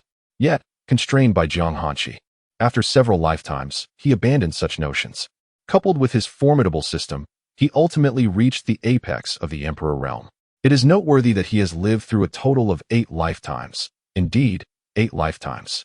If it took Wang Feng 8 lifetimes to attain the status of an emperor, could those lesser beings possibly achieve the same in a single lifetime? System, upon devouring the opposing thief system, how many tens of thousands of source points can you acquire? Wang Feng inquired of the system while observing Qin Feng, who was still busy assembling weapons in the distance. Indeed, we are speaking of tens of thousands. A system is at least quantified in tens of thousands of source points. Ding, 200,000 source points. The opposing system is an 8th level system. The system is graded from 9 to 1, with 9 being the lowest and 1 the highest. As for what ranks exist beyond that, the system remains reticent in revealing such information to Wang Feng. Chapter 70. Confusion. Killing you is also my choice. Done. Wang Feng contemplated devouring the system of Qin Feng, who was currently stowing weapons into his storage bag. Should this individual possess commendable character, Wang Feng intended to present him with an exquisite imperial-level cultivation technique as compensation. If not, he would simply eliminate him. This is the realm of cultivation, where one either devours or is devoured. Wang Feng was merely adhering to the unspoken laws of this world. In the years past, when his visage was trampled underfoot by others, he could only obediently relinquish his resources. Ultimately, relying on his trump card, he delivered a crushing blow. With a shattered skull, a pulverized heart, and a seized soul, he illuminated the heavens. Following that, he incinerated the remains with heavenly fire until they turned to ash. Finally, he divided the ashes into thousands of portions, burying them across the 4 cardinal directions, ensuring that the possibility of resurrection was utterly extinguished. Those who dared to humiliate him would find themselves in a fate worse than death. Robbery was also a swift means of acquiring resources, and Wang Feng considered it quite fortunate to leave a sliver of mercy. He gestured a hand sign to Jiang Hanshi, who immediately grasped his intent with a mere glance. Disliking unnecessary complications, Jiang Hanshi deftly untied the ropes binding her hands, knowing there was only one exit. She was confident she could incapacitate the man in mere moments. With a sudden burst of speed, she darted towards the man with the swiftness of the wind. Qin Feng, who was busy stowing weapons, quickly sensed the presence of another and had been on high alert. Anticipating an ambush, he swiftly retreated several steps, only to be taken aback when he realized his assailant was a young woman. A single glance revealed the beauty concealed behind her veil, and her figure was undeniably captivating. Jiang Hanshi took a forceful step onto the ground, using the momentum to close the distance. Qin Feng shifted his stance, reaching out towards Jiang Hanshi's chest. She regarded him with an impassive expression, and just as his hand was about to make contact, he grasped nothing but air. Only an afterimage remained. Jiang Hanshi materialized behind him, wielding a cold sword, her gaze icy as she swiftly slashed at his throat. Her intentions had shifted. She no longer aimed merely to incapacitate him. In an instant, Qin Feng's head was severed from his body, yet no blood was spilled. As Qin Feng collapsed, Wang Feng locked eyes with Jiang Hanshi, whose expression bore no trace of emotion. A chill ran down his spine. He nearly forgot that if she truly wished to kill, she would do so without hesitation. Cold sweat began to bead on his brow, and he was drenched in apprehension. "Huh, young lady, perish." A voice echoed from behind Jiang Hanshi. It was Qin Feng, now brandishing a dark golden fish-intestine sword, a sinister smile adorning his face. Wang Feng quickly discerned that he had used a substitute doll to withstand that fatal blow, which explained the lack of blood from the headless corpse. Before Jiang Hanshi could act, Wang Feng had already stealthily maneuvered to Qin Feng's side and delivered a powerful kick. With a sudden burst, Qin Feng truly embodied his name, soaring forth like the wind, unrestrained and free. The force behind his kick was undeniably that of a 6th-tier spiritual realm practitioner. Let us not forget, he was also a formidable body cultivator. Boom! The wall was shattered, resembling a spider's web of cracks, with Qin Feng's form embedded within, exuding an aura of invulnerability. Jiang Hanshi observed Wang Feng's extraordinary strength, her eyes flickering with a peculiar light, yet she refrained from intervening. Wang Feng approached Qin Feng, decisively yanking off his hood. "Please, don't kill me. I'll give you all my possessions." Blood trickled from Qin Feng's lips, and he appeared on the verge of death, his speech fragmented and labored. Piercing technique. A flash of white light illuminated Wang Feng's gaze, revealing the essence surrounding Qin Feng. With a mere glance, Wang Feng extended his hand and brutally twisted the neck of the bloodied, barely conscious Qin Feng, ending his life with a chilling crack. "Foolish. By killing you, all your possessions become mine." Wang Feng cursed inwardly, bemused by the folly of his victim. Jiang Hanshi silently observed the scene unfold, her heart filled with astonishment. She had initially believed this deceiver would spare him. Ding!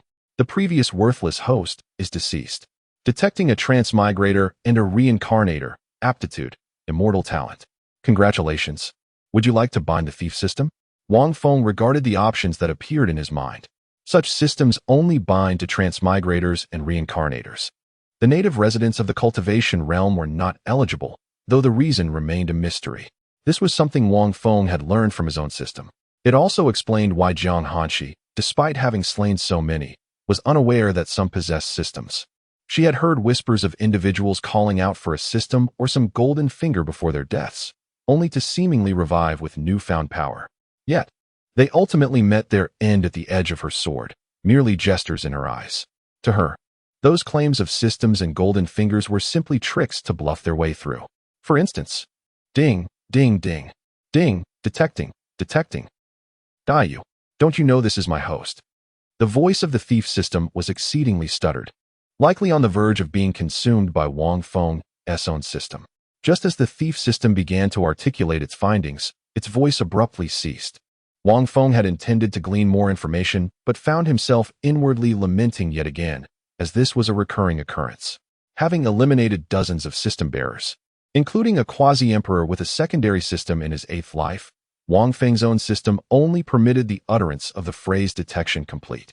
Even that secondary system had been cut short, leaving him with no further insights. Yet he sensed that his system was anything but ordinary. With a satisfied belch, he remarked on the unexpected treasures within the grand thieving system storage, which included an additional 50,000 source points and a superior-grade Tianjin fish intestine sword. He was filled with delight at the prospect of conquering Jiang Hanshi and achieving invincibility. If anything arises, seek me out. I shall retire for the night, he mused. Wang Feng gazed at the newly acquired 250,000 source points and the diminutive fish intestine sword that resembled a dagger. His previous grievances towards the system dissipated, replaced by a burgeoning joy. At that moment, he sensed a tugging sensation on his hand, realizing that Jiang Hanshi was preparing to rebind the rope. System. Promptly purchase today's freshly stocked fiery fruit and enhance my palate. Wang Feng urgently implored the system in his mind, having just discovered a peculiar fruit reminiscent of chili peppers. However, its spiciness was so intense that even those in the spirit transformation realm could not endure it without the aid of spiritual power to cleanse it. Its sole effect was this overwhelming heat, rendering it rather impractical. I had just drifted into slumber when you summoned me again. The system's tone conveyed a touch of irritation, yet it complied with Wang Feng's request. Originally possessing 259,680 source points, he now saw 3,000 deducted, leaving him with 256,680 points. The fiery fruit was inexpensive at merely 500, yet the system inexplicably charged him 2,500. Chapter 71. I have committed murder? Wang Feng, unable to chastise the system, opened his mouth beneath the black veil. A red fruit, roughly the size of a grape, materialized in his mouth, and he silently crushed it. Within mere moments, his eyes turned crimson from the intense spiciness. What was me? Celestial sister. I have killed. Wang Feng stared blankly at his hands before turning to embrace Jiang Hanshi's shoulders, bursting into tears. His speech stuttered, laden with fear. The heat in his mouth caused tears to flow uncontrollably, and he yearned to exhale but was forced to restrain himself. Thus, his teeth were bared. Yet his lips remained sealed. All that was visible beneath the black veil were his tearful eyes, which only accentuated his desolation. Jiang Hanshi was momentarily taken aback by his display, halting her motions of tying the ropes. Had he truly hesitated to take a life while standing there? She had encountered many such individuals. The first act of murder often left them indecisive. Yet, this con man seemed to have resolved his decision swiftly and executed it without a hint of hesitation, swiftly ending the life of his victim. Little did she know that Wang Feng had merely observed the aura surrounding Qin Feng, encapsulated in 4 words: a mountain of corpses and a sea of blood. Who would have thought that a mere cultivator at the spirit connection realm bore the weight of thousands of lives? While it is said that the slaying of others is an inevitability for cultivators, he himself likely harbored the burden of countless lives, perhaps even hundreds of thousands. However, he only targeted those who provoked him, or perhaps he inadvertently harmed the innocent, an unfortunate consequence of rising in power. But could Qin Feng, at his level, truly have mistakenly slain thousands? Even if it were so, Wang Feng had deemed him a villain the moment he attempted to touch Jiang Hanshi during his escape. Regardless of whom he had killed, Wang Feng resolved to eliminate him first, through the tight-fitting night attire.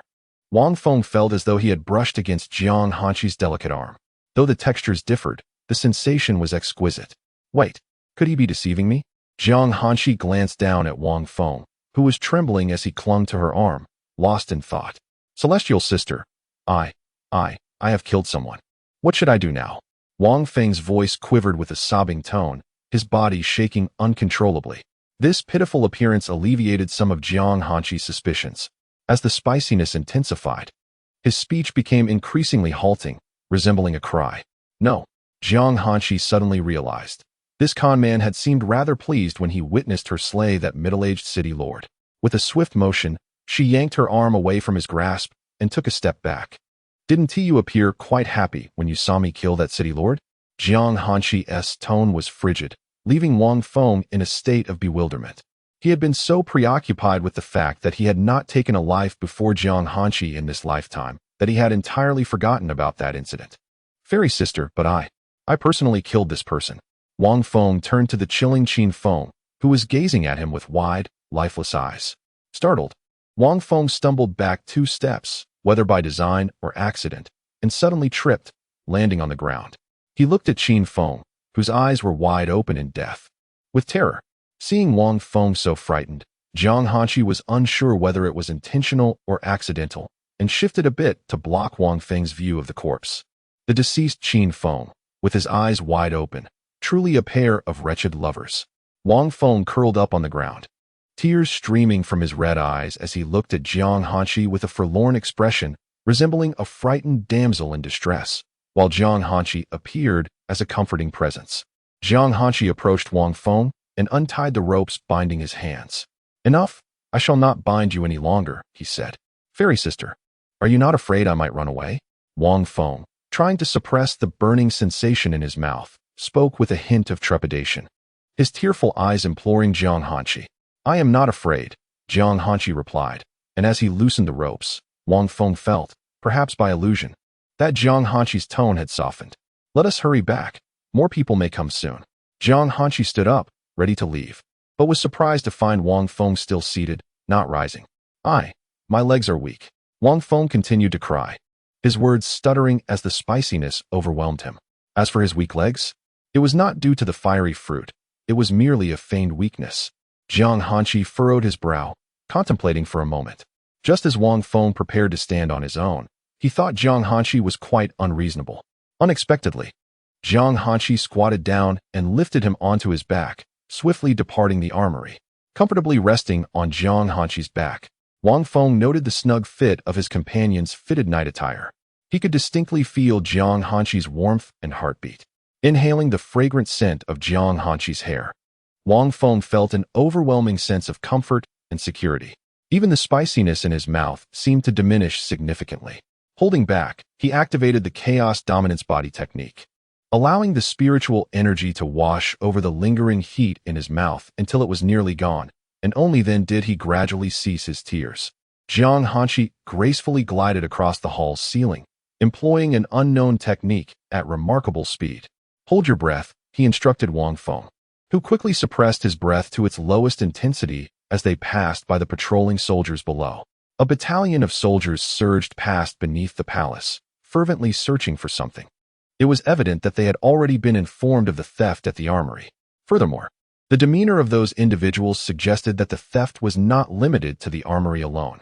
The deceased Qin Feng was likely involved in further misdeeds, and it was unclear how much the treacherous system had consumed. Wang Feng was certain that the value contained within Qin Feng's storage space could not possibly amount to a mere 50,000 source points.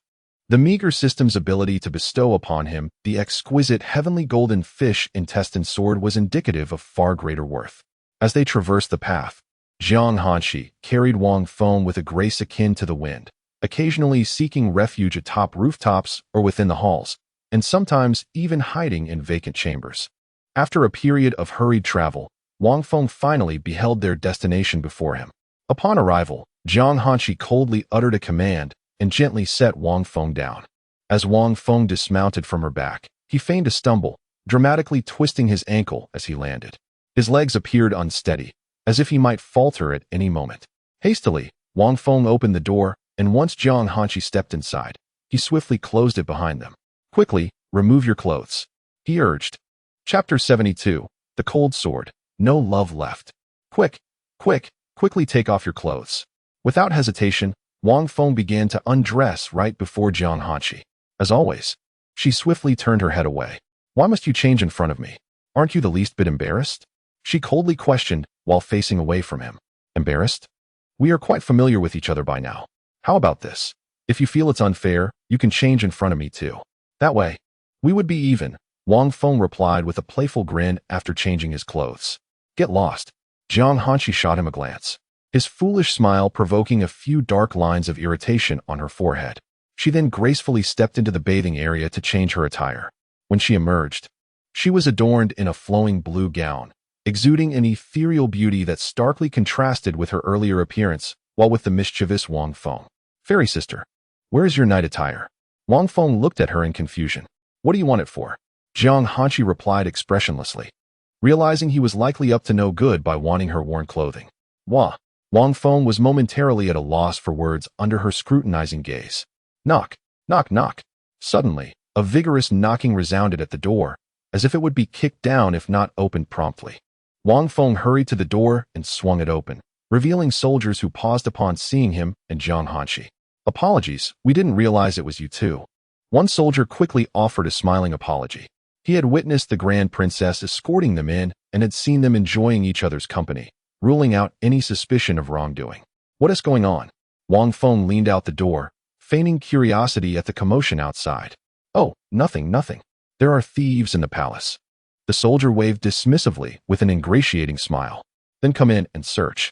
Heaven is watching. We definitely haven't hidden any thieves," Wang Feng declared, gesturing for them to enter, confidently opening the door wide enough for them to see inside. How beautiful! Without her white veil and hat, Jiang Hanqi, clad in her blue gown, radiated a cool and serene aura, resembling a celestial being descended from the heavens. The soldiers outside were momentarily mesmerized, staring in awe for several seconds. "It's all right. We trust you. We must search elsewhere," the lead soldier said, bowing slightly to Wang Feng. He then turned and waved his hand, leading the group away to search other areas. Wang Feng casually closed the door, his expression completely unfazed, as if this entire affair bore no connection to him whatsoever. "Your deceptive skills must have reached a level of consummate mastery, haven't they?" Jiang Hanqi approached the bedside and seated herself, her form gently swaying upon the soft mattress. No, deceiving others is one thing, but how could I possibly deceive someone as astute as you, fairy sister?" she remarked with a playful chuckle. Jiang Hanqi fixed her gaze on Wang Feng, her expression a blend of mockery and seriousness. Wang Feng scratched his head and cautiously approached the bed. "Are you coming up to sleep?" Jiang Hanqi inquired, revealing his boldness, a stark contrast to the deference he once showed her. "Look, there's only one bed here." Wang Feng echoed sentiments reminiscent of their time in Lu village. But this time Jiang Hanqi furrowed her brow and replied, "Then you may sleep." To her surprise, she did not push Wang Feng away but instead rose and stepped onto the floor. No need. Look how spacious this bed is. We won't have to squeeze. You sleep on that side, and I'll take this side, and all will be well." As he spoke, Wang Feng seemed to fear Jiang Hanqi's apprehensions, pulling the blanket to create an imaginary line down the middle. It formed a seemingly insurmountable chasm, yet it appeared so fragile. After a moment of contemplation, Jiang Hanqi gazed at the delineation and then at the serious expression etched on Wang Feng's face. Ultimately, she gently removed her shoes, revealing her fair and delicate feet, and lay down. Wang Feng, witnessing this scene, chuckled with a hint of mischief, finally realizing he had earned a measure of trust in Jiang Hanqi's eyes. "Good night," he said as he settled in, closing his eyes and lying straight while silently practicing the chaotic dominance technique. As usual, after a quarter of an hour, Wang Feng's cultivation continued, yet his mind drifted away. At that moment, Jiang Hanqi opened her eyes, softly turning her head to observe Wang Feng, lost in thought, pondering something profound. Eventually, she smiled lightly, turned back, and placed her hands on her abdomen, surrendering to slumber. In the dead of night, Wang Feng rolled over and scratched his backside. Suddenly, as if in a somnambulistic state, he shifted toward Jiang Hanqi, coming to rest at the boundary of the blanket. Without realizing, he grabbed the imagined line and pulled it over himself, halting his movement. After a while, Jiang Hanqi abruptly opened her eyes and lifted her head. To her astonishment, she found Wang Feng entwined around her like an octopus. One arm tightly embraced her, while his limbs constrained her movements, a foot pressing firmly upon her. Strangely, Wang Feng felt an overwhelming sense of security and comfort enveloping him. A faint, soothing fragrance wafted from her, calming his restless spirit. Jiang Hanqi grasped Wang Feng's hand and attempted to pry it away. Yet, her efforts proved futile. She exerted more strength, but to no avail. Finally, summoning all her might, she tried once more, only to find herself equally unsuccessful. Jiang Hanqi shot an indignant glare at Wang Feng, who was entwined around her. It was evident that he had been deceiving her. His physical cultivation had undoubtedly reached the spirit realm and perhaps surpassed her by a significant margin. It seemed that only his magical cultivation remained at the 9th level of the gathering spirit realm, which explained why he could effortlessly kick that thief away when in close proximity. Wang Feng sensed the strength radiating from her arm and instinctively tightened his embrace. Showing no intention of loosening his grip, warmth enveloped him, a comfort that felt delightful and fragrant, thoughts that lingered subconsciously in Wang Feng's mind. In that moment, Jiang Hanqi felt her body tense up, prompting her to exert even greater force. Yet, before Wang Feng, she appeared so feeble and powerless. Once a high-level physical cultivator closed the distance, it was akin to an archer being cornered by a heavily armored tank. Jiang Hanqi's beautiful eyes glared furiously at Wang Feng, her aura growing increasingly frigid. Simultaneously, she contemplated whether to draw her cold sword, considering a counterattack with a swift strike from her still-functioning wrist. However, after a moment of reflection, it seemed that Jiang Hanqi did not even have the intent to probe into her divine sea space. Cold sword, don't say it, I understand. Sobbing uncontrollably in the corner of the divine sea space, Wang Feng then felt the temperature around him drop, causing him to shiver involuntarily. He loosened his grip around Jiang Hanqi and reached for the blanket behind him. Seizing the opportunity, Jiang Hanqi prepared to escape from Wang Feng's embrace. But as she moved, her body tensed again, followed by a blanket cascading down like a vast net. Chapter 73. So be it, the ignorant are blameless. The following morning, as dawn broke, Wang Feng felt the softness in his hand and could not help but squeeze it twice. What is this? With his eyes still closed, his heart began to stir. He reached out again, squeezing gently, the texture soft and warm, quite pleasant to the touch. Wait a moment. This is an arm. After squeezing it several more times, he finally discerned what it was. Whose arm could it be? Whose arm indeed? Wang Feng's heart raced. He had once again embraced her, and this time, his hand had ventured beneath her sleeve. No wonder it felt so smooth, warm, and soft. Why did this happen? Why was this so? His senses should have alerted him. Even if someone entered his room silently in the dead of night, he would have sensed it. Why had he not noticed when holding Jiang Hanqi? She must have felt it. After all, she was now at the 2nd level of the spirit bond realm, capable of staying awake for days on end. But why? Did she not resist? Jiang Hanqi, feeling the sensations in her arm, slowly opened her beautiful eyes, glancing over. Wang Feng remained oblivious, eyes tightly shut, curled up beside her in the blanket. Jiang Hanqi, accustomed to the feeling coursing through her arm, had no idea how many times it had been squeezed throughout the night. If she were a mere mortal, her arm would likely be red by now. What to do, what to do, what to do? Wang Feng's heart raced. He wished he could pull out his phone and post a video saying, "What should I do in this situation?" Urgently waiting for advice. Wait a moment. Why was she not resisting? Yes, her lack of resistance might imply her consent. Jiang Hanqi thought, did I give my consent? Wang Feng reasoned through this, savoring the sensation of Jiang Hanqi's azure gown brushing against his face. Slowly, he withdrew his hand from her arm, the journey quite pleasant, particularly silky and tender. Jiang Hanqi was momentarily startled by Wang Feng's actions. After he retracted his hand, he rolled over, inadvertently pulling the blanket along with him, cocooning himself like a dumpling as he fell into a deep sleep. Jiang Hanqi swiftly turned and leaped out of bed, as though fearful that Wang Feng might embrace her once more. She raised her palm towards him, only to lower it slowly. So be it. It was not entirely his fault. He probably had no awareness of his nocturnal actions. Truly, the ignorant are blameless. Jiang Hanqi suppressed the fluttering in her heart, standing at the bedside, gazing at Wang Feng's clean and refined profile. Would you like to become my kin? This thought briefly flashed back to the moment she had healed Wang Feng. Jiang Hanqi realized that she might have already come to regard Wang Feng as family. A persistent, unnameable emotion towards him stirred within her, leaving her feeling quite vexed. Perhaps she truly regarded Wang Feng as family, thought Jiang Hanqi to herself. Unbeknownst to her, this was one of the most taboo rules within the palace regulations of the Ice Palace. With his eyes closed, Wang Feng attuned himself to the surrounding movements, silently praying for divine protection, desperately hoping not to be struck. Since Jiang Hanqi had gotten out of bed, Wang Feng had waited a full hour before he could finally relax. He cautiously opened his eyes just a crack to observe. But Jiang Hanqi seemed to be positioned in his blind spot. Daring not to make any hasty movements, he instead opened his eyes fully. Otherwise, if she caught sight of his partially opened eyes, Jiang Hanqi would certainly realize he had not been asleep. Upon fully opening his eyes, Wang Feng discovered that Jiang Hanqi had somehow returned to bed, her eyes closed, as though nothing had transpired. It felt as if the commotion from earlier had merely been a figment of his imagination. Wang Feng touched the blanket wrapped around him to confirm that this was certainly not an illusion. This meant he had indeed held Jiang Hanqi in his arms just moments ago. Moreover, Jiang Hanqi had not resisted at all. Wang Feng lifted the blanket that bound him and sat up, feigning a look of confusion. How did this blanket end up on me? Sitting on the soft bed, he scratched his head, appearing completely oblivious. Upon hearing his voice, Jiang Hanqi opened her eyes and sat up. Indeed, how did the blanket come to be on you? Her words left Wang Feng momentarily speechless. She was teasing him.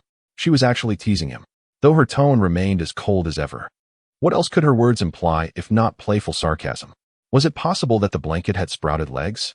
Wang Feng made a cold joke and chuckled to himself, only to feel awkward when he met Jiang Hanqi's frosty gaze.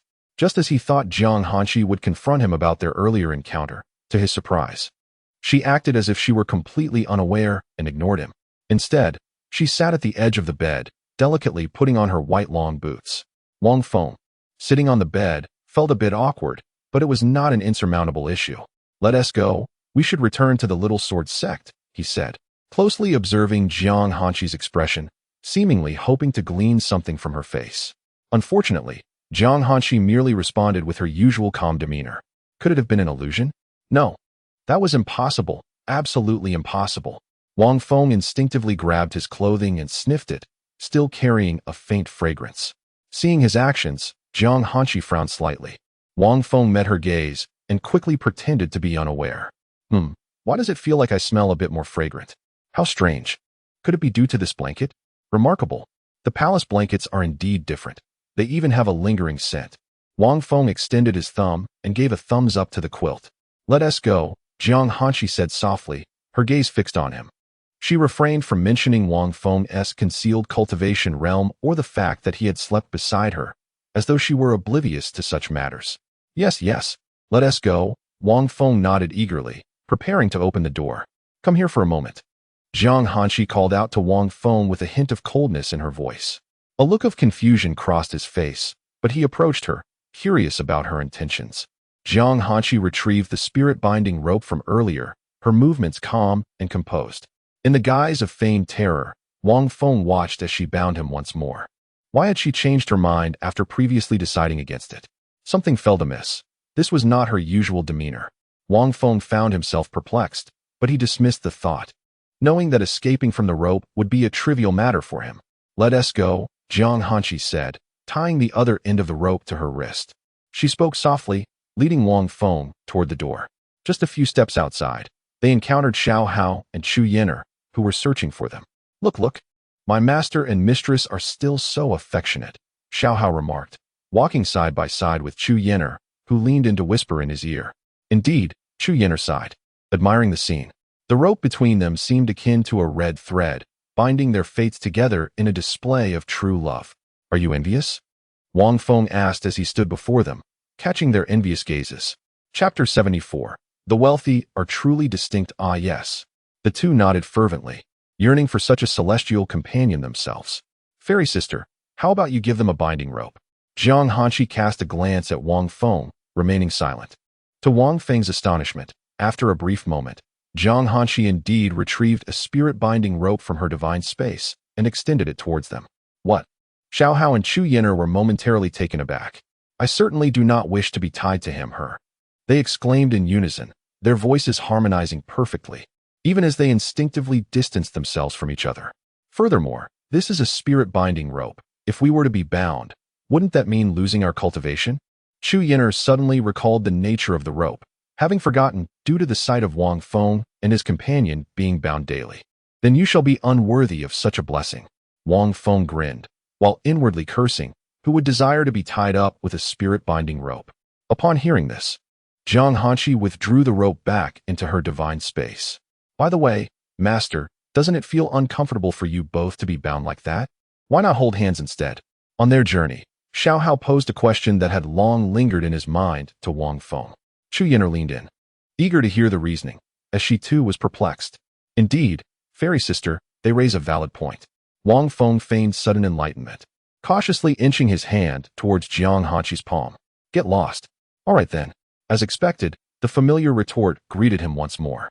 Seeing this, Chu Yin'er approached Jiang Hanshi and urged, Dear sister, given how affectionate you are, why won't you even hold his hand?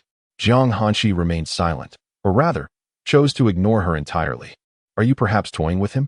I've heard some women deceive men and play with their emotions. Chu Yin'er lowered her voice deliberately, her expression contemplative, as if savoring words she had heard from unknown sources. Upon hearing this, Jiang Hanshi finally reacted, her beautiful eyes fixating on Chu Yin'er, the icy gaze causing the latter to feel a shiver down her spine.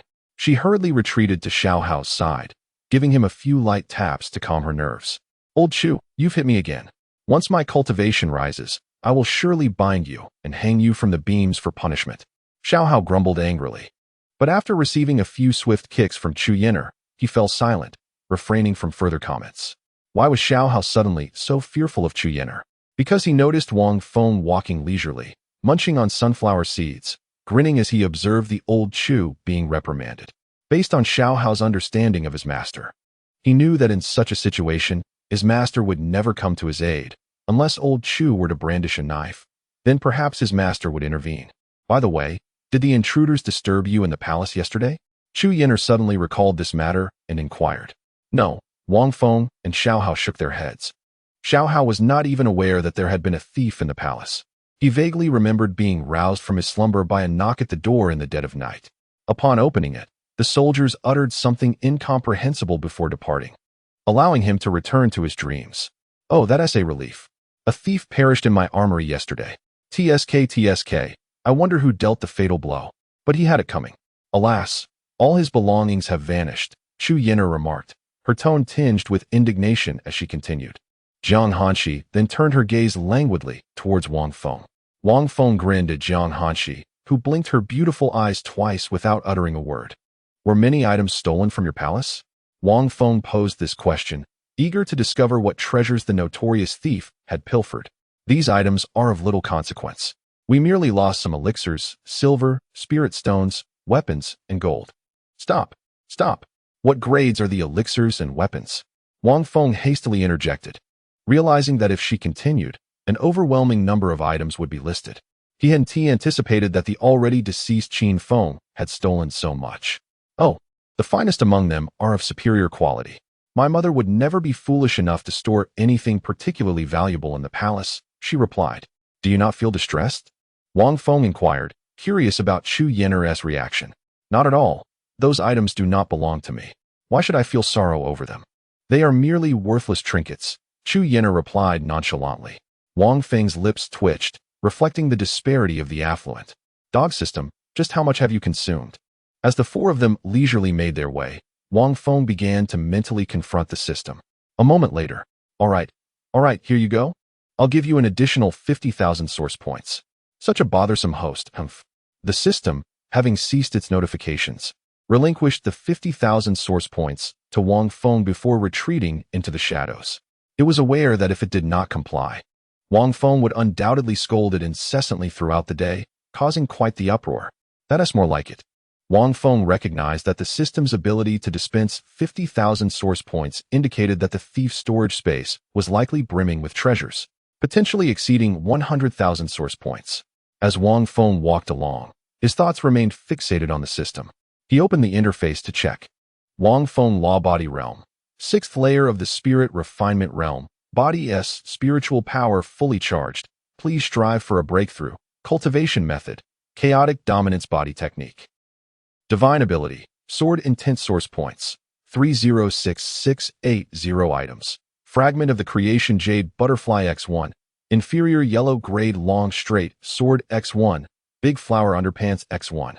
Mysterious grade swift movement talisman X1. Infinite water flask X1. Random weapon borrowing card X1. Overall evaluation. A chicken that has been practicing for over 2.5 months. The system thoughtfully urged Wang Feng to make a breakthrough, and a new feature named Divine Ability appeared on the interface, which was evidently unlocked upon acquiring Sword Intent. The overall evaluation had also changed, leaving him with a somewhat peculiar sensation. The storage space was upgraded to 100 cubic meters. At Wang Feng's command, his source points were first reduced by 700, elevating the storage space to 10 cubic meters. An additional deduction of 100,000 was required to reach the full 100 cubic meters, with the price multiplying tenfold. Consequently, Wang Feng's source points plummeted to 205,980. Nevertheless, 100 cubic meters would suffice. Should it prove inadequate, less valuable items could easily be placed in the storage pouch. Contemplating this, Wang Feng resolved to seek an opportunity to acquire a storage ring. Aside from the fragments of the creation jade disc, the superior-grade Xuanqi fish intestine sword, the flamboyant undergarment, the Xin-level swift talisman, the infinite water flask, the random weapon borrowing card, and the inferior body refinement pill, he also had some food items, with the remainder converted into source points. Wang Feng first transferred everything from the storage pouch into the storage space. He then mentally chanted a few incantations directed at the system. Consequently, the weapons and various miscellaneous items within the storage space were transformed into source points. Wang Feng's source points surged by an additional 146,758, bringing his total to 352,738 source points. Chapter 75. The Auspicious Card. How delightful. The next life is just around the corner. As long as he does not provoke Jiang Hanshi to the extreme, she is unlikely to take action against him again. Should I indulge in a couple of lottery draws? With a source point in hand, Wang Feng felt a twinge of excitement. Oh no, this is the psychological effect of a nouveau riche. Should I draw? Wang Feng wavered in his thoughts. Let us do it. If I'm going to draw, I'll go for a grand prize, aiming straight for the 100,000 prize pool. Once this round is complete, I shall refrain from further draws. After all, he still needs the source points to extend his life. Great system, grant me luck. I beseech you, heaven bless, earth bless, air bless, world bless. Wang Feng repeated his prayers fervently in his mind, invoking all manner of deities, leaving the system utterly speechless. With trembling thoughts, Wang Feng cautiously approached the dingy yellow button. Press it. Click, click, click. As the resonant sound of the spinning wheel echoed, it began slowly, then sped up, decelerated, and slowed down again. Whether it was the effect of Wang Feng's prayers or mere chance, the needle gradually, ever so slightly moved towards the golden edge. Come a little closer. Just a tad more. A bit further in. Wang Feng's consciousness roared at the spinning wheel in his mind, wishing he could leap in and force the needle forward. Come on, just a little closer. Overwhelmed with excitement, Wang Feng inadvertently shouted aloud in reality, startling the three individuals nearby. Xiao Hao and Chu Yin'er indeed jumped in surprise, while Jiang Hanshi, closest to Wang Feng, trembled slightly in shock. What an unexpected outburst. Who wouldn't he be startled? A bit closer, a bit closer. I must see what your intentions are. By some strange impulse, Jiang Hanshi took a step closer to the dazed Wang Feng. Chu Yin'er and Xiao Hao quickly retreated, eager to witness the unfolding drama. At that very moment, in Wang Feng's mind, boom, the spinning wheel shattered into countless pieces. Even the void surrounding it was obliterated before swiftly mending itself. Ding! Congratulations, host, for acquiring an orange card, auspicious card. Wang Feng's consciousness quivered. Could it be a small fortune? The name alone suggested its extraordinary nature. Ignoring the commotion around him, he eagerly focused his mind to examine the card's description. Auspicious card effect. Within 9 seconds of use, fortune will surge. You shall be the child of the great path. Duration, 9 seconds. In a surge of exhilaration, Wang Feng exclaimed loudly, his eyes brimming with tears of joy. He found himself at a loss for how to express his overwhelming emotions. Instinctively, he embraced the nearby Jiang Hanshi, planting a series of fervent kisses upon her delicate face. Ha ha ha. Finally, a stroke of luck has come my way. Wait a moment. What have I just done? As Wang Feng regained his senses, he stood frozen in place, staring blankly at Jiang Hanshi. Feeling the murderous intent emanating from her icy gaze, his earlier excitement was extinguished. He contemplated whether to utilize the fortune card at that very moment. Wang Feng. This time, Jiang Hanshi finally lost her composure, disregarding her image as she shouted furiously. This deceiver had actually summoned her for a kiss. Silently, Wang Feng commanded the system to place the jade disc upon his chest. If Jiang Hanshi intended to take things seriously, he would need to activate the fortune card immediately. Though merely 9 seconds might seem brief, for cultivators, it was ample time to accomplish many things. Perhaps Jiang Hanshi would be rendered foolish, falling deeply in love with him within that fleeting duration. This meant he had 3 seconds to remove his own garments, 3 seconds to disrobe Jiang Hanshi, and the final 3 seconds. It seemed his master was doomed. Chu Yen'er gasped at the sight of the enraged Jiang Hanshi, while Xiao Hao nodded in agreement. The two discreetly retreated to a distance of several hundred meters, where Xiao Hao produced 2 bags of sunflower seeds. Handing one to Chu Yen'er, they obediently settled as spectators, munching on their snacks from afar. Goddess, I assure you this is a misunderstanding, do you believe me? Wang Feng shifted his feet slightly, yet he did not immediately sever the ropes to flee. For Jiang Hanshi had not drawn her cold sword in that instant. Cold sword. I understand completely, no need for further words. Jiang Hanshi's eyes blazed with fury, yet her actions betrayed her true thoughts at that moment. With a single tug on the ropes binding him, Wang Feng yelped, being yanked forward. Help me. Seeing that Jiang Hanshi had not drawn her sword, Wang Feng felt a surge of relief. If she truly wished to unleash her powers and escape, he still possessed a mystical escape talisman. However, if he fled now, encountering her again in the future would prove troublesome. Help! Ow! Before Wang Feng could finish his plea for help, a flurry of punches landed upon his face. The sound of fists colliding with flesh echoed, accompanied by Wang Feng's own vocalizations. From a distance, Xiao Hao and Chu Yen'er watched with concern, their expressions filled with sympathy for the beleaguered Wang Feng.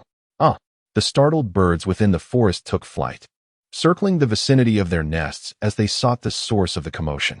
Unbeknownst to them, they might have thought a ferocious beast had emerged. Crack! The rope snapped, not severed, but rather torn apart by sheer force. Wang Feng soared through the air like a rocket, crashing with a resounding thud against a tree. He quickly summoned his formidable spiritual energy to explode within him. This was his only option in recent days. He had come to realize that Jiang Hanshi harbored some feelings for him after all. Otherwise, he would not have refrained from drawing the cold sword to slay him. If it has come to this and still proves futile, he truly must contemplate fleeing. To repeat the cycle of the 8th generation, changing locations every 3 days. With a sudden force, a mouthful of crimson blood erupted from his lips, and he collapsed heavily to the ground, spewing blood in great gasps. Upon witnessing this, Jiang Hanshi gradually ceased her movements and descended before Wang Feng. Master, Xiao Hao could no longer bear the sight. Casting aside his sunflower seeds, he rushed forward. He could not watch his master perish. He had not anticipated that this mistress would show no mercy. Xiao Hao hurried to support Wang Feng. Do not touch me. It hurts so much. Wang Feng weakly uttered to Xiao Hao, his voice barely a whisper, as if he were on the brink of death. With another violent heave, he expelled several more mouthfuls of blood, as if it were of no consequence to his life.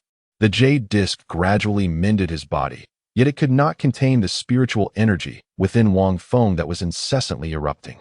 Jade disc, for goodness sake, either do not summon me or take me out properly. With another violent retch, he expelled yet another torrent of blood, gushing forth like a broken faucet. Chapter 76. The persona of a film emperor. The expression on his face appeared genuine, devoid of any pretense. Master, please no. Old chaste. Do you have any healing elixirs? Hurry, please. Tears welled up in Xiao Hao's eyes as he attempted to lift Wang Feng. Standing before them, Jiang Hanshi lowered her gaze, scrutinizing Wang Feng intently.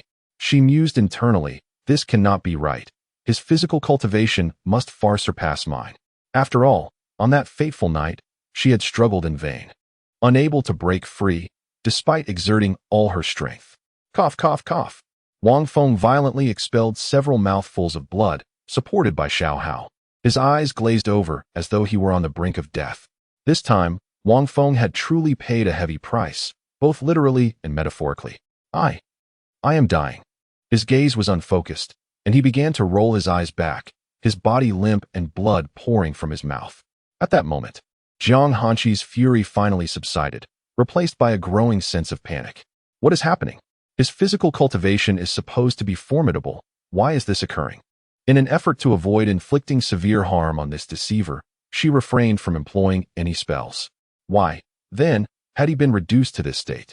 As she observed Wang Feng's eyes nearly closing, her mind blanked in an instant. Without hesitation, she reached for the few precious elixirs from her divine sea space. Disregarding all else, the exquisite royal-grade elixir, the 6-flavored Earth Sovereign Pill. It seemed to be enveloped in some sort of casing, otherwise, the fragrance would have permeated the surrounding area for miles, attracting not only cultivators, but also mystical beasts. Seeing Wang Feng on the verge of unconsciousness, Jiang Hanqi's previous fury transformed into frantic urgency. After retrieving the elixir, she forcefully opened Wang Feng's mouth and thrust it inside. The moment the pill touched his lips, Wang Feng gently closed his mouth, swallowing with a soft gurgle. Then, a pill identical to the one Jiang Hanqi had fed him materialized in Wang Feng's storage space. Truly miraculous. At the same time, Wang Feng activated the chaotic dominance body technique in conjunction with the effects of the jade butterfly, rapidly recovering. In truth, he had not sustained serious injuries. It was merely a trivial discomfort, akin to the sting of an ant bite. Jiang Hanqi had refrained from using secret techniques or spells against him, which was one reason he had not fled. Without her spells, her maximum strength was only equivalent to the 4th or 5th layer of the spirit refinement stage. Wang Feng's condition improved swiftly, akin to a resurrection, leaving Xiao Hao and Chu Yin'er astonished. Jiang Hanqi's frenzied emotions gradually calmed, though she remained oblivious to the fact that the 6-flavored Earth Sovereign Pill's effects should have been far more potent. Master, your methods are rather ruthless, Xiao Hao remarked, finally breathing a sigh of relief as Wang Feng regained his vitality, directing a reproachful glance at Jiang Hanqi. Jiang Hanqi refrained from retorting, intently observing Wang Feng's physical condition.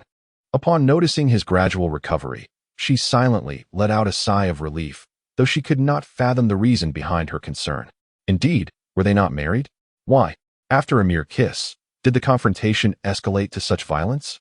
Chu Yin'er, standing nearby, began to harbor doubts regarding the authenticity of their marital bond.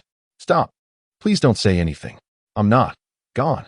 Wang Feng's arm rested heavily around Xiao Hao's neck, trembling as he raised a hand to wipe the blood from his lips. At this, they fell silent, allowing the atmosphere to settle. The journey had been slightly delayed, granting Wang Feng the opportunity to sit on the ground and recuperate. However, this was of little consequence, for the sun had yet to reach its zenith. Once restored, Wang Feng discreetly changed his blood-stained clothing behind a tree, hidden from their view. He then approached Jiang Hanqi, who leaned against the tree, her eyes flickering toward him before quickly averting her gaze, resembling a child caught in wrongdoing. I apologize. I did not anticipate your reaction would be so intense. He coughed, his voice still laced with weakness. Upon hearing this, Jiang Hanqi rushed to support him, her expression tinged with regret as she regarded the hunched figure of Wang Feng. She had almost forgotten that it was he who had initiated the kiss. How had the tables turned so dramatically? A chuckle erupted within Wang Feng. It was amusing to witness the great glacier exhibit such emotion, especially because of him. I was overly reactive. Enough of this. I initiated the kiss. Ultimately, the punishment I received was deserved. I truly am a fool. Wang Feng interrupted Jiang Hanqi, berating himself vehemently, and almost raised his hand to strike his own face. Jiang Hanqi swiftly intervened, only to notice the blood he had coughed up staining her hand. My blood has sullied your hands. Forgive me. Wang Feng said apologetically, his voice hoarse. Jiang Hanqi felt an even greater sense of guilt. He was not blaming her, but rather focusing on her well-being. It's all right, she replied, concealing her hand behind her back, as though ensuring that Wang Feng could not see it would somehow absolve her of the stain. Wang Feng remained silent for a moment before suddenly producing a large basin from his storage bag. He then retrieved an endless water jug, filled it with water, and immersed his hands, channeling his spiritual energy. His energy was potent, and in a short while, the water grew warm. "Hand," Wang Feng said, the most succinct request he had ever made to Jiang Hanqi. "I really can't," she replied, tightening her grip around her hand. Her gaze still cool, but her tone softened considerably. "Hand," Wang Feng reiterated, extending his hand once more. "Wait, I can. I'll do it myself." "Hand." Before Jiang Hanqi could finish her words, she was interrupted. Wang Feng, with a somewhat displeased expression, grasped her arm and pulled her closer. The hand that Jiang Hanqi had hidden behind her back was, to a degree, passive yet slightly proactive, and thus was seized by Wang Feng. He remained silent as he retrieved a small chair from his storage bag and placed it beneath Jiang Hanqi. "Sit down," he gently instructed. In truth, his own hands bore remnants of dried blood, which he intended to wash as well. A faint blush adorned Jiang Hanqi's cheeks, while her ears burned as if scalded by boiling water, rendering her incredibly endearing. A bit dazed, she complied with Wang Feng's request and settled onto the small chair. The more he acted in this manner, the deeper her feelings of guilt grew, regretting her earlier lack of restraint. Was the water too hot or too cold? Wang Feng crouched down, gently scooping some warm water with his hand and sprinkling it over the delicate back of Jiang Hanqi's hand. "No, it shouldn't be." Jiang Hanqi felt somewhat distracted, uncertain of the water's temperature in the basin. "That's good. Just stay quiet," he softly reassured her, gently guiding her hand into the basin. Chapter 77. The Mandarin ducks playing in water. "That's good. Just be a little quieter," Wang Feng said, soothingly coaxing Jiang Hanqi as he gently submerged her hands in the basin and began to wash them. Naturally, he was aware that blood, once dried, is exceedingly difficult to remove, thus he applied some force in his scrubbing. Jiang Hanqi lowered her head, entranced by Wang Feng's focused attention on her palms. Momentarily lost in thought, the two pairs of hands in the water resembled a pair of Mandarin ducks, frolicking together. One pair was delicate, quiet, and beautiful, while the other was lively and cheerful, splashing water onto the graceful hand. Meanwhile, Xiao Hao and Chu Yin are huddled together at a distance, whispering conspiratorially. "TSK, TSK, TSK. Just moments ago they were at each other's throats, and now they seem so affectionate. Is this what they call a love-hate relationship?" Chu Yin mused, intrigued, contemplating if this was indeed the so-called love-hate dynamic often depicted in stories.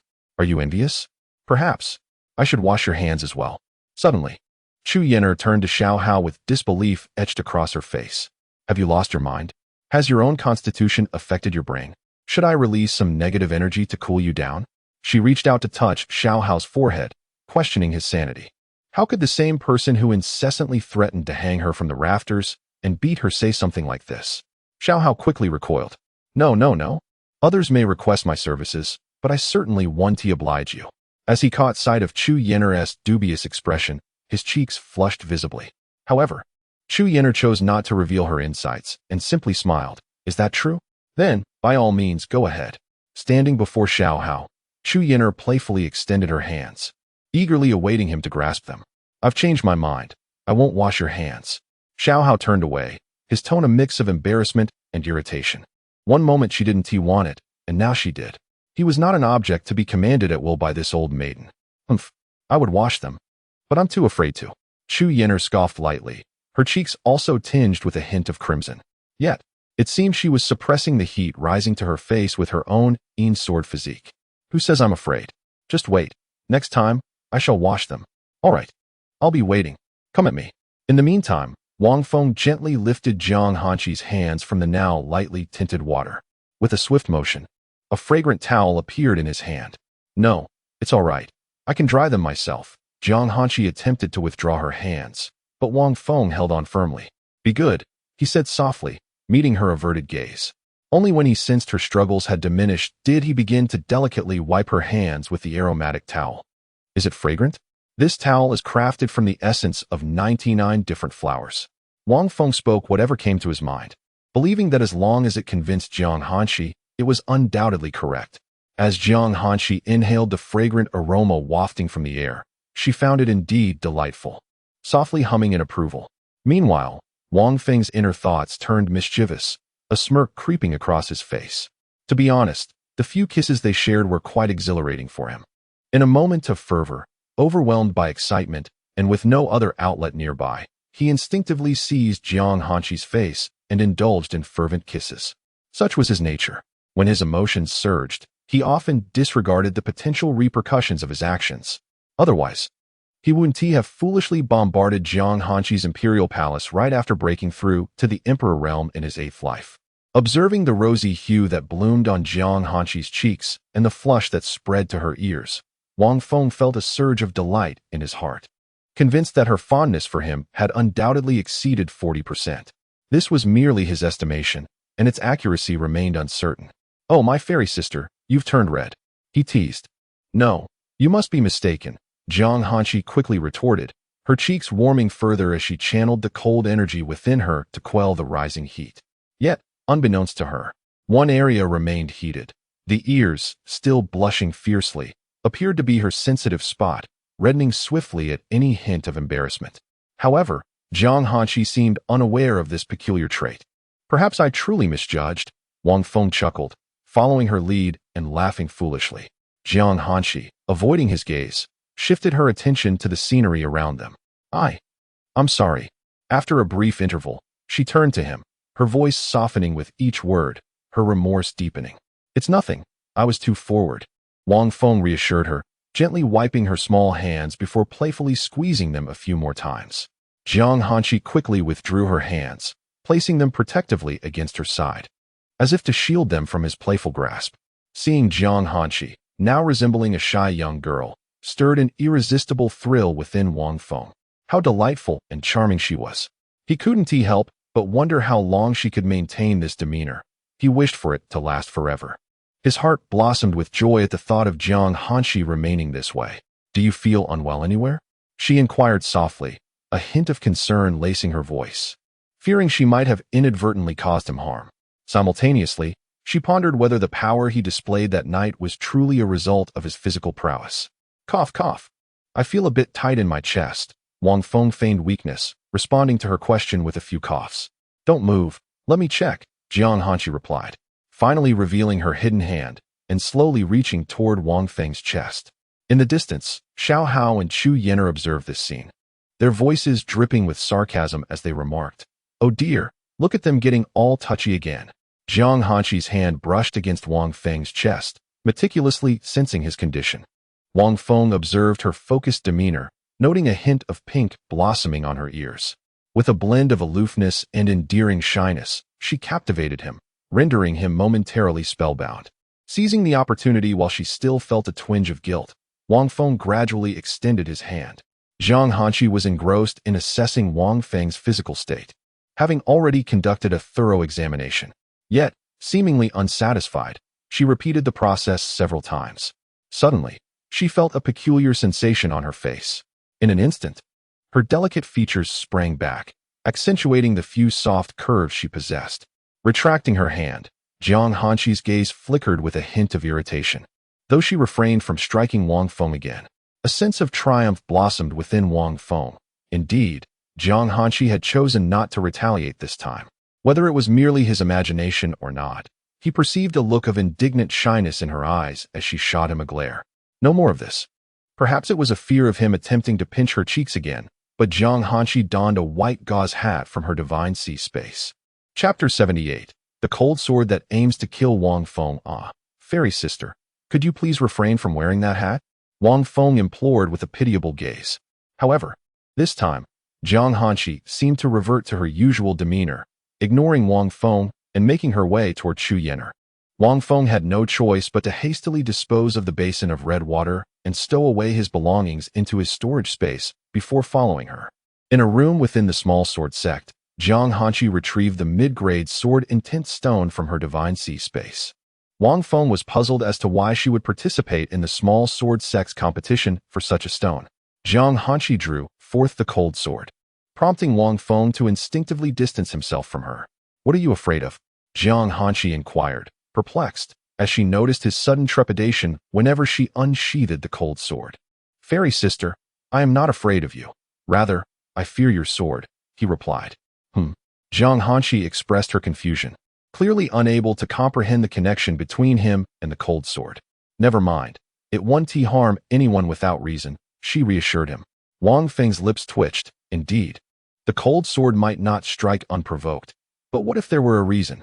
After her words, Jiang Hanqi raised the cold sword and thrust it directly at the sword-intent stone, piercing through it as effortlessly as one would pierce through tofu.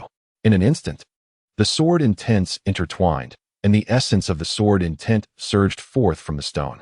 Just as the intent was about to explode outward, it was unclear whether it was Jiang Hanqi or the cold sword that exerted force.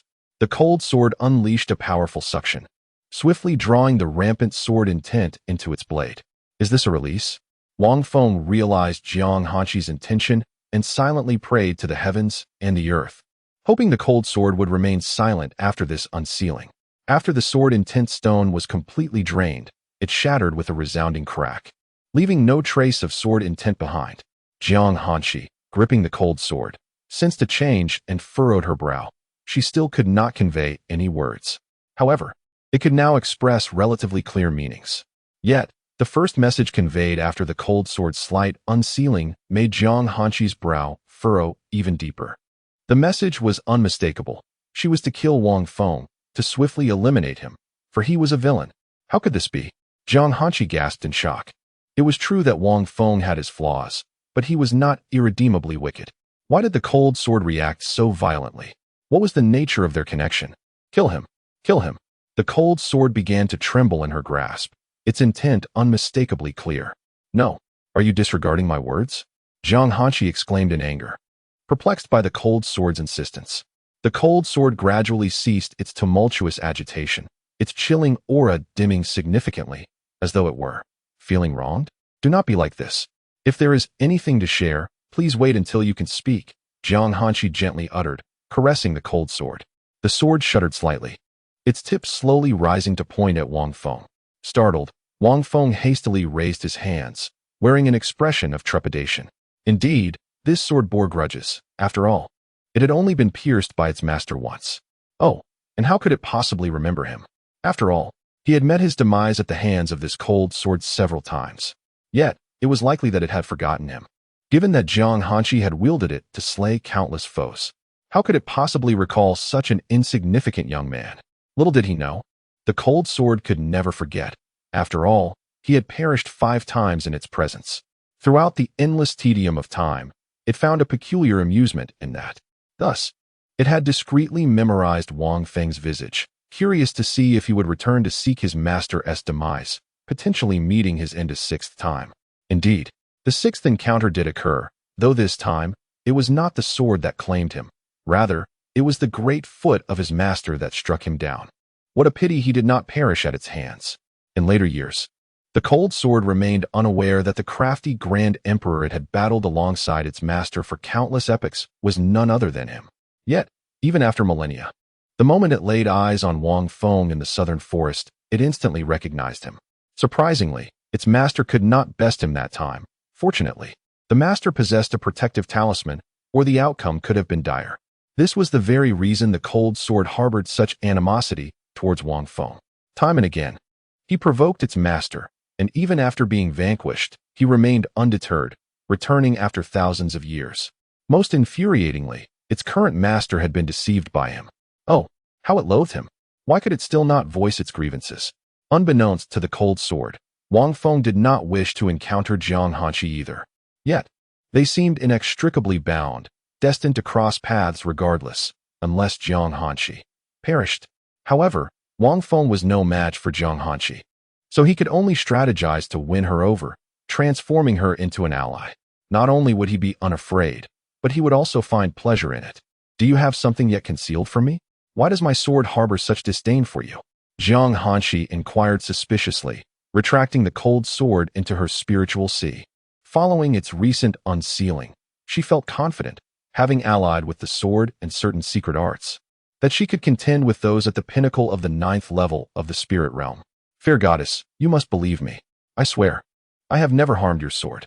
If you truly doubt me, I shall swear on my life. What do you say? Wang Feng declared, holding up 3 fingers, his tone suggesting sincerity. Yet, in truth, he had never inflicted harm upon the cold sword. It was, in fact, the sword that had caused him suffering. Then swear, Jiang Hanshi insisted, intending to test him, eager to observe whether this deceiver would dare to commit. I, Wang Feng, solemnly swear upon my life that if I have ever... Enough. Let us not speak of this matter any further. Jiang Hanshi, for reasons unknown, abruptly interrupted Wang Feng's oath, and within her heart, she dismissed any lingering doubts regarding him. 3 days later, at noon, at the Little Sword Sect, at the teleportation array, Wang Feng and his companions gazed upon the teleportation array before them, which bore 16 recesses, the very core of its energy. Is everyone prepared? The sect master inquired, casting a glance at the 7 individuals within the array. Indeed, there were 7. The other 3 were the faces of antagonists, the second male lead, and a doll-like figure with large eyes, namely, UK, Chen Baishao, and Lin Yuyu. Wang Feng was not particularly surprised. It was only natural for these individuals, who also possessed sword bodies, to be sent to the sword sect's main branch. Ready. Upon hearing this, the sect master produced 16 exquisite spirit stones from his storage ring and scattered them into the recesses. As the spirit stones approached the recesses, they adhered to them of their own accord, and a crystalline barrier gradually rose around the teleportation array, accompanied by a rustling sound. The recesses containing the spirit stones began to rotate slowly. With a sudden surge of speed, whoosh, a gust of wind swept through, and the 7 of Wang Feng vanished within the teleportation array. The sect master gazed at the 16 empty recesses with a twinge of regret. After all, these were exquisite spirit stones. Yet, there was no alternative. To traverse from the southern region to the central state, one could only utilize such a teleportation array. This particular array was also a fixed one associated with the sword sect's main branch, ensuring safety and reliability. Nevertheless, it was of little concern. The main sect would replenish the stones. Indeed, this was splendid. Sending several sword bodies at once would surely earn him a reward of 100 or more low-grade spirit sources. Chapter 79, Arrival in Zhongzhou. The Void Transmission Path. Wang Feng and his companions felt a sudden darkness envelop them, and when they opened their eyes again, they found themselves in utter obscurity. Sister Fairy, what is happening? Why can't I see anything? Wang Feng's voice trembled with anxiety, and in his panic, he clung tightly to the fragrant Jiang Hanshi beside him. Let go. Where are we? I'm scared. Have we been trapped here? Why can't I feel the ground beneath my feet? Wang Feng grasped Jiang Hanshi's arm with desperation, his body almost pressed against hers, his speech stammering. We haven't finished the transmission yet. We just need to wait a little longer, Jiang Hanshi reassured him, attempting to pry his hands away. But he seemed glued to her side. In the darkness, her eyes flickered. Primordial cold eyes. Activate. Suddenly, Jiang Hanshi's vision sharpened in the pitch-black void. However, aside from the figures she could see, the void remained an abyss of nothingness. Turning to her right arm, she noticed Wang Feng clinging to her like a piece of chewed bubblegum, his expression still fraught with panic, his eyes darting about, resembling someone in a state of utter confusion. It seemed this was his first experience with transmission. Jiang Hanshi couldn't help but recall her own inaugural journey through the void. In her initial experience, she too had felt fear and disorientation, even with her master by her side. However, she understood that succumbing to such trivial fears would only earn her reprimands. Thus, she had to stifle her terror, burying all her grievances deep within her heart, until she saw the light once more. That suffocating sensation, the paralyzing fear, the helplessness of having no one to rely on. Despite her master being so close, she felt utterly devoid of safety. Only those who have endured such experiences can truly comprehend. After observing Wang Feng for a moment, Jiang Hanshi gently lowered her hand, seemingly allowing him to cling to her. At least now, he could rely on me. Master, what is happening? Why can't I feel my feet? Why can't I see anything? Due to the absence of ground beneath him, Xiaohao mistakenly believed his feet had gone numb. Chu Yenner, feeling around, swiftly slapped the back of the loud one's head. Who hit me? Xiaohao assumed a defensive posture, dramatically closing his eyes and focusing his mind. He was determined to uncover the source of the strike. It's just a normal phenomenon during transmission. The impact of the slap and the accompanying words rendered Xiaohao momentarily speechless. He uttered a couple of hesitant sounds, obediently falling silent. Ha! Suddenly, several bursts of laughter echoed nearby, with Chu Yenner's laughter ringing the loudest. The treatment of Wang Feng and Xiao Hao stood in stark contrast to one another. Apart from Jiang Hanxi and Wang Feng, the remaining 5 felt as if they had not moved at all. In this void, where nothingness reigned and no reference points existed, they appeared to be utterly still. The speed was so unfathomable that it seemed akin to immobility. In this profound darkness, with their feet unable to touch solid ground, Xiao Hao felt a twinge of fear and instinctively drew closer to the nearest person.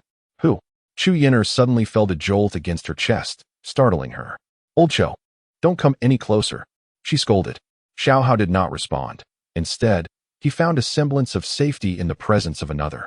Surprisingly, Chu Yin'er remained silent thereafter, her words faltering. In the central region, at the Sword Sect, at the inner door of the teleportation array, a sect master and numerous elders were engaged in leisurely conversation before the array. I heard that the branch sect in the southern region has sent over 5 promising talents. I only need one elder remarked. Is it as simple as you say? The elders gradually began to dispute among themselves, almost to the point of quarrel. After all, they had heard that these were 5 with sword physiques. Individuals possessing such physiques undoubtedly had exceptional talents. Securing even one could bring them benefits and glory. Silence, the sect master proclaimed, raising a hand to quell the fervent discussion. The elders of the sword sect awaited his words, eager to discern his thoughts. I only desire the sun sword physique and the moon sword physique. The rest are yours to claim. His subsequent declaration nearly sent the elders tumbling to the ground. You demand what you will, yet you call for us to cease our discussion? You think your authority makes you remarkable? They grumbled, though they still expressed their gratitude to the sect master for reserving 3 for them. However, they understood that they lacked the qualifications to instruct those 2 sword physiques. Rustling sounds emerged from the teleportation array before them, followed by a radiant curtain rising. They arrived. The elders immediately shifted from their bickering to a state of solemnity, their gazes sharp and dignified as they focused on the array. 7 figures swiftly appeared within the teleportation array, and the light curtain dissipated. Are you the sword physique spoken of by the minor sword sect? The sect master inquired, while the elders sat upright beside him, enhancing his authority. We pay our respects to the esteemed seniors. Apart from Wang Feng and the others, Chun Baishao and his companions clasped their hands in greeting toward the elders. Why do the 4 of you not bow? One elder questioned, puzzled as to why 2 additional individuals had emerged. Had it not been stated that only 5 sword physiques were to arrive? Wang Feng felt a stir of displeasure at this remark, though he chose not to reveal his feelings, as he held a disdain for those who flaunted their status. In terms of age, he and Jiang Hanxi were undoubtedly far older than these individuals, despite having been dormant for a period. Back in the day, when he first ascended to the Emperor realm, he rarely displayed arrogance. At most, he would occasionally unleash his aura to impress others. However, he found himself in a predicament now, as he could not contend with them. Had it been during his 8th life, a mere display of arrogance from them would have prompted Wang Feng to unleash his full prowess, leaving them in awe. Nevertheless, such pretense was ultimately trivial. The sect leader waved his hand dismissively. Humph. As the elder scoffed, it was a well-known truth that the greater the number, the more peculiarities would emerge. You too, come forth, the sect leader commanded, casting a discerning glance that immediately revealed the constitutions of Xiao Hao and Chu Yin'er. Wang Feng observed the leader's visage in details, realizing that the sect master from a millennium ago had already abdicated. Jian Lan identity, sect master of the sword sect realm, mid-phase of quasi-emperor innate weapon, exquisite holy artifact, heavenly blaze sword. Wang Feng was taken aback to discover that he bore the surname Jian. In the presence of such a figure, it was prudent to maintain a low profile, especially as one ascends to the quasi-emperor realm, where stages are classified as early, mid, late, and peak. Each advancement beyond quasi-emperor signifies a substantial qualitative leap. Xiao Hao glanced at Wang Feng, who subtly nodded in encouragement. Thus, Xiao Hao and Chu Yin'er approached Jian Lan, perplexed about his intentions. Are you willing to take me as your master? Absolutely. Chu Yin'er responded promptly, having discerned from the elder's demeanor that Jian Lan was indeed formidable. Not willing. Xiao Hao rejected the proposition outright, his unexpected response rendering sect master Jian Lan momentarily speechless. Willing. I am willing. Wang Feng interjected, stepping forward and calling out beside Xiao Hao. Master, just accept him as your master when told to do so, whether it's one master or 2. Remember that I remain your master henceforth."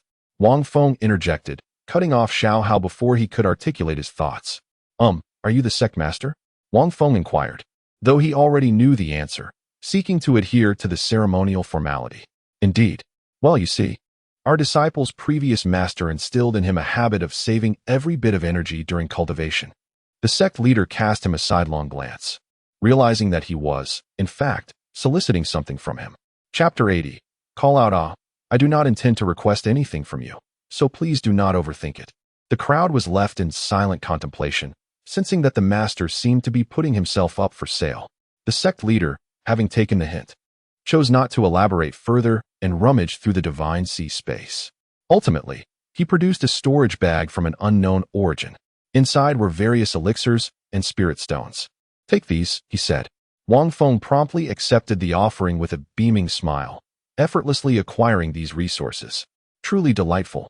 It appears that those in high positions are rather easy to deceive. They are the most gullible. Disciple, see how wonderful he is? Rest assured, staying by his side will surely bring you great benefits. Wang Feng whispered to the nearby Xiao Hao. Very well, Xiao Hao conceded, having no choice but to agree given the master's endorsement. Come with me. The sect leader beckoned Xiao Hao and Chu Yener.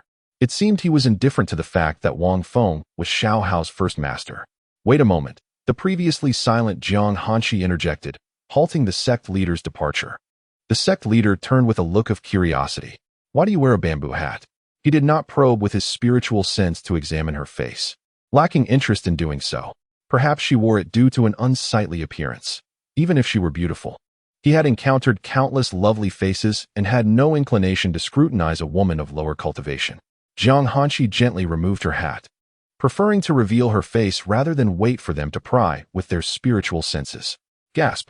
The crowd collectively inhaled sharply, for her visage was nothing short of ethereal beauty.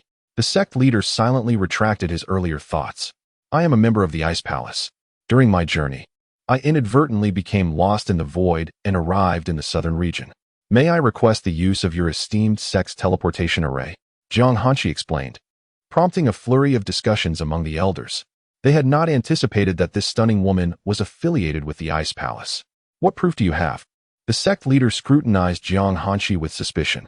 In response, Jiang Hanshi produced a token inscribed with the character for ice. It was a striking piece, imbued with a golden hue tinged with blue, emanating a faint chill. Gasp!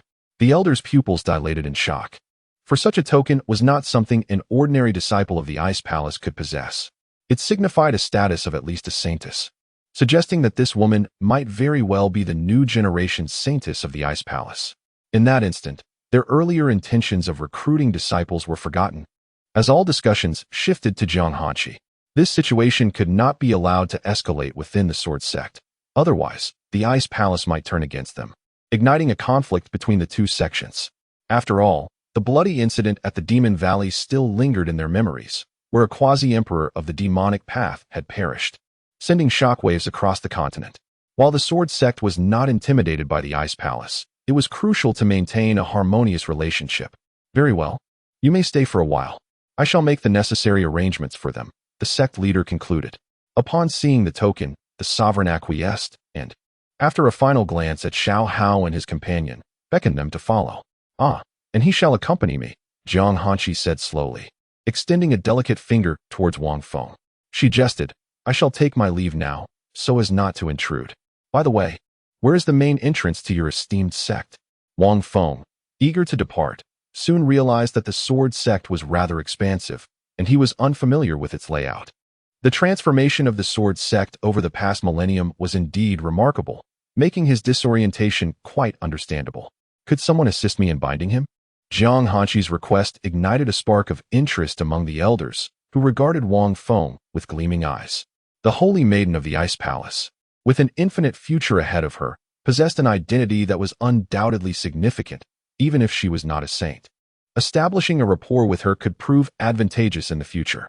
The Sword Sect was unaware that this was the extreme Ice Empress, as their information indicated that she had not yet perished. Even within the Ice Palace, only a select few high-ranking members were privy to Jiang Hanshi's resurrection. Meanwhile, the elder of the Ice Palace was equally anxious, for Jiang Hanshi had not arrived at the agreed-upon location. Countless disciples had been dispatched to search for her, yet their efforts had yielded no results. Just as Wang Feng took a step forward, he felt an immediate constriction, finding himself ensnared. In that moment, any attempts to break free were futile, as even his cultivated power could not assist him. "Thank you," Jiang Hanqi expressed, lifting Wang Feng as if he were a mere chick from the grasp of a female elder who had bound him with a golden thread. This particular binding was unique. The golden thread was inescapable for anyone beneath the spirit transformation realm, though it did not suppress one's spiritual energy. "This golden thread is now yours," the elder said, erasing its mark so that it could be claimed anew. "Thank you once more," Jiang Hanqi added, committing the elder's visage to memory. "Dear Sister Fairy, please do not treat me this way," Wang Feng exclaimed as he squirmed helplessly in her grasp. After the farce concluded, the onlookers suddenly remembered Lin Yuyu and her companions, who had been left in silence. They rushed towards them, tears of joy welling in their eyes. Doubts crept into their minds. Was it a lack of talent that led the elders to overlook them? Why else would they have been left standing there? As the sun dipped below the horizon and night enveloped the land, within the guest quarters of the Sword Sect, arrangements had been made for 2 rooms. However, the Sword Sect was unprepared for the revelation that Jiang Hanqi, this enigmatic woman from the Ice Palace, chose not to occupy a separate room, preferring to share quarters with the man. The reason was straightforward. She feared he might flee. The elder who had led them to the guest quarters surprisingly accepted her explanation, for it was well known that the Ice Palace upheld strict regulations regarding interactions between men and women. Subsequently, heeding Jiang Hanqi's words, they arranged for a comparatively spacious room for them. At this moment, Wang Feng resembled a captive, tossed onto the bed, writhing like a worm. "You shall accompany me to the Ice Palace in the north. When the time comes, should your aptitude prove satisfactory, I will take you as my disciple. Even if your qualifications fall short, I shall provide you with abundant resources. You shall not suffer a loss." Wang Feng, bound to the bed, was taken aback by the notion that Jiang Hanqi genuinely wished to accept him as a student. Was it not the case that the Ice Palace did not accept male disciples? Had the rules been altered? Is this how one invites others to their abode? Wang Feng inquired, glancing at the gilded ropes binding him. With a flick of her hand, Jiang Hanqi loosened the golden ropes, which floated back into her grasp. "I feared you might escape," she remarked, retracting the ropes into her spiritual realm. "So, essentially, I must go whether I wish to or not." Was my earlier struggle in vain? A hint of exasperation flickered in Wang Feng's eyes. Jiang Hanqi, remaining silent, tacitly acknowledged his words. "If you do not permit my departure, I shall scream." "Go ahead, scream," Jiang Hanqi replied, casually sitting down and sipping a glass of water, entirely unperturbed. "I truly will scream."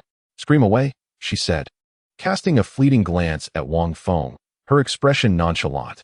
Wang Feng raised his hands to his mouth, glancing at Jiang Hanqi as he reiterated, "I am really going to scream." Was Jiang Hanqi's succinct response, a mere utterance of agreement. "Damn it, what use would that be?" Chapter 81. In truth, I have a nickname. I am known by a rather amusing moniker. What the hell? Wang Feng was well aware that calling out would prove futile, at best. It would only allow him to escape the confines of the room momentarily. The old guards outside would undoubtedly retrieve him, merely to favor Jiang Hanqi with a small courtesy. Having come to this realization, Wang Feng lowered his hands from his mouth and boldly sat down across from Jiang Hanqi. Meeting her incredulous gaze, he seized the kettle on the table and, with considerable force, placed a cup down before him. He filled the cup with water, his eyes fixed intently on Jiang Hanqi, as if attempting to bore a hole through her with his stare. With a hearty gulp, he downed the water, only to discover it was scalding hot. The sudden heat jolted him upright, causing a portion of the liquid to spill from his mouth. Wang Feng felt a fiery sensation in his mouth, a consequence that would have left him blistered had he not been a cultivator, and his throat could have easily fallen victim to burns that rendered him mute. Jiang Hanqi, witnessing this spectacle, could not suppress her laughter. The water she had consumed had been chilled by frost, and here he was, like a fool, rushing to drink without a second thought. As Wang Feng concentrated on mending the burns in his mouth with his spiritual energy, he suddenly heard a voice. Looking up, he found Jiang Hanqi gazing at him with an impassive expression, as though nothing had transpired. Was it merely his imagination? Did she truly remain silent about the scalding water?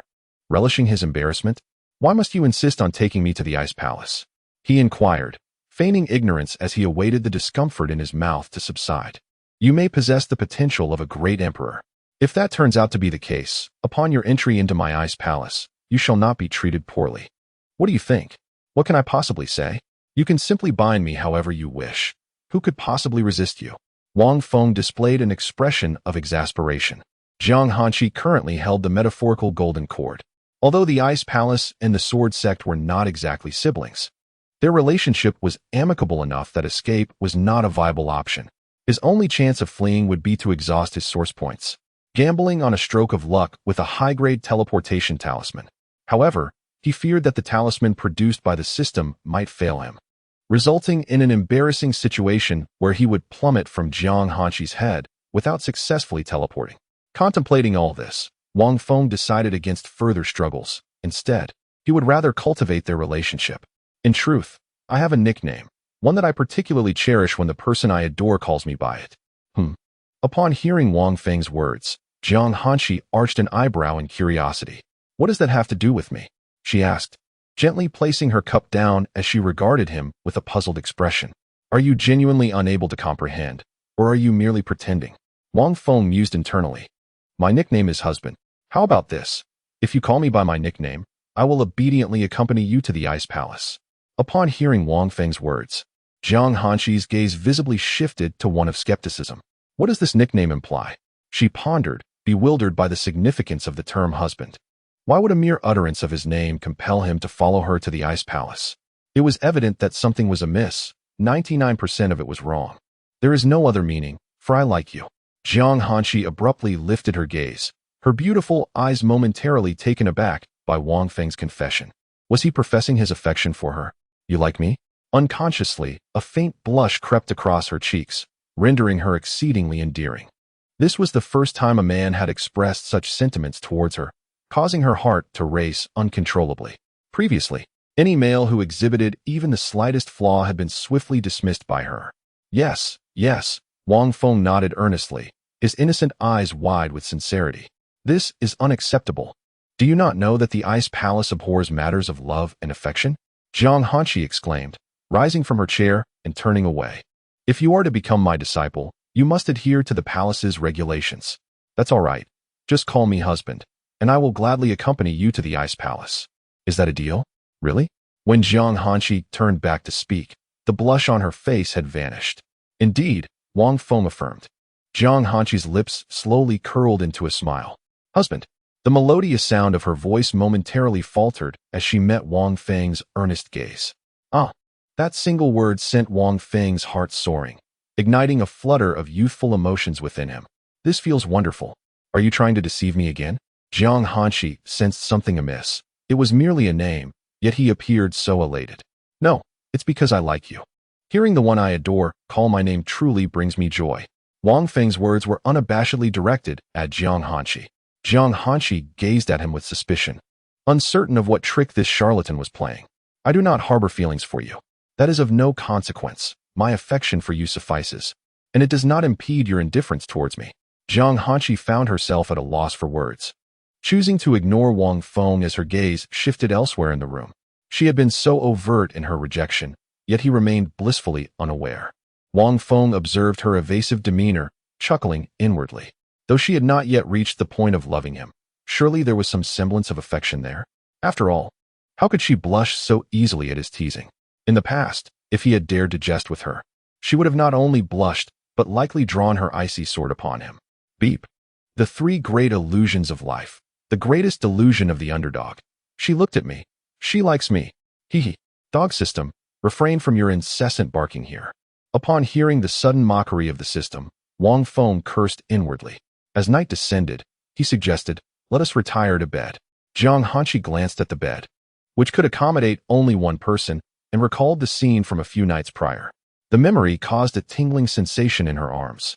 If you are tired, feel free to sleep first. She observed Wang Feng's expression, hoping to discern something from his face. Yet, after such a prolonged period of observation, she found herself unable to glean any insights. Are you not going to sleep? No, I find that cultivating is far more beneficial than sleep. Seeing Wang Feng's bewildered demeanor, Jiang Hanqi bluntly rejected his suggestion. Oh, I see now. It is indeed the bed that is too small, isn't it? Wang Feng remarked, as if coming to a realization. The elder who had led them here had likely only considered Jiang Hanshi and inadvertently overlooked his presence. Jiang Hanshi remained silent, choosing not to mention the bed's inadequacy. Even if the bed were larger than the room itself, she would still refuse to share it with this deceiver. Chapter 82. A feigned attack followed by a sudden assault, then you shall sleep. I will rest on the chair, Wang Feng declared, subsequently seated himself cross-legged upon the chair. Closing his eyes as if engaging in meditation, Jiang Hanshi observed this scene, contemplating whether she should practice on the bed or in the chair beside him. His choice to forego the bed suggested he was untroubled, and the distance to the bed provided a measure of comfort. Reflecting on their time together, she recalled that it was only when he was asleep in bed that he would embrace her. Ultimately, Jiang Hanshi reclined on the bed, practicing the Emperor's ice technique. In a more comfortable setting, it was only natural to choose the most conducive environment for cultivation. As night fell, bang! Oh! Jiang Hanshi, alerted by the noise, turned her head instinctively. She witnessed Wang Feng tumble from his chair, landing face first on the ground in a most undignified manner. The sight of his comical predicament elicited an involuntary smile from her lips. Wang Feng, half-lidded and dazed, propped himself up slowly with his hands. Once upright, he swayed unsteadily, resembling a drunken man, as he staggered toward Jiang Hanshi. Here he comes again. Jiang Hanshi's expression tightened, and she prepared to roll off the bed to evade Wang Feng's impending approach. However, just as he reached beneath her bed, he collapsed to the floor, lying sprawled out and obstructing her exit. He then fell into a deep slumber, resembling a drunken giant. Jiang Hanshi observed Wang Feng for about 15 minutes before her expression gradually relaxed. It seemed either there was an issue with his martial arts technique, or he possessed some kind of treasure, causing him to exhibit such erratic behavior in his unconscious state. Jiang Hanshi had half of it right. Indeed, Wang Feng's technique was circulating within him. Whether this was due to his subconscious or the technique itself, however, remained uncertain. Noticing that Wang Feng displayed no further movement, Jiang Hanshi returned to her previous position, concentrating on her practice of the complete Emperor's ice technique. 15 minutes passed with no disturbances. Half an hour passed without a sound. An hour. Time drifted by in the quiet of the night, enveloping the room in an extraordinary stillness. Within the sword sect, even the chirping of insects seemed to have ceased, leaving only the serene and warm ambience of the room. A faintly glowing object adorned the wall, its nature unknown. After an indeterminate passage of time, a hand slowly crept up beside the bed where Jiang Hanshi lay. The moment she opened her eyes, that hand grasped the edge of the bed, and with a sudden twist, Wang Feng rolled over. Due to the limited space, he inadvertently landed squarely atop Jiang Hanshi. By the time she registered what was happening and attempted to shift away, Wang Feng had already settled heavily upon her. As she attempted to turn away, half of her side was forcefully pressed back down, this time with even greater intensity. Wang Feng enveloped her entirely, his weight bearing heavily upon her. A flicker of panic crossed Jiang Hanshi's eyes, but after a moment, she regained her composure and began to struggle within his embrace. Yet, Wang Feng clung to her like an unyielding adhesive. Once ensnared, there was no escaping. His head rested against her left shoulder, and Jiang Hanshi could distinctly feel the warmth of his breath. You shouldn't have been trusted, Jiang Hanshi exclaimed, her cheeks flushed with indignation. It was as if Wang Feng had heard her, as he slowly moved his hands to her back, clasping them together in a firm grip. Subsequently, his feet secured her legs tightly in place. The bond was as unbreakable as a lock forged in the fires of devotion. Jiang Hanshi's body surged with an icy aura, an attempt to repel Wang Feng, yet he retaliated with an even more domineering presence, nullifying her chill completely. This was one of the reasons she had been unable to break free from him days prior. This time, her hands were utterly immobilized. Her options dwindled to either invoking a sacred artifact to vanquish Wang Feng or enduring his embrace until dawn. However, would she truly summon such a relic? This deceiver was unworthy of her invoking sacred powers, she reasoned internally. How wonderfully cool it felt. Jiang Hanshi distinctly heard Wang Feng murmuring in his sleep, his tone laced with a dreamy foolishness. It dawned on her that her icy aura was merely a gentle breeze to him. Let go. Jiang Hanshi's composure shattered. For the first time, her face flushed with anger as she thrashed wildly. Clearly, Her strength was ineffective against Wang Feng's vice-like grip. "Don't move," Wang Feng muttered in his slumber, oblivious to her plight. After what felt like an eternity of struggle, beads of sweat formed on her forehead, and she ultimately conceded. Why was he so formidable at night? Jiang Hanqi pondered as she remained ensnared in Wang Feng's embrace, recalling how he had been no match for her during the day. Yet, at night, his strength seemed to multiply exponentially. Once caught, even she could not break free. Could it be that his cultivation method was suited for the night? The cultivation realm was filled with peculiar practices. Some required practitioners to undergo bizarre transformations to attain power. Jiang Hanqi couldn't fathom who would invent such absurdities. Some individuals became hideous by day, but radiant like celestial beings by night. She began to question whether Wang Feng's cultivation method was of a similar nature. Perhaps, but it likely wasn't he inherited from another. It seemed more likely that it was an evolution of his own physique, for it was impossible for him to restrain her otherwise. Certain physiques could spontaneously develop their own methods of cultivation, and without exception, these were exceedingly powerful. At this moment, Jiang Hanqi was increasingly convinced that Wang Feng possessed an extraordinary physique, undoubtedly akin to that of the notorious Great Thief Emperor. Little did she know, Wang Feng's condition was a result of the evolution of his martial arts, rather than the other way around. I am rather curious to see how you will explain this tomorrow. No longer resisting, Jiang Hanqi was eager to observe the reaction of this deceiver upon awakening the next day. She acquiesced to being bound by Wang Feng, focusing all her efforts to disregard the presence of another individual. During these days, she had already transcended the 4th layer of the spirit-binding realm, and was now approaching the 5th layer. "Fairy sister, you are the most beautiful." Jiang Hanqi suddenly heard a whisper by her ear, causing her lips to involuntarily curve into a charming smile. The joy was so overwhelming that at times, she herself was unaware of her own laughter. As dawn approached, Wang Feng seemed to feel somewhat uncomfortable, and in his slumber, he shifted, resulting in a role reversal. Jiang Hanqi now found herself on top, with Wang Feng beneath her. She was held tightly in his embrace, akin to a plush pillow, their bodies pressed closely together, albeit separated by 2 layers of clothing. Jiang Hanqi, deeply engrossed in her cultivation, was abruptly interrupted by this commotion, leaving her at a loss for words. The next day at noon, Wang Feng, still in slumber, felt utterly comfortable and did not awaken until midday. Such is the luxury of a grand sect. Even sleep is aided by soothing incense, he chuckled drowsily, preparing to stretch. However, as he moved, an unsettling sensation struck him, as if he were being weighed down by something. Chapter 83. The Great Black Rat. Feeling the softness against his chest, Wang Feng's mind was somewhat befuddled as he awoke. Instinctively, he opened his eyes wide. 2 pairs of beautiful eyes locked onto each other. Jiang Hanqi's gaze carried the chill of frost. "This is the fairy sister. Why are you on top of me?"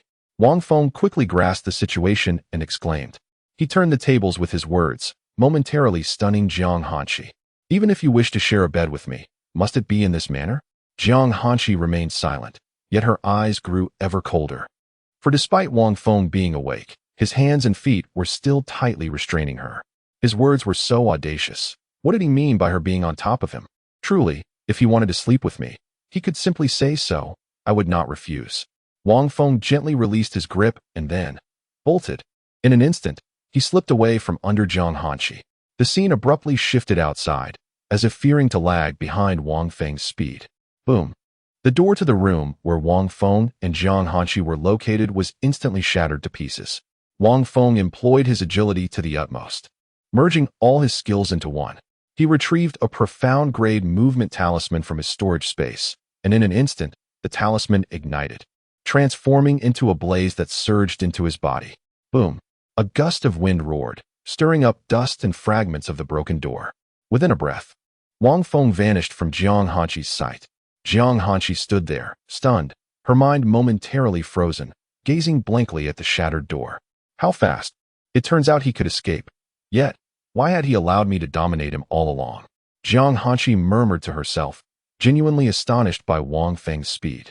At the same time, she was filled with shock and curiosity regarding the origins of this rascal's movement talisman.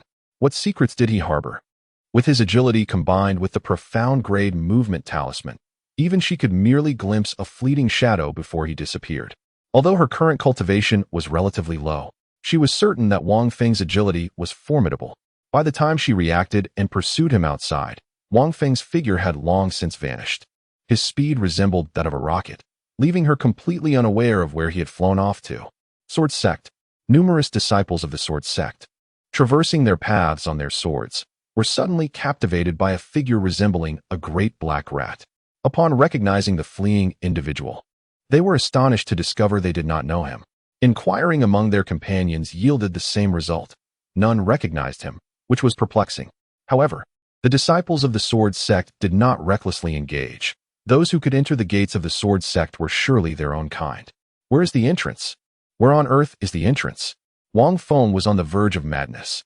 Upon waking from a deep slumber, he found himself once again in the embrace of her warmth. He mused about how comfortably he had drifted into sleep, enveloped by her soft and fragrant presence, particularly at the chest area, which was undeniably delightful. He had initially assumed that the guest rooms of the Sword Sect would exude a calming fragrance conducive to restful sleep. But it turned out to be the alluring scent of Jiang Hanqi. How could this not be pleasurable for him? He had longed to share a slumber with her, only to find that this particular rest had been far too earnest. As he dashed away, he lamented this misfortune. Upon opening his eyes, he was momentarily bewildered until he realized he was not seated in a chair, but rather sprawled on a bed. It was evident that he had climbed onto Jiang Hanqi's bed to hold her, likely repeating a similar scenario from before. Fortunately, he reacted swiftly, turning the tables and momentarily bewildering Jiang Hanqi. Otherwise, he would surely have faced her wrath once more, resulting in a well-deserved scolding. Wang Feng raced through the Sword Sect, his dark hair billowing in the wind, exuding an air of grace. "Hey, stop for a moment." At that instant, someone from the heavens called out to him, Wang Feng, and began to fly toward him. However, Wang Feng had no time to entertain such distractions. He was determined to escape the Sword Sect and distance himself from Jiang Hanqi. "We'll talk later, goodbye." With a swift motion, he zipped past the individual, causing their white robes to flutter in his wake. The person stood stunned, gazing in disbelief at the direction Wang Feng had vanished, preparing to depart when he suddenly turned back, leaving the other utterly perplexed. "Brother, where's the exit of the sect?" he implored urgently. As he saw the man's silence, Wang Feng shouted in desperation, "Please, hurry up." The man, sensing Wang Feng's urgency, pointed without hesitation. "Thank you."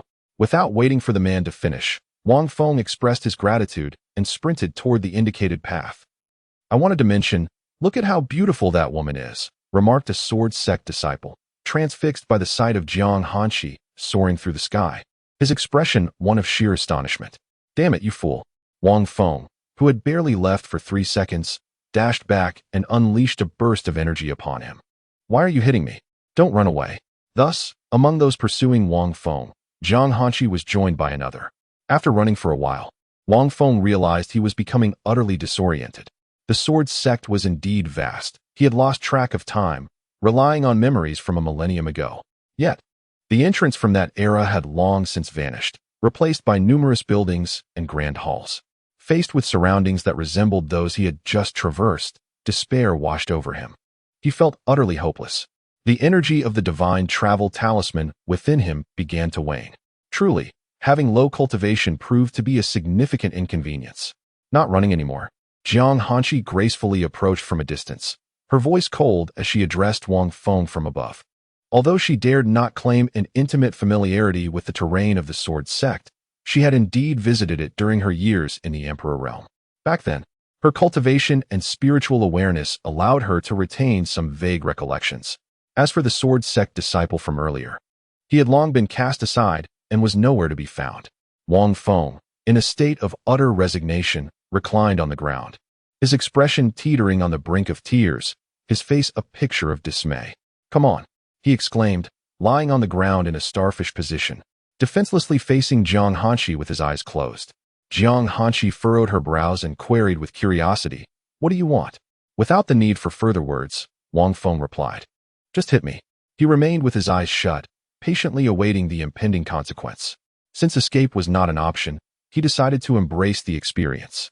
The sound of footsteps echoed, drawing nearer until they halted close to Wang Feng. In his closed-eyed perception, Zhang Hanshi had already approached him, sword in hand. His body trembled slightly, whether intentionally or not, as if in fear of her presence. After a moment of stillness, devoid of any pain or movement, he pondered, why isn't she striking me? What could she possibly be doing? Chapter 84. A farewell to my disciple. Wang Feng cautiously opened his eyes, only to find Zhang Hanshi standing beside him, her head bowed as she regarded him. Upon noticing his awakening, her expression turned frosty. A flicker of amusement danced within Wang Feng's heart as he feigned a slight tremor in his arms, quickly shutting his eyes once more in a display of feigned terror. I am aware of my actions towards you, yet I remain perplexed as to why it has come to this. If you wish to strike me, then do so. Rather than allowing her to take the initiative in delivering a blow, it would be more prudent to confess, pretending that last night's events were beyond my control. Although the prospect of a beating was hardly painful, the necessity of maintaining this charade was indeed burdensome. Why would I strike you? She queried, her tone laced with incredulity. Wang Feng, upon hearing Zhang Hanshi's words, abruptly opened his eyes, springing up in surprise. He gazed at her in bewilderment, pondering whether she intended to let down her guard only to deliver a kick. What had he just heard? He had slept beside Zhang Hanshi, and she was not angry? He was certain that during the midday hours, when he had held her tightly, he must have embraced her in the dead of night. But how could he have lost control of himself so thoroughly? Was he sleepwalking? That shouldn't be possible. He was a cultivator after all. Just the previous night, he had dreamt of frolicking joyously with a gentle and considerate Zhang Hanshi. The Zhang Hanshi in his dreams was not as frigid as her real-life counterpart. She often smiled. If only the Zhang Hanshi of reality could be so warm. You won't hit me? I shall not strike you. Wang Feng confirmed this repeatedly, until Zhang Hanshi's patience began to wane. If you ask again, I shall oblige you. All right, I won't ask anymore. Wang Feng chuckled, contemplating whether he should embrace Zhang Hanshi while awake that evening. Follow me to the Ice Palace, and I shall forgive you. This was Zhang Hanshi's demand. After making her request, she waved her hand at Wang Feng, who hurriedly raised his arm to shield his face. To his surprise, it was merely a gust of spiritual wind that swept through, clearing away the dust that had settled upon him. What was there to fear? Zhang Hanshi's expression was slightly displeased. She had promised not to strike him and would certainly uphold her word, yet he dared to doubt her sincerity. No, I must have dust on my face. Let me brush it off. Wang Feng turned his previously shielding hand to gently sweep his face. Let us go? To where? The Ice Palace. Oh, all right. Wang Feng obediently followed Zhang Hanshi, while many flying disciples of the sword sect looked on in confusion. How had this man, who bore a striking resemblance to a large black rat, suddenly found himself walking alongside such a celestial beauty? The scene of Zhang Hanshi soaring through the sword sect moments ago had captured the hearts of many, her ethereal beauty seemingly unforgettable. Are you a new junior sister in the sect? Wang Feng and Zhang Hanshi were preparing to seek an elder to guide them to the sect master when, unexpectedly, a figure descended before them. No, Zhang Hanshi coldly uttered, her gaze fixed on him. With that, she attempted to leave with Wang Feng, but the rather handsome man obstructed their path. Wait, who are you? He inquired with a seemingly calm demeanor, feigning ignorance. My companion, step aside. Do not entertain thoughts of approaching her, Wang Feng interjected, positioning himself protectively in front of Zhang Hanshi, preempting any further words from her. Oh, the man, Shi Tian, responded with a hint of skepticism, clearly unconvinced. Miss, you must be a disciple of the Ice Palace, am I correct? How bothersome. Did you not hear that she is with me? Wang Feng retorted, his irritation evident as he muttered to himself. It was absurd for the man to feign ignorance about Zhang Hanshi's affiliation with the Ice Palace. Shi Tian narrowed his eyes, glaring at Wang Feng, who, in turn, shot a defiant look back but refrained from escalating the situation. After all, this was his territory, and his information suggested he was the holy son of the sword sect, possessing a cultivation level of the harmonized origin realm.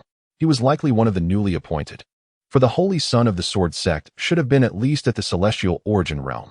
None of your concern, Zhang Hanshi replied, her brows furrowing in displeasure as she tugged at Wang Feng's sleeve, urging him to move on. Shi Tian remained silent, watching them depart. The beauty of the young woman lingered in his mind. As the saying goes, a beautiful woman can bring calamity. Could that young man truly be worthy of her? The stringent rules of the Ice Palace alone would be enough to challenge him. Ah, the Ice Palace. Were it not for the caution he held towards that power, he might have pursued her. Regrettably, the sect master had expressly instructed him to avoid provoking her. Today, having glimpsed her beauty, he had been tempted to appreciate her allure, only to be thwarted by that young man. On the path of the sword sect, Wang Feng walked alongside Xiao Hao, patting his shoulder with a heartfelt expression. My disciple, focus on your cultivation in the sword sect. Once you succeed, your master may return to partake in your resources. Indeed, the four of them had gathered once more, yet this time, it was to bid farewell. Master, what will I do without you? Please do not leave. Xiao Hao's eyes glistened with unshed tears, threatening to spill over. Fear not, I shall visit your master's sect. We will meet again when the opportunity arises. Wang Feng reassured him, lowering his voice when mentioning master's wife, as if wary of Jiang Hanqi overhearing. Why do you fear saying master's wife? Xiao Hao's question caused Jiang Hanqi to turn her head, prompting Wang Feng to internally berate his disciple. This apprentice could be both a source of annoyance and cleverness, evoking a mix of affection and exasperation from Wang Feng. Amidst laughter, Wang Feng chuckled a few times before abruptly ceasing, returning to Jiang Hanqi's side to offer an explanation. Haha, as you know, his mind has been befuddled, likely due to a bout of dizziness from his own unique constitution, causing him to mishear my words as Shermo.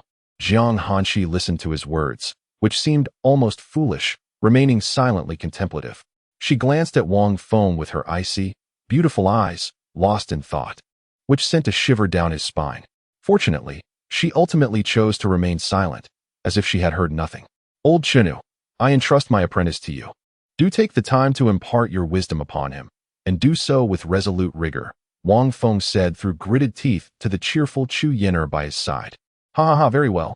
Deadmau5, did you hear that? First, call Hershiji for us to hear. Chu Yin'er jested with a hearty laugh directed at Xiao Hao. I am the Shixiao. You, a mere old Chenu. I took on my master before you did. Xiao Hao retorted. I am the Shixiao. I took on my master before you did. I took on my master before you did. Ha ha ha. Each time Xiao Hao attempted to counter, Chu Yin'er's words left him speechless, prompting her to burst into laughter. And with every word he uttered, she echoed it back, causing his face to flush with indignation. Chapter 85. Could it be that the heart of the lady of the palace is to be stolen by this insufferable man? In the sword sect's grand hall. My dear, I have already established contact with the ice palace. I believe they will send someone to find you today. Thank you. Not at all. Jiang Hanqi expressed her gratitude, and the sect master responded with a mere formality. Subsequently, Jiang Hanqi led Wang Feng out of the grand hall. Sister Fairy, where shall we go now? I don't know, we wait. Jiang Hanqi's response left Wang Feng speechless. Were they really going to stand here waiting for that group of haughty women from the ice palace to arrive? To be honest, he had no desire to face those icy visages. He yearned instead to search for a buried treasure from a millennium ago. As for whether someone might seize that treasure first, he was unfazed. After all, it had tasted his blood. If it dared to deny him, Wang Feng would not hesitate to strike it down to its origin point. When he utilized the profound-grade teleportation talisman, he had intended to escape the sword sect and vanish. However, he encountered a rather troublesome situation, and now he found himself wishing to return and unleash a thunderous assault on it. Wang Feng led Jiang Hanqi to a vacant space, retrieving various food items, along with a table and chairs, from his storage bag. Jiang Hanqi was taken aback. How could this trickster's storage bag contain such an array of items? Care for a bite? Wang Feng sat down, holding a fruit resembling a strawberry up to Jiang Hanqi's lips. No. It was reminiscent of the previous occasion when Wang Feng had fed her grapes. But this time, the strawberry-like fruit was rather large, and he could not fit it in. An air of awkwardness ensued. The fruit was perfectly lodged between Jiang Hanqi's crimson lips, and Wang Feng was curious to see how she would respond. Don't be shy. Jiang Hanqi frowned slightly at Wang Feng, who constantly imposed his will without her consent. Gently, she pinched the fruit and examined it. Just as Wang Feng anticipated her refusal, Jiang Hanqi slowly brought it to her lips and took a delicate bite. It was 7 parts sweet, 3 parts tart, with a unique fruity fragrance. It was quite delectable. For someone like Jiang Hanqi, who seldom indulged in mundane food and often consumed spirit pills, it was indeed a delightful treat. Is it good? Jiang Hanqi did not respond, but instead savored the strawberry, finally relinquishing her reserve and raising her hand to join Wang Feng in relishing the spread before them. Haha. Wang Feng chuckled softly, amused by her actions, yet he continued to eat in his usual aloof manner. The two sat together for an entire afternoon, indulging in the feast. Wang Feng had long ceased eating, silently observing Jiang Hanshi as she continued to savor her food. Only when the table was devoid of all remnants of their meal did Jiang Hanshi come to her senses. She lifted her gaze, locking eyes with Wang Feng. Her delicate hand lingered over an empty plate, and the atmosphere grew somewhat awkward. During this meal, Wang Feng consumed 1/3, while Jiang Hanshi devoured 2/3. Wang Feng was genuinely astonished by Jiang Hanshi's fondness for these mundane delicacies. He had expected her to stop after just a few bites.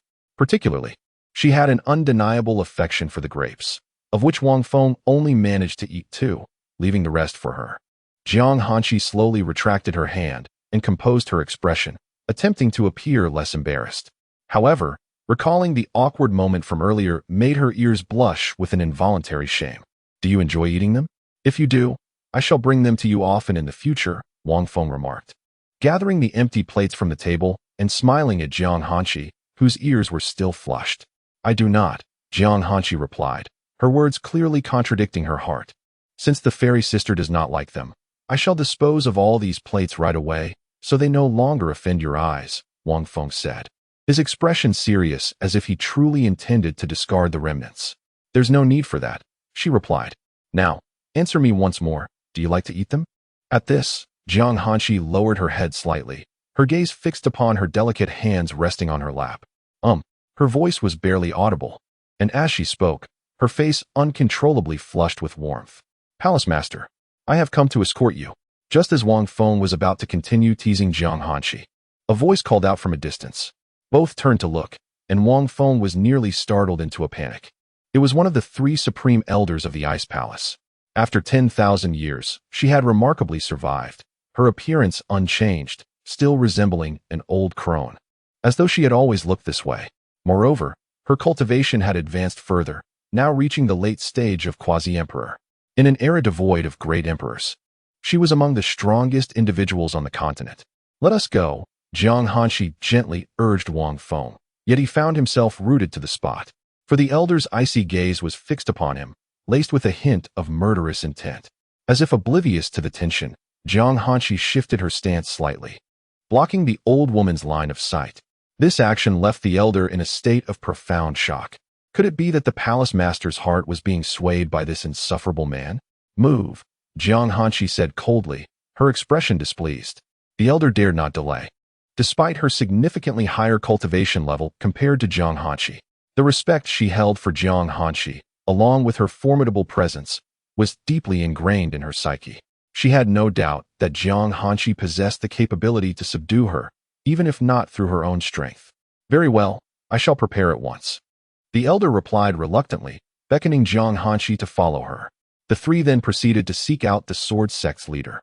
"Thank you, friend, for your care over these past few days," the elder said, retrieving an unknown object and presenting it to the sword sect leader, whose face lit up with joy.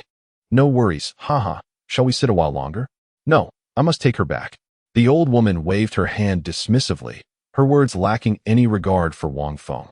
With a flick of her wrist, a large teleportation array materialized, which she then tossed into the sky. A burst of golden light emerged, and a luminescent barrier resembling a cylindrical shield descended from the array. "Master, let us depart," the old woman remarked, causing the heart of the sword sect's leader to race with astonishment. "This woman is the master of the Ice Palace?" "No, her cultivation is too low. She must be the heir, which explains her possession of the Ice Palace's emblem. The master of the Ice Palace has always been enigmatic, never revealing her true form to outsiders, leaving the world unaware of her appearance. Take him along." A fleeting glance from Jiang Hanshi revealed that she was looking directly at Wang Feng. "Master," the old woman's tone carried an urgent quality, attempting to persuade Jiang Hanshi to abandon Wang Feng here. "Once we return to the palace, I shall explain everything to you. Do not waste time." Jiang Hanshi's words were cold and devoid of emotion, as if issuing a command. The old woman's expression was one of utter resignation, her displeasure evident as she regarded Wang Feng. "Very well, should this boy harbor any ill intentions, he can be dealt with directly later." Ultimately, She allowed Jiang Hanqi to take Wang Feng into the light column before she stepped in herself. Immediately, the old woman began to chant an incantation, causing the array above them to spin rapidly. In an instant, both the array and its occupants vanished from the sight of the sword sect's leader. Chapter 86. The Disciple of Direct Transmission. Alas, could it be that the so-called palace has taken the initiative in matters of the heart? Are we destined to witness a scene reminiscent of that involving the saintess of the Ice Palace once more? The leader of the sword sect mused, gazing at the vacant spot from which they had just departed. This juicy revelation, if given the chance, he would dearly love to savor. There exists a little-known fact, scarcely known by more than a handful of individuals. The world is aware only that the Ice Palace's saintess fell for a certain man, compellingly insisting on his admission into the palace despite the vigorous opposition of the elders. Initially, there appeared to be no peculiarities. However, what transpired next was beyond the imagination of countless onlookers. The man was, in fact, a practitioner of demonic cultivation. Moreover, he was a peak saint-level cultivator, concealing his true aura with unknown treasures. Ultimately, in the Demon Valley, he achieved a breakthrough to quasi-emperor status, having presumably drained or sacrificed the saintess and her guardian to attain such power. After all, the bodies of both the saintess and her protector were never recovered, leaving the matter unresolved. Fortunately, the demonic cultivator was slain by the aforementioned elder, or the continent would have faced untold casualties. In the northern region, deep within the Ice Palace, whoosh, a golden light erupted upon the ground before the two elderly women, and three figures emerged. The two elders had originally intended to pay their respects to Jiang Hanqi. However, upon recognizing one of the figures, their expressions hardened, and a palpable chill filled the air. In an instant, the temperature within the room plummeted to an extreme low. This was due to the presence of a man among those who had returned. Elder 3, have you completely lost your senses? How could you possibly bring a man into the palace? The three elders, all acquainted with Wang Feng, were taken aback by the furious rebuke of the leading elder, whose tone brimmed with outrage. I had no choice. The palace master insisted on bringing him back. Am I to defy her orders? The elder standing beside Wang Feng retorted defiantly. Indeed, I brought him back. Upon hearing Jiang Hanqi's voice, the three ceased their quarrel, their anger somewhat quelled. They held great respect for Jiang Hanqi, as she was undeniably one of the pillars of the Ice Palace. When she was an emperor, Jiang Hanqi had contributed immeasurable resources and foundation to the palace. Even though she was no longer an emperor, she possessed formidable cards up her sleeve. He may possess the potential of an emperor. I brought him back for evaluation, and he has rendered me a great favor. The three elders were taken aback by Jiang Hanqi's words, as they held her in high regard. My cultivation is currently lacking. Come forth. Jiang Hanqi pulled Wang Feng, who had been trembling behind her, into view. What is happening? Wang Feng appeared utterly bewildered, inwardly cursing himself for accompanying Jiang Hanqi to the Ice Palace. The gazes of those three women, akin to haughty specters, had been fixed upon him in the same manner eons ago, and they now regarded him with an intensity that seemed as though they wished to extinguish his existence. Fear not, it shall soon pass, murmured Jiang Hanqi softly beside Wang Feng, leaving the three esteemed elders in a state of acute distress. The palace master exhibited such tenderness towards a man. What had become of the frigid empress? This could not stand.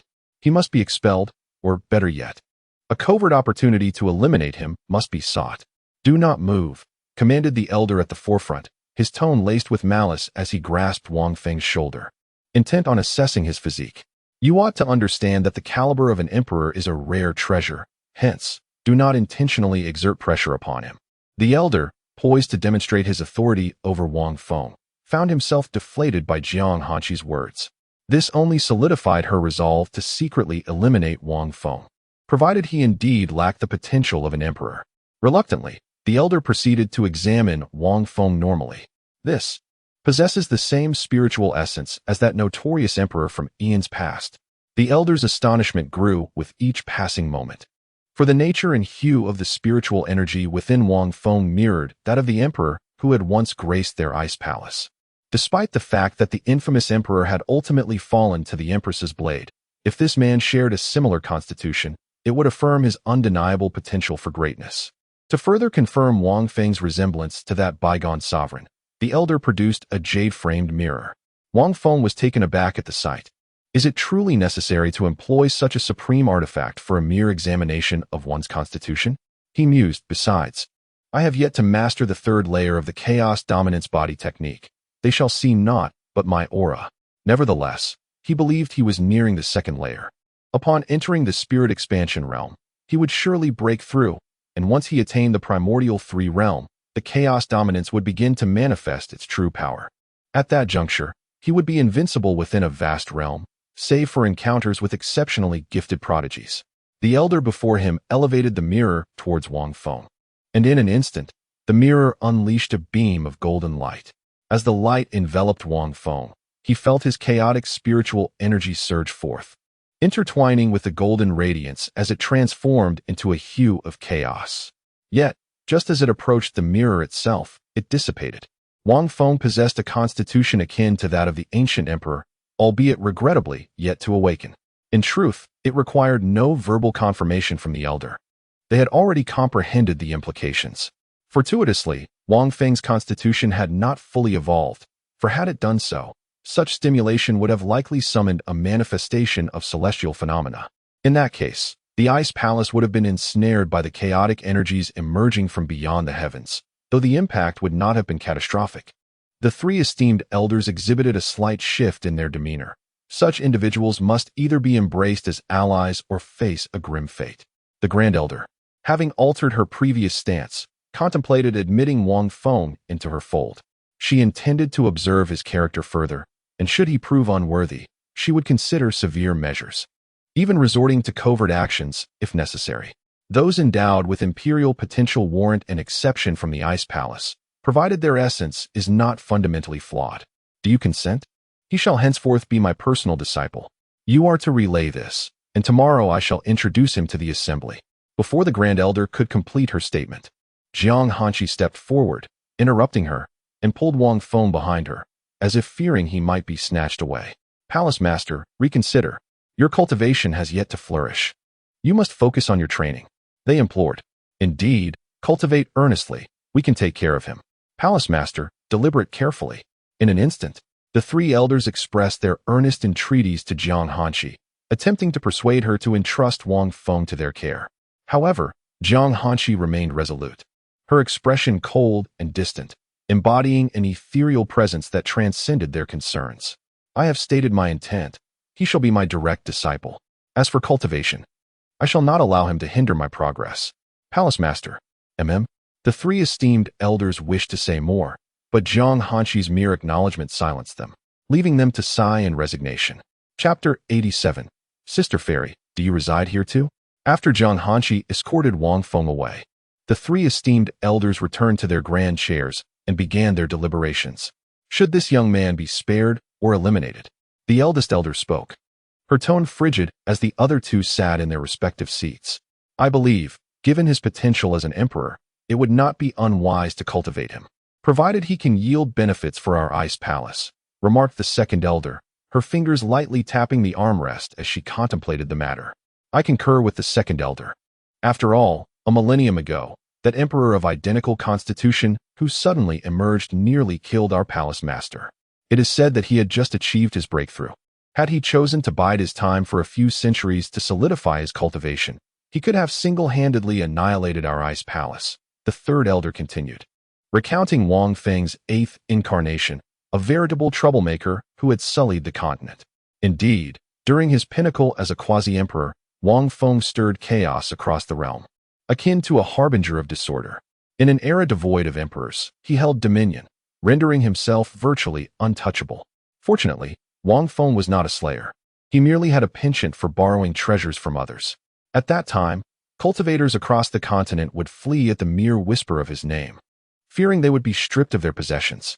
Yet, I fear our palace master may have developed feelings, the second elder interjected, reflecting on Jiang Hanqi's demeanor towards Wang Feng compared to their own. The thought was suffocating. Indeed, when I first encountered the palace master, her face was flushed, resembling that of a bashful maiden. The third elder wholeheartedly agreed, having never witnessed such a display from the palace master. This cannot be. We may nurture him, but we must sever this emotional entanglement for the palace master's sake. Both the second and third elders proclaimed in unison, taken aback by their shared sentiment. Very well. Since you both agree to take him under our wing, we shall observe him further. However, this connection between the palace master and him must be severed. I truly wish to avoid a repeat of that previous incident, the eldest elder concluded with a sigh, her heart weighed down by memories of that event. The other two nodded in agreement. The scene gradually shifted from within the chamber to Wang Feng's vicinity. Sister Fairy, they are quite terrifying. Wang Feng trembled slightly as he followed Jiang Hanqi, his voice quaking with fear. Fear not, for I am here. They shall not harm you, she reassured him. Really? Wang Feng gazed into Jiang Hanqi's pure, ethereal visage with wide, innocent eyes. Indeed, unless I were to perish, Jiang Hanqi replied, seemingly sensing Wang Feng's unease, and spoke such solemn words. However, there lies another meaning within, for unless she is deceased, the three esteemed elders will still heed her words. Alas, such ominous thoughts should not be spoken. Wang Feng hastily covered Jiang Hanqi's rosy lips, causing her to momentarily halt her steps. Jiang Hanqi brushed his hand away, casting him a frosty glance as she continued, Next time, address me as your master in front of the disciples of the Ice Palace. Oh, then I can no longer call you Fairy Sister, can I? Wang Feng lamented with a tone of regret, as if mourning the loss of such a title. I only mentioned in front of the disciples of the Ice Palace, Jiang Hanqi retorted before quickening her pace, seemingly anxious for him not to behold her countenance. Haha, but there's no one around now. Yes, Fairy Sister is truly wonderful, Wang Feng exclaimed, laughing heartily as he bounded forward to catch up with Jiang Hanqi. Beneath the snowy sky, a lively and sunny young man pursued a woman who resembled a celestial being within the Ice Palace. Deep within the palace, no disciples were present, for this was the dwelling of the palace master and the esteemed elders, a sacred ground off-limits to disciples. After a while, Jiang Hanqi led Wang Feng to a spacious courtyard, which, while not overly extravagant, boasted elegant architecture. You shall reside here from now on. And what of you? Wang Feng inquired, looking at Jiang Hanqi in confusion, as if worried she might lack a place to stay. I naturally have my own accommodations. You need not concern yourself with that. The frigid air, combined with Jiang Hanqi's cold demeanor, only enhanced her ethereal aura. Wang Feng's spirits visibly sank. And given the preceding dialogue, it was not difficult to surmise what he felt disheartened about. Jiang Hanqi noticed his despondency and urged, Do enter. Very well. Just as Wang Feng prepared to step inside, contemplating that not sharing the same quarters with Jiang Hanqi could be a blessing, she swiftly entered first. Ah, Fairy Sister, do you reside here as well? Wang Feng was taken aback, bewildered by Jiang Hanqi's unexpected turn of events. I have always lived here, she replied coolly, continuing deeper into the courtyard. As night fell, Wang Feng lay on his bed, utterly unprepared for Jiang Hanqi's unexpected revelation. The courtyard even featured separate quarters. Yet Jiang Hanqi stubbornly refused to share a room with him. Perhaps I could seize an opportunity under the guise of training and demolish this room with a single strike? Knock, knock, knock. Just as Wang Feng pondered this, a gentle rapping sounded at the door. After a brief silence, it creaked open, and a celestial figure quietly entered, none other than Jiang Hanqi herself. Wang Feng quickly shut his eyes, eager to discern her intentions. Are you asleep? As Jiang Hanqi entered, she softly uttered a greeting. Wang Feng remained motionless, his aura steady, lying on the bed like a lifeless body. Observing this, Jiang Hanqi chose not to disturb him and instead took a seat on a nearby chair, placing an unknown object on the table. She then walked lightly towards the door, the sound of it closing resonating in the air. Suddenly, Wang Feng sprang up with a start, his face adorned with a mischievous grin. Just as he was about to investigate the contents on the table, he froze. Jiang Hanqi stood silently at the door, her gaze unwavering as it met his. Their eyes locked, and it felt as though time itself had come to a standstill, akin to a fateful encounter. Oh, this old trickster. Wang Feng thought to himself about Jiang Hanqi, realizing that despite the door being closed, she had not exited but instead was playfully teasing him. Haha, Fairy Sister, do you need something? He asked, awkwardly returning to the edge of the bed, inwardly lamenting her antics. Jiang Hanqi resumed her seat at the table. Why didn't you respond when you were awake? She inquired. Because I was afraid, he replied. Afraid? Afraid that upon seeing you, I would uncontrollably fall for you, he added. Jiang Hanshi felt a flush of embarrassment at his words. Even a fool could tell he was rambling. Yet, inexplicably, she felt a flicker of joy within. Here are some elixirs, spiritual stones, weapons, and various resources. Please devote yourself to your cultivation, Jiang Hanshi said, glancing at the storage ring on the table and gesturing towards Wang Feng. If there's nothing else, I shall take my leave. With that, she stood and walked towards the door, as if to emphasize the insignificance of her parting words. Chapter 88. When being her disciple is delightful, what if one were her husband? Jiang Hanshi, having uttered these words, rose and made her way towards the door, seemingly intent on delivering these trifling remarks. Wait a moment. Jiang Hanshi halted, casting a puzzled glance at Wang Feng. Fairy sister, I am frightened. It is so cold here, and I fear those 3 old women may ambush me. Wang Feng exaggeratedly clutched a nearby pillow, his eyes wide and glistening as he gazed at Jiang Hanshi. Fairy sister, could you enlighten me about the layout of the ice palace? Wang Feng played his card of request, which held a 50% chance of persuading Jiang Hanshi to remain. You will understand the layout of the ice palace in due time, Jiang Hanshi countered with her evasion card, intending to sidestep Wang Feng's plea. But I am unaware of the palace's rules. What if I inadvertently offend them? Jiang Hanshi pondered at the door. Very well, if Fairy Sister is unwilling, I shall not press you further.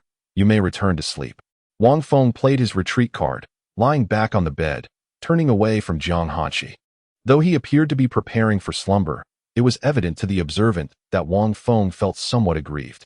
Observing this scene from her position at the door, Jiang Hanshi's evasion card shattered into a myriad of fragments. All right, if you wish to hear, I shall share, lest you cause a ruckus in the ice palace. Jiang Hanshi returned. With a flick of her hand, a chair gracefully glided to the bedside, providing herself a pretext to stay. She too approached, smoothing her gown as she settled into the chair. He, Fairy sister, you are the best. Wang Feng, who had been feigning a hurt demeanor, brightened with joy and turned to gaze quietly at Jiang Hanshi. There are 3 major taboos within the ice palace's rules. The first is love, the second is rebellion, and the third is falling into demonic possession. Let us discuss the first taboo of love, which is the most forbidden. As Jiang Hanshi elaborated on the palace regulations, her words shifted towards Wang Feng. Thus, you must not harbor feelings for me. I also shall not develop feelings for you. As she uttered the second sentence, Jiang Hanshi seemed to hesitate momentarily, yet swiftly continued. When discussing the taboo of love, Jiang Hanshi particularly emphasized its importance to Wang Feng. I wish I could, but I simply cannot control myself. I find myself constantly thinking of you. What should I do? Wang Feng lay on the bed, silently gazing at Jiang Hanshi, appearing utterly hopeless. Jiang Hanshi felt a little uncomfortable under his unwavering stare. The second taboo is rebellion. Jiang Hanshi continued, seemingly oblivious to Wang Feng's words. Wang Feng watched her, noticing the faint blush creeping to her ears, and he smiled foolishly, refraining from revealing his thoughts. The intricate court rules are numerous, and you will gradually come to understand them. As Jiang Hanshi spoke, she soon realized that Wang Feng had already closed his eyes and drifted into a serene slumber. A gentle smile graced Jiang Hanshi's lips as she softly pulled the blanket from beside her to cover Wang Feng. Turning, she made her way to the door, opened it, and left the room. After a brief moment of her departure, Wang Feng opened his eyes and couldn't help but smile. Jiang Hanshi, oh Jiang Hanshi, surely this time you won't be the cause of my demise. Haha, at last, I can live a fulfilling life. What a splendid existence it is, having spent thousands. No, wait, tens of thousands of years as a solitary bachelor. In this lifetime, not only must I win you over, but I also seek invincibility. Wang Feng closed his eyes once more, the corners of his mouth curving upwards as he embraced these delightful thoughts and began to cultivate the chaotic dominance body technique. 5 minutes later, his consciousness gradually descended into a deep slumber, wrapped in his cherished fantasies. In the dead of night, nothing of note occurred due to the separation of rooms. The following day, at noon, Wang Feng awoke feeling refreshed after an extended sleep. Without the burdens of Blue Star's relentless grind, accompanied by celestial beings, what regrets could there be in life? Rising, he retrieved a storage ring from the table and also took out the storage bag he received from the sword sect's leader. Holding a storage ring in one hand and a storage bag in the other, a smile of satisfaction crept across Wang Feng's face. extending his consciousness. He found that the mental imprint had long been erased, allowing him to delve inside effortlessly. After a thorough examination, it was evident that the resources within the storage bag from the sword sect leader paled in comparison to those in Jiang Hanqi's storage ring. Wang Feng promptly converted all the resources from the sword sect leader's bag into source points, amassing a total of 685,368. One cannot deny that the sword sect leader was not excessively stingy, though lacking in spiritual essence was somewhat regrettable. In the realm of cultivation, spiritual essence is considered a more advanced form of universal currency than spirit stones. Pure and versatile, it can be consumed, used for bathing, and offers numerous potent effects, especially the superior grade.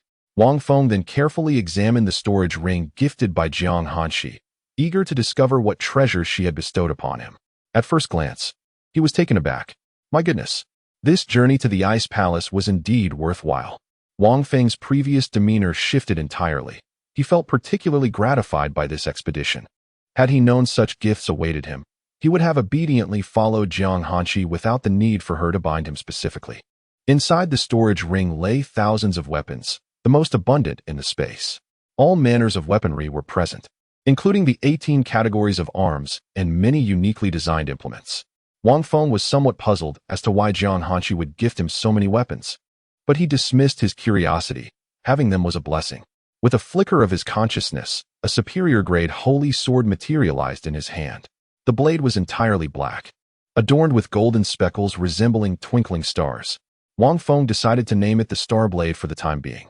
The celestial sword, the most precious item within the storage ring, revealed its formidable nature the moment it was drawn forth. Wang Feng soon realized that he struggled to maintain control over the sword as it began to writhe in his grasp. However, it was evident that Jiang Hanqi had anticipated this and had secured it beforehand. With great difficulty, Wang Feng managed to hold it steady and made a small incision on his fingertip. To his astonishment, when his blood soaked into the blade, it did not absorb it. Placing it on the ground, he let another drop of blood fall, refusing to yield to disbelief. Gradually, the blood began to merge with the sword, and a wave of elation washed over Wang Feng, until, with a sudden expulsion, that very drop of blood was violently ejected from the blade, splattering across Wang Feng's face. What the heck? It can spit it out. Frustrated, Wang Feng stomped down hard on the celestial sword before swiftly returning it to the confines of the system's storage space. In that realm where time stood still, the sword could do nothing but tremble in futility, its energy seeking release. Wang Feng ceased his tinkering with the sword and resumed his exploration of the items within the storage ring. To his surprise, he discovered a rare source of spiritual essence, albeit a modest quantity, roughly the size of a water bottle. Wang Feng was taken aback, reflecting on how fortunate his disciple was. Just imagine, if she were his wife, how delightful it would be. Ding. Host, your little servant is here. May I inquire if the esteemed host intends to reclaim this rare spiritual essence? I can offer you 1,000,000 source points for it. Wang Feng was astonished by the system's dogged persistence, arriving with the tantalizing offer of 1,000,000 source points for a mere bottle's worth of spiritual essence. Get lost. Go eat dirt. Foolish host, I shall never heed you again. Chapter 89. Meeting the inhabitants of the Ice Palace. I shall no longer collect these items. Henceforth, I shall only reclaim those of lesser quality. No, I was merely jesting. Look, the charming host took it seriously. Wang Feng was utterly at a loss for words at the system's whims. Nevertheless, he could not truly forego the reclamation of these items, as he was still in need of source points. As for why the system exhibited such humility, Wang Feng was not entirely certain. He merely observed that the system seemed to possess an obsession with these more advanced items. Perhaps, they too had something akin to performance metrics. Consequently, Wang Feng categorized his possessions into two distinct groups, the useless and the useful. Ultimately, he transferred everything into the storage space, utilizing it as a medium to commence the reclamation of weapons and such. By the end, only low-grade to exquisite spiritual sources remained, along with a superior holy weapon, the celestial sword, several imperial artifacts, and a handful of elixirs. Wang Feng, however, refrained from reclaiming nearly all the elixirs, as they were considered a form of currency in the realm of cultivation and could be of use to him in times of need. Wang Feng revisited his status panel. Wang Feng Law Body Realm. Sixth layer of spirit gathering realm.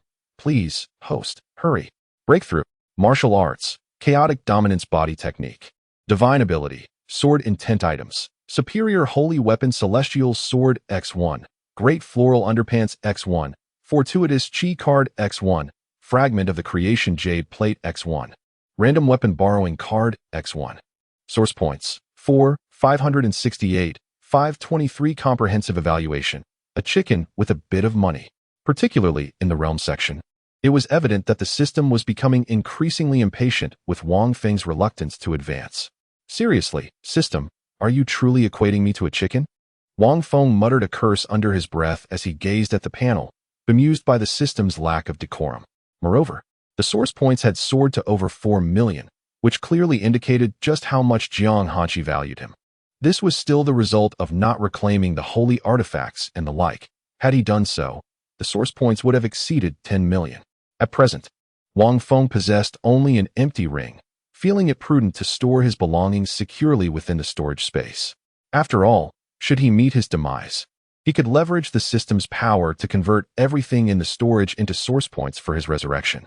Wang Feng calculated that a complete transformation would yield approximately 10 million source points. However, reviving with only that amount would likely result in a state of disability, foolishness, or worse. Such a resurrection would be devoid of meaning. Thus, he resolved to amass at least 50 million source points, as 100 million would ensure a complete revival. Having arranged everything meticulously, Wang Feng then selected a small vial containing a premium elixir from the countless bottles in his storage space. Raising the vial to his nose, he detected no discernible scent, only a cool, refreshing aura. System, please ensure you mute the sounds of the breakthrough. Ding, 5000 source points, non-negotiable. You, having drunk your fill of horse urine, have begun to feel quite proud of yourself, haven't you? Wang Feng scolded, expressing his disdain for the system that, once it had acquired what it desired, seemed to forget him. The system remained silent, clearly too indifferent to respond to Wang Feng. Fine. With no other option, Wang Feng reluctantly spent 5000 source points. Otherwise, the commotion from his breakthrough would likely alert those 3 haughty women from the Ice Palace. Dear host, I shall now assist you in commencing your breakthrough. Rest assured, the system chimed in. Bah, truly a wretched thing. Wang Feng spat, raising the medicinal pill in his hand, ready to consume it. Knock. Are you awake? Came the cold voice of Jiang Hanqi from outside, followed by the creaking sound of the door opening. What difference does it make whether you knock or not? Wang Feng stared blankly at Jiang Hanqi as she entered, feeling a mix of disbelief and annoyance. Yet, Jiang Hanqi seemed intentionally oblivious to his expression. Today, you must meet some of the disciples from the Ice Palace, she announced. Are you about to break through? Jiang Hanqi inquired, eyeing the pill Wang Feng held, wondering if she was intruding on his moment. It's fine, let us go, Wang Feng said, putting the pill back into his storage space. Jiang Hanqi frowned slightly, realizing that she had indeed interrupted him, and resolved to quietly enter next time without knocking. Following Jiang Hanqi, who had donned a white veil and hat, Wang Feng was flanked by 3 of the haughty women, causing him to tremble in discomfort. The 5 of them walked amidst the astonished gazes of the numerous female disciples of the Ice Palace until they reached a platform. All disciples of the Ice Palace, gather here immediately for the announcement, shouted the Grand Elder, his voice resonating through the palace, rippling with spiritual energy. Master, why is there yet another man entering our Ice Palace? The hall erupted in murmurs, the female disciples and elders expressing their discontent. Some whispered amongst themselves. Others voiced their questions, while a few remained silent. They recognized Jiang Hanqi as the master due to her previous appearances, albeit without revealing her true visage. And she was surrounded by 3 esteemed elders, whose powers were beyond their comprehension. Who else could command such reverence from 3 grand elders but the master herself? Silence, the Grand Elder bellowed, and the multitude gradually hushed. This man will henceforth be the master's personal disciple. What? Why has another man been accepted? The crowd erupted with gasps and exclamations, their expressions a mixture of shock and disbelief. The disciples of the Ice Palace were renowned for their beauty. Even those who might have been deemed plain had been refined, often referred to as celestial maidens in the mortal realm. Why? Has the current master, like the previous holy maiden, succumbed to emotions? Among the throngs, a few bold individuals dared to voice their thoughts, uttering what should have remained unspoken. However, it was evident that Jiang Hanshi had already devised a strategy to address their concerns. If you have any grievances, feel free to challenge him. The first to emerge victorious shall be rewarded with a royal artifact. Jiang Hanshi's words were as frigid as they were succinct, yet they exuded an unmistakable air of dominance. As her proclamation resonated, the murmur of doubt that had filled the arena vanished without a trace. The expressions of numerous female elders and gifted disciples shifted to one of gravity. Clearly, the man who had entered their midst was no ordinary individual. Meanwhile, Wang Feng's countenance visibly soured. Good heavens! Was he to forsake sleep, meals, and even the most basic of bodily functions? A cursory glance revealed that there were well over 10,000 disciples present. How long would this battle endure? However, with his current cultivation at the 9th layer of the gathering spirit realm, those above the spirit expansion realm were not to be counted. Fortunately, Jiang Hanshi's next statement brought him a measure of relief. Yet, many in the crowd grasped the implication. The leader's confidence could only indicate that this man possessed talents far exceeding those of the previous generation of saintly maiden suitors. I knew it.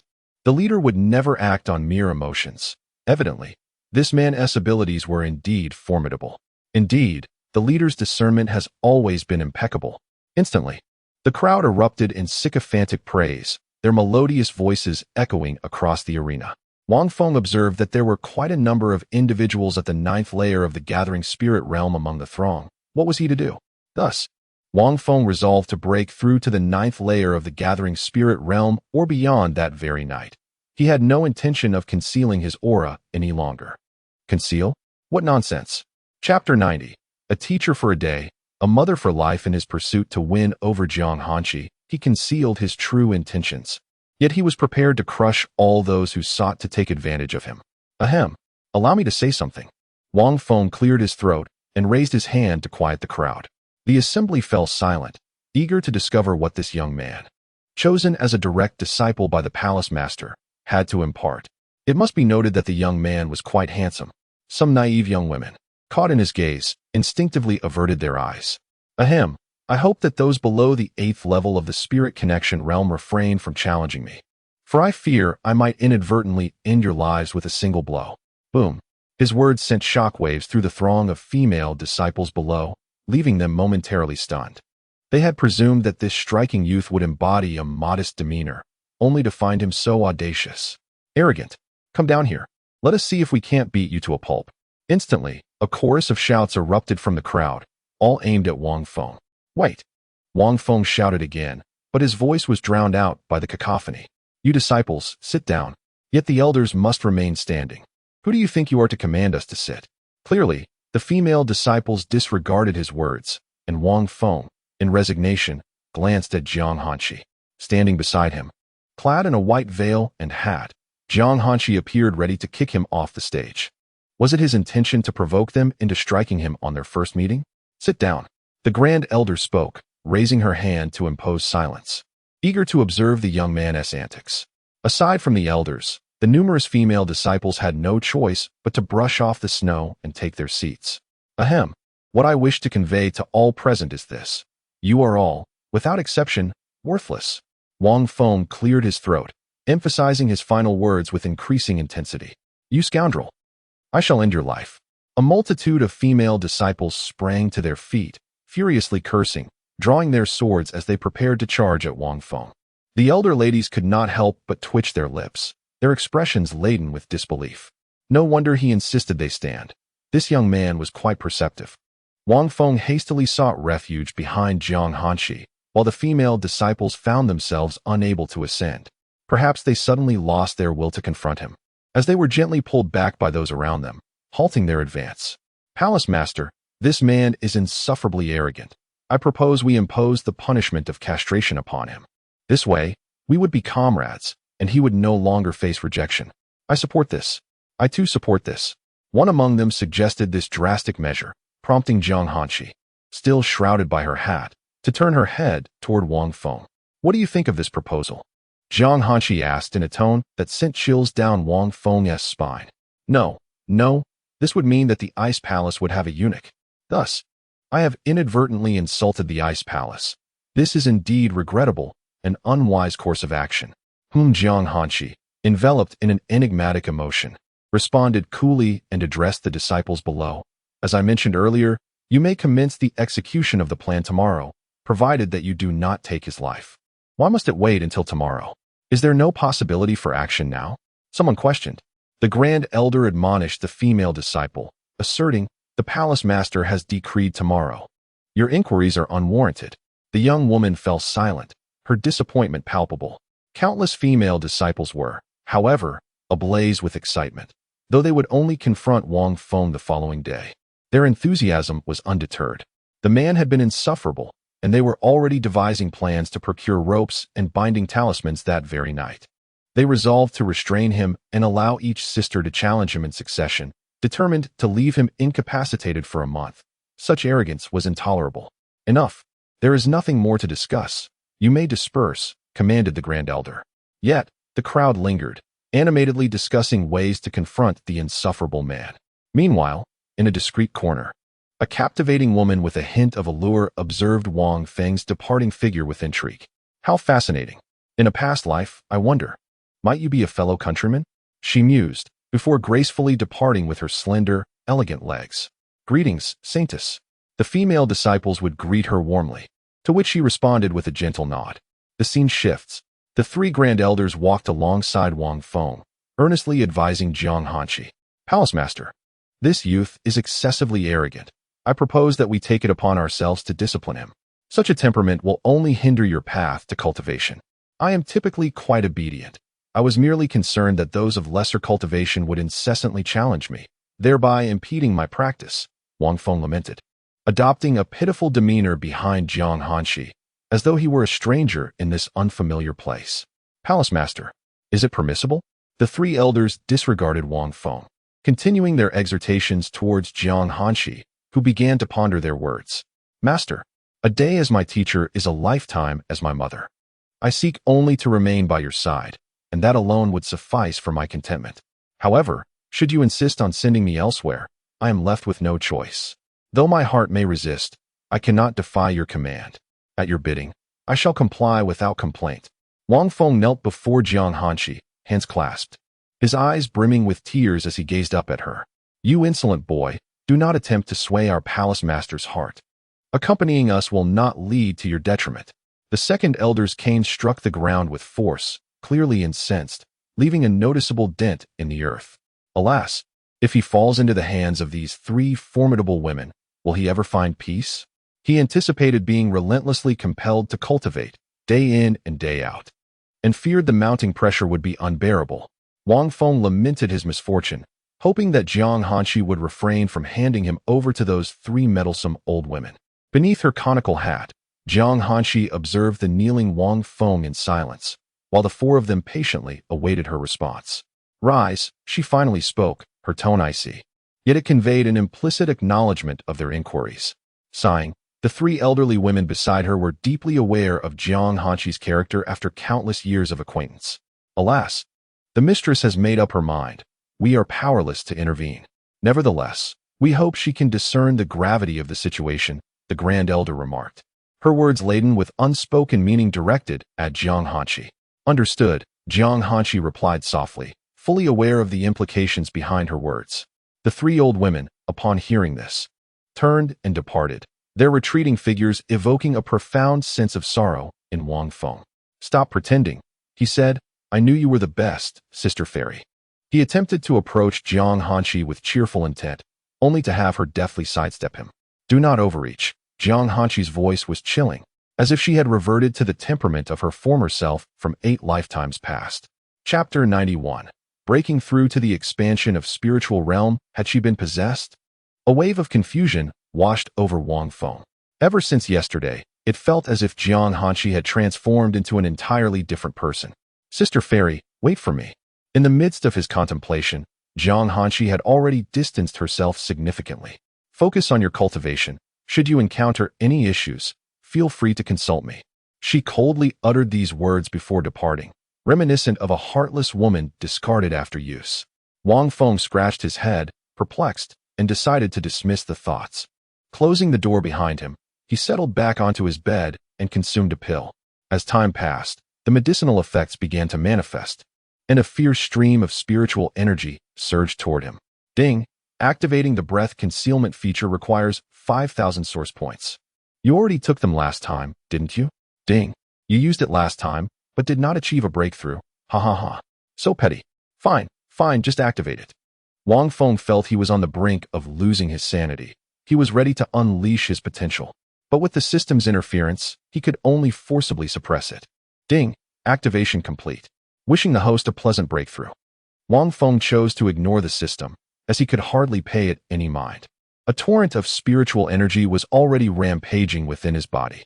That energy erupted violently from him, only to be instantaneously neutralized by an unknown force. This was the breath concealment activated by the system. Otherwise, he would surely have been surrounded by Jiang Hanshi and her 3 companions. At that moment, Wang Feng had suppressed himself for too long. Having just broken through and aided by the top-tier elixir, he swiftly advanced 2 minor realms. 8th layer of the Spirit Binding Realm, achieved. In the dead of night. 9th layer of the Spirit Binding Realm, broken. Following this, Wang Feng focused on compressing the gathered spiritual energy in his dantian. He continued this process until dawn, finally launching his consciousness toward the bottleneck. Bang! A resounding explosion echoed from within him. An overwhelming aura surged forth, yet it was still swiftly dissipated, causing not a ripple. The once gathered spiritual energy transformed into countless wisps, flowing slowly throughout his body. This marked the expansion of spiritual realm, spreading spiritual energy throughout his being, affixing it to every movement and attack. Whenever Wang Feng desired, he could instantaneously release spiritual energy from any part of his body to harm his foes. As he entered the expansion of spiritual realm, the bottleneck of the chaotic dominance body technique was also shattered. Crack, crack, crack. The void before Wang Feng fractured, resembling a shattered mirror, revealing a small vortex from which endless chaos emanated. Gradually, the chaotic energy began to transform into a gentle stream, flowing toward Wang Feng's brow. Wang Feng hastily commenced absorption, and upon contact with the chaotic spiritual energy, he sensed a profound shift within his physical strength as his power began to surge exponentially. This is the intertwining of chaotic dominance and force, which has already reached an 80% awakening. To outsiders, it appears as though the awakening is complete. He merely needs to advance to the Yuan San realm, entering the 3rd tier of the chaotic dominance technique. At that point, a qualitative transformation will occur within him, and the complete chaotic dominance will be realized. He is confident that, below the Saint King realm, with the aid of numerous secret techniques, he will be invincible within a single great realm. However, this is to be expected. He experienced something similar in his 8th life. If he were unable to achieve it in this lifetime, would he not be deemed utterly worthless? As Wang Feng's aura began to rise, the surrounding chaotic spiritual energy surged forth, attempting to escape from his body. Yet, it was swiftly neutralized by an inexplicable force, causing not even a ripple. Suddenly, an unexpected event transpired, startling Wang Feng into ceasing his cultivation of the chaotic dominance technique. What on earth is that? Wang Feng exclaimed in astonishment as he beheld a small rupture in the chaotic void, hastily halting the technique's operation. Before him, the fractured chaotic opening began to mend itself in an instant.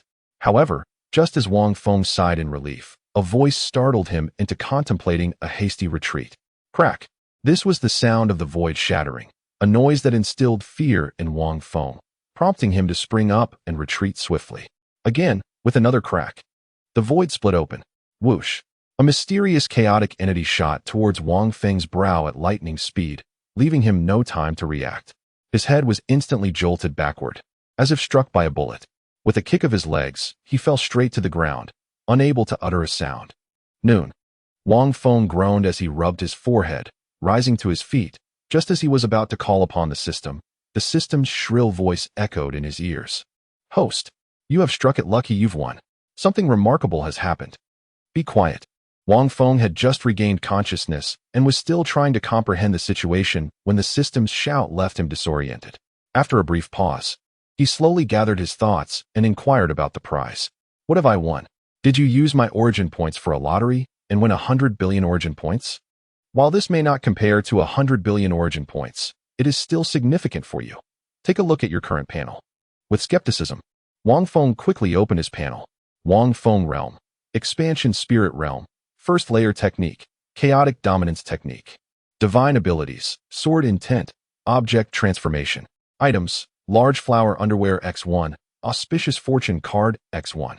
Origin Points, 4, 558, 523. Comprehensive Evaluation, somewhat wealthy, with moderate strength.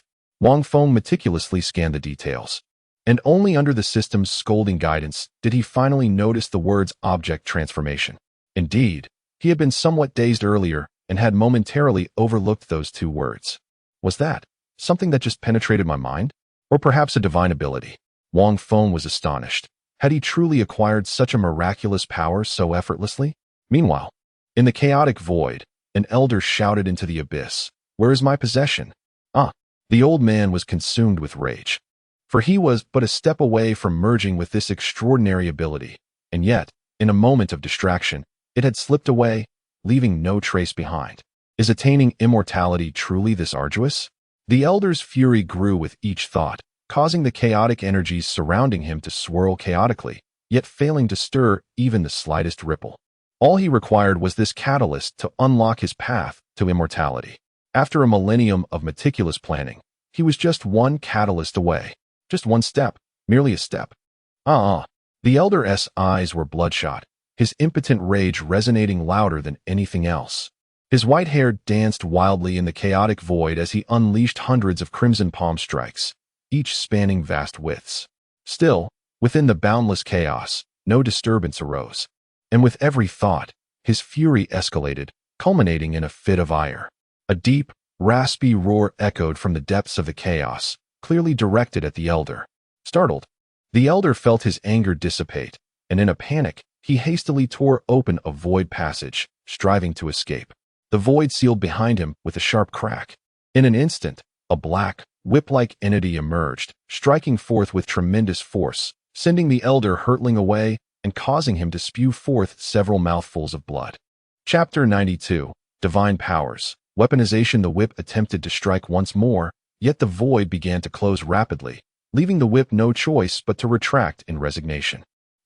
Once I ascend to immortality, I shall hunt you down. Upon witnessing the complete closure of the void, the elder felt a surge of confidence and roared in fury. Crack! The elder's roar seemed to resonate, as a sound of shattering echoed through the void. Startled, the elder swiftly shifted his form and retreated hastily, returning to the ice palace. Wang Feng gazed in astonishment as his arm abruptly transformed into a sword, and with a mere thought, it morphed into a knife. Observing the blade formed from his arm, he felt no sense of dissonance, leaving him quite astounded. Weaponization. Transforming one's body into a weapon? At last, Wang Feng comprehended, and with another thought, his hand reverted to its original form. This meant that the stronger his body became, the more formidable the weapons he could create would be, perfectly mirroring his physical strength. For someone like him, who had cultivated his physique, this was truly a boon. In the past, a strike from him would merely send an opponent flying, but now, he could cleave them in twain with a single blow. Remarkable. Wang Feng played with this newfound ability for quite some time, and then decided to test it on Nyo. To his dismay, it proved ineffective. It appeared not every part of his body could be weaponized. He then attempted to transform his feet. With a whoosh, his legs transformed into two short guns, embedding themselves into the ground. Indeed, it was rather impressive. Wang Feng quickly reverted his feet back to their original form, relieved to find them unchanged in both appearance and sensation. After satisfying his curiosity, Wang Feng finally turned his attention to assessing his own strength. Clenching his fist tightly, he felt capable of shattering the three elderly women with a single punch. Exhilarating. Uncontrollably, driven by 8 parts impulse and 2 parts certainty, he unleashed a punch. Boom. The force of the strike was akin to that of a missile, and Wang Feng was instantly buried beneath the rubble of the collapsing building.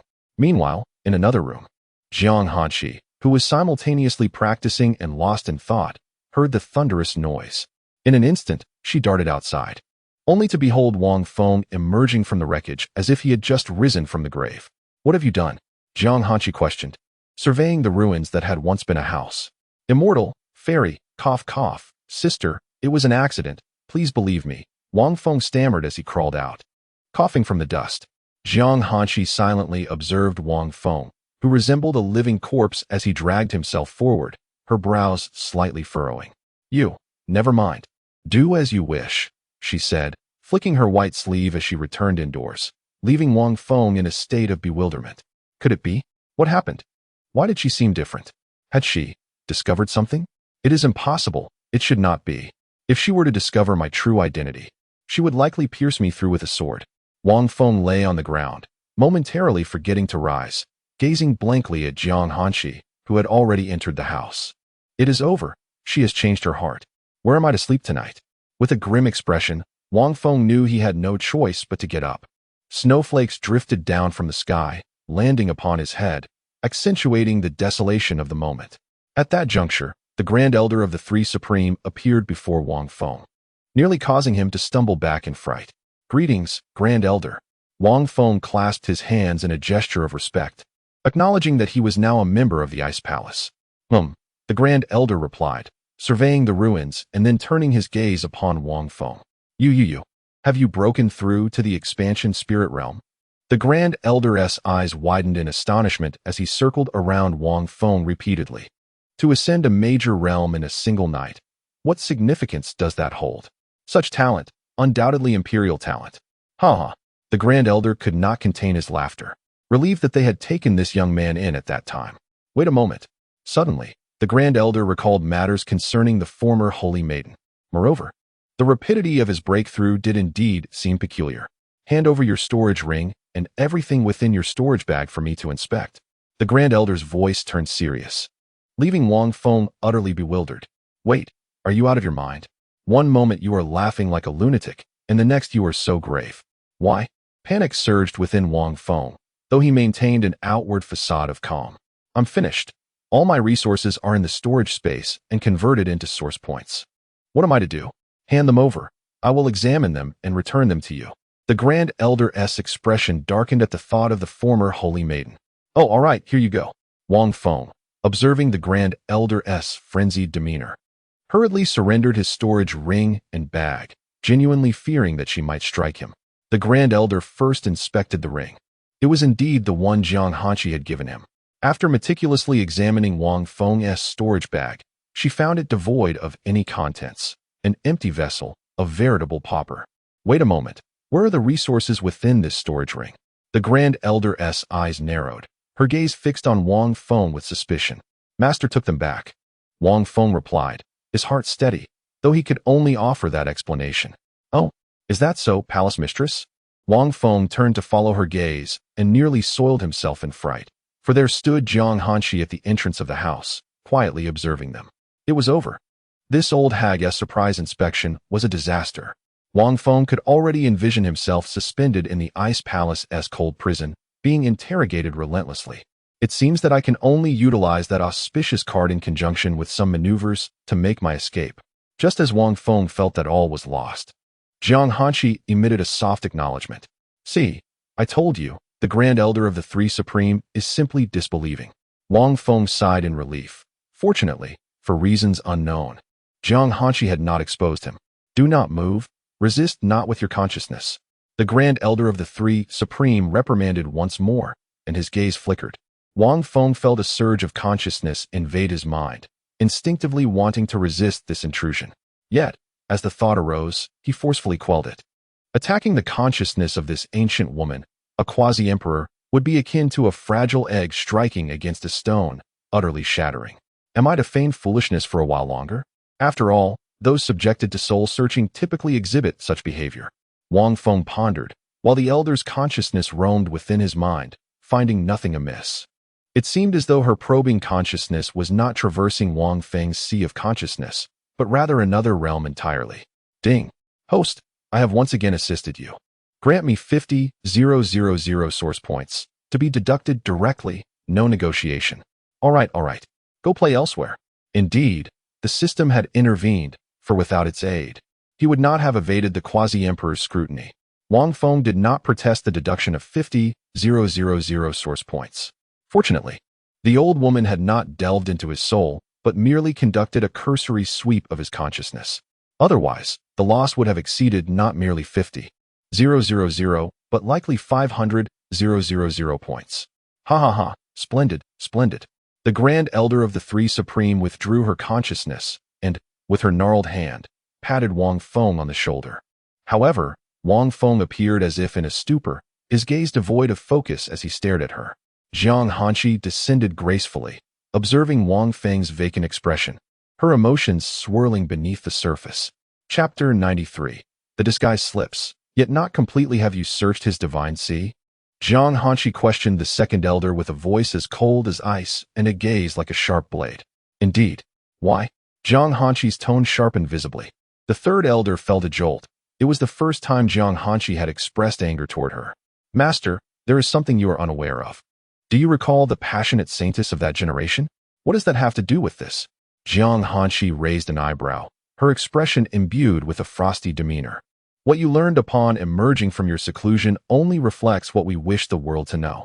In truth, that would-be emperor demon cultivator was none other than the one who stirred the heart of that saintess. After the third elder's lengthy explanation, Jiang Hanqi finally grasped the entirety of the matter. Do you realize that probing into one's divine sea can lead to severe madness or, at the very least, a state of incapacity lasting 2 or 3 days? I am aware, yet he possesses the potential of an emperor. If he cannot withstand this, then what is he but a bird in a greenhouse? The third elder felt no remorse. After all, the Ice Palace had no need for the weak. Moreover, she had intended to ascertain whether the young man harbored ulterior motives. Fortunately, after a thorough investigation, she found no cause for concern, allowing them to nurture him further. She was confident that her late-stage quasi-emperor cultivation would not mislead her. Gently lifting her delicate arm, Jiang Hanqi shook Wang Feng's shoulder. However, he remained as if his spirit had departed, exhibiting no reaction. His vacant gaze wandered, and within, he secretly reveled in his cleverness. After all, even if he managed to evade this trial, he would inevitably face Jiang Hanqi's inquiries regarding the whereabouts of the resources within his storage ring. You need not worry. Just leave him to me. I shall keep a close watch on him, the second elder declared to Jiang Hanqi, her intent to take Wang Feng away unmistakable. No need. You may return, Jiang Hanqi replied, her eyes narrowing as she regarded the motionless Wang Feng, suspicion brewing within her. Master, Jiang Hanqi frowned, expressing her displeasure with a curt sound. Since you refuse, I implore you to remain detached. You must understand what the Ice Palace abhors most, the second elder urged, hoping Jiang Hanqi would heed her counsel. Return, Jiang Hanqi commanded, her voice laced with irritation, as chilling as a winter's gale. Yes, the third elder, sensing the futility of her efforts, could only depart. Stop pretending. She has already left, Jiang Hanqi remarked after the elder had walked away, turning to stride into the room. After a few steps, she noticed that Wang Feng had not moved, a surge of coldness and a hint of murderous intent rising within her. I shall see just how long you can maintain this facade. Jiang Hanqi's voice was frigid, tinged with barely concealed anger. With that, she entered the room, disregarding the figure of Wang Feng standing behind her. Wang Feng now comprehended that Jiang Hanqi was undoubtedly aware of his true identity. Otherwise, such a drastic shift in her demeanor would have been inconceivable. However, as he observed her refraining from attacking him, it seemed there were only 2 plausible scenarios. First, her knowledge was incomplete. Second, she harbored some lingering feelings for him, considering that she had numerous opportunities to eliminate him, yet had refrained from doing so. The latter seemed more probable. At this juncture, one might wonder if Wang Feng felt touched. He dared not move, utterly paralyzed by fear. As he stood amidst the frigid wilderness, completely frozen in place, he was entirely certain that if he made a move to flee, the 3 formidable women would swiftly retrieve him, and that would spell his doom. Now, he had no choice but to rely on his acting skills, as his survival hinged precariously on Jiang Hanqi's mercy. Of course, after living for so many years, he could not simply entrust his fate to another. If necessary, he could shatter the 2 cards hidden in his storage space. With an imperial artifact in hand, coupled with some tactics, he believed he could escape, albeit at a cost. As time slipped by, 1 second, 2 seconds, 1 minute, 2 minutes, the night gradually enveloped the landscape. Wang Feng stood in the icy expanse, his entire form coated in a blanket of shimmering snowflakes, his feet buried beneath a thick layer of snow. Yet, in comparison to his past lives, this was childish play. From a distance, he resembled a snowman, casting an eerie silhouette against the night sky. Inside the house, Jiang Hanqi peered out, her consciousness penetrating the walls to gaze upon the snowman-like figure of Wang Feng buffeted by the cold wind. She had observed him throughout the day. His unmoving form stood resilient against the elements, as if he were already a lifeless entity. Eventually, she could no longer restrain herself and stepped outside. Approaching Wang Feng, Jiang Hanqi raised her hand to brush away the snowflakes from his eyes, locking her gaze onto his. Though she cleared the snow from his eyelids, remnants lingered, giving his eyes a frosty appearance. This only served to accentuate the depth of his desolation. Otherwise, a typical individual would not withstand such torment. With a flick of her hand, the frost in Wang Feng's eyes vanished instantly. It appeared as though she sought something profound within his lifeless gaze. However, Wang Feng was adept at concealing his true self. She scrutinized him for an extended period, yet found nothing, utterly unable to discern any semblance of life. Jiang Hanqi still could not bring herself to accept that Wang Feng had truly lost his spirit. After all, he had deceived her from the identity of a mere village fool to that of an unknown figure she had slain across 6 lifetimes. All the way to the Ice Palace, his methods were manifold, and even the inexplicable teleportation talisman in the sword sect was a mystery. During this time, he had tricked her countless times. According to Han Jian, he even contemplated her demise. This con artist possessed unparalleled skill in his craft. As if everything unfolded according to his intricate design, she was merely a plaything, manipulated at the mercy of others. Jiang Hanqi found herself somewhat defenseless against such individuals. She sensed a shift within her heart. Having slain you 6 times, do you still wish to perish at my hands in this life? Jiang Hanqi stood before Wang Feng amidst the swirling snow, a cold sword materializing in her grasp with a resounding clang. Instantly, an overwhelming aura erupted from her, dispersing the snow surrounding Wang Feng. The frost-laden strands of his hair were sent flying back, the icy crystals scattering into the air. Wang Feng's eyes remained vacant, as he felt the relentless chill wash over him, a torment that weighed heavily upon his spirit. Yet, he stood motionless, paralyzed, his gaze devoid of life, as if he had already succumbed to death. Master, it is he. It is he. Quickly slay him. Ha ha ha. At last, your demise is at hand. A melodious voice echoed from the cold sword, belonging to a girl of perhaps 16 or 17, a voice Wang Feng recognized all too well. No wonder, upon returning to the Ice Palace, Jiang Hanqi had unsealed the cold sword to the extent that it could speak, the utmost level of control she could exert. However, 6 lifetimes, it appeared she was unaware of my 8th incarnation as the Emperor. As for the 7th, she likely remained oblivious to the fact that I had obliterated a soul during the tribulation. Chapter 94. The Gambler Wang Feng System. Hurry. Wang Feng urgently called out in his mind, a tinge of fear coursing through him. No need for your words. It has already been silently placed upon your chest. Wang Feng's consciousness within the storage space tightly gripped the fortune card. The sword, upon piercing his body, would shatter it instantly. Jiang Hanqi observed the vacant expression on Wang Feng's face, her demeanor icy as she began to count, seemingly hoping to instill fear in him to make him move. Master, swiftly eliminate him. Why are you counting? Yet, Jiang Hanqi appeared oblivious to the sword's pleas, continuing her countdown. 2. Master. 1. The final number was almost a hiss through clenched teeth. Ha ha, perish. With a swift motion, Jiang Hanqi thrust her sword towards his forehead, causing Wang Feng's heart to nearly cease. Wait, why are you deviating from the script? Aim for my heart. Witnessing this scene, Wang Feng, with a firm grip on the fortune card in the storage space, prepared to crush it. Moments passed. Drip. A warm drop of blood cascaded from Wang Feng's forehead, falling onto the pristine snow. Wang Feng's grip on the fortune card remained unwavering. His gaze was tainted by the blood trickling down from his forehead. Though discomfort washed over him, he dared not move. For Jiang Hanqi's sword had not advanced an inch further. Wang Feng had wagered correctly, just a slight movement more, and he and Jiang Hanqi would transform what little bond they had into a mortal enmity. It appeared that she had truly lost her composure. Jiang Hanqi's voice bore a hint of melancholy as she gradually lowered her sword. Raising her fair left hand, She gently pressed it against Wang Feng's bleeding brow, channeling her spiritual energy to heal him. Master, why not slay him? He is a villain. The excited voice of her sword echoed in her mind. Jiang Hanshi remained silent, retracting the sword into her spiritual sea to avoid further frustration. Jiang Hanshi, your heart is in turmoil. As she tended to Wang Feng's wounds, she couldn't help but mock herself. After thousands of years, this was the first time she felt such distress. In the past, encounters like this would have ended with a swift kill, but this time, she found herself unable to strike down the foolish figure standing before her. This sword. Jiang Hanshi's words trailed off abruptly, leaving even Wang Feng puzzled as to her intent. However, he exhaled deeply, gradually relaxing his grip on the fortune card. Jiang Hanshi regarded Wang Feng, whose forehead had healed, and with a princess carry, lifted him effortlessly, making her way toward the house. As they entered, the snowfall outside seemed to intensify.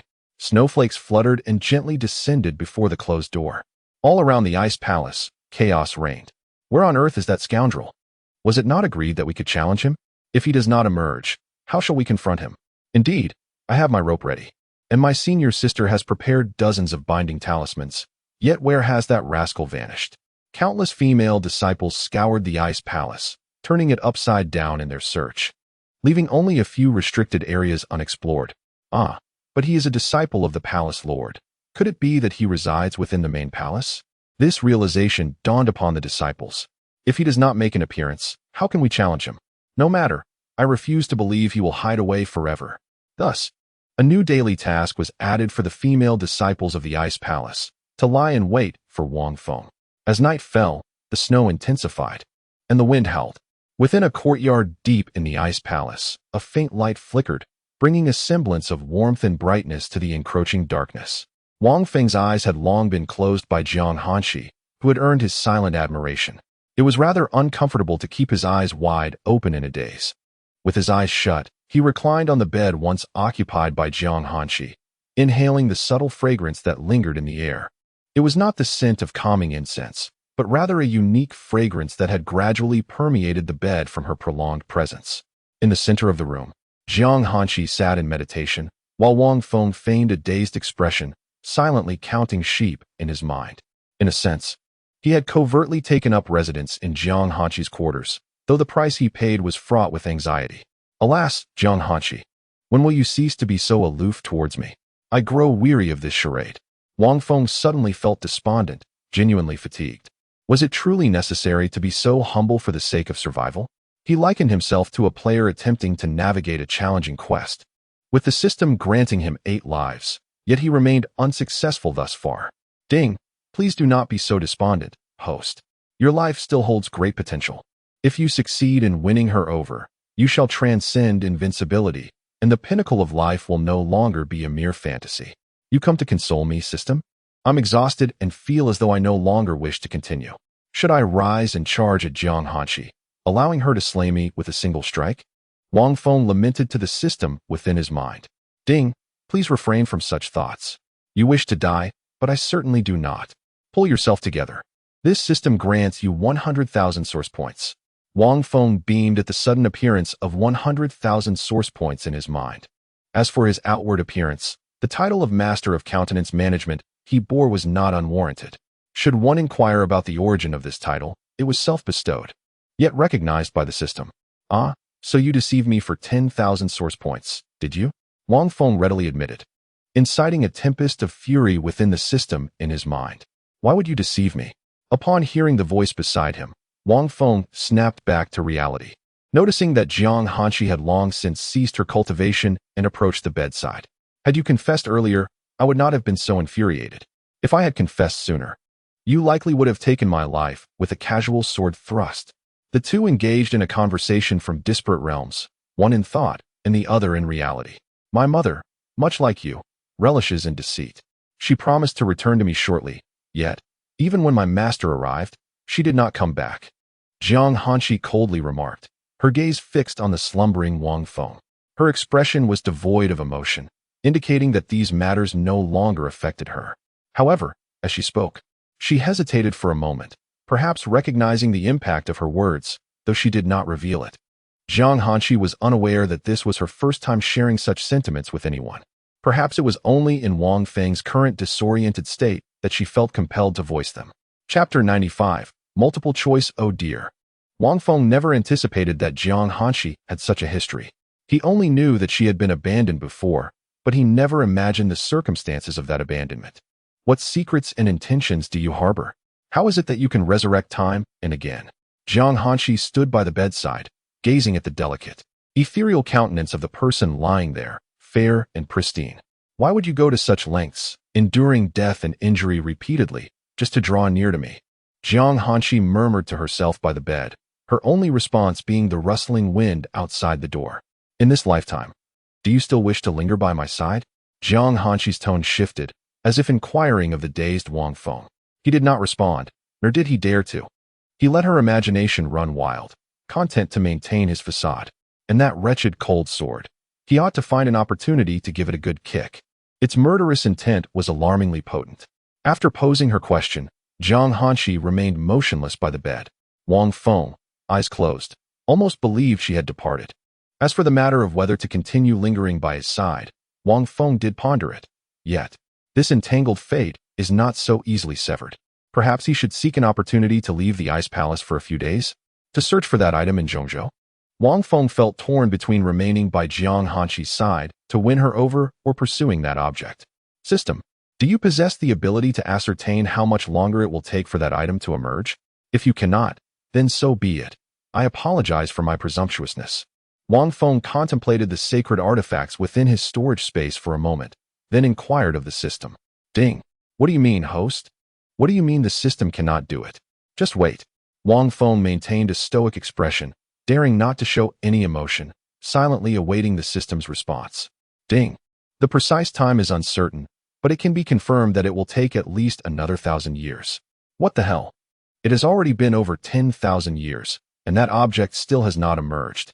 I should have crushed it with a single blow when I was at the Emperor level, turning its essence into my source point. Wang Feng felt a surge of indignation. After 10 millennia, that item still needed to wait. Ding. Host, do not be anxious. We can use source points to hasten its emergence. It requires only 999. 999 source points, not 999, 999. Are you holding a major sale? You better confess. Are you trying to deceive me? Upon seeing this price, Wang Feng sensed something amiss, and the system's subsequent words only solidified his suspicions. Just tell me if you want it. After all, I said it would take at least 1,000 years, and that stands. Forget it. I'll discuss it once I find it. You go back to your slumber. Host, you are such a miser. During the time Jiang Hanshi silently observed Wang Feng, he had already exchanged barbs with the system for quite a while. After a moment of silence, Jiang Hanshi ultimately shook her head in disappointment. It appears that one has indeed lost their spirit temporarily due to the chaotic influence of the divine sea, and it remains uncertain when they shall awaken. Jiang Hanshi turned and returned to her chair, while Wang Feng lay rigidly not far from her. Within Wang Feng's mind, the system spoke. Host. The two had engaged in a relentless exchange for 3 days and nights, a testament to Wang Feng's profound boredom. The system, usually silent, had begun to converse with him, seemingly concerned that he might develop a morbid mindset. This was also a reason why Wang Feng had not succumbed to madness despite many years in the realm of cultivation, nor had he become excessively obsessed with his practice. Jiang Hanshi had been cultivating in her chamber for 3 consecutive days and nights. Ultimately perplexed as to why he had yet to awaken. Logically, he should have regained consciousness within 5 days at most, especially given his potential akin to that of an emperor. On the 4th day, within the confines of the room, a formidable aura erupted from Jiang Hanshi. She had reached the 9th level of the spirit establishment realm, success. Upon returning to the Ice Palace in the northern region, her cultivation had soared as though she were aboard an aircraft, propelled skyward by the cold spiritual energy and resources of the palace. For realms below the Yuansan level, breakthroughs were relatively straightforward. After her breakthrough, Jiang Hanshi concealed her aura, likely using the suppression from the imperial corpse within the divine sea space to mask her presence. Unless she chose to reveal it, even quasi-emperors would struggle to discern her true strength. This was one of the minor reasons why the 3 esteemed elders refrained from defying her. Of course, The primary reason was their deep respect and reverence for Jiang Hanqi. Jiang Hanqi gently placed her feet on the ground and walked quietly to Wang Feng's side. Meanwhile, Wang Feng was still engaged in a heated debate with the system, oblivious to her approach. It was only when he sensed a powerful consciousness encroaching that he was startled. "Brother, brother, quick, shield me from her," he exclaimed, his tone shifting in urgency. The system, adept at its tasks, had already initiated protective measures without needing his command. "Host, are you frightened? Ha ha, in the end, you still rely on your system." Wang Feng ignored the system and focused on his own divine sea, observing another identical expanse within. Jiang Hanqi's consciousness lingered outside, refraining from entering, likely out of concern for causing further damage to Wang Feng's divine sea. As she gazed upon the myriad of luminous points floating in the divine sea, she felt a sense of fragmentation. Indeed, the spirit had been lost. Retreating her consciousness, Jiang Hanqi retrieved a communication artifact. "Palace Master, this old one has arrived." Shortly thereafter, the voice of the Grand Elder resounded from outside. Clearly, the Grand Elder was already aware of the situation, and upon entering, his expression revealed no surprise. "Old Three, you were rather heavy-handed." The Grand Elder cast a glance at Wang Feng, who lay upon the bed, and muttered a reproach towards the Third Elder. Yet, within her heart, she could not suppress a wave of suffocation. The mistress had allowed a man to rest upon the very bed she once occupied. Nevertheless, there was little to be done about it, and besides, the Third Elder had searched his spiritual sea, which was something they were eager to witness. According to the Third Elder, this young man's spiritual sea was remarkably pure, and there were no suspicious elements within his storage ring.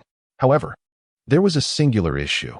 The resources within the storage ring had vanished, with the mistress claiming to have retrieved them, leaving the truth of the matter uncertain. Indeed, the mistress had brought in a promising talent. With a modicum of guidance, he could undoubtedly secure great benefits for their ice palace. Moreover, there was a substantial likelihood that he could ascend to the rank of an emperor, a living emperor. In such a case, the ice palace's standing would surpass all factions on the continent, even eclipsing the Sword Sect. "Mistress, please allow me a closer look," the Grand Elder said as she approached Wang Feng, producing a jade-green pill and placing it into his mouth. As soon as the pill touched his tongue, it dissolved into a stream of liquid that flowed into his belly, melting instantly. In that moment, Wang Feng felt his spirit nourished and safeguarded. Chapter 96. Finally able to move, this elixir serves to safeguard his consciousness from harm. Allowing the Grand Elder to delve into Wang Feng's spiritual sea and gather the wandering souls. Yet again, Wang Feng was left dumbfounded. Fortunately, this time, the nourishing effects of the elixir meant the system only deducted 20,000 of his source points. As Jiang Hanqi observed the increasingly solemn expression on the Grand Elder's face, an inexplicable tension began to creep into her own heart. "What is it?"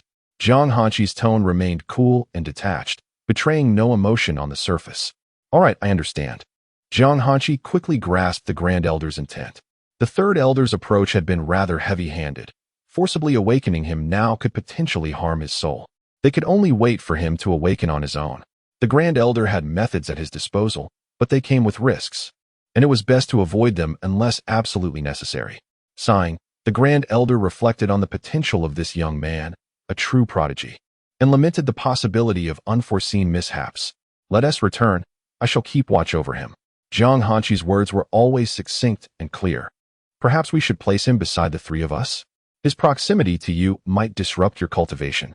Wang Feng thought in exasperation as the three elderly ladies persisted in their desire to take him away. He could only hope that Jiang Hanqi would remain steadfast. They would discuss it once he awoke. Jiang Hanqi's few words effectively addressed all of the Grand Elder's concerns. Very well. Yet he had already entered the expansion spirit realm and would need to descend the mountain to complete his task upon awakening. Indeed, Jiang Hanqi responded in her usual indifferent manner. Observing this, the Grand Elder could only sigh inwardly. It seemed the Palace Master was resolute in not allowing them to take him away. It appeared the tasks on the board would have to create distance between him and the Palace Master. Enforcing a separation for several days would surely cool their relationship. As the Grand Elder made his way back, he silently resolved to this plan. If Wang Feng were aware, he might very well suggest that they test whose endurance proved stronger, the separation or his acting prowess.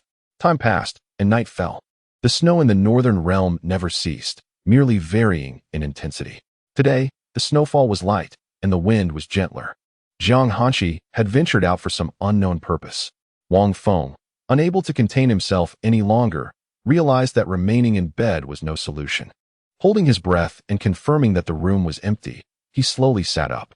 After lying in bed for 3 days and nights, Wang Feng's body suddenly stirred, accompanied by a cacophony of cracking bones. At last, he could move. Wang Feng rolled his neck, the satisfying sounds prompting an involuntary sigh of relief. He then surveyed Jiang Hanqi's chamber and finally stepped off the bed. The room was neither too large nor too small, exuding a rather desolate ambience. Apart from a few basic amenities, there was nothing else to speak of. Wang Feng searched the space. Even the bathroom stall was absent. It seemed that someone with Jiang Hanqi's temperament and cultivation likely had no need for bathing.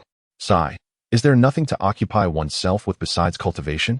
Wang Feng gazed at the stark emptiness of the room, lamenting the lack of aesthetic appreciation. Seated upon a chair, he took a few sips from a bottle of courage to conquer heaven, purchased with his source points. Alas, it was rather lackluster. The alcohol's potency was disappointingly low, devoid of any thrill. System, could you discreetly introduce some stronger spirits into the marketplace? Wang Feng mused. Feeling exasperated with the marketplace that perpetually occupied a refreshed slot with the Panga blood essence, he suspected this was a deliberate act by the system. Beep. 100-year peach blossom brew, 5,000 source points. 1,000-year peach blossom brew, 10,000 source points. Which would you prefer? To his surprise, the system did not chastise him, but instead began to present the merchandise. Such exorbitant prices? I suppose I shall opt for the 100-year brew. Wang Feng glanced at the panel displaying over 4 million source points, considering the additional 5,000 a trivial expense. Beep, a service fee of 10,000 has been deducted. The marketplace has been refreshed. What the? Wang Feng cursed under his breath, while the system responded with a chuckle. How infuriating, he muttered. Yet he ultimately made the purchase. After all, with the fee already incurred, it would be unwise not to buy. Please mask the scent, he instructed. Having spent the requisite amount, surely, one must not remain idle. All right. Fortunately, the system provided an additional service, which eased Wang Feng's spirit somewhat. Upon extracting the brew, he was immediately enveloped by a fragrant wave that invigorated his senses. How delightful! Wang Feng eagerly uncorked the bottle, unable to resist indulging in the aroma. He poured cup after cup, having no intention of suppressing the effects of the alcohol. It was fortuitous that he could continue to feign sobriety while partaking, and perhaps even enhance his ruse. Gulp after gulp, he drank until he felt invigorated, ready to resume his act. He needed to find an opportunity to awaken. After all, remaining in this state indefinitely was not a viable solution. Suppressing the flush on his face, he leapt back onto the bed, closing his eyes and turning to face the ceiling. System, this 100-year peach blossom brew is truly delightful. Please keep an eye on me while I rest. With that, Wang Feng initiated his cultivation technique, the Chaos Overlord technique, while maintaining a sliver of consciousness to ensure his body remained still. You slumbering host, always sleeping. In truth, Wang Feng was not entirely asleep. It could best be described as a light slumber, as he needed to remain vigilant in his pretense. If discovered, his fate would be sealed. As the clock struck midnight, the surroundings were devoid of life, and he wondered when Jiang Hanqi would return. He decided to close his eyes and drift into sleep, retaining a fragment of his awareness. As he succumbed to slumber, he unwittingly allowed the effects of intoxication to rise within him. The last remnants of his consciousness dwindled to a mere fraction, barely sustaining his form. The Chaos Dominance Body technique coursed through his being, harmonizing with the essence of the alcohol, rendering Wang Feng into a deeper state of repose. Time slipped away unmeasured. Jiang Hanqi had long returned, seated cross-legged on a chair within the room, engrossed in her cultivation. After a period of practice, she paused, intending to check on Wang Feng's condition. Approaching the bedside, she beheld Wang Feng, his eyes gently closed, lost in contemplation of some unknown thought. In that moment, Jiang Hanqi noticed a subtle movement in his arm. Was he truly lost to the world, or was it merely an act? Observing this gesture, her suspicions rekindled. She stood by the bed, her gaze fixed intently upon him. Yet, Wang Feng remained still, as if the brief movement had been but a fleeting illusion. As Jiang Hanqi pondered these matters, Wang Feng stirred once more, his head tilting slightly to the left. Captivated, she raised an elegant brow, perplexed by the unfolding scene. Soon after, his head shifted again under her watchful gaze, his face now fully turned aside. The notion of a soul adrift was contradicted by this sudden movement, a disquieting sight in the stillness of the night. Nonetheless, Jiang Hanqi felt no apprehension. Her attention was wholly ensnared. "Stop pretending, awaken," she called out once more. But the only response was the tranquil air and the gentle whisper of the wind and snow outside. Chapter 97. A thrice blooming moment. The atmosphere in the room instantly became awkward as Jiang Hanqi noticed that Wang Feng remained silent and motionless. Had he truly lost his senses? She gently extended her fair and delicate hand towards his chin, preparing to realign his head. Upon touching his handsome face, she found herself momentarily taken aback, as a faint blush unexpectedly crept onto her cheeks. Just as she successfully adjusted Wang Feng's face, he, in a seemingly unconscious state, suddenly reached out to envelop her leaning form with his arms. Taken by surprise, Jiang Hanqi did not anticipate that the disoriented Wang Feng would take such an unexpected action. In an instant, she found herself drawn into his embrace. Her head nestled against his chest, and he instinctively propped his feet against her back. Once again, Jiang Hanqi found herself ensnared by Wang Feng, marking a third occurrence, once in the southern domain, once in the central state, and now in the northern frontier. Bound within his embrace, she unleashed the full extent of her cultivation at the 9th level of the spirit formation realm. Yet, Wang Feng held a significant advantage over her, despite the reality of their difference being merely a minor realm. In every aspect, Wang Feng surpassed her capabilities. Thus, escape was futile, and even her cold sword remained out of reach. As for the sacred artifact, Jiang Hanqi reassured herself with a thought. This deceiver's life was not worth the heavy price of her injuries. Despite her struggles, she found herself firmly locked in Wang Feng's grasp. After exhausting all her efforts to break free, she resigned herself to her fate, growing accustomed to the situation. However, this time, an unsettling feeling gnawed at her. Being ensnared by a trickster who had deceived her throughout their journey was indeed disconcerting. Had he truly lost his mind? Or was he merely toying with her? With a furrowed brow and a hesitant tone, Jiang Hanqi pondered Wang Feng's intentions, yet refrained from further struggles. They would only serve to vex her further. Aside from her own musings, the surrounding silence was palpable, and doubt began to creep into her mind. She realized that her inherent suspicion was intensifying. Every movement of Wang Feng felt insincere. Though she had glimpsed into his sea of consciousness, an unsettling sense of something amiss lingered in her heart, yet she could not pinpoint the source. Was this a natural instinct of his being, or did he treat everyone this way? Reflecting on their time in the village, she knew he had not behaved in such a manner then. What could be the reason? Had he genuinely lost his soul, or was this all an act? As Jiang Hanqi contemplated these thoughts, Wang Feng's eyes fluttered momentarily before settling back into calmness. "No, I merely took a brief slumber. How did Jiang Hanqi end up in my arms again?" The warmth of her neck and the fragrance of her skin sent a rush of blood coursing through him. What should I do? The system's voice resonated within Wang Feng's mind, reminding him of a past experience. "Host, you used to handle it this way. Just hold her tightly and never let go. If you do, you're doomed." This revelation led Wang Feng to a realization. Was it possible that Jiang Hanqi had inexplicably found herself in his embrace before? With this thought, he understood that he had been on autopilot in the past, but now he had to take control himself. Such tranquility was unfeasible. After all, the driving skills of the legendary driver from Qiuming Mountain could not allow him to pass the night in peace. System, was my driving skill proficient during autopilot? Autopilot? The system seemed perplexed by Wang Feng's inquiry. With a sigh of exasperation, he decided to be more straightforward. When I used to hold her while sleeping, was my movement substantial? Host, you wouldn't be thinking. Cough, cough. The movements were moderately frequent and of average scale. But let me caution you against any excessive actions like tearing clothes. The system hesitated momentarily, punctuating its words with a couple of coughs. Yet, when it mentioned average, a wicked smile crept across Wang Feng's face. Given his years of interaction with the system, he knew that average could hardly be taken at face value. As he contemplated the serene figure of Jiang Hanqi, who lay on top of him in deep meditation, he turned over, shifting from a frontal position to a side one. Jiang Hanqi's eyes flew open, and upon regaining her composure, She realized that although she was still immobilized, at least she was not pressed against this trickster. This brought her a modicum of comfort. Now, Jiang Hanqi lay on the inner side of the bed, while Wang Feng occupied the outer side. Their bodies were pressed closely together. Nay, rather, it was Jiang Hanqi who was firmly held by Wang Feng. Their faces were no more than 20 centimeters apart, and even a slight change in breath was palpable. With her right cheek resting on the pillow, she gazed at Wang Feng, observing him as he remained unchanged. To ensure her suspicions were unfounded, she delved into Wang Feng's spiritual realm, hoping to clarify her thoughts.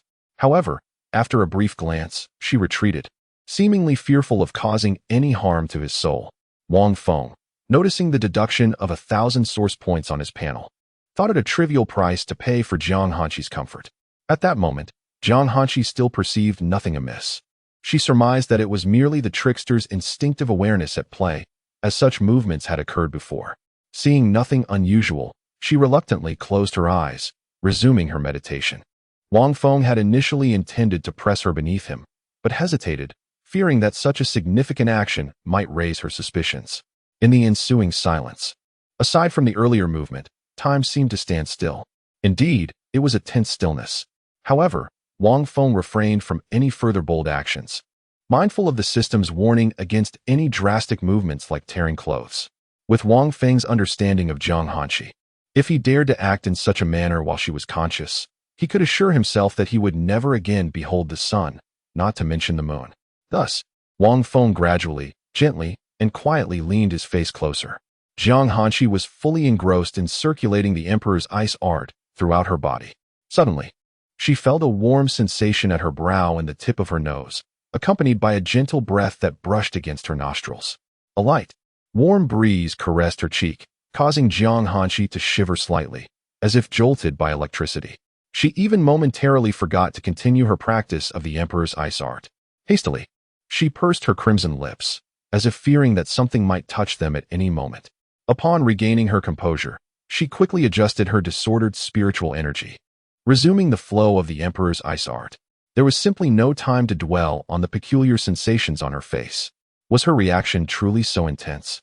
Wang Feng was somewhat astonished. He had only leaned in, yet Jiang Hanqi's response was far beyond his expectations. Should he withdraw? If he did not, would he face repercussions tomorrow? However, this thought was swiftly dismissed by Wang Feng. Moving away now would be akin to surrendering.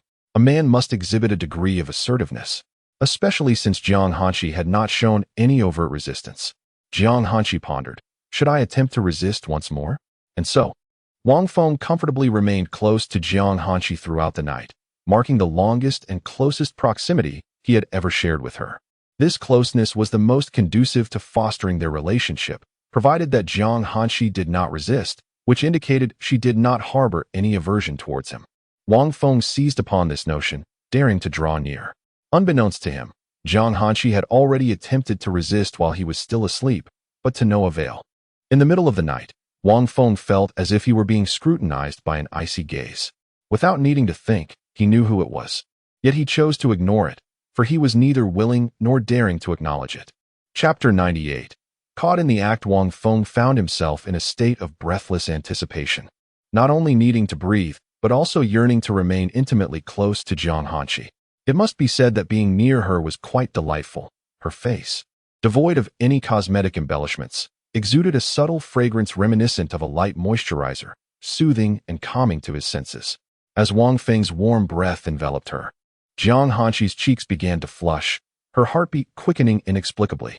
Despite possessing the ancient and frigid physique of the Tai Gu Ming Han, she felt an unusual warmth and heaviness while being embraced by Wang Feng. Attempting to create some distance, she gently shifted her head, only to find their foreheads and noses seemed inseparably linked, moving in unison with her efforts. After several futile attempts to separate, she ultimately surrendered, striving to ignore the warm exhalations brushing against her nostrils every few seconds. Thus, Jiang Hanqi remained ensnared in his embrace throughout the night, her peace disturbed by Wang Feng's heated breaths, until the arrival of the second elder the following morning. Knock, knock, knock. Palace Master, I require a moment of your time, echoed the voice of the second elder outside the door. A flicker of alarm crossed Jiang Hanqi's eyes. This was disastrous. Both she and Wang Feng silently gasped in unison. Wang Feng's dread stemmed from the inevitable consequences he would face, while Jiang Hanqi panicked at the thought of being so closely entwined with him. Throughout the night, she had contemplated disentangling herself from Wang Feng, yet his face seemed glued to hers. Now, with the second elder knocking, it felt as though they might be caught in a scandalous act, igniting her anxiety. However, Jiang Hanqi quickly regained her composure, devising a strategy. She realized she could utilize the second elder's presence to extricate herself from this predicament. With a clear conscience, she believed that as long as she remained steadfast, the elder would trust her intentions. "Come in," she uttered, her lips barely moving, her gaze fixed on Wang Feng, who lay with his eyes closed, barely 3 centimeters away. Creaking open, the door revealed the second elder, who entered with a smile that promptly vanished upon witnessing the scene before him. His fury was palpable. "Palace Master, what is the meaning of this?" he exclaimed, swiftly positioning himself before Jiang Hanqi and Wang Feng. Before Jiang Hanqi could utter a word, her form was suddenly flipped, leaving her arms empty. In that instant, her heart sank as Wang Feng was forcibly removed from her embrace and flung across the room. He felt the weightlessness as he flew out of the door, crashing onto the snow, rolling several times before coming to a halt. Listening to the elder's irate voice echoing from within, Wang Feng felt a twinge of guilt. Had he truly been caught in a compromising situation? "Palace Master, I had warned you that he would influence your cultivation." The second elder within the room was evidently irate, directing her frustration towards Jiang Hanqi. "This incident was unintentional and not my design." Jiang Hanqi appeared unfazed by the elder's voice, responding with a tone devoid of emotion. "Mistress, simply entrust him to us. Could you not devote yourself to your cultivation? I beseech you." The second elder was in despair. It had only been a short while since she last saw the mistress, and yet her heart seemed to have been ensnared. Just moments ago, the mistress had barely clasped a woman's hand a few times. Yet she remained entirely unresponsive to the man's close proximity, as if tacitly consenting. "I have reached the 9th tier of the spirit convergence realm. In due time, I shall break through," Jiang Hanqi stated, her voice remaining as icy as ever as she expressionlessly made her way towards the door. The second elder snapped back to reality, her expression brightening upon noticing Jiang Hanqi's revealed cultivation level, and she couldn't help but smile. Ignoring the elder behind her, Jiang Hanqi approached Wang Feng, who lay limply in the snow. Wang Feng dared not move, as snowflakes fell upon him, nearly burying him. Jiang Hanqi swiftly used her spiritual energy to blow away the frost accumulating on him, then lifted him back into the warmth of the house. "Mistress, this young man." The second elder hesitated, having observed Wang Feng's expanding cultivation level. Now she finally believed the words of the third elder. This individual's admission into the Ice Palace would undoubtedly be beneficial, though the potential harm remained uncertain. If there were to be any detriment, it would be the risk of capturing the mistress's heart. His spirit had yet to return. A single remark from Jiang Hanqi rendered the second elder speechless. This insinuated that binding Jiang Hanqi was not the young man's intention, nor was there some other motive at play. It was hardly conceivable that the mistress had approached him of her own accord. The second elder could not fathom the idea that the mistress would willingly attach herself to him. "He surpassed me slightly in cultivation and possessed equal aptitude. Naturally, I could not break free from his grasp." To dispel the second elder's doubts, Jiang Hanqi offered another brief explanation. "What do you require of me?" Jiang Hanqi placed Wang Feng back onto the bed and interrupted the elder as she mentioned the word face. She then turned, slightly furrowing her brows as she regarded the elder, who promptly fell silent. Now that there was nothing further, she had initially come to ascertain the young man's cultivation level, which she had now learned. Jiang Hanqi replied nonchalantly, before seating herself gracefully on a chair. "Is there anything else?" Noticing that the second elder continued to gaze at Wang Feng, Jiang Hanqi spoke again, the implication clear. It was time for her to depart. "Mistress, think carefully. In matters of the heart, I hope you will tread lightly. I shall take my leave now," the venerable elder once again urged. Having counseled Jiang Hanqi countless times over the past few days, had it not been for his exceptional talent, they would have long sought an opportunity to eliminate him discreetly. Even if such an act would ultimately incur the wrath of the mistress, it would still be preferable to the risk of her abduction. On an uneventful day, as night fell, Jiang Hanqi ventured out once more, the purpose of which remained a mystery. Wang Feng finally seized the opportunity to stretch his limbs, retrieving the unfinished bottle of century-old peach blossom wine to indulge once again. However, this time, upon feeling the intoxicating effects, he deliberately subdued the inebriation, for he knew that otherwise, trouble would surely ensue. Just as Wang Feng was about to close his eyes in feigned slumber, the door creaked open, and the system's voice followed with astonishment. "Dog host, she is not your wife. Wake up." Huh. A jolt of surprise coursed through Wang Feng. If it was not Jiang Hanshi, then who could it be? One of those three meddlesome women? He opened his eyes but dared not focus, opting instead for a vacant gaze. This would allow him to discern the identity of the visitor. As soon as she approached, he would catch a glimpse of the information with a mere sidelong glance. Two tigers, running swiftly. Chapter 99. Am I pretending? Two tigers, running swiftly. An enchanting melody resonated, and to Wang Feng's astonishment, someone was exchanging secret signals with him, albeit in a hushed tone, as if fearful of being discovered. What? Wang Feng was stunned. Was that not a nursery rhyme from Blue Star? How had it found its way to the realm of cultivation? Despite his bewilderment, he immediately discerned that this individual must be a transmigrator. However, Wang Feng remained still, curious about the unfolding situation. Within the Ice Palace, she would presumably refrain from acting recklessly, for otherwise, she might find it impossible to leave. Yet, Wang Feng clutched the fortune card and the random weapon summoning card, ready to shatter both at the first sign of trouble. What? Is she not from my homeland? The melodious voice, tinged with confusion, drew closer to Wang Feng, coming directly before him. Upon meeting his gaze, she was suddenly startled, her heart racing. This person was not asleep. No. Upon regaining her composure, she realized that the figure on the bed had a vacant stare, resembling a lifeless being. Cold Condensation Moon Identity, Saintess of the Ice Palace, Transmigrator Realm. 9th layer of the Breaking Yuan Realm, Inherited Weapon. Frost Spirit Ice Spear, a Saintess of the Ice Palace. A Transmigrator? Good heavens. System, given her current state, are you certain she lacks a golden finger or a system of her own?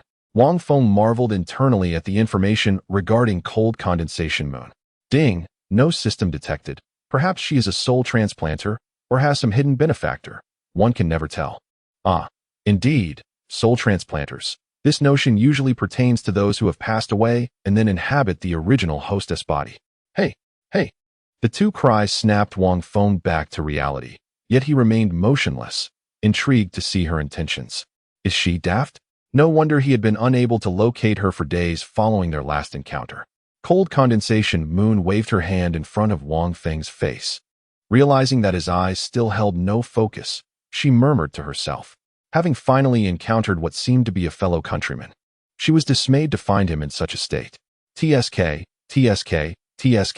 Could he possibly be the furnace brought back by the palace master? Cold Condensation Moon appeared to be conversing with Wang Feng, yet it felt more like she was talking to herself. This saintess evidently had a mind muddled with nonsense, though she looked quite lovely in a vague sort of way. Nonetheless, Wang Feng felt an urge to slap her. What furnace? That is my husband. Thank you very much. After a moment of silence with no response from Wang Feng, Cold Condensation Moon, in exasperation, swiftly employed her concealment technique to depart. System, look. This fellow countryman seems to wish to acknowledge me. Wang Feng chuckled softly to himself. Did she not know the adage about countrymen meeting each other, only to be betrayed? Ding! Such individuals typically are those who have transmigrated into their original bodies without experiencing hardships. Wang Feng refrained from contradicting the system, otherwise he wouldn't have dispatched so many transmigrators and reincarnators. As the night deepened into silence, just as Wang Feng resolved to keep his eyes open while resting, he heard the creaking of the door opening. This time, Jiang Hanshi has returned, clad in a flowing white dress, exuding an ethereal beauty amidst the snowy night. Upon entering the room, a tightness gripped her heart, prompting her to hasten towards the bed. Only when she saw Wang Feng lying there unscathed did she finally breathe a sigh of relief. Who has come? Jiang Hanshi's brows knitted slightly, as if inquiring of Wang Feng, though it also seemed she was speaking to herself. She had only stepped out for a brief moment, yet an unfamiliar presence lingered in the room. Without a doubt, someone had intruded. Moreover, it was a woman. Although she concealed herself well, Jiang Hanshi had still detected her. To breach the main palace required considerable skill, Thus, it was imperative for her to uncover the intruder, she mused inwardly. Noticing everything in the room was intact, Jiang Hanshi seated herself on a chair, lost in contemplation. As she flipped her hand, a small rattledrum appeared. On its surface, a girl's face bore a cold expression, endearing yet exuding an air of aloofness, while the boy's visage was vacant and dazed. Jiang Hanshi was momentarily taken aback, not expecting the small drum to change in accordance with Wang Feng's condition. This little drum holds significance, she pondered. It is said that there exists a method to awaken the oblivious, either by retrieving the object of their heart's desire or by uttering the words they long to hear. He had mentioned that this little drum could summon him at any time, though its truth remained uncertain. Grasping the drum, Jiang Hanshi softly approached the bedside. Wang Feng, with his unfocused gaze, remained unaware of her intentions, silently awaiting her next move. Thump, thump, thump. As the beats resonated, Wang Feng felt a tremor in his heart. Is Jiang Hanshi attempting to awaken him with that rattle drum? He too felt weary, contemplating whether to seize this opportunity to awaken. The rhythmic shaking of the little drum filled the room, and Wang Feng's closed eyes flickered. It works. Jiang Hanshi, upon noticing this, quickened her shaking. Thump, thump, thump. A series of prolonged beats reverberated throughout the chamber, causing Wang Feng's eyelids to quiver violently, on the brink of awakening. In a bid to appear convincing, he inhaled sharply, as if emerging from drowning, exhaling several breaths afterward. Where is this? Wang Feng surveyed his surroundings with a bewildered expression, as if grappling with amnesia. Fairy. He scanned the room until his gaze fell upon Jiang Hanshi, pausing momentarily before slowly uttering those two words. However, the latter part did not align with Jiang Hanshi's expectations. He only spoke the familiar initial words. Jiang Hanshi, still holding the now motionless rattle drum, furrowed her brows. Something about his demeanor seemed off. Who are you? Wang Feng's voice carried a hint of confusion, his expression questioning as he regarded Jiang Hanshi, seemingly oblivious to her identity. Indeed, to avoid Jiang Hanshi probing into matters regarding the storage ring and other issues, he resolved to feign amnesia. Jiang Hanshi furrowed her beautiful brows as she gazed at the amnesiac Wang Feng, and at that moment, her conviction that something was amiss with him deepened. No, he must be feigning. This was the first thought that crossed her mind. This deceiver. Jiang Hanshi found herself utterly perplexed as to whether this trickster was truly deceiving her or if he was genuinely lost. It was rather disheartening for someone who had lived for thousands of years to be unable to discern the authenticity of another person. However, it was undeniable that this trickster had indeed undergone a soul-searching by the esteemed Elder Santai and had lost his wits for a time. As for the notion of soul-searching, Jiang Hanshi had never even considered it. Generally, she refrained from delving into others' souls unless it involved information of utmost importance. Moreover, she was reluctant to invade another's essence, as such an act not only drained her own vitality, but also inflicted considerable harm on the one being searched. Still pretending? Jiang Hanshi's tone turned icily cold, leaving the person before her utterly bewildered. Pretending? What have I pretended? Did I? Wang Feng's expression shifted to one of displeasure and confusion as he regarded Jiang Hanshi, seemingly questioning her rationale. You do not remember me? Jiang Hanshi scrutinized the individual before her, whose demeanor appeared anything but feigned, causing her to doubt once more. Despite her skepticism, for reasons unknown, the fact that this trickster no longer recognized her left her feeling a peculiar heaviness in her heart. Chapter 100. What is this? Poison. Who are you? Although you possess an attractive appearance, you cannot slander me in this manner. Furthermore, where am I? Upon uttering these words, Wang Feng attempted to rise from the bed, feigning a move toward the door. Given that Jiang Hanshi had spared his life on multiple occasions, it seemed they shared a certain emotional foundation. Clang. A chilling sword materialized against Wang Feng's neck, startling him profoundly. This time, he was genuinely frightened. Please, no need for such agitation. Let us converse calmly, he stammered, raising his hands as the cold blade pressed against his throat, his body frozen in place. Since he had to maintain the ruse, his demeanor and actions could remain as they had been previously. However, he must ensure that no memories related to Jiang Hanshi surfaced. Master, quickly eliminate him, please. The sword's voice attempted to continue, only to be abruptly silenced, evidently by Jiang Hanshi's intervention. Lie back down, she commanded coldly, and Wang Feng, compelled by her authority, complied without protest. Tell me, who are you? Jiang Hanshi was keen to discern the nature of his act, whether he was genuinely amnesiac or merely pretending. Yes. Who am I? At that moment, Wang Feng was struck with astonishment, realizing he had forgotten his own identity, which sent a wave of panic coursing through him. His movements became frantic and disjointed. Of course, he was acting. Where exactly is this? Jiang Hanshi's brow furrowed at his words, uncertain of their authenticity. This is the palace of 10,000 demons. Demon? You are a fiend. Wang Feng recoiled into the corner of the room, a sight that amused Jiang Hanshi, though she refrained from laughing. Since you claim to have lost your memory, how then do you know about demons and righteousness? Cease your pretense. I offer you one final opportunity. Jiang Hanshi's laughter held no warmth, her demeanor exuding an icy aura that pressed heavily upon Wang Feng. He feigned panic and swiftly darted past her, making a break for the exit. Jiang Hanshi did not impede him, seemingly confident that he was already within her grasp. Unperturbed by his escape, she needed to ascertain whether this young man was truly feigning amnesia. Help! Wang Feng shouted as he burst outside, internally reveling in his clever charade. Jiang Hanshi's performance was rather convincing, echoing a hint of his own style. Help! He continued to cry out as he ran, deliberately refraining from employing any techniques or spiritual energy. If he was to maintain the guise of amnesia, he must convincingly portray someone who had forgotten most of his abilities. System, seal my physical realm. Ding, sealed successfully, can be extracted at any time, 1,000 fee deducted. How dare you? Wang Feng mentally cursed the system. It had never required a fee before, and now, everything came at a cost. Moreover, it is still a forced collection, without even a moment's inquiry. Suddenly, a gust of wind stirred, sweeping away a flurry of snowflakes, and in an instant, Jiang Hanshi appeared before him. Wang Feng, startled, stumbled backward, feigning a trip and collapsing onto the ground. With his cultivation realm sealed, his arm slipped from the wound, a sizable gash that bled profusely, staining the snow crimson. A flicker of turmoil arose in Jiang Hanshi's eyes, yet she suppressed it, determined to discern the truth behind this deceiver.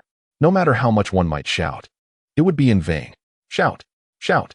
Wang Feng hastily called out, halting Jiang Hanshi, who was poised to advance. His demeanor remained irreverent. Was he truly acting, or was there authenticity in his performance? Please, do not kill me. I can do anything. Wang Feng pleaded, retreating on the ground, his bloodied hands betraying a sense of despair. Then I shall demand your demise. Will you comply? Jiang Hanshi's gaze turned frigid, enveloped by an aura of chill, as she uttered words that sent shivers through Wang Feng's being. No, just spare my life, and I promise to obey your every command. Wang Feng continued his retreat, his voice trembling, as Jiang Hanshi approached him step by step through the snow, observing his bloodied arm, gradually staining the snow beneath him. Alongside his panicked demeanor and despondent visage, she pondered, had he truly lost his memory? A flicker of doubt crossed Jiang Hanshi's heart. For Wang Feng indeed appeared to have forgotten, unable to summon even his physical prowess or spiritual energy. Otherwise, with the speed he once exhibited at the sword sect, he could have easily escaped her grasp. And what of his physical state? Why did a mere fall draw forth blood? Eat this. Jiang Hanshi retrieved a dark, glossy pill from her spiritual sea, causing Wang Feng's eyes to widen in shock. This is the revitalization pill. This elixir, meant for restoration, bore an uncanny resemblance to poison in Jiang Hanshi's hands. Very well, if you enjoy the theatrics, I shall indulge you in this performance to its fullest. No. Eat it, I command you. Wang Feng struggled to rise from the ground, trembling as he hesitantly accepted the pill. His eyes, rimmed with red, briefly met Jiang Hanshi's gaze before quickly averting. It was impossible to discern whether his tears or the snow were the source of his sorrow. Yet it was evident that the snow accounted for the vast majority. Consume it. Jiang Hanshi's cold command sent a jolt through Wang Feng, compelling him to tremble as he brought the pill to his lips. Yet, upon reaching his mouth, he hesitated, as if reluctant to ingest it. What is this? Wang Feng feigned ignorance, fear evident in his voice. Poison, Jiang Hanshi stated bluntly, causing Wang Feng's legs to weaken, and he sank back to the ground. Can I refuse to eat it? 3. Jiang Hanshi began to count once more, as if an ominous melody pressed relentlessly upon Wang Feng. Eat. I must eat. Wang Feng exclaimed, abruptly lifting the blood-stained elixir to his lips and swallowing it whole. Ultimately, he could no longer endure. His body collapsed weakly into the snow. Am I to die? Or to be treated like a dog? It seemed the weight of despair was too much for Wang Feng, as his eyes gradually fluttered shut, resembling the state of fainting. Jiang Huanqi couldn't help but let out a soft chuckle. It must be said that Wang Feng's expression of fear was rather endearing. Observing the wounds upon his hands healing gradually, she lifted him effortlessly and carried him back inside. As for the adjacent building, that pile of collapsed ruins remained untouched. In the deep of night, as the snow howled outside, an unusual stillness enveloped the room. Jiang Huanqi was seated, engrossed in her cultivation. Coupled with the surrounding array and the elixir she had ingested, waves of spiritual energy surged into her body. Meanwhile, Wang Feng's consciousness had already awakened. No, it would be more accurate to say that he had never truly lost consciousness. To feign a semblance of reality, Wang Feng suddenly sprang up, startling himself with a loud cry, flailing his arms as if he were trapped in a nightmare. Then, dazed, he lifted his hands to inspect them. The blood on his arms had long been wiped clean by Jiang Huanqi with a warm towel. The wounds had been completely healed by the rejuvenating elixir. As he shifted his gaze to survey his surroundings, a creeping sense of terror began to return to his eyes. Chapter 101. The slightly psychopathic Jiang Huanqi, please, spare me. Wang Feng pleaded, his tone tinged with bitterness. As Jiang Huanqi opened her enchanting eyes, capable of captivating one's very soul, he quickly averted his gaze. Unable to meet her stare. Reveal what you know, or I shall subject you to excruciating torment until your very bones are scorched. Jiang Huanqi spoke in an eerily calm manner, uttering the most terrifying of threats. Had Wang Feng been unaware, he might have easily fallen for her deception. I truly do not know who I am, nor do I comprehend where I am. All I recall is opening my eyes and seeing you. You mentioned evil, and instinctively I associated it with malevolence. Please, I beg you, I know nothing. Wang Feng's expression was on the verge of tears, leaning against the wall, embodying a mixture of fear and desperation. Jiang Huanqi raised an eyebrow, her suspicion deepening. So, he has forgotten even his own name? You do not know what you are called, yet you are aware of poison? Jiang Hanqi's words cut through the air, but who was Wang Feng? His deceit was not so easily unraveled. I do not know why. I only know that my heart instinctively recognizes what is harmful, Wang Feng stammered, trembling as he attempted to step off the bed. Yet, Jiang Hanqi's displeasure was palpable, causing him to retreat in fear. From now on, I shall be your master. Master? Wang Feng seemed momentarily taken aback, then spoke again. You won't treat me like a dog, will you? Why would I treat you like a dog? Jiang Hanqi's brow furrowed, clearly displeased by Wang Feng's insinuation. Her voice turned icy as she commanded, remember what you ingested earlier.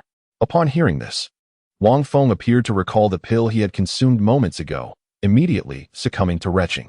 The sight, the posture, the expression, Jiang Hanqi feared he might vomit on her bed. Why? Why did you bring me here? Wang Feng's eyes glistened with unshed tears as he choked out his words, his inner actor coming to the forefront.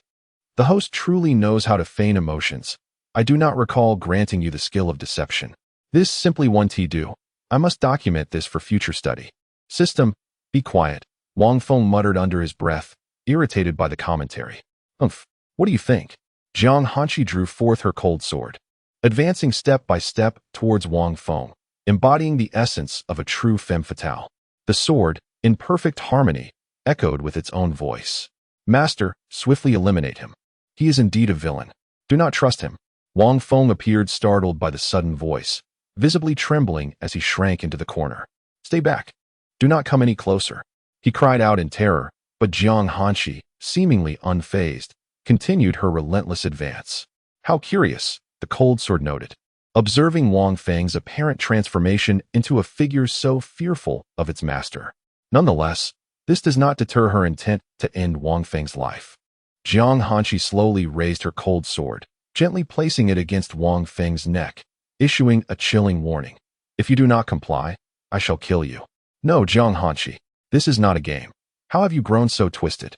Wang Feng pondered, feigning amnesia, yet she revealed her true nature, did she not? He was at a loss. How had he never noticed this side of Jiang Hanqi before? Previously, she was direct and lethal. Now, She seemed to control him like a malevolent cultivator. I will obey. I swear I will obey. Wang Feng trembled, raising his hands, casting a glance at the cold blade at his throat, aware that a mere inch could sever his carotid artery. Just kill him, master. If you cannot bring yourself to do it, release your hold over me. The cold sword remained firmly in Jiang Hanqi's grasp, immovable. Otherwise, it would have already plunged forward to end Wang Feng's life. You will be observed for 100 days. Then, you may come to me for an antidote. Jiang Hanqi's words were frigid, devoid of any hint of emotion. Ignoring the clamor of the cold sword, she sheathed it, then turned away, her white gown flowing like a celestial being. Yet this ethereal figure appeared to harbor a slight psychological disturbance, perhaps directed solely at Wang Feng. Very well. Wang Feng seemed to resign himself to his fate. His tone deflated, leaning against the wall, utterly drained. Have I gone too far? Jiang Hanqi mused silently, observing the scene before her.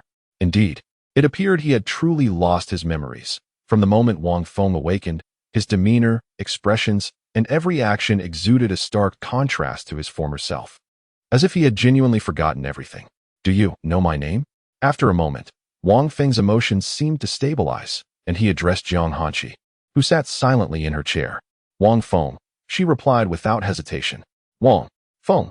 He gazed at her in bewilderment, as though just learning his name. Yes, Jiang Hanqi affirmed, her tone neither subservient nor arrogant, revealing no discernible emotion. Then, where exactly is this place? The Ice Palace. No. Is it not the Palace of 10,000 Demons? That is not for you to ponder. Jiang Hanqi's beautiful eyes lifted slightly, startling Wang Feng into silence, leaving him trembling and unwilling to speak further. He watched Jiang Hanqi, sitting on the bed, observing her practice throughout the entire night without a moment's rest. Yet, this did not affect him. His cultivation level remained quite high. When Jiang Hanqi opened her eyes at dawn, she found Wang Feng in a state between wakefulness and slumber, looking at her, as if he wished to sleep but dared not do so. Has he truly forgotten how to cultivate? Amidst her confusion, Jiang Hanqi pondered why she always observed him in slumber while cultivating, yet this time it appeared different. If you wish to sleep, then sleep, she declared suddenly, startling Wang Feng from his half-conscious state, causing him to open his eyes wide, momentarily stunned by the unexpected interruption. And no, I wouldn't dare. Wang Feng's tone betrayed a hint of trepidation, as if he feared that Jiang Hanqi were testing him, trembling as he uttered his reluctant denial. Ding.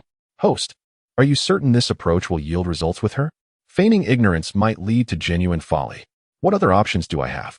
Am I to simply charge in without any prelude, only to be swept away by her in the end? Wang Feng mused within, contemplating the system's inquiries. He believed his strategy held merit, especially given that she appeared to harbor feelings for him, and this time, they had circumvented the issue of the resources disappearing from the storage ring. Was this not a dual victory? So, do you truly regard her merely as a task to be completed? After spending so much time together, do you not feel even a flicker of genuine affection for her? The system's voice bore an inexplicable emotional undertone, increasingly resembling a conversation between two individuals rather than a mere dialogue with an artificial entity. Chapter 102. So, do I really like Jiang Hanqi? Wang Feng was momentarily taken aback by the system's words and tone, his thoughts in disarray. In his 8th life, he had been slain by Jiang Hanqi, and in his 9th, his sole focus was on survival. He had never truly contemplated this question. When the system initially issued the strategy task, his motivation was purely to stay alive, and Jiang Hanqi was indeed beautiful, so succeeding in his endeavor would yield substantial rewards. As for whether he liked Jiang Hanqi, in his first 3 lives, his intentions were solely to possess her physically, which ultimately led to his demise. In the 4th, 5th, and 6th lives, he sought revenge while desiring her body, and he perished once more. By the 8th life, his singular aim was vengeance. He no longer cared for her body, only wishing to end Jiang Hanqi's life, yet he met his end again. However, in his 9th life, he finally began to appreciate the more admirable aspects of Jiang Hanqi, at least not engaging in fights at their first meetings as he had in the previous 8 lives. Jiang Hanqi was a person with a cold exterior but a warm heart, and as their relationship deepened, he found himself enjoying teasing her. If one were to consider the years he had spent in this world, Jiang Hanqi was the one with whom he had interacted over 9 lifetimes. How could he possibly harbor no feelings for her? So, did he truly like Jiang Hanqi? He was uncertain. Wang Feng responded to the system, equally perplexed. Let us not forget, he had been a perpetual bachelor for thousands of years. Feelings of liking were elusive and intangible, difficult to articulate. Suddenly, the sound of footsteps drew Wang Feng back to reality. He looked up to see Jiang Hanqi approaching him. Wang Feng fixed his gaze on her. His eyes no longer filled with the mischievous scrutiny of the past, but rather devoid of any emotion. Jiang Hanqi halted before him, her demeanor cool as she met his gaze. Although she felt somewhat uncomfortable under his scrutiny, she could not allow this trickster to perceive any weakness and forcefully suppressed her urge to look away. Sleep. Unexpectedly, upon reaching him, Jiang Hanqi uttered a single word, her tone cold and commanding. Wang Feng, lifting his head to meet her beautiful eyes, surprisingly refrained from making any teasing remarks. Instead, he simply nodded and obediently replied, "All right." Jiang Hanqi observed as Wang Feng lay down and closed his eyes, slightly raising an eyebrow, sensing an odd change in him. With a flick of her hand, the nearby blanket moved of its own accord, covering Wang Feng's body. He hesitated for a moment before complying and falling asleep.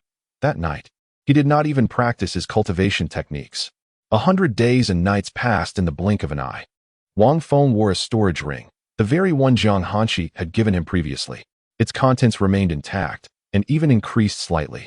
Under Jiang Hanqi's guidance, Wang Feng had also learned how to cultivate. With these resources at his disposal, he swiftly ascended to the third level of the spirit expansion realm. Having not left the depths of the ice palace during this time, the female disciples outside were on the verge of madness. Having waited so long without catching a glimpse of Wang Feng, they were beginning to think that the scoundrel had fled. Only one woman knew the truth, the holy maiden of the ice palace. She understood that the man had lost his senses. She wondered if he had awakened yet. Seated in a palace, Lung Mingyue took a delicate sip of tea, contemplating the situation.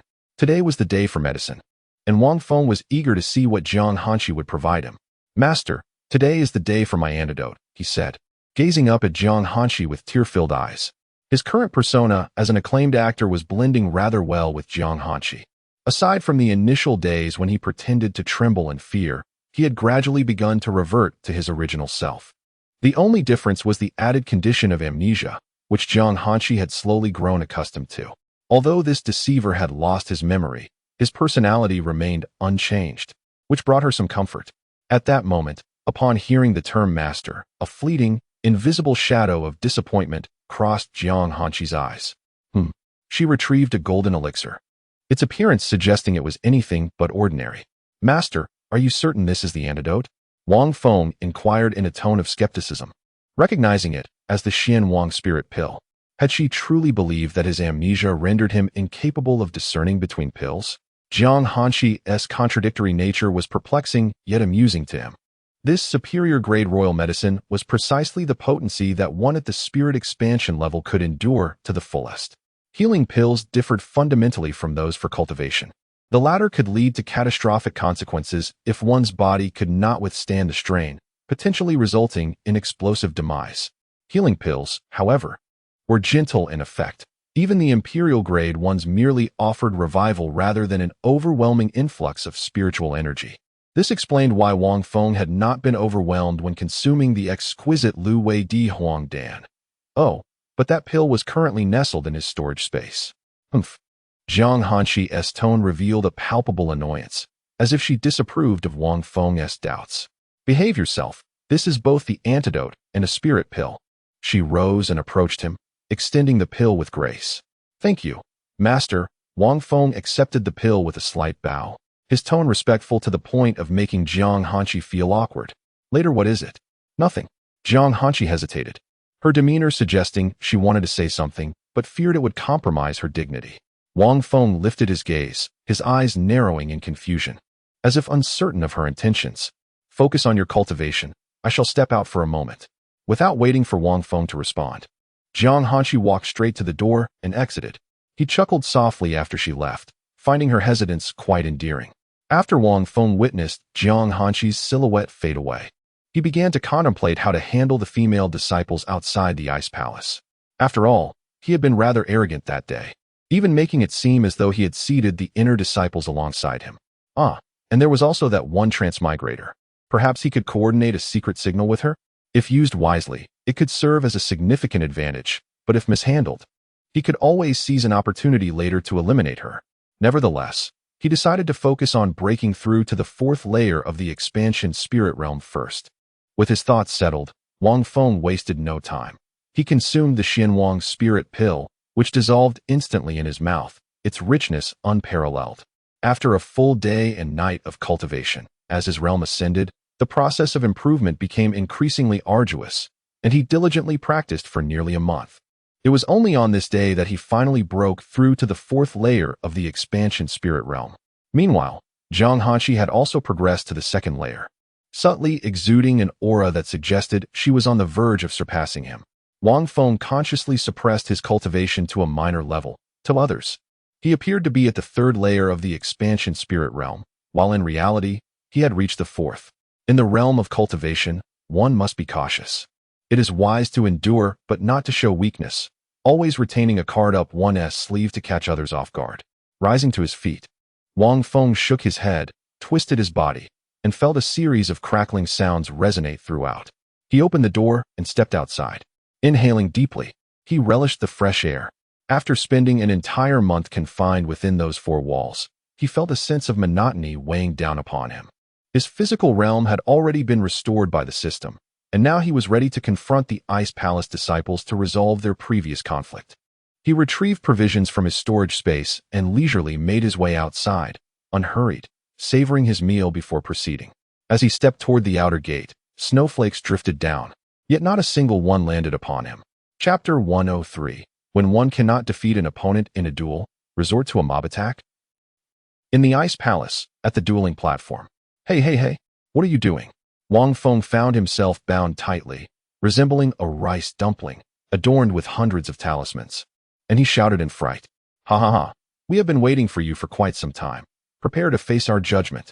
A group of female disciples, resembling ruffians, unceremoniously hurled Wang Feng towards the dueling platform. The talismans and other items on Wang Feng automatically flew back to their original places. No, what have I done to offend you? Wang Feng scrambled to his feet on the dueling platform, utterly bewildered. Trying to feign ignorance? Not a chance. The words echoed in unison from countless female disciples. Is there any way out of here? A statement from Wang Feng rendered the crowd silent. Indeed, it appeared there was no escape. Enough talk, let us take him down.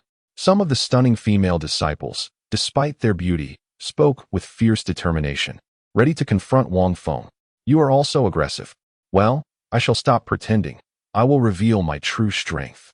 With a thunderous roar, Wang Feng unleashed the aura of a peak 9th level in the spirit binding realm. As for why he only displayed the peak 9th level of the spirit binding realm, it was primarily because he feared that if he revealed the strength of the expansion spirit realm, it would be bothersome should someone at the 9th level of that realm appear. This display was without reservation, and the faces of the female disciples contorted under the force of his aura. Following that, a surge of sword intent erupted from him, leaving the group of female disciples pale and aghast. Most of the female disciples present were in the spirit-binding realm, yet there were also many high-ranking inner disciples among them. Even the inner disciples could not conceal their astonishment. The concept of breaking through an entire major realm and 9 minor realms within just 100 days, what an astounding feat. In such a short span, he had ascended to the 9th level of the spirit-binding realm. Some of the more faint-hearted female disciples nearly lost control of themselves from the shock. In that instant, no one wise dared to challenge Wang Feng. Here, there was not a single fool. One must at least possess the capacity for thought to enter the Ice Palace. Wang Feng's aura subtly hinted at a potential breakthrough to the expansion spirit realm. In other words, that rascal was now at a half-step into the expansion spirit realm. Come, challenge me. Wang Feng's words were filled with arrogance as he stood on the platform, raising both hands, as if to provoke them. No, he was indeed provoking them. I can't take it anymore. I'm coming. A woman at the 9th level of the spirit-binding realm, sword down from above, sword drawn, directly aiming at the audacious Wang Feng on the platform. Wang Feng's gaze sharpened. He enveloped his fists with spiritual energy, and as his fists collided with the sword, his fingers turned iron-like. With a powerful stance, he unleashed a punch. Boom! A resounding explosion echoed. and the spot where Wang Feng struck even generated a visible shockwave in the air. Bang! The moment that punch met the sword's tip, the female disciple was instantly propelled backward by the force transmitted through the sword. The prowess of this magical artifact is truly remarkable. Just as the previous female disciple soared into the air, Wang Feng couldn't help but marvel at the incredible capabilities of the artifact when another challenger emerged. This new arrival, a female disciple at the pinnacle of the 9th layer of the spirit establishment realm, aimed her spear downwards towards Wang Feng. With a quick glance, Wang Feng deftly evaded the attack. An ambush, perhaps? He leaped aside to evade the descending spear, then executed a powerful kick, striking her with a resounding impact. The disciple could only raise her spear in defense, but the force of his kick sent her hurtling toward the edge of the arena, her feet carving a deep trench into the ground as she skidded to a halt. Come again, Wang Feng shouted, propelling himself like an arrow towards the female disciple at the arena's edge. Panicking, she raised her trembling hands, brandishing her spear to counter his onslaught. Wang Feng delivered a flying kick that sent her tumbling off the stage, where she was caught by those below, only to spit out a mouthful of blood. Such ferocity! The onlookers were filled with astonishment and fear. In truth, Wang Feng had shown considerable restraint. Given her cultivation level, that kick could have easily been fatal. I'll take my turn. Another female disciple ascended the stage, also at the pinnacle of the 9th layer of the spirit establishment realm, exuding a faint aura of impending breakthrough into the spirit expansion realm. You are far too arrogant, she declared as she unsheathed her dual blades with a swift motion. With a thunderous roar, she dashed towards Wang Feng. Not daring to underestimate her, he leapt into the air. The disciple, sensing the urgency, changed her approach, thrusting her dual blades downward towards him. Are you serious? Wang Feng exclaimed, though his movements remained steady as he descended. At the last moment, he kicked forcefully, sending her seemingly indomitable blades flying away. She had not anticipated his incredible strength, and her confidence evaporated in an instant. Wang Feng spun midair, delivering a palm strike towards her head. Her pupils dilated in shock, and as she prepared to dodge, the cold intensity of his gaze rendered her motionless. Just before impact, he halted his strike mere centimeters from her head, a sigh of relief escaping him. He had narrowly avoided delivering a fatal blow. Understanding her defeat, the female disciple gracefully descended alongside him, retrieving her dual blades from a distance before quietly exiting the stage. This time, she had not even managed to withstand 3 moves, seeming less formidable than the second disciple. In reality, had Wang Feng fought with full seriousness, none of them would have withstood even a single attack. Even Qing Shui, ranked 90 among the outer disciples, had fallen. The spectators gazed at the departing figure of their sister, their eyes widening in astonishment. This meant that Wang Feng had now ascended to the 90th rank among the outer disciples, though merely ranked 90th. It represented the elite 100 of the Ice Palace's outer sect, all extraordinary talents with the potential to reach realms beyond the Yuan San stage. The Ice Palace's structure dictates that individuals at the expansion spirit realm or below may cultivate within the outer gate, while only those who have attained the transformation spirit realm or above are permitted entry to the inner gate. Upon reaching the celestial origin realm, one may apply for the esteemed position of elder. It is evident that the remuneration associated with each rank increases in accordance with its elevation. Who? Wang Feng shouted from the stage, and at last, no one dared to approach. If no one challenges me, I shall take my leave. Do not return to confront me, for you truly cannot prevail. As he concluded, he shook his head, exuding an air of disdain toward them, and indeed, he looked down upon this group of younglings. Those present from the expansion spirit realm and beyond seethed with frustration. Were it not for the decree from the palace master and the grand elder prohibiting those above the expansion spirit realm from challenging him, they would have surged forward long ago. Damn it, have we no pride? Today, even if it means surrounding you, we shall teach you a lesson. A group of female disciples at the binding spirit realm nearly lost their composure, drawing their weapons and charging at Wang Feng. Such a lack of martial ethics. Wang Feng exclaimed, his eyes widening as he beheld the multitude of female disciples advancing upon him, prompting him to flee the stage in haste. How long could he withstand this battle of attrition? He could not resort to violence, for inevitably, he would be overwhelmed. You shameless harpies! If you cannot defeat me in one-on-one combat, resorting to a group assault, what is your dignity worth? As he ran, he continued to mock them, only inciting their pursuit further. Enough. Today, even if it costs us dearly, we shall deliver a beating to this rogue. As Wang Feng sprinted, a dark mass of female disciples surged behind him, some soaring through the air while others dashed along the ground, with even a few burrowing into the earth, a rather absurd sight. You disregard the rules. I shall inform my master. This cry gradually brought the pursuing disciples to a halt, as they indeed feared the consequences from the palace master. At that moment, a striking figure descended from the heavens, adorned with a white veiled hat. Wang Feng's face brightened upon seeing her. Chapter 104. Are we old flames in the outside world? Master, I was captured as soon as I emerged. I do not even know these women, yet they are intent on striking me. Wang Feng hurriedly ran behind the now-landed Jiang Hanshi, gently tugging at her sleeve, lamenting his plight. His pitiful demeanor almost caused the group of female disciples to falter, their faces flushed with embarrassment. The mess you created must be dealt with by you, Jiang Hanshi remarked, stepping aside and leaving Wang Feng standing in a daze. No, Jiang Hanshi, this is not how one plays. Wang Feng inwardly grumbled, seizing the opportunity while the female disciples were momentarily distracted to flee. Look, even the palace master cannot protect you. What options do you have left?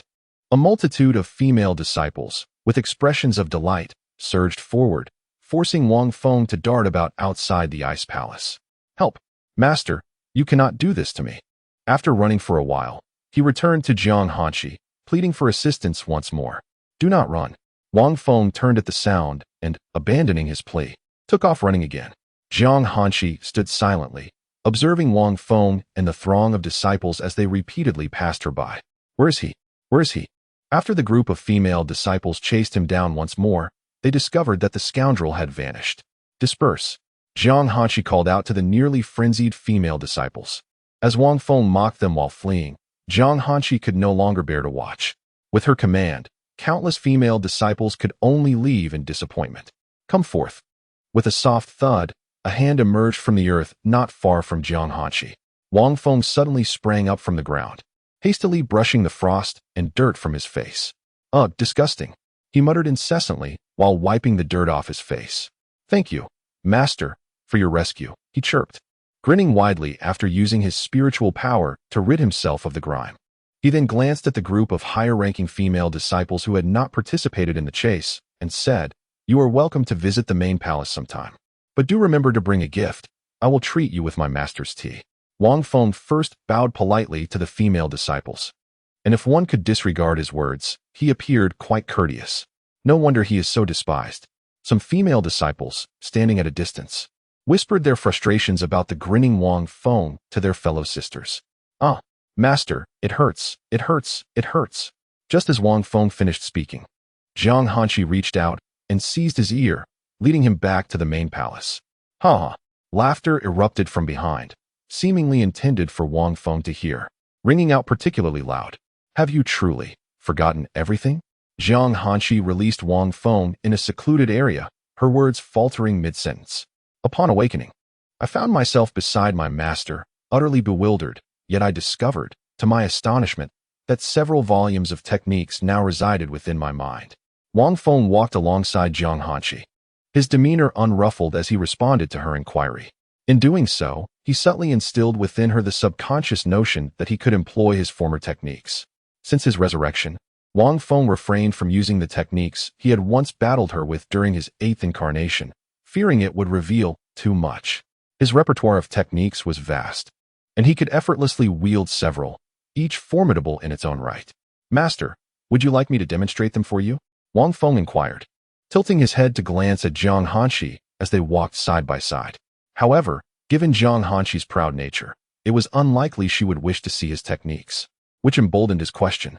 Yet, if she truly desired to see them, he had more than enough to share. No need, she replied coolly, neither probing into the specifics of his techniques nor expressing any desire for them. The two fell into a moment of silence, and sensing the atmosphere grow tranquil, Wang Feng broke it again, asking, Master, have I been here before?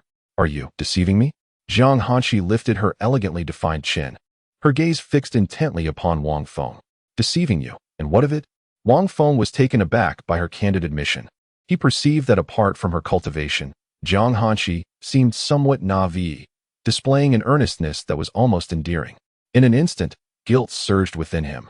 He had been misleading her, and he felt an overwhelming sense of remorse. Yet, there was little choice in the matter. His amnesia was not solely to deceive Jiang Hanshi, but also to outwit the three elderly matriarchs. After all, Jiang Hanshi had gifted him a storage ring filled with resources, which had vanished without a trace. If the three matriarchs were to learn of this, they would either imprison him or eliminate him to prevent any future threats. Wang Feng lamented his hasty actions regarding the resources within the storage ring, realizing he should have been more prudent. "So, Master, I surely wasn't brought here by you?" he queried, feigning ignorance despite his clarity of mind. "Sort of," was her cryptic reply. Wang Feng stood still for a moment, contemplating the implications of her words. Jiang Hanshi turned to return to the depths of the ice palace, not taking flight, but seemingly waiting for someone. However, that someone appeared to remain lost in thought, causing Jiang Hanshi to unconsciously slow her pace. Once Wang Feng regained his focus, he hurried to catch up with her, his heart lightened by her subtle actions. Noticing that the person she awaited had joined her, Jiang Hanshi resumed her normal pace. "Master, have we met before?" Wang Feng ventured. Jiang Hanshi replied nonchalantly. Wang Feng covered his mouth, as if struck by a sudden realization, his expression one of incredulity. "Are we not on good terms?" Jiang Hanshi chose silence in response to the question, continuing to listen to the incessant chatter around her. "Is it so bad?" Hearing Wang Feng's uncertain voice, Jiang Hanshi remained uncommunicative, for she herself was uncertain about the nature of their relationship, whether it was good or bad. The very person she had supposedly killed 6 times now unexpectedly sat beside her, laughing and conversing amicably. Naturally, it was Wang Feng who was laughing. "Master, could it be that we are old acquaintances, which is why you brought me to the Ice Palace?" If Wang Feng were truly suffering from amnesia, he would never have uttered such words, yet he was not amnesiac. Jiang Hanshi turned her head, her features obscured by her hat. But Wang Feng needed no sight to discern her expression. Furrowed brows, a displeased countenance, and a cold gaze directed at him. Certainly, she was not smiling. After observing her for a moment, Jiang Hanshi averted her gaze once more, remaining silent and choosing not to engage with Wang Feng further, lest it cause her distress. The two proceeded deeper into the ice palace, with Wang Feng incessantly whispering in Jiang Hanshi's ear. Throughout their journey, she refrained from speaking, quietly listening as an observer. Even though the inquiries were directed at her. Chapter 105. Xiang listened intently, yet Feng seemed hesitant to address him as master. "You resemble a celestial being," he mused inwardly. "And each time I behold you, I am compelled to call you my fairy sister." As Wang Feng uttered these words, his voice gradually dwindled, as if he feared that Jiang Hanshi might overhear him. The tone was perfectly modulated, neither too loud nor too soft, leaving one to ponder whether it was intentional or merely a slip of the tongue. Perhaps it was a deliberate faux pas, crafted to ensure that Jiang Hanshi could just catch the whisper. Upon hearing his words, Jiang Hanshi paused, standing still for a moment. Wang Feng noticed her halt and also came to a stop. Although she remained silent, her eyes, hidden beneath her hat, seemed to fixate intently on him. Wang Feng instinctively crossed his arms and took a couple of steps back, a flicker of fear evident in his demeanor. "Master, is something wrong?" he inquired. "Nothing," Jiang Hanshi replied, continuing her path, prompting Wang Feng to hastily follow her. The two of them made their way back to the courtyard, where Jiang Hanshi paused at the entrance. "You might consider following the voice within your heart. It could very well awaken some dormant memories," she suggested before entering. Her steps slightly flustered. With her back turned to Wang Feng, she settled into a meditative position to commence her training. Wang Feng's expression oscillated from shock to genuine delight. "Ha ha ha, Jiang Hanshi, you've let your true self slip, haven't you? It seems I must find the opportune moment to call you out." "Master, can I truly call you that?" he asked, his voice laden with uncertainty. Jiang Hanshi, with her eyes firmly shut, chose to ignore him. Yet, after a considerable duration, the anticipated voice within her remained silent. Jiang Hanshi attempted to dispel her inner turmoil and focused on her cultivation. Creaking softly, Wang Feng cautiously opened the door and stepped outside, where Jiang Hanshi was immersed in her training. Although she heard him, she remained silent, as it was not feasible to keep him confined forever. Once outside, Wang Feng was met with the crisp chill of the air his attire now replaced by a flowing white cloak. Inhaling the frosty atmosphere, he strode forward, eager to explore the current layout of the ice palace. As he wandered along the frigid pathways, each step left an imprint in the snow, leading him into a reverie of aimless exploration. Several female disciples passing by cast him sharp glances, but Wang Feng, undeterred, returned their glares with equal intensity.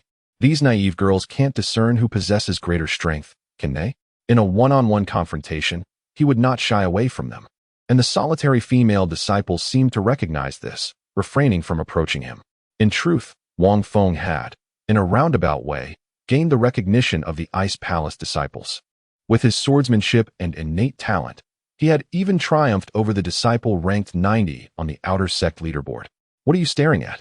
Do you dare to challenge me? He shot back at one of the female disciples, who appeared unconvinced, determined to maintain their mutual stare. Huh! Wang Feng scoffed dismissively, his tone dripping with disdain as he turned away, continuing his leisurely exploration, uninterested in further confrontation. As Wang Feng disregarded her, the female disciple behind him stomped her feet in frustration, unable to strike back. She was wary of the repercussions from the palace master and the elder, given that he was the palace master's favored disciple. Throughout his journey, Wang Feng encountered a series of glares from various female disciples. With each few steps he took, he was met with a piercing stare. If such looks could inflict harm, Wang Feng would have already collapsed in agony. The disciples of the Ice Palace possessed an innate chill, and paired with their eerie gazes, Wang Feng felt decidedly uncomfortable under their scrutiny. Are you all eager to defeat me and claim the royal artifact from the palace master? And then, upon realizing you cannot best me, you hesitate to step forward? Wang Feng's words struck a chord, causing some of the more prideful female disciples to avert their gaze in embarrassment. So, spare yourselves the futility. At present, I reign supreme in the spirit expansion realm. You may return to your pursuits. I am aware of my charm, but must you gaze upon me incessantly? I too can feel bashful. As he spoke, Wang Feng playfully covered his face, resembling a blushing maiden. This scene nearly caused the surrounding female disciples to swoon in disbelief. Enough of your theatrics. Who would wish to gaze upon your pitiful visage? A woman with a commanding presence and a hint of martial prowess stepped forward and addressed him. Observing her, Wang Feng noted she was at the pinnacle of the 9th layer of spirit expansion and deemed her a formidable presence. Following her words, the other female disciples resumed their activities, clearly indicating the high regard in which she was held within the Ice Palace. Do not be overly arrogant. It is wise to sleep with one's eyes open at night, she warned, turning her back to Wang Feng as she made a slicing motion across her throat, releasing a hint of her formidable aura. Thank you for the reminder, Wang Feng replied nonchalantly, leaving the woman momentarily speechless. Shouldn't he be quaking in fear? Wang Feng chuckled lightly, his innocent demeanor contrasting sharply with the ire he often provoked in those who had interacted with him, leaving them itching to deliver a few punches. The woman, recognizing the futility of further engagement to avoid an apoplectic fit, turned and departed. Why is she so fierce? Wang Feng pondered, watching her retreating figure. Jiang Hanshi is far superior, kind-hearted yet beautiful. He compared the two in his mind, finding the latter to be incomparable, before continuing his exploration. Wang Feng appeared to be familiarizing himself with the Ice Palace, which he indeed was. However, more importantly, he awaited a certain individual. Since that entity considered him a fellow townsman, upon noticing his awakening, it was only a matter of time before they sought him out. Sure enough, it wasn't long before a seemingly cold, yet somewhat graceful woman appeared before him. Wang Feng scrutinized her, slightly furrowing his brow, for although she was strikingly beautiful, there was an air of detachment that intrigued him. Her grace and beauty are merely slightly inferior to Jiang Hanshi. Yet, for reasons unknown, Wang Feng always senses that she lacks something compared to Jiang Hanshi, which feels rather peculiar. To put it simply, Wang Feng harbors little interest in her. However, he has come to realize that ever since he encountered Jiang Hanshi, other women appear to pale in comparison. In truth, those at the pinnacle of beauty among cultivators often seem equally enchanting to others, each possessing their unique merits.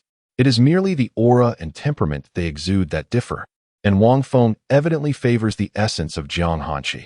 Regardless of how stunning other women may be, they fail to stir any significant emotions within him, and he finds it difficult to muster any enthusiasm. Strangely enough, his feelings towards Jiang Hanshi are entirely the opposite. Otherwise, he would not have had the experience of having his legs broken for attempting to steal her intimate garments. Although he claims it was a test of advanced movement techniques. To be honest, Wang Feng feels the prior reason holds more weight. He has even entertained the notion that some malevolent force might be at play. Nevertheless, such is the situation, and Wang Feng finds himself somewhat bewildered. Dear junior brother, having just arrived, do you require someone to guide you in familiarizing yourself with the layout of the palace? Chapter 106. The communication style of the clever junior brother as a newcomer. Do you require someone to guide you through the palace's layout? Cold did not immediately inquire whether Wang Feng was a time traveler. Senior sister, what is the customary etiquette for a first meeting? Wang Feng rubbed his fingers together, his intent unmistakable, which darkened Cold's expression. Reluctantly, she produced a storage pouch, fiddled with it for a moment, and finally handed it to Wang Feng. Will this suffice? Thank you, senior sister. Wang Feng unceremoniously accepted the pouch, bowed slightly, and then turned to leave. It was all about the art of allure and restraint. He must not allow himself to be ensnared in a passive position. Hey, why are you just taking it and leaving? Cold grasped Wang Feng's sleeve, halting his steps. Senior sister, do you have further matters to discuss? Wang Feng retracted his arm, shaking off her hold. Is this fellow a eunuch? How can he remain indifferent before a woman as ethereal as I? Cold could not help but scoff inwardly upon witnessing this scene. Junior brother, you truly are remarkable, single-handedly contending with a host of women. Though you are being driven away, in essence, you have already achieved a resounding victory. You are the first male disciple in the palace in countless years. I truly admire you. Senior sister, please speak your mind directly. Wang Feng's expression darkened. Her cryptic remarks were vexing, and she had unwittingly insulted him. He felt an urge to deliver a sharp retort to awaken her. May I have a moment of your time? Cold noticed the odd glances from passers-by and sought Wang Feng's consent. Very well. Wang Feng followed Cold to her sanctum, which was uniquely hers as the holy maiden. Once inside, she could no longer contain herself and exclaimed, "Two tigers, two tigers." Wang Feng's lips twitched in embarrassment at her unexpected declaration. Are you not the least bit embarrassed, sister? Run fast, run fast. Wang Feng, despite his jesting, played along with her code. He then found a seat for himself without hesitation, further affirming his identity as a time traveler. As to why he dared disclose this identity, it was precisely because he recognized Cold as the holy maiden of the Ice Palace. To have reached such a status, he believed she must possess considerable intelligence. Clever individuals have their own modes of communication. If he concealed his identity, Cold would likely dismiss him immediately. This would thwart his aspirations for resources, and she represented a powerful card in his hand, one that could prove immensely advantageous if played wisely. Cold's expression transformed with surprise as she exclaimed, "You are truly a fellow time traveler, just like me?" Hee, just joking. At the age of 1, I traversed realms. At 2, I tempered my body. By 3, I gathered spiritual energy. At 4, I became invincible in the mortal realm. At 5, I discovered the existence of cultivators in this world. At 6, I engaged in arduous cultivation. By 7, I ascended to the status of an emperor. At 8, I mastered the Ice Empress. And by 9... Stop. Is this an endless tale? Cold Condensing Moon hurriedly urged Wang Feng to cease. She still had numerous questions to ask. Wait, did you just say you mastered the Ice Empress? Did you really believe I was joking? Cold Condensing Moon was rendered speechless by Wang Feng. She had initially thought his first statement was merely a playful interjection. However, at 8 years old, how could that be possible? Yet, in the realm of cultivation, it was indeed feasible, albeit exceedingly rare. How long have you been traversing realms? Traversing realms? Wang Feng was momentarily bewildered. What sort of term was that? It refers to how long you have been in this realm since your arrival. Oh, not too long. Merely around 1,000 years, give or take. I am uncertain of the exact duration. Wang Feng waved his hand dismissively, casually responding to her inquiry, genuinely surprised that she had coined the term traversing age. So long. How have you survived for such a lengthy period at the 9th level of the spirit bonding realm? Upon hearing this, Wang Feng began to suspect that she might not be very astute. Why did she believe him so readily? He hesitantly inquired, You haven't left the Ice Palace since your arrival, have you?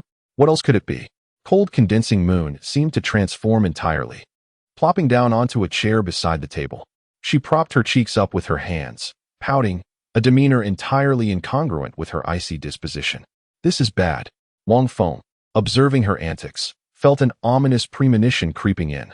Have you ever taken a life? Wang Feng posed another question, altering cold condensing moon's expression dramatically. Taking a life? That is against the law. Oh, but I forgot, this is not Blue Star. Cold condensing moon appeared to suddenly realize something, her countenance shifting to one of despondency.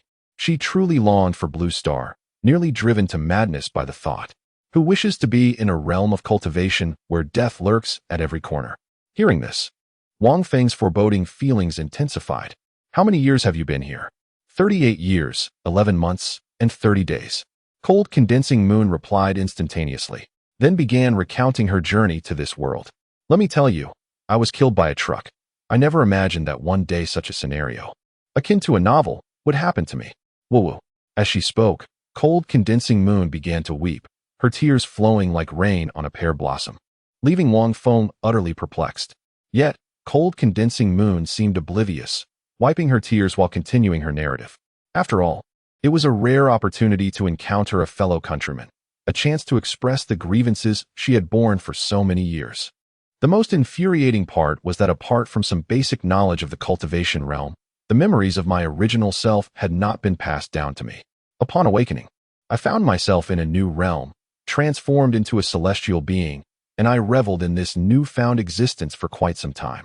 However, it was only when the Grand Elder discerned something amiss and began to probe the depths of my divine sea that I realized I had entered a world of cultivation. Fortunately, my soul seemed to belong to this body as if it were destined to inhabit it. The Grand Elder, having found no peculiarities, assumed that my hasty cultivation had somehow impaired my mind, and she rambled on endlessly. Wang Feng, silently listening by her side, ultimately drew a conclusion. Cold, a soul traversing, had not inherited all her memories, was the holy maiden of the Ice Palace, and possessed a soul compatibility of 100%. Since her reincarnation, she had not stepped foot outside the Ice Palace. Most importantly, she was rather foolish. Why, you may ask? Because she divulged the entirety of her past life and present existence to Wang Feng, leaving out only whether she had ever shared a room with a man. She even revealed her hidden cards to him, simply because he hailed from her home planet, Blue Star. It was as if she had laid bare her defenses to Wang Feng, yet he could not shake the suspicion that she might be deceiving him. His intuition was validated. Upon hearing her speak, he felt an unsettling dissonance. Thus, Wang Feng silently retracted his earlier thought. Intelligent individuals possess their own means of communication. Therefore, your current intention is to remain in the Ice Palace forever, is it? Chapter 107. I ask you, will you invest? So, your current intention is to remain in the Ice Palace forever, is it? Wang Feng's gaze towards her had shifted. What a clever person. What a fade. What else could it be? I have heard that the world of cultivation is fraught with peril, and the female disciples of the palace often recount the demons they have slain. When they share their tales, I can only strive to maintain the aloof demeanor they expect, silently smiling and nodding in response. Do you know? I truly find it exhausting to maintain this pretense. I am so weary, I long to perish. Wang Feng lifted his head and furrowed his brow, uttering a word he anticipated. I do not wish to die. I yearn to indulge in the delicacies of Blue Star. Woe is me. As she spoke, Lung Ningyue seemed to inexplicably dissolve into tears, her nose running. Oh dear sister, could you possibly refrain from crying? Wang Feng sighed, rubbing his forehead in exasperation. He was truly disheartened. He had thought her to be an astute individual, yet it appeared she was nothing more than a fool, an unbearable sight. Had the elders of the Ice Palace truly not noticed? Wang Feng pondered. Were those three old crones truly so muddled? Little did he know. The reason for Lung Ningyue's distress and fear lay in the scrutiny of the elders of the Ice Palace, her master, or perhaps other senior figures. She had lost count of how many times her sea of consciousness had been probed. The most significant instance was when the second elder had captured her and conducted a soul search, only to discover that her memories were blank. This revelation had finally eased the minds of the elders. It seemed that some unknown cause had impaired her memory, resulting in a fragmented soul, rendering her nearly unrecognizable. That soul search had left Lung Ningyue in a daze for several dozen days. The agony she endured was beyond description. She dared say that the experience was no less harrowing than the electric shock therapy employed by the Thunder King, perhaps even 100 times worse. After regaining her senses, she was consumed by fear, terrified that a moment's carelessness could lead to her demise. Do you know what lies beyond the realm of cultivation? Although Lung Ningyue dared not venture outside, she still harbored a yearning for the world beyond. She had grown weary of her years spent within the Ice Palace. What else could be done? Power is paramount. As long as you are strong, you can slay whomever you wish. Lung Ningyue gasped, though she had long been aware of this reality. I tell you, for someone as beautiful as you, should you falter in combat against an enemy, two fates await you. One need only imagine the outcomes. TSK, TSK, TSK. As Wang Feng spoke, he cast an ambiguous glance at her, causing Lung Ningyue to instinctively wrap her clothing tighter around herself. So, do you possess any special abilities? Wang Feng finally voiced the question that had lingered in his mind, a query that Lung Ningyue had yet to address. No, since I traversed here, aside from the identity and cultivation of the original owner, I have lost everything else. Wang Feng nodded thoughtfully upon hearing her words, sensing that she might be yet another unfortunate soul, or perhaps she was concealing something from him. If she were indeed hiding the truth, although he could not take action, it would undoubtedly not serve her well, so he hoped she would reflect carefully. Wang Feng's gaze sharpened, and he adopted a menacing tone to intimidate Lung Ningyue. If she had been feigning all along, then her depths were profound, posing a significant threat to him. Absolutely not. I swear by my Tao heart that upon my arrival in this realm, I have possessed no golden fingers or such advantages. To Wang Feng's surprise, Lung Ningyue boldly swore by her Tao heart, which alleviated some of his suspicions regarding her. Even if she had traversed to this realm, she likely remained a frog at the bottom of a well, having neither killed nor ventured beyond the Ice Palace. What growth could she possibly have achieved? Upon encountering him, an unfamiliar compatriot, she had disclosed everything without reservation. She resembled a female college student. No, according to her own narrative, she indeed was a college student. Should such an individual encounter a lawless transmigrator, she might unwittingly be deceived, willingly sacrificing herself and naively offering a trove of resources. Nevertheless, Lung Ningyue's prolonged stability was attributable to the Ice Palace. Wang Feng had witnessed the most tragic fate of a female transmigrator devoid of advantages, one who was captured and sold into such a wretched existence. To live in such a state was akin to enduring a fate worse than death. By the time Wang Feng rescued her, she had already lost her sanity. At her request, he delivered her a final blow. Have you ever disclosed your identity as a transmigrator? Wang Feng pondered for a moment before continuing his inquiry. No. When I observed myself being soul-searched, the elders could not extract any information, so I opted to remain silent. I have read some novels, and I am not that foolish. Lung Ningyue responded to Wang Feng's question, realizing that she had initially intended to interrogate him, yet the roles had subtly reversed. Indeed, you are quite clever. Wang Feng scratched his chin, regarding her with an expression akin to that of a fool, giving her a thumbs up. Feeling flattered by Wang Feng's praise, Lung Ningyue found herself somewhat elated. As long as you keep my identity as a transmigrator to yourself, it will be for the best. Otherwise, I am certain that the palace master and the elders will not act against me. However, you will undoubtedly suffer more than death. After speaking, Wang Feng quietly observed Lung Ningyue's reaction, uncertain of her true feelings. He was merely trying to intimidate her. I would not dare. Lung Ningyue promptly waved her hand, thinking that this rather handsome compatriot was anything but approachable, as he frequently resorted to threats. Can you perform any spells now? Do you possess ample resources? After a moment of silence, Wang Feng took a sip of his drink and posed the most critical question to Lung Ningyue. He now resembled a villain interrogating a prisoner, merely short of resorting to torture. However, this also cast a shadow over Wang Feng's heart, as he was previously unaware of how many times he had been outwitted by traversers. Although he had managed to turn the tables on them each time, the lingering effects had undoubtedly left an impression on his psyche. As for resources, they are adequate. My journey to this point has not been in vain. So, are you suggesting that upon your arrival, everything except your intellect has been on the rise? Wang Feng's words momentarily stunned Lung Ningyue, who had been on the verge of tears. She mused to herself about his peculiar manner of speaking. Just a bit more, she continued. I find myself in a tight spot financially at the moment. Invest some resources in me, and once I flourish, I shall elevate you as well. This was the true essence of Wang Feng's statement. The preceding remark was merely a formality. Didn't I just give you some? Lung Mingyue responded, bewildered that he was asking for resources again. Wasn't that a welcome gift? She exclaimed, nearly incensed enough to slap Wang Feng. Yet she was reluctant to lose the connection with a fellow villager. I currently have the protection of the palace master, my mentor. You pay a fee for protection, and I will shield you in return, which essentially means you two will be under the palace master's protection, understood? Upon hearing this, Lung Mingyue pondered thoughtfully, furrowing her brow in contemplation. Simply state whether you will invest or not. If you refuse, I shall not press you.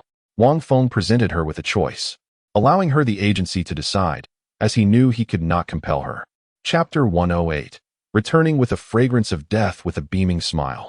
Wang Feng stepped out of the hall where Lung Mingyue resided, his storage space now brimming with an abundance of spirit stones and treasures. Meanwhile, within the confines of the Saintess Hall, Lung Mingyue was lost in thought. Wait a moment, I am the Saintess now, merely a step below the palace master. Even the inner disciples must show me the utmost respect. Realizing this, Lung Mingyue hurriedly pursued him, but Wang Feng had already made his escape, leaving her with a flushed face and a fit of anger. Ah well, consider it an additional layer of protection for my existence in the realm of cultivation. Though she attempted to reassure herself with this thought, a sense of loss lingered in her heart. 30 years ago, aside from the 8 arduous years spent under the scrutiny of the Divine Sea, she had ascended from the pinnacle of the 9th layer of the harmonious origin realm to the 9th layer of the breaking origin realm through her own diligent inquiries to the elders. Otherwise, her position as Saintess would not be as secure as it is now. Fortunately, the innate talent of her original self still resided within her. Otherwise, her plight would have been dire. The host is truly a fool, even deceiving such an ignorant girl. If the host ever has the chance to cultivate under the emperor again, the title of deceitful emperor shall be rightly yours. Wang Feng, on his way back, listened to the system's sarcastic remarks, feeling utterly speechless. Whatever, how could I possibly know if she was deceiving me? Never mind. Let's quickly convert all these items into source points. He instructed the system, and the gifts from Lung Mingyue had amassed over 1 million source points. His total count of source points now stood at 5,752,382. One must admit, Lung Mingyue's generosity was indeed astounding. Wang Feng resolved to revise his previous notion. Whoever said that fellow villagers shoot each other in the back? Now it's more like fellow villagers meeting each other with tearful eyes. Rest assured, if trouble arises, I've got your back. Wang Feng murmured silently to himself, though he often uttered this phrase every time he received something from others. It sounded almost like self-comfort, but indeed, he would step in when trouble struck, provided that the situation did not put his life at risk or was within his reach. Otherwise, he would be powerless. It was precisely for this reason that, in his 8th life, countless individuals sought to lend him resources but could not locate him. Unbeknownst to him, Wang Feng and the system had bickered their way back to his dwelling. Yet, before he could enter, the door creaked open with a squeak. Jiang Hanqi, while at the Ice Palace, had never favored wearing a hat, and for reasons unknown, perhaps it was simply her preference. Where have you been? Jiang Hanqi immediately accused him, her frigid demeanor catching Wang Feng off guard. I just went out to see what the palace was like. What's wrong? Wang Feng replied, somewhat bewildered, and the system wisely ceased its commentary in his mind. With a cold gaze, Jiang Hanqi stepped closer to Wang Feng, causing him to instinctively retreat 2 steps in fright. Master, your gaze is quite terrifying. Wang Feng stammered, his words faltering. Jiang Hanqi remained silent as she swiftly appeared before him. Feeling the identical aura of someone who had once stepped into this room, Jiang Hanqi spoke once more. Where have you been? I am right here in the palace, Wang Feng stammered. Upon hearing this, Jiang Hanqi seized Wang Feng by the collar and forcefully pulled him inside the room. The door was shut. Within the confines of the room, Jiang Hanqi's beautiful eyelashes nearly brushed against Wang Feng's face, causing him to feel a surge of unease. Master, what do you intend to do? Wang Feng, cornered against the wall, trembled in fear as he asked. In truth, he had deliberately acted this way, curious to see Jiang Hanqi's reaction upon returning with a trace of Lung Mingyue's essence, commonly referred to as courting death. To his surprise, her reaction was so intense that it inexplicably brought a small sense of joy to Wang Feng, even as he feared Jiang Hanqi's wrath. I shall ask you one last time. Where have you been? I truly was in the palace. No, I was also invited to my senior sister's abode. What is the matter? Jiang Hanqi's gaze hardened as she locked eyes with Wang Feng, seemingly attempting to uncover some truth hidden within his eyes. Which senior sister? Master, I do not know. When I see her again, I shall point her out to you. Wang Feng could only feign ignorance about Lung Mingyue, but her subsequent words left him utterly unprepared. Take me to her now. Jiang Hanqi's voice was cold and unyielding, akin to a command, as if she were determined to capture that vixen. Next time, perhaps? No, Jiang Hanqi replied with unwavering firmness, granting Wang Feng no opportunity for refusal. All right, fine. Wang Feng lowered his head, appearing somewhat guilty, unable to meet her gaze. This demeanor unexpectedly ignited a flicker of anger within Jiang Hanqi, though she forcefully suppressed it. Lead the way. Jiang Hanqi lifted Wang Feng, donned a white gauze hat, and strode to the door, flinging it open with a swift motion. The door creaked ominously, causing Wang Feng's heart to quiver involuntarily. This time, it was not pretense. While Jiang Hanqi seemed outwardly calm, her actions betrayed her true feelings. Wang Feng found himself recalling the furious visage of Jiang Hanqi from the previous 8 lifetimes. As he pondered, a chill ran down his spine. Mid-flight, Jiang Hanqi contemplated who might possess the means to enter the main palace. In truth, this was the genuine reason for her pursuit of that female disciple. Surely, this must be the true reason, Jiang Hanqi reassured herself. Meanwhile, seated in the Saintess Hall, Lung Mingyue leisurely sipped tea. Having spent the past 30 years in this languid manner, alternating between cultivation and idleness. Suddenly, the hall door was kicked open with a resounding crash, startling Lung Mingyue into drawing her life's weapon, the Hanliang ice spear. Who goes there? The cold and composed Lung Mingyue gazed intently at the palace gate, her voice laced with anger. Such blatant violence could not possibly be the doing of the elders. Stop right there. Wang Feng leaped into the scene, leaving Lung Mingyue momentarily bewildered by his abruptness, standing there at a loss. Following closely behind him was Jiang Hanqi. Although Lung Mingyue could not see Jiang Hanqi's countenance, she could distinctly sense the chill emanating from her. Palace Master. Lung Mingyue hastily sheathed her weapon and respectfully saluted Jiang Hanqi, her mind swirling with questions about the Palace Master's purpose for visiting. Why do you seek my disciple time and again? Jiang Hanqi stood beside Wang Feng, her gaze fixed coldly upon the Ice Palace's saintess, whom she had once recommended herself. It was no surprise that the saintess had gained entry into the main palace. With her status and the protection of her own secret techniques, it was indeed quite effortless. By merely feigning a desire to meet the Grand Elder or presenting her token, she could easily gain passage through the Ice Palace's female disciples, a privilege unique to the saintess. Lung Mingyue, momentarily stunned, assumed Jiang Hanqi was inquiring about her invitation to Wang Feng. Palace Master. I merely grew curious about the talents of the men permitted into the Ice Palace and invited him to sit as a guest. Has something transpired? She asked, her brow furrowed in confusion. She then stepped forward, gesturing for them to enter and take a seat, realizing that standing idly was not ideal. Jiang Hanqi regarded Lung Mingyue with a penetrating silence for a moment. Some days ago, I detected your presence in my chambers. What do you have to say in your defense? The words sent a tremor of fear through Lung Mingyue's heart, her mind racing in panic. What should I do? Could it be that I am to be subjected to soul searching once again? Chapter 109. The vinegar jar. If she has spilled, my lord, you must be mistaken, said the young lady, her brow furrowing in concern. Everyone in the palace knows that aside from my cultivation, I rarely venture out. Ling Mingyue could only force herself to maintain her composure, though her hands trembled slightly within her sleeves. Ahem, allow me to interject. It seems rather odd for us to stand here conversing. Let us take a seat inside. Wang Feng stepped forward, raising both hands to interrupt the escalating tension between the two women, and in that moment, he became the focal point of attention. Since you wish to enter, please do so first. Upon hearing this, Wang Feng froze, his hands still raised, as Jiang Hanqi's tone, though seemingly casual, held an underlying gravity. He gently lowered his hands, bowed his head, and retreated silently behind Jiang Hanqi, choosing not to speak further. This was both the first and the last time. Jiang Hanqi turned to leave, her meaning unmistakable. Thank you, my lord, Ling Mingyue murmured, bowing her head in gratitude, fully aware that this was a warning. Sweat beaded on her forehead. an indication of the overwhelming pressure Jiang Hanqi exerted. Not only was her cultivation unfathomable, but her words were also imbued with a chilling aura. Ling Ningyue truly feared that the palace master might delve into her soul.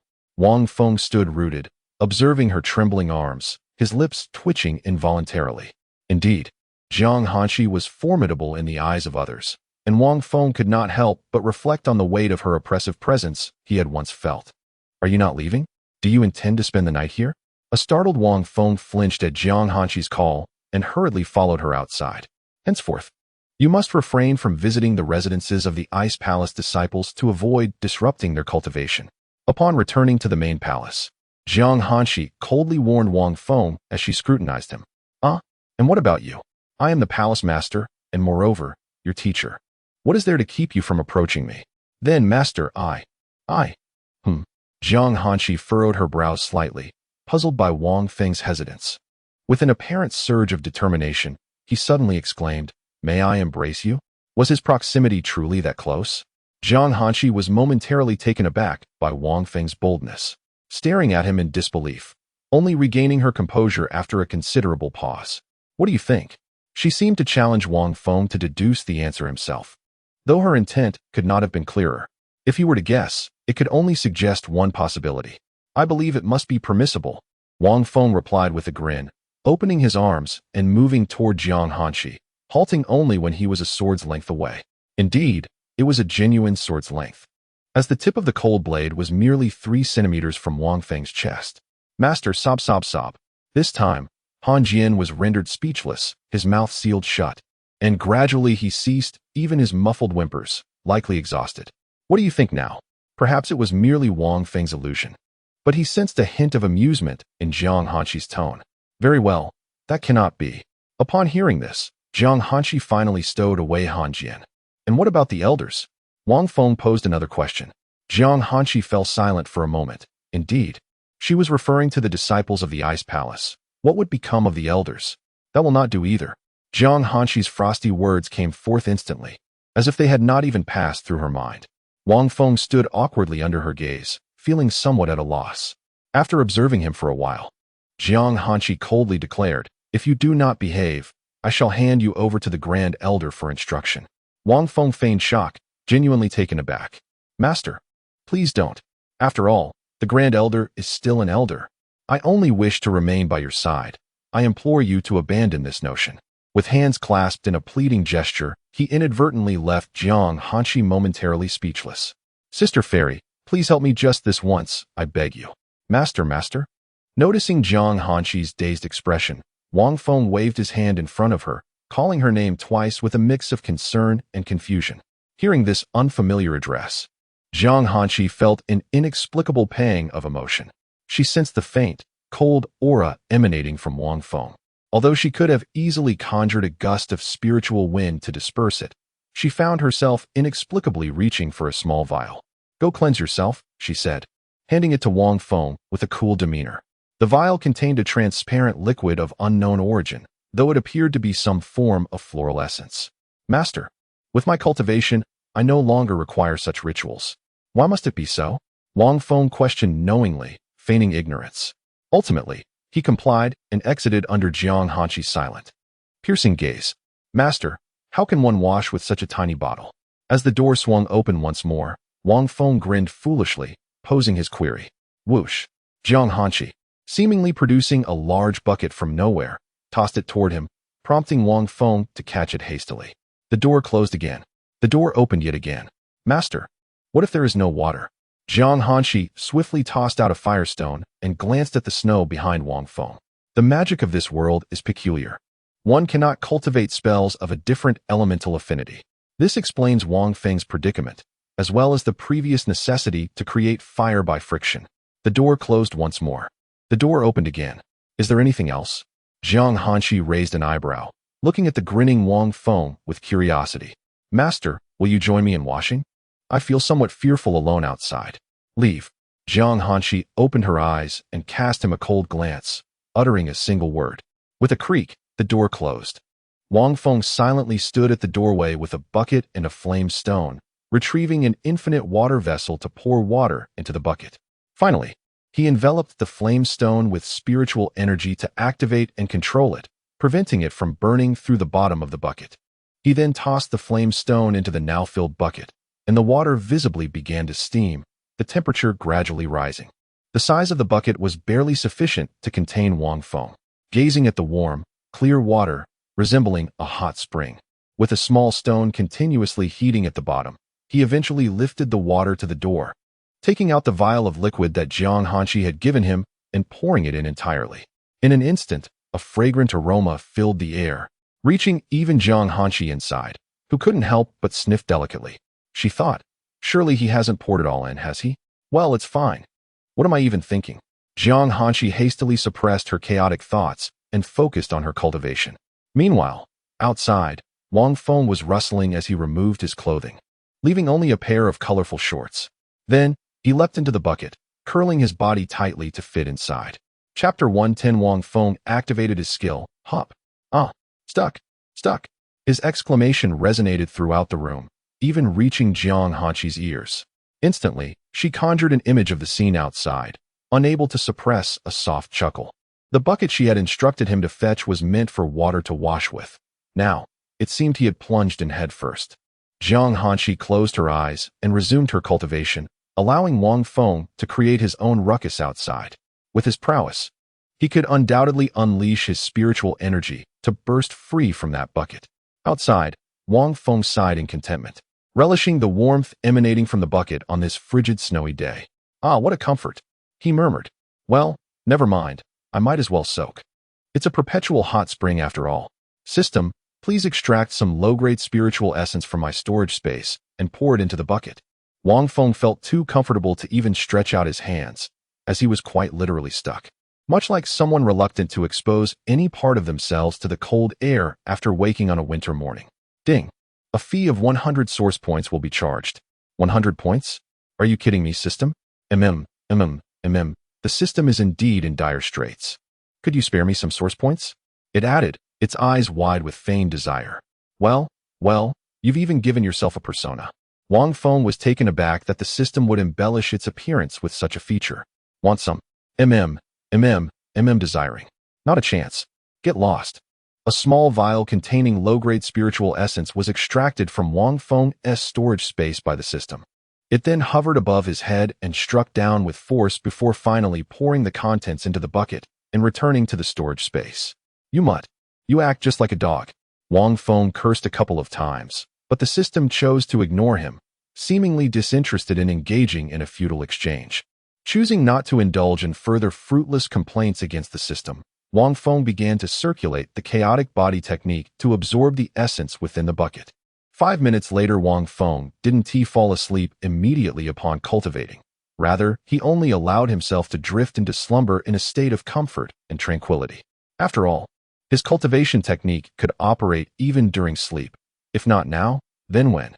As the chaotic body technique circulated, the spiritual essence and fragrant aroma from the bucket were entirely absorbed into Wang Feng's being.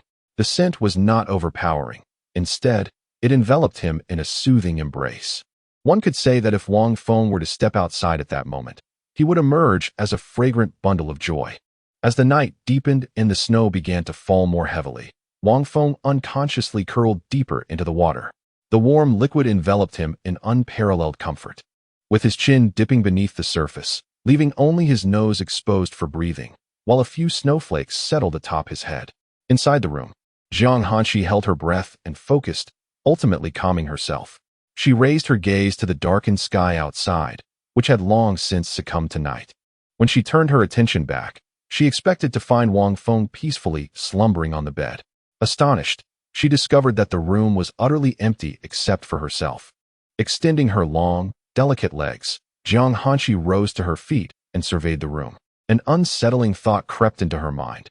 Couldn't he possibly have gone searching for that so-called saintess again? Could he? With this troubling notion, she strode towards the door, her steps quickening to the point where she nearly kicked the door open in her haste. They had explicitly agreed not to disturb each other's cultivation. Should he be caught, he would surely face severe consequences. Jiang Hanshi yanked the door open, ready to leave the ice palace in pursuit of Wang Feng. However, upon opening the door, she was momentarily taken aback. Lowering her gaze, she found Wang Feng firmly wedged within a tub, lost in contemplation. How on earth had he managed to get in there? Steam rose from the hot water in the frigid winter air, and Wang Feng appeared somewhat dazed, ensconced comfortably within the tub, a look of blissful contentment gracing his features. Realizing she had misjudged him, Jiang Hanshi hadn't anticipated that a simple wash could lead to him dozing off. She approached and gently crouched down, quietly observing Wang Feng's refined countenance. "Wake up," she murmured, extending her hand to softly poke his fair, unblemished face. To her dismay, he remained unresponsive. Ultimately, she submerged her hands into the water, but the limited space of the tub resulted in her hand colliding with Wang Feng's solid chest.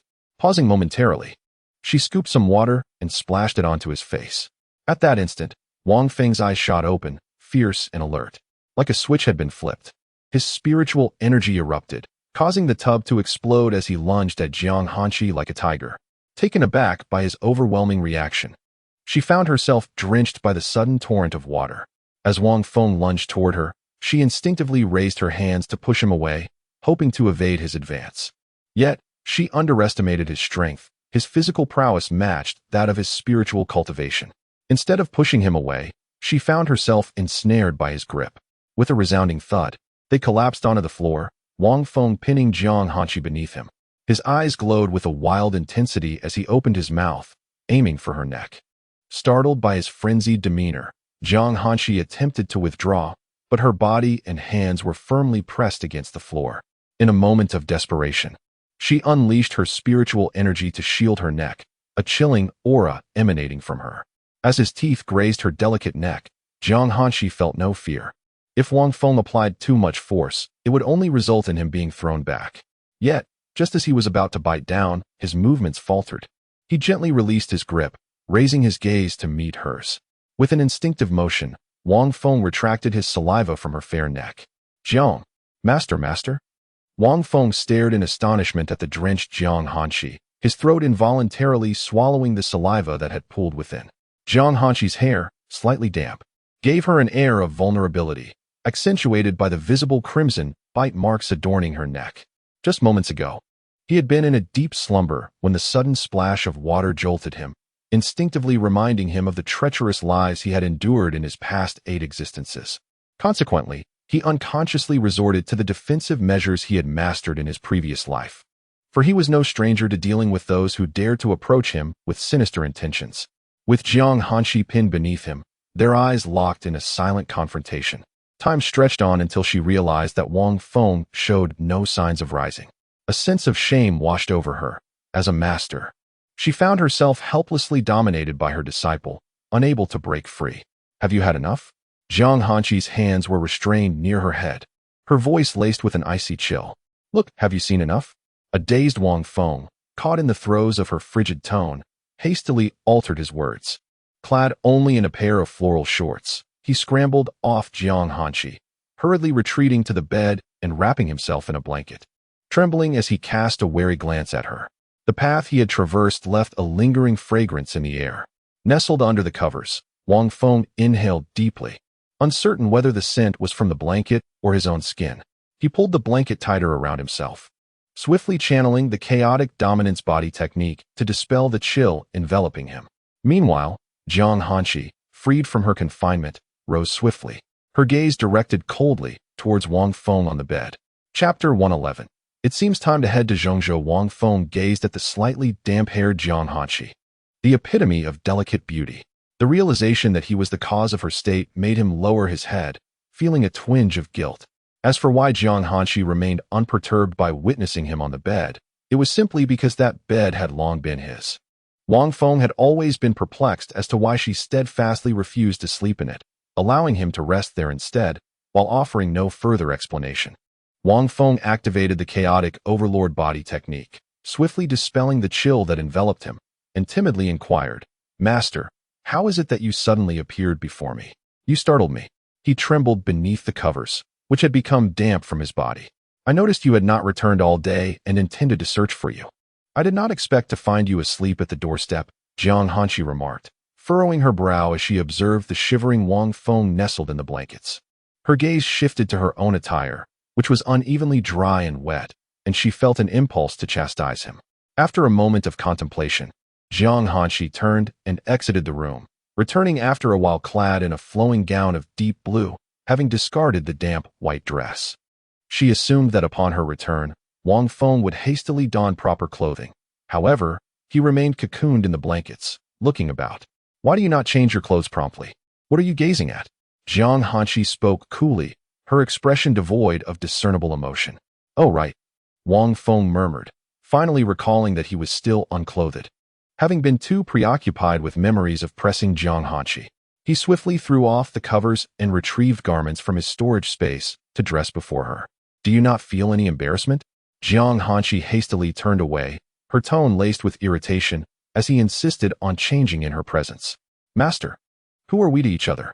We are like family, are we not? Even if you were to change in front of me, I would not experience the slightest emotional disturbance." "Family?" Observing the incredulous look in Jiang Hanshi's eyes, Wang Feng added, "Master, if you do not believe, be quiet." Before he could finish, Jiang Hanshi interrupted, as if anticipating his words. Wang Feng obediently closed his mouth and gingerly lay back down. Jiang Hanshi fixed him with a cool stare for a moment before silently turning to sit in a chair, closing her eyes in meditation. The atmosphere in the room grew tranquil as Wang Feng settled down to cultivate and prepare for sleep. "In a few days, you will need to visit the task pavilion to accept a mission and venture down the mountain for some training."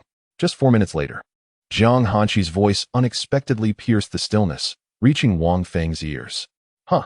Wang Feng's eyes widened as he turned to look at Jiang Hanshi. "This is the rule of the Ice Palace. Every individual who has attained the realm of spirit expansion must descend the mountain to undergo trials, addressing matters that the lower-ranked cultivators cannot manage." Jiang Hanshi, without opening her eyes, heard Wang Feng's puzzled inquiry and began to explain slowly. "Oh," Wang Feng responded. Yet his mind was already calculating the need to seek out the treasures of Zhongzhou. That night, Jiang Hanshi dared not approach Wang Feng, resulting in a night devoid of conversation. Days swiftly passed, occasionally interrupted by challenge letters from female disciples at the pinnacle of the 9th layer of the spirit-binding realm directed at Wang Feng. Today, in a bold display before a multitude, he jumped onto the challenge platform, leaving those female disciples utterly bewildered. "Ahem, senior sisters and junior sisters of the spirit-binding realm, come forth to the challenge platform." Wang Feng cleared his throat and, channeling his spiritual energy, shouted loudly. The sound reverberated within a limited range before spreading further. Soon, an innumerable crowd of female disciples had gathered below the platform, with even some intersect disciples coming to witness the spectacle. Observing that the crowd had sufficiently gathered, Wang Feng impatiently declared, "You spirit-binding cultivators, cease your challenges. It has become exceedingly tiresome. Junior brother, what fragrance do you use? It smells delightful." Someone shouted from the audience, likely a cultivator of spirit expansion or above, as all the spirit-binding disciples had been thoroughly offended by him. "Excuse me, can you refrain from interrupting while I speak?" Wang Feng retorted, frowning in annoyance. He was equally perplexed by the lingering scent on his body, despite the passage of days. It had not dissipated. What kind of floral liquid had Jiang Hanshi given him? This aroma was persistent enough that even the use of spiritual energy could not disperse it. Of course, there were methods to eliminate it, requiring some resources, but for merely a fragrance, it hardly seemed worthwhile. Moreover, Jiang Hanshi appeared to enjoy his fragrant presence. Otherwise, she would not have encouraged him to wash up. "Bring forth a first-layer spirit expansion cultivator. If you defeat me, I shall have my master bestow upon you a royal artifact." As soon as Wang Feng's words left his lips, the crowd erupted in excitement. He dared to challenge spirit expansion with a pinnacle spirit-binding cultivator? In an instant, many female disciples of spirit expansion, regardless of the veracity of his claim, leaped up to the platform. All right. Those who arrived first, please step aside." Wang Feng waved dismissively at the latecomers, eliciting a chorus of delightful sighs. "Come, strike me. Be careful, junior brother." While the spirit expansion female cultivator warned him, her hands showed no mercy. A massive halberd appeared in her grasp, startling Wang Feng. Was she truly that formidable? Ah! With a fierce shout, the female disciple unleashed her momentum, charging at Wang Feng in a flash, leaping high and striking down with ferocity. Wang Feng remained stationary, his aura surging dramatically. He lifted his hand, and instantly, his arm transformed into a sword, enveloped in a swirling intent, sharp beyond measure. With a resounding clash, sparks flew as her strike created a deep crater beneath Wang Feng's feet. Without giving the woman a chance to react, Wang Feng's figure flickered as he advanced with an imperceptible speed. In an instant, his hand transformed into a sword, poised perilously against the neck of the female disciple, who had not even had the opportunity to unleash her own skills before succumbing to defeat. Astonishingly swift, the female disciple stood frozen in place, aware that her cultivation level was indeed superior to Wang Feng's. Yet all she could perceive was a fleeting shadow before he materialized before her. Moreover, what arcane technique was this that allowed his hand to morph into a sword? And how could it withstand the force of her halberd? Both she and the other female disciples present were engulfed in a mixture of shock and confusion, as none could comprehend the nature of this mysterious art. A confrontation between the spirit-binding realm and the spirit-expansion realm, culminating in a single decisive blow? A wave of astonishment rippled through the audience, while only a few individuals of higher cultivation silently pondered the intricacies of Wang Feng's recent display of prowess. Wang Feng reverted his hand to its normal form, raised both hands, and, with a less arrogant demeanor, proclaimed, "I've warned you, do not trouble me again in the spirit-binding realm, or I shall make you regret it." With that, he leapt off the arena and proceeded towards the task pavilion, following the directions previously imparted by Jiang Hanshi, leaving behind a cacophony of chatter that gradually faded into the distance. Chapter 112. Descending the mountain. Third brother, you go guard the task pavilion. Wang Feng stroked his chin, his gaze fixed on the task board, lost in contemplation. All the tasks were from the northern region. How could he possibly venture to Zhongzhou? After some deliberation, he ultimately selected a mission to slay a fifth-tier snow demon of the expansion spirit realm and retrieve its heart. The reason for his choice was that this task had a lengthy timeline and fell well within his capabilities. As he tore down the task notice, the eyes of those around him immediately converged upon him, and someone ventured to offer advice. "Junior brother, do you truly believe you can handle this snow demon with your current cultivation?" A female disciple of the expansion spirit realm regarded Wang Feng, almost addressing him as junior sister out of habit from the Ice Palace. "Fear not, senior sister. I do not engage in battles without certainty. I possess a 99% assurance of success with this task." "Very well, junior brother. Allow me to pry a little. What kind of fragrance do you use?"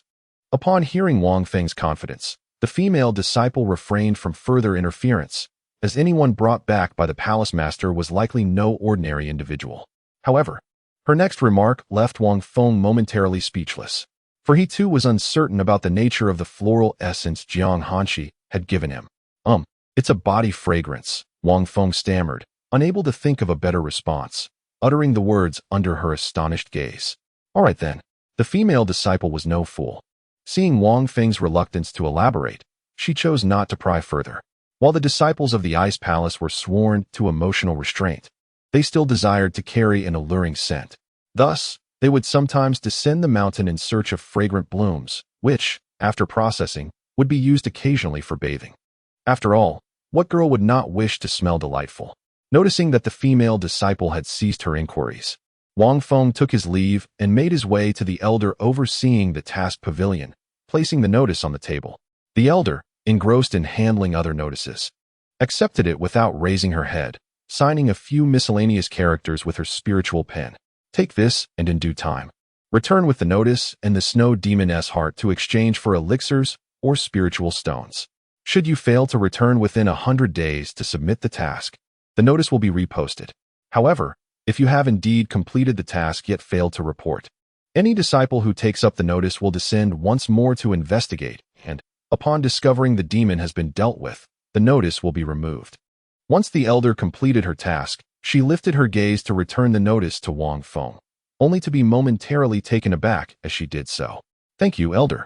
Wang Feng swiftly accepted the notice and departed without a backward glance, leaving the elder in a state of bewilderment, staring at his receding figure. "Wait, are you truly confident in completing this task with your current cultivation in the spirit-binding realm?" The elder finally reacted, her astonishment not stemming from Wang Feng's appearance, but the audacity of this young man attempting such a mission at his level. "I possess 99% assurance. Do not dissuade me. I shall return victorious." Wang Feng clutched the notice outside, snowflakes cascading upon his head, as if he were marching towards his doom. The female elder at the counter rolled her eyes, stating, "I did not advise you. I merely doubt your capabilities. Do not perish out there." Wang Feng twitched at the corner of his mouth, as the pleasant atmosphere was thoroughly disrupted by her. "How about we place a bet?" he suggested. According to the regulations, disciples of the Ice Palace are forbidden from gambling, or they would be confined to the cold prison for 3 days of reflection. Wang Feng replied, all right. Given the numerous ranking papers on your counter, I presume you are quite fatigued, unlike me, who enjoys freedom." As he spoke, he stretched lazily, chuckling and letting out a sigh. "Leave." Observing the elder's evident inclination to draw her weapon against him, Wang Feng hurriedly fled. After wandering through the Ice Palace for several days, Wang Feng had not done so in vain. He had at least familiarized himself with the locations of the main palace, the inner gate and the outer gate. It turned out the chaotic place he had stirred was the outer gate. The inner gate, however, was situated on the opposite side of the main palace, which he had yet to explore. Nevertheless, it was said that disciples of the inner gate are all elites, generally remaining secluded unless necessary for training, which explained why Wang Feng rarely encountered them. "Everyone, I am taking my leave. Do not linger." Some passing female disciples, or those heading towards the main gate, were startled by his sudden exclamation, wondering whose voice was so boisterous. "Junior brother, do not depart just yet. Let senior sister escort you."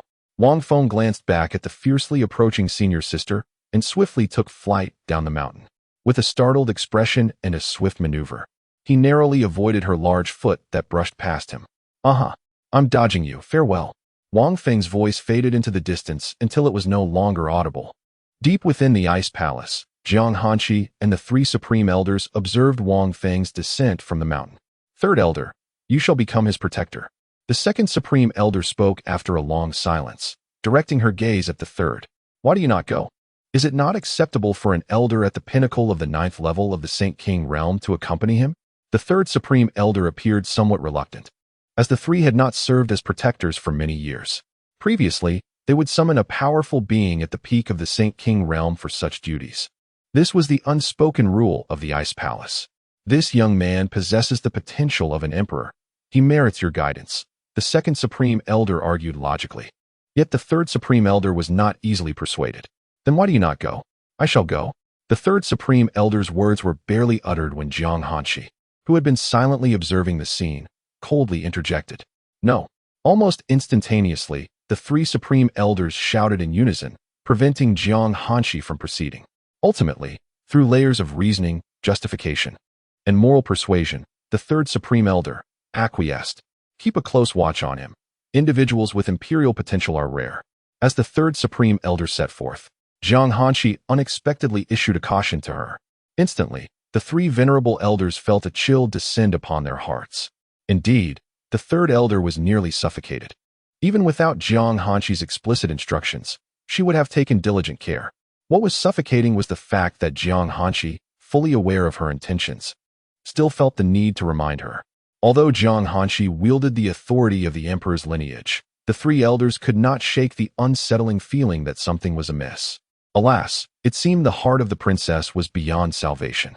After the third elder departed, the remaining 2 elders felt an unsettling tension and hurriedly urged Jiang Hanqi, saying, "It is time to return to the main palace. You must devote yourself to your cultivation." After a brief pause, Jiang Hanqi replied nonchalantly before turning to soar back to the main palace. The 2 elders glanced at the scene once more, and indeed, that troublesome young man's presence had vanished. Elder 2, the princess is becoming increasingly peculiar.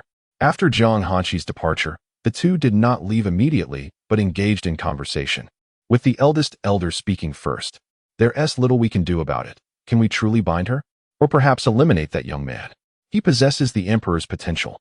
With a heavy sigh, Elder 2 echoed the sentiment, and soon Elder 1 joined in the lamentation. Chapter 113, Heartfelt Confessions. For days after Wang Feng descended the mountain, he found himself in a state of ennui, pondering the whereabouts of Jiang Hanqi. Surely she was immersed in her cultivation?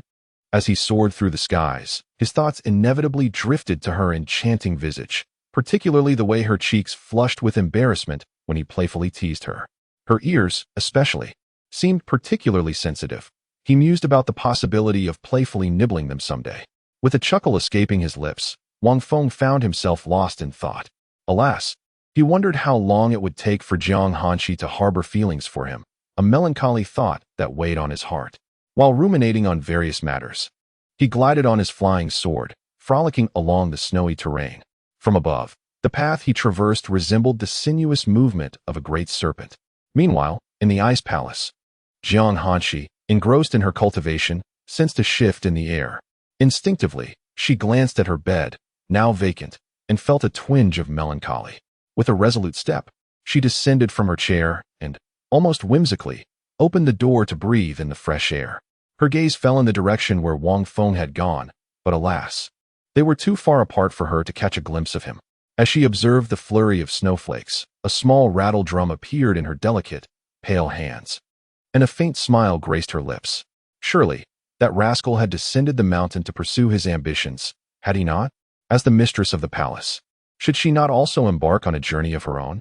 The thought crossed her mind as she toyed with the rattle drum, but she ultimately dismissed it with a shake of her head. Gently lifting her right hand, she tapped the cheerful figurine atop the drum twice with a finger before retreating to her mental sanctuary. Turning back to her chamber and settling into a meditative posture upon her bed. In a small town, Wang Feng followed the map provided, arriving at a quaint settlement near the Snow Demon Mountain. The most expedient place to gather information was undoubtedly the tavern.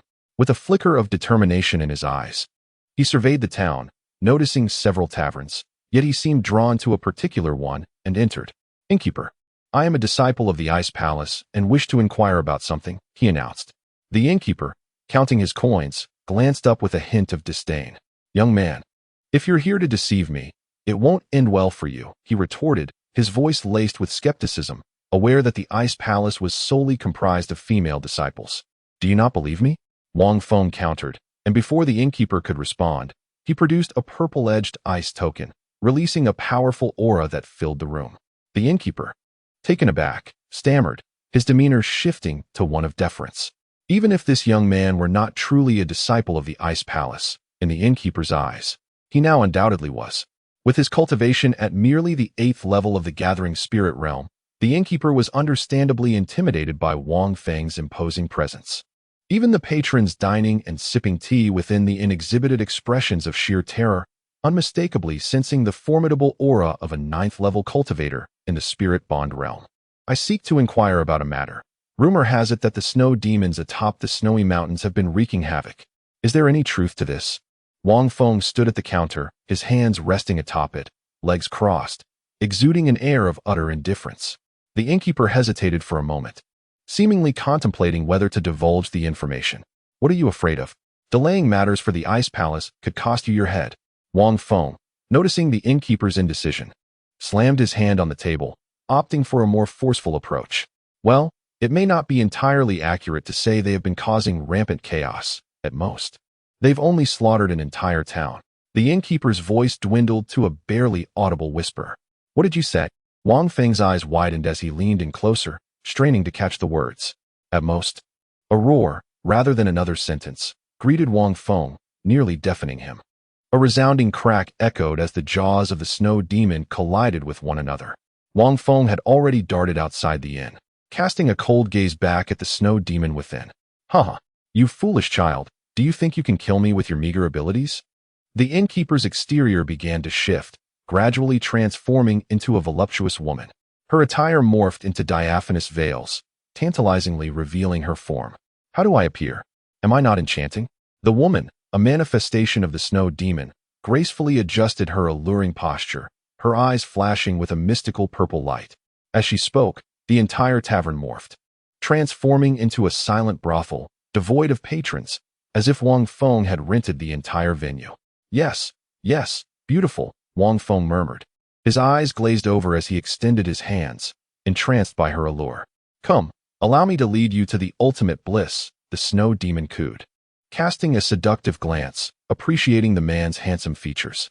"Let us grant him a death steeped in ecstasy, just right for siphoning his essence." Yes, Wang Feng replied, stepping closer, his eagerness palpable even before he made contact with her. "Brother wishes to share a heartfelt secret. Do you wish to listen, dear sister? Wang Feng chuckled foolishly, gesturing towards her chest as if measuring. What does brother wish to say?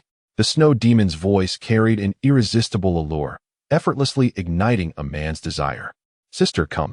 Just a little closer. Wang Feng gasped, his excitement unmistakable, prompting the snow demon to lean in, her body and ear drawing nearer. A ninth-level cultivator in the spirit bond realm could hardly hope to escape her enchanting spell, which was precisely why she felt so relaxed. A piercing sound resonated, causing the snow spirit's slit-like eyes to widen in astonishment as they fixated on Wang Feng. Meeting its gaze, Wang Feng, with clarity in his eyes and a playful smile upon his lips, inquired, Do you like it, dear sister? He, leaning closer to the snow spirit's ear. His words were nothing short of a dagger to the heart. Meanwhile, the hand that had pierced the snow spirit's heart continued to stir within its chest.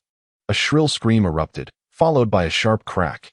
The blue, pulsating heart in Wang Feng's grasp was violently sent flying. You shall die? The snow spirit unleashed its full power, reaching the pinnacle of the ninth layer of the expansion realm. What the hell?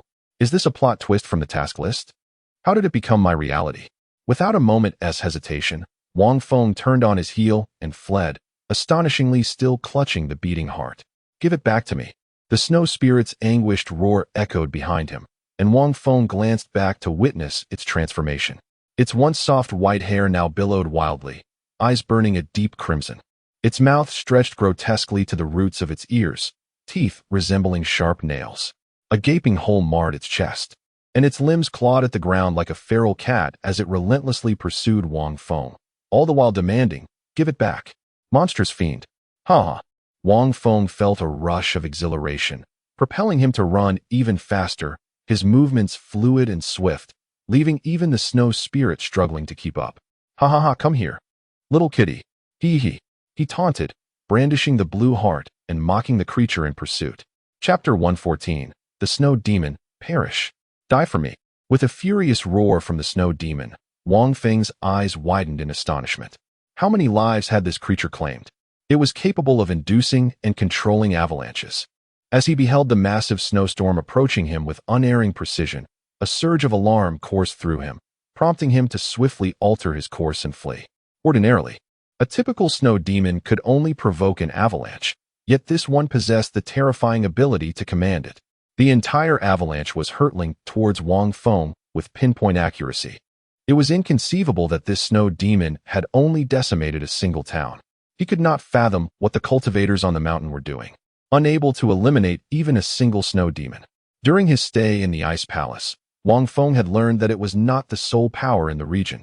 Numerous factions, both great and small, existed, though the Ice Palace held dominion over them all. By the heavens, not only can you provoke an avalanche, but you can also fabricate one. As Wang Feng was pursued to the outskirts of the town, he suddenly noticed the snow beneath him beginning to swirl. It accumulated, resembling a tidal wave, surging ominously towards him. Halt! If you advance any further, I shall crush it. Wang Feng pivoted, his hand gripping the pulsating blue heart as if he were about to exert force. The snow demon, upon witnessing this, halted abruptly. The monstrous avalanche seemed to freeze in place, gradually coming to a standstill. Wang Feng, clutching the vibrant blue heart, understood that merely crushing one heart would severely injure the snow demon. Although the mission required him to return with the snow demon's heart, it was not stipulated that the creature would perish without it. Return it to me. I shall spare your life. The snow demon, with its blood-red slit pupils, slowly rose from its crouched position, fixating its gaze intently on the blue heart in Wang Feng's hand. Look! Wang Feng tossed the heart into the air, and the snow demon lunged for it. Boom! A chaotic beam of energy obliterated the blue heart into a myriad of fragments. Ha, you fell for my ruse. Only a fool would trust your words. Wang Feng mocked the snow demon once more before turning to flee. He could not afford to place his faith in a creature that reveled in the consumption of human flesh and blood. Behind him, the snow demon clutched the remnants of the shattered heart, violently expelling several mouthfuls of blue blood, clearly suffering greatly from the loss. Subsequently, its entire form began to frost over, and the avalanche stirred once more, albeit with even greater ferocity. Even towns 100 miles away, which had yet to be ravaged by the snow demon, witnessed the ominous avalanche blockading the sky. A piercing scream echoed, heard faintly by the townsfolk in the distance. Wang Feng, observing the impending snow wave, hastily retrieved the protective golden bowl gifted to him by Jiang Hanshi from his storage space. He cast it above his head, instantly enveloped by a golden barrier, and continued his desperate flight. Boom! The snow wave crashed down with tremendous force. Even with the protective bowl, Wang Feng felt his steps significantly hindered. With his current strength, he still cannot unleash the full power of the magical artifact, which is precisely why he hesitates to wield the star sword. Otherwise, after its use, although he would not be as severely impacted as Jiang Hanshi, the outcome would still be far from favorable. "I shall peel your skin off," he exclaimed. "Why have you arrived so swiftly?" Wang Feng gazed at the snow demon, now less than 10 meters away, its imposing aura surging dramatically, nearing the threshold of the spirit transformation realm.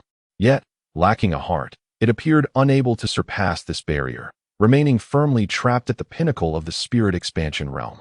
Wang Feng, having already unleashed the full force of his fourth-layer spirit expansion realm cultivation, still found himself a staggering 5-9 realms short. Surveying the vast expanse of white snow surrounding him, Wang Feng understood that the only path to escape lay in vanquishing this foe. Conveniently, it also served to eliminate a threat to the populace. As for the mission, with the heart already shattered, what further concern could he have? Resolute, Wang Feng drew forth the exquisite imperial weapon, the heavenly fire spear, and charged toward the snow demon, his protective golden bowl atop his head. He could not believe that, clad in superior gear, he would struggle against a mere minor boss. Boom! With a sweeping strike, a torrent of roaring flames erupted from the spear, transforming the surrounding snow into vapor. "Ah, must you be so annoying? Can't we engage in battle properly?" Wang Feng thrust the spear into the snow demon's maw, determined to silence it once and for all. A day later, the three supreme elders, concealed in the heavens, observed with rapt attention, their astonishment impossible to conceal. Though this youth possessed a multitude of magical treasures, his inability to harness the higher-tier artifacts was evident. Yet, the fact that he could contend across 5 realms was beyond their expectations. Indeed, he was a prodigy worthy of the emperor's lineage. The palace master had not erred in her judgment this time. Having witnessed Wang Feng's battle, the elder had come to regard him with considerable approval. The sole concern was that the palace master's heart seemed to have been captivated by this young man. Sigh. 3 days later, the townsfolk gazed at the sky, where the snow continued to swirl and dance with wild abandon from 100 miles away. Even after 3 days, the depth of their shock remained unmasked. Was this truly the might of the snow demon? Some cultivators stood upon the city walls, murmuring as they beheld the tempestuous snowfall in the distance. They had initially gathered from nearby sects to hunt the snow demon, only to find their endeavor preempted by others. Yet, they secretly felt a twinge of relief, for the mission had labeled the snow demon's strength as that of the 5th layer of the spirit expansion realm. Now, gazing upon the evident avalanche, it seemed the demon exceeded even the 9th layer. Stop the avalanche. A voice rang out from within the town, drawing the attention of all who were preoccupied. After all, this avalanche had raged for 3 days and nights without pause, and it appeared that the battle had finally reached its conclusion. They hoped that the cultivator had emerged victorious. Otherwise, their town would likely face the wrath of the snow demon. Moreover, should the demon consume the cultivator, it would surely ascend to even greater heights. By then, if the ice palace sent reinforcements, the snow demon would have already wreaked havoc upon the town. As the avalanche gradually dissipated, a refined young man, Wang Feng, lay amidst the snow. Gasping for breath, he stuffed a pill into his mouth. His earlier bravado about battling beyond his rank now seeming hollow. Had it not been for that array of high-tier artifacts, he would have likely been left fleeing like a dog. Engaging in battles beyond 1's rank proved to be quite challenging. In the future, such encounters should be left to Xiaohao.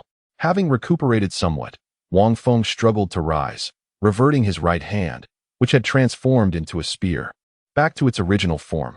He realized that this transformation was not as simple as he had imagined, for it possessed a terrifying ability to grow. For instance, after morphing his hand into a spear, its length extended to 3 times that of his original hand. From a distance, one might assume he wielded a formidable spear in combat. Once upright, he retrieved the Tianhua long gun and the protective golden bowl that lay beside his left hand, storing them in his spatial pouch. He then took a few steps forward to collect the body and head of the snow demon, placing them into his storage space. Ding! Recycling the headless corpse of a peak 9th-tier snow demon gained 50,000 origin points. Not bad. As for the head, it would be kept for future accountability in the Ice Palace. Wang Feng straightened his posture, braving the surrounding chill, and began his trek toward the distant city, situated 100 miles away. Ding! Host, you are being targeted. What? As he walked, the sudden alert from the system caught him off guard. How had he not noticed?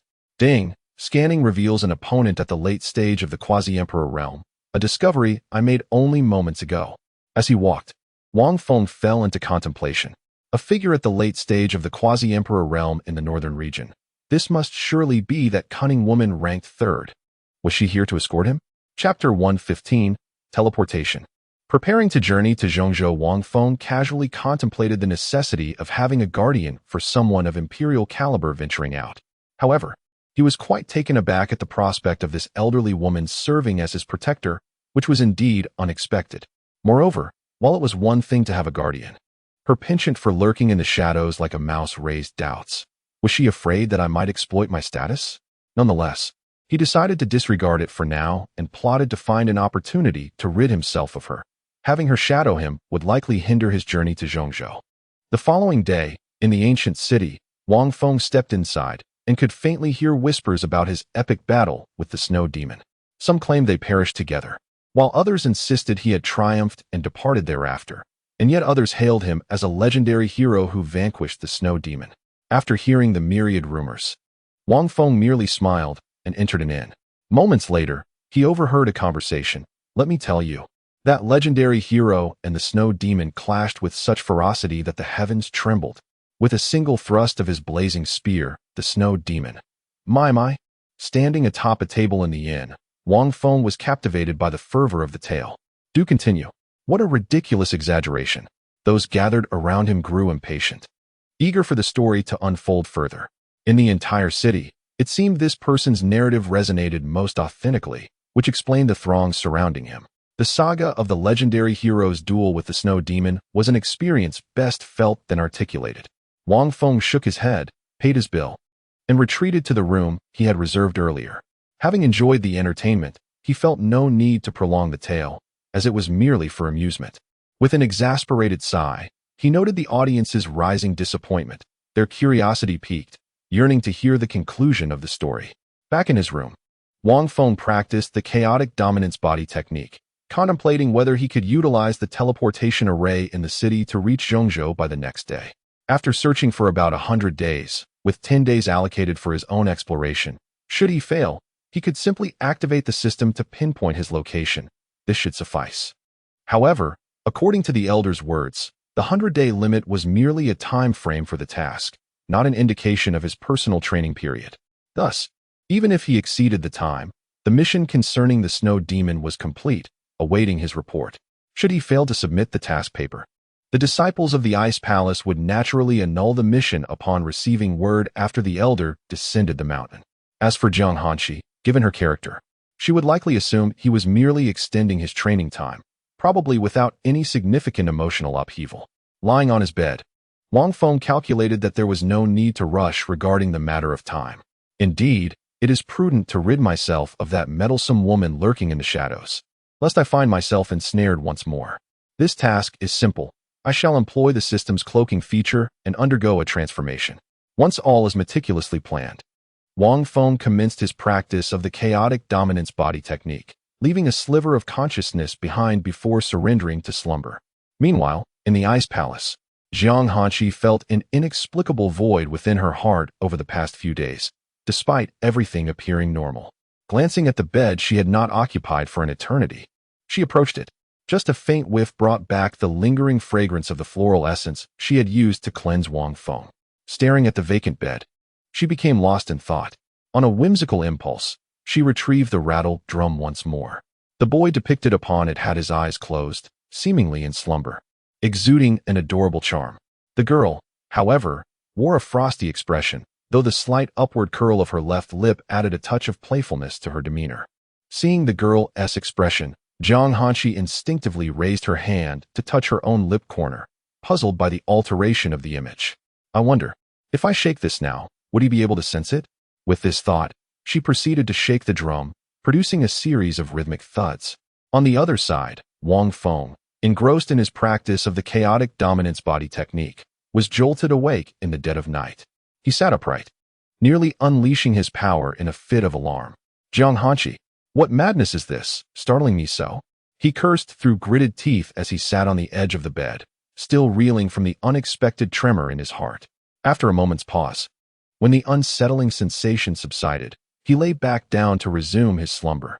The following day, around noon, "Are you certain this teleportation array won't mislead me?" Wang Feng, now disguised, gazed skeptically at the dilapidated array before him, hesitantly addressing the elderly man who had brought him here. "I must clarify. My destination lies in the eastern part of Zhongzhou, not the west." Wang Feng pointed at the seemingly unreliable old man. "Rest assured, for 20 exquisite spirit stones, you may select from Zhongzhou, eastern wilderness, or western desert," the old man assured, patting his chest in guarantee, prompting Wang Feng to produce the requisite spirit stones and hand them over. However, there was little choice. This was the sole large teleportation array in the city, the only one capable of cross-regional travel. "Should you end up in the wrong location, prepare to face my wrath." "Fear not," the old man said, accepting the spirit stones and pushing Wang Feng into the array while attempting to comfort him. He then sorrowfully extracted 16 stones from the 20 Wang Feng had given him, preparing to embed them into the corresponding slots. "Ready for launch. Are you prepared?" "Reporting, Captain. We are ready." Wang Feng rendered a solemn salute to the old man, who appeared utterly bewildered, yet reassured by Wang Feng's readiness. As Wang Feng's words fell, the old man's aura seemed to shift, his expression turning grave. 16 exquisite spirit stones were cast into 16 recesses. With a series of sharp clicks, the stones were firmly embedded, and a crystalline barrier arose around the teleportation array where Wang Feng stood. "Farewell, until fate brings us together again." The old man waved his hand, and in an instant, Wang Feng's figure vanished before him. With a soft thud, a single exquisite spirit stone ejected from the array, and the old man chuckled gleefully as he approached to retrieve it. Fortunately, he possessed a modicum of moral integrity, allowing only the remaining 15 exquisite spirit stones to gradually fade from sight within their sockets. "Foolish boy, we shall not meet again. Time to head home," the old man remarked leisurely, his steps cheerful as he ambled away from the teleportation array.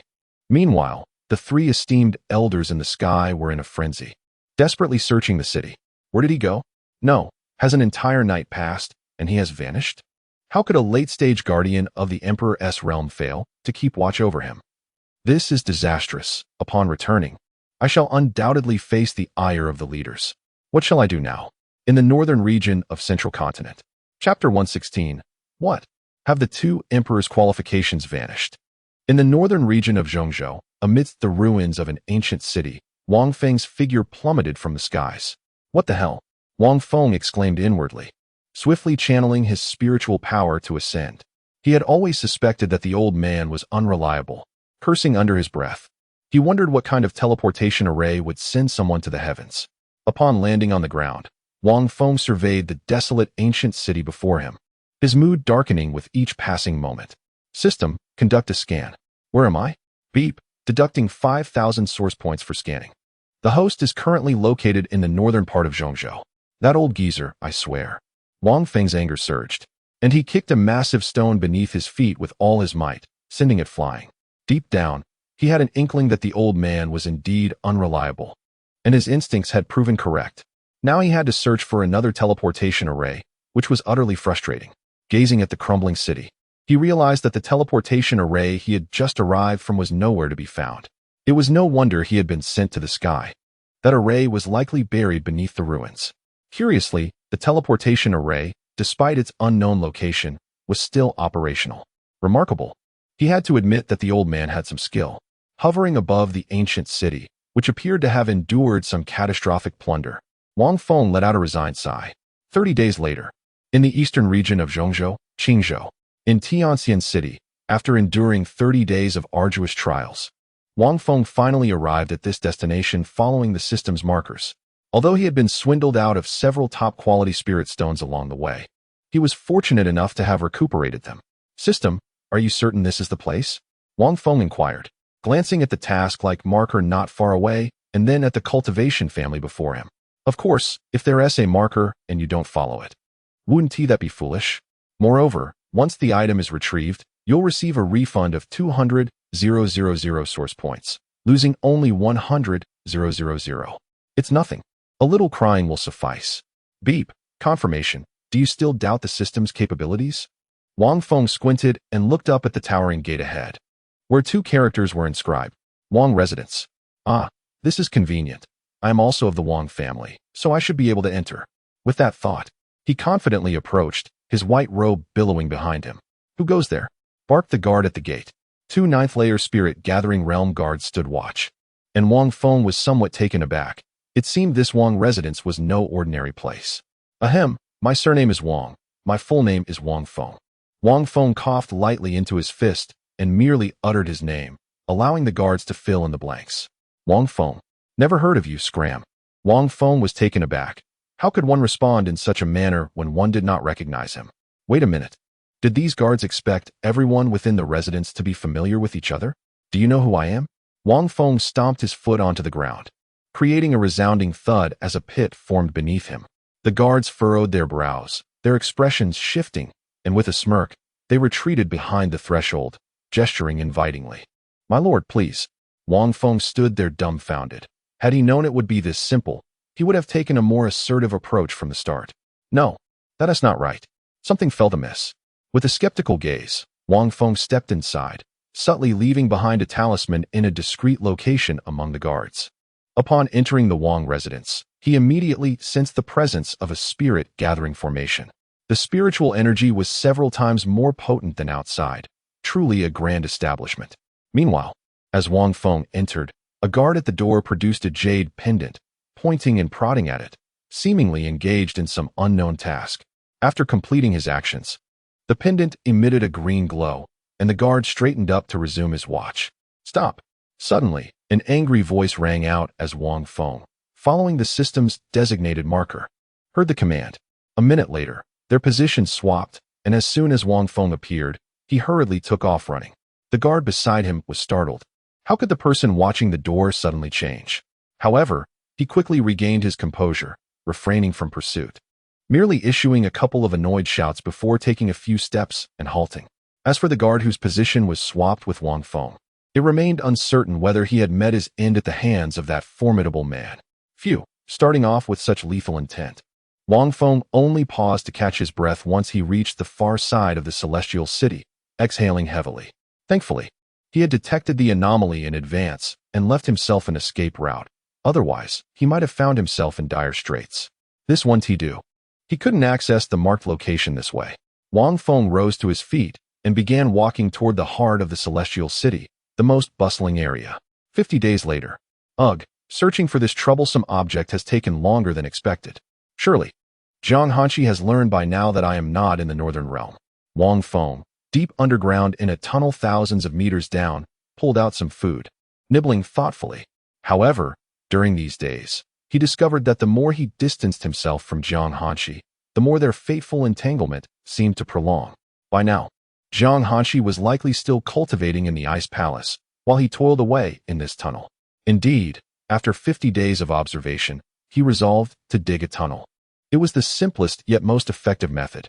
Digging steadily onward, utilizing the system's built-in concealment abilities, he progressed to the marked location without anyone noticing. Digging, I dig. I dig. Wang Feng's hands transformed into claws resembling those of a burrowing creature. Only his were stronger, larger, and harder, forged of steel, capable of augmenting, extending, and growing.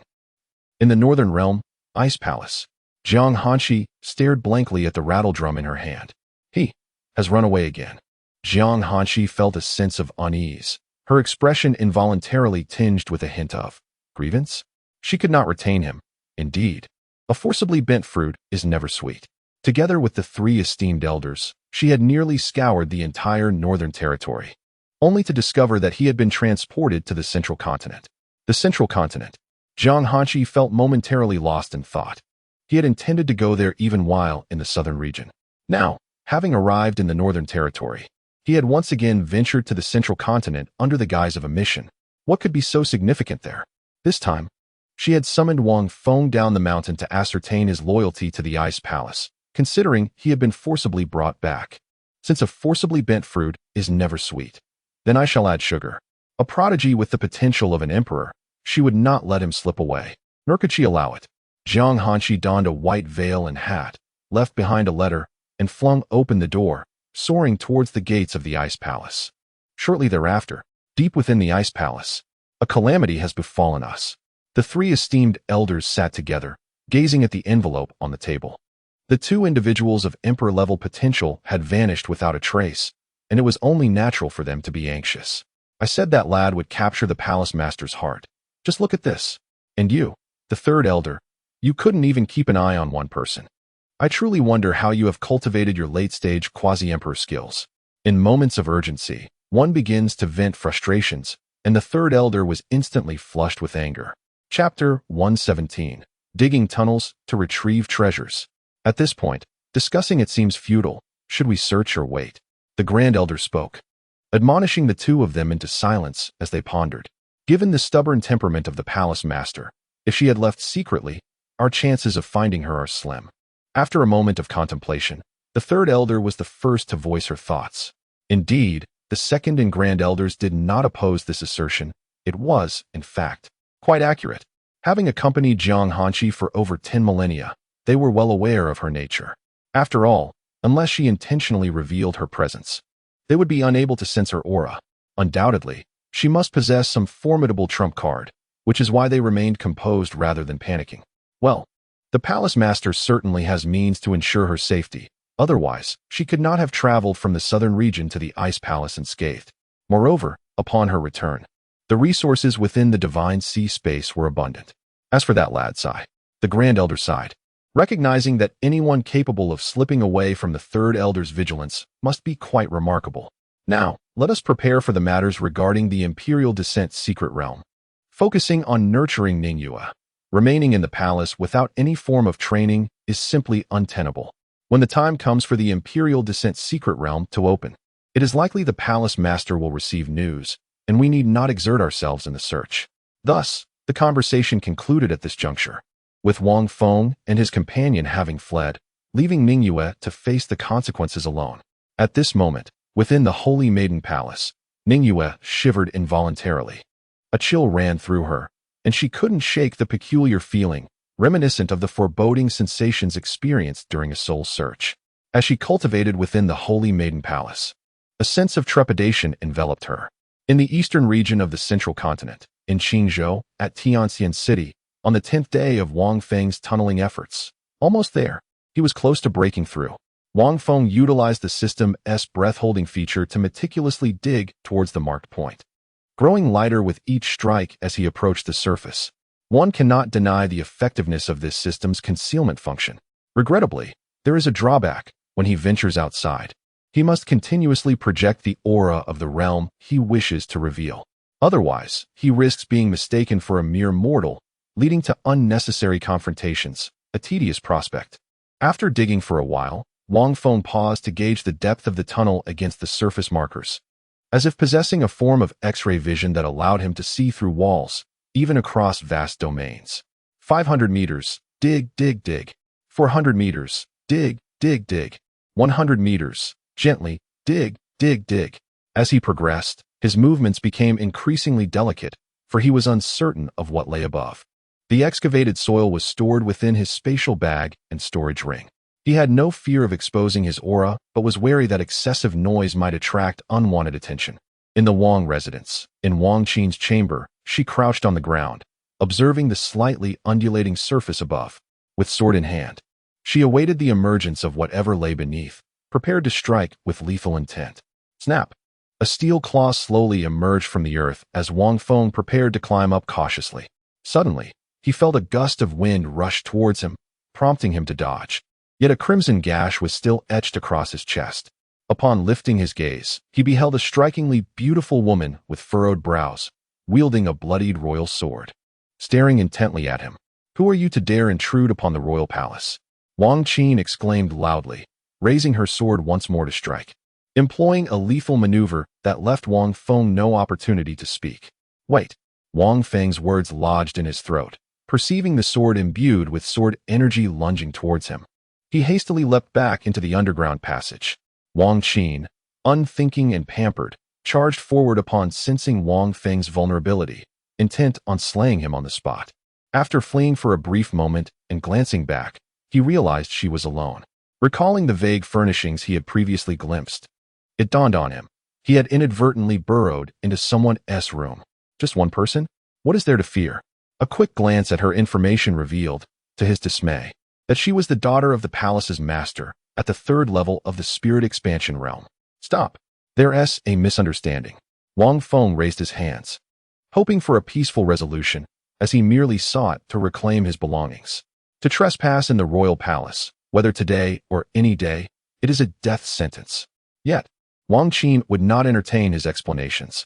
With no other option, Wang Feng unleashed a fourth-level spirit expansion aura, startling Wang Qin into a hasty retreat. Damn it! That despicable man. I truly wonder what the palace guards are trained for. She cursed, producing a jade pendant before Wang Feng's eyes. Fool! Wang Feng retorted, dashing forward to snatch the pendant from her grasp and flinging it behind him. Wang Qin's pupils constricted. She had not anticipated his swiftness, and as she attempted to retreat, she found it too late. Despicable man, perish. With no avenue for escape, she gathered her spirit energy into her sword, executing a deadly thrust, each strike aimed to kill. In this confined space, Wang Feng realized he could not evade her attack. He swiftly crossed his arms, transforming them into sword blades to shield himself. The essence of sword intent swirling around him, bracing to withstand her assault. He discovered that the divine ability of weapon transformation was indeed formidable, once transformed. He felt no sensation in his hands. With a thunderous crash, Wang Qin's strike unleashed a torrent of spirit energy from the sword's tip, distorting Wang Feng's visage with the force of the wind. The sword energy expanded the entire underground passage, more than doubling its width. Fortunately, the foundation beneath the royal palace was solid, and Wang Feng's narrow tunnel remained intact, miraculously avoiding collapse. I cannot delay any longer. If I do not retrieve my belongings soon, I shall have to flee. Resolute, Wang Feng reverted his hands and propelled himself upwards with great force, raising his palm. I'll teach you not to call me despicable. After being berated so many times, Wang Feng felt a surge of anger. With a resounding slap, Wang Qin could not evade. Wang Feng's speed was simply too swift. The sound echoed sharply as she was knocked unconscious by the force of his blow. Even several of his teeth had been knocked out. Indeed, Wang Feng's physical prowess was not merely a rumor. Ignoring the woman, he seized her and dragged her towards the designated point with great haste. He realized that he had intruded upon another's domain, and to take the life of its owner was undeniably unethical. Although Wang Feng was not a paragon of virtue, he had not descended to the level of a perpetrator who slays the victim. Ultimately, he would be pursued regardless of his actions, whether he killed or spared. It mattered little. Better to maintain some semblance of morality. Thud! He cast the deranged woman to the ground, where a tall, round stone stood majestically within her chamber. Time was of the essence, and Wang Feng hurriedly advanced, his right hand firmly grasping the oval black stone. With his left hand, he produced a talisman, which ignited in a burst of flames. In an instant, Wang Feng vanished. Outside Tianxian City, upon his arrival, Wang Feng winced in pain. This was the royal-grade teleportation talisman given to him by Jiang Hanshi for his protection. Damn it, I have finally found you. He kicked the half-man-high black stone beside him. Having searched for nearly half a year, unconcerned about his surroundings, he seized the stone and dashed away in the direction opposite to Tianxian City. Chapter 118. The fiery ice golden dragon egg. The distant Tianxian City, behind him, had begun to seal off, with numerous individuals soaring through the air, both within and outside the city. It appeared that the royal residence had commenced its search. Were it not for his royal-grade teleportation talisman, his escape would have been uncertain. Wang Feng dashed through the skies, even catching the echoes of furious roars emanating from Tianxian City. You dare to invade my royal residence and assault my precious daughter. Even if you flee to the ends of the earth, I shall hunt you down. The echoes of this wrathful declaration spread far and wide, and Wang Feng ran as far as his legs would carry him. The slap he delivered was not merely to the royal heiress's face, but also a blow to the dignity of the royal family. I had no choice. This belongs to me. It is merely a matter of reclaiming what is rightfully mine. As he fled, Wang Feng's thoughts were filled with indignation, aware that the coveted item was close to being out of reach. After all, it had accompanied him through 2 lifetimes. He could not afford to relinquish it in this life. He dared not linger even for a moment, running until he could not gauge the distance, and finally began to excavate a tunnel while clutching the oval black stone. He dug for an indeterminate amount of time, stopping only when he felt he had descended at least 1,000 meters beneath the surface. You have put me in quite the predicament. Alas, I must return to the ice palace swiftly. He berated the black stone beside him in the vast underground chamber. With a royal-grade hammer in hand, he summoned all his might and struck down upon it. 80, 80, he shouted gleefully with each blow. The black stone was extraordinary, and he had no fear of damaging whatever lay within. He asserted that only those of imperial rank and above could hope to shatter the contents inside. Crack! Thud! The outer layer of the black stone began to crumble. After so many strikes from the royal-grade hammer, only a few fragments fell away. This indicated that the black stone was indeed not an ordinary object. Wang Feng was not surprised, for it was the protective layer he had set in place. He continued to smash and collect the debris into his storage space, planning to convert any surplus into source points later if they proved unnecessary. After what felt like an eternity of relentless pounding, Wang Feng lost track of time in the tunnel, but it mattered not. 80. With one final, mighty swing, the last piece of black stone fell away. Indeed, it was an egg, an unchanging egg that had remained dormant for 10 millennia. A dragon egg. Whether it was pure blood or not, Wang Feng could not ascertain. All he knew was that it had not hatched despite its long slumber. At last, I see you again. I have missed you dearly, my precious. Wang Feng's demeanor transformed as he embraced the dazzling golden egg adorned with intertwining waves of red and blue, showering it with fervent kisses. System, hurry and help me hatch it, he implored within, anxious as he recalled that the source points required for this dragon egg had not been so minimal a millennium ago. He only remembered that it initially required 9 source points, followed by an unclear multitude of zeros. Beep, are you certain? In a moment of urgency, Wang Feng shouted. Hurry up. Why does the system even need to confirm? The system's response amused him. He would have preferred if it had simply proceeded without hesitation. With a notification echoing in his mind, he learned that 999 source points would be expended to incubate the flame ice golden dragon egg, and he was prompted to nourish it with his blood. Without a moment's pause, Wang Feng transformed his right hand into a blade and swiftly drew it across his left hand, allowing his blood to drip onto the egg.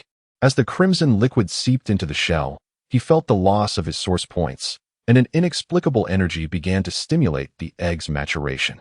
The once still egg began to radiate heat, transforming the entire tunnel into a sweltering chamber. Seizing the opportunity before it became unbearably hot, Wang Feng grasped the egg and raced to the surface, discarding it with haste. Suddenly, the sky resonated with a dragon's roar, heralding an extraordinary phenomenon as a beam of golden light descended. Was this a heavenly suppression? Wang Feng's eyes widened in astonishment at the luminous ray, imbued with the power of cosmic laws. Not to be outdone, the dragon egg erupted with fiery red and icy blue light, soon followed by a golden glow. The 2 waves of ethereal energy collided, prompting Wang Feng to turn away and close his eyes, fearing that he might be blinded by the proximity of the spectacle. After a brief moment, sensing that the tumult had subsided, he dared to glance back. The egg was on the verge of hatching. With a swift stride, he approached the egg, which was already fracturing under the pressure. He ran, clutching the crackling egg tightly, embarking on a frantic escape. If he lingered, the extraordinary event would surely attract attention. Movement symbol. Ignite. Teleportation symbol. Ignite. Instantaneous symbol. Ignite. Wang Feng utilized every talisman at his disposal, propelling himself forward with relentless speed. Unwilling to pause even for a moment, he was certain that powerful beings would soon converge upon the site of the dragon egg's hatching. For each manifestation of heavenly suppression had the potential to stir even the most formidable of emperors. Crack! A small fissure appeared in the egg's shell, revealing a round, curious eye peering out. The eye blinked and then retreated, only to re-emerge as a tiny claw began to pry at the opening. enlarging it with each determined effort. With a triumphant sound, a golden dragon head adorned with red and blue patterns emerged, complete with diminutive horns. As Wang Feng ran, he glanced down and met the gaze of the little dragon. Father, the small dragon's voice, reminiscent of a cherubic child, was sweet and endearing, resonating with a delightful innocence that warmed Wang Feng's heart. Wang Feng found himself in a state of bewilderment. The little dragon's body had yet to break free from its shell, yet it astonishingly called out "Daddy." At that very moment, although somewhat taken aback, Wang Feng quickly regained his composure and accelerated his pace. Previously, he had envisioned raising this dragon egg as a pet, striving to cultivate a sense of intimacy. Thus, even before its birth, he had referred to himself as Daddy in its presence. To his surprise, the little dragon appeared to have genuinely heard him. However, at that moment, Wang Feng could think of nothing but reaching a safe haven. With a resounding crack, the sound of the shell shattering echoed, prompting Wang Feng to glance downward in alarm.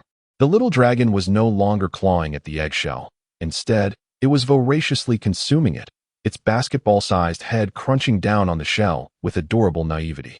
As Wang Feng continued to flee, the dragon gnawed away, the sounds of his hurried footsteps harmonizing with the rhythmic crunching. After a day and a night. Inhale. Exhale. Wang Feng hunched over, on the verge of expelling his insides from the exertion of his escape. He had exerted every ounce of his strength, his spiritual energy utterly depleted. Even at his current physical realm, he was struggling to cope. Now, standing, his legs trembled uncontrollably. He had run tirelessly for an entire day and night without respite, clutching not an egg, but rather a dragon, for the shell had been completely devoured by this creature. After finishing its meal, it resumed calling out "Daddy" incessantly. Chapter 119. The Joy of Gaining a Daughter-Father. How? Wang Feng ultimately could no longer maintain his stance, letting out a desolate cry as he collapsed onto the ground, gasping for breath. He retrieved a restorative elixir, struggling to swallow it, and began to gradually regulate his breath. "Father, I am hungry." The little dragon, measuring about 1 meter in length, was adorned with intertwining red and blue stripes. Its natural hue was golden. It curled around Wang Feng's right arm and called out in a soft, sticky voice, "Father, father."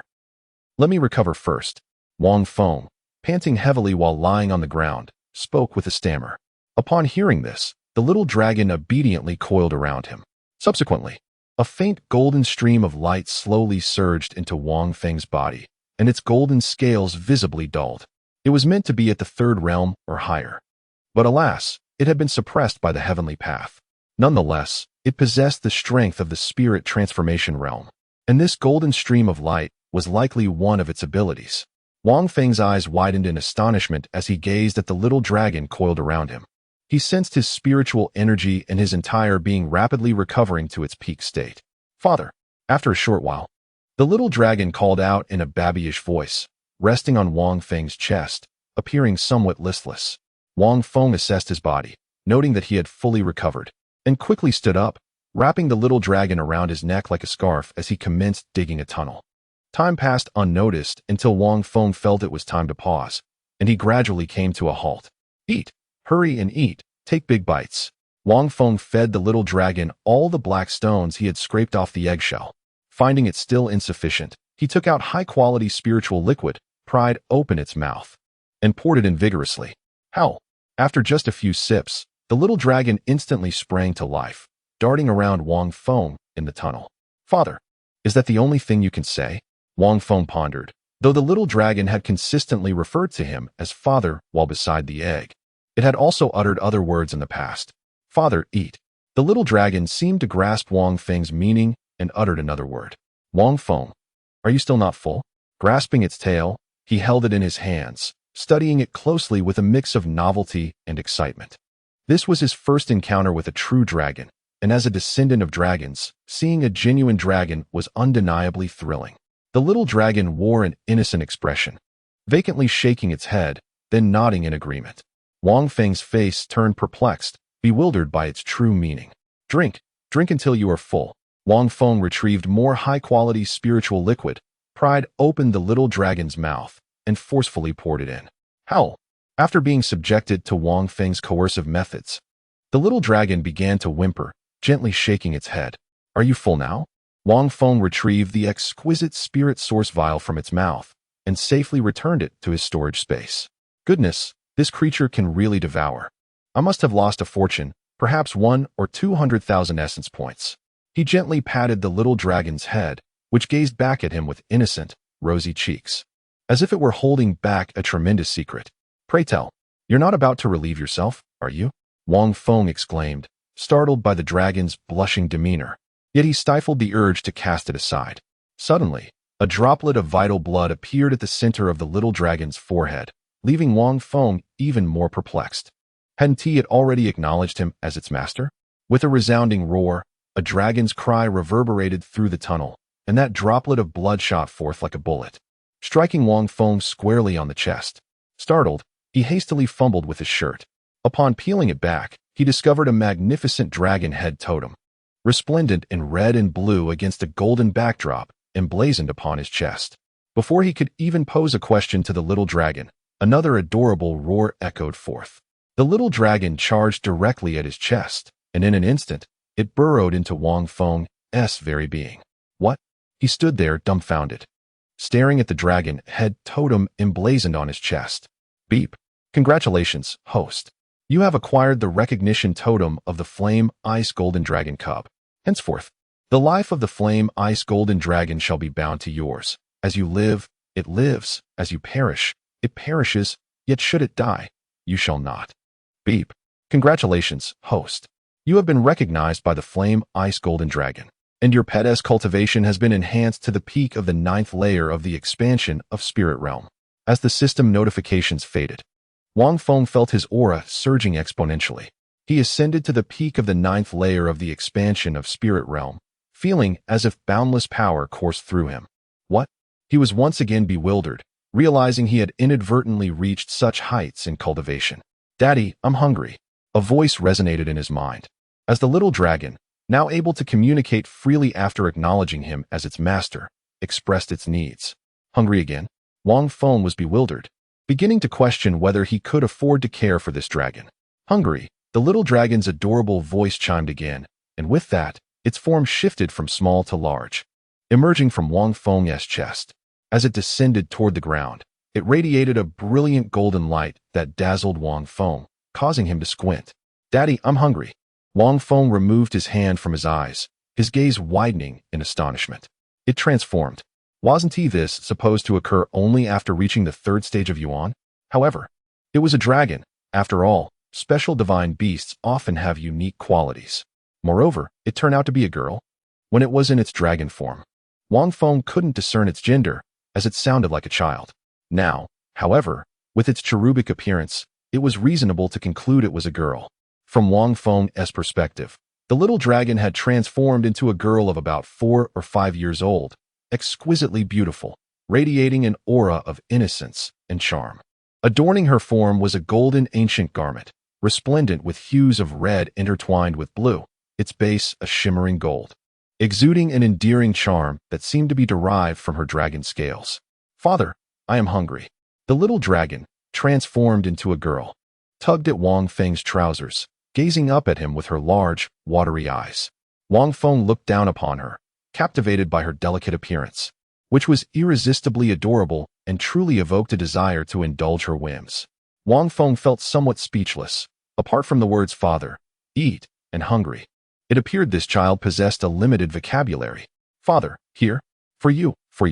Wang Feng interrupted her, hastily retrieving a vial containing medium-grade spiritual essence to present to her. The girl cupped it in her hands and obediently began to drink. As for why he did not offer her the superior grade essence, it was because she had already consumed it all. Moreover, if he were to give her the top-tier essence now, her frail body might not withstand it. Wang Feng lifted the little dragon into his arms and playfully lavished her face with affectionate nuzzles, her softness and sweet fragrance providing immense delight. The little dragon paused her drinking, expressing her displeasure with a soft grunt and gazing up at Wang Feng with her large, watery eyes, a picture of innocent grievance. Chuckling awkwardly, Wang Feng embraced her and continued his ascent through the tunnel they had traversed earlier. Thus marked the 100th day since Wang Feng had emerged from the Ice Palace. Chapter 120. Farewell to Hadi. It is now the celestial dog in the eastern region of Zhongzhou. Wang Feng affectionately cradled the little dragon, now transformed into a small girl. As they traversed a sparsely wooded forest, their destination was the celestial city, where they planned to locate a large teleportation array to return to the ice palace. "Daddy, I'm hungry," the little dragon incessantly pleaded, her tiny mouth never ceasing its quest for food. Wang Feng found himself questioning whether he could indeed afford to sustain her. All right, eat, eat, eat. Here, nibble on this." Wang Feng produced a medicinal pill and some spiritual essence, placing them in the little dragon's hands. Instantly, her cherubic face lit up with joy. "Daddy's face feels a bit dry," she playfully remarked. With a whimsical giggle, the little dragon planted a kiss on Wang Feng's cheek, prompting him to uncontrollably ruffle her face in playful affection. The little dragon appeared quite displeased, her large, watery eyes widening as she shook her head vigorously, resisting Wang Feng's playful advances. "Ha ha ha, let us go. Daddy will take you home to find your mother." Observing her reaction, Wang Feng ceased his teasing and took flight, soaring towards the direction of the celestial city. As the scene followed Wang Feng for a while, it suddenly pulled back sharply. Mother Jiang Hanqi stood concealed in the shadows, watching Wang Feng's retreating figure. Her gaze was somewhat vacant, her heart entangled in a mix of emotions, sour and chaotic, leaving her in a state of disarray. It was unclear how Jiang Hanqi had evaded Wang Feng's perceptive senses, nor had the system alerted him. Now, Jiang Hanqi finally understood his relentless determination to come to Zhongzhou. It was for this very reason. Did he truly suffer from amnesia? If so, why had he not forgotten his intention to seek her and the little dragon? Or was it that he remembered but chose not to trust her enough to share? "No, I am his master. His marital status is of no concern to me." Awakening from her reverie, Jiang Hanqi suppressed that bitter sensation and hurried after Wang Feng. After she departed, a visible handprint marred the trunk of the tree she had just touched. Upon failing to locate Wang Feng, Jiang Hanqi took out a small rattle drum, observing it for a moment before setting off again. Celestial City. Now disguised, Wang Feng strolled through the bustling streets, exuding only the aura of a 9th-level spiritual realm practitioner. "Daddy, I'm hungry." The little dragon pointed towards a vendor selling candied hawthorn. Wang Feng approached and purchased 2 skewers, one for each of them to enjoy. "I heard that the daughter of the Wang family in the Celestial City was assaulted. They're about to seal the city, and one must verify their identity to enter or exit. Is that true?"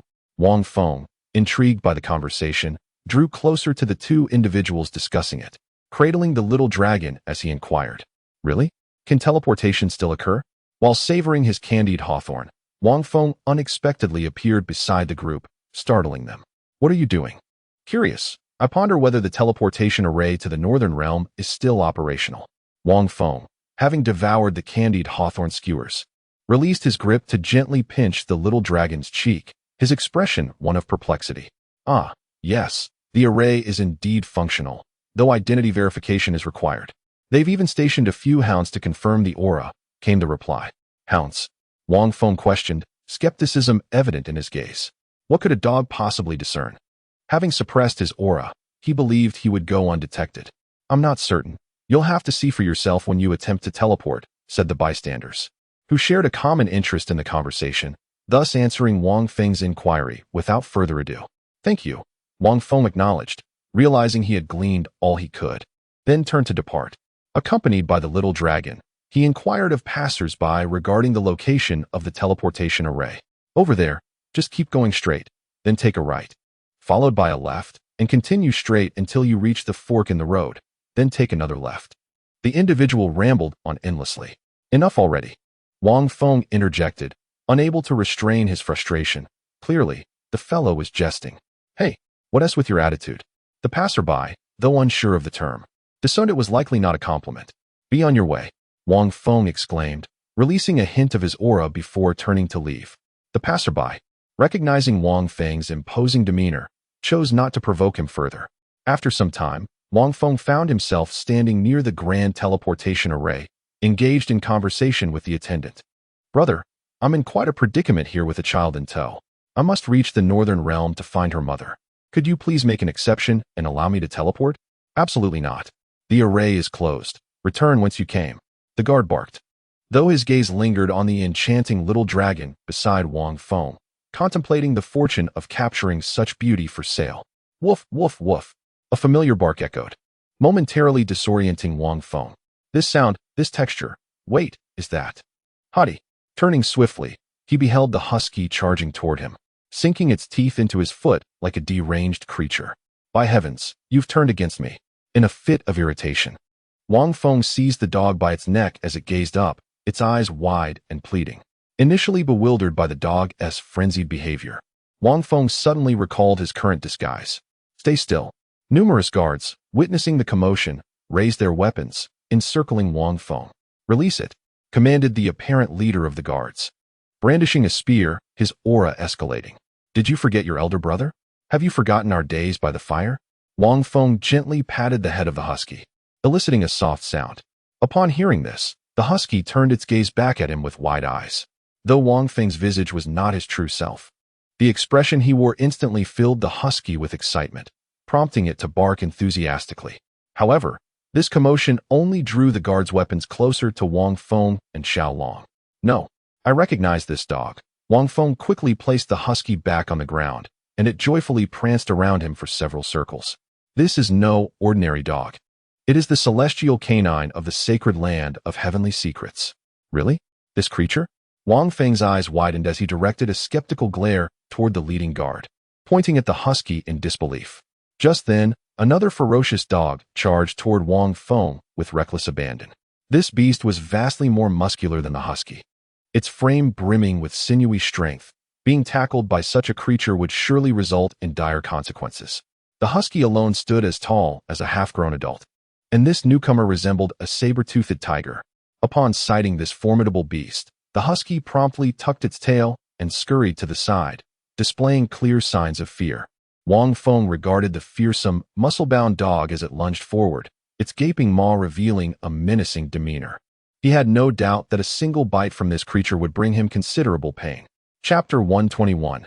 Surrounded by enemies with a swift motion, Wang Feng executed a spinning kick, sending the ferocious dog flying through the air with a resounding thud. The guards stood in stunned silence, watching as the colossal beast, the celestial mechanism dog, soared away like a kite caught in the wind. Panic ensued as the lead guard rushed to cradle the nearly lifeless creature, his expression fraught with urgency. This malevolent dog, at the first layer of the spirit-binding realm, was almost mortally wounded by Wang Feng's brutal kick, and now, the celestial mechanism sect would surely hold them accountable. Capture him, the lead guard commanded, tending to the dog while shouting orders to the remaining guards. Wang Feng, aware that escape was no longer an option, pondered the inexplicable aggression of the deranged dog. He swiftly lifted the small dragon in his arms and unleashed another empowered spinning kick, sending the guards tumbling in disarray. Farewell, he exclaimed, channeling his spiritual energy as he dashed towards the city gates. Don't let him escape. Suddenly, a throng of individuals surged forth, intent on subduing Wang Feng with ruthless tactics aimed at incapacitating him. Get away from me, Wang Feng roared, his chest heaving as he unleashed a visible wave of sound energy, sending those surrounding him flying or injuring them, though the fate of any who fell remained uncertain. Father, it's all right. Don't revert to your true form, the little dragon pleaded, clinging to Wang Feng's neck, ready to transform. Wang Feng swiftly halted her, knowing that such a transformation would complicate their escape. As he sprinted towards the city gates, the lead guard re-emerged. Brat, come with me obediently, or face more severe consequences. The guard descended from the sky, brandishing a blue spear and glaring menacingly at Wang Feng. I'll give you a chance, step aside, Wang Feng declared defiantly, continuing his flight, with the little dragon in one arm and his other arm poised for attack. Flame of Nirvana. A dark flame surged forth from his palm, elevating his aura to the pinnacle of the 9th layer of the spirit expansion realm. He could see figures at the city wall beginning to manifest at the transformation realm. The lead guard's pupils constricted in alarm as he hastily retreated, raising his spear in a defensive stance. Boom! A deafening explosion erupted, accompanied by a scream from the heart of the blast. A figure, mangled and barely alive, lay on the ground, gasping for help. Save me, the lead guard cried out weakly to the cultivators atop the city wall, but they remained indifferent. Only a few minor cultivators rushed to drag him away, their fate uncertain. Woof, woof. The sound of barking dogs echoed, and Wang Feng looked up to see several so-called heavenly canines beside the people on the city wall. After a moment of contemplation, he recalled having heard that the Holy Land of Heavenly Mechanisms trained such dogs to locate individuals and to cultivate them with the unique techniques developed by the Holy Land. Once these canines completed their training, they could not only glimpse into the mysteries of fate, but also track scents, far surpassing ordinary dogs in capability. Wang Feng's own essence was unlikely to be detected. Therefore, it must be the lingering scent left in that madwoman's room. Damn it! Wang Feng cursed as the realization struck him, glancing at the little dragon, who had grown so comfortable that she had fallen asleep atop him. He felt a mix of exasperation and affection. He halted his steps. Otherwise, there would be no mercy. A deep voice resounded from the city wall, forcing Wang Feng to stop abruptly. What do you want? I merely wish to use the teleportation array to take this child to find her mother. Yet you intend to kill me? Do you have no sense of justice? Wang Feng cried, tears in his eyes as he held the adorable little dragon, gently patting her back as if to soothe her fears. Some onlookers, witnessing Wang Feng surrounded while cradling such a charming child, felt a surge of indignation. However, they dared not intervene, merely observing from a distance. Matters concerning the Holy Land of Heavenly Mechanisms were beyond their reach. Thief! You speak not, but lies. You have injured the youngest daughter of the Wang family and slain our heavenly canines. You shall not escape. An elder among the 5 cultivators of the spirit transformation realm scolded Wang Feng with fury. Yet, they did not seem inclined to attack together, instead watching with keen interest. Little dragon, father? The little dragon stirred awake, her expression blissfully dazed as she blinked at Wang Feng. Could you refrain from reverting to your original form and entering my body? At this, the little dragon shook her head, with a sigh of resignation. Wang Feng set her down, instructing her to stand still. Since you wish to obstruct me, then it is your doom. Wang Feng no longer hesitated, shattering the cards of great fortune and random weapon summoning within his mind. Instantly, a radiant beam of light descended from the heavens, illuminating Wang Feng. He had not anticipated such immense fortune to descend upon him. Was this not just complicating matters? What is this? This is extraordinary fortune. In an instant, both the onlookers and those on the city wall were stirred. Kill him. Seize the fortune. A chorus of shouts arose as they surged towards Wang Feng, as if fearing that someone might claim his life first. In the distance, Jiang Hanshi, poised to act, suddenly felt her divine sea tremble, accompanied by the voice of her cold sword. Master, someone is forcefully summoning me. I cannot resist.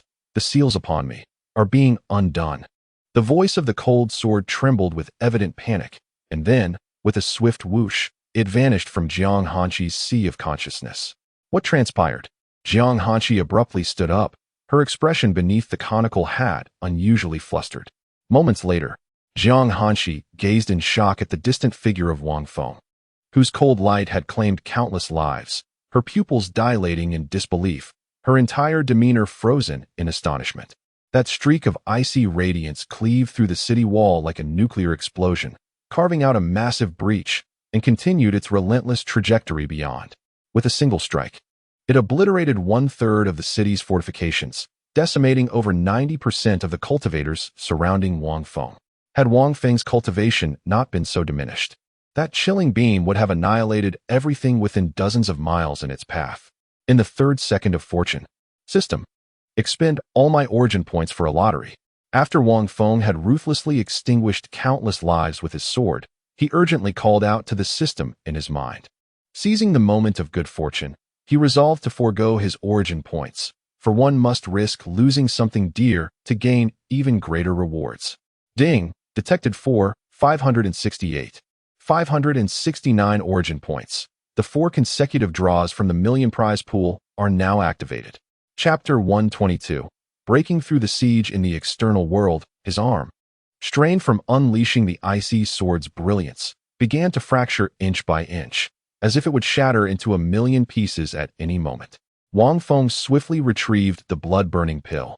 As long as his body remained within tolerable limits, he consumed every available medicinal pill. In an instant, he forcefully elevated his realm temporarily to the spirit transformation stage. Spirit transformation. In that fleeting moment, Wang Feng felt the surging spiritual energy coursing through his meridians begin to envelop his flesh. It flowed throughout his entire being, filling his veins and muscles with explosive power. However, this state was merely transient, a result of the pill that ignited his latent potential. "Daddy!" Upon witnessing this scene, Xiao Long burst into tears. Her aura transforming into a fierce and domineering presence, radiating with a blend of red, blue, and gold light. "No, Daddy is fine. Do not revert to your true form." Wang Feng swiftly shifted the silenced icy sword to his other hand, dashing back to embrace Xiao Long, halting her inclination to transform. Wang Feng was certain that hidden observers were watching them. An imperial artifact was already enticing them, yet they remained uncertain whether Wang Feng possessed any additional trump cards. After all, possessing an imperial artifact indicated that the wielder was anything but ordinary. This uncertainty bred caution in their hearts. None wished to meet their demise. Even if a sacred king were to arrive, though they might not perish at the hands of someone at Wang Feng's spirit expansion stage, they would certainly find no favor against an imperial artifact. If Xiao Long were to revert to her true form now, it would be a dire situation.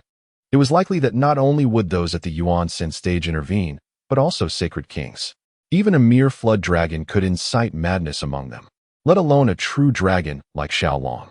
In the 6th second of fortune, the systems will begin to spin, the rhythmic sound echoing in Wang Feng's mind. Yet he had no inclination to observe it. His arm, on the verge of explosion, cradled Xiao Long while his left hand wielded the icy sword, trembling violently with unbearable pain. Nevertheless, his expression remained eerily calm. Mere injuries were trivial in his eyes. Were it not for the icy sword acknowledging him as its master, he would struggle to even maintain his grip, and to strike without collapsing was already a remarkable feat. The system had forcibly unsealed the icy sword. It was now a genuine imperial artifact. When he first encountered the icy sword, he had been taken aback, bewildered by how he had summoned such a thing and compelled its unsealing. In the 9th second of fortune, Wang Feng, clutching Xiao Long, charged towards the outskirts of the city. Hidden in the shadows, 3 Yuan San stage cultivators emerged. These 3 had delayed their appearance due to the mental fog induced by fortune, preoccupied with their own interests. Now, as time passed, they emerged with predatory gazes fixed upon Wang Feng. Countless onlookers beheld the icy sword in his grasp, their eyes glinting with a mixture of greed and trepidation. An imperial artifact. This is an imperial artifact. Kill him. The conflict no longer lay between Wang Feng and the Wang family of the heavenly machine sacred land, but rather within every cultivator who beheld him. Although they shouted fervently, none dared to approach. The chilling spectacle of a single sword severing 90% of their ranks was indelibly etched in their hearts. "Father!" cried out in anguish the little dragon, tears welling in his eyes as he was cradled by Wang Feng. With a light chuckle, Wang Feng offered soothing words, assuring him that all would be well. They had already fled the city, and apart from a few stragglers behind them, there was no one left in front of him and the little dragon. As the little dragon was held aloft by Wang Feng, he gazed at the malicious pursuers behind them, and with a sudden puff, a pair of horns sprouted from his head. With a crackle, a bolt of lightning erupted from the little dragon's horns, instantly obliterating several cultivators in their wake. Even some at the spirit transformation stage could not withstand the onslaught. Wang Feng, his eyes wide with astonishment, regarded the little dragon with admiration, silently commending her as a true dragon. Despite having covered a distance of several dozen kilometers and having decimated so many of their ranks, the relentless pursuers continued their chase. Meanwhile, 3 cultivators at the Yuan Sen stage hovered above, observing Wang Feng with keen interest, gradually trailing him from the skies. "Damn you all!" After a stretch of running with the little dragon, Wang Feng could no longer endure the pressure. Seizing the moment when the crowd was sparse, he allowed the already weakened little dragon to revert to her original form, swiftly diving into the dragon totem embedded in his chest. To Wang Feng's astonishment, even in her near-exhausted state, the little dragon possessed the ability to restore him. The agonizing wounds he had endured moments before began to ease significantly, bathed in the shimmering red, blue, and gold light emanating from the totem. Moreover, his strength surged, and his internal spiritual energy rapidly replenished, voraciously absorbing the essence of heaven and earth. Upon witnessing the true form of the little dragon, The 3 yuan sand cultivators narrowed their eyes. No wonder that young girl had suddenly sprouted a pair of horns. The realization struck them, and they erupted into laughter, yet chose to remain silent, each harboring ulterior motives. It was evident they wished to keep their discovery concealed. The multitude trailing behind could only hear the faint, ambiguous laughter echoing from above, leaving them perplexed. How infuriating!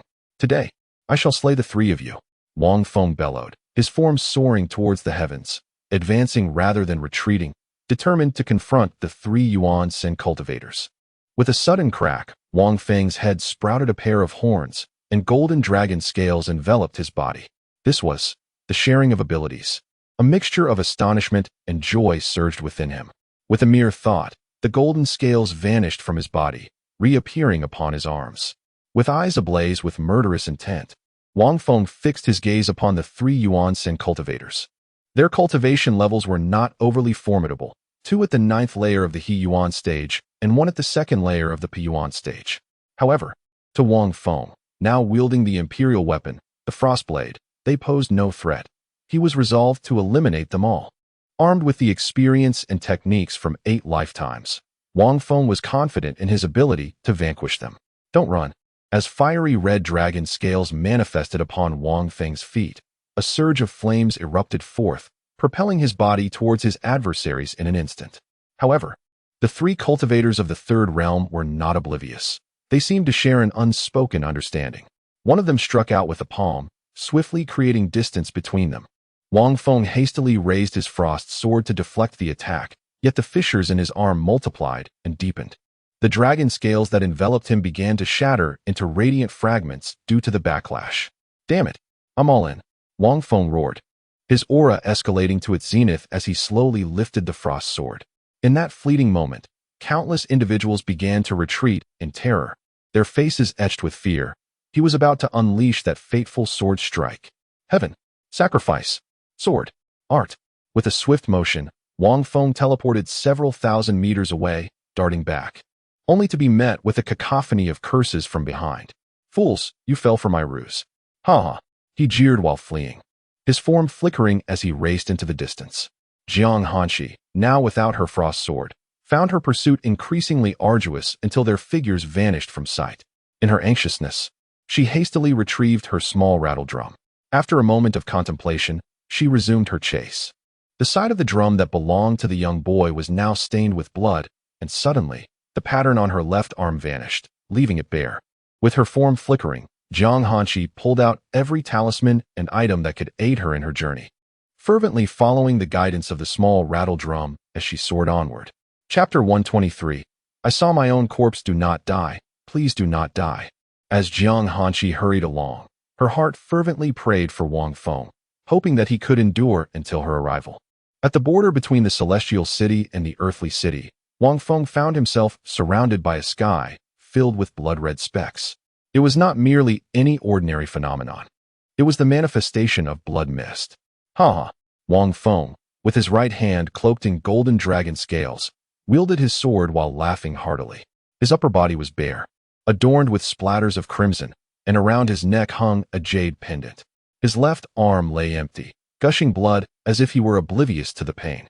Beneath his feet lay the last of the second-tier broken yuan cultivators. Chase me! Ha ha ha ha!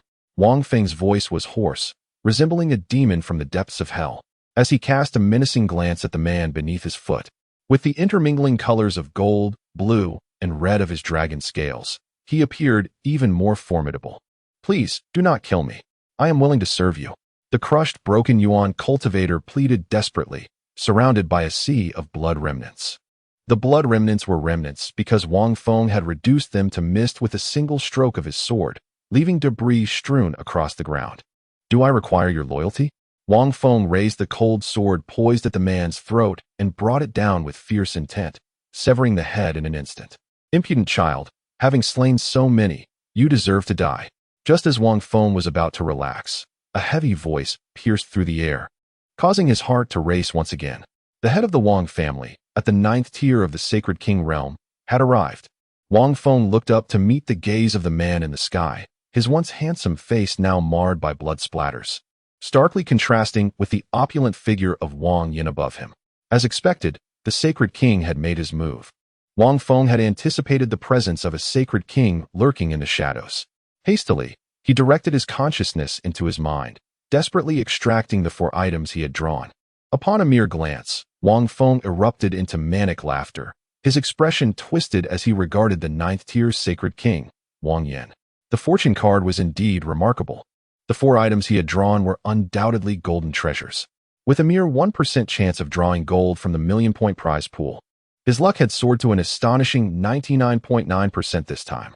He felt confident that, with the aid of the storage space card, he could wield the cold sword without injury. This meant he could indeed slay the 9th-tier Sacred King, Wang Yan. Wang Yan observed him warily from above.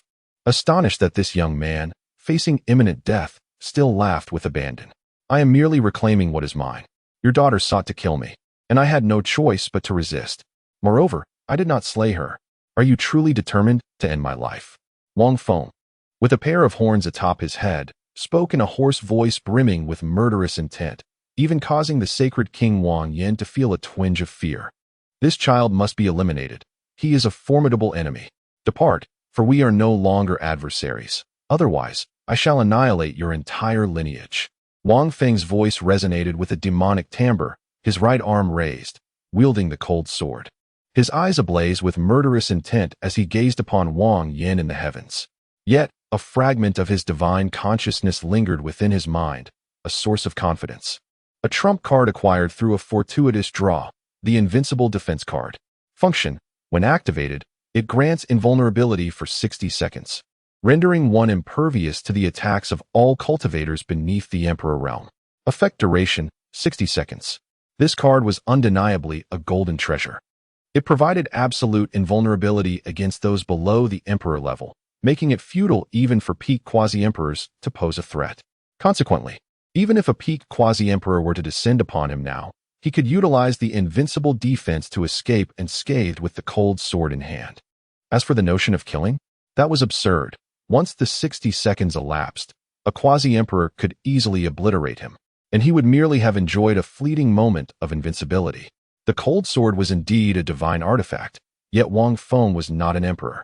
Merely escaping would be a considerable feat above. Wang Yan observed Wang Feng below, hesitating. This youth possessed formidable strength and extraordinary fortune. Should he survive, he would undoubtedly become a significant threat. However, in his current state, how ludicrous it was for him to issue threats. Wang Yan couldn't help but scoff internally, maintaining an outward facade of calm as he regarded Wang Feng, feigning contemplation. In truth, his presence here was not merely to avenge his daughter, but rather to investigate rumors of this youth possessing a divine artifact and immense fortune, compelling him to traverse great distances without pause. As fate would have it, he found Wang Feng utterly exhausted, an opportune moment. Suddenly, Wang Yan unleashed a swift palm strike, his greed for the cold sword evident in his eyes as he propelled himself toward Wang Feng. "I will end you." Wang Feng, observing the incoming hand, prepared to crush the invincible defense card from his storage space. Yet, an attack swifter than his own surged forth, not aimed at him, but rather directed at Wang Yan. Boom! A colossal chaotic hand, moving at nearly imperceptible speed, swept past Wang Feng's head. The golden palm strike from Wang Yan, a cultivator at the 9th level of the Sacred King realm, was instantaneously obliterated, vanishing without a trace. The chaotic hand continued its relentless advance, determined to strike down Wang Yan. Boom! With a resounding explosion, before Wang Feng could fully comprehend the situation, he was tackled to the ground. Stunned, he felt a soft presence and a faint, cool fragrance enveloping him. Additionally, a figure swiftly teleported before them, conjuring a chaotic barrier to shield against the ensuing shockwave. Wang Feng remained in a daze, gazing at the distant figure amidst the explosion reminiscent of an atomic blast. The individual before him was invoking the chaotic spiritual energy to create a barrier, standing resolute against the onslaught. Boom! A wave of chaotic aftershocks surged forth, yet they were fortunate to have this figure shielding them. The reason for Wang Feng's stupor was, of course, the identity of the person before him. Emperor Corpse Wang Feng identity, the 8th incarnation of Wang Feng, Emperor Puppet of Jiang Hanshi. Realm of Law Body, Emperor's Realm Innate Weapon.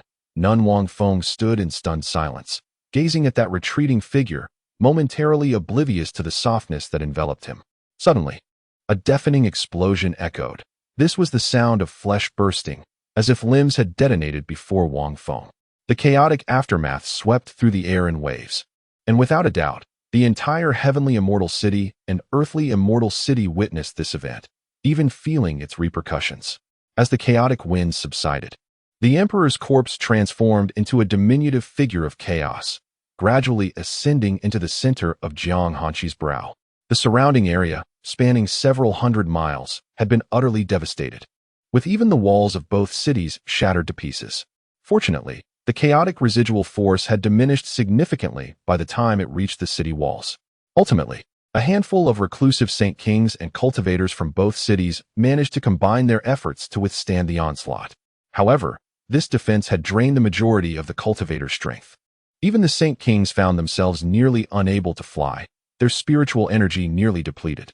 They lacked the capacity to investigate the heart of the battlefield, and even if they could, they dared not venture forth. The might of the emperor was insurmountable and overwhelming, a consequence of Jiang Hanqi only controlling a single strike. At the center of the battlefield, a warm drop of liquid fell onto Wang Feng's neck. Not just there, his chest and abdomen were also affected. In a panic, Wang Feng glanced down, while Jiang Hanqi slowly lifted her gaze, her enchanting eyes meeting Wang Feng's. Chapter 124. Jiang Hanqi's proud and icy visage was marred by crimson fissures, exuding an alluring yet ominous beauty. As if it were on the verge of shattering completely, she gazed at Wang Feng, her eyes a tempest of emotions, yet simultaneously vacant, as they shared a poignant silence. With a soft thud, Jiang Hanqi succumbed, her head resting limply against Wang Feng's chest. As Wang Feng glanced down, he beheld Jiang Hanqi's arms hanging limply, gushing blood in a frantic stream that trickled onto his chest. The sound of flesh tearing echoed ominously. It was no illusion. Jiang Hanqi's arms had been utterly obliterated from the backlash of controlling the imperial corpse, the destruction reaching her shoulders, leaving nothing but tattered sleeves. This was the dire consequence of her forced manipulation, resulting in a devastating self-repercussion. Her body bore the brunt of this calamity, marked by crimson cracks that spread like a spider's web across her skin. Wang Feng, confronted by the sight of Jiang Hanqi's blood-streaked face and the warmth of the liquid that bathed them both, felt a surge of panic. In all his years, even in the precarious ascent to the Emperor realm, he had never experienced such dread. His nemesis from the 9th generation was on the brink of death, sacrificing herself to save him. Tears brimmed in Wang Feng's eyes. "Jiang Hanqi," he shouted desperately, reaching out to embrace her, only to realize that his left arm had vanished, leaving him with only his right to cradle her.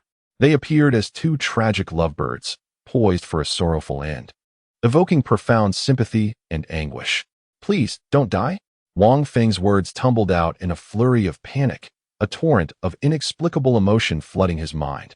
He had once wished for her demise, yet now he felt an overwhelming reversal of sentiment. Why was she here? Why had she come?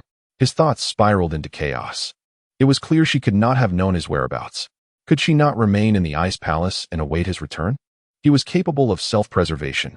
Why had she foolishly journeyed such a distance? Ignoring his own injuries, Wang Feng struggled to sit up while cradling Jiang Hanqi. He tore the jade disc from his chest and pressed it against her, the artifact emanating a verdant glow to heal her wounds. In a frenzy, he retrieved the most potent healing elixir, his right hand nearly trembling it from his grasp. With a hasty bite, he uncorked the vial, spilling the precious contents as he desperately fed the trembling, bloodied remnants of his hand into Jiang Hanqi's mouth. "Hurry, swallow, please." Tears threatened to spill from Wang Feng's eyes, akin to a helpless child abandoned by their parents. Despite his frantic efforts, he swiftly reached for his water flask, pouring its contents into Jiang Hanqi's mouth.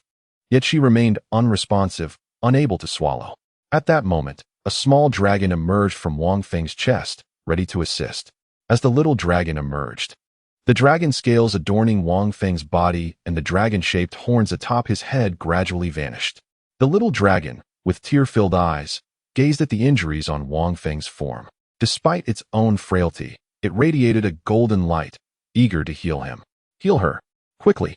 Wang Feng urgently lifted the ailing Jiang Hanqi, who was struggling to breathe, signaling the little dragon to attend to her wounds first. "Hurry!" Wang Feng shouted, his eyes glistening with desperation as he noticed the little dragon hesitating. Prompted by his urgency, the little dragon swiftly approached Jiang Hanqi, allowing the golden luminescence to flow into her body. As the light surged, the little dragon's eyelids drooped. As if on the brink of slumber, Wang Feng, undeterred, noticed she could not swallow the medicinal pill and, without hesitation, cradled her and kissed her, exhaling forcefully. Instantly, the pill and water flowed into Jiang Hanqi's body, aided by the little dragon's treatment, stabilizing her breath. From above, the battlefield appeared as a patch of black earth. The center marked by two tragic figures and a beam of golden light emanating forth. Ignoring everything else, Wang Feng retrieved the cold sword from the ground. Preparing it for Jiang Hanqi, he carefully positioned the jade disc on her, ensuring it would not fall. The cold sword, understanding his intent, vanished without a trace. Although the summoning card for random weapons had a duration of 3 hours, it could still return to Jiang Hanqi's divine sea space. Time passed, and the little dragon's head drooped, its eyes barely open, weak and weeping, with its tears slowly healing Jiang Hanqi's wounds.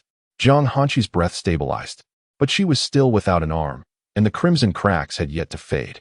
At that moment, Wang Feng could think of nothing else. He awkwardly lifted Jiang Hanqi, hoisting her onto his shoulder. As her body brushed against his wounds, a sharp pain made him gasp. Nonetheless, he mustered his strength and finally hoisted her fully onto his shoulder. The little dragon nestled back within him, and despite the agony coursing through his body, Wang Feng sprinted forward. In either the celestial city or the earthly city, the air was thick with the clamor of countless voices, a cacophony of sounds. The Emperor. The Emperor's might. This is the attack of the great Emperor. A few Holy King realm experts, just recovering from the onslaught, stood weak-legged atop the highest rooftop in the city center. Why would a great emperor strike here? The Holy Kings exchanged fearful glances, their faces etched with trepidation. The throngs below, all cultivators and not a single mortal among them, were acutely aware of what the emperor's might signified. The emperor had acted, and even they could scarcely believe they might survive. When the black and white shockwaves surged toward them, they thought their end had come. Fortunately, hidden ancestral figures from various families within the two cities, along with many cultivators, united to withstand the assault. Otherwise, this strike, merely its residual force, could potentially obliterate two cities, and not just any cities, but large ones. This stark disparity in realms is evident. Beneath the emperor, all are but ants. Some prodigious talents, despite their lower realms, might still engage in battles across realms, yet beyond the quasi-emperor stage, it becomes exceedingly challenging. Even the most extraordinary can only transcend a minor realm. After the chaotic residual wave, 3 days and nights elapsed without anyone daring to venture forth to explore the epicenter. Every soul cherished their life, unwilling to meet death. It was not until 10 days and nights had passed that, through the communication of the two cities' transmission treasures, 8 formidable sovereigns united to assault the central position. From 2 directions, 3 sovereigns from the Earth Immortal City and 5 from the Celestial Immortal City began their approach from opposite sides. The very location of their convergence was where the attack had transpired. Yet, as they reached the periphery, their expressions morphed into one of trepidation. Such a terrifying assault. Indeed the work of an emperor. A sovereign from Earth Immortal City beheld the devastated land, utterly devoid of life. Not even a blade of grass remained. The earth itself had been upheaved in numerous places, littered with debris and dark detritus. At last, the two groups converged, and the 8 of them exchanged glances, each wearing an expression of utter bewilderment. Chapter 125. The Cold Tide. Do you comprehend the origins of this formidable strike from the Emperor? There exists a reclusive elder who remains utterly oblivious to the events that have transpired. He knows only that he has secluded himself in the city of Earth Immortals, detached from worldly affairs, and is presently in slumber, unaware even of the fierce battle that has unfolded within the city. It was not until he sensed an impending attack that he hurriedly emerged, joining forces with 2 other powerful beings of the Saint King realm and numerous cultivators to mount a defense. It is that young man, spoke a middle-aged cultivator, a formidable figure at the 7th level of the Saint King realm, as they gazed upon the blood-soaked ground. The area they beheld was the one left untouched by Wang Feng and his companions. Which young man? Inquired an elder with a long beard, a 9th level Saint King. With a puzzled expression, There is a lad wielding an imperial artifact who single-handedly battled against a significant portion of the cultivators from the city of Earth Immortals.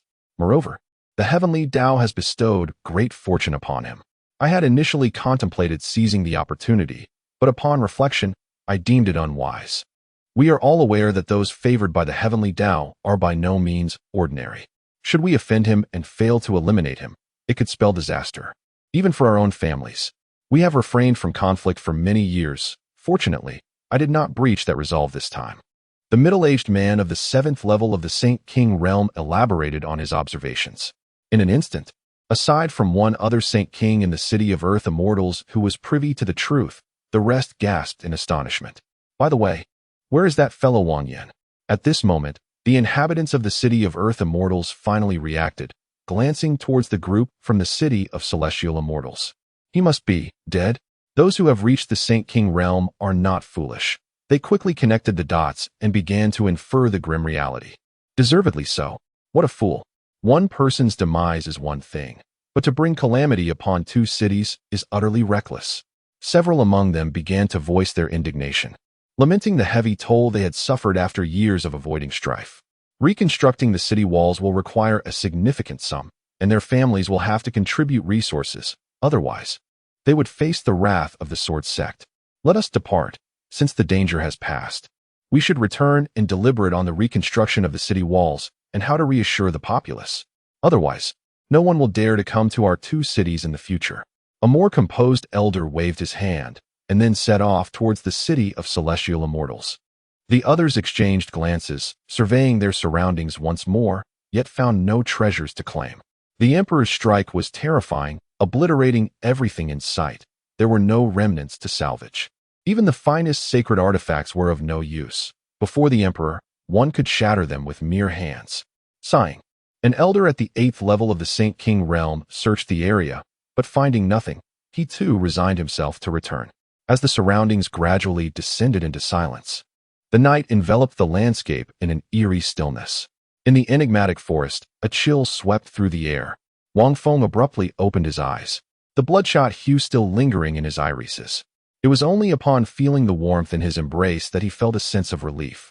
Father, the small dragon, now in human form, stood nearby with a pallid complexion, her expression filled with concern as she gazed at Wang Feng.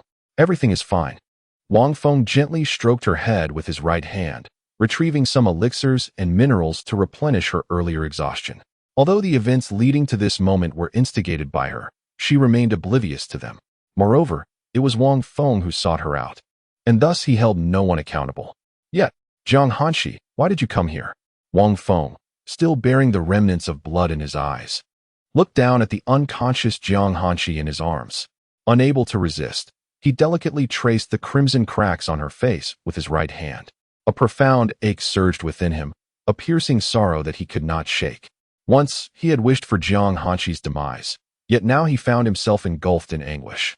Observing the jade pendant around her neck, which steadied her breath, Wang Feng first instructed the small dragon to keep watch of their surroundings before swallowing an elixir.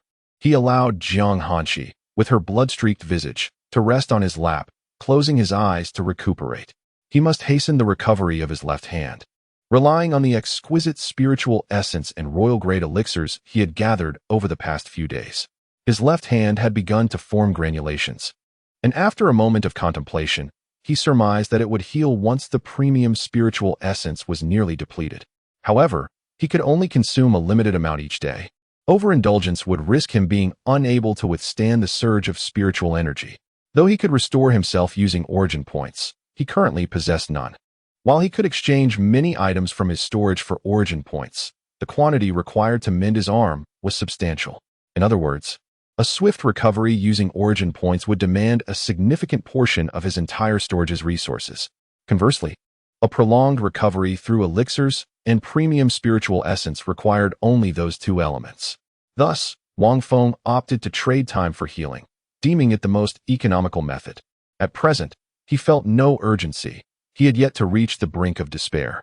In his previous lifetimes, he had endured with only 1 hand and 1 foot. Losing a single arm was merely a minor setback. As time flowed, the night morphed into the depths of the following day. The crackling of sparks echoed softly against the tranquil night, as the small fire brought a semblance of warmth to the darkness. This fire had been kindled by the small dragon, whose innate affinity for the fire element made it a simple task. At this moment, Wang Feng suddenly sensed a slight movement from Jiang Hanshi, who lay against his thigh, before she settled back into stillness once more.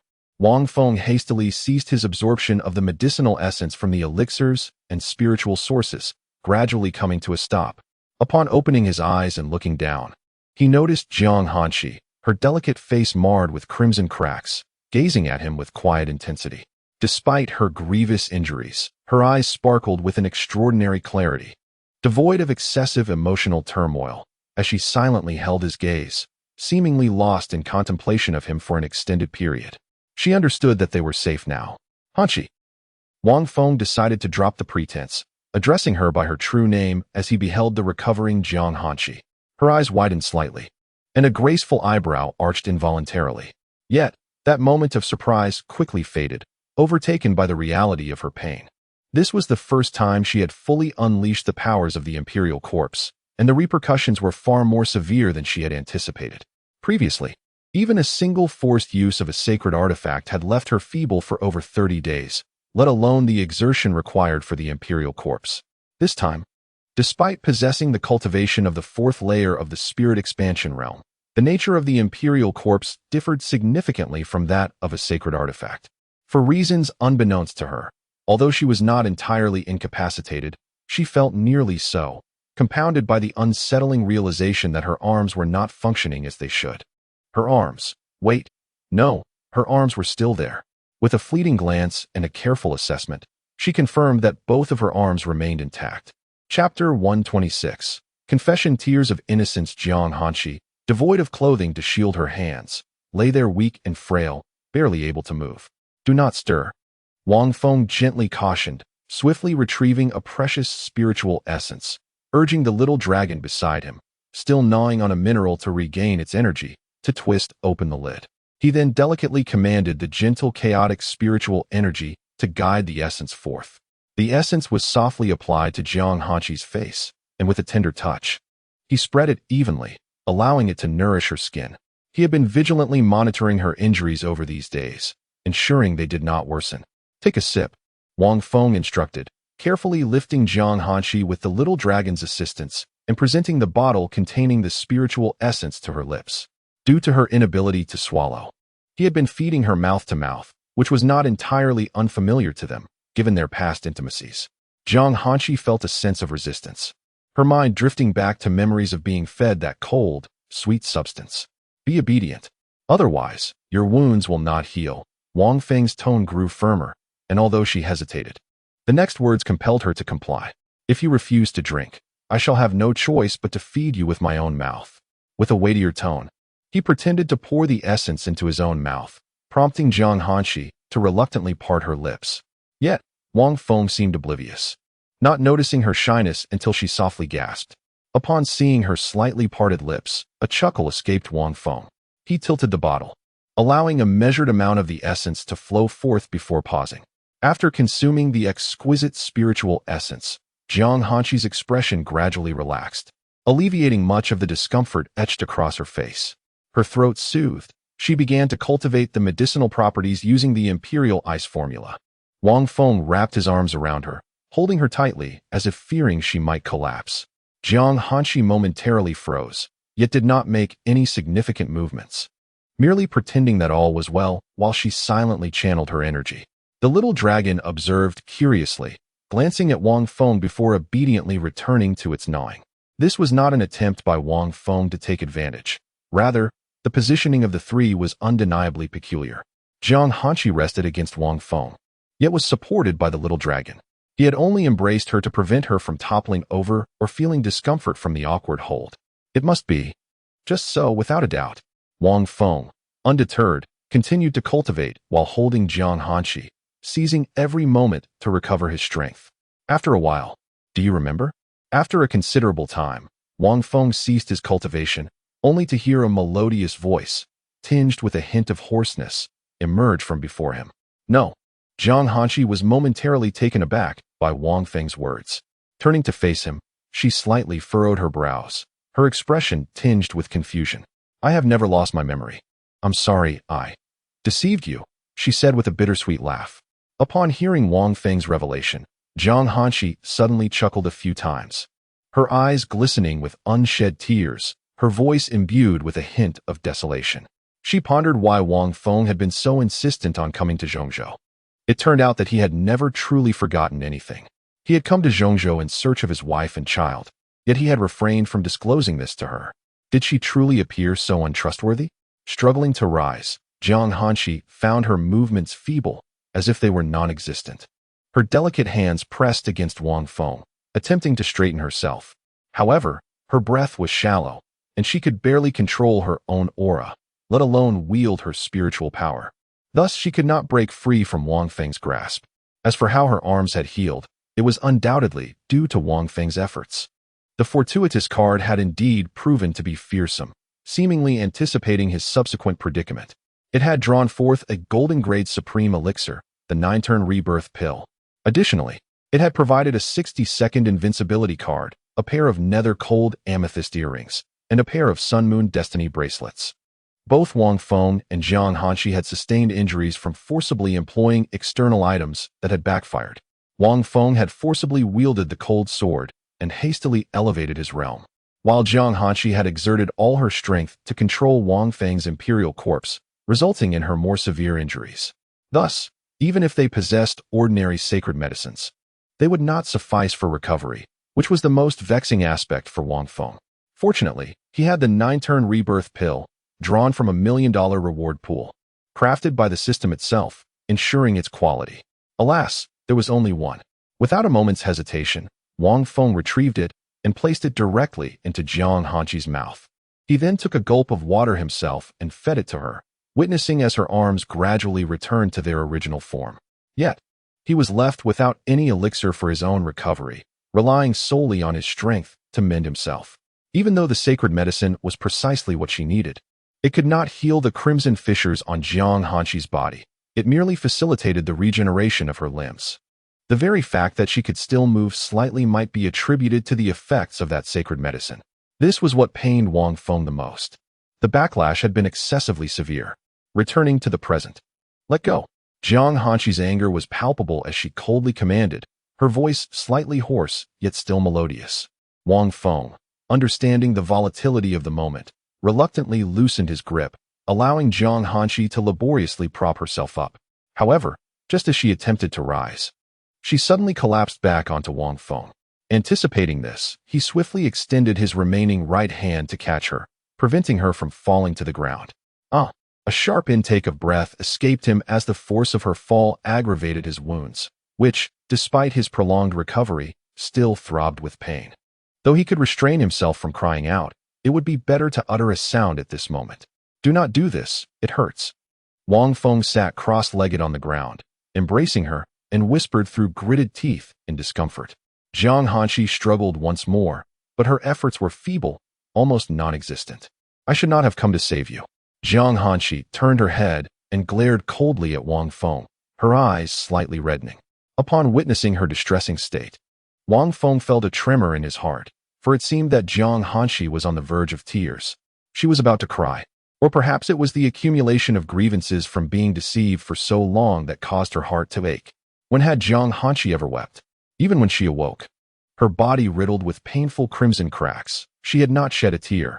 In fact, over the countless years, she may have only cried as a child. I am sorry. Wang Feng could only lower his head in silence, incessantly apologizing, yet mere words of remorse proved ineffectual. Jiang Hanshi, whether due to her injuries or a fear of causing Wang Feng pain, ceased her struggles. Their thoughts diverged, leaving only the sound of the little dragons chewing in the air. Why did you continue to deceive me? Jiang Hanshi ultimately could not hold back and posed the question that had long haunted her heart. I feared you would strike me, Wang Feng's words faltered, leaving Jiang Hanshi resting against his arm, momentarily stunned by his admission. Chapter 127. The sensitive, why should I not harm you? Consider this. I am someone whom you have slain countless times. How could I not fear you? Wang Feng, seemingly filled with indignation, tightened his grip around Jiang Hanshi's slender waist, causing her entire being to tremble. Jiang Hanqi shot him a fierce glare and gently but defiantly knocked her head against his chest. "Ah, that hurts," Wang Feng exclaimed dramatically, hoping to lighten Jiang Hanqi's mood. Upon hearing his cry, Jiang Hanqi paused, as if concerned about causing him further injury. "How is it that you can summon the cold sword?" "Well, that is my trump card, but the cold sword has already returned to your divine sea." Wang Feng pondered for a moment before opting for honesty, although he chose not to mention the system. Seeing that Wang Feng was unwilling to divulge more, Jiang Hanqi refrained from pressing him further and instead used her divine sense to glance at the divine sea. Indeed, the cold sword was quietly suspended within, and the imperial corpse remained seated with closed eyes in the depths of the divine sea. However, now that the cold sword was unsealed, it would be beyond her current capabilities to wield it. It would have to be sealed again upon their return to the Ice Palace. "Why do you persist in approaching me, even at the cost of your life on so many occasions? What is your true intention?" Jiang Hanqi inquired once more, turning her head to fix her penetrating gaze upon Wang Feng, eager to discern his response. Wang Feng met her gaze, his eyes pure and unblemished, as he candidly confessed. "Because I like you. From the very first moment I laid eyes upon you, I was smitten. Admittedly, I initially acted out of mere attraction, but over time, my feelings have deepened to the point of obsession. Love is an inexplicable phenomenon. I find myself constantly thinking of you. Despite being driven away by you countless times, I cannot resist. I long to see you." His fervent declaration left Jiang Hanqi momentarily stunned in his embrace, speechless. Her cheeks rapidly flushed. In truth, Wang Feng was not speaking falsely. His affection for Jiang Hanqi was profound and uncontrollable, a sentiment so intense that it felt as though he might burst. Her beauty was otherworldly, indescribable, perfectly embodying the image of the celestial being he had always envisioned. The presence of such a divine figure before him made it impossible to claim indifference. In the past, he had often found himself preoccupied with thoughts of Jiang Hanqi, to the extent that it affected his appetite and sleep. Much of this was due to his fear that she might suddenly appear before him and pierce him through with a sword. "You are deceiving me. It cannot be mere affection that drives you to approach me." Once she regained her composure, Jiang Hanqi did not allow his flowery words to cloud her judgment, and she pressed him further. "This time it is genuine," Wang Feng quickly clarified, insisting that his feelings for Jiang Hanqi were indeed sincere. Jiang Hanqi gazed at him in silence, her skepticism evident, and Wang Feng could clearly perceive her doubt. "I vow with my very life and heart that I harbor feelings for Jiang Hanqi. May I be struck by lightning if I utter a falsehood." "Ah." Wang Feng uttered these words with such rapidity that even Jiang Hanqi was taken aback, unable to intervene in time. However, upon hearing Wang Feng's earnest declaration, she found herself leaning against him in a daze. In that moment, her belief was unwavering. Otherwise, the heavens would have surely begun to rumble with thunder. "Are you still in pain?" Wang Feng gently inquired, noticing Jiang Hanqi's flushed cheeks as she remained lost in his embrace. Both of them were still reeking of blood. In the haste to recover, Wang Feng had merely wiped away the bloodstains from their bodies, lacking the time to tend to such trifles properly. Jiang Hanqi remained silent, ensnared in Wang Feng's arms. Observing her, he leaned closer to her face, curious about her condition. Jiang Hanqi, whether out of shyness or some other reason, quickly turned her head away, her gaze drifting elsewhere. Wang Feng's eyes fell upon the crimson cracks adorning her face and neck, which only served to accentuate her enchanting beauty. Yet, gazing at those fissures, a wave of discomfort washed over him. They were a testament to her sacrifice in saving him, and the pained expression she wore upon awakening had been a clear indication of her suffering. "How did you find me?" Wang Feng pondered this question for quite some time. He was eager to know how Jiang Hanqi had tracked him down. "The small drum," she replied candidly, not shying away from the subject this time. Had I known, I would not have given it to you." Wang Feng chuckled softly behind her, regret lacing his tone. Jiang Hanqi understood his implication. Without the small drum, she would never have located him and would not be in such a disheveled state. "Do you wish for death?" "You are my disciple," Jiang Hanqi exclaimed, her voice laced with indignation, clearly displeased with Wang Feng's earlier remark.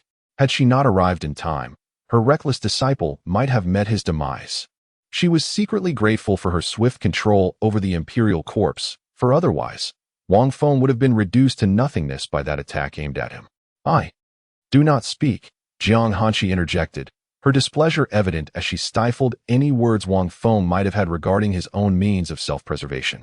"Thank you, fairy sister." Jiang Hanqi was momentarily taken aback, for it had been ages since she had last heard that cherished title. "Call me master," she thought.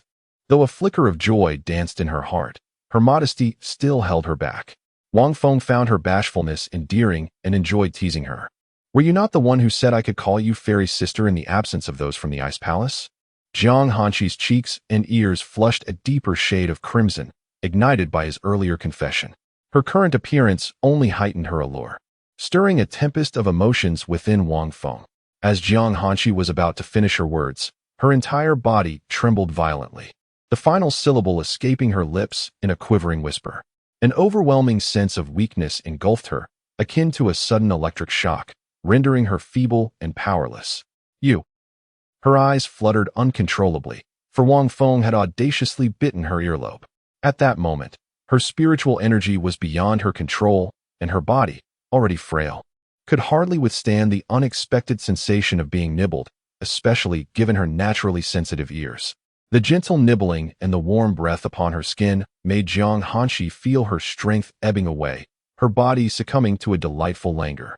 A wave of tingling sensations coursed through her, an unbearable sensation that left her feeling utterly overwhelmed. "No, let go." Jiang Hanqi wished to command Wang Feng to release her, yet by the end, her voice trembled uncontrollably. "Let go." Jiang Hanqi's tone had transformed into one of pleading, and at last, Wang Feng, having fulfilled his whimsical desire, gently relinquished his hold. "Dear fairy sister, you are utterly adorable," he exclaimed, gazing at the languid Jiang Hanqi resting against him, her face aglow with a rosy hue, undeniably charming. Chapter 128. Who is Mother? "You." Jiang Hanqi lingered in Wang Feng's embrace for quite some time before finally articulating a single word, though she was at a loss for how to express her indignation. Most of the time, she spoke very little and was rather succinct. How could she possibly know how to curse? "If you do this again, I." "What will you do?" "I will smash your mouth." After a considerable pause, Jiang Hanqi realized that if she threatened to kill Wang Feng, what would that say about her previous act of saving him? Ultimately, she could only resort to threatening to smash his mouth, which at least conveyed some degree of ferocity. Yet Wang Feng appeared unfazed by her words. "Then come on, hurry up and recover. I'm waiting for you to smash my mouth." Jiang Hanqi furrowed her delicate brows, her rosy cheeks stubbornly attempting to maintain a frosty demeanor, which only rendered her more endearing. "Do your wounds hurt?" Wang Feng's tone shifted abruptly as he gazed at the crimson fissures adorning Jiang Hanqi's face and neck, his eyes betraying an inexplicable emotion. "It's nothing." Jiang Hanqi seemed to revert to her usual self, though the blush on her face remained, and her body felt pleasantly warm. As for the pain from her injuries, she was well aware and felt no need to elaborate. The two fell into silence once more, each distractedly surveying their surroundings. Crack, crack. The sound of chewing had diminished significantly since the intimate moment between Wang Feng and Jiang Hanqi began. Now, Jiang Hanqi noticed a little girl beside them. What had she been observing for so long? "Xiaolong, have you eaten enough?" Wang Feng, cradling the weak and feeble Jiang Hanqi, called out to Xiaolong with one hand. "Let go of me." Jiang Hanqi now realized the impropriety of their position and hastily urged Wang Feng to release her. "You're weak now, don't worry. I won't do anything to you." Wang Feng whispered reassurance in her ear, but Jiang Hanqi, gazing at the multitude of towering trees around them, could not fathom why Wang Feng insisted on holding her. "Lean me against the tree." Wang Feng's lips twitched, and upon being discovered, he had no choice but to stand up, awkwardly lifting Jiang Hanqi and leaning her against the tree. "Wait, your arm." Just as Wang Feng was about to sit beside her after securing Jiang Hanqi, she suddenly spoke up. Only then did she realize that he had been holding her with one arm. His left arm was empty, save for a small bud that had just begun to grow. No wonder the little drum had indicated that his left arm was vacant. Jiang Hanqi maintained a stoic expression, but inside, she felt an inexplicable tug, as if gripped by an unseen hand. "Haha, it's nothing, just a minor injury." Wang Feng chuckled nonchalantly as he patted the area of the flesh bud with his remaining right hand. "Are my hands restored by you?" he asked. Wang Feng did not conceal the truth, as there was no need to hide such matters. Jiang Hanqi could easily deduce it. "Then why can't you restore yourself?" she inquired. Because I possess only one pill, and your injuries cannot be healed by ordinary sacred medicine. This is the only way. Fool, why not use it on yourself first? Jiang Hanshi glared at Wang Feng, scolding him. Haha, if my fairy sister feels guilty, then grant me a kiss as compensation. Haha. Observing Wang Feng's seemingly carefree demeanor and optimistic expression, Jiang Hanshi gazed at him intently for a prolonged moment, causing Wang Feng to falter. Noticing the situation, Wang Feng ceased his teasing and turned to the little dragon, approaching her. The little dragon, who had been savoring her meal, was halted by Wang Feng's earlier call. She looked at him in confusion. The ores in her mouth crunched like amber candy, crisp and brittle. Daddy, what's wrong? The little dragon, her cheeks still slightly puffed, blinked her large, round eyes at Wang Feng. Did you come to Zhongzhou just to find her? Jiang Hanshi spoke again, her emotions ambiguous as she fixed her gaze on the little dragon, scrutinizing her closely. Wang Feng affirmed, indeed coming to Zhongzhou in search of her, while also questioning Jiang Hanshi's intentions. Who is my mother? Jiang Hanshi hesitated for what seemed an eternity before finally voicing her inquiry. Wang Feng abruptly turned to Jiang Hanshi, the corners of his mouth curving upward, a smile emerging that was nearly impossible to suppress. After all these years, as a seasoned individual, he could easily discern Jiang Hanshi's underlying meaning. What are you laughing at? Jiang Hanshi's expression shifted, revealing her discomfort as she sensed that Wang Feng had uncovered her little secret. Why do you ask that? Wang Feng refrained from directly exposing Jiang Hanshi's thoughts. Meanwhile, the little dragon noticed the two engaged in their chatter and resumed her enjoyment of the oars. Crunch, crunch. I am your master. What is wrong with inquiring about my disciple's wife? Jiang Hanshi paused, as if finally formulating a reason, her demeanor cold yet tinged with awkwardness. Her mother is here in Zhongzhou, but Wang Feng wiped his eyes, as if on the verge of tears, his words faltering. Little dragon, come here and heal her wounds. His voice was choked with emotion as he walked over and picked up the bewildered little dragon. The little dragon, unsure of what to do, wiped Wang Feng's eyes, only to discover that there were no tears present. Grandfather. Xiao Long looked bewildered, uncertain of what this seemingly indifferent father, Wang Feng, intended to do. Wang Feng remained silent, cradling Xiao Long while wiping her tears, and gradually crouched beside Jiang Hanshi. What troubles you? Jiang Hanshi, observing Wang Feng's demeanor, instantly surmised that Xiao Long's mother must have passed away. Wang Feng did not respond. He simply held Xiao Long in front of her, lost in thought. In his mind, he conversed fervently with Xiao Long, instructing her on the term mother. Call her mother. Soon, father will provide you with spiritual essence to drink or to consume and elixirs to take. Father, mother. Xiao Long began hesitantly, her voice sweet and innocent as she attempted to utter mother in Wang Feng's mind. Yes, when father prompts you, you shall call her mother. With Xiao Long's final utterance of mother, Wang Feng snapped back to reality, burying his head in Xiao Long's back for comfort. Xiao Long, feeling somewhat aggrieved, playfully pushed at Wang Feng's head, thinking him rather annoying. In truth, her mother was currently in Zhongzhou. Jiang Hanshi pondered, still under the impression that Wang Feng's wife was deceased. So close, yet so distant, it seemed her mother was reluctant to acknowledge her husband. So close yet so distant? Jiang Hanshi mused internally, realizing that they were the only three individuals present. Could it possibly be her? Chapter 129, Mother, Dear. Mother, Dear. The little dragon opened its large, watery eyes, gazing at Jiang Hanshi as it called out in a soft, childish voice. However, the little dragon seemed lost in thought, drooling uncontrollably. Mother, are you calling me? Even Jiang Hanshi, with her eternally composed demeanor, was taken aback for a fleeting moment, her delicate eyes widening slightly as she looked at the little dragon. Oh yes, little dragon, come, transform for her. Upon hearing this, the little dragon pouted in dissatisfaction, casting a glance at Wang Feng. It was one thing to withhold delicious treats, but now it was being asked to transform. Ultimately, the little dragon complied, and Jiang Hanshi could no longer contain her emotions, her beautiful eyes widening in amazement. The little dragon's brilliance illuminated her gaze, twinkling like gold, perfectly complementing her astonished expression, rendering her irresistibly adorable. Heal her wounds. Wang Feng gently placed the little golden dragon, now adorned with red and blue patterns, into Jiang Hanqi's embrace. Jiang Hanqi still wore a look of disbelief, momentarily ignoring the little dragon in her arms, her gaze slowly lifting to meet Wang Feng's. She finally understood the meaning of something being far yet close at hand. It dawned on her that this little girl had no mother but was, in fact, a dragon. Could it be that Wang Feng had the ability to bear children with a dragon? "This is the dragon child I found. What do you think?" Wang Feng remarked, delighting in her astonishment, gently poking Jiang Hanqi's right cheek while deliberately avoiding the crimson cracks. Jiang Hanqi, hearing Wang Feng's words, felt an inexplicable joy swell within her. After all, this was merely his dragon child. She too had come to grasp the meaning of something being far yet near. "You," Jiang Hanqi, feeling the sensation on her cheek, intended to scold Wang Feng, but his next words interrupted her. "What's wrong?" "Hee, little Cece. You are just as you were during that time." Wang Feng's address struck Jiang Hanqi as rather irritating. Yet suddenly a wave of warmth and a tingling sensation coursed through her body. It was the little dragon healing her wounds. The crimson cracks felt pleasantly warm and tingly. Utterly comfortable.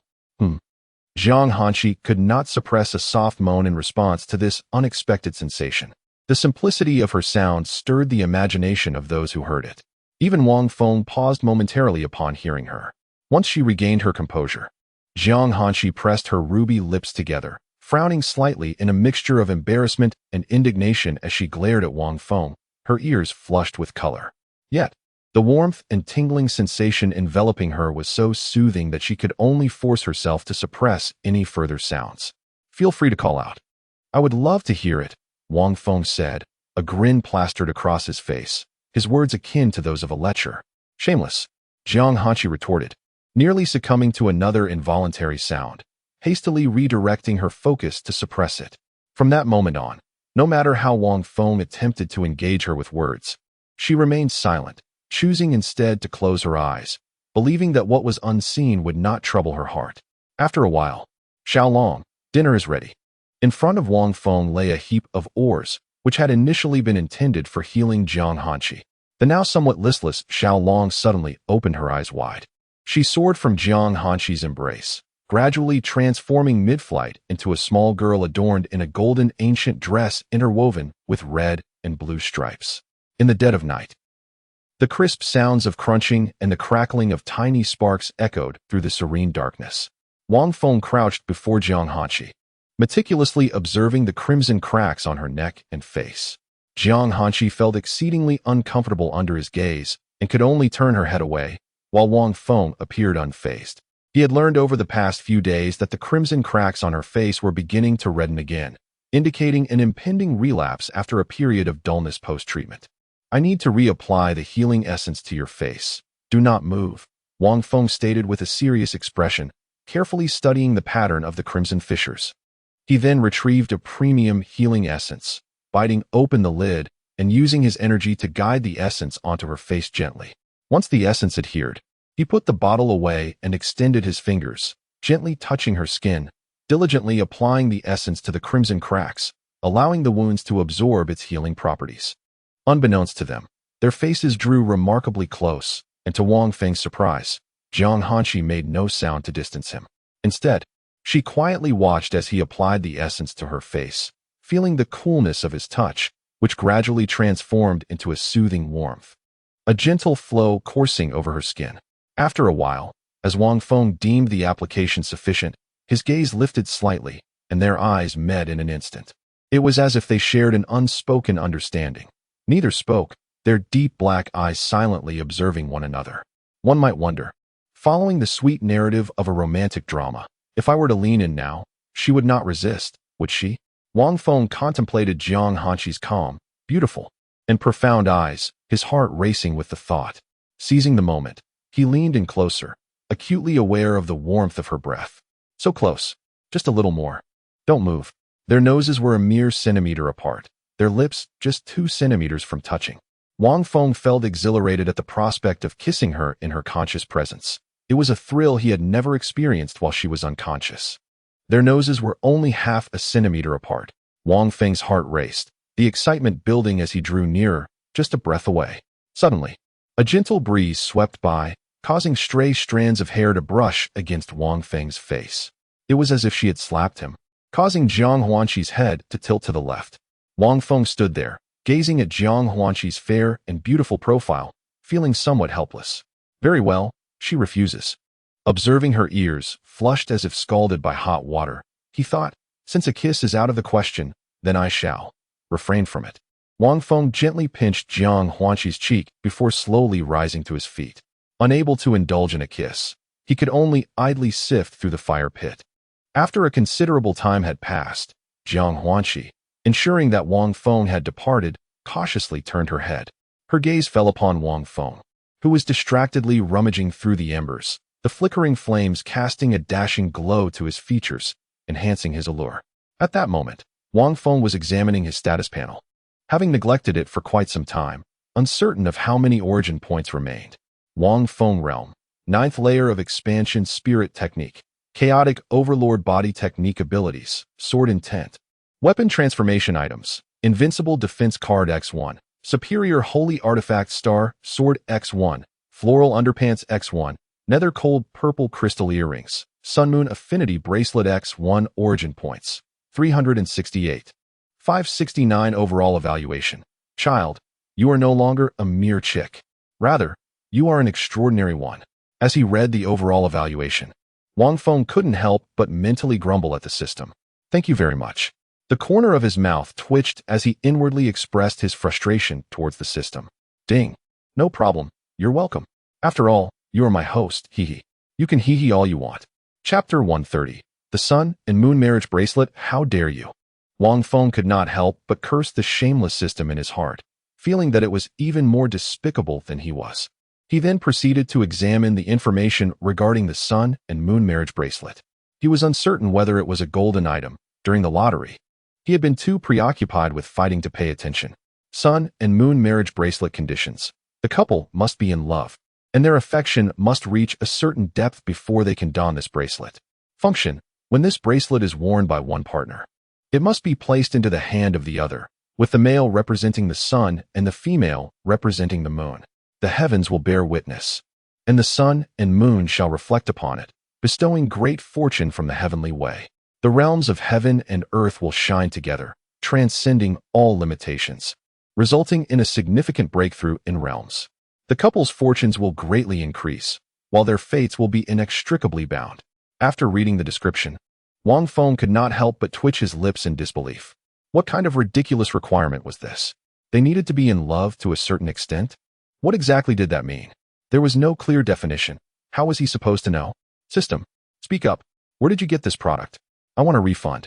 Wang Feng vented his frustrations while vigorously stirring the fire in the external world, directing a torrent of complaints toward the system.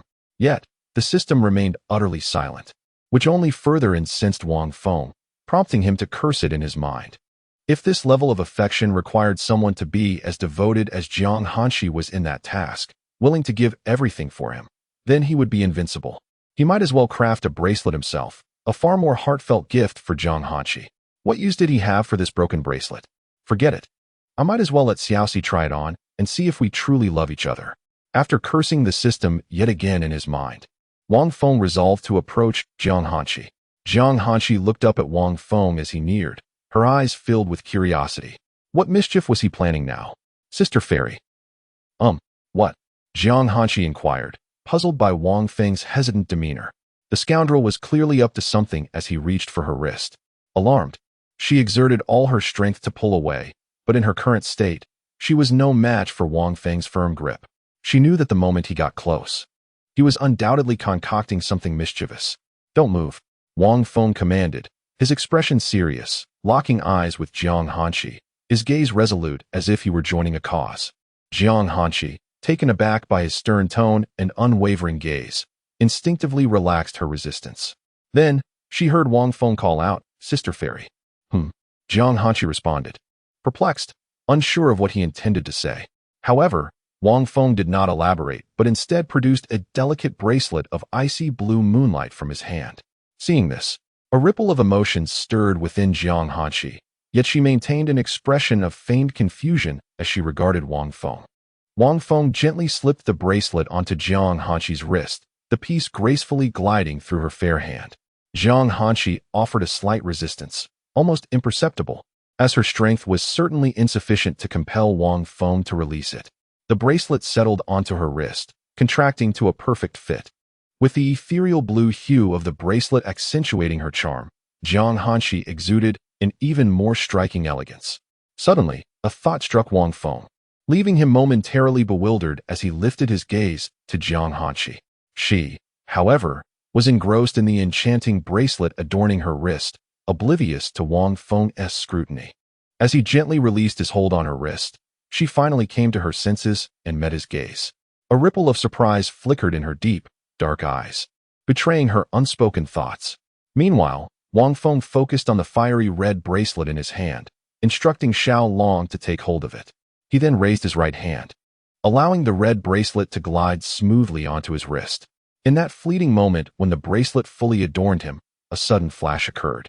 Both Wang Feng and Zhang Hanshi watched in astonishment as the bracelets transformed into shimmering light, vanishing without a trace. Zhang Hanshi, witnessing Wang Feng's actions, felt a rush of disbelief as she instinctively glanced at her wrist. It was gone. The unexpected turn of events stirred a tempest within her, leaving her momentarily dazed. "Where did it go?" Wang Feng exclaimed, his voice laced with surprise, though devoid of true shock. As he contemplated the storage space, his frustration reached a boiling point. Where was the bracelet? How could it simply vanish, even before their love had fully blossomed? Ding, it hasn't actually disappeared. The system chimed in. Then where is it? Wang Feng questioned, growing anxious that the system might have devoured it. The system fell silent, relishing in its cryptic nature, which only heightened Wang Feng's ire as he clenched his fists.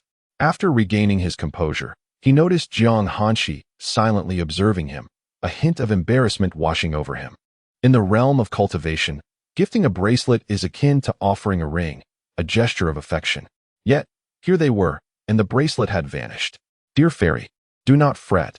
Though it appears lost, it still resides with us," Wang Feng hastily reassured her, fabricating a story, uncertain if Zhang Hanshi would believe him. She maintained her gaze, her beautiful eyes fixed on him, before finally breaking the silence. Taking liberties, she remarked. Zhang Hanshi uttered but 4 words before closing her eyes to meditate, leaving everyone unaware of her current sentiments. Wang Feng could only manage an awkward chuckle, realizing that Zhang Hanshi seemed to be indifferent to the matter at hand. It appeared she merely felt slighted that he had gifted her a bracelet without her consent. After a while, Wang Feng stood not far from Zhang Hanshi, adding more firewood to the blaze to maintain its warmth. He then retrieved a large bucket, spirit stones, and array flags, beginning to set up a shielding formation around them. Upon hearing the commotion, Zhang Hanshi opened her eyes and, for reasons unknown, felt a twinge of anxiety at the sight. An unsettling feeling gripped her heart, as if Wang Feng were up to no good. She was puzzled as to why he was establishing a formation, particularly a shielding one. "What are you planning?" Zhang Hanshi, leaning against a tree, could not help but voice her concern. Wang Feng was unlikely to engage in any despicable acts towards her. After all, he had not behaved so in the past, though he had committed his fair share of shameless deeds. "I'm merely taking a bath. What if I'm exposed?" Wang Feng replied, his demeanor unflustered, speaking as if it were the most ordinary of statements. However, her confusion deepened. "But why must I be included in the formation as well?" Zhang Hanshi questioned, still processing Wang Feng's words and bewildered by his decision to involve her. Chapter 131. Rest assured, I shall not touch what I should not. Wait a moment. I will prepare a bath for you. Zhang Hanshi emitted 2 sounds of confusion in quick succession. The first, a mere reaction, while the second was marked by evident astonishment. "I refuse to bathe," Zhang Hanshi declared with determination, incredulous at the thought of a man assisting her in such a manner. Wang Feng proceeded to pour water from a kettle into a tub, subsequently placing a firestone within to allow the water to warm gradually. "Given the strong scent of blood that clings to us, do you truly wish to let it fester in the days to come?" Zhang Hanshi, upon hearing this, slightly wrinkled her nose and inhaled the scent of her own body. It seemed there was some merit to his words, but no, that did not justify allowing him to bathe her. The only sounds accompanying their conversation were the crunching noises made by the little dragon as it munched on its food. Wang Feng glanced at the little dragon, contemplating whether to shoo it away. He harbored no concerns about the creature being snatched away by a beast. The dragon's aura alone was sufficient to command respect from all creatures, even those of the Yuan-San realm. This was likely the reason they had been undisturbed by any beasts in the dense forest. It was merely a small girl, after all, much like Jiang Hanqi. Besides, her thoughts revolved solely around eating and sleeping. He might as well let her continue to nibble on her food. Ignoring Jiang Hanqi's indignant protests, Wang Feng began to shed his long robe, though he maintained a semblance of modesty by donning a pair of brightly patterned shorts beneath. Remarkably, these shorts had endured considerable wear without tearing, exemplifying their exceptional quality. He happened to possess 2 pairs, one blue and one red, allowing for continual rotation. With a snap of his fingers, a barrier slowly rose around them. In the final moments before the crystal shield enveloped them, one could clearly discern Jiang Hanqi's expression of embarrassment, anger, and a hint of panic as she leaned against a tree. The barrier formed a circular space, with a diameter of approximately 10 meters, granting ample room for movement. At the center of the enclosure, a fire blazed brightly, its illumination intensified by the confined space. Wang Feng produced a fragrant towel, crafted from the essence of 99 flowers. Fairy sister, do you still possess that delightful floral essence you once bestowed upon me? Jiang Hanqi, observing Wang Feng's mischievous demeanor, fell silent for a moment before 2 vials materialized at her feet. In her fluster, she had forgotten to retrieve these items earlier. Wang Feng's eyes sparkled with excitement. He had nearly overlooked the treasure trove hidden within Jiang Hanqi's spiritual sea. Before him lay 2 jade vials. One contained a premium spiritual essence, its size suggesting a substantial quantity within, while the other held the fragrant substance he had requested, sealed tightly, preventing any scent from escaping. With the floral essence, the stench of blood upon my body becomes significantly easier to cleanse. It is worth noting that the last bottle of floral essence tormented Wang Feng for over a month. In the celestial city, countless individuals inquired about his cleansing regimen, with men surprisingly outnumbering women. Ultimately, Wang Feng could no longer endure it and expended some resources to eliminate the scent. Before Jiang Hanqi, who sat leisurely beneath a tree, several small boxes appeared on the ground, filled with various medicinal pills and items. Use these for your recovery, Jiang Hanqi remarked to Wang Feng with a hint of indifference. Dear fairy sister, you truly are a woman of wealth, Wang Feng exclaimed, resembling a playful child as he approached Jiang Hanqi clad in oversized floral shorts. As he approached, clad in only a thin garment, Jiang Hanqi's cheeks flushed like a rosy dawn, and she quietly turned her gaze away. After collecting the items, Wang Feng uncorked the bottle containing the fragrant floral essence, pouring a few drops into the basin of water. With a gentle splash, he did not submerge himself in the tub this time. Instead, he dipped a towel into the water and scrubbed it onto his body. A subtle, refreshing fragrance permeated the barrier, instantly dispelling the surrounding odor of blood. Moments later, Wang Feng, donned in a pristine white robe, discarded the reddened bathwater and refilled the basin with fresh water, holding the jug in one hand. Watching the basin fill, Jiang Hanqi's heart raced and anxiety gripped her. She had no doubt that Wang Feng would remove her garments to cleanse her. No, absolutely not, Jiang Hanqi resolved, her gaze shifting to the adorable little girl nearby, who was munching on spirit stones and medicinal pills. At last, the basin was full, signaling that it was time for a bath. Wang Feng immediately donned a serious expression, embodying the demeanor of a virtuous gentleman, an aura of scholarly refinement subtly emanating from him. Little Cece, fret not. I assure you that I shall not touch any inappropriate areas while bathing you, he declared with utmost sincerity, then moved the bucket beside Jiang Hanqi, retrieving a fragrant towel once more. No, she should wash me. Jiang Hanqi's eyes darted toward the little dragon, who was happily gnawing on a spirit stone, occasionally sipping from the essence. The little dragon seemed to sense someone calling her, glancing over curiously, her cheeks plump and round. With her sparkling eyes and delicate features, she resembled a charmingly foolish little darling. Mother, Wang Feng observed her mouth opening to speak, anticipating a call for father, only to be surprised by the utterance of mother instead. It appeared that the little dragon had a fondness for Jiang Hanqi, though their acquaintance was still budding, making interactions somewhat awkward. She is but a child. How could she understand the nuances of bathing? Wang Feng thought, urging the little dragon to continue her meal without concern for the situation at hand. Upon hearing the voice of father in her mind, the little dragon turned back to her spirit stone, embodying an innocent ignorance. Then I shall not wash. Upon witnessing the situation, Jiang Hanqi realized that the little dragon likely did not comprehend her words. She resolutely declared, no, it must be marinated properly. Under the gaze filled with embarrassment and indignation from Jiang Hanqi, Wang Feng turned and opened the bottle of floral essence, pouring a bit into the water-filled bucket. He immersed the fragrant towel, allowing it to soak. With every additional motion Wang Feng made, Jiang Hanqi's heart raced quicker. Also, you need to change your clothes. Let us do it together, Wang Feng casually remarked as he wrung out the damp towel. No, Jiang Hanqi persistently declined, yet each time, Wang Feng appeared oblivious to her refusals. Rest assured, I have seen. Wang Feng began, only to abruptly halt, realizing he had nearly let something slip. However, it seemed Jiang Hanqi had already grasped the implication. Her ears flushed a brilliant red, though she remained blissfully unaware of it. In just one day, she had lost count of how many times her face had burned with embarrassment, and how many times her ears had turned crimson. She now felt a wave of heat wash over her cheeks and neck. What do you mean by seeing? Despite having an inkling of the truth, Jiang Hanqi feigned ignorance. Her ears still flushed, and asked with a hint of confusion. Nothing, Wang Feng quickly replied, dismissing her concerns as he tossed the towel into the bucket and squatted before Jiang Hanqi. I am going to untie your clothes. Look at how tattered they have become, he said, tugging at the ragged sleeve on her right shoulder, which appeared completely torn apart, revealing glimpses of the delicate sheer dress beneath. Chapter 132, Snip Snip.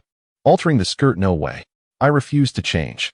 Jiang Hanqi visibly began to panic, her hands pressed against the ground as she swayed, attempting to rise. Yet, she could only manage to lift herself slightly before the overwhelming force of gravity threatened to pull her back down. Wang Feng swiftly grasped her delicate, pale arm, gently guiding her back to a resting position. What are you afraid of?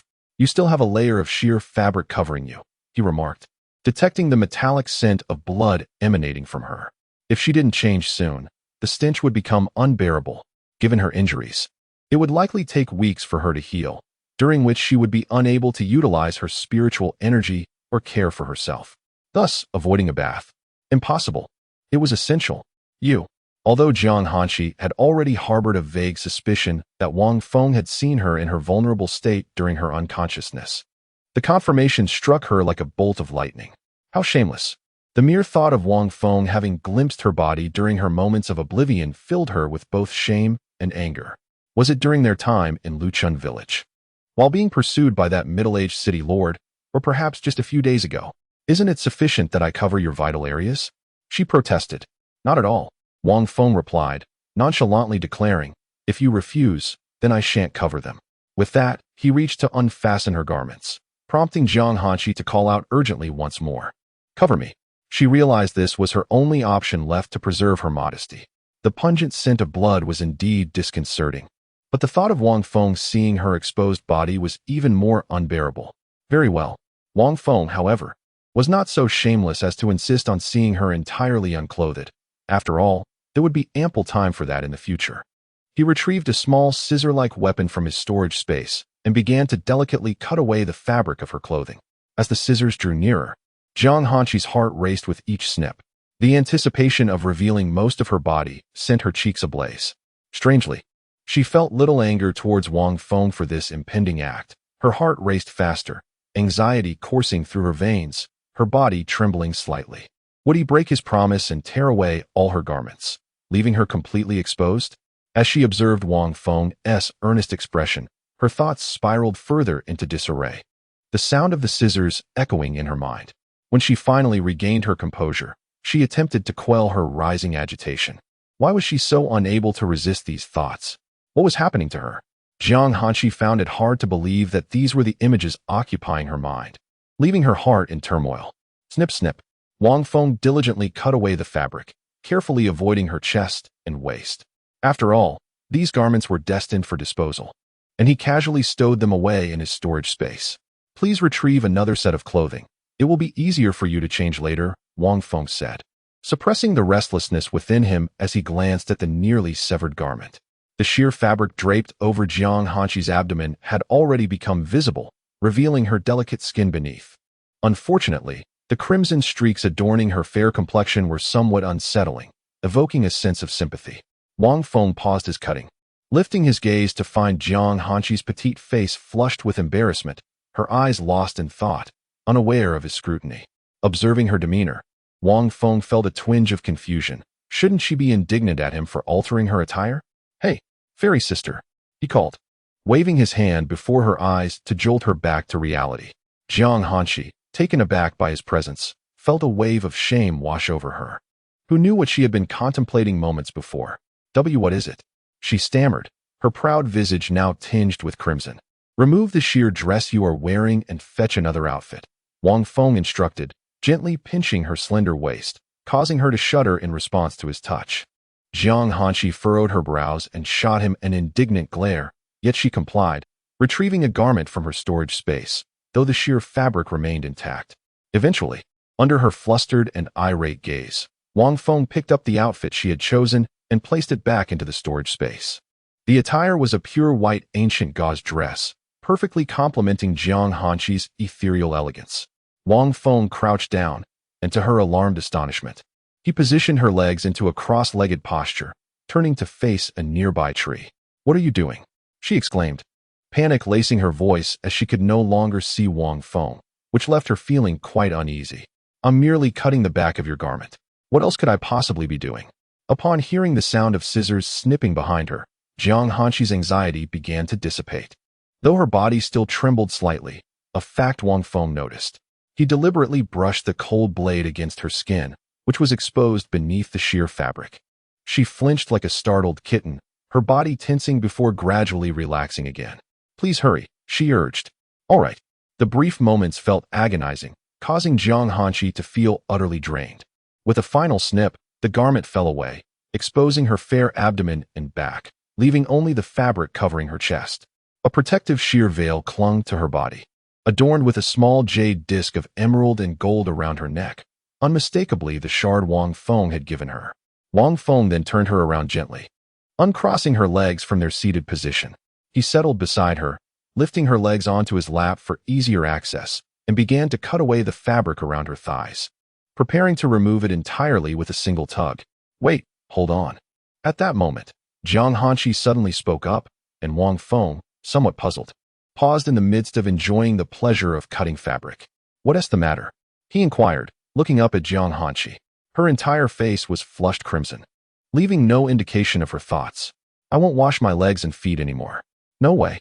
Wang Feng firmly rejected her. Although most of the blood was on her body, there was still some on her leg garments. "Do not be afraid. I, Wang Feng, am a person of integrity. I would never wash your legs merely to touch them," he declared with righteous fervor, almost as if swearing an oath, causing Jiang Hanqi to almost believe him. Yet, upon recalling the garment covering her legs, her face flushed uncontrollably, and panic stirred within her. "I want to wash them. That is not an option."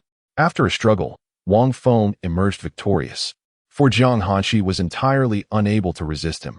Her words were no match for his, and she could only obediently fall silent in acquiescence. Wang Feng picked up the scissors and resumed his snipping. Throughout the process, Jiang Hanqi trembled like a frightened kitten. Snip! With the final cut, the hem of her skirt still concealed her thigh, requiring further removal to unveil what lay beneath. Chapter 133. Did you not say it was lost? Wang Feng lifted Jiang Hanqi's hand, pressing down on the untrimmed fabric between her legs to prevent any inadvertent exposure. Jiang Hanqi was taken aback by the scene, realizing that he was not shameless to that extent. Once the fabric was secured, Wang Feng positioned his legs appropriately, tugging at the hem of Jiang Hanqi's skirt, drawing it away. However, the moment he did so, he froze, his eyes widening in astonishment. He stared intently at the area from her thighs to her feet. You. Wang Feng slowly raised his gaze to meet Jiang Hanqi's, his speech faltering in disbelief. Jiang Hanqi bit her lip, shamefully avoiding his penetrating stare.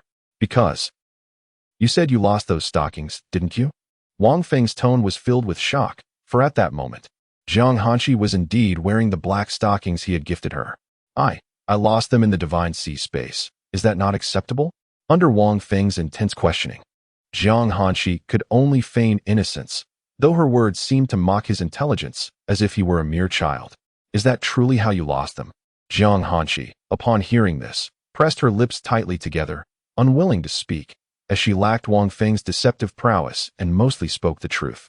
Having always worn skirts, Wang Feng had never seen her legs, and he was utterly surprised by this unexpected revelation.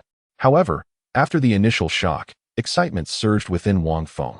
Did this mean he was about to personally remove her black stockings? Oh yes. He first put away the scissors, rising to stretch, engaging in a ritual of sorts before the grand unveiling. Yet, standing revealed a startling sight. As he gazed down at that stunning visual, a wave of heat washed over Wang Feng, causing his blood to rush. Observing merely her beautiful legs was a stark contrast to the entire view of her form. Especially in her current outfit, which was somewhat tattered, the allure was overwhelming. The rush of blood surged to his head, his already vigorous practice only exacerbating the situation, leading him to suddenly spurt a nosebleed before Jiang Hanqi. Covering his nose, Wang Feng quickly turned away, splashing some water on his face, utilizing his spiritual energy to forcefully suppress the reaction. She was a fairy. Jiang Hanqi's appearance and demeanor resonated deeply with Wang Feng's heart. Jiang Hanqi, momentarily stunned by Wang Feng's sudden reaction, quickly regained her composure. She had genuinely not expected that merely a glance at her form would provoke such a response. This was merely the beginning, if only. After washing his face, Wang Feng recited a calming mantra in his mind, striving to clear his thoughts before slowly turning back to face her. Jiang Hanqi gazed at him with her charming eyes, a persistent blush adorning her cheeks and ears. Hurry up, she urged when she noticed Wang Feng still dawdling, feeling quite uncomfortable under his intense stare. All right, Wang Feng replied, his voice tinged with agitation, causing Jiang Hanqi to feel a twinge of fear, wondering if this rascal might take things too far. He quickly crouched down again, his right hand trembling slightly as it approached her thigh. Hurry up, she called out again, her heart racing with anxiety, fearing that his hand would inevitably brush against her leg as he removed her footwear. Ding. Task: remove Jiang Hanqi's black stockings. Reward: legendary exquisite white stockings. What? Wang Feng's hand paused at her thigh, his mind flooded with questions as he heard the system's long-awaited notification. Jiang Hanqi shivered at the warmth of his palm against her leg, urging him once more, hurry up. She felt she could hardly endure the slow pace. How long would he take to remove her footwear? Oh, all right. Wang Feng, disregarding the system's eccentricity, gently tugged at her black stockings. When he reached her knees, the stockings suddenly made a loud, tearing sound, ripping apart. The once sturdy fabric had shattered, the sound echoing as if he had intentionally torn it. Wang Feng stared at the half-torn stockings in his hand, certain that he hadn't applied enough force to cause such destruction. You! Jiang Hanqi exclaimed, witnessing the gaping tear in her stockings, her heart tightening, unsure of what to say. I am sorry, I didn't mean to. Wang Feng struggled to find the right words, realizing that since they were already torn, he might as well take responsibility for the damage.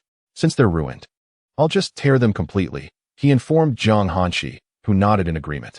With the decision made, Wang Feng resorted to brute force, ripping the stockings apart with a series of loud tears. In his haste, he inadvertently pressed against Jiang Hanqi's leg, a natural consequence of his rough handling. Though she considered kicking him, she lacked the strength to resist against his firm grip. Don't move, he commanded as he exerted one final forceful pull, completely destroying the black stockings. Overwhelmed by the chaotic scene, Wang Feng felt a rush of heat and quickly averted his gaze. He carefully extracted the remnants of the torn stockings from her leg and placed them into his storage space. Give them back, Jiang Hanqi exclaimed upon noticing his intention to keep them. It is broken, I no longer want it. I will dispose of it shortly. After a struggle, Jiang Hanqi could only helplessly close her eyes, desperately wishing to slap this scoundrel. Ding. Task: remove Jiang Hanqi's black stockings. Completion rewards: legendary exquisite white stockings. In Wang Feng's storage space, a pair of white stockings suddenly appeared, adorned with a hint of soft pink. Ah, system, you truly are perverse. Yet, I find it quite appealing. Wang Feng internally scoffed before breaking into a lewd grin. Regaining his composure, Wang Feng instructed Jiang Hanqi, remove the sheer fabric, or else it will be washed along with your attire. This time, Jiang Hanqi did not retort. With a thought, the sheer skirt vanished from her form. She only wished to finish quickly and conclude this ordeal. The ensuing scene was somewhat inappropriate for younger audiences. It was evident that Jiang Hanqi trembled slightly as her body met the warm water. At times, she would tense suddenly or shudder intensely, cursing Wang Feng under her breath. Within the barrier formation, intermittent sounds of her indignation echoed, accompanied by Wang Feng's awkward utterances and occasional laughter. Additionally, there was a faint, almost imperceptible sound of chewing. Inside the barrier formation. Is this the place? Wang Feng's eyes were covered by a strip of black spiritual cloth, seemingly to shield him from sight. A bit to the left. Here, Wang Feng, holding a pair of scissors, cautiously slid them through the fabric at Jiang Hanqi's chest, wary of accidentally piercing any sensitive areas. Yes. Chapter 134. Dressing up upon receiving confirmation from Jiang Hanqi, Wang Feng lifted the scissors and began to snip away.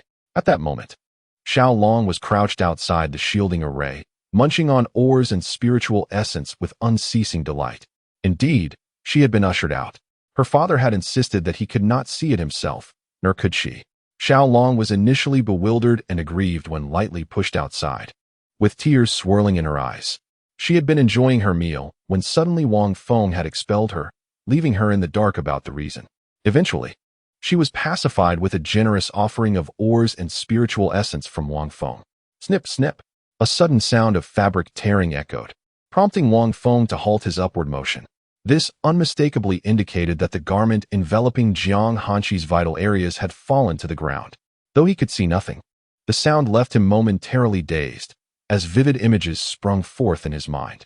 Quickly, Wang Feng snapped back to reality at Jiang Hanqi's exclamation, discarding the mental images he had conjured. Where is it? Wang Feng dared not act recklessly, merely using his pinky to touch Jiang Hanqi's skin, allowing her to guide him. Down, further down. He felt the texture of the fabric beneath his fingertip. Ignoring Jiang Hanqi's slight shiver, he sought the material at the side of her thigh, preparing to cut from that angle. By the way, you haven't placed any cloth underneath, have you? A sudden thought struck him. What if Jiang Hanqi's bottom became dirty? Jiang Hanqi, seemingly lost in thought and silent as death, finally responded after a prolonged pause. Yes. Her voice was barely a whisper. Should I lay something down? Otherwise, if you get dirty, I will have to clean you up. Though Wang Feng appeared to be inquiring, the implication of his words left no room for choice. Otherwise, he would indeed be tasked with cleaning Jiang Hanqi. After a lengthy silence, she finally replied, All right. Without hesitation, Wang Feng stowed the scissors away and produced a large piece of cloth, with his vision obscured by the black fabric. He fumbled for a moment before placing it carefully on the ground. In the process, he inadvertently brushed against Jiang Hanqi's thigh, for which he felt remorse. Blame it on the black fabric. I am going to lift you now, Wang Feng informed Jiang Hanqi, extending his hand toward the approximate location he envisioned. Stop. Wang Feng jumped at Jiang Hanqi's sudden shout, his hand freezing in place. Jiang Hanqi watched as his hand hovered just a centimeter from her chest, and she struggled to inch back slightly. To the right. More to the right. Further right. Under the guidance of Jiang Hanqi, Wang Feng finally made contact with her arm. As their skin brushed, Jiang Hanqi seemed to tense up, clearly uncomfortable and perturbed. After a series of movements, she eventually settled onto the fabric spread on the ground, her arms reddened from Wang Feng's grip. Fortunately, there were no crimson fissures marring her skin, or the pain would have been unbearable. With that minor interlude behind them, it was time to return to the matter at hand. Crisp sounds of cutting filled the air. Following Jiang Hanqi's instructions, Wang Feng confirmed that the material was severed, allowing him to pull away the garment cinched around her waist. He was uncertain whether Jiang Hanqi was entirely unclothed or perhaps only partially concealed by a minimalistic garment. Regrettably, Jiang Hanqi was rather coy, refusing to let him see and insisting he keep his eyes covered. While his boundaries were quite lenient, he was not devoid of principles, refraining from any impropriety towards the dark fabric. How does one wear this attire? Wang Feng pondered, genuinely perplexed about how to don the long skirt Jiang Hanqi had given him, having never worn a woman's garment before. This is quite complicated. Just take it out first, Jiang Hanqi instructed, observing Wang Feng, who was still kneeling there, bound in black cloth. Oh right. Wang Feng quickly summoned the skirt. First this way, then that way, and then he attentively followed Jiang Hanqi's detailed steps, determined to avoid any mishaps. Do you understand? Not really. Jiang Hanqi fell silent, momentarily at a loss for words, only to resume her instructions when Wang Feng called her name again. Outside the shielding formation, Xiao Long had been munching on unknown ores for what felt like an eternity, nearly satiated and eager to enter. However, she found herself unable to do so.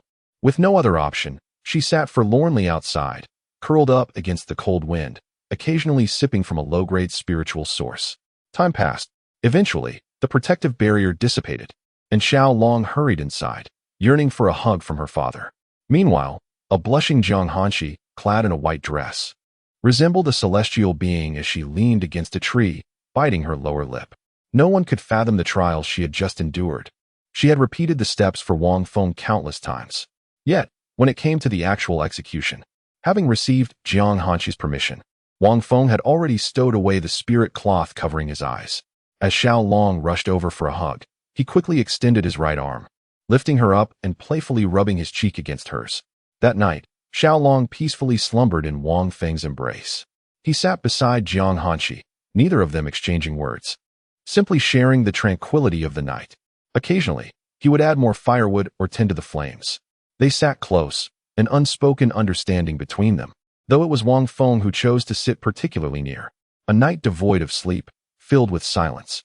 The following morning, the sky began to brighten softly. Wang Feng retrieved some delicacies, a veritable abundance stored within his spatial inventory. Every time the marketplace refreshed, there was a greater than 60% chance that food would manifest. Thus, Wang Feng found himself amply supplied with provisions. "Dear fairy sister, look, these are all your favorites," he exclaimed, gesturing towards the large cloth spread on the ground, adorned with an array of fruits, with grapes prominently featured among them. The two of them resembled a couple on a camping trip, accompanied by a child, embodying the warmth of a small family. Jiang Hanqi gazed at the fruits in silence, pondering. Indeed, they were all to her liking. However, she would never admit to such a preference. "How about it?" Wang Feng tilted his head, grinning at Jiang Hanqi, seemingly eager to elicit a smile from her. Jiang Hanqi replied softly, before falling silent once more. "Do you not like them?" Wang Feng's expression dimmed momentarily, though he quickly masked it. Yet, the fleeting nature of his disappointment did not escape Jiang Hanqi's notice. Fine. Seeing her reticence to speak, Wang Feng decided to indulge himself in the food. Jiang Hanqi felt a tumult of emotions within, her inner voice echoing. "Was it not you who used to feed me?" Yet, she could not bring herself to lower her pride and request that Wang Feng feed her, especially now when she was unable to move. "Daddy." The little dragon in Wang Feng's arms rubbed its eyes and called out in a soft, sticky voice. Chapter 135. I now present you with two choices. Little Dragon turned his head and was instantly captivated by the sight of an array of delectable food, his eyes sparkling as if adorned with twinkling stars. "Go ahead and eat," Wang Feng said, as he nonchalantly offered a grape to Little Dragon right in front of Jiang Hanqi. Little Dragon crawled out of Wang Feng's embrace and began feasting on the fruits and snacks. Jiang Hanqi observed silently, her thoughts unspoken, eventually turning her gaze elsewhere. No one could fathom the emotions swirling within her. After a brief moment, Jiang Hanqi suddenly felt something round and smooth brush against her lips, prompting her to look down hastily. Just as she had imagined, it was a large grape, and Wang Feng was eagerly urging her to open her mouth. Jiang Hanqi turned her head away, her intent unmistakable. She did not wish to partake. Wang Feng, undeterred, believed her refusal was merely a fade, a sign of her sulking. Even if it were genuine, considering her current frail demeanor, it could not be anything but a pretense. Wang Feng leaned closer, locking eyes with Jiang Hanqi. "Not eating?" she stated coldly, noticing his proximity. "Really not eating? I now present you with two choices. First, eat me. Second, eat this." Wang Feng inched even closer, his intentions clear. Either she could kiss him or indulge in the grape. The decision lay with her. Jiang Hanqi turned her head once more. On one side was the grape Wang Feng held aloft, and on the other was his handsome visage. His face was drawing near, while the grape remained unmoved. A quick glance at Wang Feng's face, which was approaching her, prompted Jiang Hanqi to stretch her neck and bite towards the grape. In her haste, she inadvertently nibbled on Wang Feng's hand as well. "Ouch! Ouch!" Wang Feng feigned an exaggerated expression of pain from the minuscule bite. Though Jiang Hanshi was aware that her little nibble could not possibly harm him, she instinctively loosened her grip. This allowed Wang Feng to withdraw his fingers, while the grape was deftly tossed into Jiang Hanshi's mouth. "Give it a try. I specifically selected this for you. It's undoubtedly large and sweet," he remarked, glancing at the bite marks on his finger before looking back at her. Jiang Hanshi regarded him with a frosty stare, her delicate brows furrowed, her mouth still slightly full, rendering her quite adorable. Despite her discontent with Wang Feng's insistence on feeding her, there was an inexplicable delight blossoming within her heart as she bit into the grape. It was indeed, as Wang Feng had claimed, exceedingly sweet, reminiscent of the first time he had fed her. Delightful. In a playful exchange, the days swiftly passed, leading to an afternoon 48 days later. The sun set like a blazing inferno upon the earth, casting layers of fiery clouds across the sky in an endless cascade. The camera swiftly descends. "I must remove the jade pendant from your neck." Wang Feng gazed at the fragment of the jade pendant, a treasure of transformation. Resting on Jiang Hanshi's neck, it was indeed useful to him, and thus he could not part with it. The crimson fissures adorning Jiang Hanshi's body had nearly healed, shrinking from the size of a small earthworm to delicate threads. Throughout these days, Wang Feng had diligently applied spiritual essence to her wounds. Aside from the inability to move freely, she had nearly regained her strength, though movement still eluded her. Jiang Hanshi appeared outwardly emotionless, merely responding with a cool "Are you unhappy?" Wang Feng's playful grin danced before her, and he candidly voiced his concern. Deep down, he was uncertain whether Jiang Hanshi truly felt discontent, but he felt compelled to express his thoughts. Although he sensed he might be coming across as somewhat of a typical man, he embraced it, relishing in teasing Jiang Hanshi. "No," Jiang Hanshi replied, her tone suggesting she had been caught in her thoughts. Observing her frail demeanor, Wang Feng lifted her legs, spinning her around to face away from him. Jiang Hanshi fell silent, and after a considerable pause, she noticed the absence of the sound and sensation of the pendant being removed from her neck. This left her perplexed. Suddenly, she felt a touch on her ear, and a mix of anger and anxiety stirred within her. Was he attempting to nibble at her ear again? After a brief moment, Jiang Hanshi realized she did not experience the familiar tingling sensation of a playful bite, but rather a mere touch. This only deepened her confusion. What on earth was that rascal up to? Her ear tingled momentarily before the sensation vanished, leaving her unable to see what Wang Feng was doing. At last, she felt the pendant being unfastened. When it finally came off, a tinge of disappointment washed over her. It was not that she valued its powers, rather, she had thought of it as a small gift from Wang Feng. "Look, fairy sister." A clear, shimmering glass mirror suddenly appeared before Jiang Hanshi. She found herself momentarily entranced by the reflection of the woman within. In the mirror, Jiang Hanshi adorned a pair of violet-blue crystal earrings, enhancing her ethereal beauty.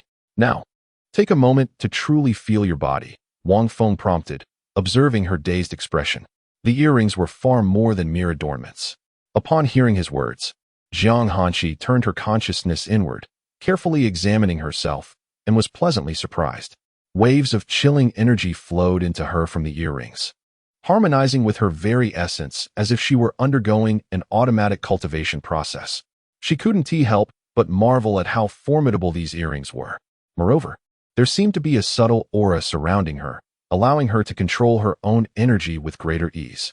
This was not merely a protective talisman. It was a cultivation artifact that automatically absorbed spiritual energy. Such treasures are often serendipitous encounters, their origins shrouded in mystery. "Do you like it?" Wang Feng leaned closer, his voice deliberately softened, imbued with a hint of magnetism. Jiang Hanshi, gazing at her reflection in the glass mirror, instinctively lowered her head slightly, though she remained silent. The blush on her cheeks spoke volumes. "As long as you like it, that is sufficient." Seizing the moment while Jiang Hanshi was distracted, Wang Feng gently brushed her nose. In the deep of night, the sound of the little dragon gnawing on minerals had long since faded. Wang Feng could no longer afford to feed it and had no choice but to let it return to the totem for slumber. He sat beside Jiang Hanshi, drawing remarkably close, initially met with her reluctance. Yet, as she shifted a bit, Wang Feng inched closer, eventually disregarding the matter altogether. For he was not encroaching upon her personal space. Wang Feng poked at the small fire with a slender stick, the two of them enveloped in a serene silence. A perfect match of talents. Fairy sister, had it not been for Han Jin's reminder, would you have forgotten about my existence altogether? Wang Feng inquired while tending to the flames beside Jiang Hanshi. Indeed, Jiang Hanshi admitted, not deceiving Wang Feng, had it not been for Han Jian, she would have indeed overlooked this nameless youth. You heartless woman, after having taken my life numerous times, you simply forget me? What prompted you to steal?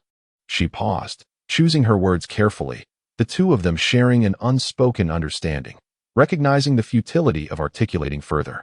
Chapter 136. Allow me to compensate you after a brief silence. Wang Feng spoke first. In truth, we share a remarkable connection. Do you not sense it? I do not, replied Jiang Hanshi. Wang Feng's lips twitched. It seemed she believed he had deliberately sought her out. If something were to happen in this final existence of mine, would you, as in the previous lives, unhesitatingly end my life?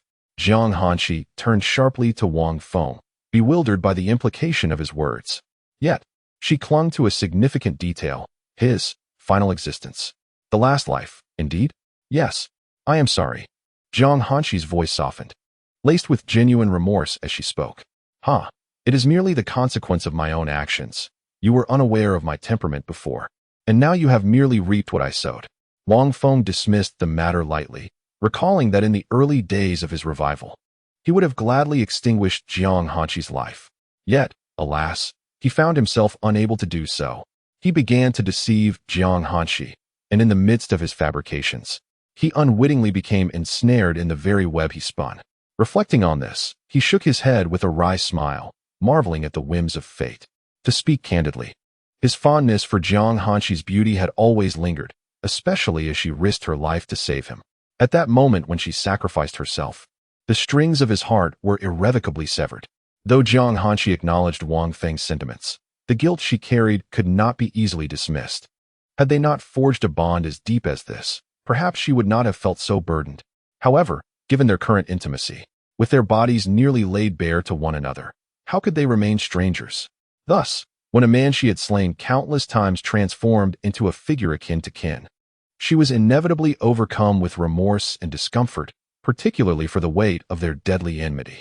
You may propose a condition, as long as it is within my capability to fulfill, Jiang Hanshi declared, recognizing that mere apologies would yield little comfort to Wang Feng. Truly? Wang Feng tilted his head, his gaze brimming with anticipation. Indeed, absolutely, Jiang Hanshi affirmed, her conviction unwavering. To quell any doubt he might harbor, she emphasized her certainty.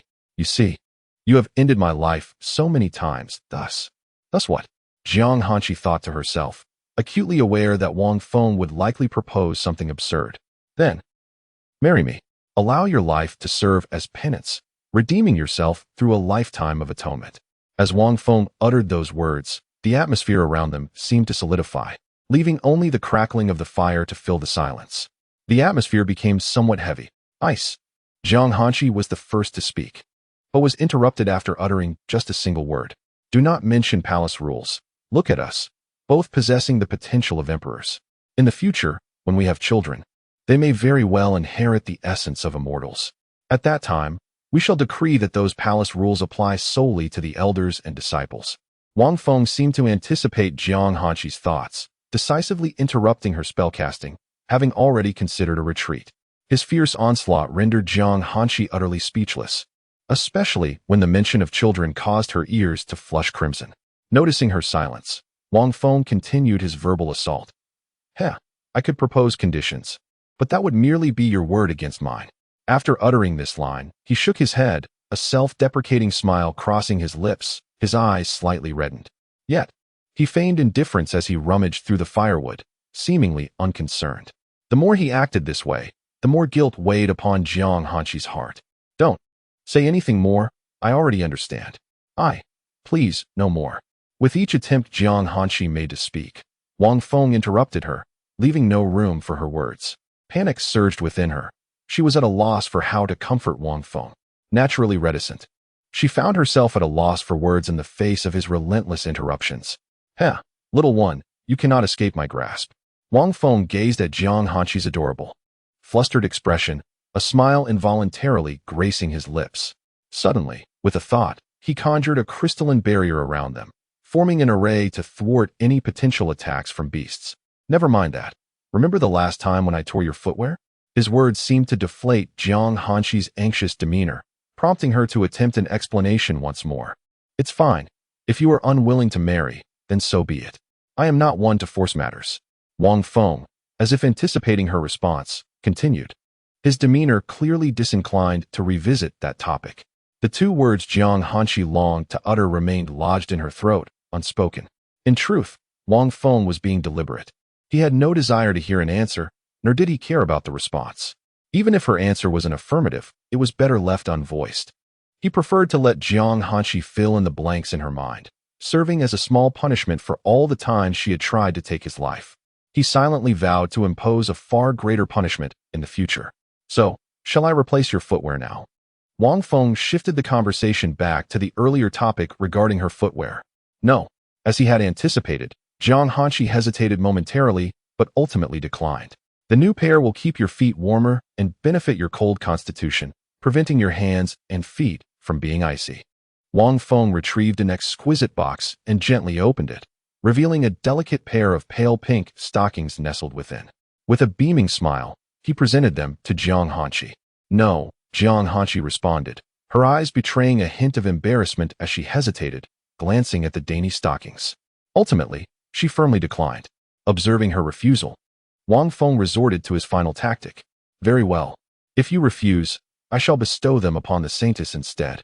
I have labored for an eternity to create this with every stitch. It is, after all, a garment meant for a woman, and I cannot wear it myself. Thus, it must be this way. He tucked the box containing the stockings away, turned his attention to the campfire, and began to poke at the embers with a stick, occasionally adding more kindling. His tone suggested a profound disappointment at Jiang Hanxi's rejection of his meticulously crafted gift, as if he were resigned to giving it away to another. After a while, just as Wang Feng began to believe Jiang Hanxi would indeed not change her mind, he was suddenly startled by her voice. Imbued with a sense of struggle. I want it.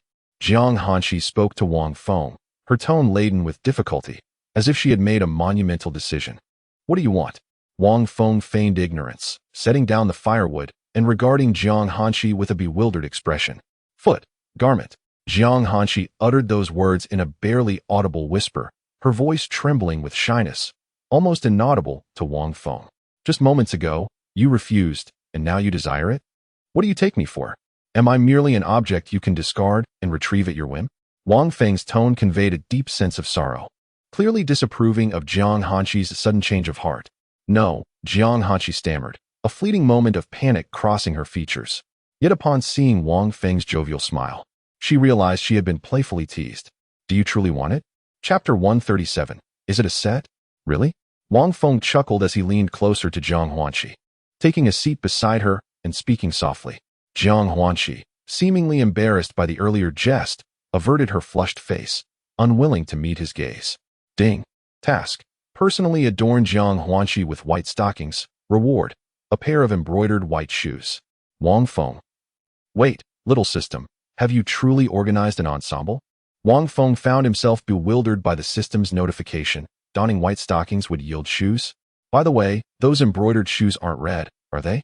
The mere thought of the vibrant red embroidered shoes of Blue Star crossed his mind, and truth be told, he wasn't particularly fond of them. Ding, not at all. To complement the white stockings, this system has meticulously crafted a pair of white embroidered shoes. Indeed, the reason the black stockings were torn must have been your doing, right? Wang Feng had long suspected that the system was behind the mishap with the black stockings, all to provide him with the white ones.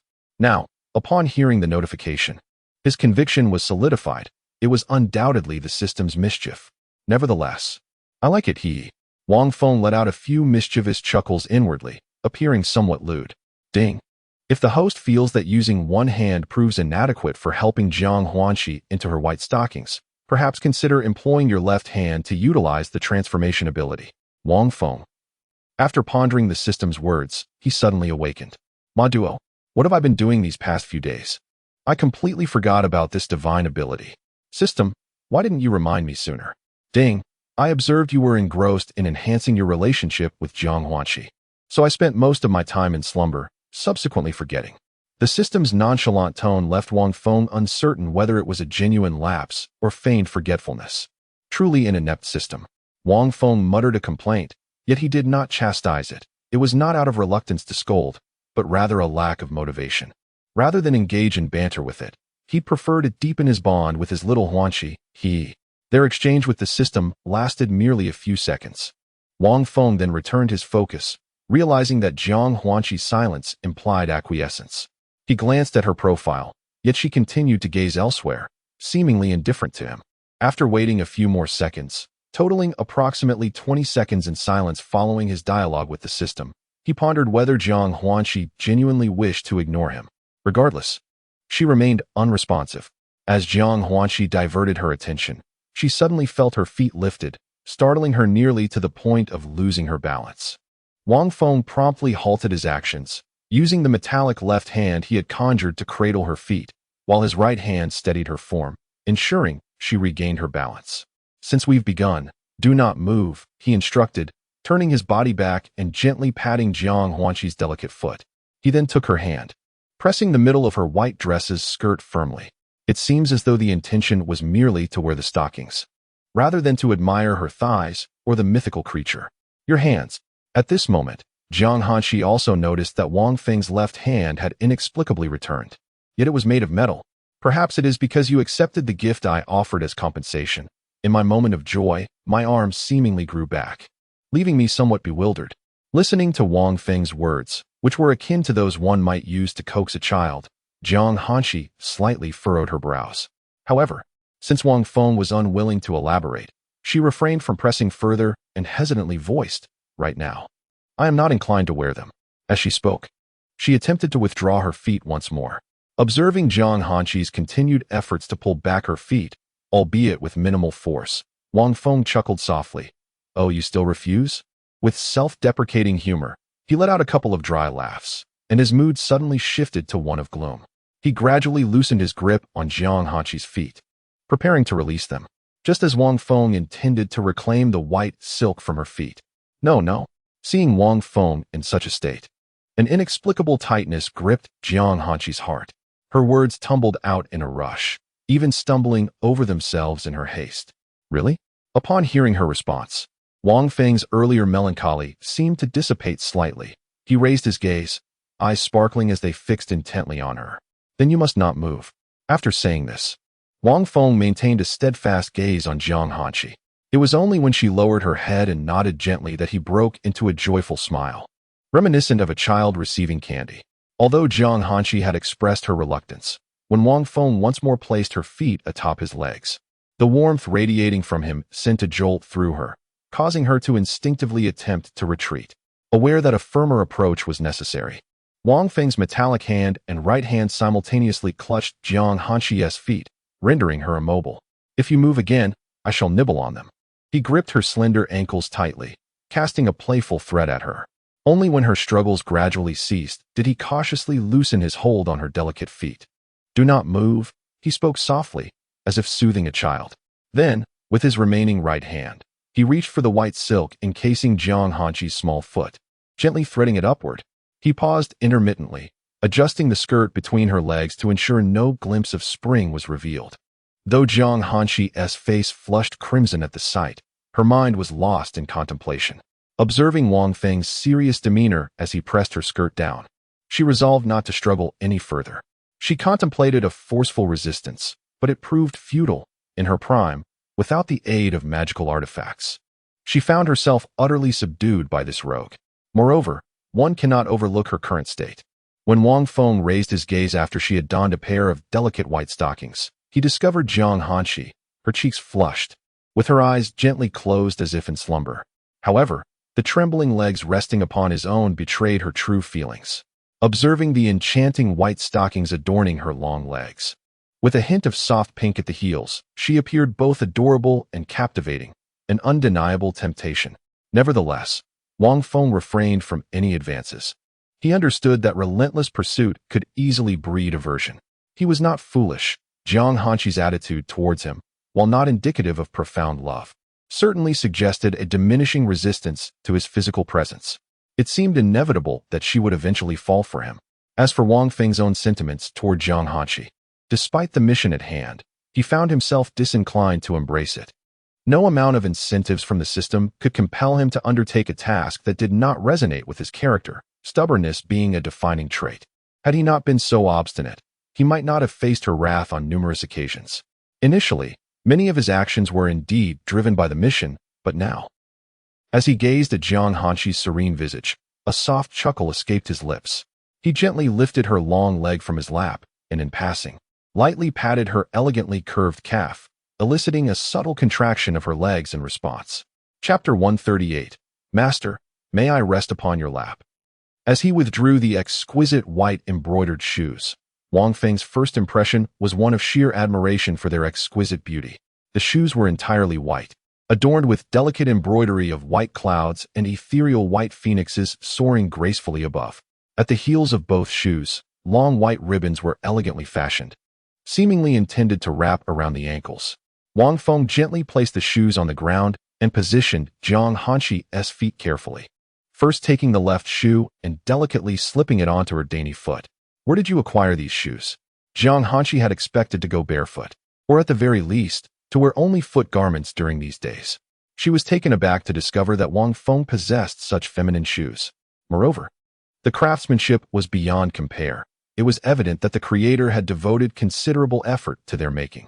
I once practiced embroidery, Wang Feng confessed. In fact, I completed these shoes many years ago. However, at that time, I lacked the opportunity to present them to you, and I was too afraid to do so. As he cradled Jiang Hanqi's ankles, he lowered his gaze, seemingly attempting to conceal his troubled emotions. Jiang Hanqi observed Wang Feng's demeanor, and her feelings of guilt deepened. The thought that she had caused him harm on numerous occasions weighed heavily on her heart. Yet, she was at a loss for words to console him. Verbal reassurances ultimately felt hollow. Wang Feng remained silent, carefully fastening the white phoenix embroidered shoes onto Jiang Hanqi's feet. And then he tied a delicate white bow around her ankle. As Jiang Hanqi watched him attentively, she found herself momentarily lost in thought, observing how he laced the ribbons around her ankles and adorned her feet with the shoes. Unbeknownst to her, whether intentional or not, Wang Feng's actions frequently elicited a ticklish sensation upon her feet, leaving her feeling quite uncomfortable and tempted to remind him. However, seeing his earnest expression, she gritted her teeth and endured the sensation. All done, Wang Feng lifted his head, clapped his hands together, and then distanced himself slightly, preparing to admire the enchanting scene before him. His gaze lingered on the sight of Jiang Hanqi's legs clad in white silk and the exquisite white embroidered shoes, rendering him momentarily spellbound. As he raised his eyes, he gazed dreamily upon Jiang Hanqi's ethereal beauty. Embarrassed by his infatuated look, Jiang Hanqi averted her gaze. From Wang Feng's perspective, Jiang Hanqi, adorned in her dress, paired with white silk stockings and the embroidered shoes, exuded an effortless harmony. The bows at her ankles added a touch of charm, yet they did not detract from her inherent air of aloof elegance. Snapping back to reality, Wang Feng shook his head, striving to quell any primal urges that might compel him to ruin Jiang Hanqi's pristine stockings. He gently pulled the hem of her skirt down, ensuring it concealed her long, graceful legs, thereby managing to suppress the tumultuous desires within him. Finally, he approached Jiang Hanqi, squatting down beside her. As the warmth of Wang Feng's breath nearly brushed against Jiang Hanqi's ear, her heart skipped a beat, and the rhythm of her heartbeat quickened. However, Wang Feng did not comply with Jiang Hanqi's silent wish. Instead, he gently exhaled near her ear and softly whispered, "Master, may I rest upon your lap?" At that moment, his words faltered, and just as Jiang Hanqi's mind filled with curiosity, he continued, "Shall we take a nap?" Wang Feng seemed to deliberately abandon the endearing title of fairy sister, opting instead for the respectful address of master. He was genuinely exhausted, longing only to find solace in a brief slumber on Jiang Hanqi's lap. His intentions were not driven by lust, but rather by sheer fatigue. Besides, his cultivation could continue even in sleep, allowing him to restore his spirit. With the protective formation surrounding them, he felt secure, knowing that any disturbance would alert him. However, upon hearing his request, Jiang Hanqi instinctively sought to refuse. Yet, before her words could fully escape her lips, she felt Wang Feng's head swiftly come to rest upon her thigh, nestled against her white gown. Time seemed to stretch indefinitely, Jiang Hanshi gazed down at the peaceful Wang Feng, who had succumbed to slumber upon her lap. Gently, she lifted her delicate fingers to caress his handsome face, playfully pinching it. In his dreams, Wang Feng instinctively swatted at the sensation on his face, prompting Jiang Hanshi to withdraw her hand just in time to avoid being struck. Once she was assured that he had returned to a steady sleep, she felt a sense of relief wash over her. With a soft chuckle, she mused to herself that perhaps she had added just the right amount of sweetness to the situation. Within the confines of the formation, Jiang Hanshi admired Wang Feng's graceful features, her lips curving into an involuntary smile. Unbeknownst to her, she had regained the ability to move, subtly using herself as bait to entice Wang Feng. Yet, she pondered when she had become this bait. Was it upon awakening, during the countless days he had tormented her? Or perhaps just moments ago? Casting her gaze upon the serene Wang Feng resting on her lap, she glanced at the roaring flames of the nearby fire. In her heart, she reflected on Wang Feng's words, eventually allowing her eyes to flutter shut as she drifted into a shared slumber with him. The following morning, as dawn broke with a gentle light, Wang Feng slowly opened his eyes, beholding the lovely visage before him, which uplifted his spirits immensely. In his elation, he buried his head into Jiang Hanshi's fragrant embrace, nuzzling against her. Startled, Jiang Hanshi quickly opened her eyes, nearly raising her hand to strike, yet she restrained herself. She had lost count of how many times she had nearly done so since discovering her ability to move. Noticing the flustered and indignant look in Jiang Hanshi's eyes, Wang Feng quickly rose to his feet, sheepishly scratching his head. Haha, let's get going, it's time to hit the road. He dashed over to the formation center, gathering the neatly arranged spirit stones and formation flags before returning them to his storage space. As Jiang Hanshi quietly leaned against the tree, she observed the scene before her with an air of helplessness. The nearby campfire had long extinguished, sparing Wang Feng the need to extinguish it with a single strike. Approaching Jiang Hanshi, Wang Feng's left hand suddenly transformed, revealing a metallic arm. Indeed, this was the miraculous ability of materialization, which he had only recalled yesterday. An extraordinary feat in its own right.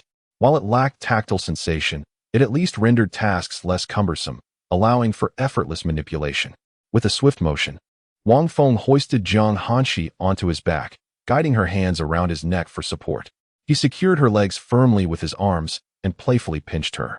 In an instant, a sharp blow struck the back of his head, prompting a coordinated yelp of surprise, followed by a hearty laugh.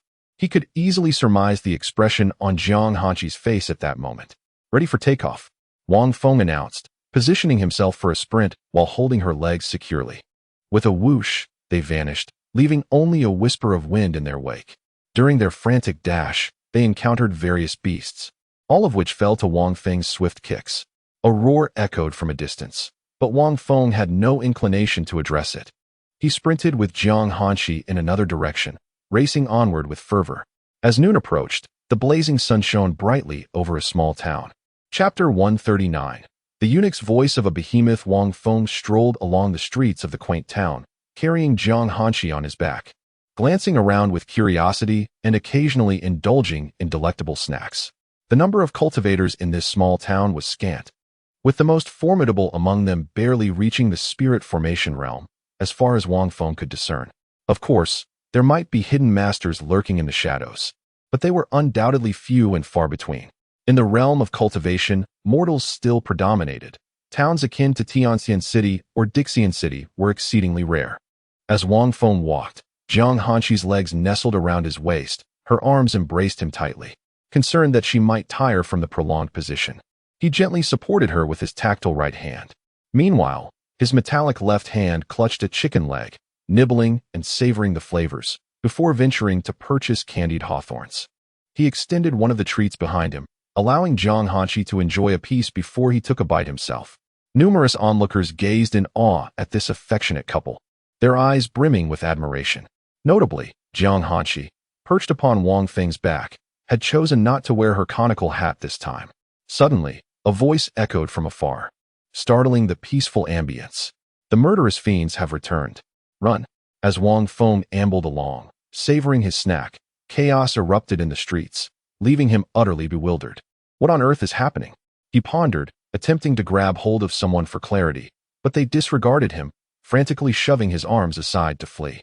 In this small town, where mortals were the majority, some individuals abandoned their stalls without a second thought, escaping as if their lives depended on it. "Dear townsfolk, do not be so afraid of us," boomed a voice, androgynous and flamboyant, from the sky above. Moments later, a brawny man, with a physique reminiscent of a beast, descended, surveying the deserted street with an unsettling calm. Realizing the precariousness of the situation, Wang Feng had already concealed himself and Jiang Hanshi within a small abode. Observing the imposing figure outside, he couldn't help but wonder if that peculiar voice truly emanated from such a robust man. How curious, Wang Feng mused, shaking his head to dismiss the thought. After all, how could a muscular giant produce such a voice? Inside the house, a trembling couple watched him in silence, too afraid to speak. With a cautious rustle, the couple opened a trapdoor beneath their bed and beckoned Wang Feng to join them. However, he shook his head, signaling that it was unnecessary. The man outside seemed to be no more than a second-tier spirit expansion realm cultivator. The couple, recognizing the futility, decided to prioritize their own safety. "Because no matter how frightened you may be, you cannot escape the grasp of my brother, the esteemed leader Yi." "Ha ha." The voice from outside resounded once more, prompting a wave of nausea in Wang Feng. Peering through the door's crack, he was genuinely repulsed. He could hardly believe that the voice belonged to that burly man. It was a grotesque juxtaposition, a stout figure speaking with a tone more befitting a demon. One word encapsulated Wang Feng's reaction: disgust. A wretched creature. Wang Feng cautiously carried Jiang Hanshi on his back, silently cursing the individual outside, feeling genuinely repulsed. Just as he believed that only one person was preparing to kill him outright, a multitude of dark figures emerged in the distance. Before long, they converged with the burly eunuch, engaging in some form of discussion. The aura of this group unmistakably belonged to the demonic sect. Wang Feng knew this because he possessed a means to discern identities. It truly astonished him that there was still a presence of the demonic sect in this region of Zhongzhou. Logically, the demonic sect should be at its least here, as Zhongzhou had long been dominated by various righteous sects, who regarded the demonic sect as their nemesis and had purged it countless times. Peering through a crack in the door, Wang Feng observed the scene outside. As a masked leader descended to the ground, he was followed by dozens of individuals clad in black robes. "Enough chatter, seize them," commanded the masked leader, who was presumably the master Yi mentioned by the demon. With this order, the black-robed figures wasted no time. Each targeted a house and kicked the door down. Chaos erupted, with some resisting while others were knocked to the ground. Rendered motionless, Wang Feng found himself puzzled as to why these individuals did not flee directly. Were they truly intent on safeguarding their meager possessions? Silently, he placed Jiang Hanshi on the ground and summoned Little Dragon to guard her.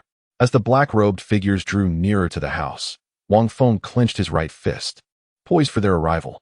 Bang! Bang! The sound of splintering would echoed, followed by a second sound, the shattering of a body into a mist of blood due to a wave of spiritual energy. Upon entering, Yi Shufeng's gaze fell immediately on the frail Jiang Hanshi seated against the wall. Beside her, Little Dragon was laughing heartily.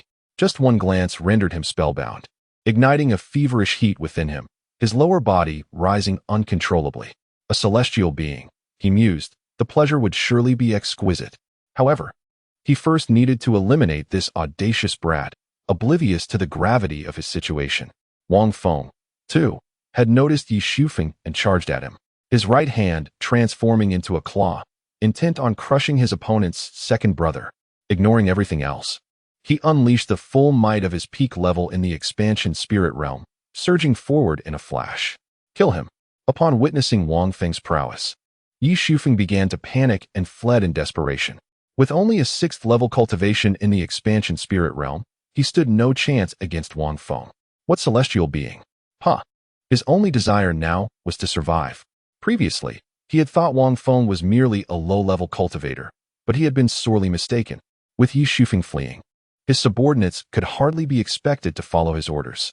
Being human, self-interest prevailed, and now was the time to escape. Several demonic cultivators sunk their fangs into the necks of civilians, draining them to husks before fleeing into the night. Did they truly believe they could escape?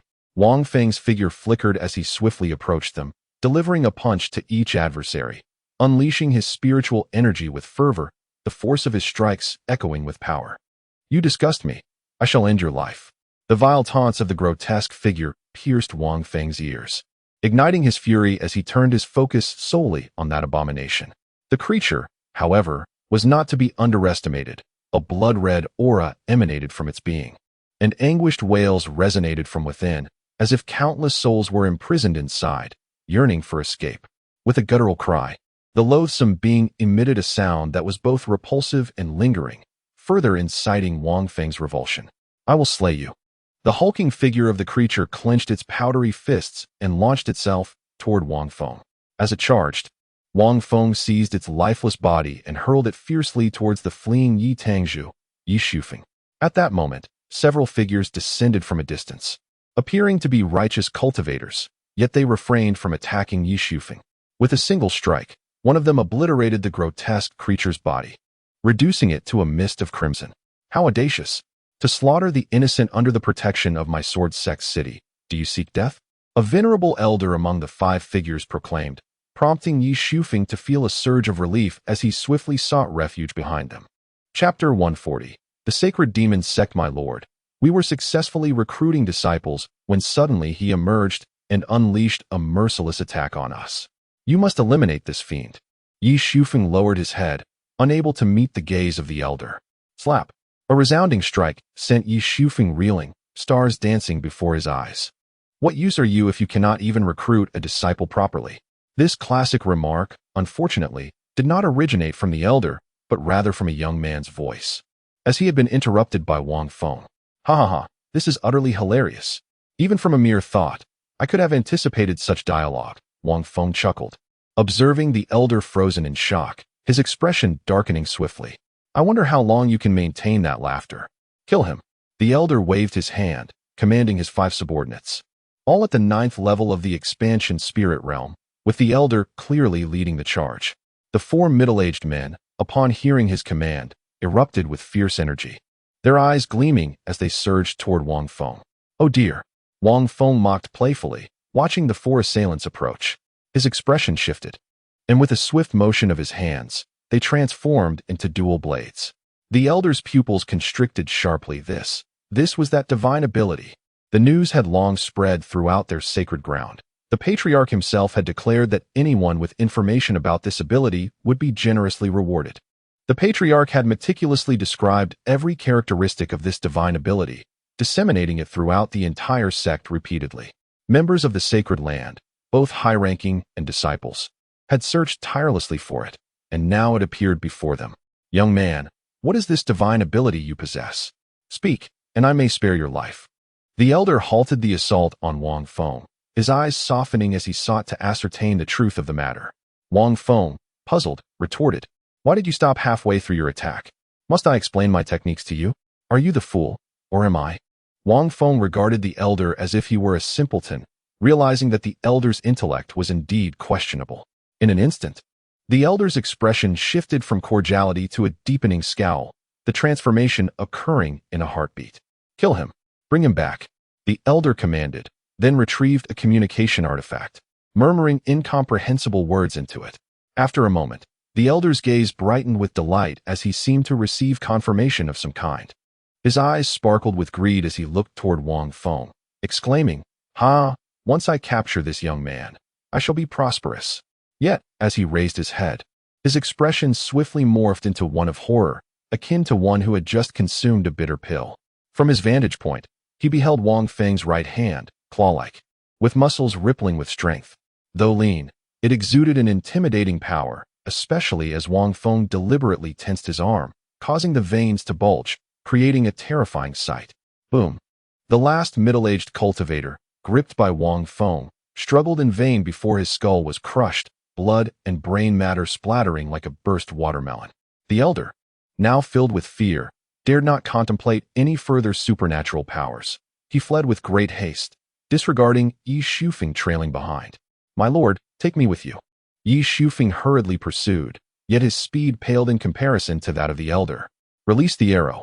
Wang Feng observed the fleeing elder, summoning a heavenly fire spear into his right hand. He raised it, aimed, and leaned back. Full moon. Wang Feng, in a rare moment of youthful exuberance, shouted the name of his technique, and then he hurled the spear. Boom!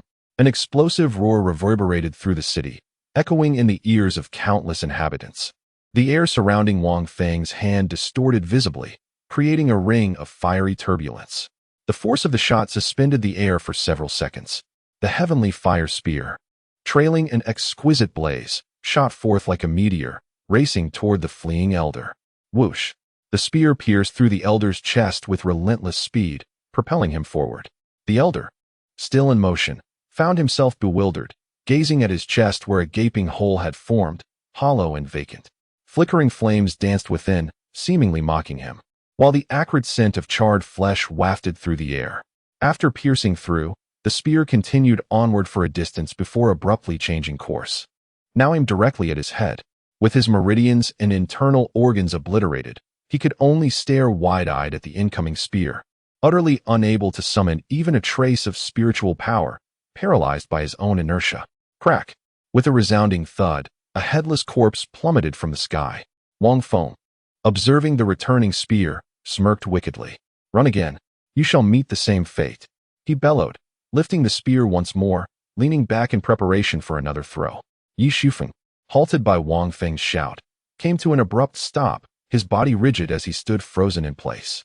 "You know your place," Wang Feng remarked, witnessing Yi Shufeng's compliance.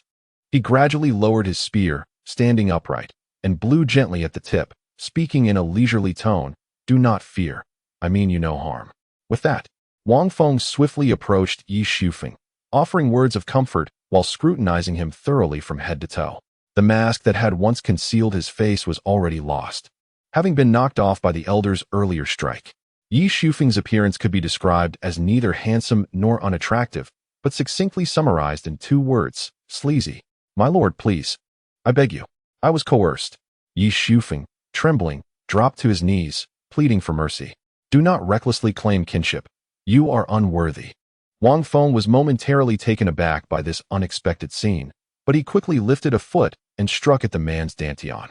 In an instant, the man collapsed to the ground, writhing in agony and howling in torment. Within mere seconds, his entire cultivation began to regress, and his spiritual energy surged uncontrollably outward, rendering him a mere shell of his former self. "Speak. Who were those 5 individuals?" Wang Feng seized him by the head, only to find that the man was too incapacitated to articulate his words, forcing him to grasp the collar instead. Wang Feng harbored no belief that they were affiliated with the Sword Sect, as they bore no insignia of the sect. Indeed, they were not members of the Sword Sect.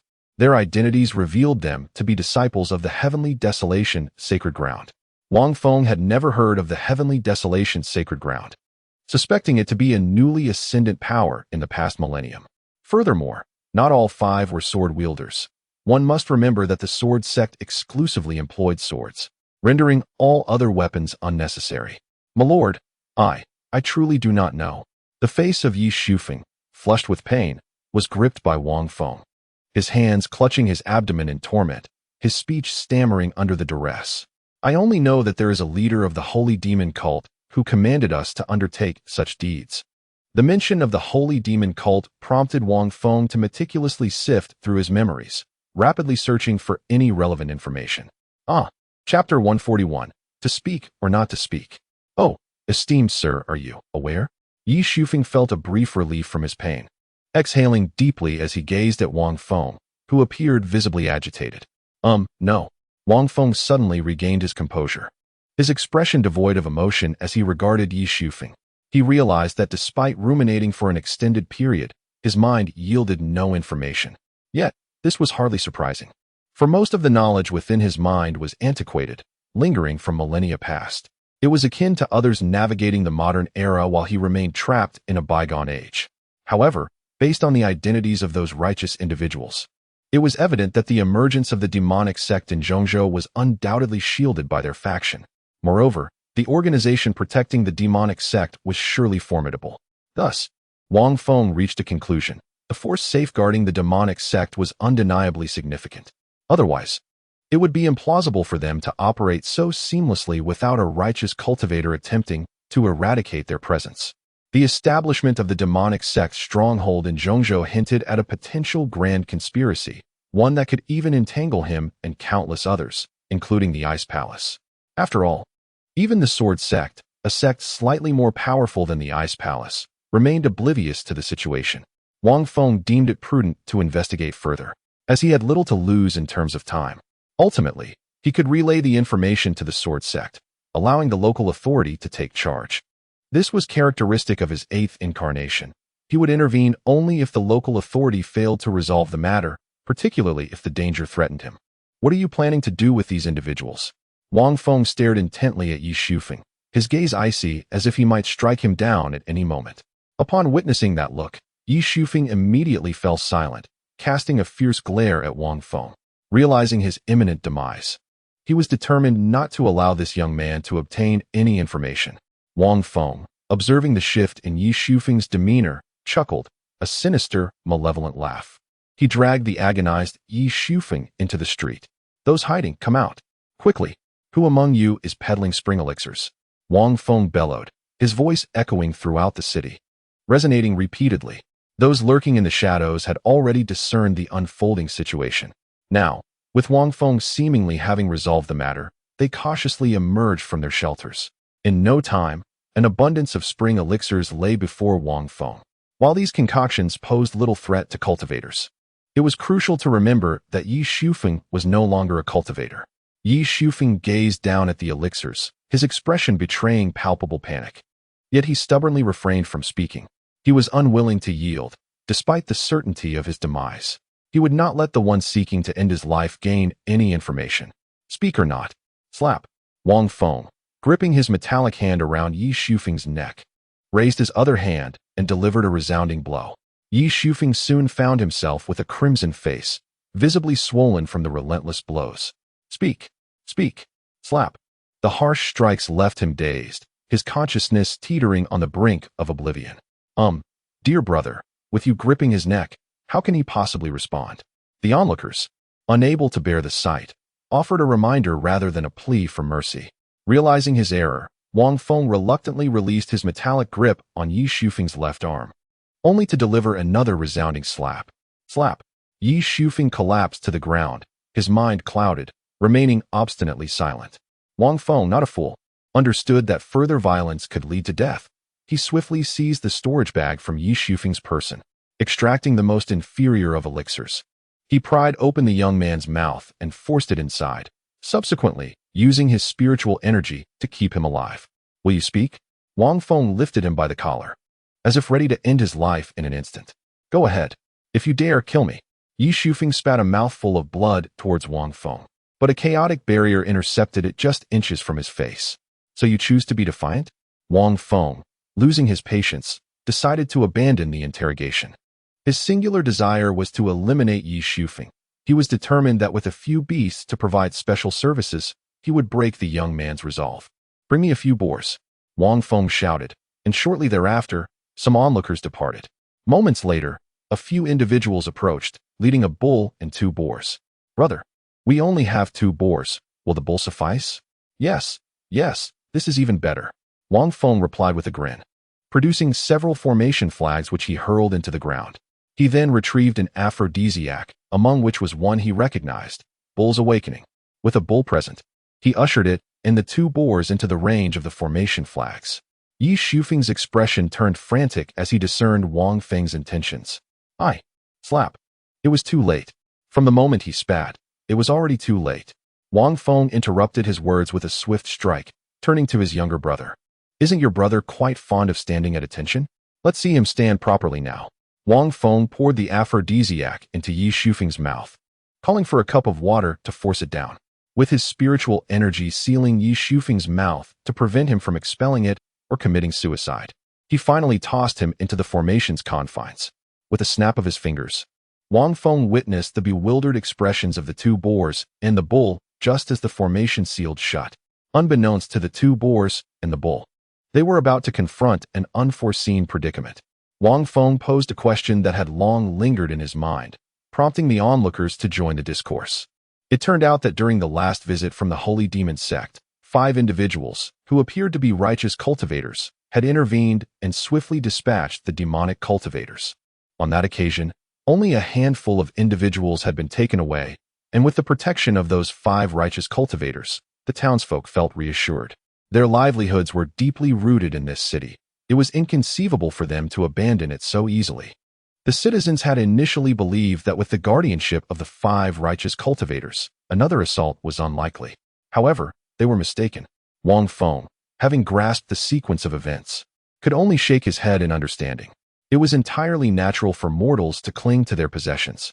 In the world of cultivation, without these assets, fleeing would likely render them unable to survive. The demonic cultivators who had returned were evidently intent on capturing the townspeople en masse. Yet, they had not anticipated the emergence of someone like Wang Feng. Inside the dwelling, Jiang Hanshi quietly observed everything Wang Feng was doing through the shattered doorway. In her arms, she cradled a cherubic little girl who joyfully called out mother in a sweet, innocent voice. This little girl was none other than Xiaolong. As Jiang Hanshi watched Wang Feng approach the house, her eyes briefly flickered to the precious Xiaolong in her embrace. Chapter 142. Is this title unpleasant? Mother. He. The little dragon called out in a sweet, childish voice, giggling foolishly, clearly enamored with Jiang Hanshi as his mother. Do not call me mother. I am not your mother. Jiang Hanshi cast a cold glance at the little dragon, reprimanding him with a frosty tone. Mother. The little dragon, startled by Jiang Hanshi's sudden change of demeanor, trembled slightly and timidly called out again. He could not fathom why his mother, who had been so amiable moments before, had shifted so drastically in her attitude. Even his divine beast senses had detected that her mood had been joyful earlier. Yet, now, why had she turned so cold? Observing the icy gaze of Jiang Hanshi, the little dragon was perplexed by the intricacies of human emotions. He cautiously extricated himself from her embrace, tears welling in his eyes. At that moment, hearing footsteps approaching from behind, the little dragon turned to see Wang Feng entering, looking pitifully at him. What happened? Wang Feng had just returned from tidying himself up outside. Upon entering, he immediately noticed the little dragon standing next to Jiang Hanshi, pouting with red-rimmed eyes. Wang Feng crouched down and scooped the little dragon into his arms, affectionately pinching her cheeks. Daddy, mother. The little dragon's eyes shimmered with unshed tears, oscillating between the two words, daddy and mother. It's all right. Here, have this. Wang Feng, with his metallic arm, held the little dragon securely, revealing a palm-sized piece of exquisite azure spirit ore in his right hand. The little dragon, with red-rimmed eyes, obediently stifled her tears, extending her small hands to accept the azure ore and began to nibble on it. The onlookers outside were astonished, their eyes nearly popping out of their heads. Surely, they were not mistaken. That was indeed a stone. Those knowledgeable in the ways of cultivation were even more astounded. Wasn't he that a spirit ore? What kind of child eats spirit ore? Truly, a senior is a senior. Not only is their cultivation formidable, but even the sustenance for their child is so extraordinary. Fairy sister, why do you bully the child? Wang Feng, holding the little dragon, approached Jiang Hanshi and crouched down beside her, his words seeming to chastise, yet lacking any real reproach. The little dragon, with wide, watery eyes, munched on the azure ore, nestled in Wang Feng's arms, timidly gazing at Jiang Hanshi. No, she merely shares the same temperament as your disciple. Jiang Hanshi offered an explanation, which elicited a few chuckles from Wang Feng. Is this title unpleasant? Wang Feng set the little dragon down and squatted before Jiang Hanshi, leaning his face closer to hers. Jiang Hanshi, undeterred, met Wang Feng's handsome visage with unwavering resolve. Unpleasant. Jiang Hanshi maintained her gaze, their eyes locking tightly, while Wang Feng continued to inch closer, until their noses gently brushed against each other. Jiang Hanshi could no longer endure the moment and swiftly turned her head, fearing that Wang Feng might unexpectedly kiss her. She realized that this rogue had grown increasingly audacious, seemingly intent on stealing a kiss, relentlessly testing her boundaries. Get away, she murmured, feeling the warmth radiating from her face, her ears slightly flushed. However, her admonitions had long since lost their effect on Wang Feng. With a chuckle, Wang Feng retreated, allowing a momentary reprieve. Jiang Hanshi, blushing, gazed out at the scenery before turning her attention back to him, her tone composed as she inquired, "Are you no longer afraid of killing this time?" Wang Feng, momentarily taken aback by her words, quickly grasped that she was referring to the incident involving the notorious thief from the Donyang dynasty's armory hall. Well, isn't it a case of familiarity breeding comfort? He replied with a nervous laugh. Jiang Hanshi, inwardly scoffing at his response, observed the grim scene outside. Carry me, she commanded. Wang Feng, puzzled, was taken aback by her request for him to carry her. The thought of carry her echoed in his mind, stirring a mix of astonishment and intrigue. Wait a moment. I need to handle the situation outside first, he said, though still bewildered. He was determined not to let the harshness of the scene taint Jiang Hanshi's perception. Jiang Hanshi cast a cold glance toward the outside, scrutinizing the magical array. Are you certain you wish to witness it? Wang Feng teased, fully aware that even if she expressed desire to see, he would not permit it. As anticipated, Jiang Hanshi fell silent, retreating to rest against the wall, enveloped in quietude. Wang Feng entrusted Xiaolong to watch over Jiang Hanshi before stepping outside to cover the gaping hole in the door with a cloth. Meanwhile, the couple within had already mingled with the crowd, engrossed in the unfolding spectacle. Inside, Xiaolong sat beside Jiang Hanshi, his large, watery eyes curiously surveying the room's furnishings. Clutching a sizable piece of green mineral, he gnawed at it, his cheeks puffing as he chewed. Suddenly, Jiang Hanshi's cough resonated through the room. Xiaolong, with his grape-like eyes, turned curiously toward her, still chewing. This time, Xiaolong hesitated to address Jiang Hanshi as mother, instead puffing his cheeks. His expression one of innocent bewilderment as he tilted his head inquiringly. What is your name? Jiang Hanshi inquired coolly, realizing she had yet to ask the young dragon his name. The little dragon tilted its head, gazing at Jiang Hanshi, shaking it gently as if to convey its uncertainty. It then resumed its chewing. Observing its demeanor, Jiang Hanshi furrowed her brows slightly, as if she had begun to comprehend the situation. This dragon child was likely a recent find of that scoundrel, and probably had yet to grasp more complex vocabulary. Nevertheless, it seemed capable of understanding simple phrases, which was indeed quite astonishing. Unless someone had been conversing with it while it was still in its egg. However, who would take the time to speak extensively to an egg? Your father just found you? Jiang Hanshi, initially uncertain about what name to give Wang Feng, suddenly found her words shifting to the term father. Father. The little dragon paused, its mouth filled with azure stones, and stammered a response. It then nodded and shook its head again, leaving Jiang Hanshi bewildered, unsure of its meaning. The little dragon, noticing the dwindling azure stones in its grasp, gulped down what was in its mouth and resumed eating the remaining few. After a brief moment of silence, the little dragon, having consumed almost all of the azure stones, observed that its mother, Jiang Hanshi, had yet to eat. With a gentle lift of its hand, it offered the remaining azure stone to her, its eyes reflecting reluctance. Chapter 143. Escaping Calamity, I Won't Eat. The child paused mid-sentence, swallowing the latter part of her words.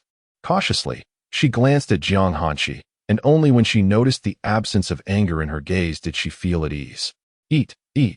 Little Long inched the small, fist-sized blue mineral closer to Jiang Hanshi's lips. I will not, Jiang Hanshi replied coolly, casting a dispassionate glance at Little Long. To her, it was merely a typical response to another, devoid of deeper meaning. However, to the innocent child, it seemed as though her mother had developed a distaste for her. Little Long's lips quivered slightly, yet she refrained from crying, stifling her feelings and retracting her hand that held the blue mineral. She settled beside Jiang Hanshi, continuing to eat in a pitiful manner. This time, she was exceedingly cautious, believing she had displeased her mother. Observing this situation, Jiang Hanshi thought to herself how remarkably innocent Little Long was, displaying a commendable understanding for her age. You are called Little Long? Jiang Hanshi inquired softly, her voice tinged with curiosity, recalling how Wang Feng had referred to the child. Indeed, Little Long lifted her head. Her eyes slightly reddened as she gazed at Jiang Hanshi. It was evident that she had been affected by Jiang Hanshi's earlier expression of discontent, causing her eyes to well with tears. Do you like to call me mother? Jiang Hanshi's words were somewhat hesitant, yet she managed to articulate them. Little Long, puzzled, regarded Jiang Hanshi with her slightly reddened eyes, appearing bewildered, but she nodded nonetheless. Father, mother, Little Long. As she spoke, she introduced her own name, having heard it often enough to articulate it herself. Jiang Hanshi pondered, realizing that if she did not express herself more directly, the child might struggle to comprehend her intentions. With a gentle motion, Jiang Hanqi extended her arms and embraced little Long, who appeared bewildered by the gesture. Gazing at the child's cherubic face, Jiang Hanqi felt a swell of affection. After all, it is only natural for one to be drawn to charming and beautiful things, particularly when they come in the form of such a well-behaved child. Call me as you wish, Jiang Hanqi encouraged. Little Long looked up at her with wide eyes. Confusion etched across her features, recalling that she had just been discouraged from calling her mother. Cradled in Jiang Hanqi's embrace, Little Long stuffed the last remnants of the blue mineral into her mouth, then gently patted her small hands to brush off the crumbs. Jiang Hanqi, unable to resist the adorable sight, reached out to lightly poke Little Long's chubby cheek with her finger. Gulp. Mother. Little Long swallowed the mineral and cautiously regarded Jiang Hanqi. Noticing the calm demeanor of her mother, she felt reassured and then turned to nestle into Jiang Hanqi's arms. Closing her eyes peacefully, sated and drowsy, her world now revolved solely around her father, mother, food, play, and sleep. Little Dragon nestled her cherubic face against Jiang Hanqi's shoulder. Her tiny lips puckered adorably as she wrapped her arms around Jiang Hanqi's waist, surrendering to peaceful slumber. Witnessing this tender scene, Jiang Hanqi couldn't help but smile faintly. This dragon child was the epitome of innocence and charm, in stark contrast to that scoundrel. She fervently hoped that she would not be led astray by him. Jiang Hanqi pondered silently, gazing down at the peacefully sleeping little dragon, lost in thought. It is said that children come into being through the union of a man and woman, culminating in a gestation period of 10 months. As she contemplated this, her gaze fell upon the adorable little dragon in her embrace, and her thoughts inadvertently drifted back to that rogue, Wang Feng. Realizing the absurdity of such thoughts, she hastily cast them aside. Jiang Hanqi found herself perplexed by the recent musings of her mind. She was fully aware that such thoughts were inappropriate, yet they persisted stubbornly. Fairy sister. The voice preceded her arrival. Jiang Hanqi quickly loosened her grip on Little Dragon, who now clung to her independently.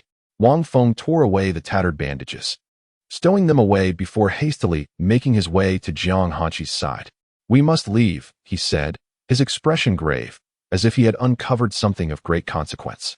He scooped up Little Dragon, who looked bewildered, and allowed her to revert to her true form before retreating into his chest. Finally, he hoisted Jiang Hanqi onto his back and, with agile movements, dashed through the throngs of townsfolk toward the outskirts of the city. This small town lacked large-scale teleportation arrays, possessing only a few minor ones at its center. Why are we leaving the city? Jiang Hanqi questioned from Wang Feng's back, perplexed, as they could have utilized the teleportation array to reach a larger city first, and then taken a major array back to the northern realm. Yet, Wang Feng chose this alternative route. First, we must destroy an altar, he replied, aware of Jiang Hanqi's implication, but he had another task to attend to. Having traversed an indeterminate distance, guided by the map pilfered from Yi Shufeng, Wang Feng was on the verge of reaching their destination when suddenly, a deafening explosion echoed from the direction they had come. What the? Wang Feng exclaimed, his eyes widening in shock as he beheld the source of the sound. It was undoubtedly the work of a cultivator at the Saint King level or higher. The small town they had just vacated appeared to have been struck by a nuclear blast, a wave of violet energy rippling outward. Without a moment's hesitation, Wang Feng disregarded everything else, sprinting at an extraordinary speed with Jiang Hanqi on his back. He cast anxious glances behind him, but in mere seconds, he halted, astonished at what lay behind. The residual energy from the explosion had dissipated almost immediately, leaving no trace or further disturbance. What just happened? Wang Feng turned to look at Jiang Hanqi, their eyes locked in mutual bewilderment, with neither able to grasp the situation.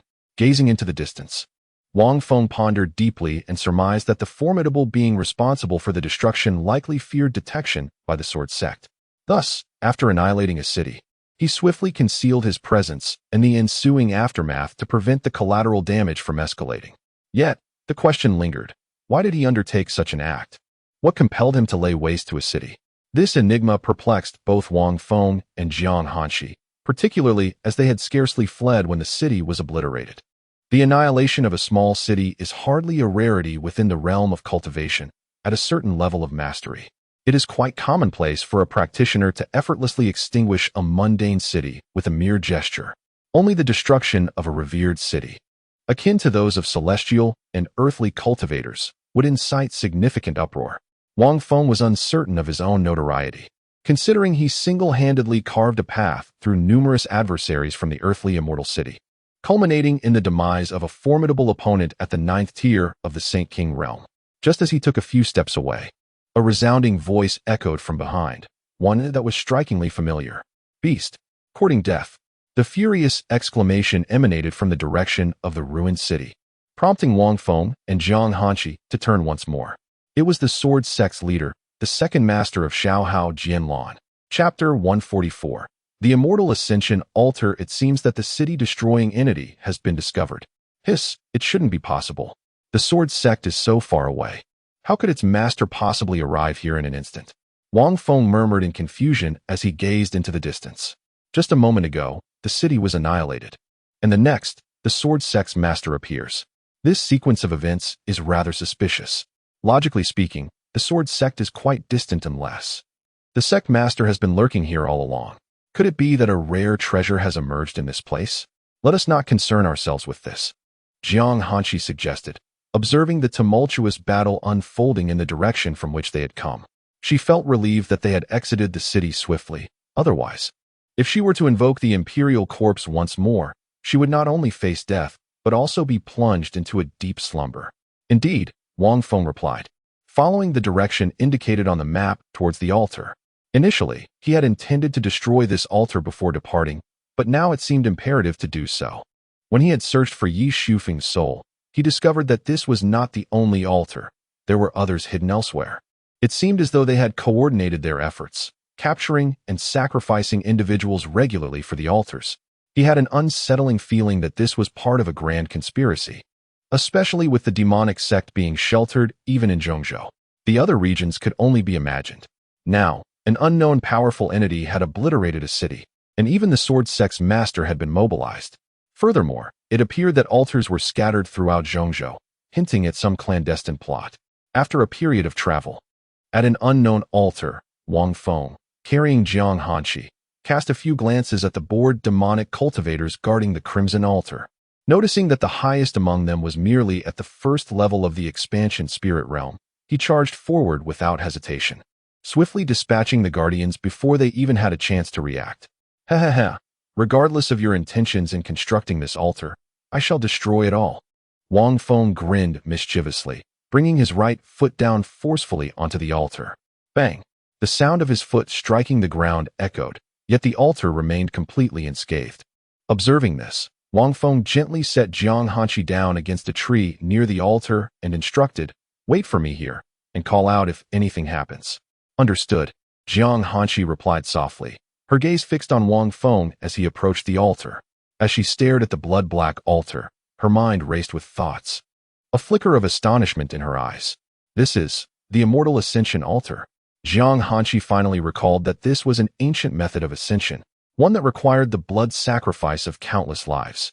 Even she, having lived for tens of thousands of years, had only encountered this in ancient texts. She had never imagined that anyone would seek to ascend in such a manner. It is known that once the grand altar of ascension is activated, the only fate awaiting the entire continent is one of suffering and devastation. According to the vague descriptions found in the ancient tome, the Immortal Ascension Altar is divided into one grand altar and countless smaller ones. These numerous smaller altars are interconnected with the grand altar through runes, allowing for a profound connection. Thus, if there is a blood sacrifice on one of the smaller altars, the grand altar will begin to accumulate blood energy. Once this energy reaches its zenith, a crimson vortex will appear above the continent, drawing in all living beings. Ultimately, the blood energy that emerges from this vortex will coalesce around the master of the Immortal Ascension Altar, aiding him in achieving the pinnacle of immortality.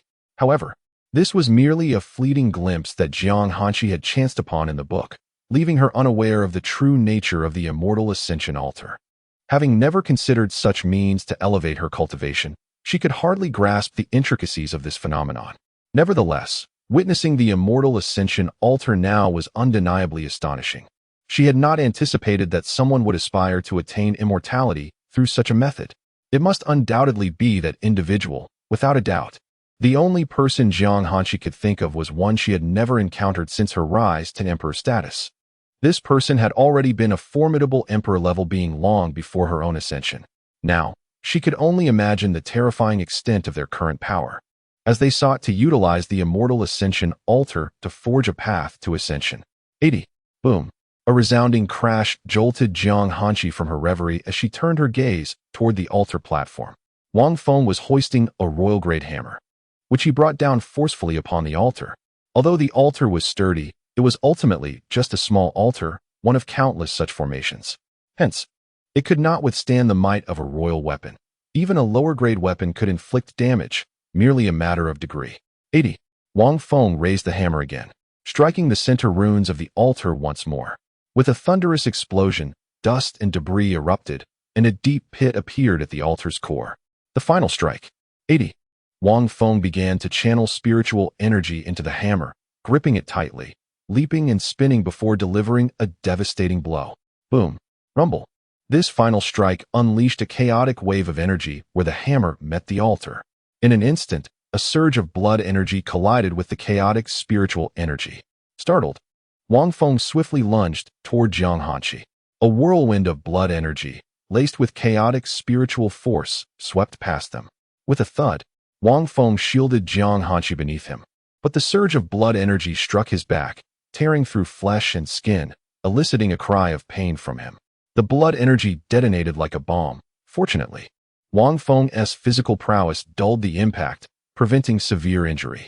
As the residual energies gradually settled, it signified the conclusion of this altar-esque saga. Across the seas, in another continent, the oceanic continent, an elderly figure felt a tremor in the circular black mark within his palm. This elder was none other than the one who had pursued the arcane powers in the chaos, only to return empty-handed, consumed by frustration. Brother Feng, what troubles you? Beside him sat an elderly man, also a formidable emperor-level figure, whose strength was but a hair's breadth less than that of the renowned Feng brother he spoke of. Alas, yet another small altar has been lost. Those righteous cultivators are truly relentless. Were it not for the necessity of using them for our altar, they would have been exterminated long ago. The emperor known as Feng, the esteemed elder of the Tian continent, expressed his ire. How are preparations on your end progressing? Feng Tian, having somewhat quelled his fury, skillfully maintained his composure as he addressed the other emperor-level figure before him. Nearly complete. In less than a millennium, both of us shall attain the realm of immortality, chuckled the emperor from the Songhai continent, stroking his long white beard. Ha ha ha, at that time, the two of us shall ascend together. Feng Tian replied with hearty laughter, and the atmosphere within the cave abode was one of leisure and joy. Alas, it is a pity that the two emperor-level beings from the Tian continent have perished in such a manner. Dog eat dog, one is dead, and the other has vanished without a trace. Had we their potent blood essence, the altar of ascension would have been significantly more formidable upon its completion. At this moment, Feng Tian's tone shifted, and with a sigh, he lamented the fates of Wang Feng and Jiang Hanshi. Chapter 145, The Lost Tide in Truth.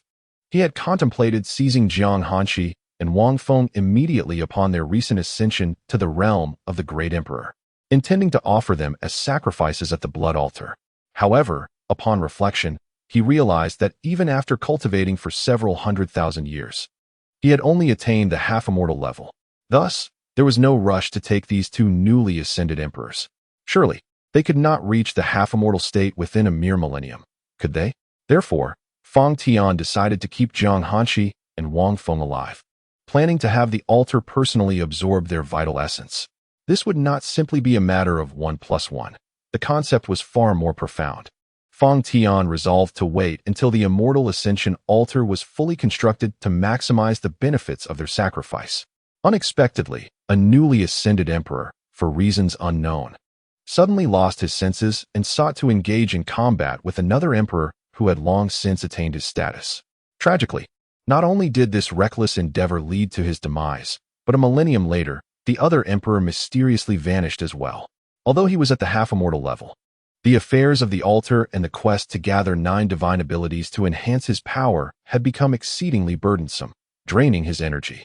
After all these tens of thousands of years, for divine abilities remained unacquired, leaving him with little time to deal with those two madmen. Haha, no worries. I still have another newly ascended emperor on my side. Brother Fong need not concern himself with this matter. Luo Tianan from the half-immortal realm of the Songhai continent reassured him. Then I shall return to my domain. Fong Tian raised his teacup, savoring the last sip of tea, and glanced at Luo Tianan, chuckling heartily. Very well, very well. Luo Tianan responded with a warm smile, sharing in the laughter. Though the two appeared amicable, both were acutely aware that the other was a cunning fox. A single misstep could lead to dire consequences. At present, they were merely preparing to utilize the resources of their respective continents for the blood sacrifice at the altar. These so-called resources naturally referred to the cultivators and mortals. To attain immortality, the resources of a single continent were insufficient. They required more, much more. If both could achieve the realm of immortality, it would be ideal. However, if only one succeeded, well as Fong Tian's figure vanished before Luo Tianan, the scene gradually focused on the stone wall beside the cave dwelling. As the perspective shifted, the frame re-emerged from a large boulder near Wang Feng on the eastern side of Zhongzhou. Is everything all right? Wang Feng, pinned beneath Jiang Hanshi, grimaced in pain, his face reddening as he struggled to utter a question. Jiang Hanshi, momentarily dazed beneath Wang Feng, soon regained her composure, forgetting her pretense of weakness. In a flurry, she sat up, pulling Wang Feng into her embrace as she gazed at his bloodied back. Although her expression remained relatively unchanged, her movements to retrieve the spiritual essence were tinged with a hint of urgency. As the exquisite spiritual essence made contact, Wang Feng felt a chilling sensation coupled with pain, involuntarily gasping in response. Only then did she gradually begin to feel at ease, enveloped in warmth and comfort. Sister Fairy, when did you become able to move? At that moment, Wang Feng finally reacted, questioning with confusion about when Jiang Hanshi had regained her mobility. Just now, she replied tersely, offering no further explanation. Before effortlessly lifting Wang Feng onto her back, she proceeded to the altar, stowing away the imperial hammer, and in a flash, vanished from the scene. A few days later, the leader of the sword sect arrived at the site, taken aback by the now-destroyed altar. Nonetheless, in a fit of anger, he struck it again with a mighty blow. The already damaged altar was instantly reduced to rubble, leaving no trace behind. Bah! A pack of wretched beings. Using countless lives to perform a blood sacrifice at this altar. How audacious they have become. Jin Lan spat disdainfully at the remnants of the altar, cursing under his breath. He pondered the purpose of the so-called palace master of the Ice Palace and that unknown youth being here, especially noting their apparent closeness. They must have departed by now. After all, he had seen them leave the city together. Sighing, he dismissed the matter, burdened enough by his own two disciples' affairs to concern himself with these two. After mulling over his thoughts for a moment, Jin Lan decided to disrupt his contemplation, realizing that not thinking at all would be the truest form of clarity. Glancing one last time at the shattered altar, he then vanished in a swift motion, off to tend to his own business. In a medium-sized city of cultivators, Wang Feng walked along the street, glancing at Jiang Hanshi, who wore a conical hat beside him, and sighed inwardly. Had he known, he would not have acted in such a pained manner. Though it hurt, it was still bearable. Wang Feng silently regretted his display. After all, despite the pain, he was capable of maintaining his composure even with a severed arm. What was a mere flesh wound in the grand scheme of things? Now, however, he found himself at a loss, unable to carry Jiang Hanshi.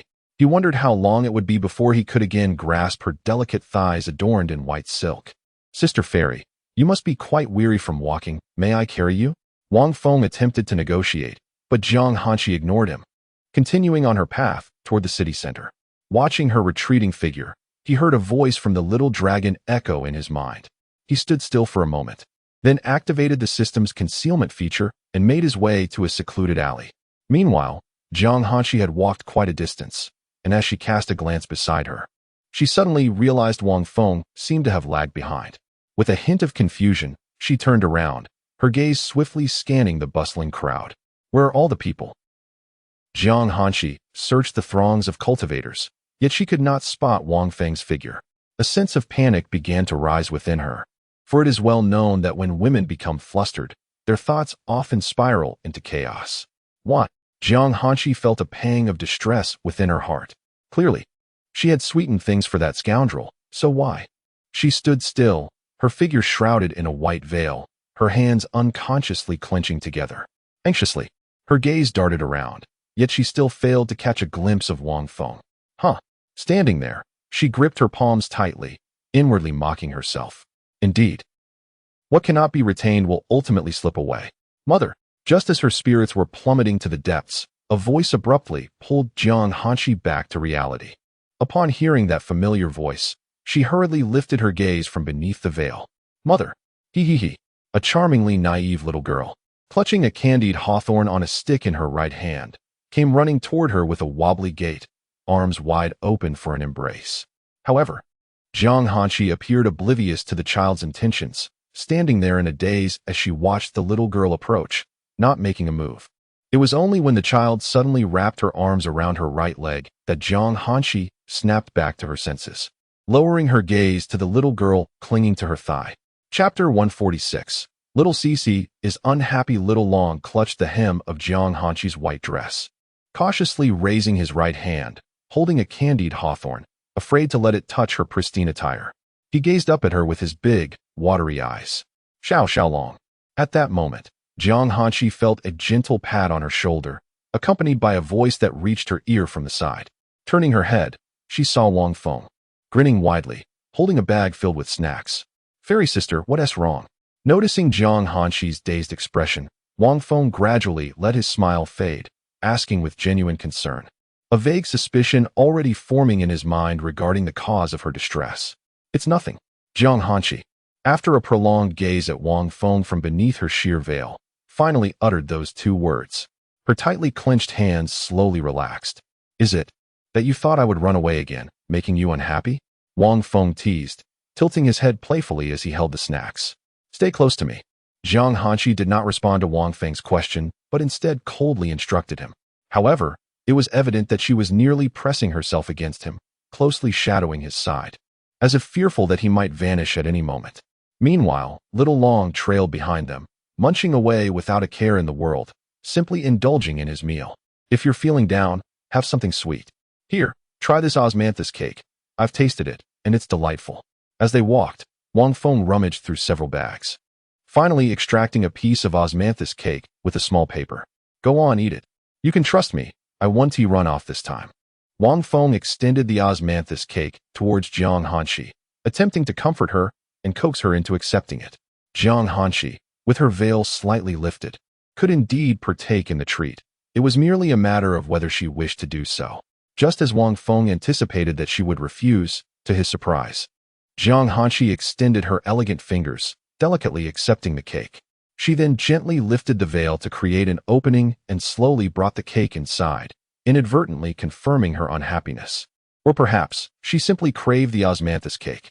Would you believe that? Wang Feng certainly did not. After a brief moment, he noticed her empty right hand and was momentarily bewildered.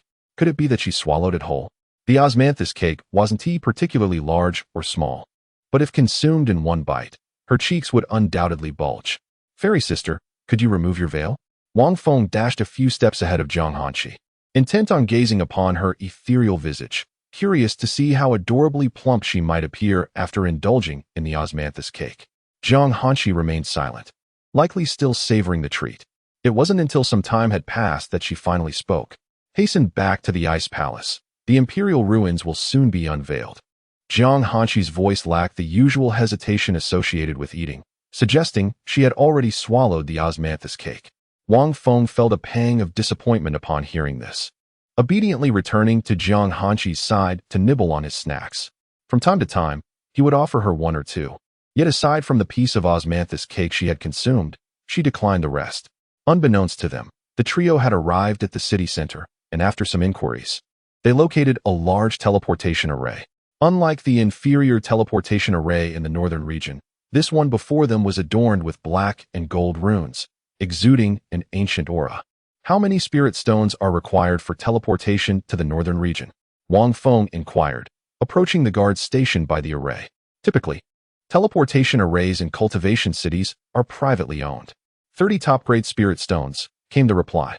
Without hesitation, Wang Feng produced 30 top-grade spirit stones and handed them directly to the person overseeing the teleportation array. Under the guard's guidance, he, Jiang Hanshi, and Little Dragon stepped inside. Our destination should be near the Ice Palace in the northern region, preferably as close as possible. Make sure you don't misplace us. Wang Feng raised his voice slightly at the end, anxious that the array master outside might not hear him. Rest assured, one of the guards stepped forward. A figure clad in purple robes, presumably the array master. Are you ready? Reporting, Commander, we are ready. The array master hesitated for a moment upon hearing this, but as he confirmed their readiness, he began to perform several hand seals. He then extracted 18 of the 30 top-grade spirit stones Wang Feng had provided. With a series of clicks, the spirit stones were embedded into 18 slots within the teleportation array. The runes beneath their feet activated, radiating golden light as a circular crystalline barrier rose around the array. With a rustling sound akin to a fierce wind, the figures of Wang Feng and his companions vanished within the teleportation array. Within the void of the teleportation passage, Father! Father!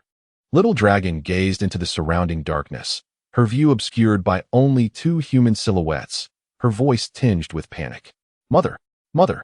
At that moment, Little Dragon noticed that Wang Feng, standing before her, did not respond, and she turned tearfully towards the other silhouette, though the figure was shrouded in darkness. Her grace was unmistakably beautiful. Mother! Mother! Little Dragon stood frozen, her voice laced with distress, tears swirling in her eyes. Hearing her calls and the warmth radiating from the totem on his chest, Wang Feng snapped back from the task information issued by the system. Amidst the darkness, Little Dragon's frantic voice echoed in his ears.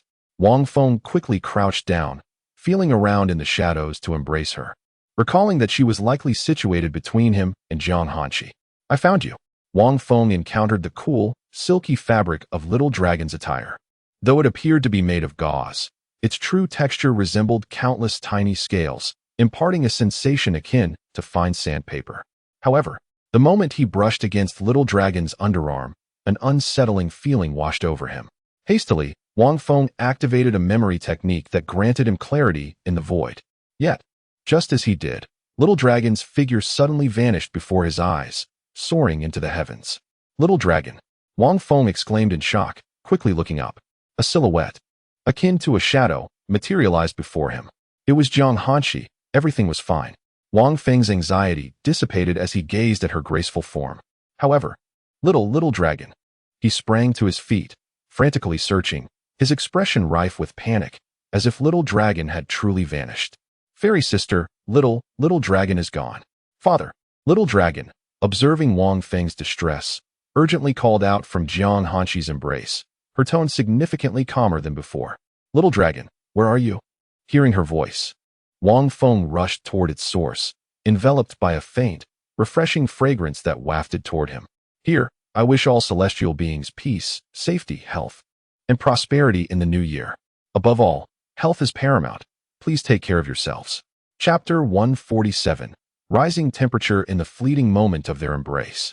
Wang Feng sensed a faint, yet resolute force attempting to break free from his grasp. Given the constraints of the void transmission path, any significant movement could potentially lead to catastrophic consequences, much like the initial encounter with Jiang Hanshi, where he had seen her in all her glory. It's me. Jiang Hanshi turned her head slightly, her voice soft as she noted how closely Wang Feng was pressed against her back, mere inches separating them. Celestial. Fairy sister? Wang Feng's voice was laced with astonishment, as if seeking confirmation, before he began to explore Jiang Hanshi's form with his hands. Flustered, she quickly clutched the small dragon tightly to her chest, attempting to shield herself from his unwelcome advances. Where is the little dragon? Wang Feng continued his exploration, having touched her waist, neck, and legs without encountering the small creature that lay before her. It's in front of me, Jiang Hanshi hurriedly informed him, her voice trembling, likely due to the sensitive areas he had inadvertently grazed. This scoundrel had nearly explored every inch of her. Yet he had not once come across the small dragon. Jiang Hanshi began to question whether Wang Feng could indeed see in the confines of the void transmission path. Daddy, Mommy Wa. The small dragon's cherubic face was pressed tightly against Jiang Hanshi's shoulder. struggling to voice its discomfort as it sought to evoke the parental affection of Wang Feng and Jiang Hanqi. However, witnessing her father's indiscriminate groping and her mother nearly suffocating her, it was evident that her efforts had failed. In the snowy expanse of the northern realm, a teleportation array within the nearest major city to the Ice Palace suddenly illuminated with a brilliant glow. The nearby guards remained expressionless, their gazes fixed on the radiant array, patiently awaiting the arrival of those within. Whoosh! As individuals emerged from the array, the guards' faces shifted from stoicism to shock, followed by a profound silence. Before them stood a figure adorned with a white-veiled hat, cradling a small girl, and behind her, a tightly embracing Wang Feng. The two groups exchanged silent glances, as if time itself had come to a standstill. "Wow, you all seem to be having quite the time in the transmission path," remarked a boisterous man, teasingly addressing Wang Feng and the others, his accent betraying a lack of the standard celestial dialect. To the guards, it appeared that Wang Feng and his companions were a pair of intimate partners, engaged in playful antics, even with a child in their arms. "Ahem, you don't understand, just move along," Wang Feng responded without offense, recognizing the man's good-natured teasing. Fully aware that he had many ways to evoke envy in him, Wang Feng gently released his hands from around Jiang Hanqi's waist, swiftly taking hold of her delicate, fair hand and lifting it to present it to their companions, shaking it slightly. Indeed, it seemed that some individuals were not as fortunate. Sighing, Wang Feng suppressed the movement of his right hand, guiding Jiang Hanqi, who was cradling the small dragon, past them. As they walked, the guards, finally realizing the situation, gazed at the retreating silhouettes of the trio, their expressions filled with exasperation. "Only you have that privilege. Just you," one of them exclaimed, unable to contain his frustration. "I'll find someone in a few days. I can't stand it any longer," another shouted, filled with envy as they watched Wang Feng and Jiang Hanqi depart. Just as Wang Feng was fading from view, he suddenly turned back, raising their intertwined hands and shaking them playfully, as if greeting their onlookers. What a brazen display! A man with an accent spat, his eyes reddening with irritation. His heart ached with jealousy, akin to biting into a lemon, pondering why he could not find a partner himself. In the end, the remaining few could only watch helplessly as the affectionate couple disappeared from sight. The sound of crunching snow echoed along the path to the Ice Palace. The snow here was not particularly deep, only reaching up to the ankles at most, likely diminished by recent battles or events. Jiang Hanqi, adorned in legendary exquisite white silk that shielded her from the cold, felt no fear of the chill. Her physique was well suited to the cold, even thriving in such wintry conditions. However, the atmosphere between the two was somewhat tense, or perhaps it was heating up. Since Wang Feng had intertwined his fingers with Jiang Hanqi's, he held her hand tightly, the warmth emanating from his grasp unmistakable. "Let us rewind to a few hours earlier. Can I let go now?" Jiang Hanqi, having been led far from the teleportation array by Wang Feng, spoke coldly through her white veil. "Sister Fairy, why are your hands so cold?" Wang Feng seemed to disregard her words, turning the conversation on her. "It's due to the climate." "Then let me warm them for you." "No need." Wang Feng blatantly ignored her final two words, shamelessly continuing to hold her hand. He understood the principle that when a woman says no, she often means yes, so Jiang Hanqi was undoubtedly pleased in her heart. Though this was merely Wang Feng's assumption, whether he was correct remained uncertain. At that moment, Jiang Hanqi's attempts to free herself were significant. Had Wang Feng not possessed a formidable physical prowess, she might have truly escaped. For over half an hour, Jiang Hanqi struggled to break free, yet Wang Feng resolutely held on, unwilling to release her. To the outside world, the two appeared as a pair of affectionate celestial lovers. Wang Feng firmly grasped Jiang Hanqi's hand, rendering her unable to move even the slightest bit. After struggling for what felt like an eternity, she found herself bewildered by her own actions.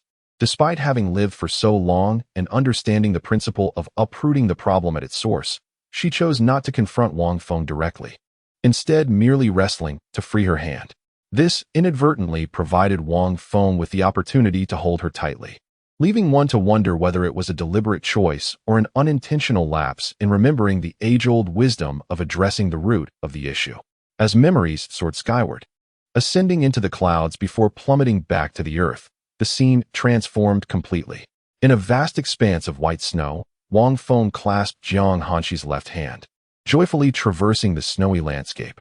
Laughter echoed as Little Long rolled in the snow, exuberantly playing and leaving his face dusted with flakes, resembling a small snowman. Suddenly, with a burst of energy, Little Long transformed from a snow-covered figure into a pristine, exquisitely delicate little girl. Chapter 148. Amidst the pressures from Xi's teammates, Wang Feng boldly advanced.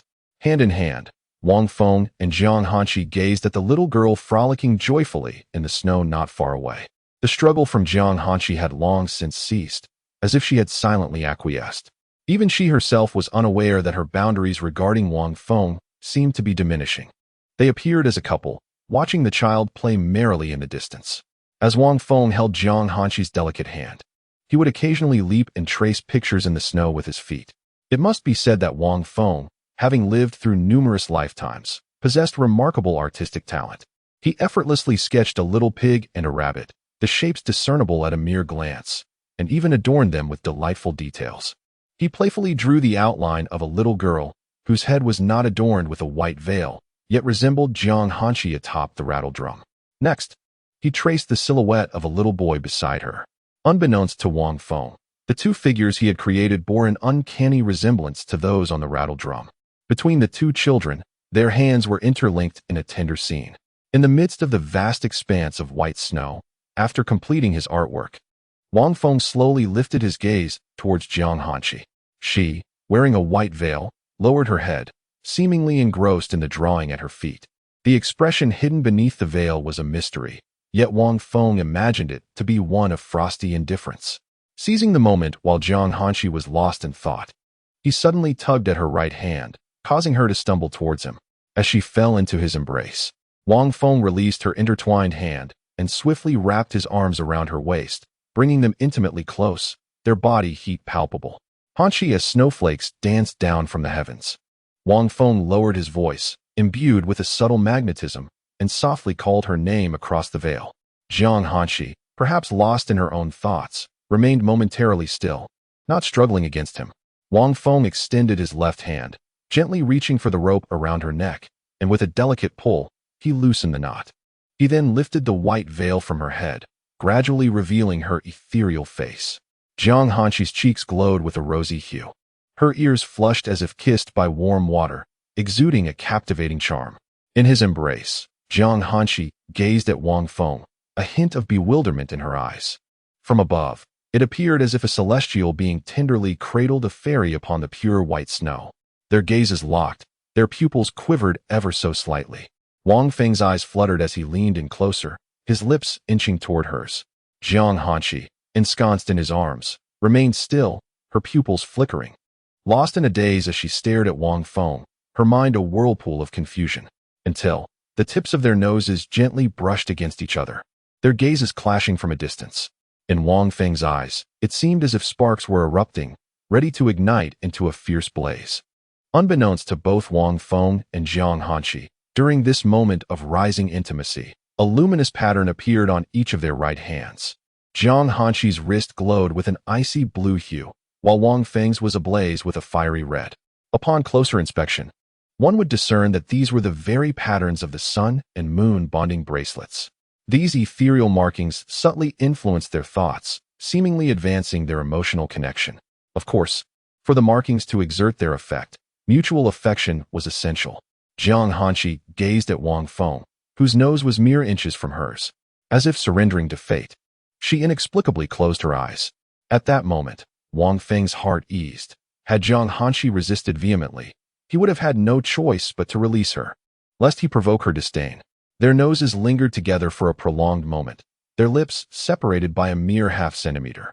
With a slight advance, Wang Feng could indulge in the sweetness of Jiang Hanqi's lips. However, such a moment could not be rushed, as an abrupt peck would diminish the ethereal experience. Wang Feng's lips inched closer. Everything around them seemed to fade away. They were oblivious to the world beyond, as if only each other existed. Even though the chill of the wind enveloped them, they felt an increasing warmth, a heat radiating from their bodies. Their crimson lips had gently pressed together, yet remained unmoistened. Jiang Hanqi, cradled in Wang Feng's embrace, trembled slightly, her heart racing. Wang Feng, too, felt the same. Truth be told, he was still a solitary soul. Thus, they found themselves, two inexperienced souls, drawn together. They could distinctly feel each other's heartbeat, though neither dared to acknowledge it.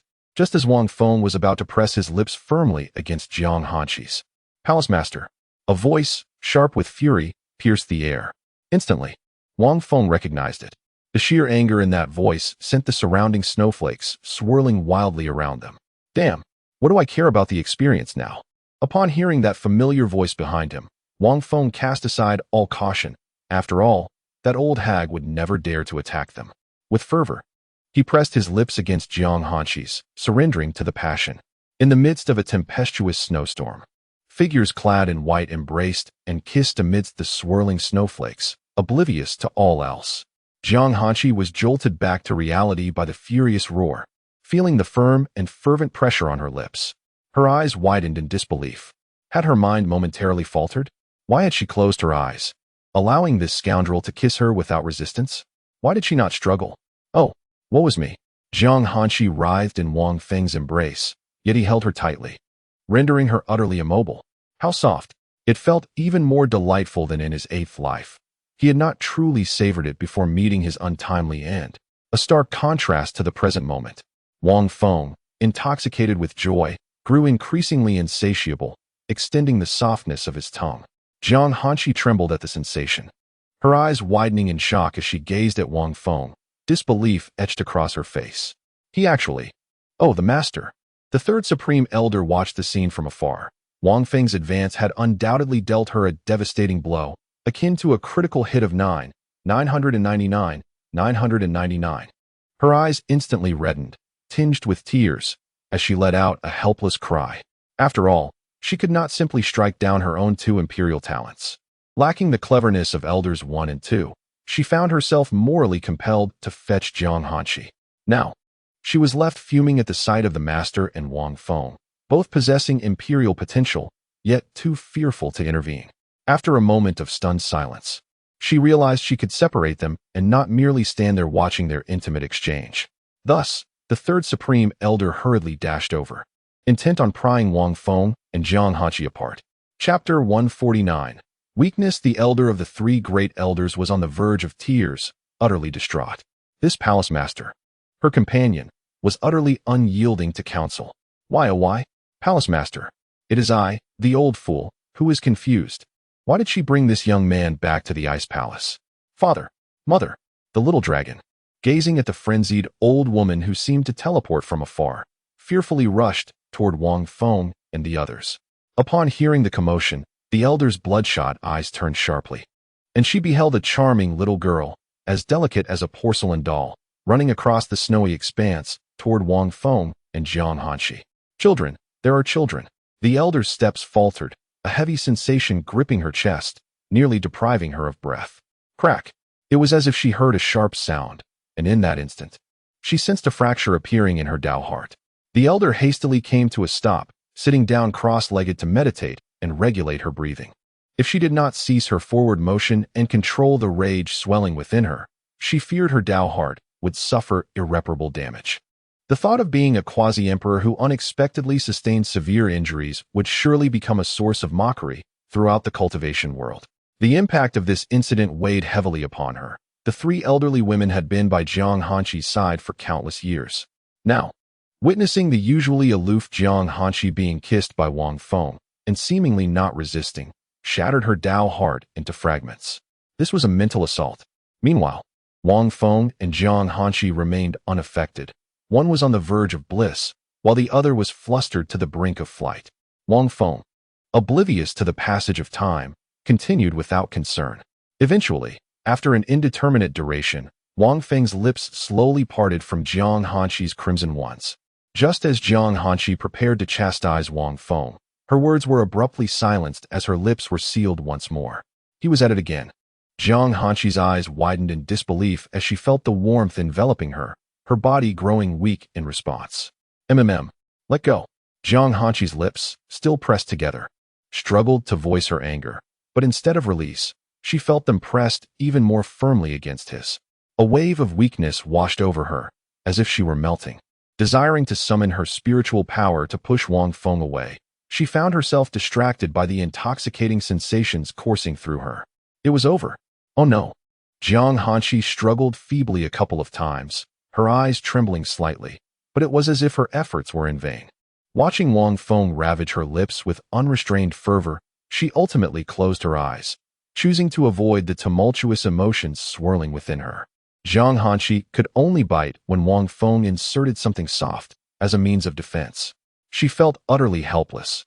Her cultivation was far inferior to Wang Feng's, which was a source of great shame for her as a master. Unless she summoned a sacred artifact to strike this scoundrel. After concentrating on her defense for a while, "Daddy," a soft, timid voice accompanied by fear echoed beneath their feet. Little Dragon had approached Wang Feng's feet, and upon noticing the mad old woman had ceased her movements, remained silent. Observing that her father and mother were preoccupied, Little Dragon called out to her father in her mind. However, her father instructed her to remain quiet and patiently wait, so she dutifully stood by, nervously fidgeting with her small hands, refraining from disturbing them. Yet, as time passed, and seeing her father and mother engaged in endless activity, Little Dragon could no longer contain herself and called out. Upon hearing her voice, Jiang Hanqi finally felt the refreshing intake of air. She quickly opened her eyes and discovered Wang Feng grinning at her. He then raised his right hand, gently pinching her chin, and slowly wiped away the drool lingering at the corners of her lips. Jiang Hanqi, cradled in his embrace, felt utterly soft and helpless. Yearning to bite Wang Feng's fingers fiercely, Wang Feng swiftly withdrew his hand, causing Jiang Hanqi to miss her target. "You, scoundrel!" Jiang Hanqi, realizing she had not bitten him, was about to curse Wang Feng, but was abruptly interrupted. As Wang Feng leaned down to block her, she swallowed back the shameless words she was about to utter. Once Jiang Hanqi quieted down, Wang Feng gently released his hold around her waist, preparing to crouch down and settle Little Dragon. However, the moment he loosened his grip, Jiang Hanqi's legs gave way, and she fell to the ground. Wang Feng hurriedly lifted her back up. "Is this, really, so exhausting?" Wang Feng stared in astonishment at Jiang Hanqi, whose cheeks were flushed and body trembling slightly. He truly did not expect her to be so weak that she could not even stand. Was she really this sensitive? "Why your legs are weak?" Wang Feng looked at the mortified Jiang Hanqi in his arms, his speech faltering. "Let me go?" Jiang Hanqi squirmed in Wang Feng's embrace, seemingly unwilling for him to hold her. "Are you sure you can stand on your own?" Wang Feng inquired seriously, his tone lightening as he spoke. All right, don't move, be good." Wang Feng gently held Jiang Hanqi, as if comforting a child. Upon hearing his tone, Jiang Hanqi's face turned even redder with embarrassment, struggling vigorously in his arms, wanting him to release her. Noticing her resistance, Wang Feng tightened his hold slightly, ensuring she could not move an inch. Sometimes, one must be firm when faced with disobedience. "Little Dragon, you should return to my body for now." Embracing Jiang Hanqi, Wang Feng turned to the Little Dragon, anxiously clutching his thigh, and offered a gentle admonition. Upon hearing his words, the Little Dragon finally came to its senses, transforming back into its true form and burrowing into Wang Feng's body.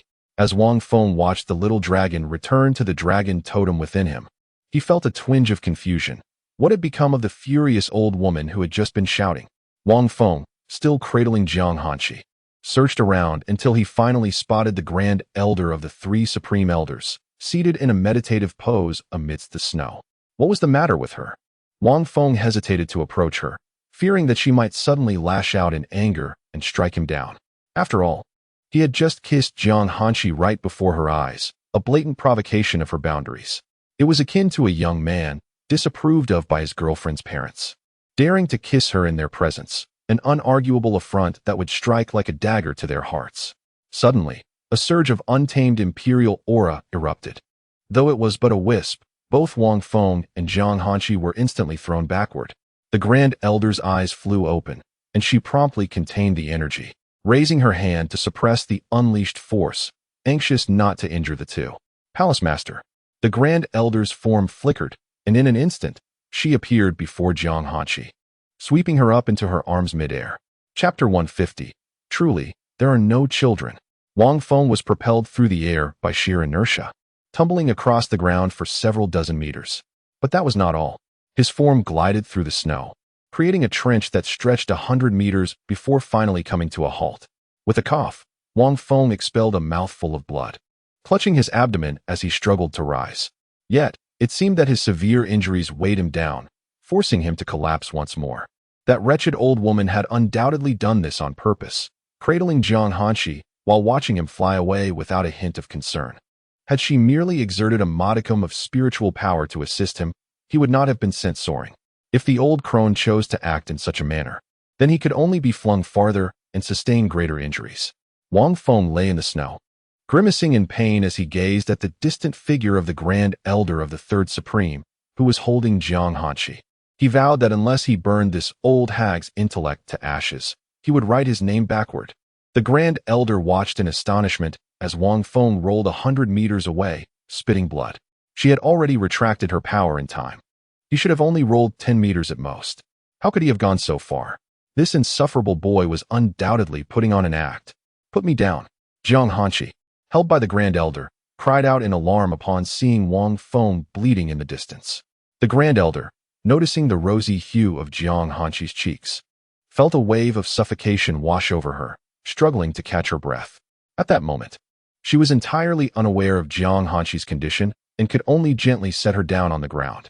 However, as Jiang Hanshi attempted to stand upright, her legs began to tremble uncontrollably, threatening to give way beneath her. It was as if a voice in her mind urged her to collapse, to succumb swiftly. Curse it! Are you satisfied now? Jiang Hanshi silently berated Wang Feng in her heart. She had intended to assist him, but now she had no choice but to sit cross-legged and channel her energy for recovery. Otherwise, she would be unable to even walk, let alone support that scoundrel. The Grand Elder cast a glance at Jiang Hanshi, who was seated on the ground, her legs concealed by her skirt, and noticed nothing amiss. Yet, a fleeting glance revealed an anomaly. Was that an earring? With a resounding explosion in her mind, the Grand Elder felt as if a bomb had detonated within her consciousness. In the realm of cultivation, gifting earrings, bracelets, or rings held significant meaning. This was common knowledge. No, this was a protective treasure. Likely an artifact the palace master had fortuitously encountered and subsequently adorned. It must be so. It certainly was. The Grand Elder gazed at the earring dangling from Jiang Hanshi's ear, a rationale she herself found hard to believe. For thousands of years, Jiang Hanshi had never adorned herself with such trinkets.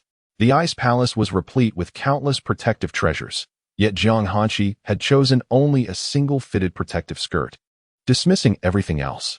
The elder of the three supreme ones flickered and instantly appeared beside Wang Feng, his eyes ablaze with barely contained fury.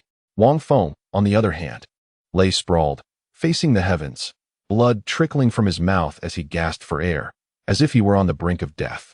Despite his anger, the elder, having lived for tens of thousands of years, did not allow his emotions to cloud his judgment.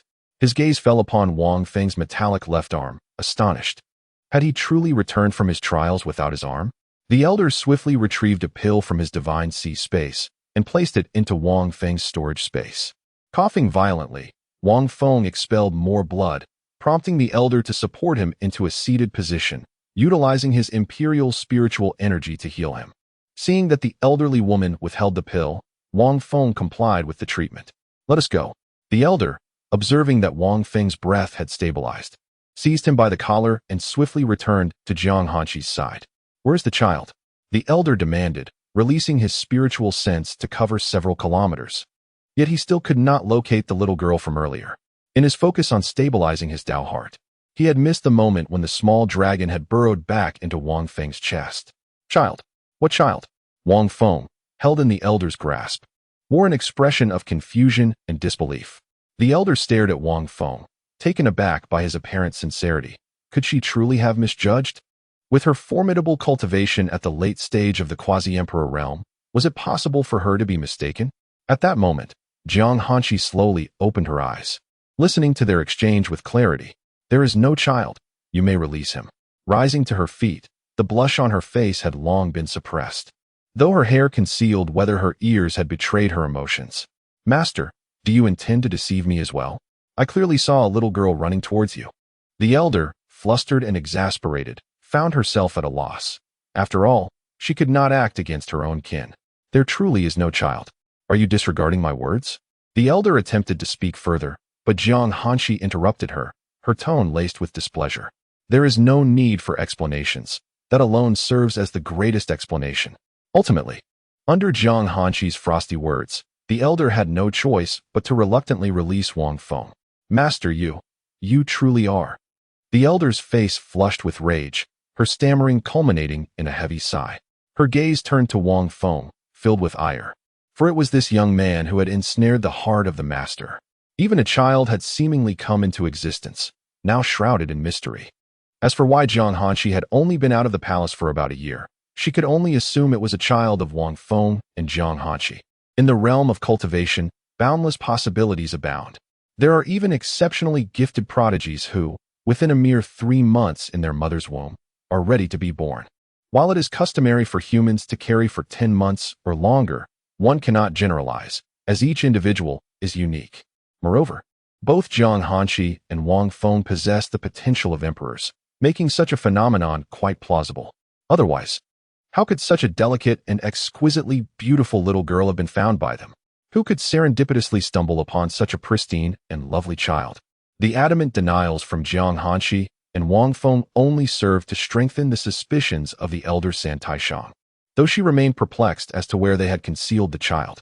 Returning to the palace, Jiang Hanqi, perceiving the situation, approached the elder San Taishang and called out coldly. However, her approach was a guise, strategically obstructing the view between the elder and Wang Feng. The elder, not lacking in awareness, quickly discerned this subtle maneuver, her face flushing with indignation. Yet, despite her fury, she retrieved a transmission array disc, preparing to return directly to the ice palace. Intending to hand over the matter to her superiors, as she truly wished to distance herself from this troublesome affair. Are you certain you have brought the child along? Otherwise, should she be left alone here, survival may become a daunting challenge. The elder's expression betrayed her repeated search, yet she still could not uncover the presence of the little girl. Chapter 151. Return to the palace. Regeneration of severed limbs. The methods employed by the palace master remained as enigmatic as ever, even with her quasi-emperor consciousness. She could not be detected. Indeed, even in the absence of emperor-level cultivation, her capabilities are beyond their comprehension. The thought of the third elder is that now that the deed is done, the best course of action is to contemplate the arrangements for the future. Furthermore, the innate talent of the offspring born from Jiang Hanqi and Wang Feng is undoubtedly extraordinary. Third elder, we have stated there are no children.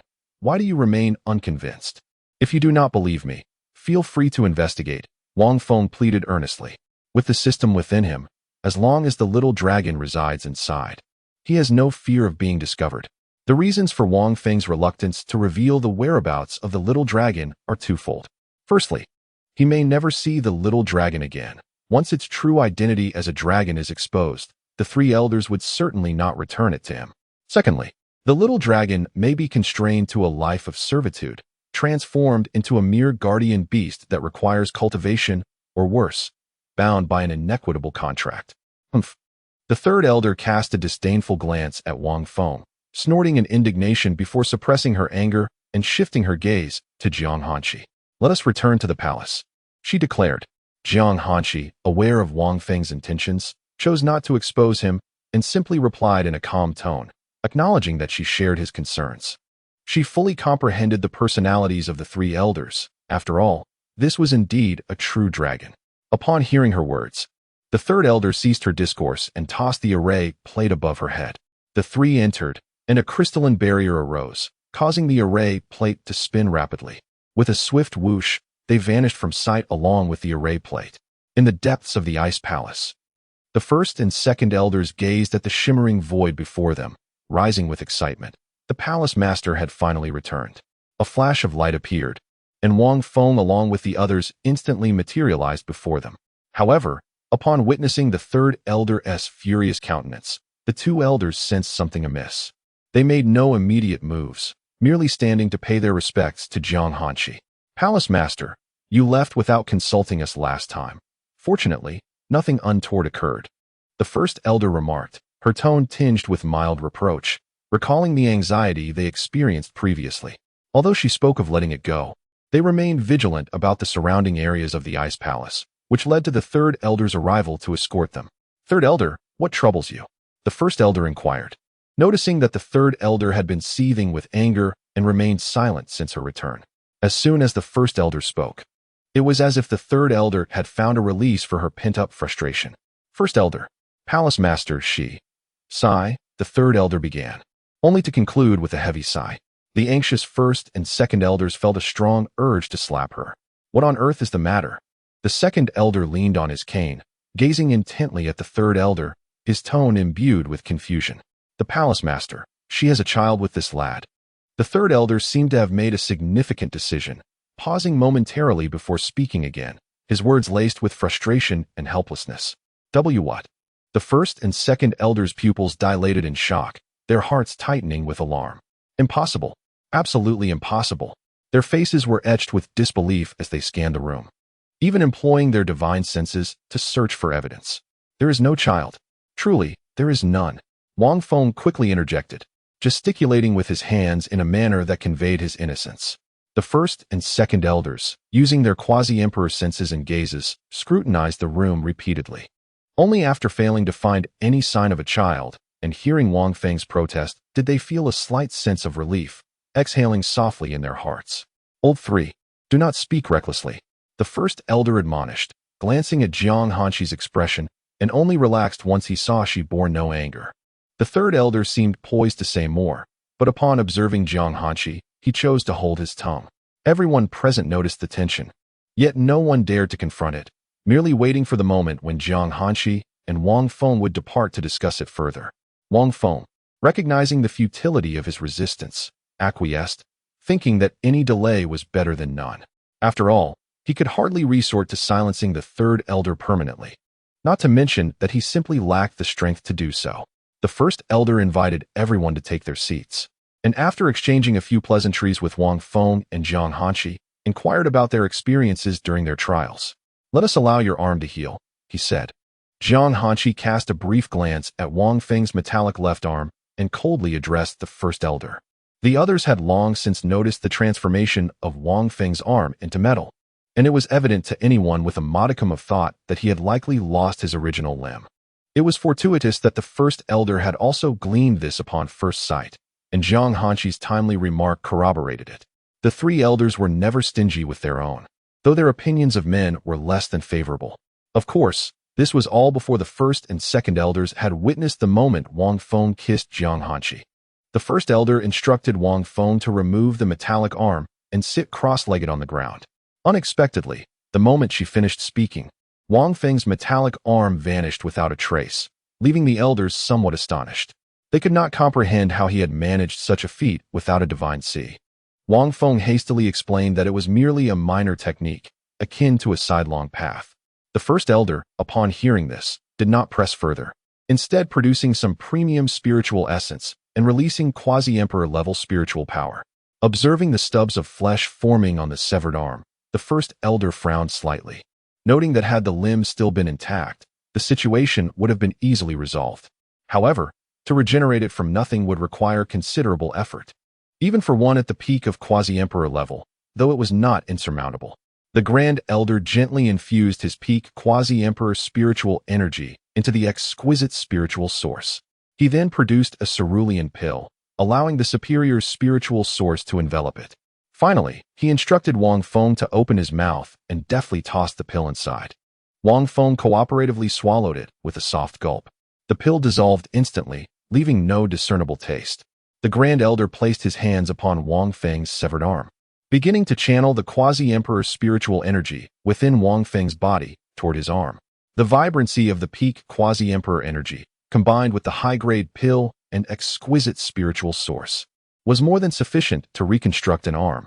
Once the spiritual energy reached Wang Feng's left arm, the Grand Elder meticulously focused on molding the arm in accordance with the continuity of Wang Feng's body and shoulder. As time passed, flesh buds gradually emerged on Wang Feng's left arm, slowly forming into an arm. The atmosphere remained thickly silent, with no one uttering a word until Wang Feng's entire left arm was restored. Only then did the tranquil ambience break. Let us see if you can adapt, the Grand Elder said, retracting his hands and returning to the main seat with a calm expression. Chapter 152. The Elder who almost exploded with anger upon hearing this. Wang Feng raised his left arm and waved it slightly, squeezing it a bit. Though it paled in comparison to the adaptability sculpted by the system, it had nevertheless reached an impressive compatibility of over 90% with his original arm. He merely needed a little more time to adjust. "Thank you, esteemed elder." Wang Feng expressed his heartfelt gratitude with a deep bow, genuinely grateful to the elder. "Please, take a seat. I have a few inquiries." The elder beckoned Wang Feng to sit once more, and gradually, the others began to engage in conversation. Throughout this time, Jiang Hanshi remained largely silent, as Wang Feng monopolized the dialogue. If Jiang Hanshi were to take the lead, Wang Feng feared that, while she might not divulge everything, she could easily provoke the three esteemed elders to the point of fury, their faces flushed with indignation. After all, she was known for her honesty. She either remained mute or spoke the truth, often appearing rather naive. Although having Jiang Hanshi present provided some assurance, Wang Feng was concerned about what might happen in her absence. Thus, every time the elder posed a question, Wang Feng swiftly interjected, unwilling to grant her the opportunity to converse. "I am speaking with the palace master. You need to be quiet." The elder could no longer contain her exasperation and snapped at him, realizing how insufferable he truly was. Jiang Hanshi cast a fleeting glance at Wang Feng, falling into a contemplative silence, her thoughts concealed. "Palace master, did you leave the palace solely to find him?" "Indeed," Jiang Hanshi replied candidly regarding such a trivial matter. At this moment, Wang Feng could only hope that someone of her longevity would not be foolish enough to disclose even the most mundane details of her personal affairs.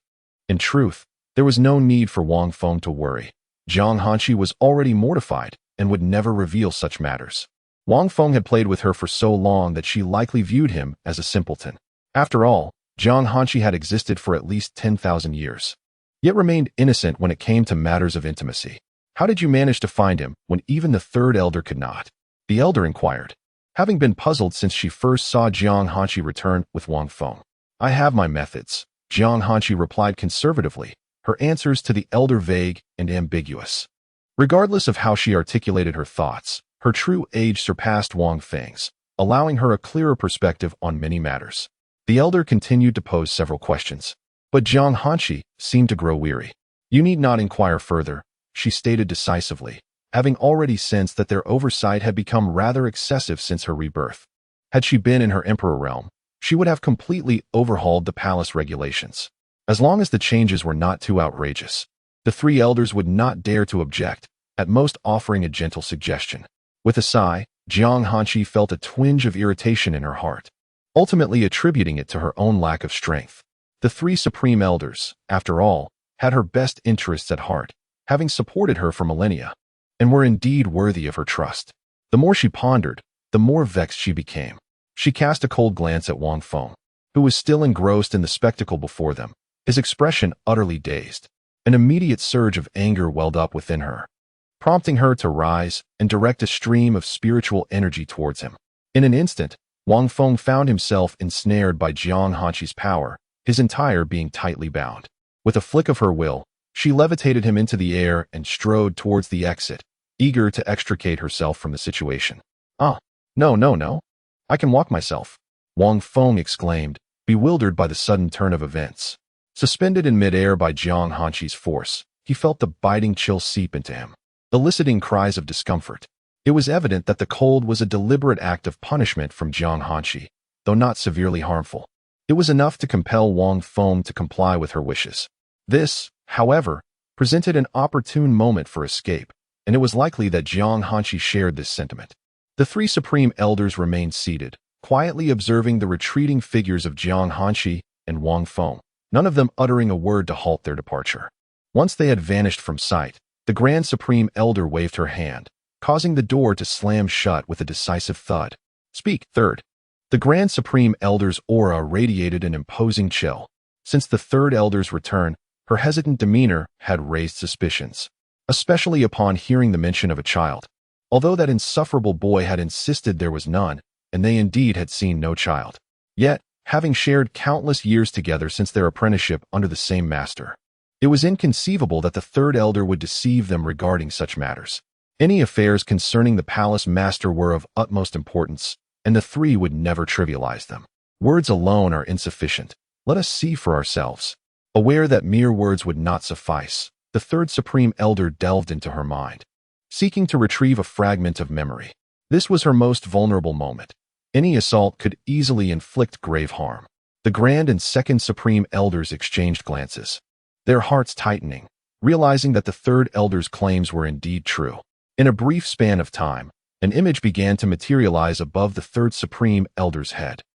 In the vision, a pristine expanse of snow lay beneath a man clad in white, who was embracing a woman in a flowing white gown. It was none other than Wang Feng and Jiang Hanqi. Their faces were nearly touching, their lips barely grazing each other. Witnessing this scene, the Third Supreme Elder, the very embodiment of the vision, felt a surge of rage, yearning to separate them. Yet, to her astonishment, the man in white advanced rather than retreated, pressing in with fervor, while the woman in white stood with her eyes closed, as if entranced. As the thunderous shout jolted him back to reality, he abruptly opened his eyes to behold the figure of the man in white robes. He yearned to struggle, yet felt as feeble as if he had ingested a potion that rendered him powerless, clearly forced into this state. The two venerable elders glared at the scene with gritted teeth. It was evident that Wang Feng could not wash away his sins even by jumping into the Yellow River. Gradually, the scene transitioned to the moment when the little dragon rushed towards Wang Feng and Jiang Hanqi, calling out for father and mother. Suddenly, the image inexplicably shifted, showing the child sitting cross-legged midway, followed by an abrupt darkness. Ultimately, the vision returned to the elder's mind, replaying the scene. Thief! The two venerable elders seethed, their eyes reddening as they stared at the frozen image, clearly on the brink of an explosion of fury. Bang! At that moment, a resounding crack echoed, as the second elder's staff was crushed in her grip. This was a supreme imperial artifact, one that could easily incite a bloody battle within the realm of cultivation. It was clear just how enraged she was, seemingly wishing to rend Wang Feng into 1,000 pieces. Summon him, the head elder bellowed, producing a jade pendant and channeling her spiritual energy into it, preparing to summon Wang Feng. If the three of them were to confront that thief directly, given the manner in which the palace master protected him, they would undoubtedly be unable to take the little rogue away. They could not fathom why the palace master had developed an affinity for such a scoundrel. Once a saintess, could she now be doomed to repeat the same folly? As the jade pendant in the head elder's hand radiated brilliance, at this moment, within the saintess hall. Chapter 153. What happens when I approach you? In the hallowed halls of the Holy Maiden's palace, Lung Mingyue sat cross-legged in meditation. Recently, the three grand elders had informed her of the imminent opening of a certain imperial secret realm, fervently sending resources her way. Instantly, she understood their intentions and promptly voiced her refusal. However, given her astute mind, her rejection did not go as planned. She nearly faced a reprimand instead. Therefore, she now dedicated herself to fervent cultivation, yearning to swiftly transcend to the celestial origin realm within the third stage of Yuan, hoping to acquire an additional means of survival. Mingyue, go to the main palace and bring that only lad over to the cold pavilion, quickly. At that moment, while immersed in her meditative state, Lung Mingyue felt the jade pendant at her waist tremble a few times, followed by an irate voice resonating within her. Upon hearing this, Lung Mingyue gradually ceased her meditation, her clever mind processing the information. Understood. Despite her contemplations, she promptly responded, and as the pendant's glow dimmed, she finally exhaled in relief. The Grand Elders were summoning the fellow. Lung Mingyue recalled the furious tone of the Grand Elder and could not help but gasp in shock. It seemed their fellow would be subjected to a search of the Divine Sea or even a soul extraction. Sighing inwardly, she felt a pang of sympathy for Wang Feng, her fellow, and silently prayed for his survival. Upon her arrival in this realm, she possessed scant memories of the Holy Maiden, rendering her unable to embody the former character of the Holy Maiden. Thus, to the eyes of all within the Ice Palace, she appeared to be either consumed by her cultivation or possessed, leading to her being subjected to a soul search. The Grand Elder had interrogated her with that very tone, furiously questioning her while she was confined in the cold prison. Initially, the Grand Elder did not resort to soul extraction immediately. Rather, they questioned her for several days. Ultimately, seeing her inability to provide any substantial answers, they proceeded to conduct a thorough search of her Divine Sea. Only after discovering her memories to be devoid did they finally relax. The higher-ups of the Ice Palace assumed that Lung Ningyue's amnesia stemmed from a mishap in her cultivation. As she pieced together the unfolding events with her astute mind, she occasionally broke into a silly grin. Subsequently, she summoned an aura of icy composure and, feeling reassured, rose to make her way to the main palace. In the Ice Palace main hall, have you resorted to some despicable means? Jiang Hanshi glared fiercely at Wang Feng, cornering him against the wall, leaving him unable to move a muscle. Despicable means? Wang Feng, leaning against the wall, was momentarily taken aback, completely bewildered by Jiang Hanshi's accusations. This time, he genuinely did not understand. Otherwise, why would I allow you to kiss me? Witnessing Wang Feng's dazed expression, Jiang Hanshi was compelled to speak candidly. By the end of her statement, her ears slightly flushed with embarrassment. The memory of his lips pressing firmly against hers ignited an uncontrollable wave of shame within her. At that moment, Wang Feng finally reacted, incredulously asking, "Wasn't that voluntary on your part? When did I ever volunteer? Did I ever say I wanted you to kiss me?" Jiang Hanshi vehemently denied it. Unable to believe that she had consented, surely that scoundrel had employed some trickery. "Is there any need to discuss this? You closed your eyes. Didn't that imply consent?" As Wang Feng spoke, he slightly tilted his head back and slowly closed his eyes, mimicking the moment before Jiang Hanshi was kissed. "No," Jiang Hanshi exclaimed, reaching out to grasp Wang Feng's face, pulling his head back toward her. Yet, unbeknownst to her, a faint blush had crept onto her beautiful face. "Tell me, is this really what you call voluntary?" "Impossible. I clearly didn't know why I suddenly closed my eyes at that moment." Jiang Hanshi firmly denied it. How could she ever willingly allow Wang Feng to kiss her? At that time, she truly did not understand why she remained still, gazing at Wang Feng as he leaned in to kiss her, not struggling at all, but rather closing her eyes. It was only when the elder's shout jolted her back to reality that she realized it was too late, and this scoundrel would not relent. "Shall we practice again? Let us see if you are indeed willing." As Wang Feng spoke, he moved to embrace Jiang Hanshi, intending to reenact the heated moment in the snow. Smack. Ah. But Jiang Hanshi swiftly dodged, even striking Wang Feng across the face. He held his cheek, looking at her with a pitiful expression. "If you refuse, why resort to violence?" Wang Feng mumbled, feeling wronged. "You must not come any closer to me." Jiang Hanshi distanced herself from Wang Feng by at least 3 meters, coldly scolding him. "What if I do?" Wang Feng retorted, shamelessly stepping forward. Jiang Hanshi instinctively reached for her cold sword, but suddenly recalled that it was still in its unsealed state. If she were to draw it now, the sword's aura might very well prove fatal to Wang Feng. Thus, she suppressed her instinctive reaction, leaving her hands empty and standing awkwardly, uncertain of what to do. "Hanshi, please don't be like this," Wang Feng said, moving closer, lowering his voice with a magnetic tone. It must be said that when Wang Feng lowered his voice, attempting to present himself as a gentleman, he appeared remarkably handsome. Jiang Hanshi met his star-like, profound gaze and felt an inexplicable wavering in her heart, almost tempted to respond affirmatively. But as the realization struck her, she quickly shook her head internally, alarmed. This rascal undoubtedly possessed some means to bewitch her. Otherwise, how could she feel this way? "Do not call me that." She quickly distanced herself from Wang Feng again, fearing he might forcibly embrace her once more. Wang Feng disregarded Jiang Hanshi, having come to the realization that she responded to both gentleness and firmness. However, the latter approach necessitated a strength that surpassed hers. Otherwise, there was a considerable chance she would break free. "If you come any closer, I shall show no mercy," Jiang Hanshi declared, retreating step by step under Wang Feng's relentless pressure. Yet, the confines of the room soon forced her back against the bed, leaving her with no choice but to speak fiercely. The dynamics had shifted dramatically, transitioning from Jiang Hanshi advancing towards Wang Feng to him, closing in on her. Wang Feng observed the information displayed regarding Jiang Hanshi.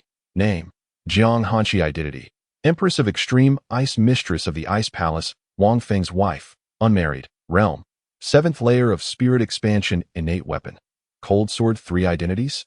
Wang Feng stared at the newly revealed information, perplexed by the designation of Wang Feng's wife accompanied by the annotation unmarried. Jiang Hanshi, noticing Wang Feng's bewilderment, attempted to sidle away, an action that did not escape his notice. Thinking of escaping? Wang Feng chuckled softly, swiftly closing the distance. Unable to contain herself any longer, Jiang Hanshi raised her left hand and struck at him. Wang Feng, unfazed, seized her delicate hand, their fingers interlocking. He went a step further, leaning in closer to Jiang Hanshi. With the bed directly behind them, Wang Feng calculated perfectly, and they both tumbled onto the bed, with him landing squarely atop her. Chapter 154. Astonishment. Astonishment. Yet more astonishment. The cold condensation moon steps aside. Jiang Hanshi glared furiously at Wang Feng, realizing that this scoundrel's audacity had grown exceedingly bold. There was a complete lack of respect for her as a master, treating her instead as a mere lover to tease. Simultaneously, Jiang Hanshi contemplated the urgency of enhancing her cultivation and sealing the cold sword. Otherwise, this rascal would continue to bully her, and she would remain powerless against him. As she observed Wang Feng leaning closer to her, Jiang Hanshi struggled, using her right hand to strike fiercely at him. An aura of power erupted from her, and in an instant, frost formed along the edge of the bed, surpassing even what had occurred in Lu village. Witnessing this, Wang Feng unleashed an even more formidable force, suppressing her momentum. He then seized her approaching hand with his own, their fingers intertwining as he held her firmly. Master, I still want. Wang Feng leaned over Jiang Hanshi, his lips brushing against her ear as he exhaled softly. His voice was imbued with a magnetic quality, causing her body to tremble slightly, as if she were softening. Nevertheless, Jiang Hanshi quickly turned her head, evading his encroaching face. No, get off. This time, Jiang Hanshi did not close her eyes, but instead resisted defiantly. Humph. Wang Feng huffed in annoyance, suddenly releasing her hands and rising fluidly, as if he had practiced the movement countless times. Jiang Hanshi lay there, momentarily stunned, feeling an inexplicable emptiness within her. Just as the atmosphere between them grew awkward, a series of knocks echoed through the room. Jiang Hanshi snapped back to reality, hurriedly sitting up. She adjusted her disheveled clothing, quickly adopting a cross-legged posture as if in meditation. Who is it? Jiang Hanshi coldly questioned the door, unperturbed by any probing consciousness, for she had set up a concealment formation in this room during her time at the Emperor Realm. This was to prevent the three esteemed elders from spying on her during her cultivation, as no one relishes being secretly monitored. My apologies, Palace Master. I knocked on the wrong door. Outside, Cold Condensation Moon initially panicked upon realizing her mistake, hastily stepping back to escape. Wait, that is not right. I can inquire about the Palace Master. Cold Condensation Moon abruptly halted, recalling that she could ask the Palace Master about Wang Feng's whereabouts. After all, he was her disciple, and she would surely know. Knock, knock, knock. Palace Master, I wish to ask you where your disciple resides. Cold Condensation Moon turned back and knocked again, calling out through the door. During the tedious wait for a response, Lung Mingyue cast a glance at the heap of dilapidated ruins nearby, though she paid it little mind. Wang Feng, upon hearing her, approached, flung open the door, and inquired, "What is it?" To her surprise, after a long wait, the door swung open directly. As Lung Mingyue discerned the identity of the person who had opened the door, her eyes widened in astonishment. A solitary man and woman confined to the same room? Suppressing her shock, she endeavored to speak in a calm tone. "Oh, it's just that the Grand Elder is looking for you." Noticing her expression, Wang Feng vaguely surmised that her mind was likely wandering to some nonsensical thoughts. Wait a moment. A cold voice emerged from Jiang Hanshi, as if she had just emerged from deep meditation. As she extended her long legs from the edge of the bed, Lung Mingyue was once again taken aback. What did she just witness? Her eyes grew even wider, her mouth slightly agape, internally exclaiming, White stockings." Jiang Hanshi, having noticed her gaze, slightly furrowed her brows and reached for her skirt to cover her legs once more. It was only then that Lung Mingyue regained her composure, hastily lowering her head, feeling an increasing apprehension of being silenced. "What business does the Grand Elder have with my disciple?"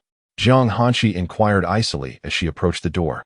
Standing shoulder to shoulder with Wang Feng, she harbored an unsettling feeling that the Grand Elder's summons of this rebellious disciple alone could not bode well. Lung Mingyue gazed at the two figures before her, somewhat dazed, secretly marveling at the enchanting couple they made. What a pity, the Ice Palace forbids romance. Master, this. I'm not sure.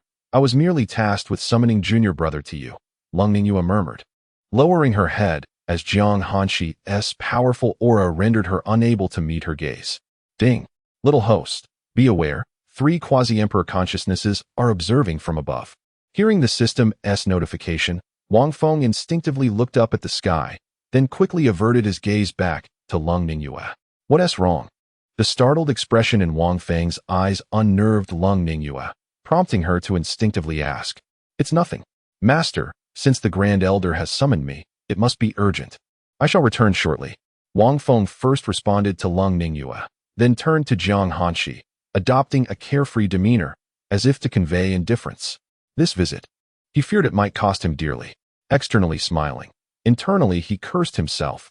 He had already violated palace rules, and the object of his transgression was none other than the Ice Palace's mistress.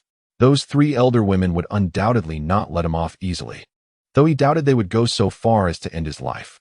Jiang Hanshi's cold gaze flickered, her emotions unreadable as she replied coolly, I will accompany you. I happen to have some matters to attend to with them as well. Why are you going? Wang Feng stared at Jiang Hanshi in bewilderment, wondering if she genuinely cared about what might happen to him. He, truly my beloved wife. Wang Feng could not help but feel a swell of joy within. I shall go seal the sword, Jiang Hanshi remarked, observing Wang Feng lost in a reverie. Wang Feng replied, All right, let us proceed. Cold Lingyue led Wang Feng and Jiang Hanshi through winding paths until they arrived at a crystalline ice pavilion deep within the Ice Palace. This was not the same chamber where Wang Feng and Jiang Hanshi had first teleported back to the palace. The 3 esteemed elders stood at the entrance, their expressions warm and benevolent, devoid of any hint of anger. This sight stirred a sense of curiosity in Wang Feng, who glanced at Jiang Hanshi, contemplating that it was likely due to her presence. What matters do you wish to discuss regarding my disciple? Jiang Hanshi stated bluntly, her icy gaze fixed upon the 3 elders, as if to convey that this child is under my protection, and you shall not lay a finger on him. Witnessing this, Wang Feng felt a warmth bloom in his heart. Cold Lingyue furrowed her brow and retreated behind the others. She offered a silent bow to the 3 elders before swiftly turning to depart. Oh dear, how frightening. I hope my fellow countryman is safe. Cold Lingyue mused as she traversed the deserted path, her usual aloof demeanor replaced with concern for Wang Feng. Ultimately, she skipped joyfully down the secluded trail, returning to the Holy Maiden's palace with an air of innocence. Chapter 155. Is there actually a recording? In the cold pavilion, the 3 esteemed elders and Wang Feng sat facing each other, the atmosphere palpably tense.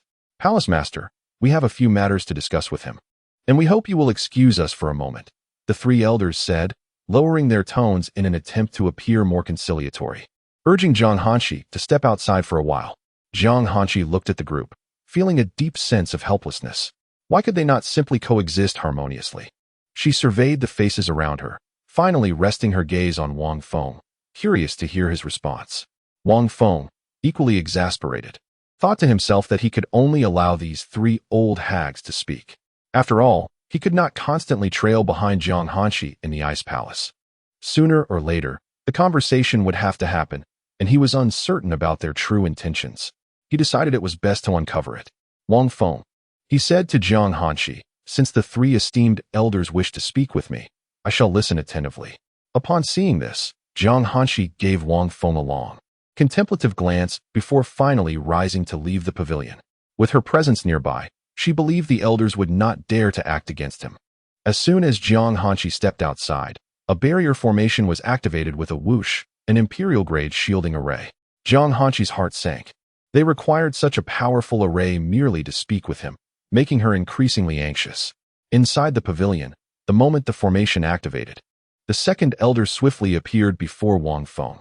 Caught off guard, Wang Feng found himself lifted off the ground. What the? You can't do this, he exclaimed. In a hurry, Wang Feng summoned an invincible defense card from his storage space. He felt confident that, aided by the sacred artifact, the celestial sword, he could cut through the imperial-grade array unharmed. But dealing with the 3 elders was another matter entirely. However, once he broke free and took refuge behind Jiang Hanshi, all issues would be rendered moot. Speak. What is your true intention in approaching the palace master? The 2nd elder demanded, her grip tightening around Wang Feng's neck, capable of ending him with a mere twist. This was dire. He needed the system's assistance. System, activate the perception function immediately, should they harbor any murderous intent. Automatically activate my invincible defense card. Wang Feng shouted inwardly, his eyes wide as he focused on the elder's hand around his throat. He believed it prudent to allow the system to determine the right moment to activate the defense card, even if it meant sacrificing some source points. Beep. No need to ask, it has already been activated. As you mentioned, a handling fee of 10,000 source points will be deducted. Will you speak or not? The second elder appeared eager to eliminate Wang Feng on the spot, her grip causing his face to flush. Second elder, release him. If you choke him, how can he respond? The Grand Elder gazed at the second elder with a mixture of disappointment and frustration, exclaiming in exasperation as she realized that the latter's intellect was rather lacking as well. The second elder, upon hearing her words, glanced at Wang Feng, who was red-faced and rendered speechless from her grip. She hastily released him, causing him to tumble to the ground. It dawned on her that her anger had clouded her judgment. Among the three of them, she had interacted with the palace master on numerous occasions, cultivating a deeper emotional connection. Now, witnessing the pristine cabbage being ravaged by a swine, how could she not be incensed? Her fury was so intense that she felt on the verge of eliminating this little thief. Wang Feng lay on the ground, clutching his neck to catch his breath, relieved that these three elderly women likely would not take his life. Just as he prepared to rise, the second elder swiftly struck several pressure points on his body. In an instant, he felt waves of quasi-imperial spiritual energy surge into him, sealing off his cultivation base and leaving him with only his physical prowess. What have I done wrong? Wang Feng managed to murmur, leaning against the wall, still reeling from the shock. The sensation of having his cultivation forcibly sealed was excruciating, akin to enduring multiple thousand-year killings. The sharp jab to his dantian was particularly agonizing, as if a heavy mallet had been thrust into him. Before the second elder could respond, the voice of the Grand Elder thundered from behind her. How dare you speak? You have incited the palace master, violated palace rules, knowing full well the consequences. What means have you employed to ensnare the palace master? Accepting the charge of violating palace regulations, Wang Feng felt a surge of indignation. When have I ever incited the palace master? He felt a sense of frustration. He had never resorted to such underhanded tactics in matters of romance, relying solely on his own abilities. Look for yourself, the Grand Elder declared, gesturing with her hand. In an instant, Wang Feng found himself suspended against the wall, unable to move even a fraction. The third elder regarded the Grand Elder with a hint of melancholy. Having not recorded the moment with the memory stone earlier, she now had to retrieve the memory anew. However, she wasted no time, and soon an image materialized above her head. In that moment, Wang Feng's eyes widened in astonishment. What? Their essay recording? After a brief while, as the image returned to the third elder's mind, Wang Feng remained pinned to the wall, rendered speechless. He had never anticipated such a method of memory retrieval. It was as if his very CPU was about to overheat. Unfamiliar with the process of capturing memories, he was astounded to discover this technique for recording events. In the imagery, he beheld the intricate patterns of the sun and moon marriage bracelet, instantly realizing its effectiveness. It seemed that Jiang Hanshi was indeed not acting of her own volition, filling Wang Feng with an indescribable sense of loss and exhaustion. No wonder. Wang Feng recalled the moment when Jiang Hanshi had interrogated him, and it became evident why she accused him of employing some means to render her compliant. It was, after all, the sun and moon marriage bracelet that was crafting opportunities for them. The realization that he had mistakenly believed Jiang Hanshi was acting of her own volition, only to discover his error in the end, was indeed a source of profound discomfort. Little did Wang Feng know that if Jiang Hanshi harbored even a mere 10% of unwillingness in her heart, the sun and moon marriage bracelet would be utterly ineffective. It could only erase that 10% of dissent. And what of the child? Where is it? The second elder's eyes burned with fury as she confronted Wang Feng, who was pinned against the wall. The recent replay of the events had struck her with considerable dismay. Aware that evasion was futile, Wang Feng remained resolute. However, the notion of surrendering the little dragon was utterly preposterous. Dead. The mere utterance of that word nearly incited the three elder's wrath to an explosive degree. Dead.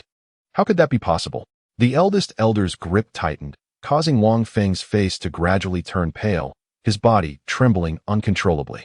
Will you speak or not? The eldest elder repeated the question several times, intensifying the force of the spiritual energy he wielded. Dead, dead. If you dare, then kill me. Anger surged within Wang Feng as he endured the pain, shouting defiantly. Chapter 156. I choose one. Come on, let it be. Death is nothing to be feared. He has already faced demise 8 times before, and this instance is no different. However, this time, death would be final, a concept starkly distinct from the previous 8 lives. You. The Grand Elder was incensed by Wang Feng's words, her eyes ablaze with fury, her hands beginning to constrict slowly. In that moment, Wang Feng felt as though his very being was on the verge of bursting, a deep purple hue spreading across his body. Yet, the invincible defense card in his storage space remained dormant. Wang Feng was aware that this old crone had yet to harbor any murderous intent. He had faith in the system that had accompanied him through 9 lifetimes. Just as his consciousness teetered on the brink of oblivion, the Grand Elder's grip suddenly loosened. With a gasp, Wang Feng seized the opportunity to breathe deeply, filling his lungs with air. Father! A voice filled with fear and concern echoed in his mind, as if sensing the presence of the 3 mad, old women searching for her. Father, I'm fine. Just stay put, and I'll bring you something delicious shortly. Wang Feng reassured the little dragon in his heart before severing their connection. The Grand Elder released Wang Feng, allowing his feet to touch the ground once more. The furious gazes of the 2nd and 3rd elders shifted to the Grand Elder, now tinged with confusion. The Grand Elder raised her hand to calm them, exhaling a breath of anger while striving for a composed tone. I now present you with 2 choices. Those present lifted their heads at her voice, including Wang Feng, eager to discern what this old woman intended to convey. First, you shall forfeit all your cultivation, be expelled from the Ice Palace, and become a mere shell of your former self. Second, you may violate one of the 3 fundamental rules of the palace, committing sacrilege against the palace master. Your cultivation shall be sealed, and you will be imprisoned in the Ice Spike Cold prison to endure punishment for 7 days. The Grand Elder's teeth nearly ground to dust as she spoke of sacrilege, hastily delivering her ultimatum. Were it not for recognizing this boy's potential as a future emperor, the second option would not have even been presented. He would have been expelled without hesitation, perhaps with a couple of slaps to quell her anger. I choose one. Come on. If you dare, then do it. Wang Feng rose, his voice a thunderous roar. He understood that the Grand Elder was reluctant to part with the future emperor. All she needed was a way to save face, so at this juncture, only a fool would choose the first option. And he, indeed, was that fool. Having faced death 8 times, his fear of it had diminished to an almost negligible level. Why live in such a constrained manner? If you wish to strip away my cultivation, do you possess the strength to do so? Dare to make a move, and let us see if you can handle me and the 2 others. Those who once threatened him in such a manner now lay as mere dust scattered across the continent. Very well. You. The Grand Elder instinctively assumed Wang Feng would select the second option, her initial fury somewhat abated. However, once the realization dawned upon her, her fury began to escalate rapidly. It is a widely acknowledged truth within the realm of cultivation that finding a prodigy endowed with the potential of an emperor is an exceedingly rare feat indeed. One could argue that it takes millennia to encounter such an individual, and even then, one must ensure that they do not meet an untimely demise. Presently, a being of imperial caliber stands before them, and to be candid, they have a strong desire to retain him. This also elucidates why there is but a single emperor in the current cultivation world, highlighting the formidable nature of this emperor and the challenges surrounding ascension. Yet, she truly did not anticipate that this young man would choose one, which nearly drove the 3 esteemed elders into a frenzy. Very well, I shall grant your wish. With the elder's voice laced with fury, her spiritual energy surged forth once more to bind Wang Feng. At that very moment, the gazes of the other 2 elders converged upon him. Ding, host, do not shatter the invincible defense card just yet. They have not yet harbored intentions to kill. What does it matter if they have not yet intended to kill? What if they do? Today, I am determined to confront them.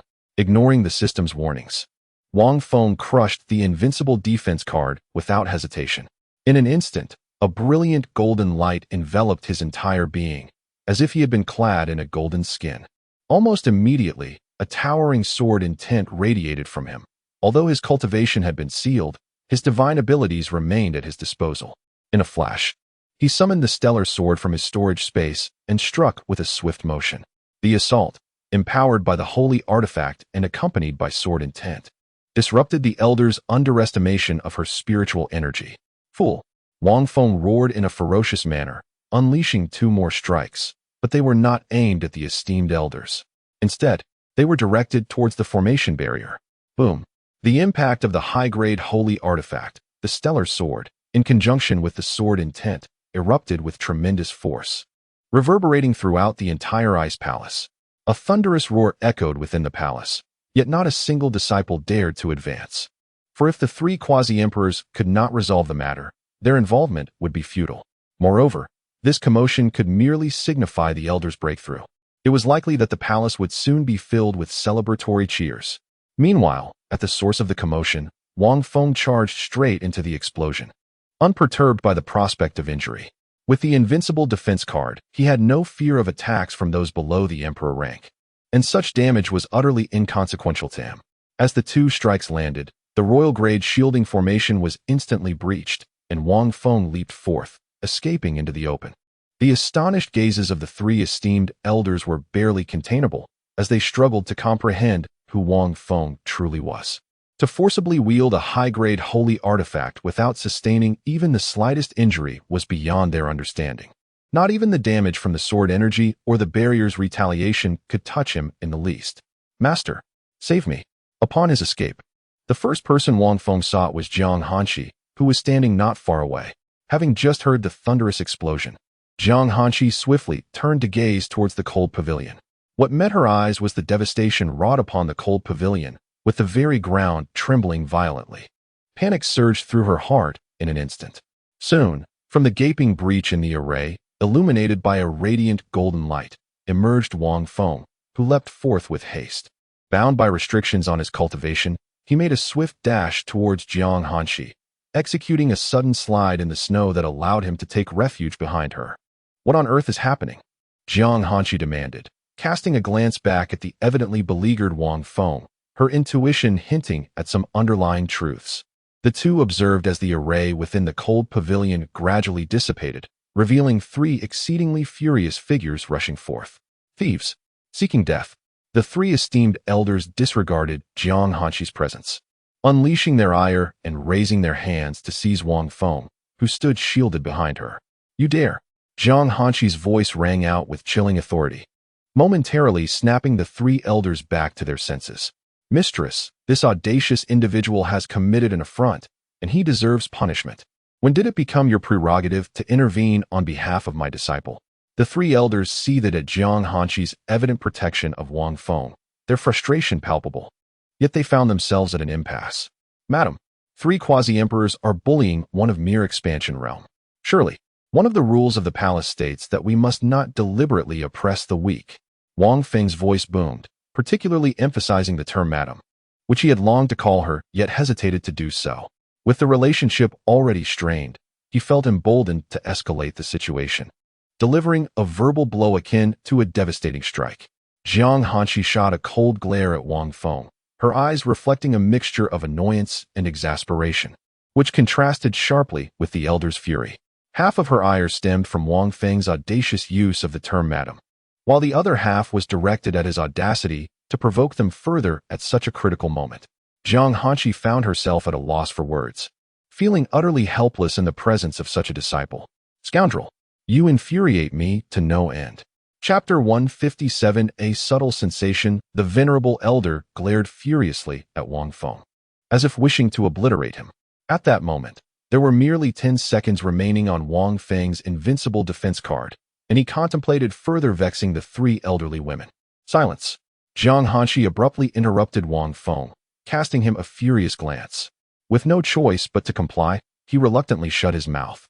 Meanwhile, the golden light enveloping him began to gradually dissipate. Like a bullied maiden, Wang Feng gently tugged at the hem of Jiang Hanshi's skirt. She sensed his touch and subtly shifted her body closer, though the 3 elders remained oblivious to this exchange, consumed by their anger as they faced the pair. Master, he is nothing but a malignant tumor, the elder exclaimed through gritted teeth, resembling a shrew. Among the trio, she was the eldest and harbored the deepest animosity toward Wang Feng. A malignant tumor? Pray tell. How is it that a person of my imperial lineage is not a treasure wherever I go? Just because my master and I share mutual affection. You seek to torment me at every turn. Wang Feng, sheltered behind Jiang Hanshi, defiantly voiced his grievances, determined to infuriate the three elder women. Silence. Jiang Hanshi raised her hand and pinched Wang Feng's lips, channeling her spiritual energy to freeze his mouth solid. MMPH. Wang Feng gazed at Jiang Hanshi, his muffled protests evident. While he could shatter the icy prison with his physical prowess, he deemed it prudent to remain still for the moment. Master, we have followed you for so long without making any demands, the eldest elder declared, a sense of unease brewing within Jiang Hanshi at the tone of her words. Now, we have but one request. Confine him in the ice spike prison for 30 days. The eldest elder's eyes blazed with fury as she spoke. Leave, Jiang Hanshi coldly instructed. Turning to Wang Feng, this rebellious disciple had caused her considerable trouble, and now she was left to clean up his mess. Wang Feng, who had been keeping his head down, lifted it slightly to meet Jiang Hanshi's icy demeanor. Very well, he sighed, shattering the ice that had encased his mouth, and reluctantly departed, glancing back every few steps. To trouble Jiang Hanshi further would be sheer folly. She was already expending great effort to protect him. Master, the three elders, seeing Wang Feng's impending departure, instinctively prepared to detain him. They were eager to release their pent-up frustration and believed it only just that Wang Feng should endure some torment. Your audacity grows ever bolder. Jiang Hanshi, feeling compelled to speak, uttered a chilling remark as the three esteemed elders continued their endless discussions. In an instant, a diminutive figure of chaos emerged from her brow, gradually enlarging as it descended to the ground. Ultimately, it transformed into an unconscious corpse, remarkably similar in stature to Wang Feng. Jiang Hanshi understood that if she did not assert some authority over these elders, they might increasingly disregard her words in the future. Although the elders bore her no ill will, their intentions did not align with her own. It was a matter of psychological coercion. As she beheld the chaotic, black and white aura enveloping the imperial corpse, not only were the three elders taken aback, but even Wang Feng, who had previously encountered his own imperial corpse, was astonished anew. The Grand Elder, who had attempted to seize Wang Feng's spiritual energy, promptly withdrew her grasp, recognizing Jiang Hanshi's determination to protect him. It seemed that capturing the rogue today was out of the question, and with no choice but to relent. They gazed in astonishment at the chaotic figure of the imperial corpse. They harbored no doubt that should this corpse unleash its full power, it could effortlessly obliterate all three of them. Their hearts were filled with a tumult of shock, anger, and distress. Enter the pavilion, Jiang Hanshi commanded coldly, her icy gaze directed toward another building behind them. Instantly, the imperial corpse advanced step by step toward the three elders, while Jiang Hanshi's complexion visibly paled. Faced with the approaching figure, the elders dared not utter another word and complied obediently. The four of them slowly entered another intact pavilion, leaving Wang Feng in a daze. Gradually regaining his senses, Wang Feng began to discern the fluttering sensation in his heart. To his surprise, he felt a faint connection to the imperial corpse, albeit minuscule and beyond his control. System, what is happening? Wang Feng urgently called out within, certain that the system possessed knowledge of the matter, as it had always been responsible for his resurrection. Ding. Return degree, 1%. Return degree? As Wang Feng made his way back to the main palace, he was filled with bewilderment. What could this possibly mean? Ding. Due to the host achieving the status of an emperor in the previous life, and with the physical body preserved intact, the two are of the same essence, thus providing an opportunity for the imperial corpse to merge with you once more and restore your status as an emperor. So, are you saying that I need not cultivate and can simply demand the imperial corpse from Jiang Hanshi? Wang Feng treaded upon the snow, his mind flooded with questions, a surge of excitement bubbling within him. However, he quickly suppressed this exhilaration, aware that it was uncertain whether Jiang Hanshi would indeed grant him the imperial corpse. Moreover, should she discover that the corpse belonged to him, she might forget their previous affections and brandish her cold sword against him. Yet, if he could truly reclaim his status as an emperor, then what would he have to fear from those three elderly women? He could easily subdue them. Ding. Return degree. Return degree. Pay attention to the return degree. In simple terms, the level of regression is insufficient. Even if you were to place the corpse of your 8th-generation emperor upon it, it would be futile. The system's voice exuded a sense of exasperation. If it possessed eyes, it would likely be rolling them in disbelief. It was at a loss for words, yet Wang Feng was even more speechless. Are you serious? Each task allows merely observation without any reward? Are you out of your mind? Wang Feng was utterly dumbfounded, feeling an overwhelming urge to slap the system awake. This is not a task. This is not a task. This is not a task. All right, go ahead and play. Ding, you fool. Just as the system was about to chastise Wang Feng, the connection was abruptly severed, and the voice fell silent.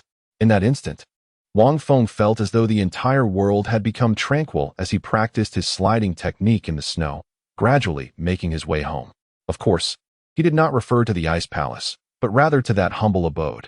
Sitting on the bed within the small room, Wang Feng gazed at his attribute panel. Wang Feng Law Body Realm, peak of the 9th layer of the expanding spirit realm. Please strive for a breakthrough. Cultivation method, chaotic dominance body technique. Divine powers, sword intent, weapon transformation items. 1 pair of colorful underwear, 1 fragment of the creation jade disc, 1 high-quality sacred artifact, star sword, 1 infinite water flask. Source points, 368569 overall evaluation. Considered to be quite a decent little fellow. Wang Feng chose to disregard the overall evaluation, internally lamenting the difficulty of acquiring source points. Sighing, he refreshed the shop to see if he could procure any benefits. First item, a bunch of succulent, juicy grapes, priced at 1 source point. Second item, 1 ice crystal flower, priced at 1 source point. Third item, 99 ice crystal flowers, priced at 99 source points. Fourth item, ice crystal flower. Chapter 158, Is He Being Sent Away? Upon reading, Wang Feng found himself utterly bewildered, his mind racing with exclamations of disbelief. The system's store had been stripped bare, devoid of even a trace of the Pangu essence, replaced entirely by grapes and ice crystal flowers. System, what does this signify? Ding, the system has detected that the target's mood is exceedingly poor at this moment, which poses a significant disadvantage to the little host. It is hoped that the little host can exhibit a modicum of understanding. Wang Feng, regaining his composure, swiftly grasped the system's implication, yet a lingering question plagued him. System, did you not assert that you had no control over the store's refresh? Ding. These are merely mundane items. This system expended a substantial amount of source points to refresh them, so be prompt. Otherwise, I shall summon heavenly thunder to strike you. With the system's words echoing in his mind, Wang Feng hurriedly began to prepare. After a day and a night, in the cold pavilion, Palace Master, the sword has been sealed. The several esteemed elders presented the 3 exquisite cold swords, imbued with the power of quasi-emperors, reverently, to Jiang Hanshi, who was cultivating nearby. The anger that had once marred their faces had vanished without a trace, replaced by an air of respect, even tinged with joy. Their momentous news was that they now had a formidable emperor-level warrior who could temporarily take action. That warrior, of course, was the imperial corpse residing within Jiang Hanshi's divine sea space. Their sole focus was to nurture Jiang Hanshi diligently. When she ascended to the status of an emperor, they would no longer fear backlash from the imperial corpse. Thus, it could be said that their ice palace would boast 1 emperor, in truth, 2. I will return him to the southern region. Palace Master, silence. Jiang Hanshi's voice, laced with an icy demeanor, interrupted their attempts to speak. The 3 quasi-emperors dared not utter another word, bowing their heads in submission. Although Jiang Hanshi had lost her cultivation, an aura reminiscent of an empress still lingered behind her, compelling them to obey instinctively. Rising, Jiang Hanshi grasped the cold sword, and with a swift motion, it vanished from her hand. She turned to leave, her sharp-featured visage radiating an icy chill, reminiscent of that empress from millennia past. Farewell, Palace Master. The 3 esteemed elders watched as Jiang Hanshi's graceful figure, clad in a white gown, gradually faded from view, blending seamlessly with the falling snow outside. In the Ice Palace, main hall. Inside, Wang Feng rose, brushing his hands together, and picked a grape from the table to savor. The table was laden with an abundance of delicacies. Wang Feng had deliberately hung luminous treasures from the ceiling to enhance the ambience of the room. Outside, Jiang Hanshi gazed at the illuminated room, standing in contemplation for a considerable time. Ultimately, she stepped forward, leaving a trail of footprints in the snow, her feet adorned in delicately embroidered white phoenix shoes. The door creaked open gently, revealing a flickering candle flame at the center of Jiang Hanqi's gaze.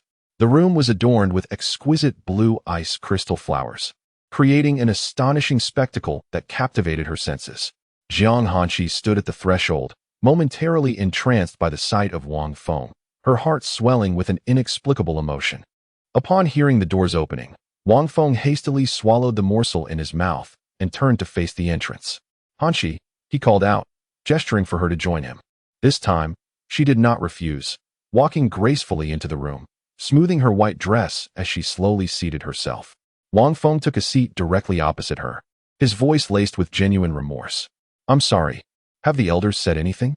His sincerity was palpable. He was the one who had instigated this predicament. Leaving Jiang Hanqi to deal with the aftermath was undeniably unethical. Jiang Hanqi remained silent, her expression steady as she regarded Wang Feng, as if observing a fleeting soul. They locked eyes for an extended moment, a tension building that made Wang Feng uneasy. Yet, in the depths of her enigmatic gaze, he sensed a vague understanding of what was to come. "Master?" Wang Feng raised his hand, attempting to draw her back to reality. However, since entering, Jiang Hanqi had not once averted her gaze from him. She was apprehensive. "Return to the southern domain. From this moment forth, we shall no longer be master and disciple." Her words were spoken softly, yet they pierced Wang Feng's heart, leaving him breathless. Jiang Hanqi's tone was not cold, infused instead with an obscure emotion, carefully restrained, so subtle that it could easily go unnoticed. Yet, Wang Feng's expression gradually solidified, grappling with the realization that she was the one dismissing him. She had been the one to bring him to the Ice Palace, to invite him to be her disciple, and now she was the one urging him to leave. His countenance transformed from frozen shock to an unsettling calm. It dawned on him that it was no longer he who was unsettling Jiang Hanqi's heart, but rather, she was confounding his. He stared at her vacantly, his mind racing with thoughts. He had indeed influenced her cultivation. For him, mastering his skills was as effortless as drinking water. Yet Jiang Hanqi faced a stark contrast. He had dragged her into trouble, expecting her to clean up the mess. He had knowingly breached palace regulations alongside her, risking the ire of the elders who had been by her side for millennia. Countless events had unfolded to Jiang Hanqi's detriment, yet she had never punished him. "Well, I have one final request." Wang Feng's gaze bore into Jiang Hanqi's, reminiscent of the time he had scalded his mouth with hot water at the sword sect. However, this time, his eyes were frighteningly red. "What?" Jiang Hanqi's voice remained calm, yet it betrayed an unnatural quality, as if she were suppressing something deep within. At last, he consumed one more. A familiar smile, one that Jiang Hanqi recognized, appeared on Wang Feng's face. He gently pressed a large, round grape against her lips with his fingers. Jiang Hanqi lowered her gaze to the fruit resting beside her lips and slightly parted her crimson mouth, observing her lack of resistance. Wang Feng's smile deepened as he gazed at her. Yet, the redness in his eyes and the somewhat forlorn smile were heart-wrenching. As Jiang Hanqi felt the grape being delicately placed in her mouth, she watched Wang Feng slowly retract his hand. She gently bit into the fruit, and in an instant, its juice flooded her mouth. It was undeniably sweet, reminiscent of the times this rascal had fed her, yet why did it feel so tasteless, even a bit? Bitter? Was it due to the grape skin? "Fairy sister, do you think we will meet again?" Wang Feng asked, posing a question of utmost significance, punctuating it with a soft chuckle. Just as Jiang Hanqi was about to respond, she noticed a sudden contraction in Wang Feng's pupils. Because, Chapter 159, Yearning and Unattainable. Suddenly, Wang Feng rose to his feet with a swiftness that was almost imperceptible, lunging towards her. He employed a technique so elusive that even she could only glimpse its shadow, leaving her unable to react. As both were once formidable beings of the Emperor realm, and with Wang Feng's current prowess surpassing her own, Jiang Hanqi had no chance of evasion. Being ensnared by Wang Feng, who stood at the pinnacle of the 9th layer of corporeal realm, felt akin to being constricted by a python. The sense of suffocation was overwhelming and insurmountable. With a crash, the chair and the two of them tumbled to the ground, the room shimmering with the cold brilliance of ice crystals. A sight that struck awe into the heart. It was as if the very surroundings rejoiced at the sight of their entangled forms. Jiang Hanxi's eyes widened as she found herself pinned beneath Wang Feng, yet words eluded her, for her ruby lips were firmly sealed by his, leaving her stammering in silence. Muffled whimpers escaped her lips as she attempted to push him away. However, it seemed Wang Feng had anticipated her every move. His large, pale hand grasped her delicate wrist, pinning it to the ground. In that moment, Jiang Hanxi's body was contorted, her arms held above her head, rendered utterly immobile. She yearned to shove Wang Feng away, yet his powerful legs confined hers, leaving her helpless. No. Jiang Hanxi longed to cry out, but her voice was stifled in her throat. As her body began to react, an overwhelming sensation coursed through her, more intense than before, rendering her speechless. Wang Feng, unfazed, continued to press against Jiang Hanxi. However, sensing her persistent struggles, he gradually ceased, lifting his gaze slightly. Their lips remained glistening and vividly red, and Jiang Hanxi's mouth appeared even more enticing. Hanxi, I do not wish to leave you. Wang Feng felt an intense heat coursing through him, his eyes ablaze as he gazed down at Jiang Hanxi. His hands firmly restrained her above her head, his voice low and melancholic. Must you insist that I depart? If so, we may never meet again. Wang Feng's eyes locked onto Jiang Hanxi's, his tone heavy with sorrow, and it seemed as if tears threatened to spill from the corners of his eyes. Jiang Hanxi, taken aback by Wang Feng's demeanor, found herself lost in a tumult of thoughts, unsure of how to respond. Meanwhile, the bracelets adorning their wrists began to pulse with a faint luminescence. I desire this, may I? Wang Feng's gaze, tinged with red, sought Jiang Hanxi's as he earnestly implored, his voice a mixture of despair and hope. They remained locked in a gaze that felt eternal, until Jiang Hanxi gently closed her eyes. At that moment, Wang Feng, consumed by desire, disregarded everything else and pressed his lips down upon hers once more with fervor. Jiang Hanxi finally relinquished her resistance, allowing Wang Feng to act as he pleased. Their bodies were closely intertwined, and although fabrics separated them, the warmth radiating from their forms intensified their mutual attraction. As time passed, Jiang Hanxi realized that Wang Feng was indeed insatiable, his kisses rendering her entire being trembling and weak. Her closed eyes fluttered, and waves of heat coursed across her cheeks, as though she might melt away. At that moment, she found herself unable to summon her spiritual energy. She was utterly paralyzed, her body tingling with sensitivity. As she felt the softness against her lips, she was at a loss as to how to respond, contemplating whether to bite down. Suddenly, she felt a release throughout her body as Wang Feng astonishingly stood up, seemingly having reached a conclusion. In an instant, a wave of reluctance washed over Jiang Hanxi, surprising even herself with the depth of her feelings. However, the very next moment, she was taken aback as Wang Feng lifted her into his arms. He then proceeded toward the bed, leaving Jiang Hanxi confused about his intentions. Hadn't they already kissed? Gently, he laid the weakened and delicate Jiang Hanxi on the bed. Just as she thought Wang Feng was about to depart, he unexpectedly turned and pressed himself down upon her once more. This startled Jiang Hanxi, her expression one of astonishment. Did he still not feel satisfied and wish to kiss her again? Indeed, Wang Feng gazed down at her soft, blushing face and pressed his lips to hers anew. However, this time, he introduced several new movements that left Jiang Hanxi nearly breathless with shock. She instinctively slammed her forehead against his brow, causing Wang Feng to jerk backward in surprise. Wang Feng halted immediately, his right hand instinctively cradling his forehead. Looking down at the woman beneath him, he found Jiang Hanxi transformed from her previous demeanor. Now, she was filled with fury, her face a mixture of anger and embarrassment, glaring at him with icy intensity. He had dared to overstep. Jiang Hanxi had thought Wang Feng merely desired one last kiss, yet she never anticipated his boldness in seeking more. No, that is unacceptable, she exclaimed, her voice a blend of firmness and tremulous vulnerability, half pleading and half demanding. She truly did not wish to draw her cold sword against him. But if he refused to heed her warning, she could not guarantee mercy. Wang Feng stared at the delicate Jiang Hanxi, who seemed almost to exude a sweet fragrance. Yet her body conveyed overwhelming rejection. Despite the flames of desire still flickering in his eyes, he forcibly suppressed them. He was not a man governed solely by base instincts. And since Jiang Hanxi was unwilling, he could not force her. Otherwise, such actions would only provoke her disgust. Indeed, not mere aversion, but sheer revulsion. Moreover, he was oblivious to whether Jiang Hanqi still wore that protective garment. Yet, these concerns had become inconsequential.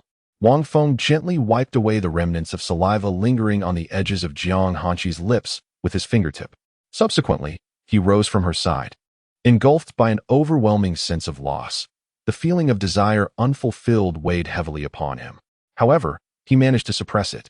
Sighing inwardly, he realized it was time to take his leave. With a silent lament, Wang Feng stood up from the bed, adjusted his attire, and strode towards the door. "Creak.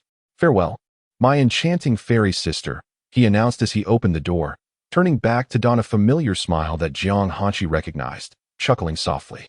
Just as he was about to step outside, Jiang Hanqi called out to him. This caused Wang Feng to halt mid-step. One foot poised to exit while the other remained firmly planted. He turned to glance back. "Come back," Jiang Hanqi implored. Her cheeks flushed with embarrassment as she weakly reclined upon the bed, awkwardly sitting up to gaze at Wang Feng by the doorway. "Come back?" A surge of excitement welled within Wang Feng, leaving him perplexed by Jiang Hanqi's intentions. Chapter 160. The Shattered Sea of Ice Crystals. "What is it? Were you not asking me to leave? Take this, and I shall unseal your cultivation." Ah, it turns out there was no intention to retain him. It was merely his own misinterpretation. Nevertheless, Wang Feng complied and returned, obediently sitting on the bed, locking eyes with Jiang Hanqi. In her delicate hand appeared a storage ring, followed by an enigmatic jade pendant of unknown origin. "What is this?" "Do not inquire. Just hold it." Jiang Hanqi, unwilling to elaborate, pressed the storage ring into Wang Feng's hand and gently placed the mysterious ice-blue jade pendant upon his forehead. "Do not move." Wang Feng instinctively recoiled. Yet Jiang Hanqi halted him, compelling him to remain still and observe her actions. Jiang Hanqi had no inclination to employ underhanded tactics if she wished to harm him. A single strike from her cold sword would suffice. This was the one aspect that currently reassured Wang Feng, and their relationship had evolved into a state of ambiguity. As the ice-blue jade pendant adhered to his brow, it suddenly bonded as if glued with an unyielding adhesive. Jiang Hanqi channeled her spiritual energy, gently prodding the imperial-level energy within, activating the entire pendant. In an instant, Wang Feng sensed a trickle of imperial-level energy, akin to a flowing stream, gradually dissolving the energy that had sealed his cultivation. The two energies intertwined, gradually dissipating into nothingness. Wang Feng immediately felt the previously obstructed energy within him reawakening. He believed he could now, in an instant, capture two Jiang Hanxes. With a crack, the jade pendant shattered, signaling the completion of its purpose. "This storage ring contains a large teleportation disc that I have already calibrated. Simply infuse it with your spiritual energy, and you shall be able to traverse realms." Jiang Hanqi's demeanor had significantly relaxed, though her speech still bore a hint of awkwardness, imperceptible to those not listening closely. Her intent in acquiring the large teleportation disc was to prevent the three esteemed elders from disregarding her orders and attempting to seize Wang Feng on their own accord. "All right, let us depart. Go on." Jiang Hanqi gazed at Wang Feng, who had closed his eyes to feel the energy within, hesitating for several seconds before uttering the words. Wang Feng infused his energy into the disc, casting it above them, and the two shared a silent moment of eye contact on the bed. As the disc began to rotate from slow to swift, Wang Feng leaned in and swiftly pressed his lips against Jiang Hanqi's. A peculiar sound of teleportation echoed, and Wang Feng vanished before Jiang Hanqi. Left alone, Jiang Hanqi leaned back against the bed, dazed. After a long while, she gently raised her hand to touch her lips, staring blankly at the spot where Wang Feng had disappeared. A touch of melancholy washed over her. It was indeed a fateful entanglement. Ah well, may he find peace in the remaining moments of his final life. What of imperial potential? If it is missed, it is missed, since the three esteemed elders fail to cherish it. Jiang Hanqi rose to her feet, preparing to wave her hand and close the door, when her gaze returned from the direction Wang Feng had departed. However, at that moment, she paused, staring at the wall, where the icy crystal flowers hung limply. It seemed as though the flowers had sensed her attention. With a resounding bang, they shattered into countless fragments throughout the room. In an instant, Jiang Hanqi found herself enveloped in a sea of these exploded icy blossoms. The shards cascaded gently, delicately falling across the space until they touched the ground, gradually dissolving into shimmering light before her eyes. Reaching out her right hand to grasp a piece, she discovered that the icy flowers appeared insubstantial, slipping right through her palm. It was as if their fate had diverged, much like the fragments of those flowers. Yet, the fruits left behind by Wang Feng remained undisturbed, lying steadfastly in the dish on the table, captivating Jiang Hanxi's gaze. The room, once adorned with icy flowers, had transformed into a desolate emptiness in mere seconds. She reckoned that the enchanting call of the fairy sister would never grace her ears again. Approaching the table, she waved her hand to right the chairs that had been knocked over, ultimately gathering the fruits into her divine sea space. With meticulous care, she stored the large, round grapes in an exquisite spiritual box. In an instant, the room reverted to the solitude reminiscent of centuries past, when she had dwelled there alone, cold and quiet. Within the void of the transport pathway, Wang Feng reviewed his tasks. Not long ago, the system had assigned him a new mission, though he had yet to examine it. Task: conquer the extreme ice empress, Jiang Hanxi. Reward: invincibility. Task: collect the 9 shards of the creation jade dish. Reward: creation cauldron. Warning: this task pertains to the host's safety. Task: destroy the small altars of ascension scattered throughout the Tian subcontinent. Reward: 500,000 origin points per altar destroyed. Task duration: within a millennium. Warning: this task pertains to the host's safety. Task: prevent the Blood Demon Emperor Fang Tian's ascension plan, which relies on the lives of beings from the Tian subcontinent. Reward: 9 divine powers. Task duration: within a millennium. Upon reviewing the tasks, Wang Feng felt utterly bewildered. He had not expected the revelation that Fang Tian was the last remaining emperor. In a flurry of thoughts, he found himself wishing to slap that foolish Fang Tian for his reckless ambition. Why would one who lived comfortably seek ascension? Ascend if you must, but to sacrifice all the lives of the continent in the process? Surely, that old fool had lost his mind. Wang Feng seethed in silent fury at the last remaining Blood Demon Emperor. Beep. The system detects that this vast world is filled with countless small realms and continents. The host must either flee overseas or confront the Blood Demon Emperor. Wait, the Blood Demon Emperor? Beep, indeed. So, he is a formidable figure who achieved the title of emperor through demonic cultivation, enduring 18 bolts of malevolent lightning to attain his status? Beep, correct. Then why should I even bother fighting? I might as well just wait for my demise. According to Wang Feng's knowledge, throughout the myriad years on this continent, only 2 individuals have attained the title of emperor through demonic cultivation. That old man Fang Tian must surely be one of them. It is said that hundreds of thousands of years ago, the entire continent was engulfed in bloodshed, a massacre so severe that the righteous forces dared not show their faces. At that time, the demons were the righteous, and might dictated truth and power. Ultimately, after that young demon successfully became an emperor, he vanished from the world, leaving no trace behind, and no one knows what became of him. Only then did the righteous gradually resurface, seeking vengeance against the demons with fervor. To this day, the righteous have become the dominant force on the continent, and its safety has vastly improved compared to 10,000 years ago. Beep. Host, do not lose heart. Expedite your pursuit of Jiang Hanxi to attain an invincible state, and then you will be able to strike down the great world and kick the small realms, dominating countless continents. Chapter 161. The ruined Willow Village in the southern region, a land cursed. There lies the place where Jiang Hanxi was transported during her recultivation. At this moment, a radiant light blossomed, gradually forming a crystalline barrier. With a sudden whoosh, a figure emerged from within the barrier. It was none other than Wang Feng. As Wang Feng materialized in this location, he was momentarily blinded by the brilliance of the sun. Squinting, he surveyed the surrounding forest, utterly perplexed about his whereabouts.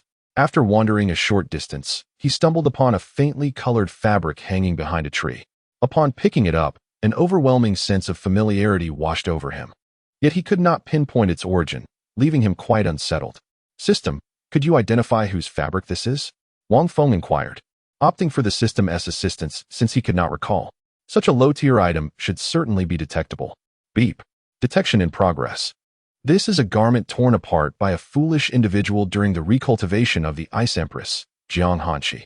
Wang Feng's eyes widened in realization. This was the very fabric from their first fateful encounter as adversaries. Holding the now faded crimson strip in one hand, he couldn't help but chuckle softly, reflecting on how much had changed since then. Is this indeed the location of Willow Village? Wang Feng mused as he strolled through the forest, meticulously tying the delicate red strip into a butterfly bow before stowing it away in his storage space. Beep. Correct. Goodness. What tremendous effort she exerted to teleport me all the way back to the southern region from the northern territory. Wang Feng gasped at the thought. It was no simple feat to traverse 2 domains. He marveled at how precisely she managed to do so. Beep. Upon inspection, there remains only one emperor in the world, and it is not the Ice Empress. Go away. Wang Feng dismissed the system's playful banter with a wave. Yet, he did not sever their connection. Instead, he engaged in light-hearted conversation while kicking pebbles along his path. System, what do you think the villagers of Willow Village will express upon seeing me again? I am quite curious if they will erect a shrine in my honor. Haha. If they do, I might even transcribe a supreme cultivation method for them. Wang Feng chuckled, picking up a small stone and flicking it into the sky, where it struck a majestic eagle, causing it to plummet. Upon closer inspection, he noticed a tiny, fresh wound on its chest, almost the same size as the stone he had thrown. What luck!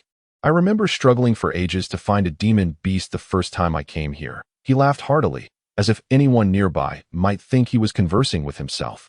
In truth, the system was engaging him in their usual banter, occasionally teasing Wang Feng, to the point where he nearly retorted with a curse. Back to the village. Wang Feng, having stored away 2 enormous eagles, ascended into the sky in an instant. With the elevation of his realm, he had sensed something amiss in this locale ever since his return. It was as if some hidden mystery lay buried deep beneath the ground. Yet, he chose to disregard it, for he intuitively felt that whatever it was, it could not bode well. As he soared through the air, his perspective expanded immensely. To his surprise, he discovered not just Lu Village, but several other villages as well. However, the inhabitants appeared to be devoid of spirit, much like the residents of Lu Village when he first encountered them, seemingly starved and in dire need of sustenance. Wang Feng paid them no mind and, relying on his memories, darted towards Lu Village with remarkable speed. In a short span of time, he arrived at the location he recalled as Lu Village. Yet, all that remained were dilapidated houses, reduced to mere skeletons of their former selves, with no sign of the villagers. Clearly, the village had fallen into ruin for quite some time. It was likely that during the few months of his absence, no one had remained. Wang Feng stood in disbelief, perplexed by the situation. Suddenly, he vanished and reappeared at the heart of the village, where the willow tree once stood. The tree was now unrecognizable, reduced to a mere stump, stripped of its vitality. Was this the result of a soul being taken? Wang Feng quickly discerned the issue at hand. Having lost its essence, the willow must have decayed and collapsed within mere days. As he wandered through the village, he unexpectedly stumbled upon a grand temple, larger than any structure in the village. A tremor ran through him. Given the state of Lu Village, erecting this temple must have required significant time and effort. Upon entering, he beheld a statue positioned directly opposite the entrance, exquisitely crafted from wood, evidencing meticulous care. Surrounding the grand wooden figure were several grotesque statues of children, seemingly sculpted by their own hands, affectionately placed alongside Wang Feng's statue, as if expressing reverence and gratitude. However, the temple and the statue were in a state of decay, having succumbed to the ravages of time. Wang Feng rushed out of the temple. Channeling his spiritual energy, he bellowed, "Where are the people?" His voice reverberated throughout Lu Village, startling birds into flight, yet no villagers emerged. After a moment of silence, he shouted again, which drew the attention of individuals from the surrounding villages. They approached cautiously, their eyes filled with trepidation. "Who are you?" inquired the leader of a group of sturdy men. The 4 possessed low cultivation levels, even inferior to those of the hunting parties from Lu Village in previous years, only at the 3rd or 4th layer of body refinement. Wang Feng, having noted their presence, swiftly appeared before them and inquired, "Where are the people of Lu Village?" A few men were utterly taken aback by this scene, their hearts shaken beyond measure. A grand practitioner, a being they could not hope to provoke. Dead. The leader's gaze was fixed intently on Wang Feng, as if he feared the man might suddenly strike. Dead, dead, dead, how could this be? Wang Feng was momentarily rendered speechless by the news, stammering before finally managing to speak. Indeed. How did he die? Wang Feng's voice trembled with excitement. He recalled the village elder's words, stating that the village had existed for at least several centuries. How could it simply cease to be? Furthermore, Lu Shu was undeniably a formidable figure in this region. Wang Feng had just observed that the guardian deities of the surrounding villages were predominantly at the 6th or 7th tier of the spirit-gathering realm. A skeletal figure, emerging from nowhere, rode a skeletal horse and wielded a massive blade, invading several villages in broad daylight. Daylight? How could this be? Were not the skeletons supposed to appear only at night? Wang Feng's voice was filled with agitation as he recalled the skeletal general that had sought to kill him at the edge of the cliff. We are equally in the dark, only aware that there was a great commotion at that time. The protective barriers of the village were all raised, preventing anyone from leaving. So we were oblivious to the situation in Lu Village. When we finally emerged, we discovered several villages drenched in blood, with no bodies in sight. However, Lu Village was left with only ruins, and the people appeared to have vanished. After hearing this, Wang Feng fell into a daze, his figure flickering before disappearing from the spot. Chapter 162. The soul coffin of Lu Ling. A few astonished men remained rooted to the spot, ultimately shaking their heads and departing. Wang Feng traversed every village within this region, only to encounter the same disheartening responses. At this moment, he gazed at the sprawling woods, unleashing his consciousness in a frenzy. Damn it! I refuse to believe I cannot find you. Enraged, Wang Feng waved his hand, launching several talismans that adhered firmly to the trunks of nearby trees as a precautionary measure. Subsequently, he transformed his hands into steel claws and began to dig into the earth, guided by an instinctive sensation toward an unknown entity buried below. I shall seek the source directly. I will not be thwarted in my pursuit. Wang Feng muttered indignantly, his words laced with frustration. In just a few short years, the very village where he had first dwelled in this life had vanished. He remained oblivious to which skeleton had wrought this destruction.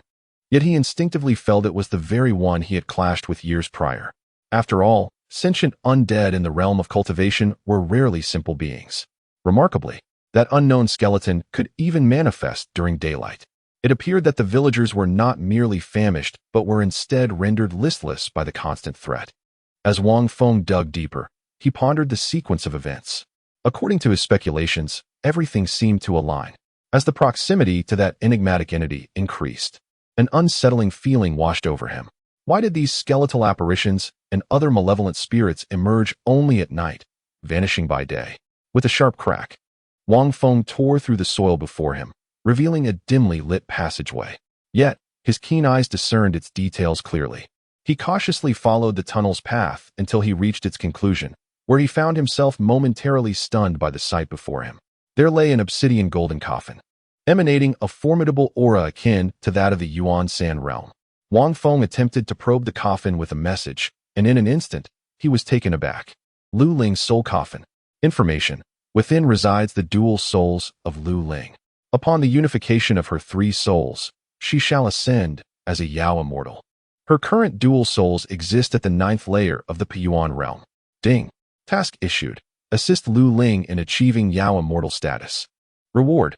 100 million source points. Ding. Reminder.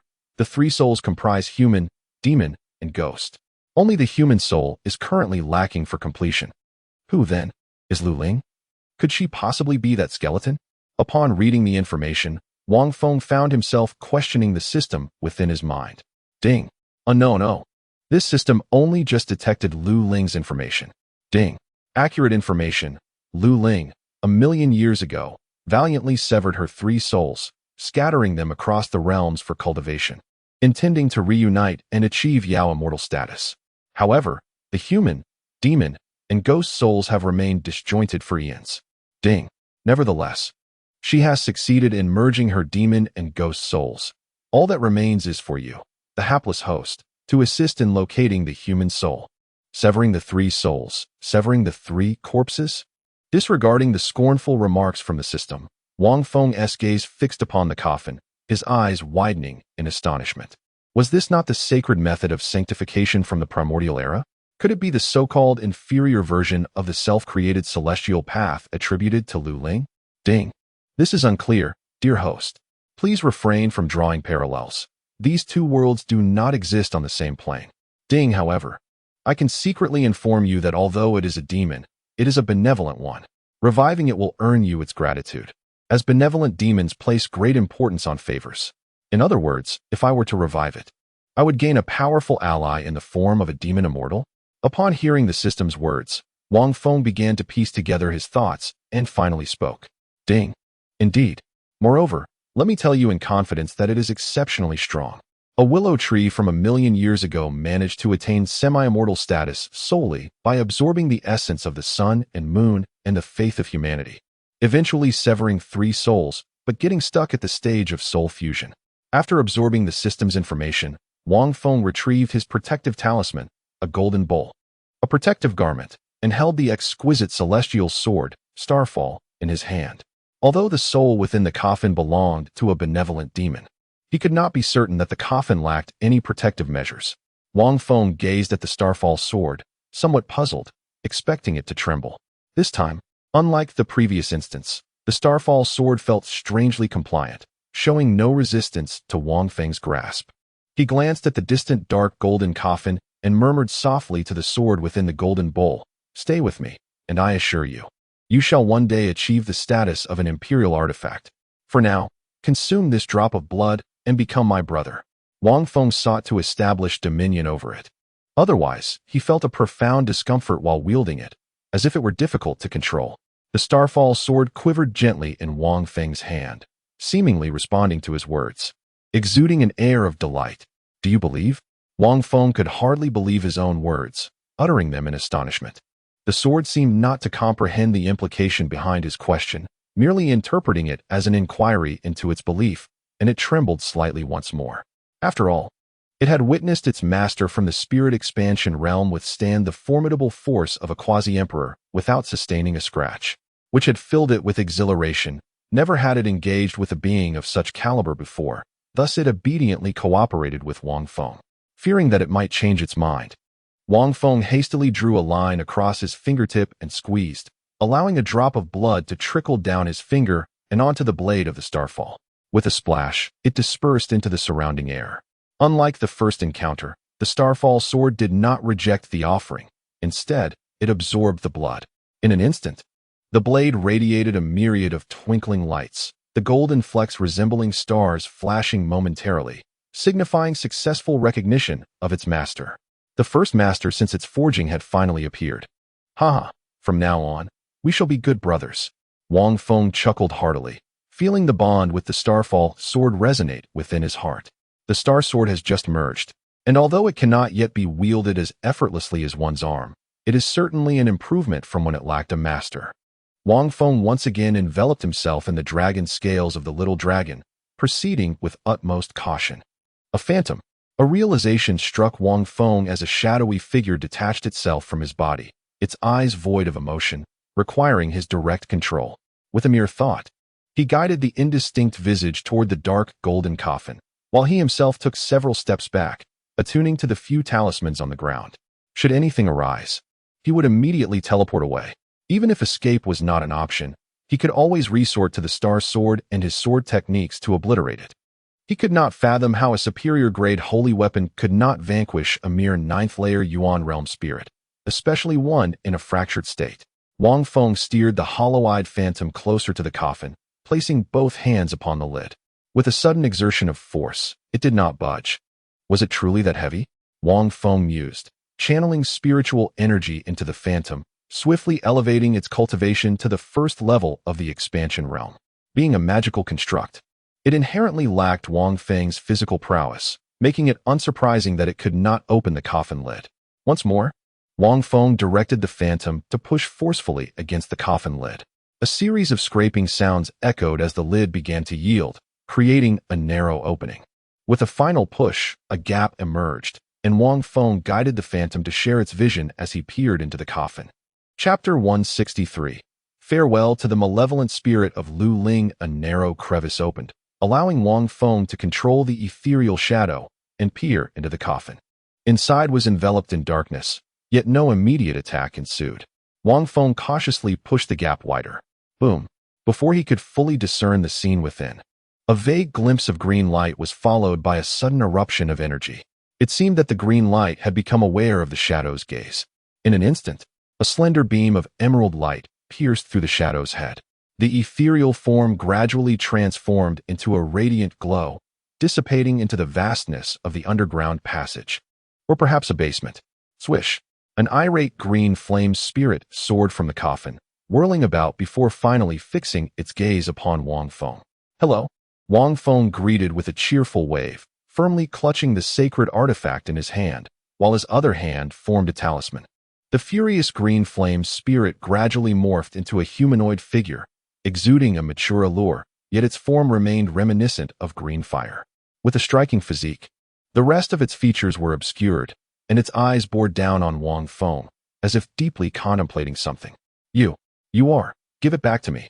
The spirit resembling Lu Ling seemed to recognize Wang Feng, only to swiftly adopt an expression of fury, yelling as if at herself.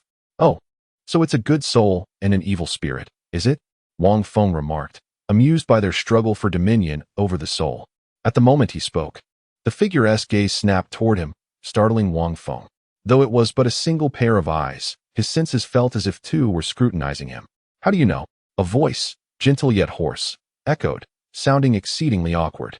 Just then, the darkened, empowered malevolent spirit appeared to gain the upper hand, raising a hand to unleash a green fire palm strike toward Wang Feng. "Goodbye." Wang Feng quickly concentrated his thoughts, vanishing from his position. The green flame palm brushed past him, crashing heavily into the passage behind. Boom! The force of the strike collapsed the entire tunnel, causing Lu Ling's spirit to suddenly change expression. In an instant, she darted back into the coffin, and the lid sealed itself automatically. Whoosh! Wang Feng reappeared beside a tree, his expression somewhat grave, inwardly lamenting the complexity of dealing with this dual spirit. Once more, Wang Feng resumed his excavation, propelled by an intensifying heartbeat, and finally, with a resounding thud, his claws struck metal. It was indeed the dark golden coffin, the lid having already closed once more. Returning to its previous state. Beep! Mission issued. Utilize all available means to subdue Lu Ling's malevolent spirit. Reward: 3 million source points. System: Are you serious? Wang Feng stared at the mission details, momentarily bewildered, questioning the system. Upon hearing the latter part of the conversation, Wang Feng could not help but utter a curse. He then proceeded to excavate the coffin. After removing all the earth surrounding it, he realized that as long as he refrained from opening the coffin, the green flames and souls within seemed unable to escape. Suddenly, it dawned on him that souls, being mere remnants of the deceased, were akin to the coffin itself, an inanimate object. With this thought, he placed his hand upon the coffin lid and concentrated.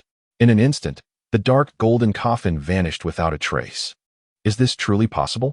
Wang Feng exclaimed, astonished, as he gazed at his hand still suspended in midair. He distinctly recalled that his storage space could not accommodate items that had an owner. Yet, upon this trial, it had indeed succeeded. "System, what is happening?" he inquired, perplexed. Beep. Due to the dispersal of Lu Ling's soul, the true Lu Ling no longer exists, and the coffin merely serves as a vessel. The dual souls contained within are not living beings. Thus, the coffin naturally transforms into an unowned object. "Oh," Wang Feng responded, finally comprehending the system's explanation. He simply needed to acknowledge that this was now an unclaimed item, despite the information labeling it as Lu Ling's soul coffin. Observing the coffin within his storage space, he soared towards the outskirts of the cursed land. Given his current cultivation level, he quickly arrived at a desolate cliff. Glancing at the protective talismans adorning him, he smiled broadly. "System, it appears that the 3 million source points are within my grasp." He chuckled, feeling the thrill of impending success. "Beep. Are you truly preparing to confront those dual souls now? Do take care not to endanger your own life. You might truly perish." The system seemed to sense Wang Feng's intentions, raising its voice in warning, causing him to instinctively scratch his ear. "Am I truly such a foolish individual?" he retorted, before selecting a prime location to place the dark golden coffin. He then began to arrange talisman papers and array flags in all directions. Upon witnessing this, the system fell silent.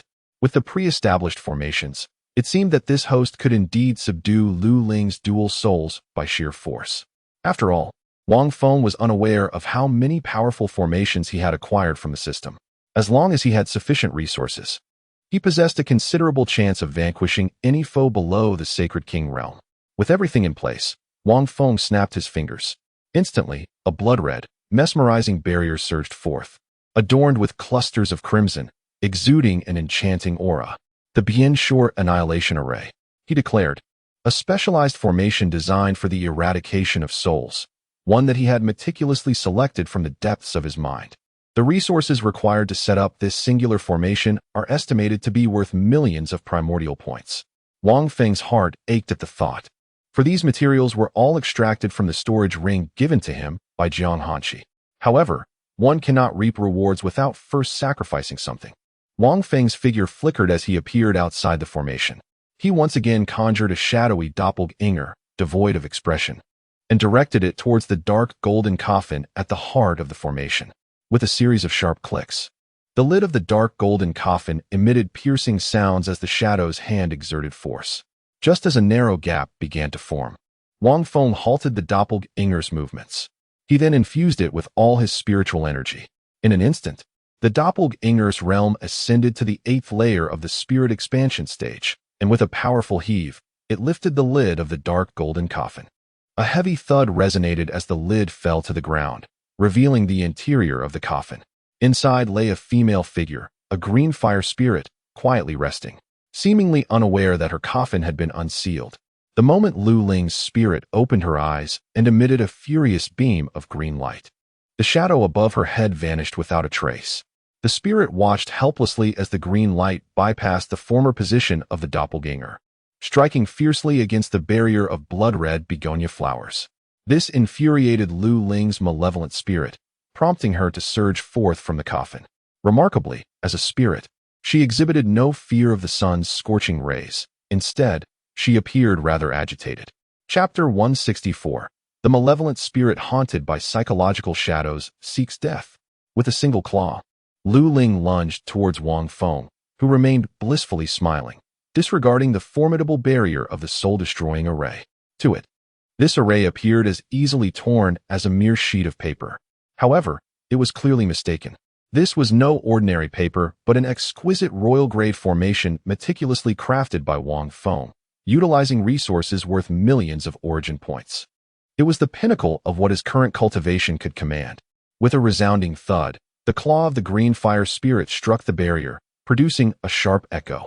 The subsequent sound of claws scraping against the barrier was exceedingly grating. Waves of ripples surged through the barrier, threatening to shatter it at any moment. Yet, Wang Feng remained unperturbed. With a mere thought, the crimson blossoms of the other shore erupted, projecting thousands of blood-red beams toward Lu Ling's spirit. Sensing the impending danger, Lu Ling's malevolent spirit stiffened, a brilliant green glow enveloping its form. "Halt!" commanded Wang Feng, and in that instant, the thousands of crimson attacks transformed into delicate petals, dissipating gracefully in the air. "Are you toying with me?" Lu Ling's spirit seethed in frustration, but Wang Feng, observing its bewilderment, likened it to a peculiar creature caught off guard. Let the benevolent soul emerge for a discourse. Wang Feng pressed his face against the blood-red barrier, locking eyes with the malevolent spirit, exuding an air of fearless defiance. "Never," the spirit retorted. Wang Feng, unperturbed, remarked, "Is that so? You seem to possess an impressive sound system." His sudden exclamation startled the malevolent spirit, causing it to retreat a step, its expression a mix of incredulity. "Refusing to let it out, are you?" Wang Feng's gaze turned icy. With a snap of his fingers, the crimson flowers unleashed hundreds of attacks anew. The sounds of arrows soaring through the air resonated sharply. The malevolent spirit regarded the assaults with disdain. At its current level of cultivation, the 9th stage of the broken origin realm, it believed it could withstand such attacks without a hint of distress, provided they were not of royal grade.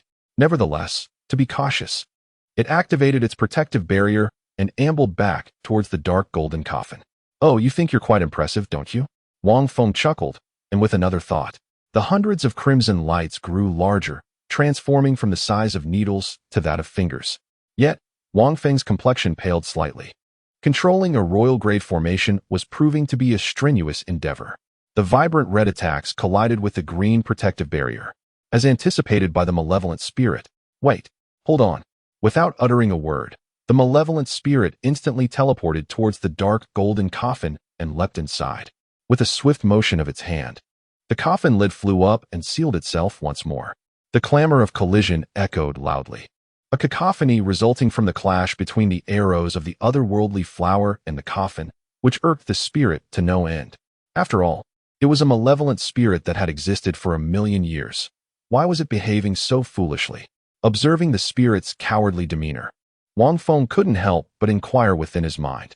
Ding! The malevolent spirit inherits an intelligence of 0.5 from Lu Ling, while the benevolent spirit possesses 2.5, and the human spirit has an intelligence of 7. After absorbing the system's information, Wang Feng quietly regarded the coffin, settling into a meditative posture to replenish his spiritual energy with a pill. After a while, he once again conjured a phantom to approach the dark golden coffin. With a forceful flick, he lifted the coffin lid, only to immediately revert to his own form. What do you truly desire? The malevolent spirit sprang forth, charging at Wang Feng once more, unleashing its full might against the crimson barrier. Wang Feng merely observed with a calm demeanor, a hint of inscrutable amusement flickering in his eyes, which only fueled the spirit's desire to extinguish him. Summon the benevolent spirit. Not a chance. The malevolent spirit roared in defiance, relentlessly assaulting the barrier. Yet, aside from creating ripples, the barrier remained unyielding. I have told you, no sound effects. No sound effects. No sound effects. As Wang Feng's voice crescendoed, his fervent thoughts ignited again. The onslaught of the otherworldly flower surged forth once more, swiftly pursuing the malevolent spirit. The spirit's clumsy retreat was evident as it hastily dove back into the dark golden coffin. With a wave of its hand, the lid flew open again, slamming shut with a resounding thud. For the following 30 days, Wang Feng sporadically lifted the coffin lid, replenishing the resources needed for the barrier. One night, feeling rather bored, Wang Feng sent his phantom clone to lift the coffin lid yet again. Why do you torment us so?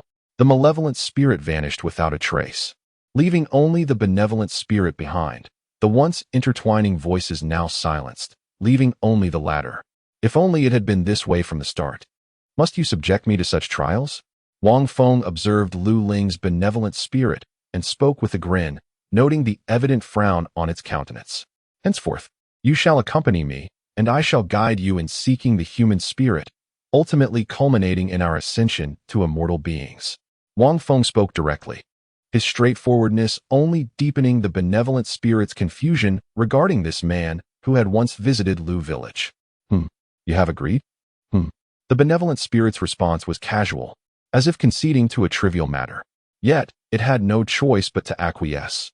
Otherwise, Wang Feng would simply exhaust them here. According to Wang Feng's temperament, if he were truly impatient, he would have annihilated the task on the spot. I refuse. At that moment, a hoarse female voice resonated from the soul, as loud as ever. Indeed, the malevolent spirit had reemerged. I've already stated it. Do not speak with an amplifier. Haven't you done the same? The malevolent spirit had, after over 30 days, somewhat discerned that the amplifier was the reason for her loud speech. Why do you refuse? Is it not splendid to become a demon immortal? It is not. Why should I? I desire freedom. After becoming a demon immortal, would that still be me? Wang Feng quietly listened to her tirade from beyond the barrier. Upon her conclusion, he boredly dug at his ears, clearly indicating the volume of her outburst. Snap! The sound of a finger snap echoed. Looking towards the barrier, the malevolent spirit's figure hurriedly and clumsily dove into the dark golden coffin. Then, with a wave of her green-flamed hand, the coffin lid flew up and descended in one fluid motion. However, the red barrier adorned with the other shore flower did not unleash an attack. Clearly, this had instilled a psychological shadow in the malevolent spirit's subconscious. Ding! Task completed. Subdued the malevolent spirit of Lu Ling. Reward: 3 million origin points. Ding-o! The dog host is quite clever, managing to instill a psychological shadow in a dignified half-immortal malevolent spirit. How remarkable! Poor me and my 3 million origin points. Go away, go away. Wang Feng, listening to the sarcastic system, shooed away with a few dismissive gestures, then promptly severed their connection. Bang! Bang! You tricked me. The sound of the coffin lid crashing against the top of the barrier followed by a heavy thud resounded consecutively. Immediately after came a hoarse and fierce roar from the woman, clearly reflecting her immense fury. Chapter 165. Brainwashing the malevolent spirits re-entering the eerie, empty city. Wang Feng gazed silently at the malevolent spirits attacking the barrier like rabid dogs, his expression gradually transforming into one of derision. Freedom? Ha ha ha. As he spoke, Wang Feng burst into laughter, tears nearly streaming from his eyes. Have you lost your mind? The malevolent spirit, noticing that Wang Feng appeared even more deranged than itself, began to regain a semblance of normalcy. Freedom? Ha ha ha. Is this what you call freedom? Wang Feng's expression tightened, and he suddenly straightened his posture, pointing at the dark golden coffin. Having been imprisoned within the coffin or within the body of the benevolent spirit for so long, is this truly the freedom you desire? Wang Feng glared fiercely at the malevolent spirit, which was separated from him only by a blood-red, translucent barrier, his expression laden with mockery. This was merely Wang Feng's conjecture, relying solely on the system prompts in his mind, weaving the narrative as he went along. However, upon hearing his words, the malevolent spirit's countenance darkened instantaneously. Indeed, the man spoke the truth. Their three souls, as long as they did not perish simultaneously, would continue to resurrect. Yet, it had only enjoyed a few carefree millennia before inadvertently wandering into the cursed domain of the benevolent spirit, becoming one of the malevolent entities of that cursed place. Only able to manifest at night, the malevolent spirit had committed numerous misdeeds, while the benevolent spirit possessed a pseudo-entity in the form of a willow tree, which had seized the opportunity to suppress the malevolent spirit within itself. This suppression caused the two souls to seemingly merge into one, though in reality, they did not. However, as the benevolent spirit was the dominant force, the malevolent spirit appeared to vanish without a trace, and even its cultivation was not inherited by the benevolent spirit. It was not until a skeletal figure, riding a bone steed and wielding a great sword, burst into Willow Village that the benevolent spirit, left with no choice, ceased its disdain for the malevolent spirit and integrated with it. The cost of this fusion was the loss of its original form, becoming a soul of the ninth layer of the broken origin realm, with the malevolent spirit as the master. How utterly laughable you are! Rather than exist in this manner, why not follow me? In the future, I shall seek out a human soul, and you shall become celestial beings, roaming the world in bliss. How splendid that would be! Celestial beings, an unreachable ideal, as long as... Wang Feng commenced a relentless barrage of brainwashing directed at the malevolent spirit, leaving it in a daze. All right, I wish to become a celestial being. Good, you have ambition. Wang Feng took a sip from his water flask. Although his cultivation rendered him impervious to thirst, he instinctively felt the urge to do so. Ding! The malevolent spirit of Lu Ling has reached a consensus with the host, issuing an unequal cooperation contract. At that moment, the system's voice resounded once more, as if it were merely a routine announcement. A golden contract paper, floating in his storage space, materialized, inscribed in standard Mandarin. The content was simple. Wang Feng would assist them in merging their souls, but they must not harm him and should even lend him their strength. Should the malevolent spirit harbor any ill intentions, it would perish instantaneously. However, there was an inequality. Wang Feng could suppress it at will, extract a strand of divine soul, and sign this contract. Wang Feng guided the contract paper, inscribed with ordinary characters, soaring into the sky. At last, he created a small aperture at the apex of the barrier, allowing the contract paper to slip inside. Whether malevolent or benevolent, the souls had no further hesitation. If they wished to escape, this was their sole recourse. Though they could not comprehend the script, signing it directly was the only option. At worst, they would perish and be revived, causing all contracts to vanish. With this thought, the malevolent soul closed its eyes, a flicker of green fire igniting at its brow, gradually approaching the contract, which ultimately consumed the flame. The contract paper then transformed into golden light, dissipating into the cosmos, signifying the fulfillment of the pact. Observing this, Wang Feng also unsealed the barrier, but the moment it opened, the malevolent soul surged towards him like a tempest. Wang Feng merely embraced himself, watching as it gradually faded before him, leaving behind only a gust of wind. Alas, what a waste of my time. Once I locate the human soul, I shall make it suffer. Wang Feng cursed into the air, spitting as he prepared to retrieve the dark golden coffin. However, Just as his saliva was about to touch the ground, it splattered onto the reformed soul before him. What is happening? Why isn't he? The contract vanished. The malevolent soul exclaimed in astonishment. To confirm, it reached out once more, only to dissipate again. Ah, I can revive. Incredible. Wang Feng was equally astonished. Though the reason eluded him, it was indeed remarkable. Yet, the malevolent soul was obstinate, akin to a stubborn mule. It reached out, dissipated, then reached out again and again. Following Wang Feng closely, it watched as he struggled to lift the coffin lid, reaching out to him once more, only to fade again. Wang Feng ignored the soul's antics, intent on sealing the coffin. However, peering into the dark golden coffin, he sensed something amiss. A tightly wrapped cloth lay within, securely covering something beneath. Wang Feng furrowed his brow and swiftly yanked it aside, revealing a passage to a deep, dark void before him. This is the entrance to the true body's abode. The malevolent soul, too, realized this with surprise, as it had never known of such a passage before. Among the three souls, it was the least informed, seemingly a deliberate act by the true body when it dispatched them. Shall we proceed? Wang Feng inquired, addressing the now passive malevolent soul. Of course. If not, I shall gently raise my hand. Then, with a leap, he delivered a resounding slap to the malevolent soul's visage. You struck me? How could you hit me? The malevolent soul exclaimed in disbelief as Wang Feng looked on, exasperated, realizing it had unwittingly betrayed itself. It was indeed unfortunate for the benevolent soul trapped within, condemned to suffer alongside it. Wang Feng raised his hand and grasped the greenish phantom's head, squeezing firmly until the soul dissipated in an instant. Certainly, it was not death that claimed him, but rather he was ensnared within the confines of his own mind, subdued to a point of suffocation. Wang Feng, with his right hand holding a wrapped cloth, stood before the dark golden coffin, his consciousness reaching out towards the depths of his divine sea. There, amidst the profound abyss, stood a towering willow tree, its branches gracefully cascading with countless tendrils. Simultaneously, a hoarse female voice erupted from within the tree, hurling a barrage of curses. Indifferent to the outburst, Wang Feng severed the connection and withdrew the surrounding darkened array flags and other items. Ultimately, he returned to the coffin, clutching the wrapped cloth, and leapt inside. He harbored the distinct impression that this cloth was no ordinary material.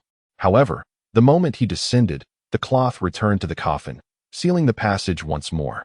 Within the void of the teleportation pathway, Wang Feng beheld the dark golden coffin, quietly resting beside the willow tree within the vastness of his divine sea. He was genuinely taken aback that the soul of Lu Ling had followed him this far, despite the distance.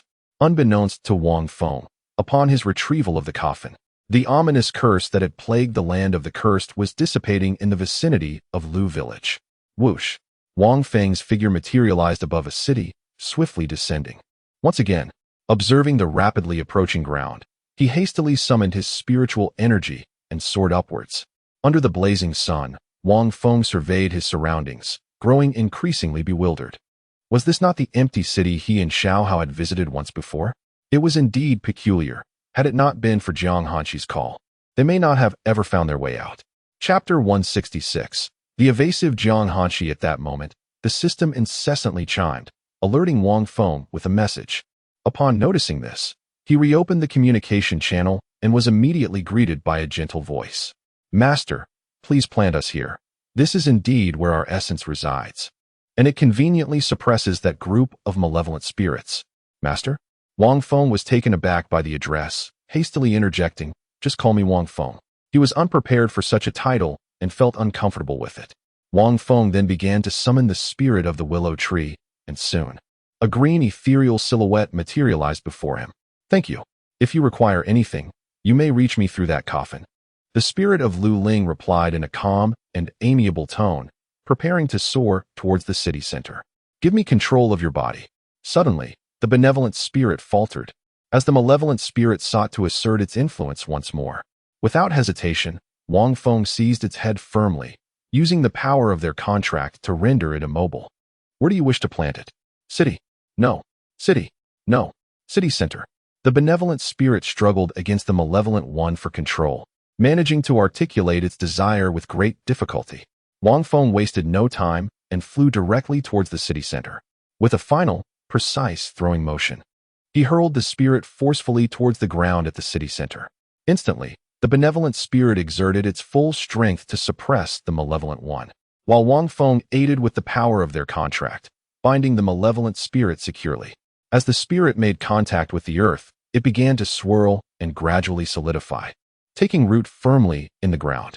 In no time, a towering willow tree stood majestically in the city center, its height surpassing that of the city walls by a considerable margin. How do we get out? Just as Wang Feng uttered the question, a branch of the willow extended toward him, inviting him to ascend. They soared over the city walls, and Wang Feng was suddenly engulfed by an intense chill. It was frigid, yet he remained largely unaffected. However, this coldness evoked thoughts of Jiang Hanshi in the northern territories. He wondered what she was doing at that moment. As the branch retracted, Wang Feng turned to find the city walls had vanished completely behind him. He looked up at the snow-laden sky, devoid of sunlight, contrasting starkly with the previous warmth of the city. It seemed as though the city had drifted freely, conveniently transporting Wang Feng to this frigid realm. After flying for a while, he suddenly spotted a figure seated in a snow-covered expanse, dressed in a blue gown stained with blood.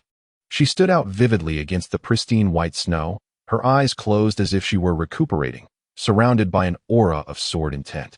Wang Feng, observing from above, felt a sense of perplexity. Who would recover in such a manner, unafraid of having their essence stolen?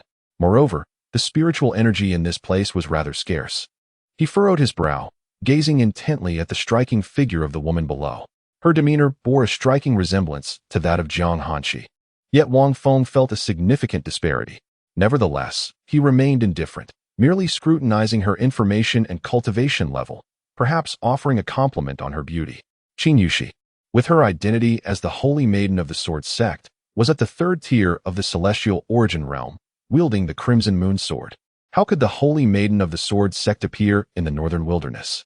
Wang Feng noticed the bloodstains on her attire and speculated that they were remnants from a recent hunt of some beast. It seemed that Qin Yushi sensed Wang Feng's gaze. As she slowly opened her eyes and looked skyward, her heterochromatic eyes, one gold and one blue, were immediately apparent to him. Who are you?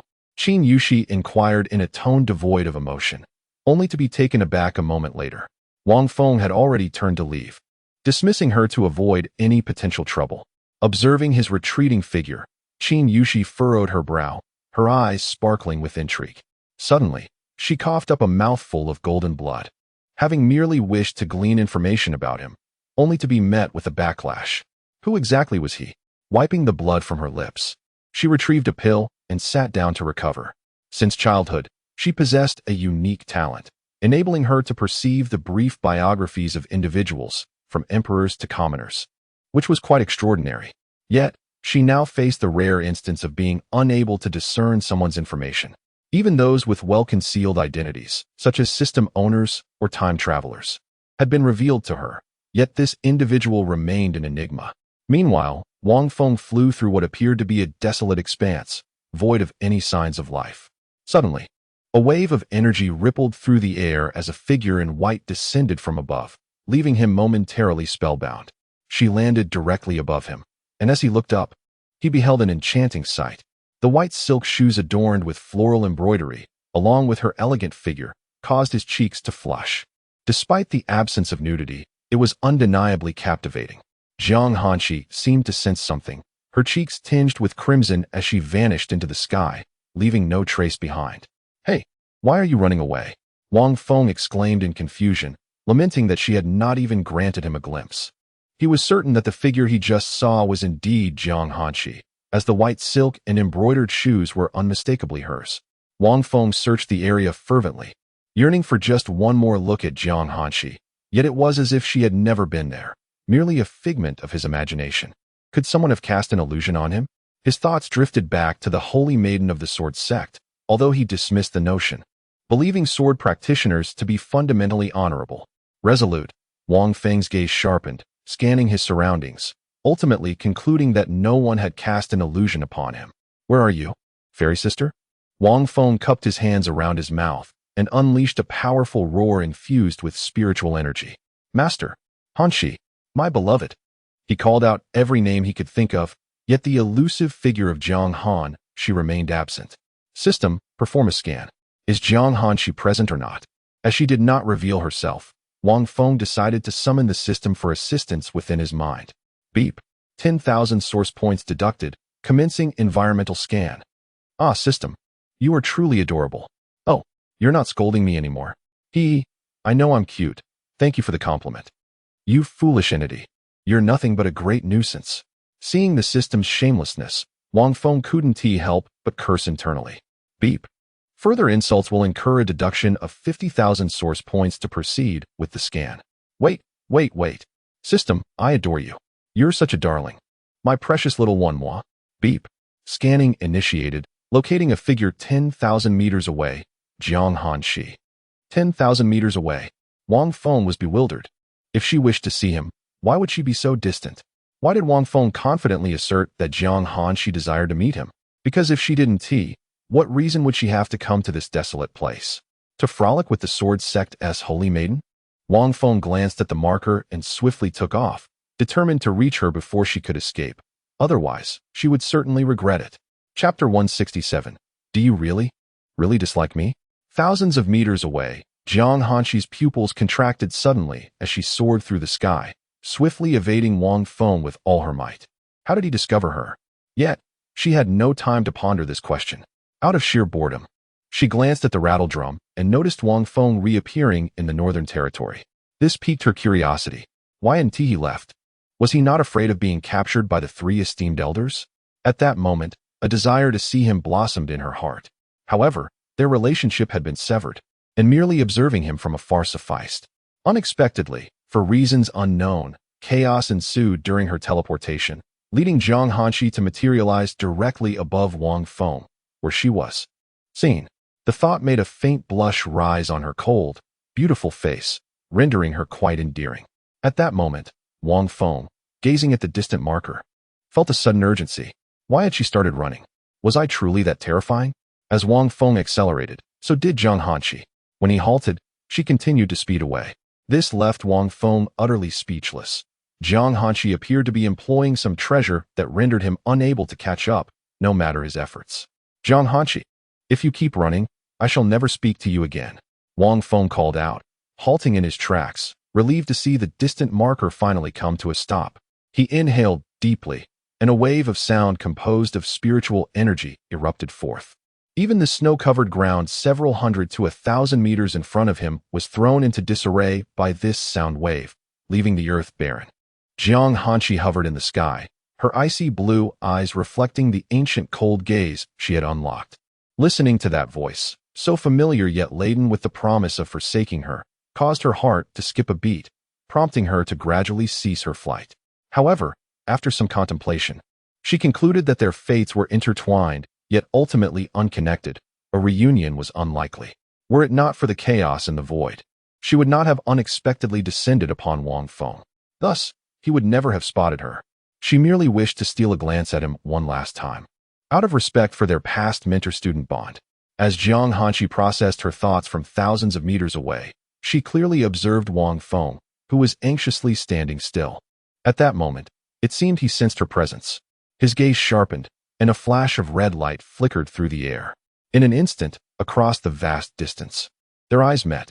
He can see me? Impossible, absolutely impossible. Jiang Hanshi stared at Wang Feng as he locked eyes with her, slowly raising her finger to point at him, a smile gradually forming on her lips. He truly saw her. As their gazes intertwined, her heart raced uncontrollably, leaving her bewildered as to the cause. Was it the embarrassment of being caught watching him, or something else entirely? Don't run. At that moment, Jiang Hanshi observed the upward curve of Wang Feng's lips, and two words suddenly surfaced in her mind. Wang Feng resumed his pursuit, soaring towards her. But Jiang Hanshi began to flee once more, maintaining her distance from him. This was unbearable. Wang Feng felt an overwhelming sense of frustration. He suppressed his breath and swiftly plunged into the ground. The invisible pursuit killing technique. This maneuver had proven effective during his 7th life, with countless adversaries meeting their demise at his hands. It must be said that the system often praised him as a clever dog, handsome host, which made Wang Feng feel quite bashful. In the distance, clad in a flowing white dress, Jiang Hanshi resembled a celestial being standing atop the snowy mountain, her gown gently billowing in the snow-laden breeze, a truly picturesque sight. Yet, her eyes darted about in search of Wang Feng, but after a prolonged search, she found no trace of him. Had he departed? Jiang Hanshi stared blankly at the spot where Wang Feng had just been, the entrance from which he had entered now blocked, leaving her oblivious to his movements. A wave of reluctance surged within her heart, but there was little she could do. She began to levitate, preparing to return to the ice palace. At that moment, sounds erupted from below as a figure emerged from the earth like a mouse. However, Jiang Hanshi had already ascended, and the figure could only grasp the embroidered white phoenix shoe adorning her right foot. Startled, Jiang Hanshi looked down to find Wang Feng grinning up at her. This left her utterly flustered, with a surge of spiritual energy. She loosened the white cord binding her shoe. "Hey, please don't go." Wang Feng's eyes glistened with unshed tears, a profound sense of loss enveloping him. Seeing Jiang Hanshi even resort to untying her shoelaces indicated her clear desire to avoid him, and it would be disingenuous to say he wasn't disheartened. Ultimately, the white phoenix shoe remained upon Jiang Hanshi's foot, as Wang Feng's hand had already released its grip. In an instant, Jiang Hanshi distanced herself from Wang Feng, fearing he might leap towards her. "Do you, really, dislike me this much?" Wang Feng gazed up at the ethereal Jiang Hanshi, an uncomfortable sensation swelling within him. After only a few days apart, she was making every effort to evade him. If she intended to seek him out, why then did she choose to avoid him? Was it merely his own misplaced affections? Perhaps. Jiang Hanshi felt a tightening in her chest at the sight of Wang Feng's heart seemingly shattering, yet she remained silent, simply observing him. Their fates could only reach this point. Whether they would meet again in the future remained uncertain, rendering further words futile. The two maintained a distant gaze for what felt like an eternity, with Wang Feng unable to decipher any emotion on Jiang Hanshi's face. Sighing deeply, he found himself perplexed by Jiang Hanshi's strange behavior. "All right, fine, I shall take my leave." Wang Feng raised his hands in resignation, extracting a dark golden coffin from his storage space. "Once I depart, you likely will not see me again." Wang Feng uttered words that betrayed his true feelings. Eager to witness the moment, he vanished into the coffin before Jiang Hanshi. He wondered what emotions would surface when she encountered him again. A smirk played on his lips. Jiang Hanshi furrowed her brow, gazing at the dark golden coffin, a vessel steeped in an oppressive aura of death. What was his intention? Wang Feng flung open the coffin lid, his eyes ablaze with a peculiar redness, as if on the brink of demise itself, casting one last glance at Jiang Hanshi. Her heart tightened under the weight of his gaze, and in an instant, he leapt into the dark golden coffin. With a thunderous crash, the lid slammed shut, severing their connection. Jiang Hanshi hesitated briefly before descending, her disbelief in Wang Feng's inclination towards self-destruction compelling her forward. Perhaps a conversation was in order. A pang of regret washed over her as she reflected on her previous demeanor. Had she indeed been as frigid as he had described, a disposition he detested? Wang Feng understood that this would be their last encounter. They could not remain together indefinitely. Once this moment passed, they would have to await the next twist of fate. With that in mind, he began to pound on the coffin, producing a cacophony that echoed the torment of the soul within. Just as the lid stirred, as if to be pushed open, Wang Feng wasted no time in shedding the wrapping, and in a heartbeat, he plunged into the abyss. Chapter 168. The pitiful Qin Yushi farewell to the bone horse skeleton as he fell. The shroud floating within the coffin was drawn back into place, and the lid opened. Jiang Hanshi looked on in shock as Wang Feng's figure vanished, prompting her to leap towards the coffin. However, in an instant, the coffin disappeared from her sight, leaving her in despair. Where have the people gone? What of the coffin? What did his last words mean? Jiang Hanshi stood frozen, her heart trembling. Her consciousness extended to its limits as she scanned the surroundings repeatedly. She pondered the final echoes from within the coffin, questioning their meaning and the reason behind his actions. At that moment, a figure descended from the sky, landing not far from Jiang Hanshi. Observing the flustered silhouette in white, the newcomer furrowed her brow slightly. "Fellow cultivator, what are you searching for?" Qin Yushi called out, finally prompting Jiang Hanshi to react, turning to face her with reddened eyes. "Did you see a coffin?" Jiang Hanshi inquired, her voice cold yet melodious, suppressing her inner turmoil. However, Qin Yushi remained silent, captivated by Jiang Hanqi's otherworldly beauty. Her pure blue eyes, combined with Jiang Hanqi's ethereal demeanor, rendered Qin Yushi almost overshadowed in comparison. "No, I haven't," Qin Yushi replied after scanning the surroundings, her voice barely above a whisper. "But have you seen a man?" Jiang Hanqi's tone grew slightly more fervent, though she maintained a forced composure. The thought of Wang Feng's earlier words, "Perhaps I shall never see you again," tightened her heart. "A man?" Qin Yushi pondered for a moment, recalling the silhouette of Wang Feng, a figure she could not fully comprehend. There was someone, but that was quite some time ago. Quite some time ago, as their conversation concluded. When Qin Yushi turned to look again, Jiang Hanqi had already left behind a fleeting white shadow that gradually faded from view. Qin Yushi's unusual eyes shifted back toward the celestial figure, sensing something profound. In an instant, Jiang Hanqi turned back, their gazes locking at that moment, her icy blue eyes meeting Qin Yushi's singular gold and blue orbs. Cough. With a muffled cough, Qin Yushi felt the backlash of their spiritual contest. This was a clash of divine abilities, unrelated to their realms, and gradually, golden blood began to seep from the corners of Qin Yushi's mouth. Helplessly, she could only spit it out, her heart racing as she gazed at Jiang Hanqi, who remained distantly and coldly observing her. The corner of Jiang Hanqi's eyes was slightly reddened, embodying a peculiar sense of fragility that evoked sympathy. Without a moment's hesitation, Qin Yushi turned to leave, not daring to linger. She could not even discern the depth of Jiang Hanqi's abilities, defeated in this contest of divine powers. And sensing the anger emanating from the woman, Qin Yushi feared that staying any longer might lead to her own demise. Today, she felt particularly unfortunate, as she had been driven to the brink of despair by two individuals in a single day, leaving her utterly speechless. On the other hand, Jiang Hanqi, noticing that she no longer overestimated her capabilities, chose not to pursue the matter further. After searching for a while, he reluctantly returned to the Ice Palace, where he immersed himself in seclusion and cultivation, awaiting the secret realm that would emerge 3 years hence. Unbeknownst to Wang Feng, his actions had led Jiang Hanqi to contemplate him countless times over those 3 years. However, gazing at the figure of the little boy on the rattle drum, Jiang Hanqi felt a slight sense of reassurance. In the desolate city, the sounds of clashing weapons echoed. Wang Feng, fully armored and transformed into a dragon form, coldly observed the skeletal general before him. "Shall we settle this once and for all?" The skeletal general, seated atop its bony steed, spoke in a stuttering manner. Before leaping down in broad daylight, its realm at the second tier of the Broken Yuan stage. How on earth did it achieve such advancement? Faster than I. Wang Feng silently cursed, recalling that just a few years prior, this skeletal general had been nothing more than a novice at the Gathering Spirit stage. "Did you slay the inhabitants of Lu Village?" With a protective golden bowl above his head and his body cloaked in dragon scales, Wang Feng's gaze turned icy as he fixated on the skeleton wielding a large yellow blade nearby.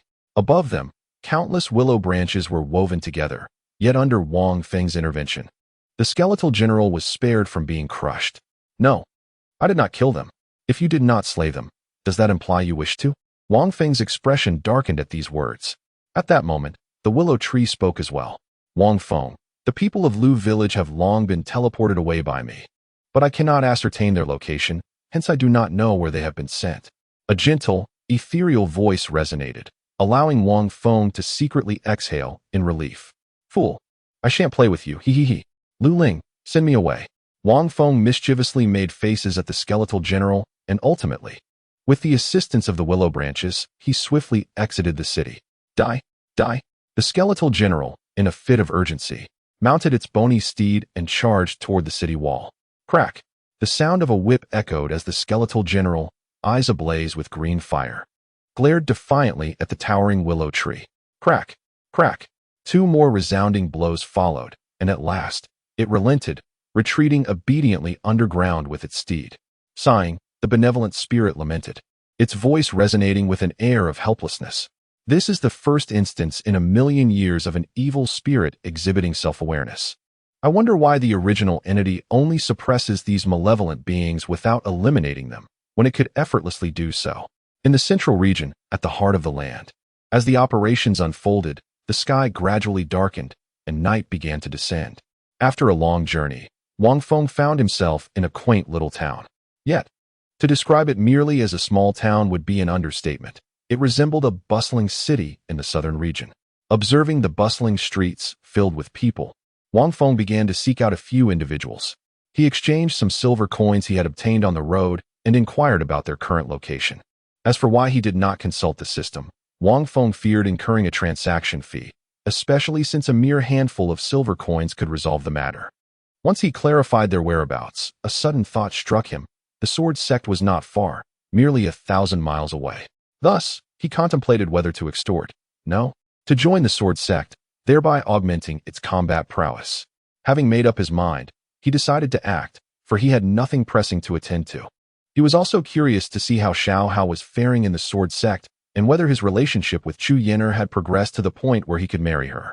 Wang Feng held high hopes for the pair, considering one was a solar sword body and the other a lunar sword body. If they were to cultivate together, their prowess would soar as if propelled by the winds of flight.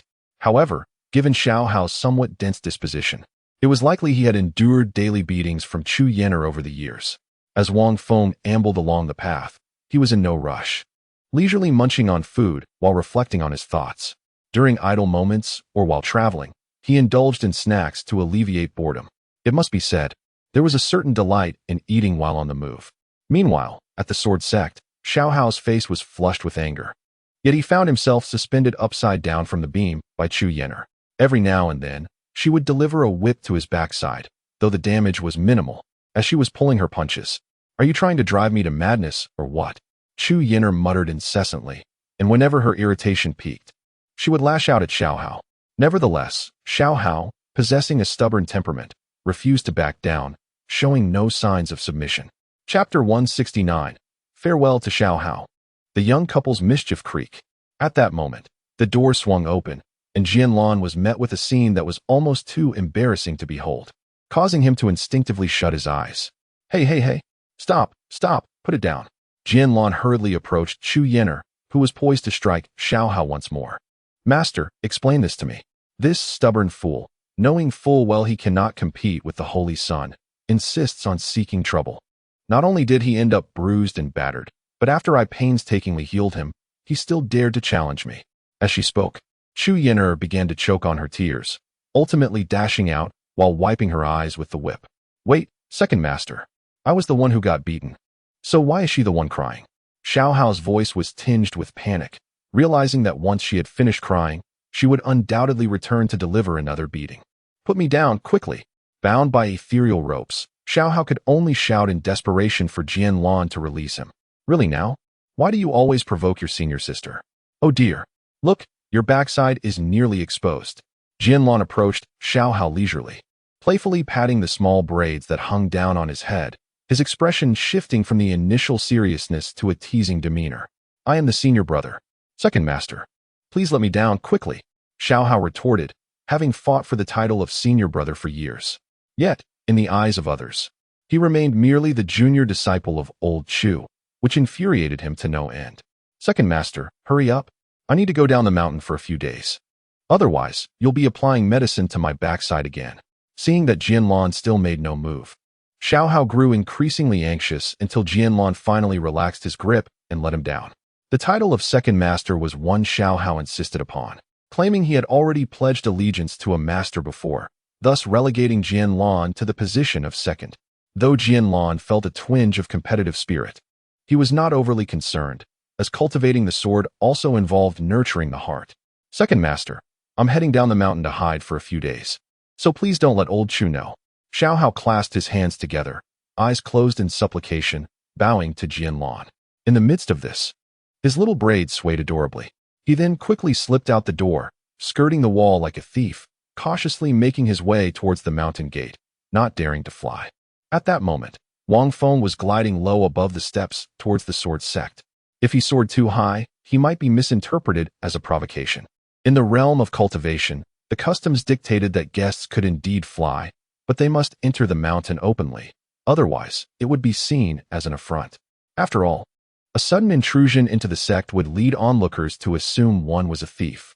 The sword sect boasted a multitude of disciples, frequently seeing many of its members soaring out into the skies.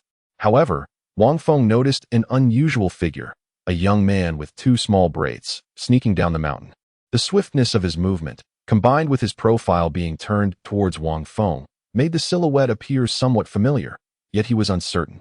After all, how many men would sport braids? To ascertain his identity, Wang Feng cast a probing glance. Xiao Hao identity.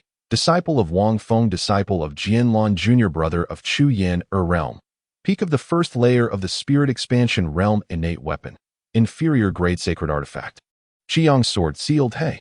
After reading the information regarding the braided Xiao Hao, Wang Feng called out urgently. The passing disciples of the sword sect were startled, glancing at him in confusion. As Xiao Hao was running, he suddenly heard a familiar voice that seemed to be calling him, causing him to hesitate momentarily. Look at me. The surrounding disciples of the sword sect immediately turned their gazes towards Wang Feng, questioning his sanity for behaving erratically in the sect. Naturally, Xiao Hao was no exception. He slowly turned his head, then pivoted and ran away. Thud! Xiao Hao abruptly leaped into Wang Feng's embrace, holding him tightly with tears brimming in his eyes. Master, you've finally returned. If you hadn't come back, that old Chu woman would have beaten me to death. The essence of Xiao Hao's first words seemed less about greeting Wang Feng and more about finally having someone to back him up. Let go, let go. Wang Feng hastily pushed Xiao Hao away, taking a few steps back while chuckling at the sight of the young man with his 2 braids. Master, come on. I can't defeat that old Chu woman. Are you really unable to handle her? Bind her up. I want to hang her from the rafters and whip her.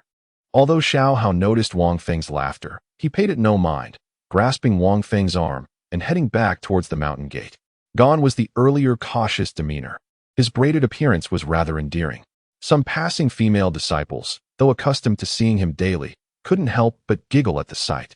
At last, the onlookers snapped back to reality from the touching reunion, shaking their heads and dispersing to attend to their own matters. My disciple, what is up with those braids? Ha ha. Wang Feng's laughter rang out unabashedly, turning Xiao Hao's face a shade darker, as though several dark lines had appeared on his forehead. It's all that old Chu woman. Just because my hair is a bit long, she insisted on tying 2 braids for me. The more Xiao Hao spoke, the more aggrieved he became, his face gradually reddening as he pulled Wang Feng towards the mountain gate. Then why don't you undo them? I did, but were you? Wang Feng's expression turned curious as he observed Xiao Hao's fidgeting demeanor. I was whipped for it. The moment I undid them, I got a beating. I can't contend with her. Otherwise, I would have certainly retaliated. After much hesitation, Xiao Hao finally confessed, particularly emphasizing the last part, as a burning desire for vengeance ignited within him. Yet, the thought that he had been unable to fulfill his desires over the years gradually extinguished the flames of vengeance within him. Ha ha. Wang Feng playfully tugged at Xiao Hao's braid, completely disregarding Xiao Hao's displeasure, laughing with unrestrained joy. However, now that you are here, master, you shall take charge of binding her, and I will handle the rest. Xiao Hao suddenly smiled, elated at the prospect of finally resolving a long-held wish. Grinning like a fool. Upon hearing this, Wang Feng suppressed his laughter momentarily, but couldn't help smirking as he continued. Are you certain? What if she retaliates twice as fiercely when I'm not around? Furthermore, she is now your senior sister, the disciple of the sword sect's master. Binding her would essentially be slapping your second master in the face, wouldn't it? No worries. Her future retaliation is a matter for later. As for your second master, I shall manage that. Master, I implore you, please assist me.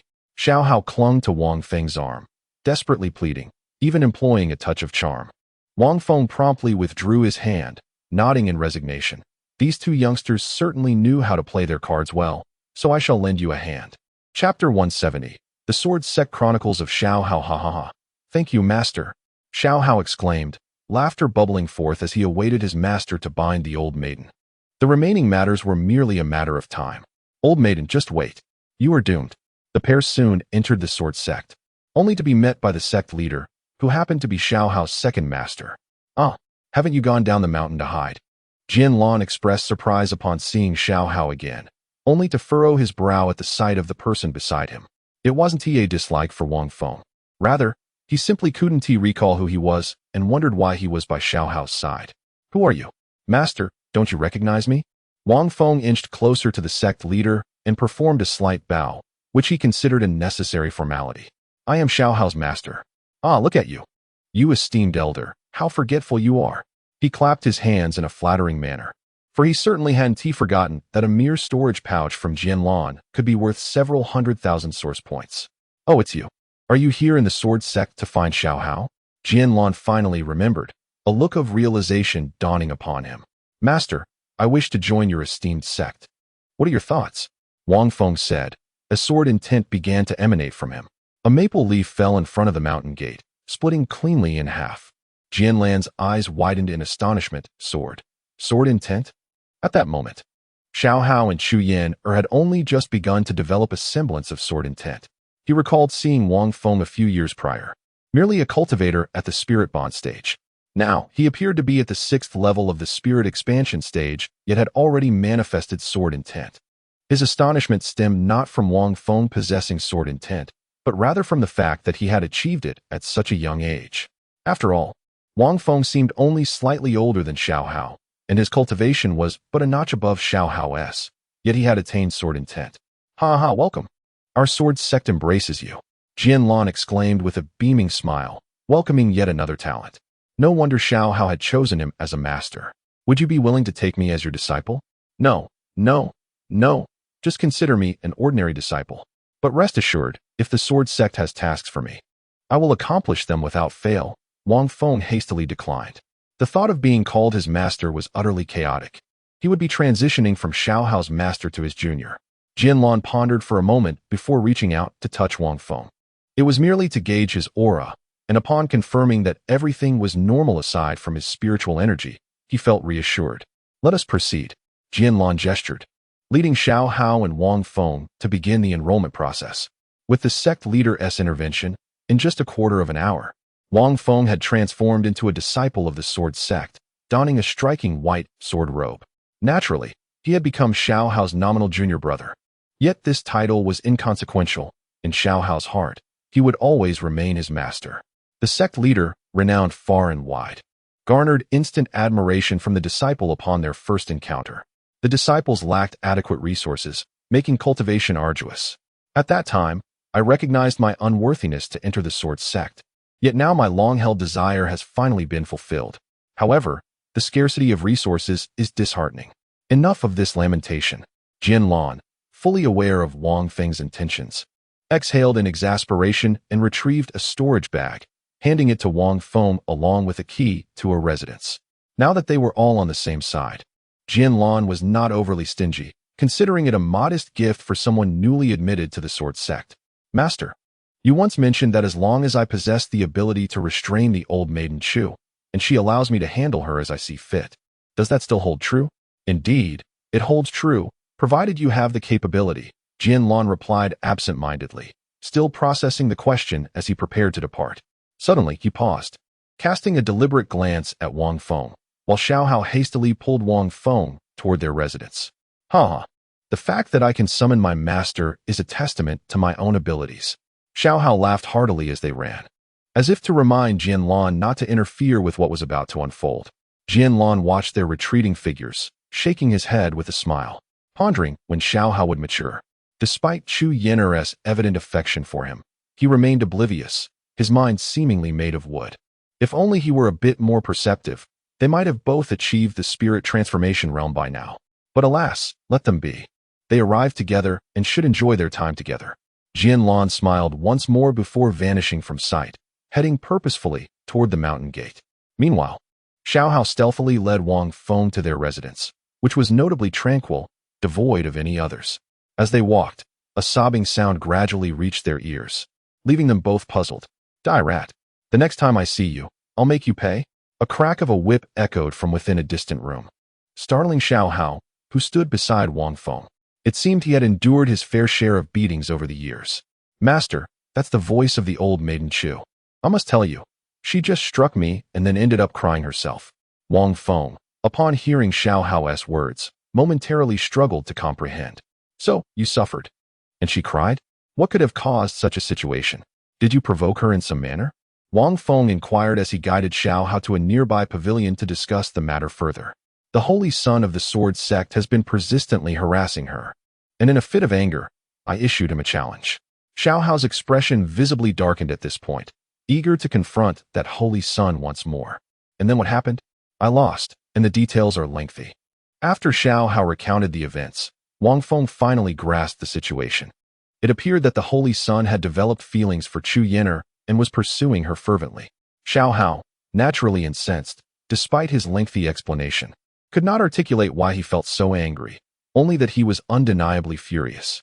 The two individuals soon found themselves embroiled in a dispute, resulting in Xiao Hao enduring relentless beatings for 3 consecutive days. After being thoroughly thrashed by the Holy Sun, it was always Chu Yan'er who tended to his wounds, only to suddenly suspend him and deliver a thorough thrashing as well. Fortunately, Wang Feng deduced from their exchanges that Chu Yan'er harbored feelings for Xiao Hao, though it seemed that Xiao Hao's intellect was somewhat lacking. At this juncture, Wang Feng furrowed his brow and addressed Xiao Hao, saying, "You cannot continue like this. You've been battered for over a year. You are fighting beyond your level. Master, how can I, a mere expansion spirit realm practitioner, confront a holy sun who has already ascended to the breaking yuan realm? This is far more difficult than that time you sent me, a body-tempering realm novice, to face that ferocious gathering spirit realm tiger. At least I could strike that tiger once. With the holy sun, I cannot even touch him," Xiao Hao exclaimed, his expression one of helplessness and indignation, burdened with frustration. He sometimes contemplated utilizing his status to pressure the holy sun, but the latter possessed both exceptional talent and strength, rendering such efforts futile. "Then why don't you focus on your training first?" Wang Feng suggested. "I refuse. I want to confront him immediately," Xiao Hao retorted. All right. Go and appease the old maiden Chu. She only wishes the best for you." "What? I must placate her? It is a miracle I haven't yet hung her from the rafters and thoroughly spanked her. My behind still aches." Xiao Hao suddenly sprang to his feet, his face a mask of disbelief. Wasn't this master supposed to be his ally? How had he transformed into the helper of the old maiden?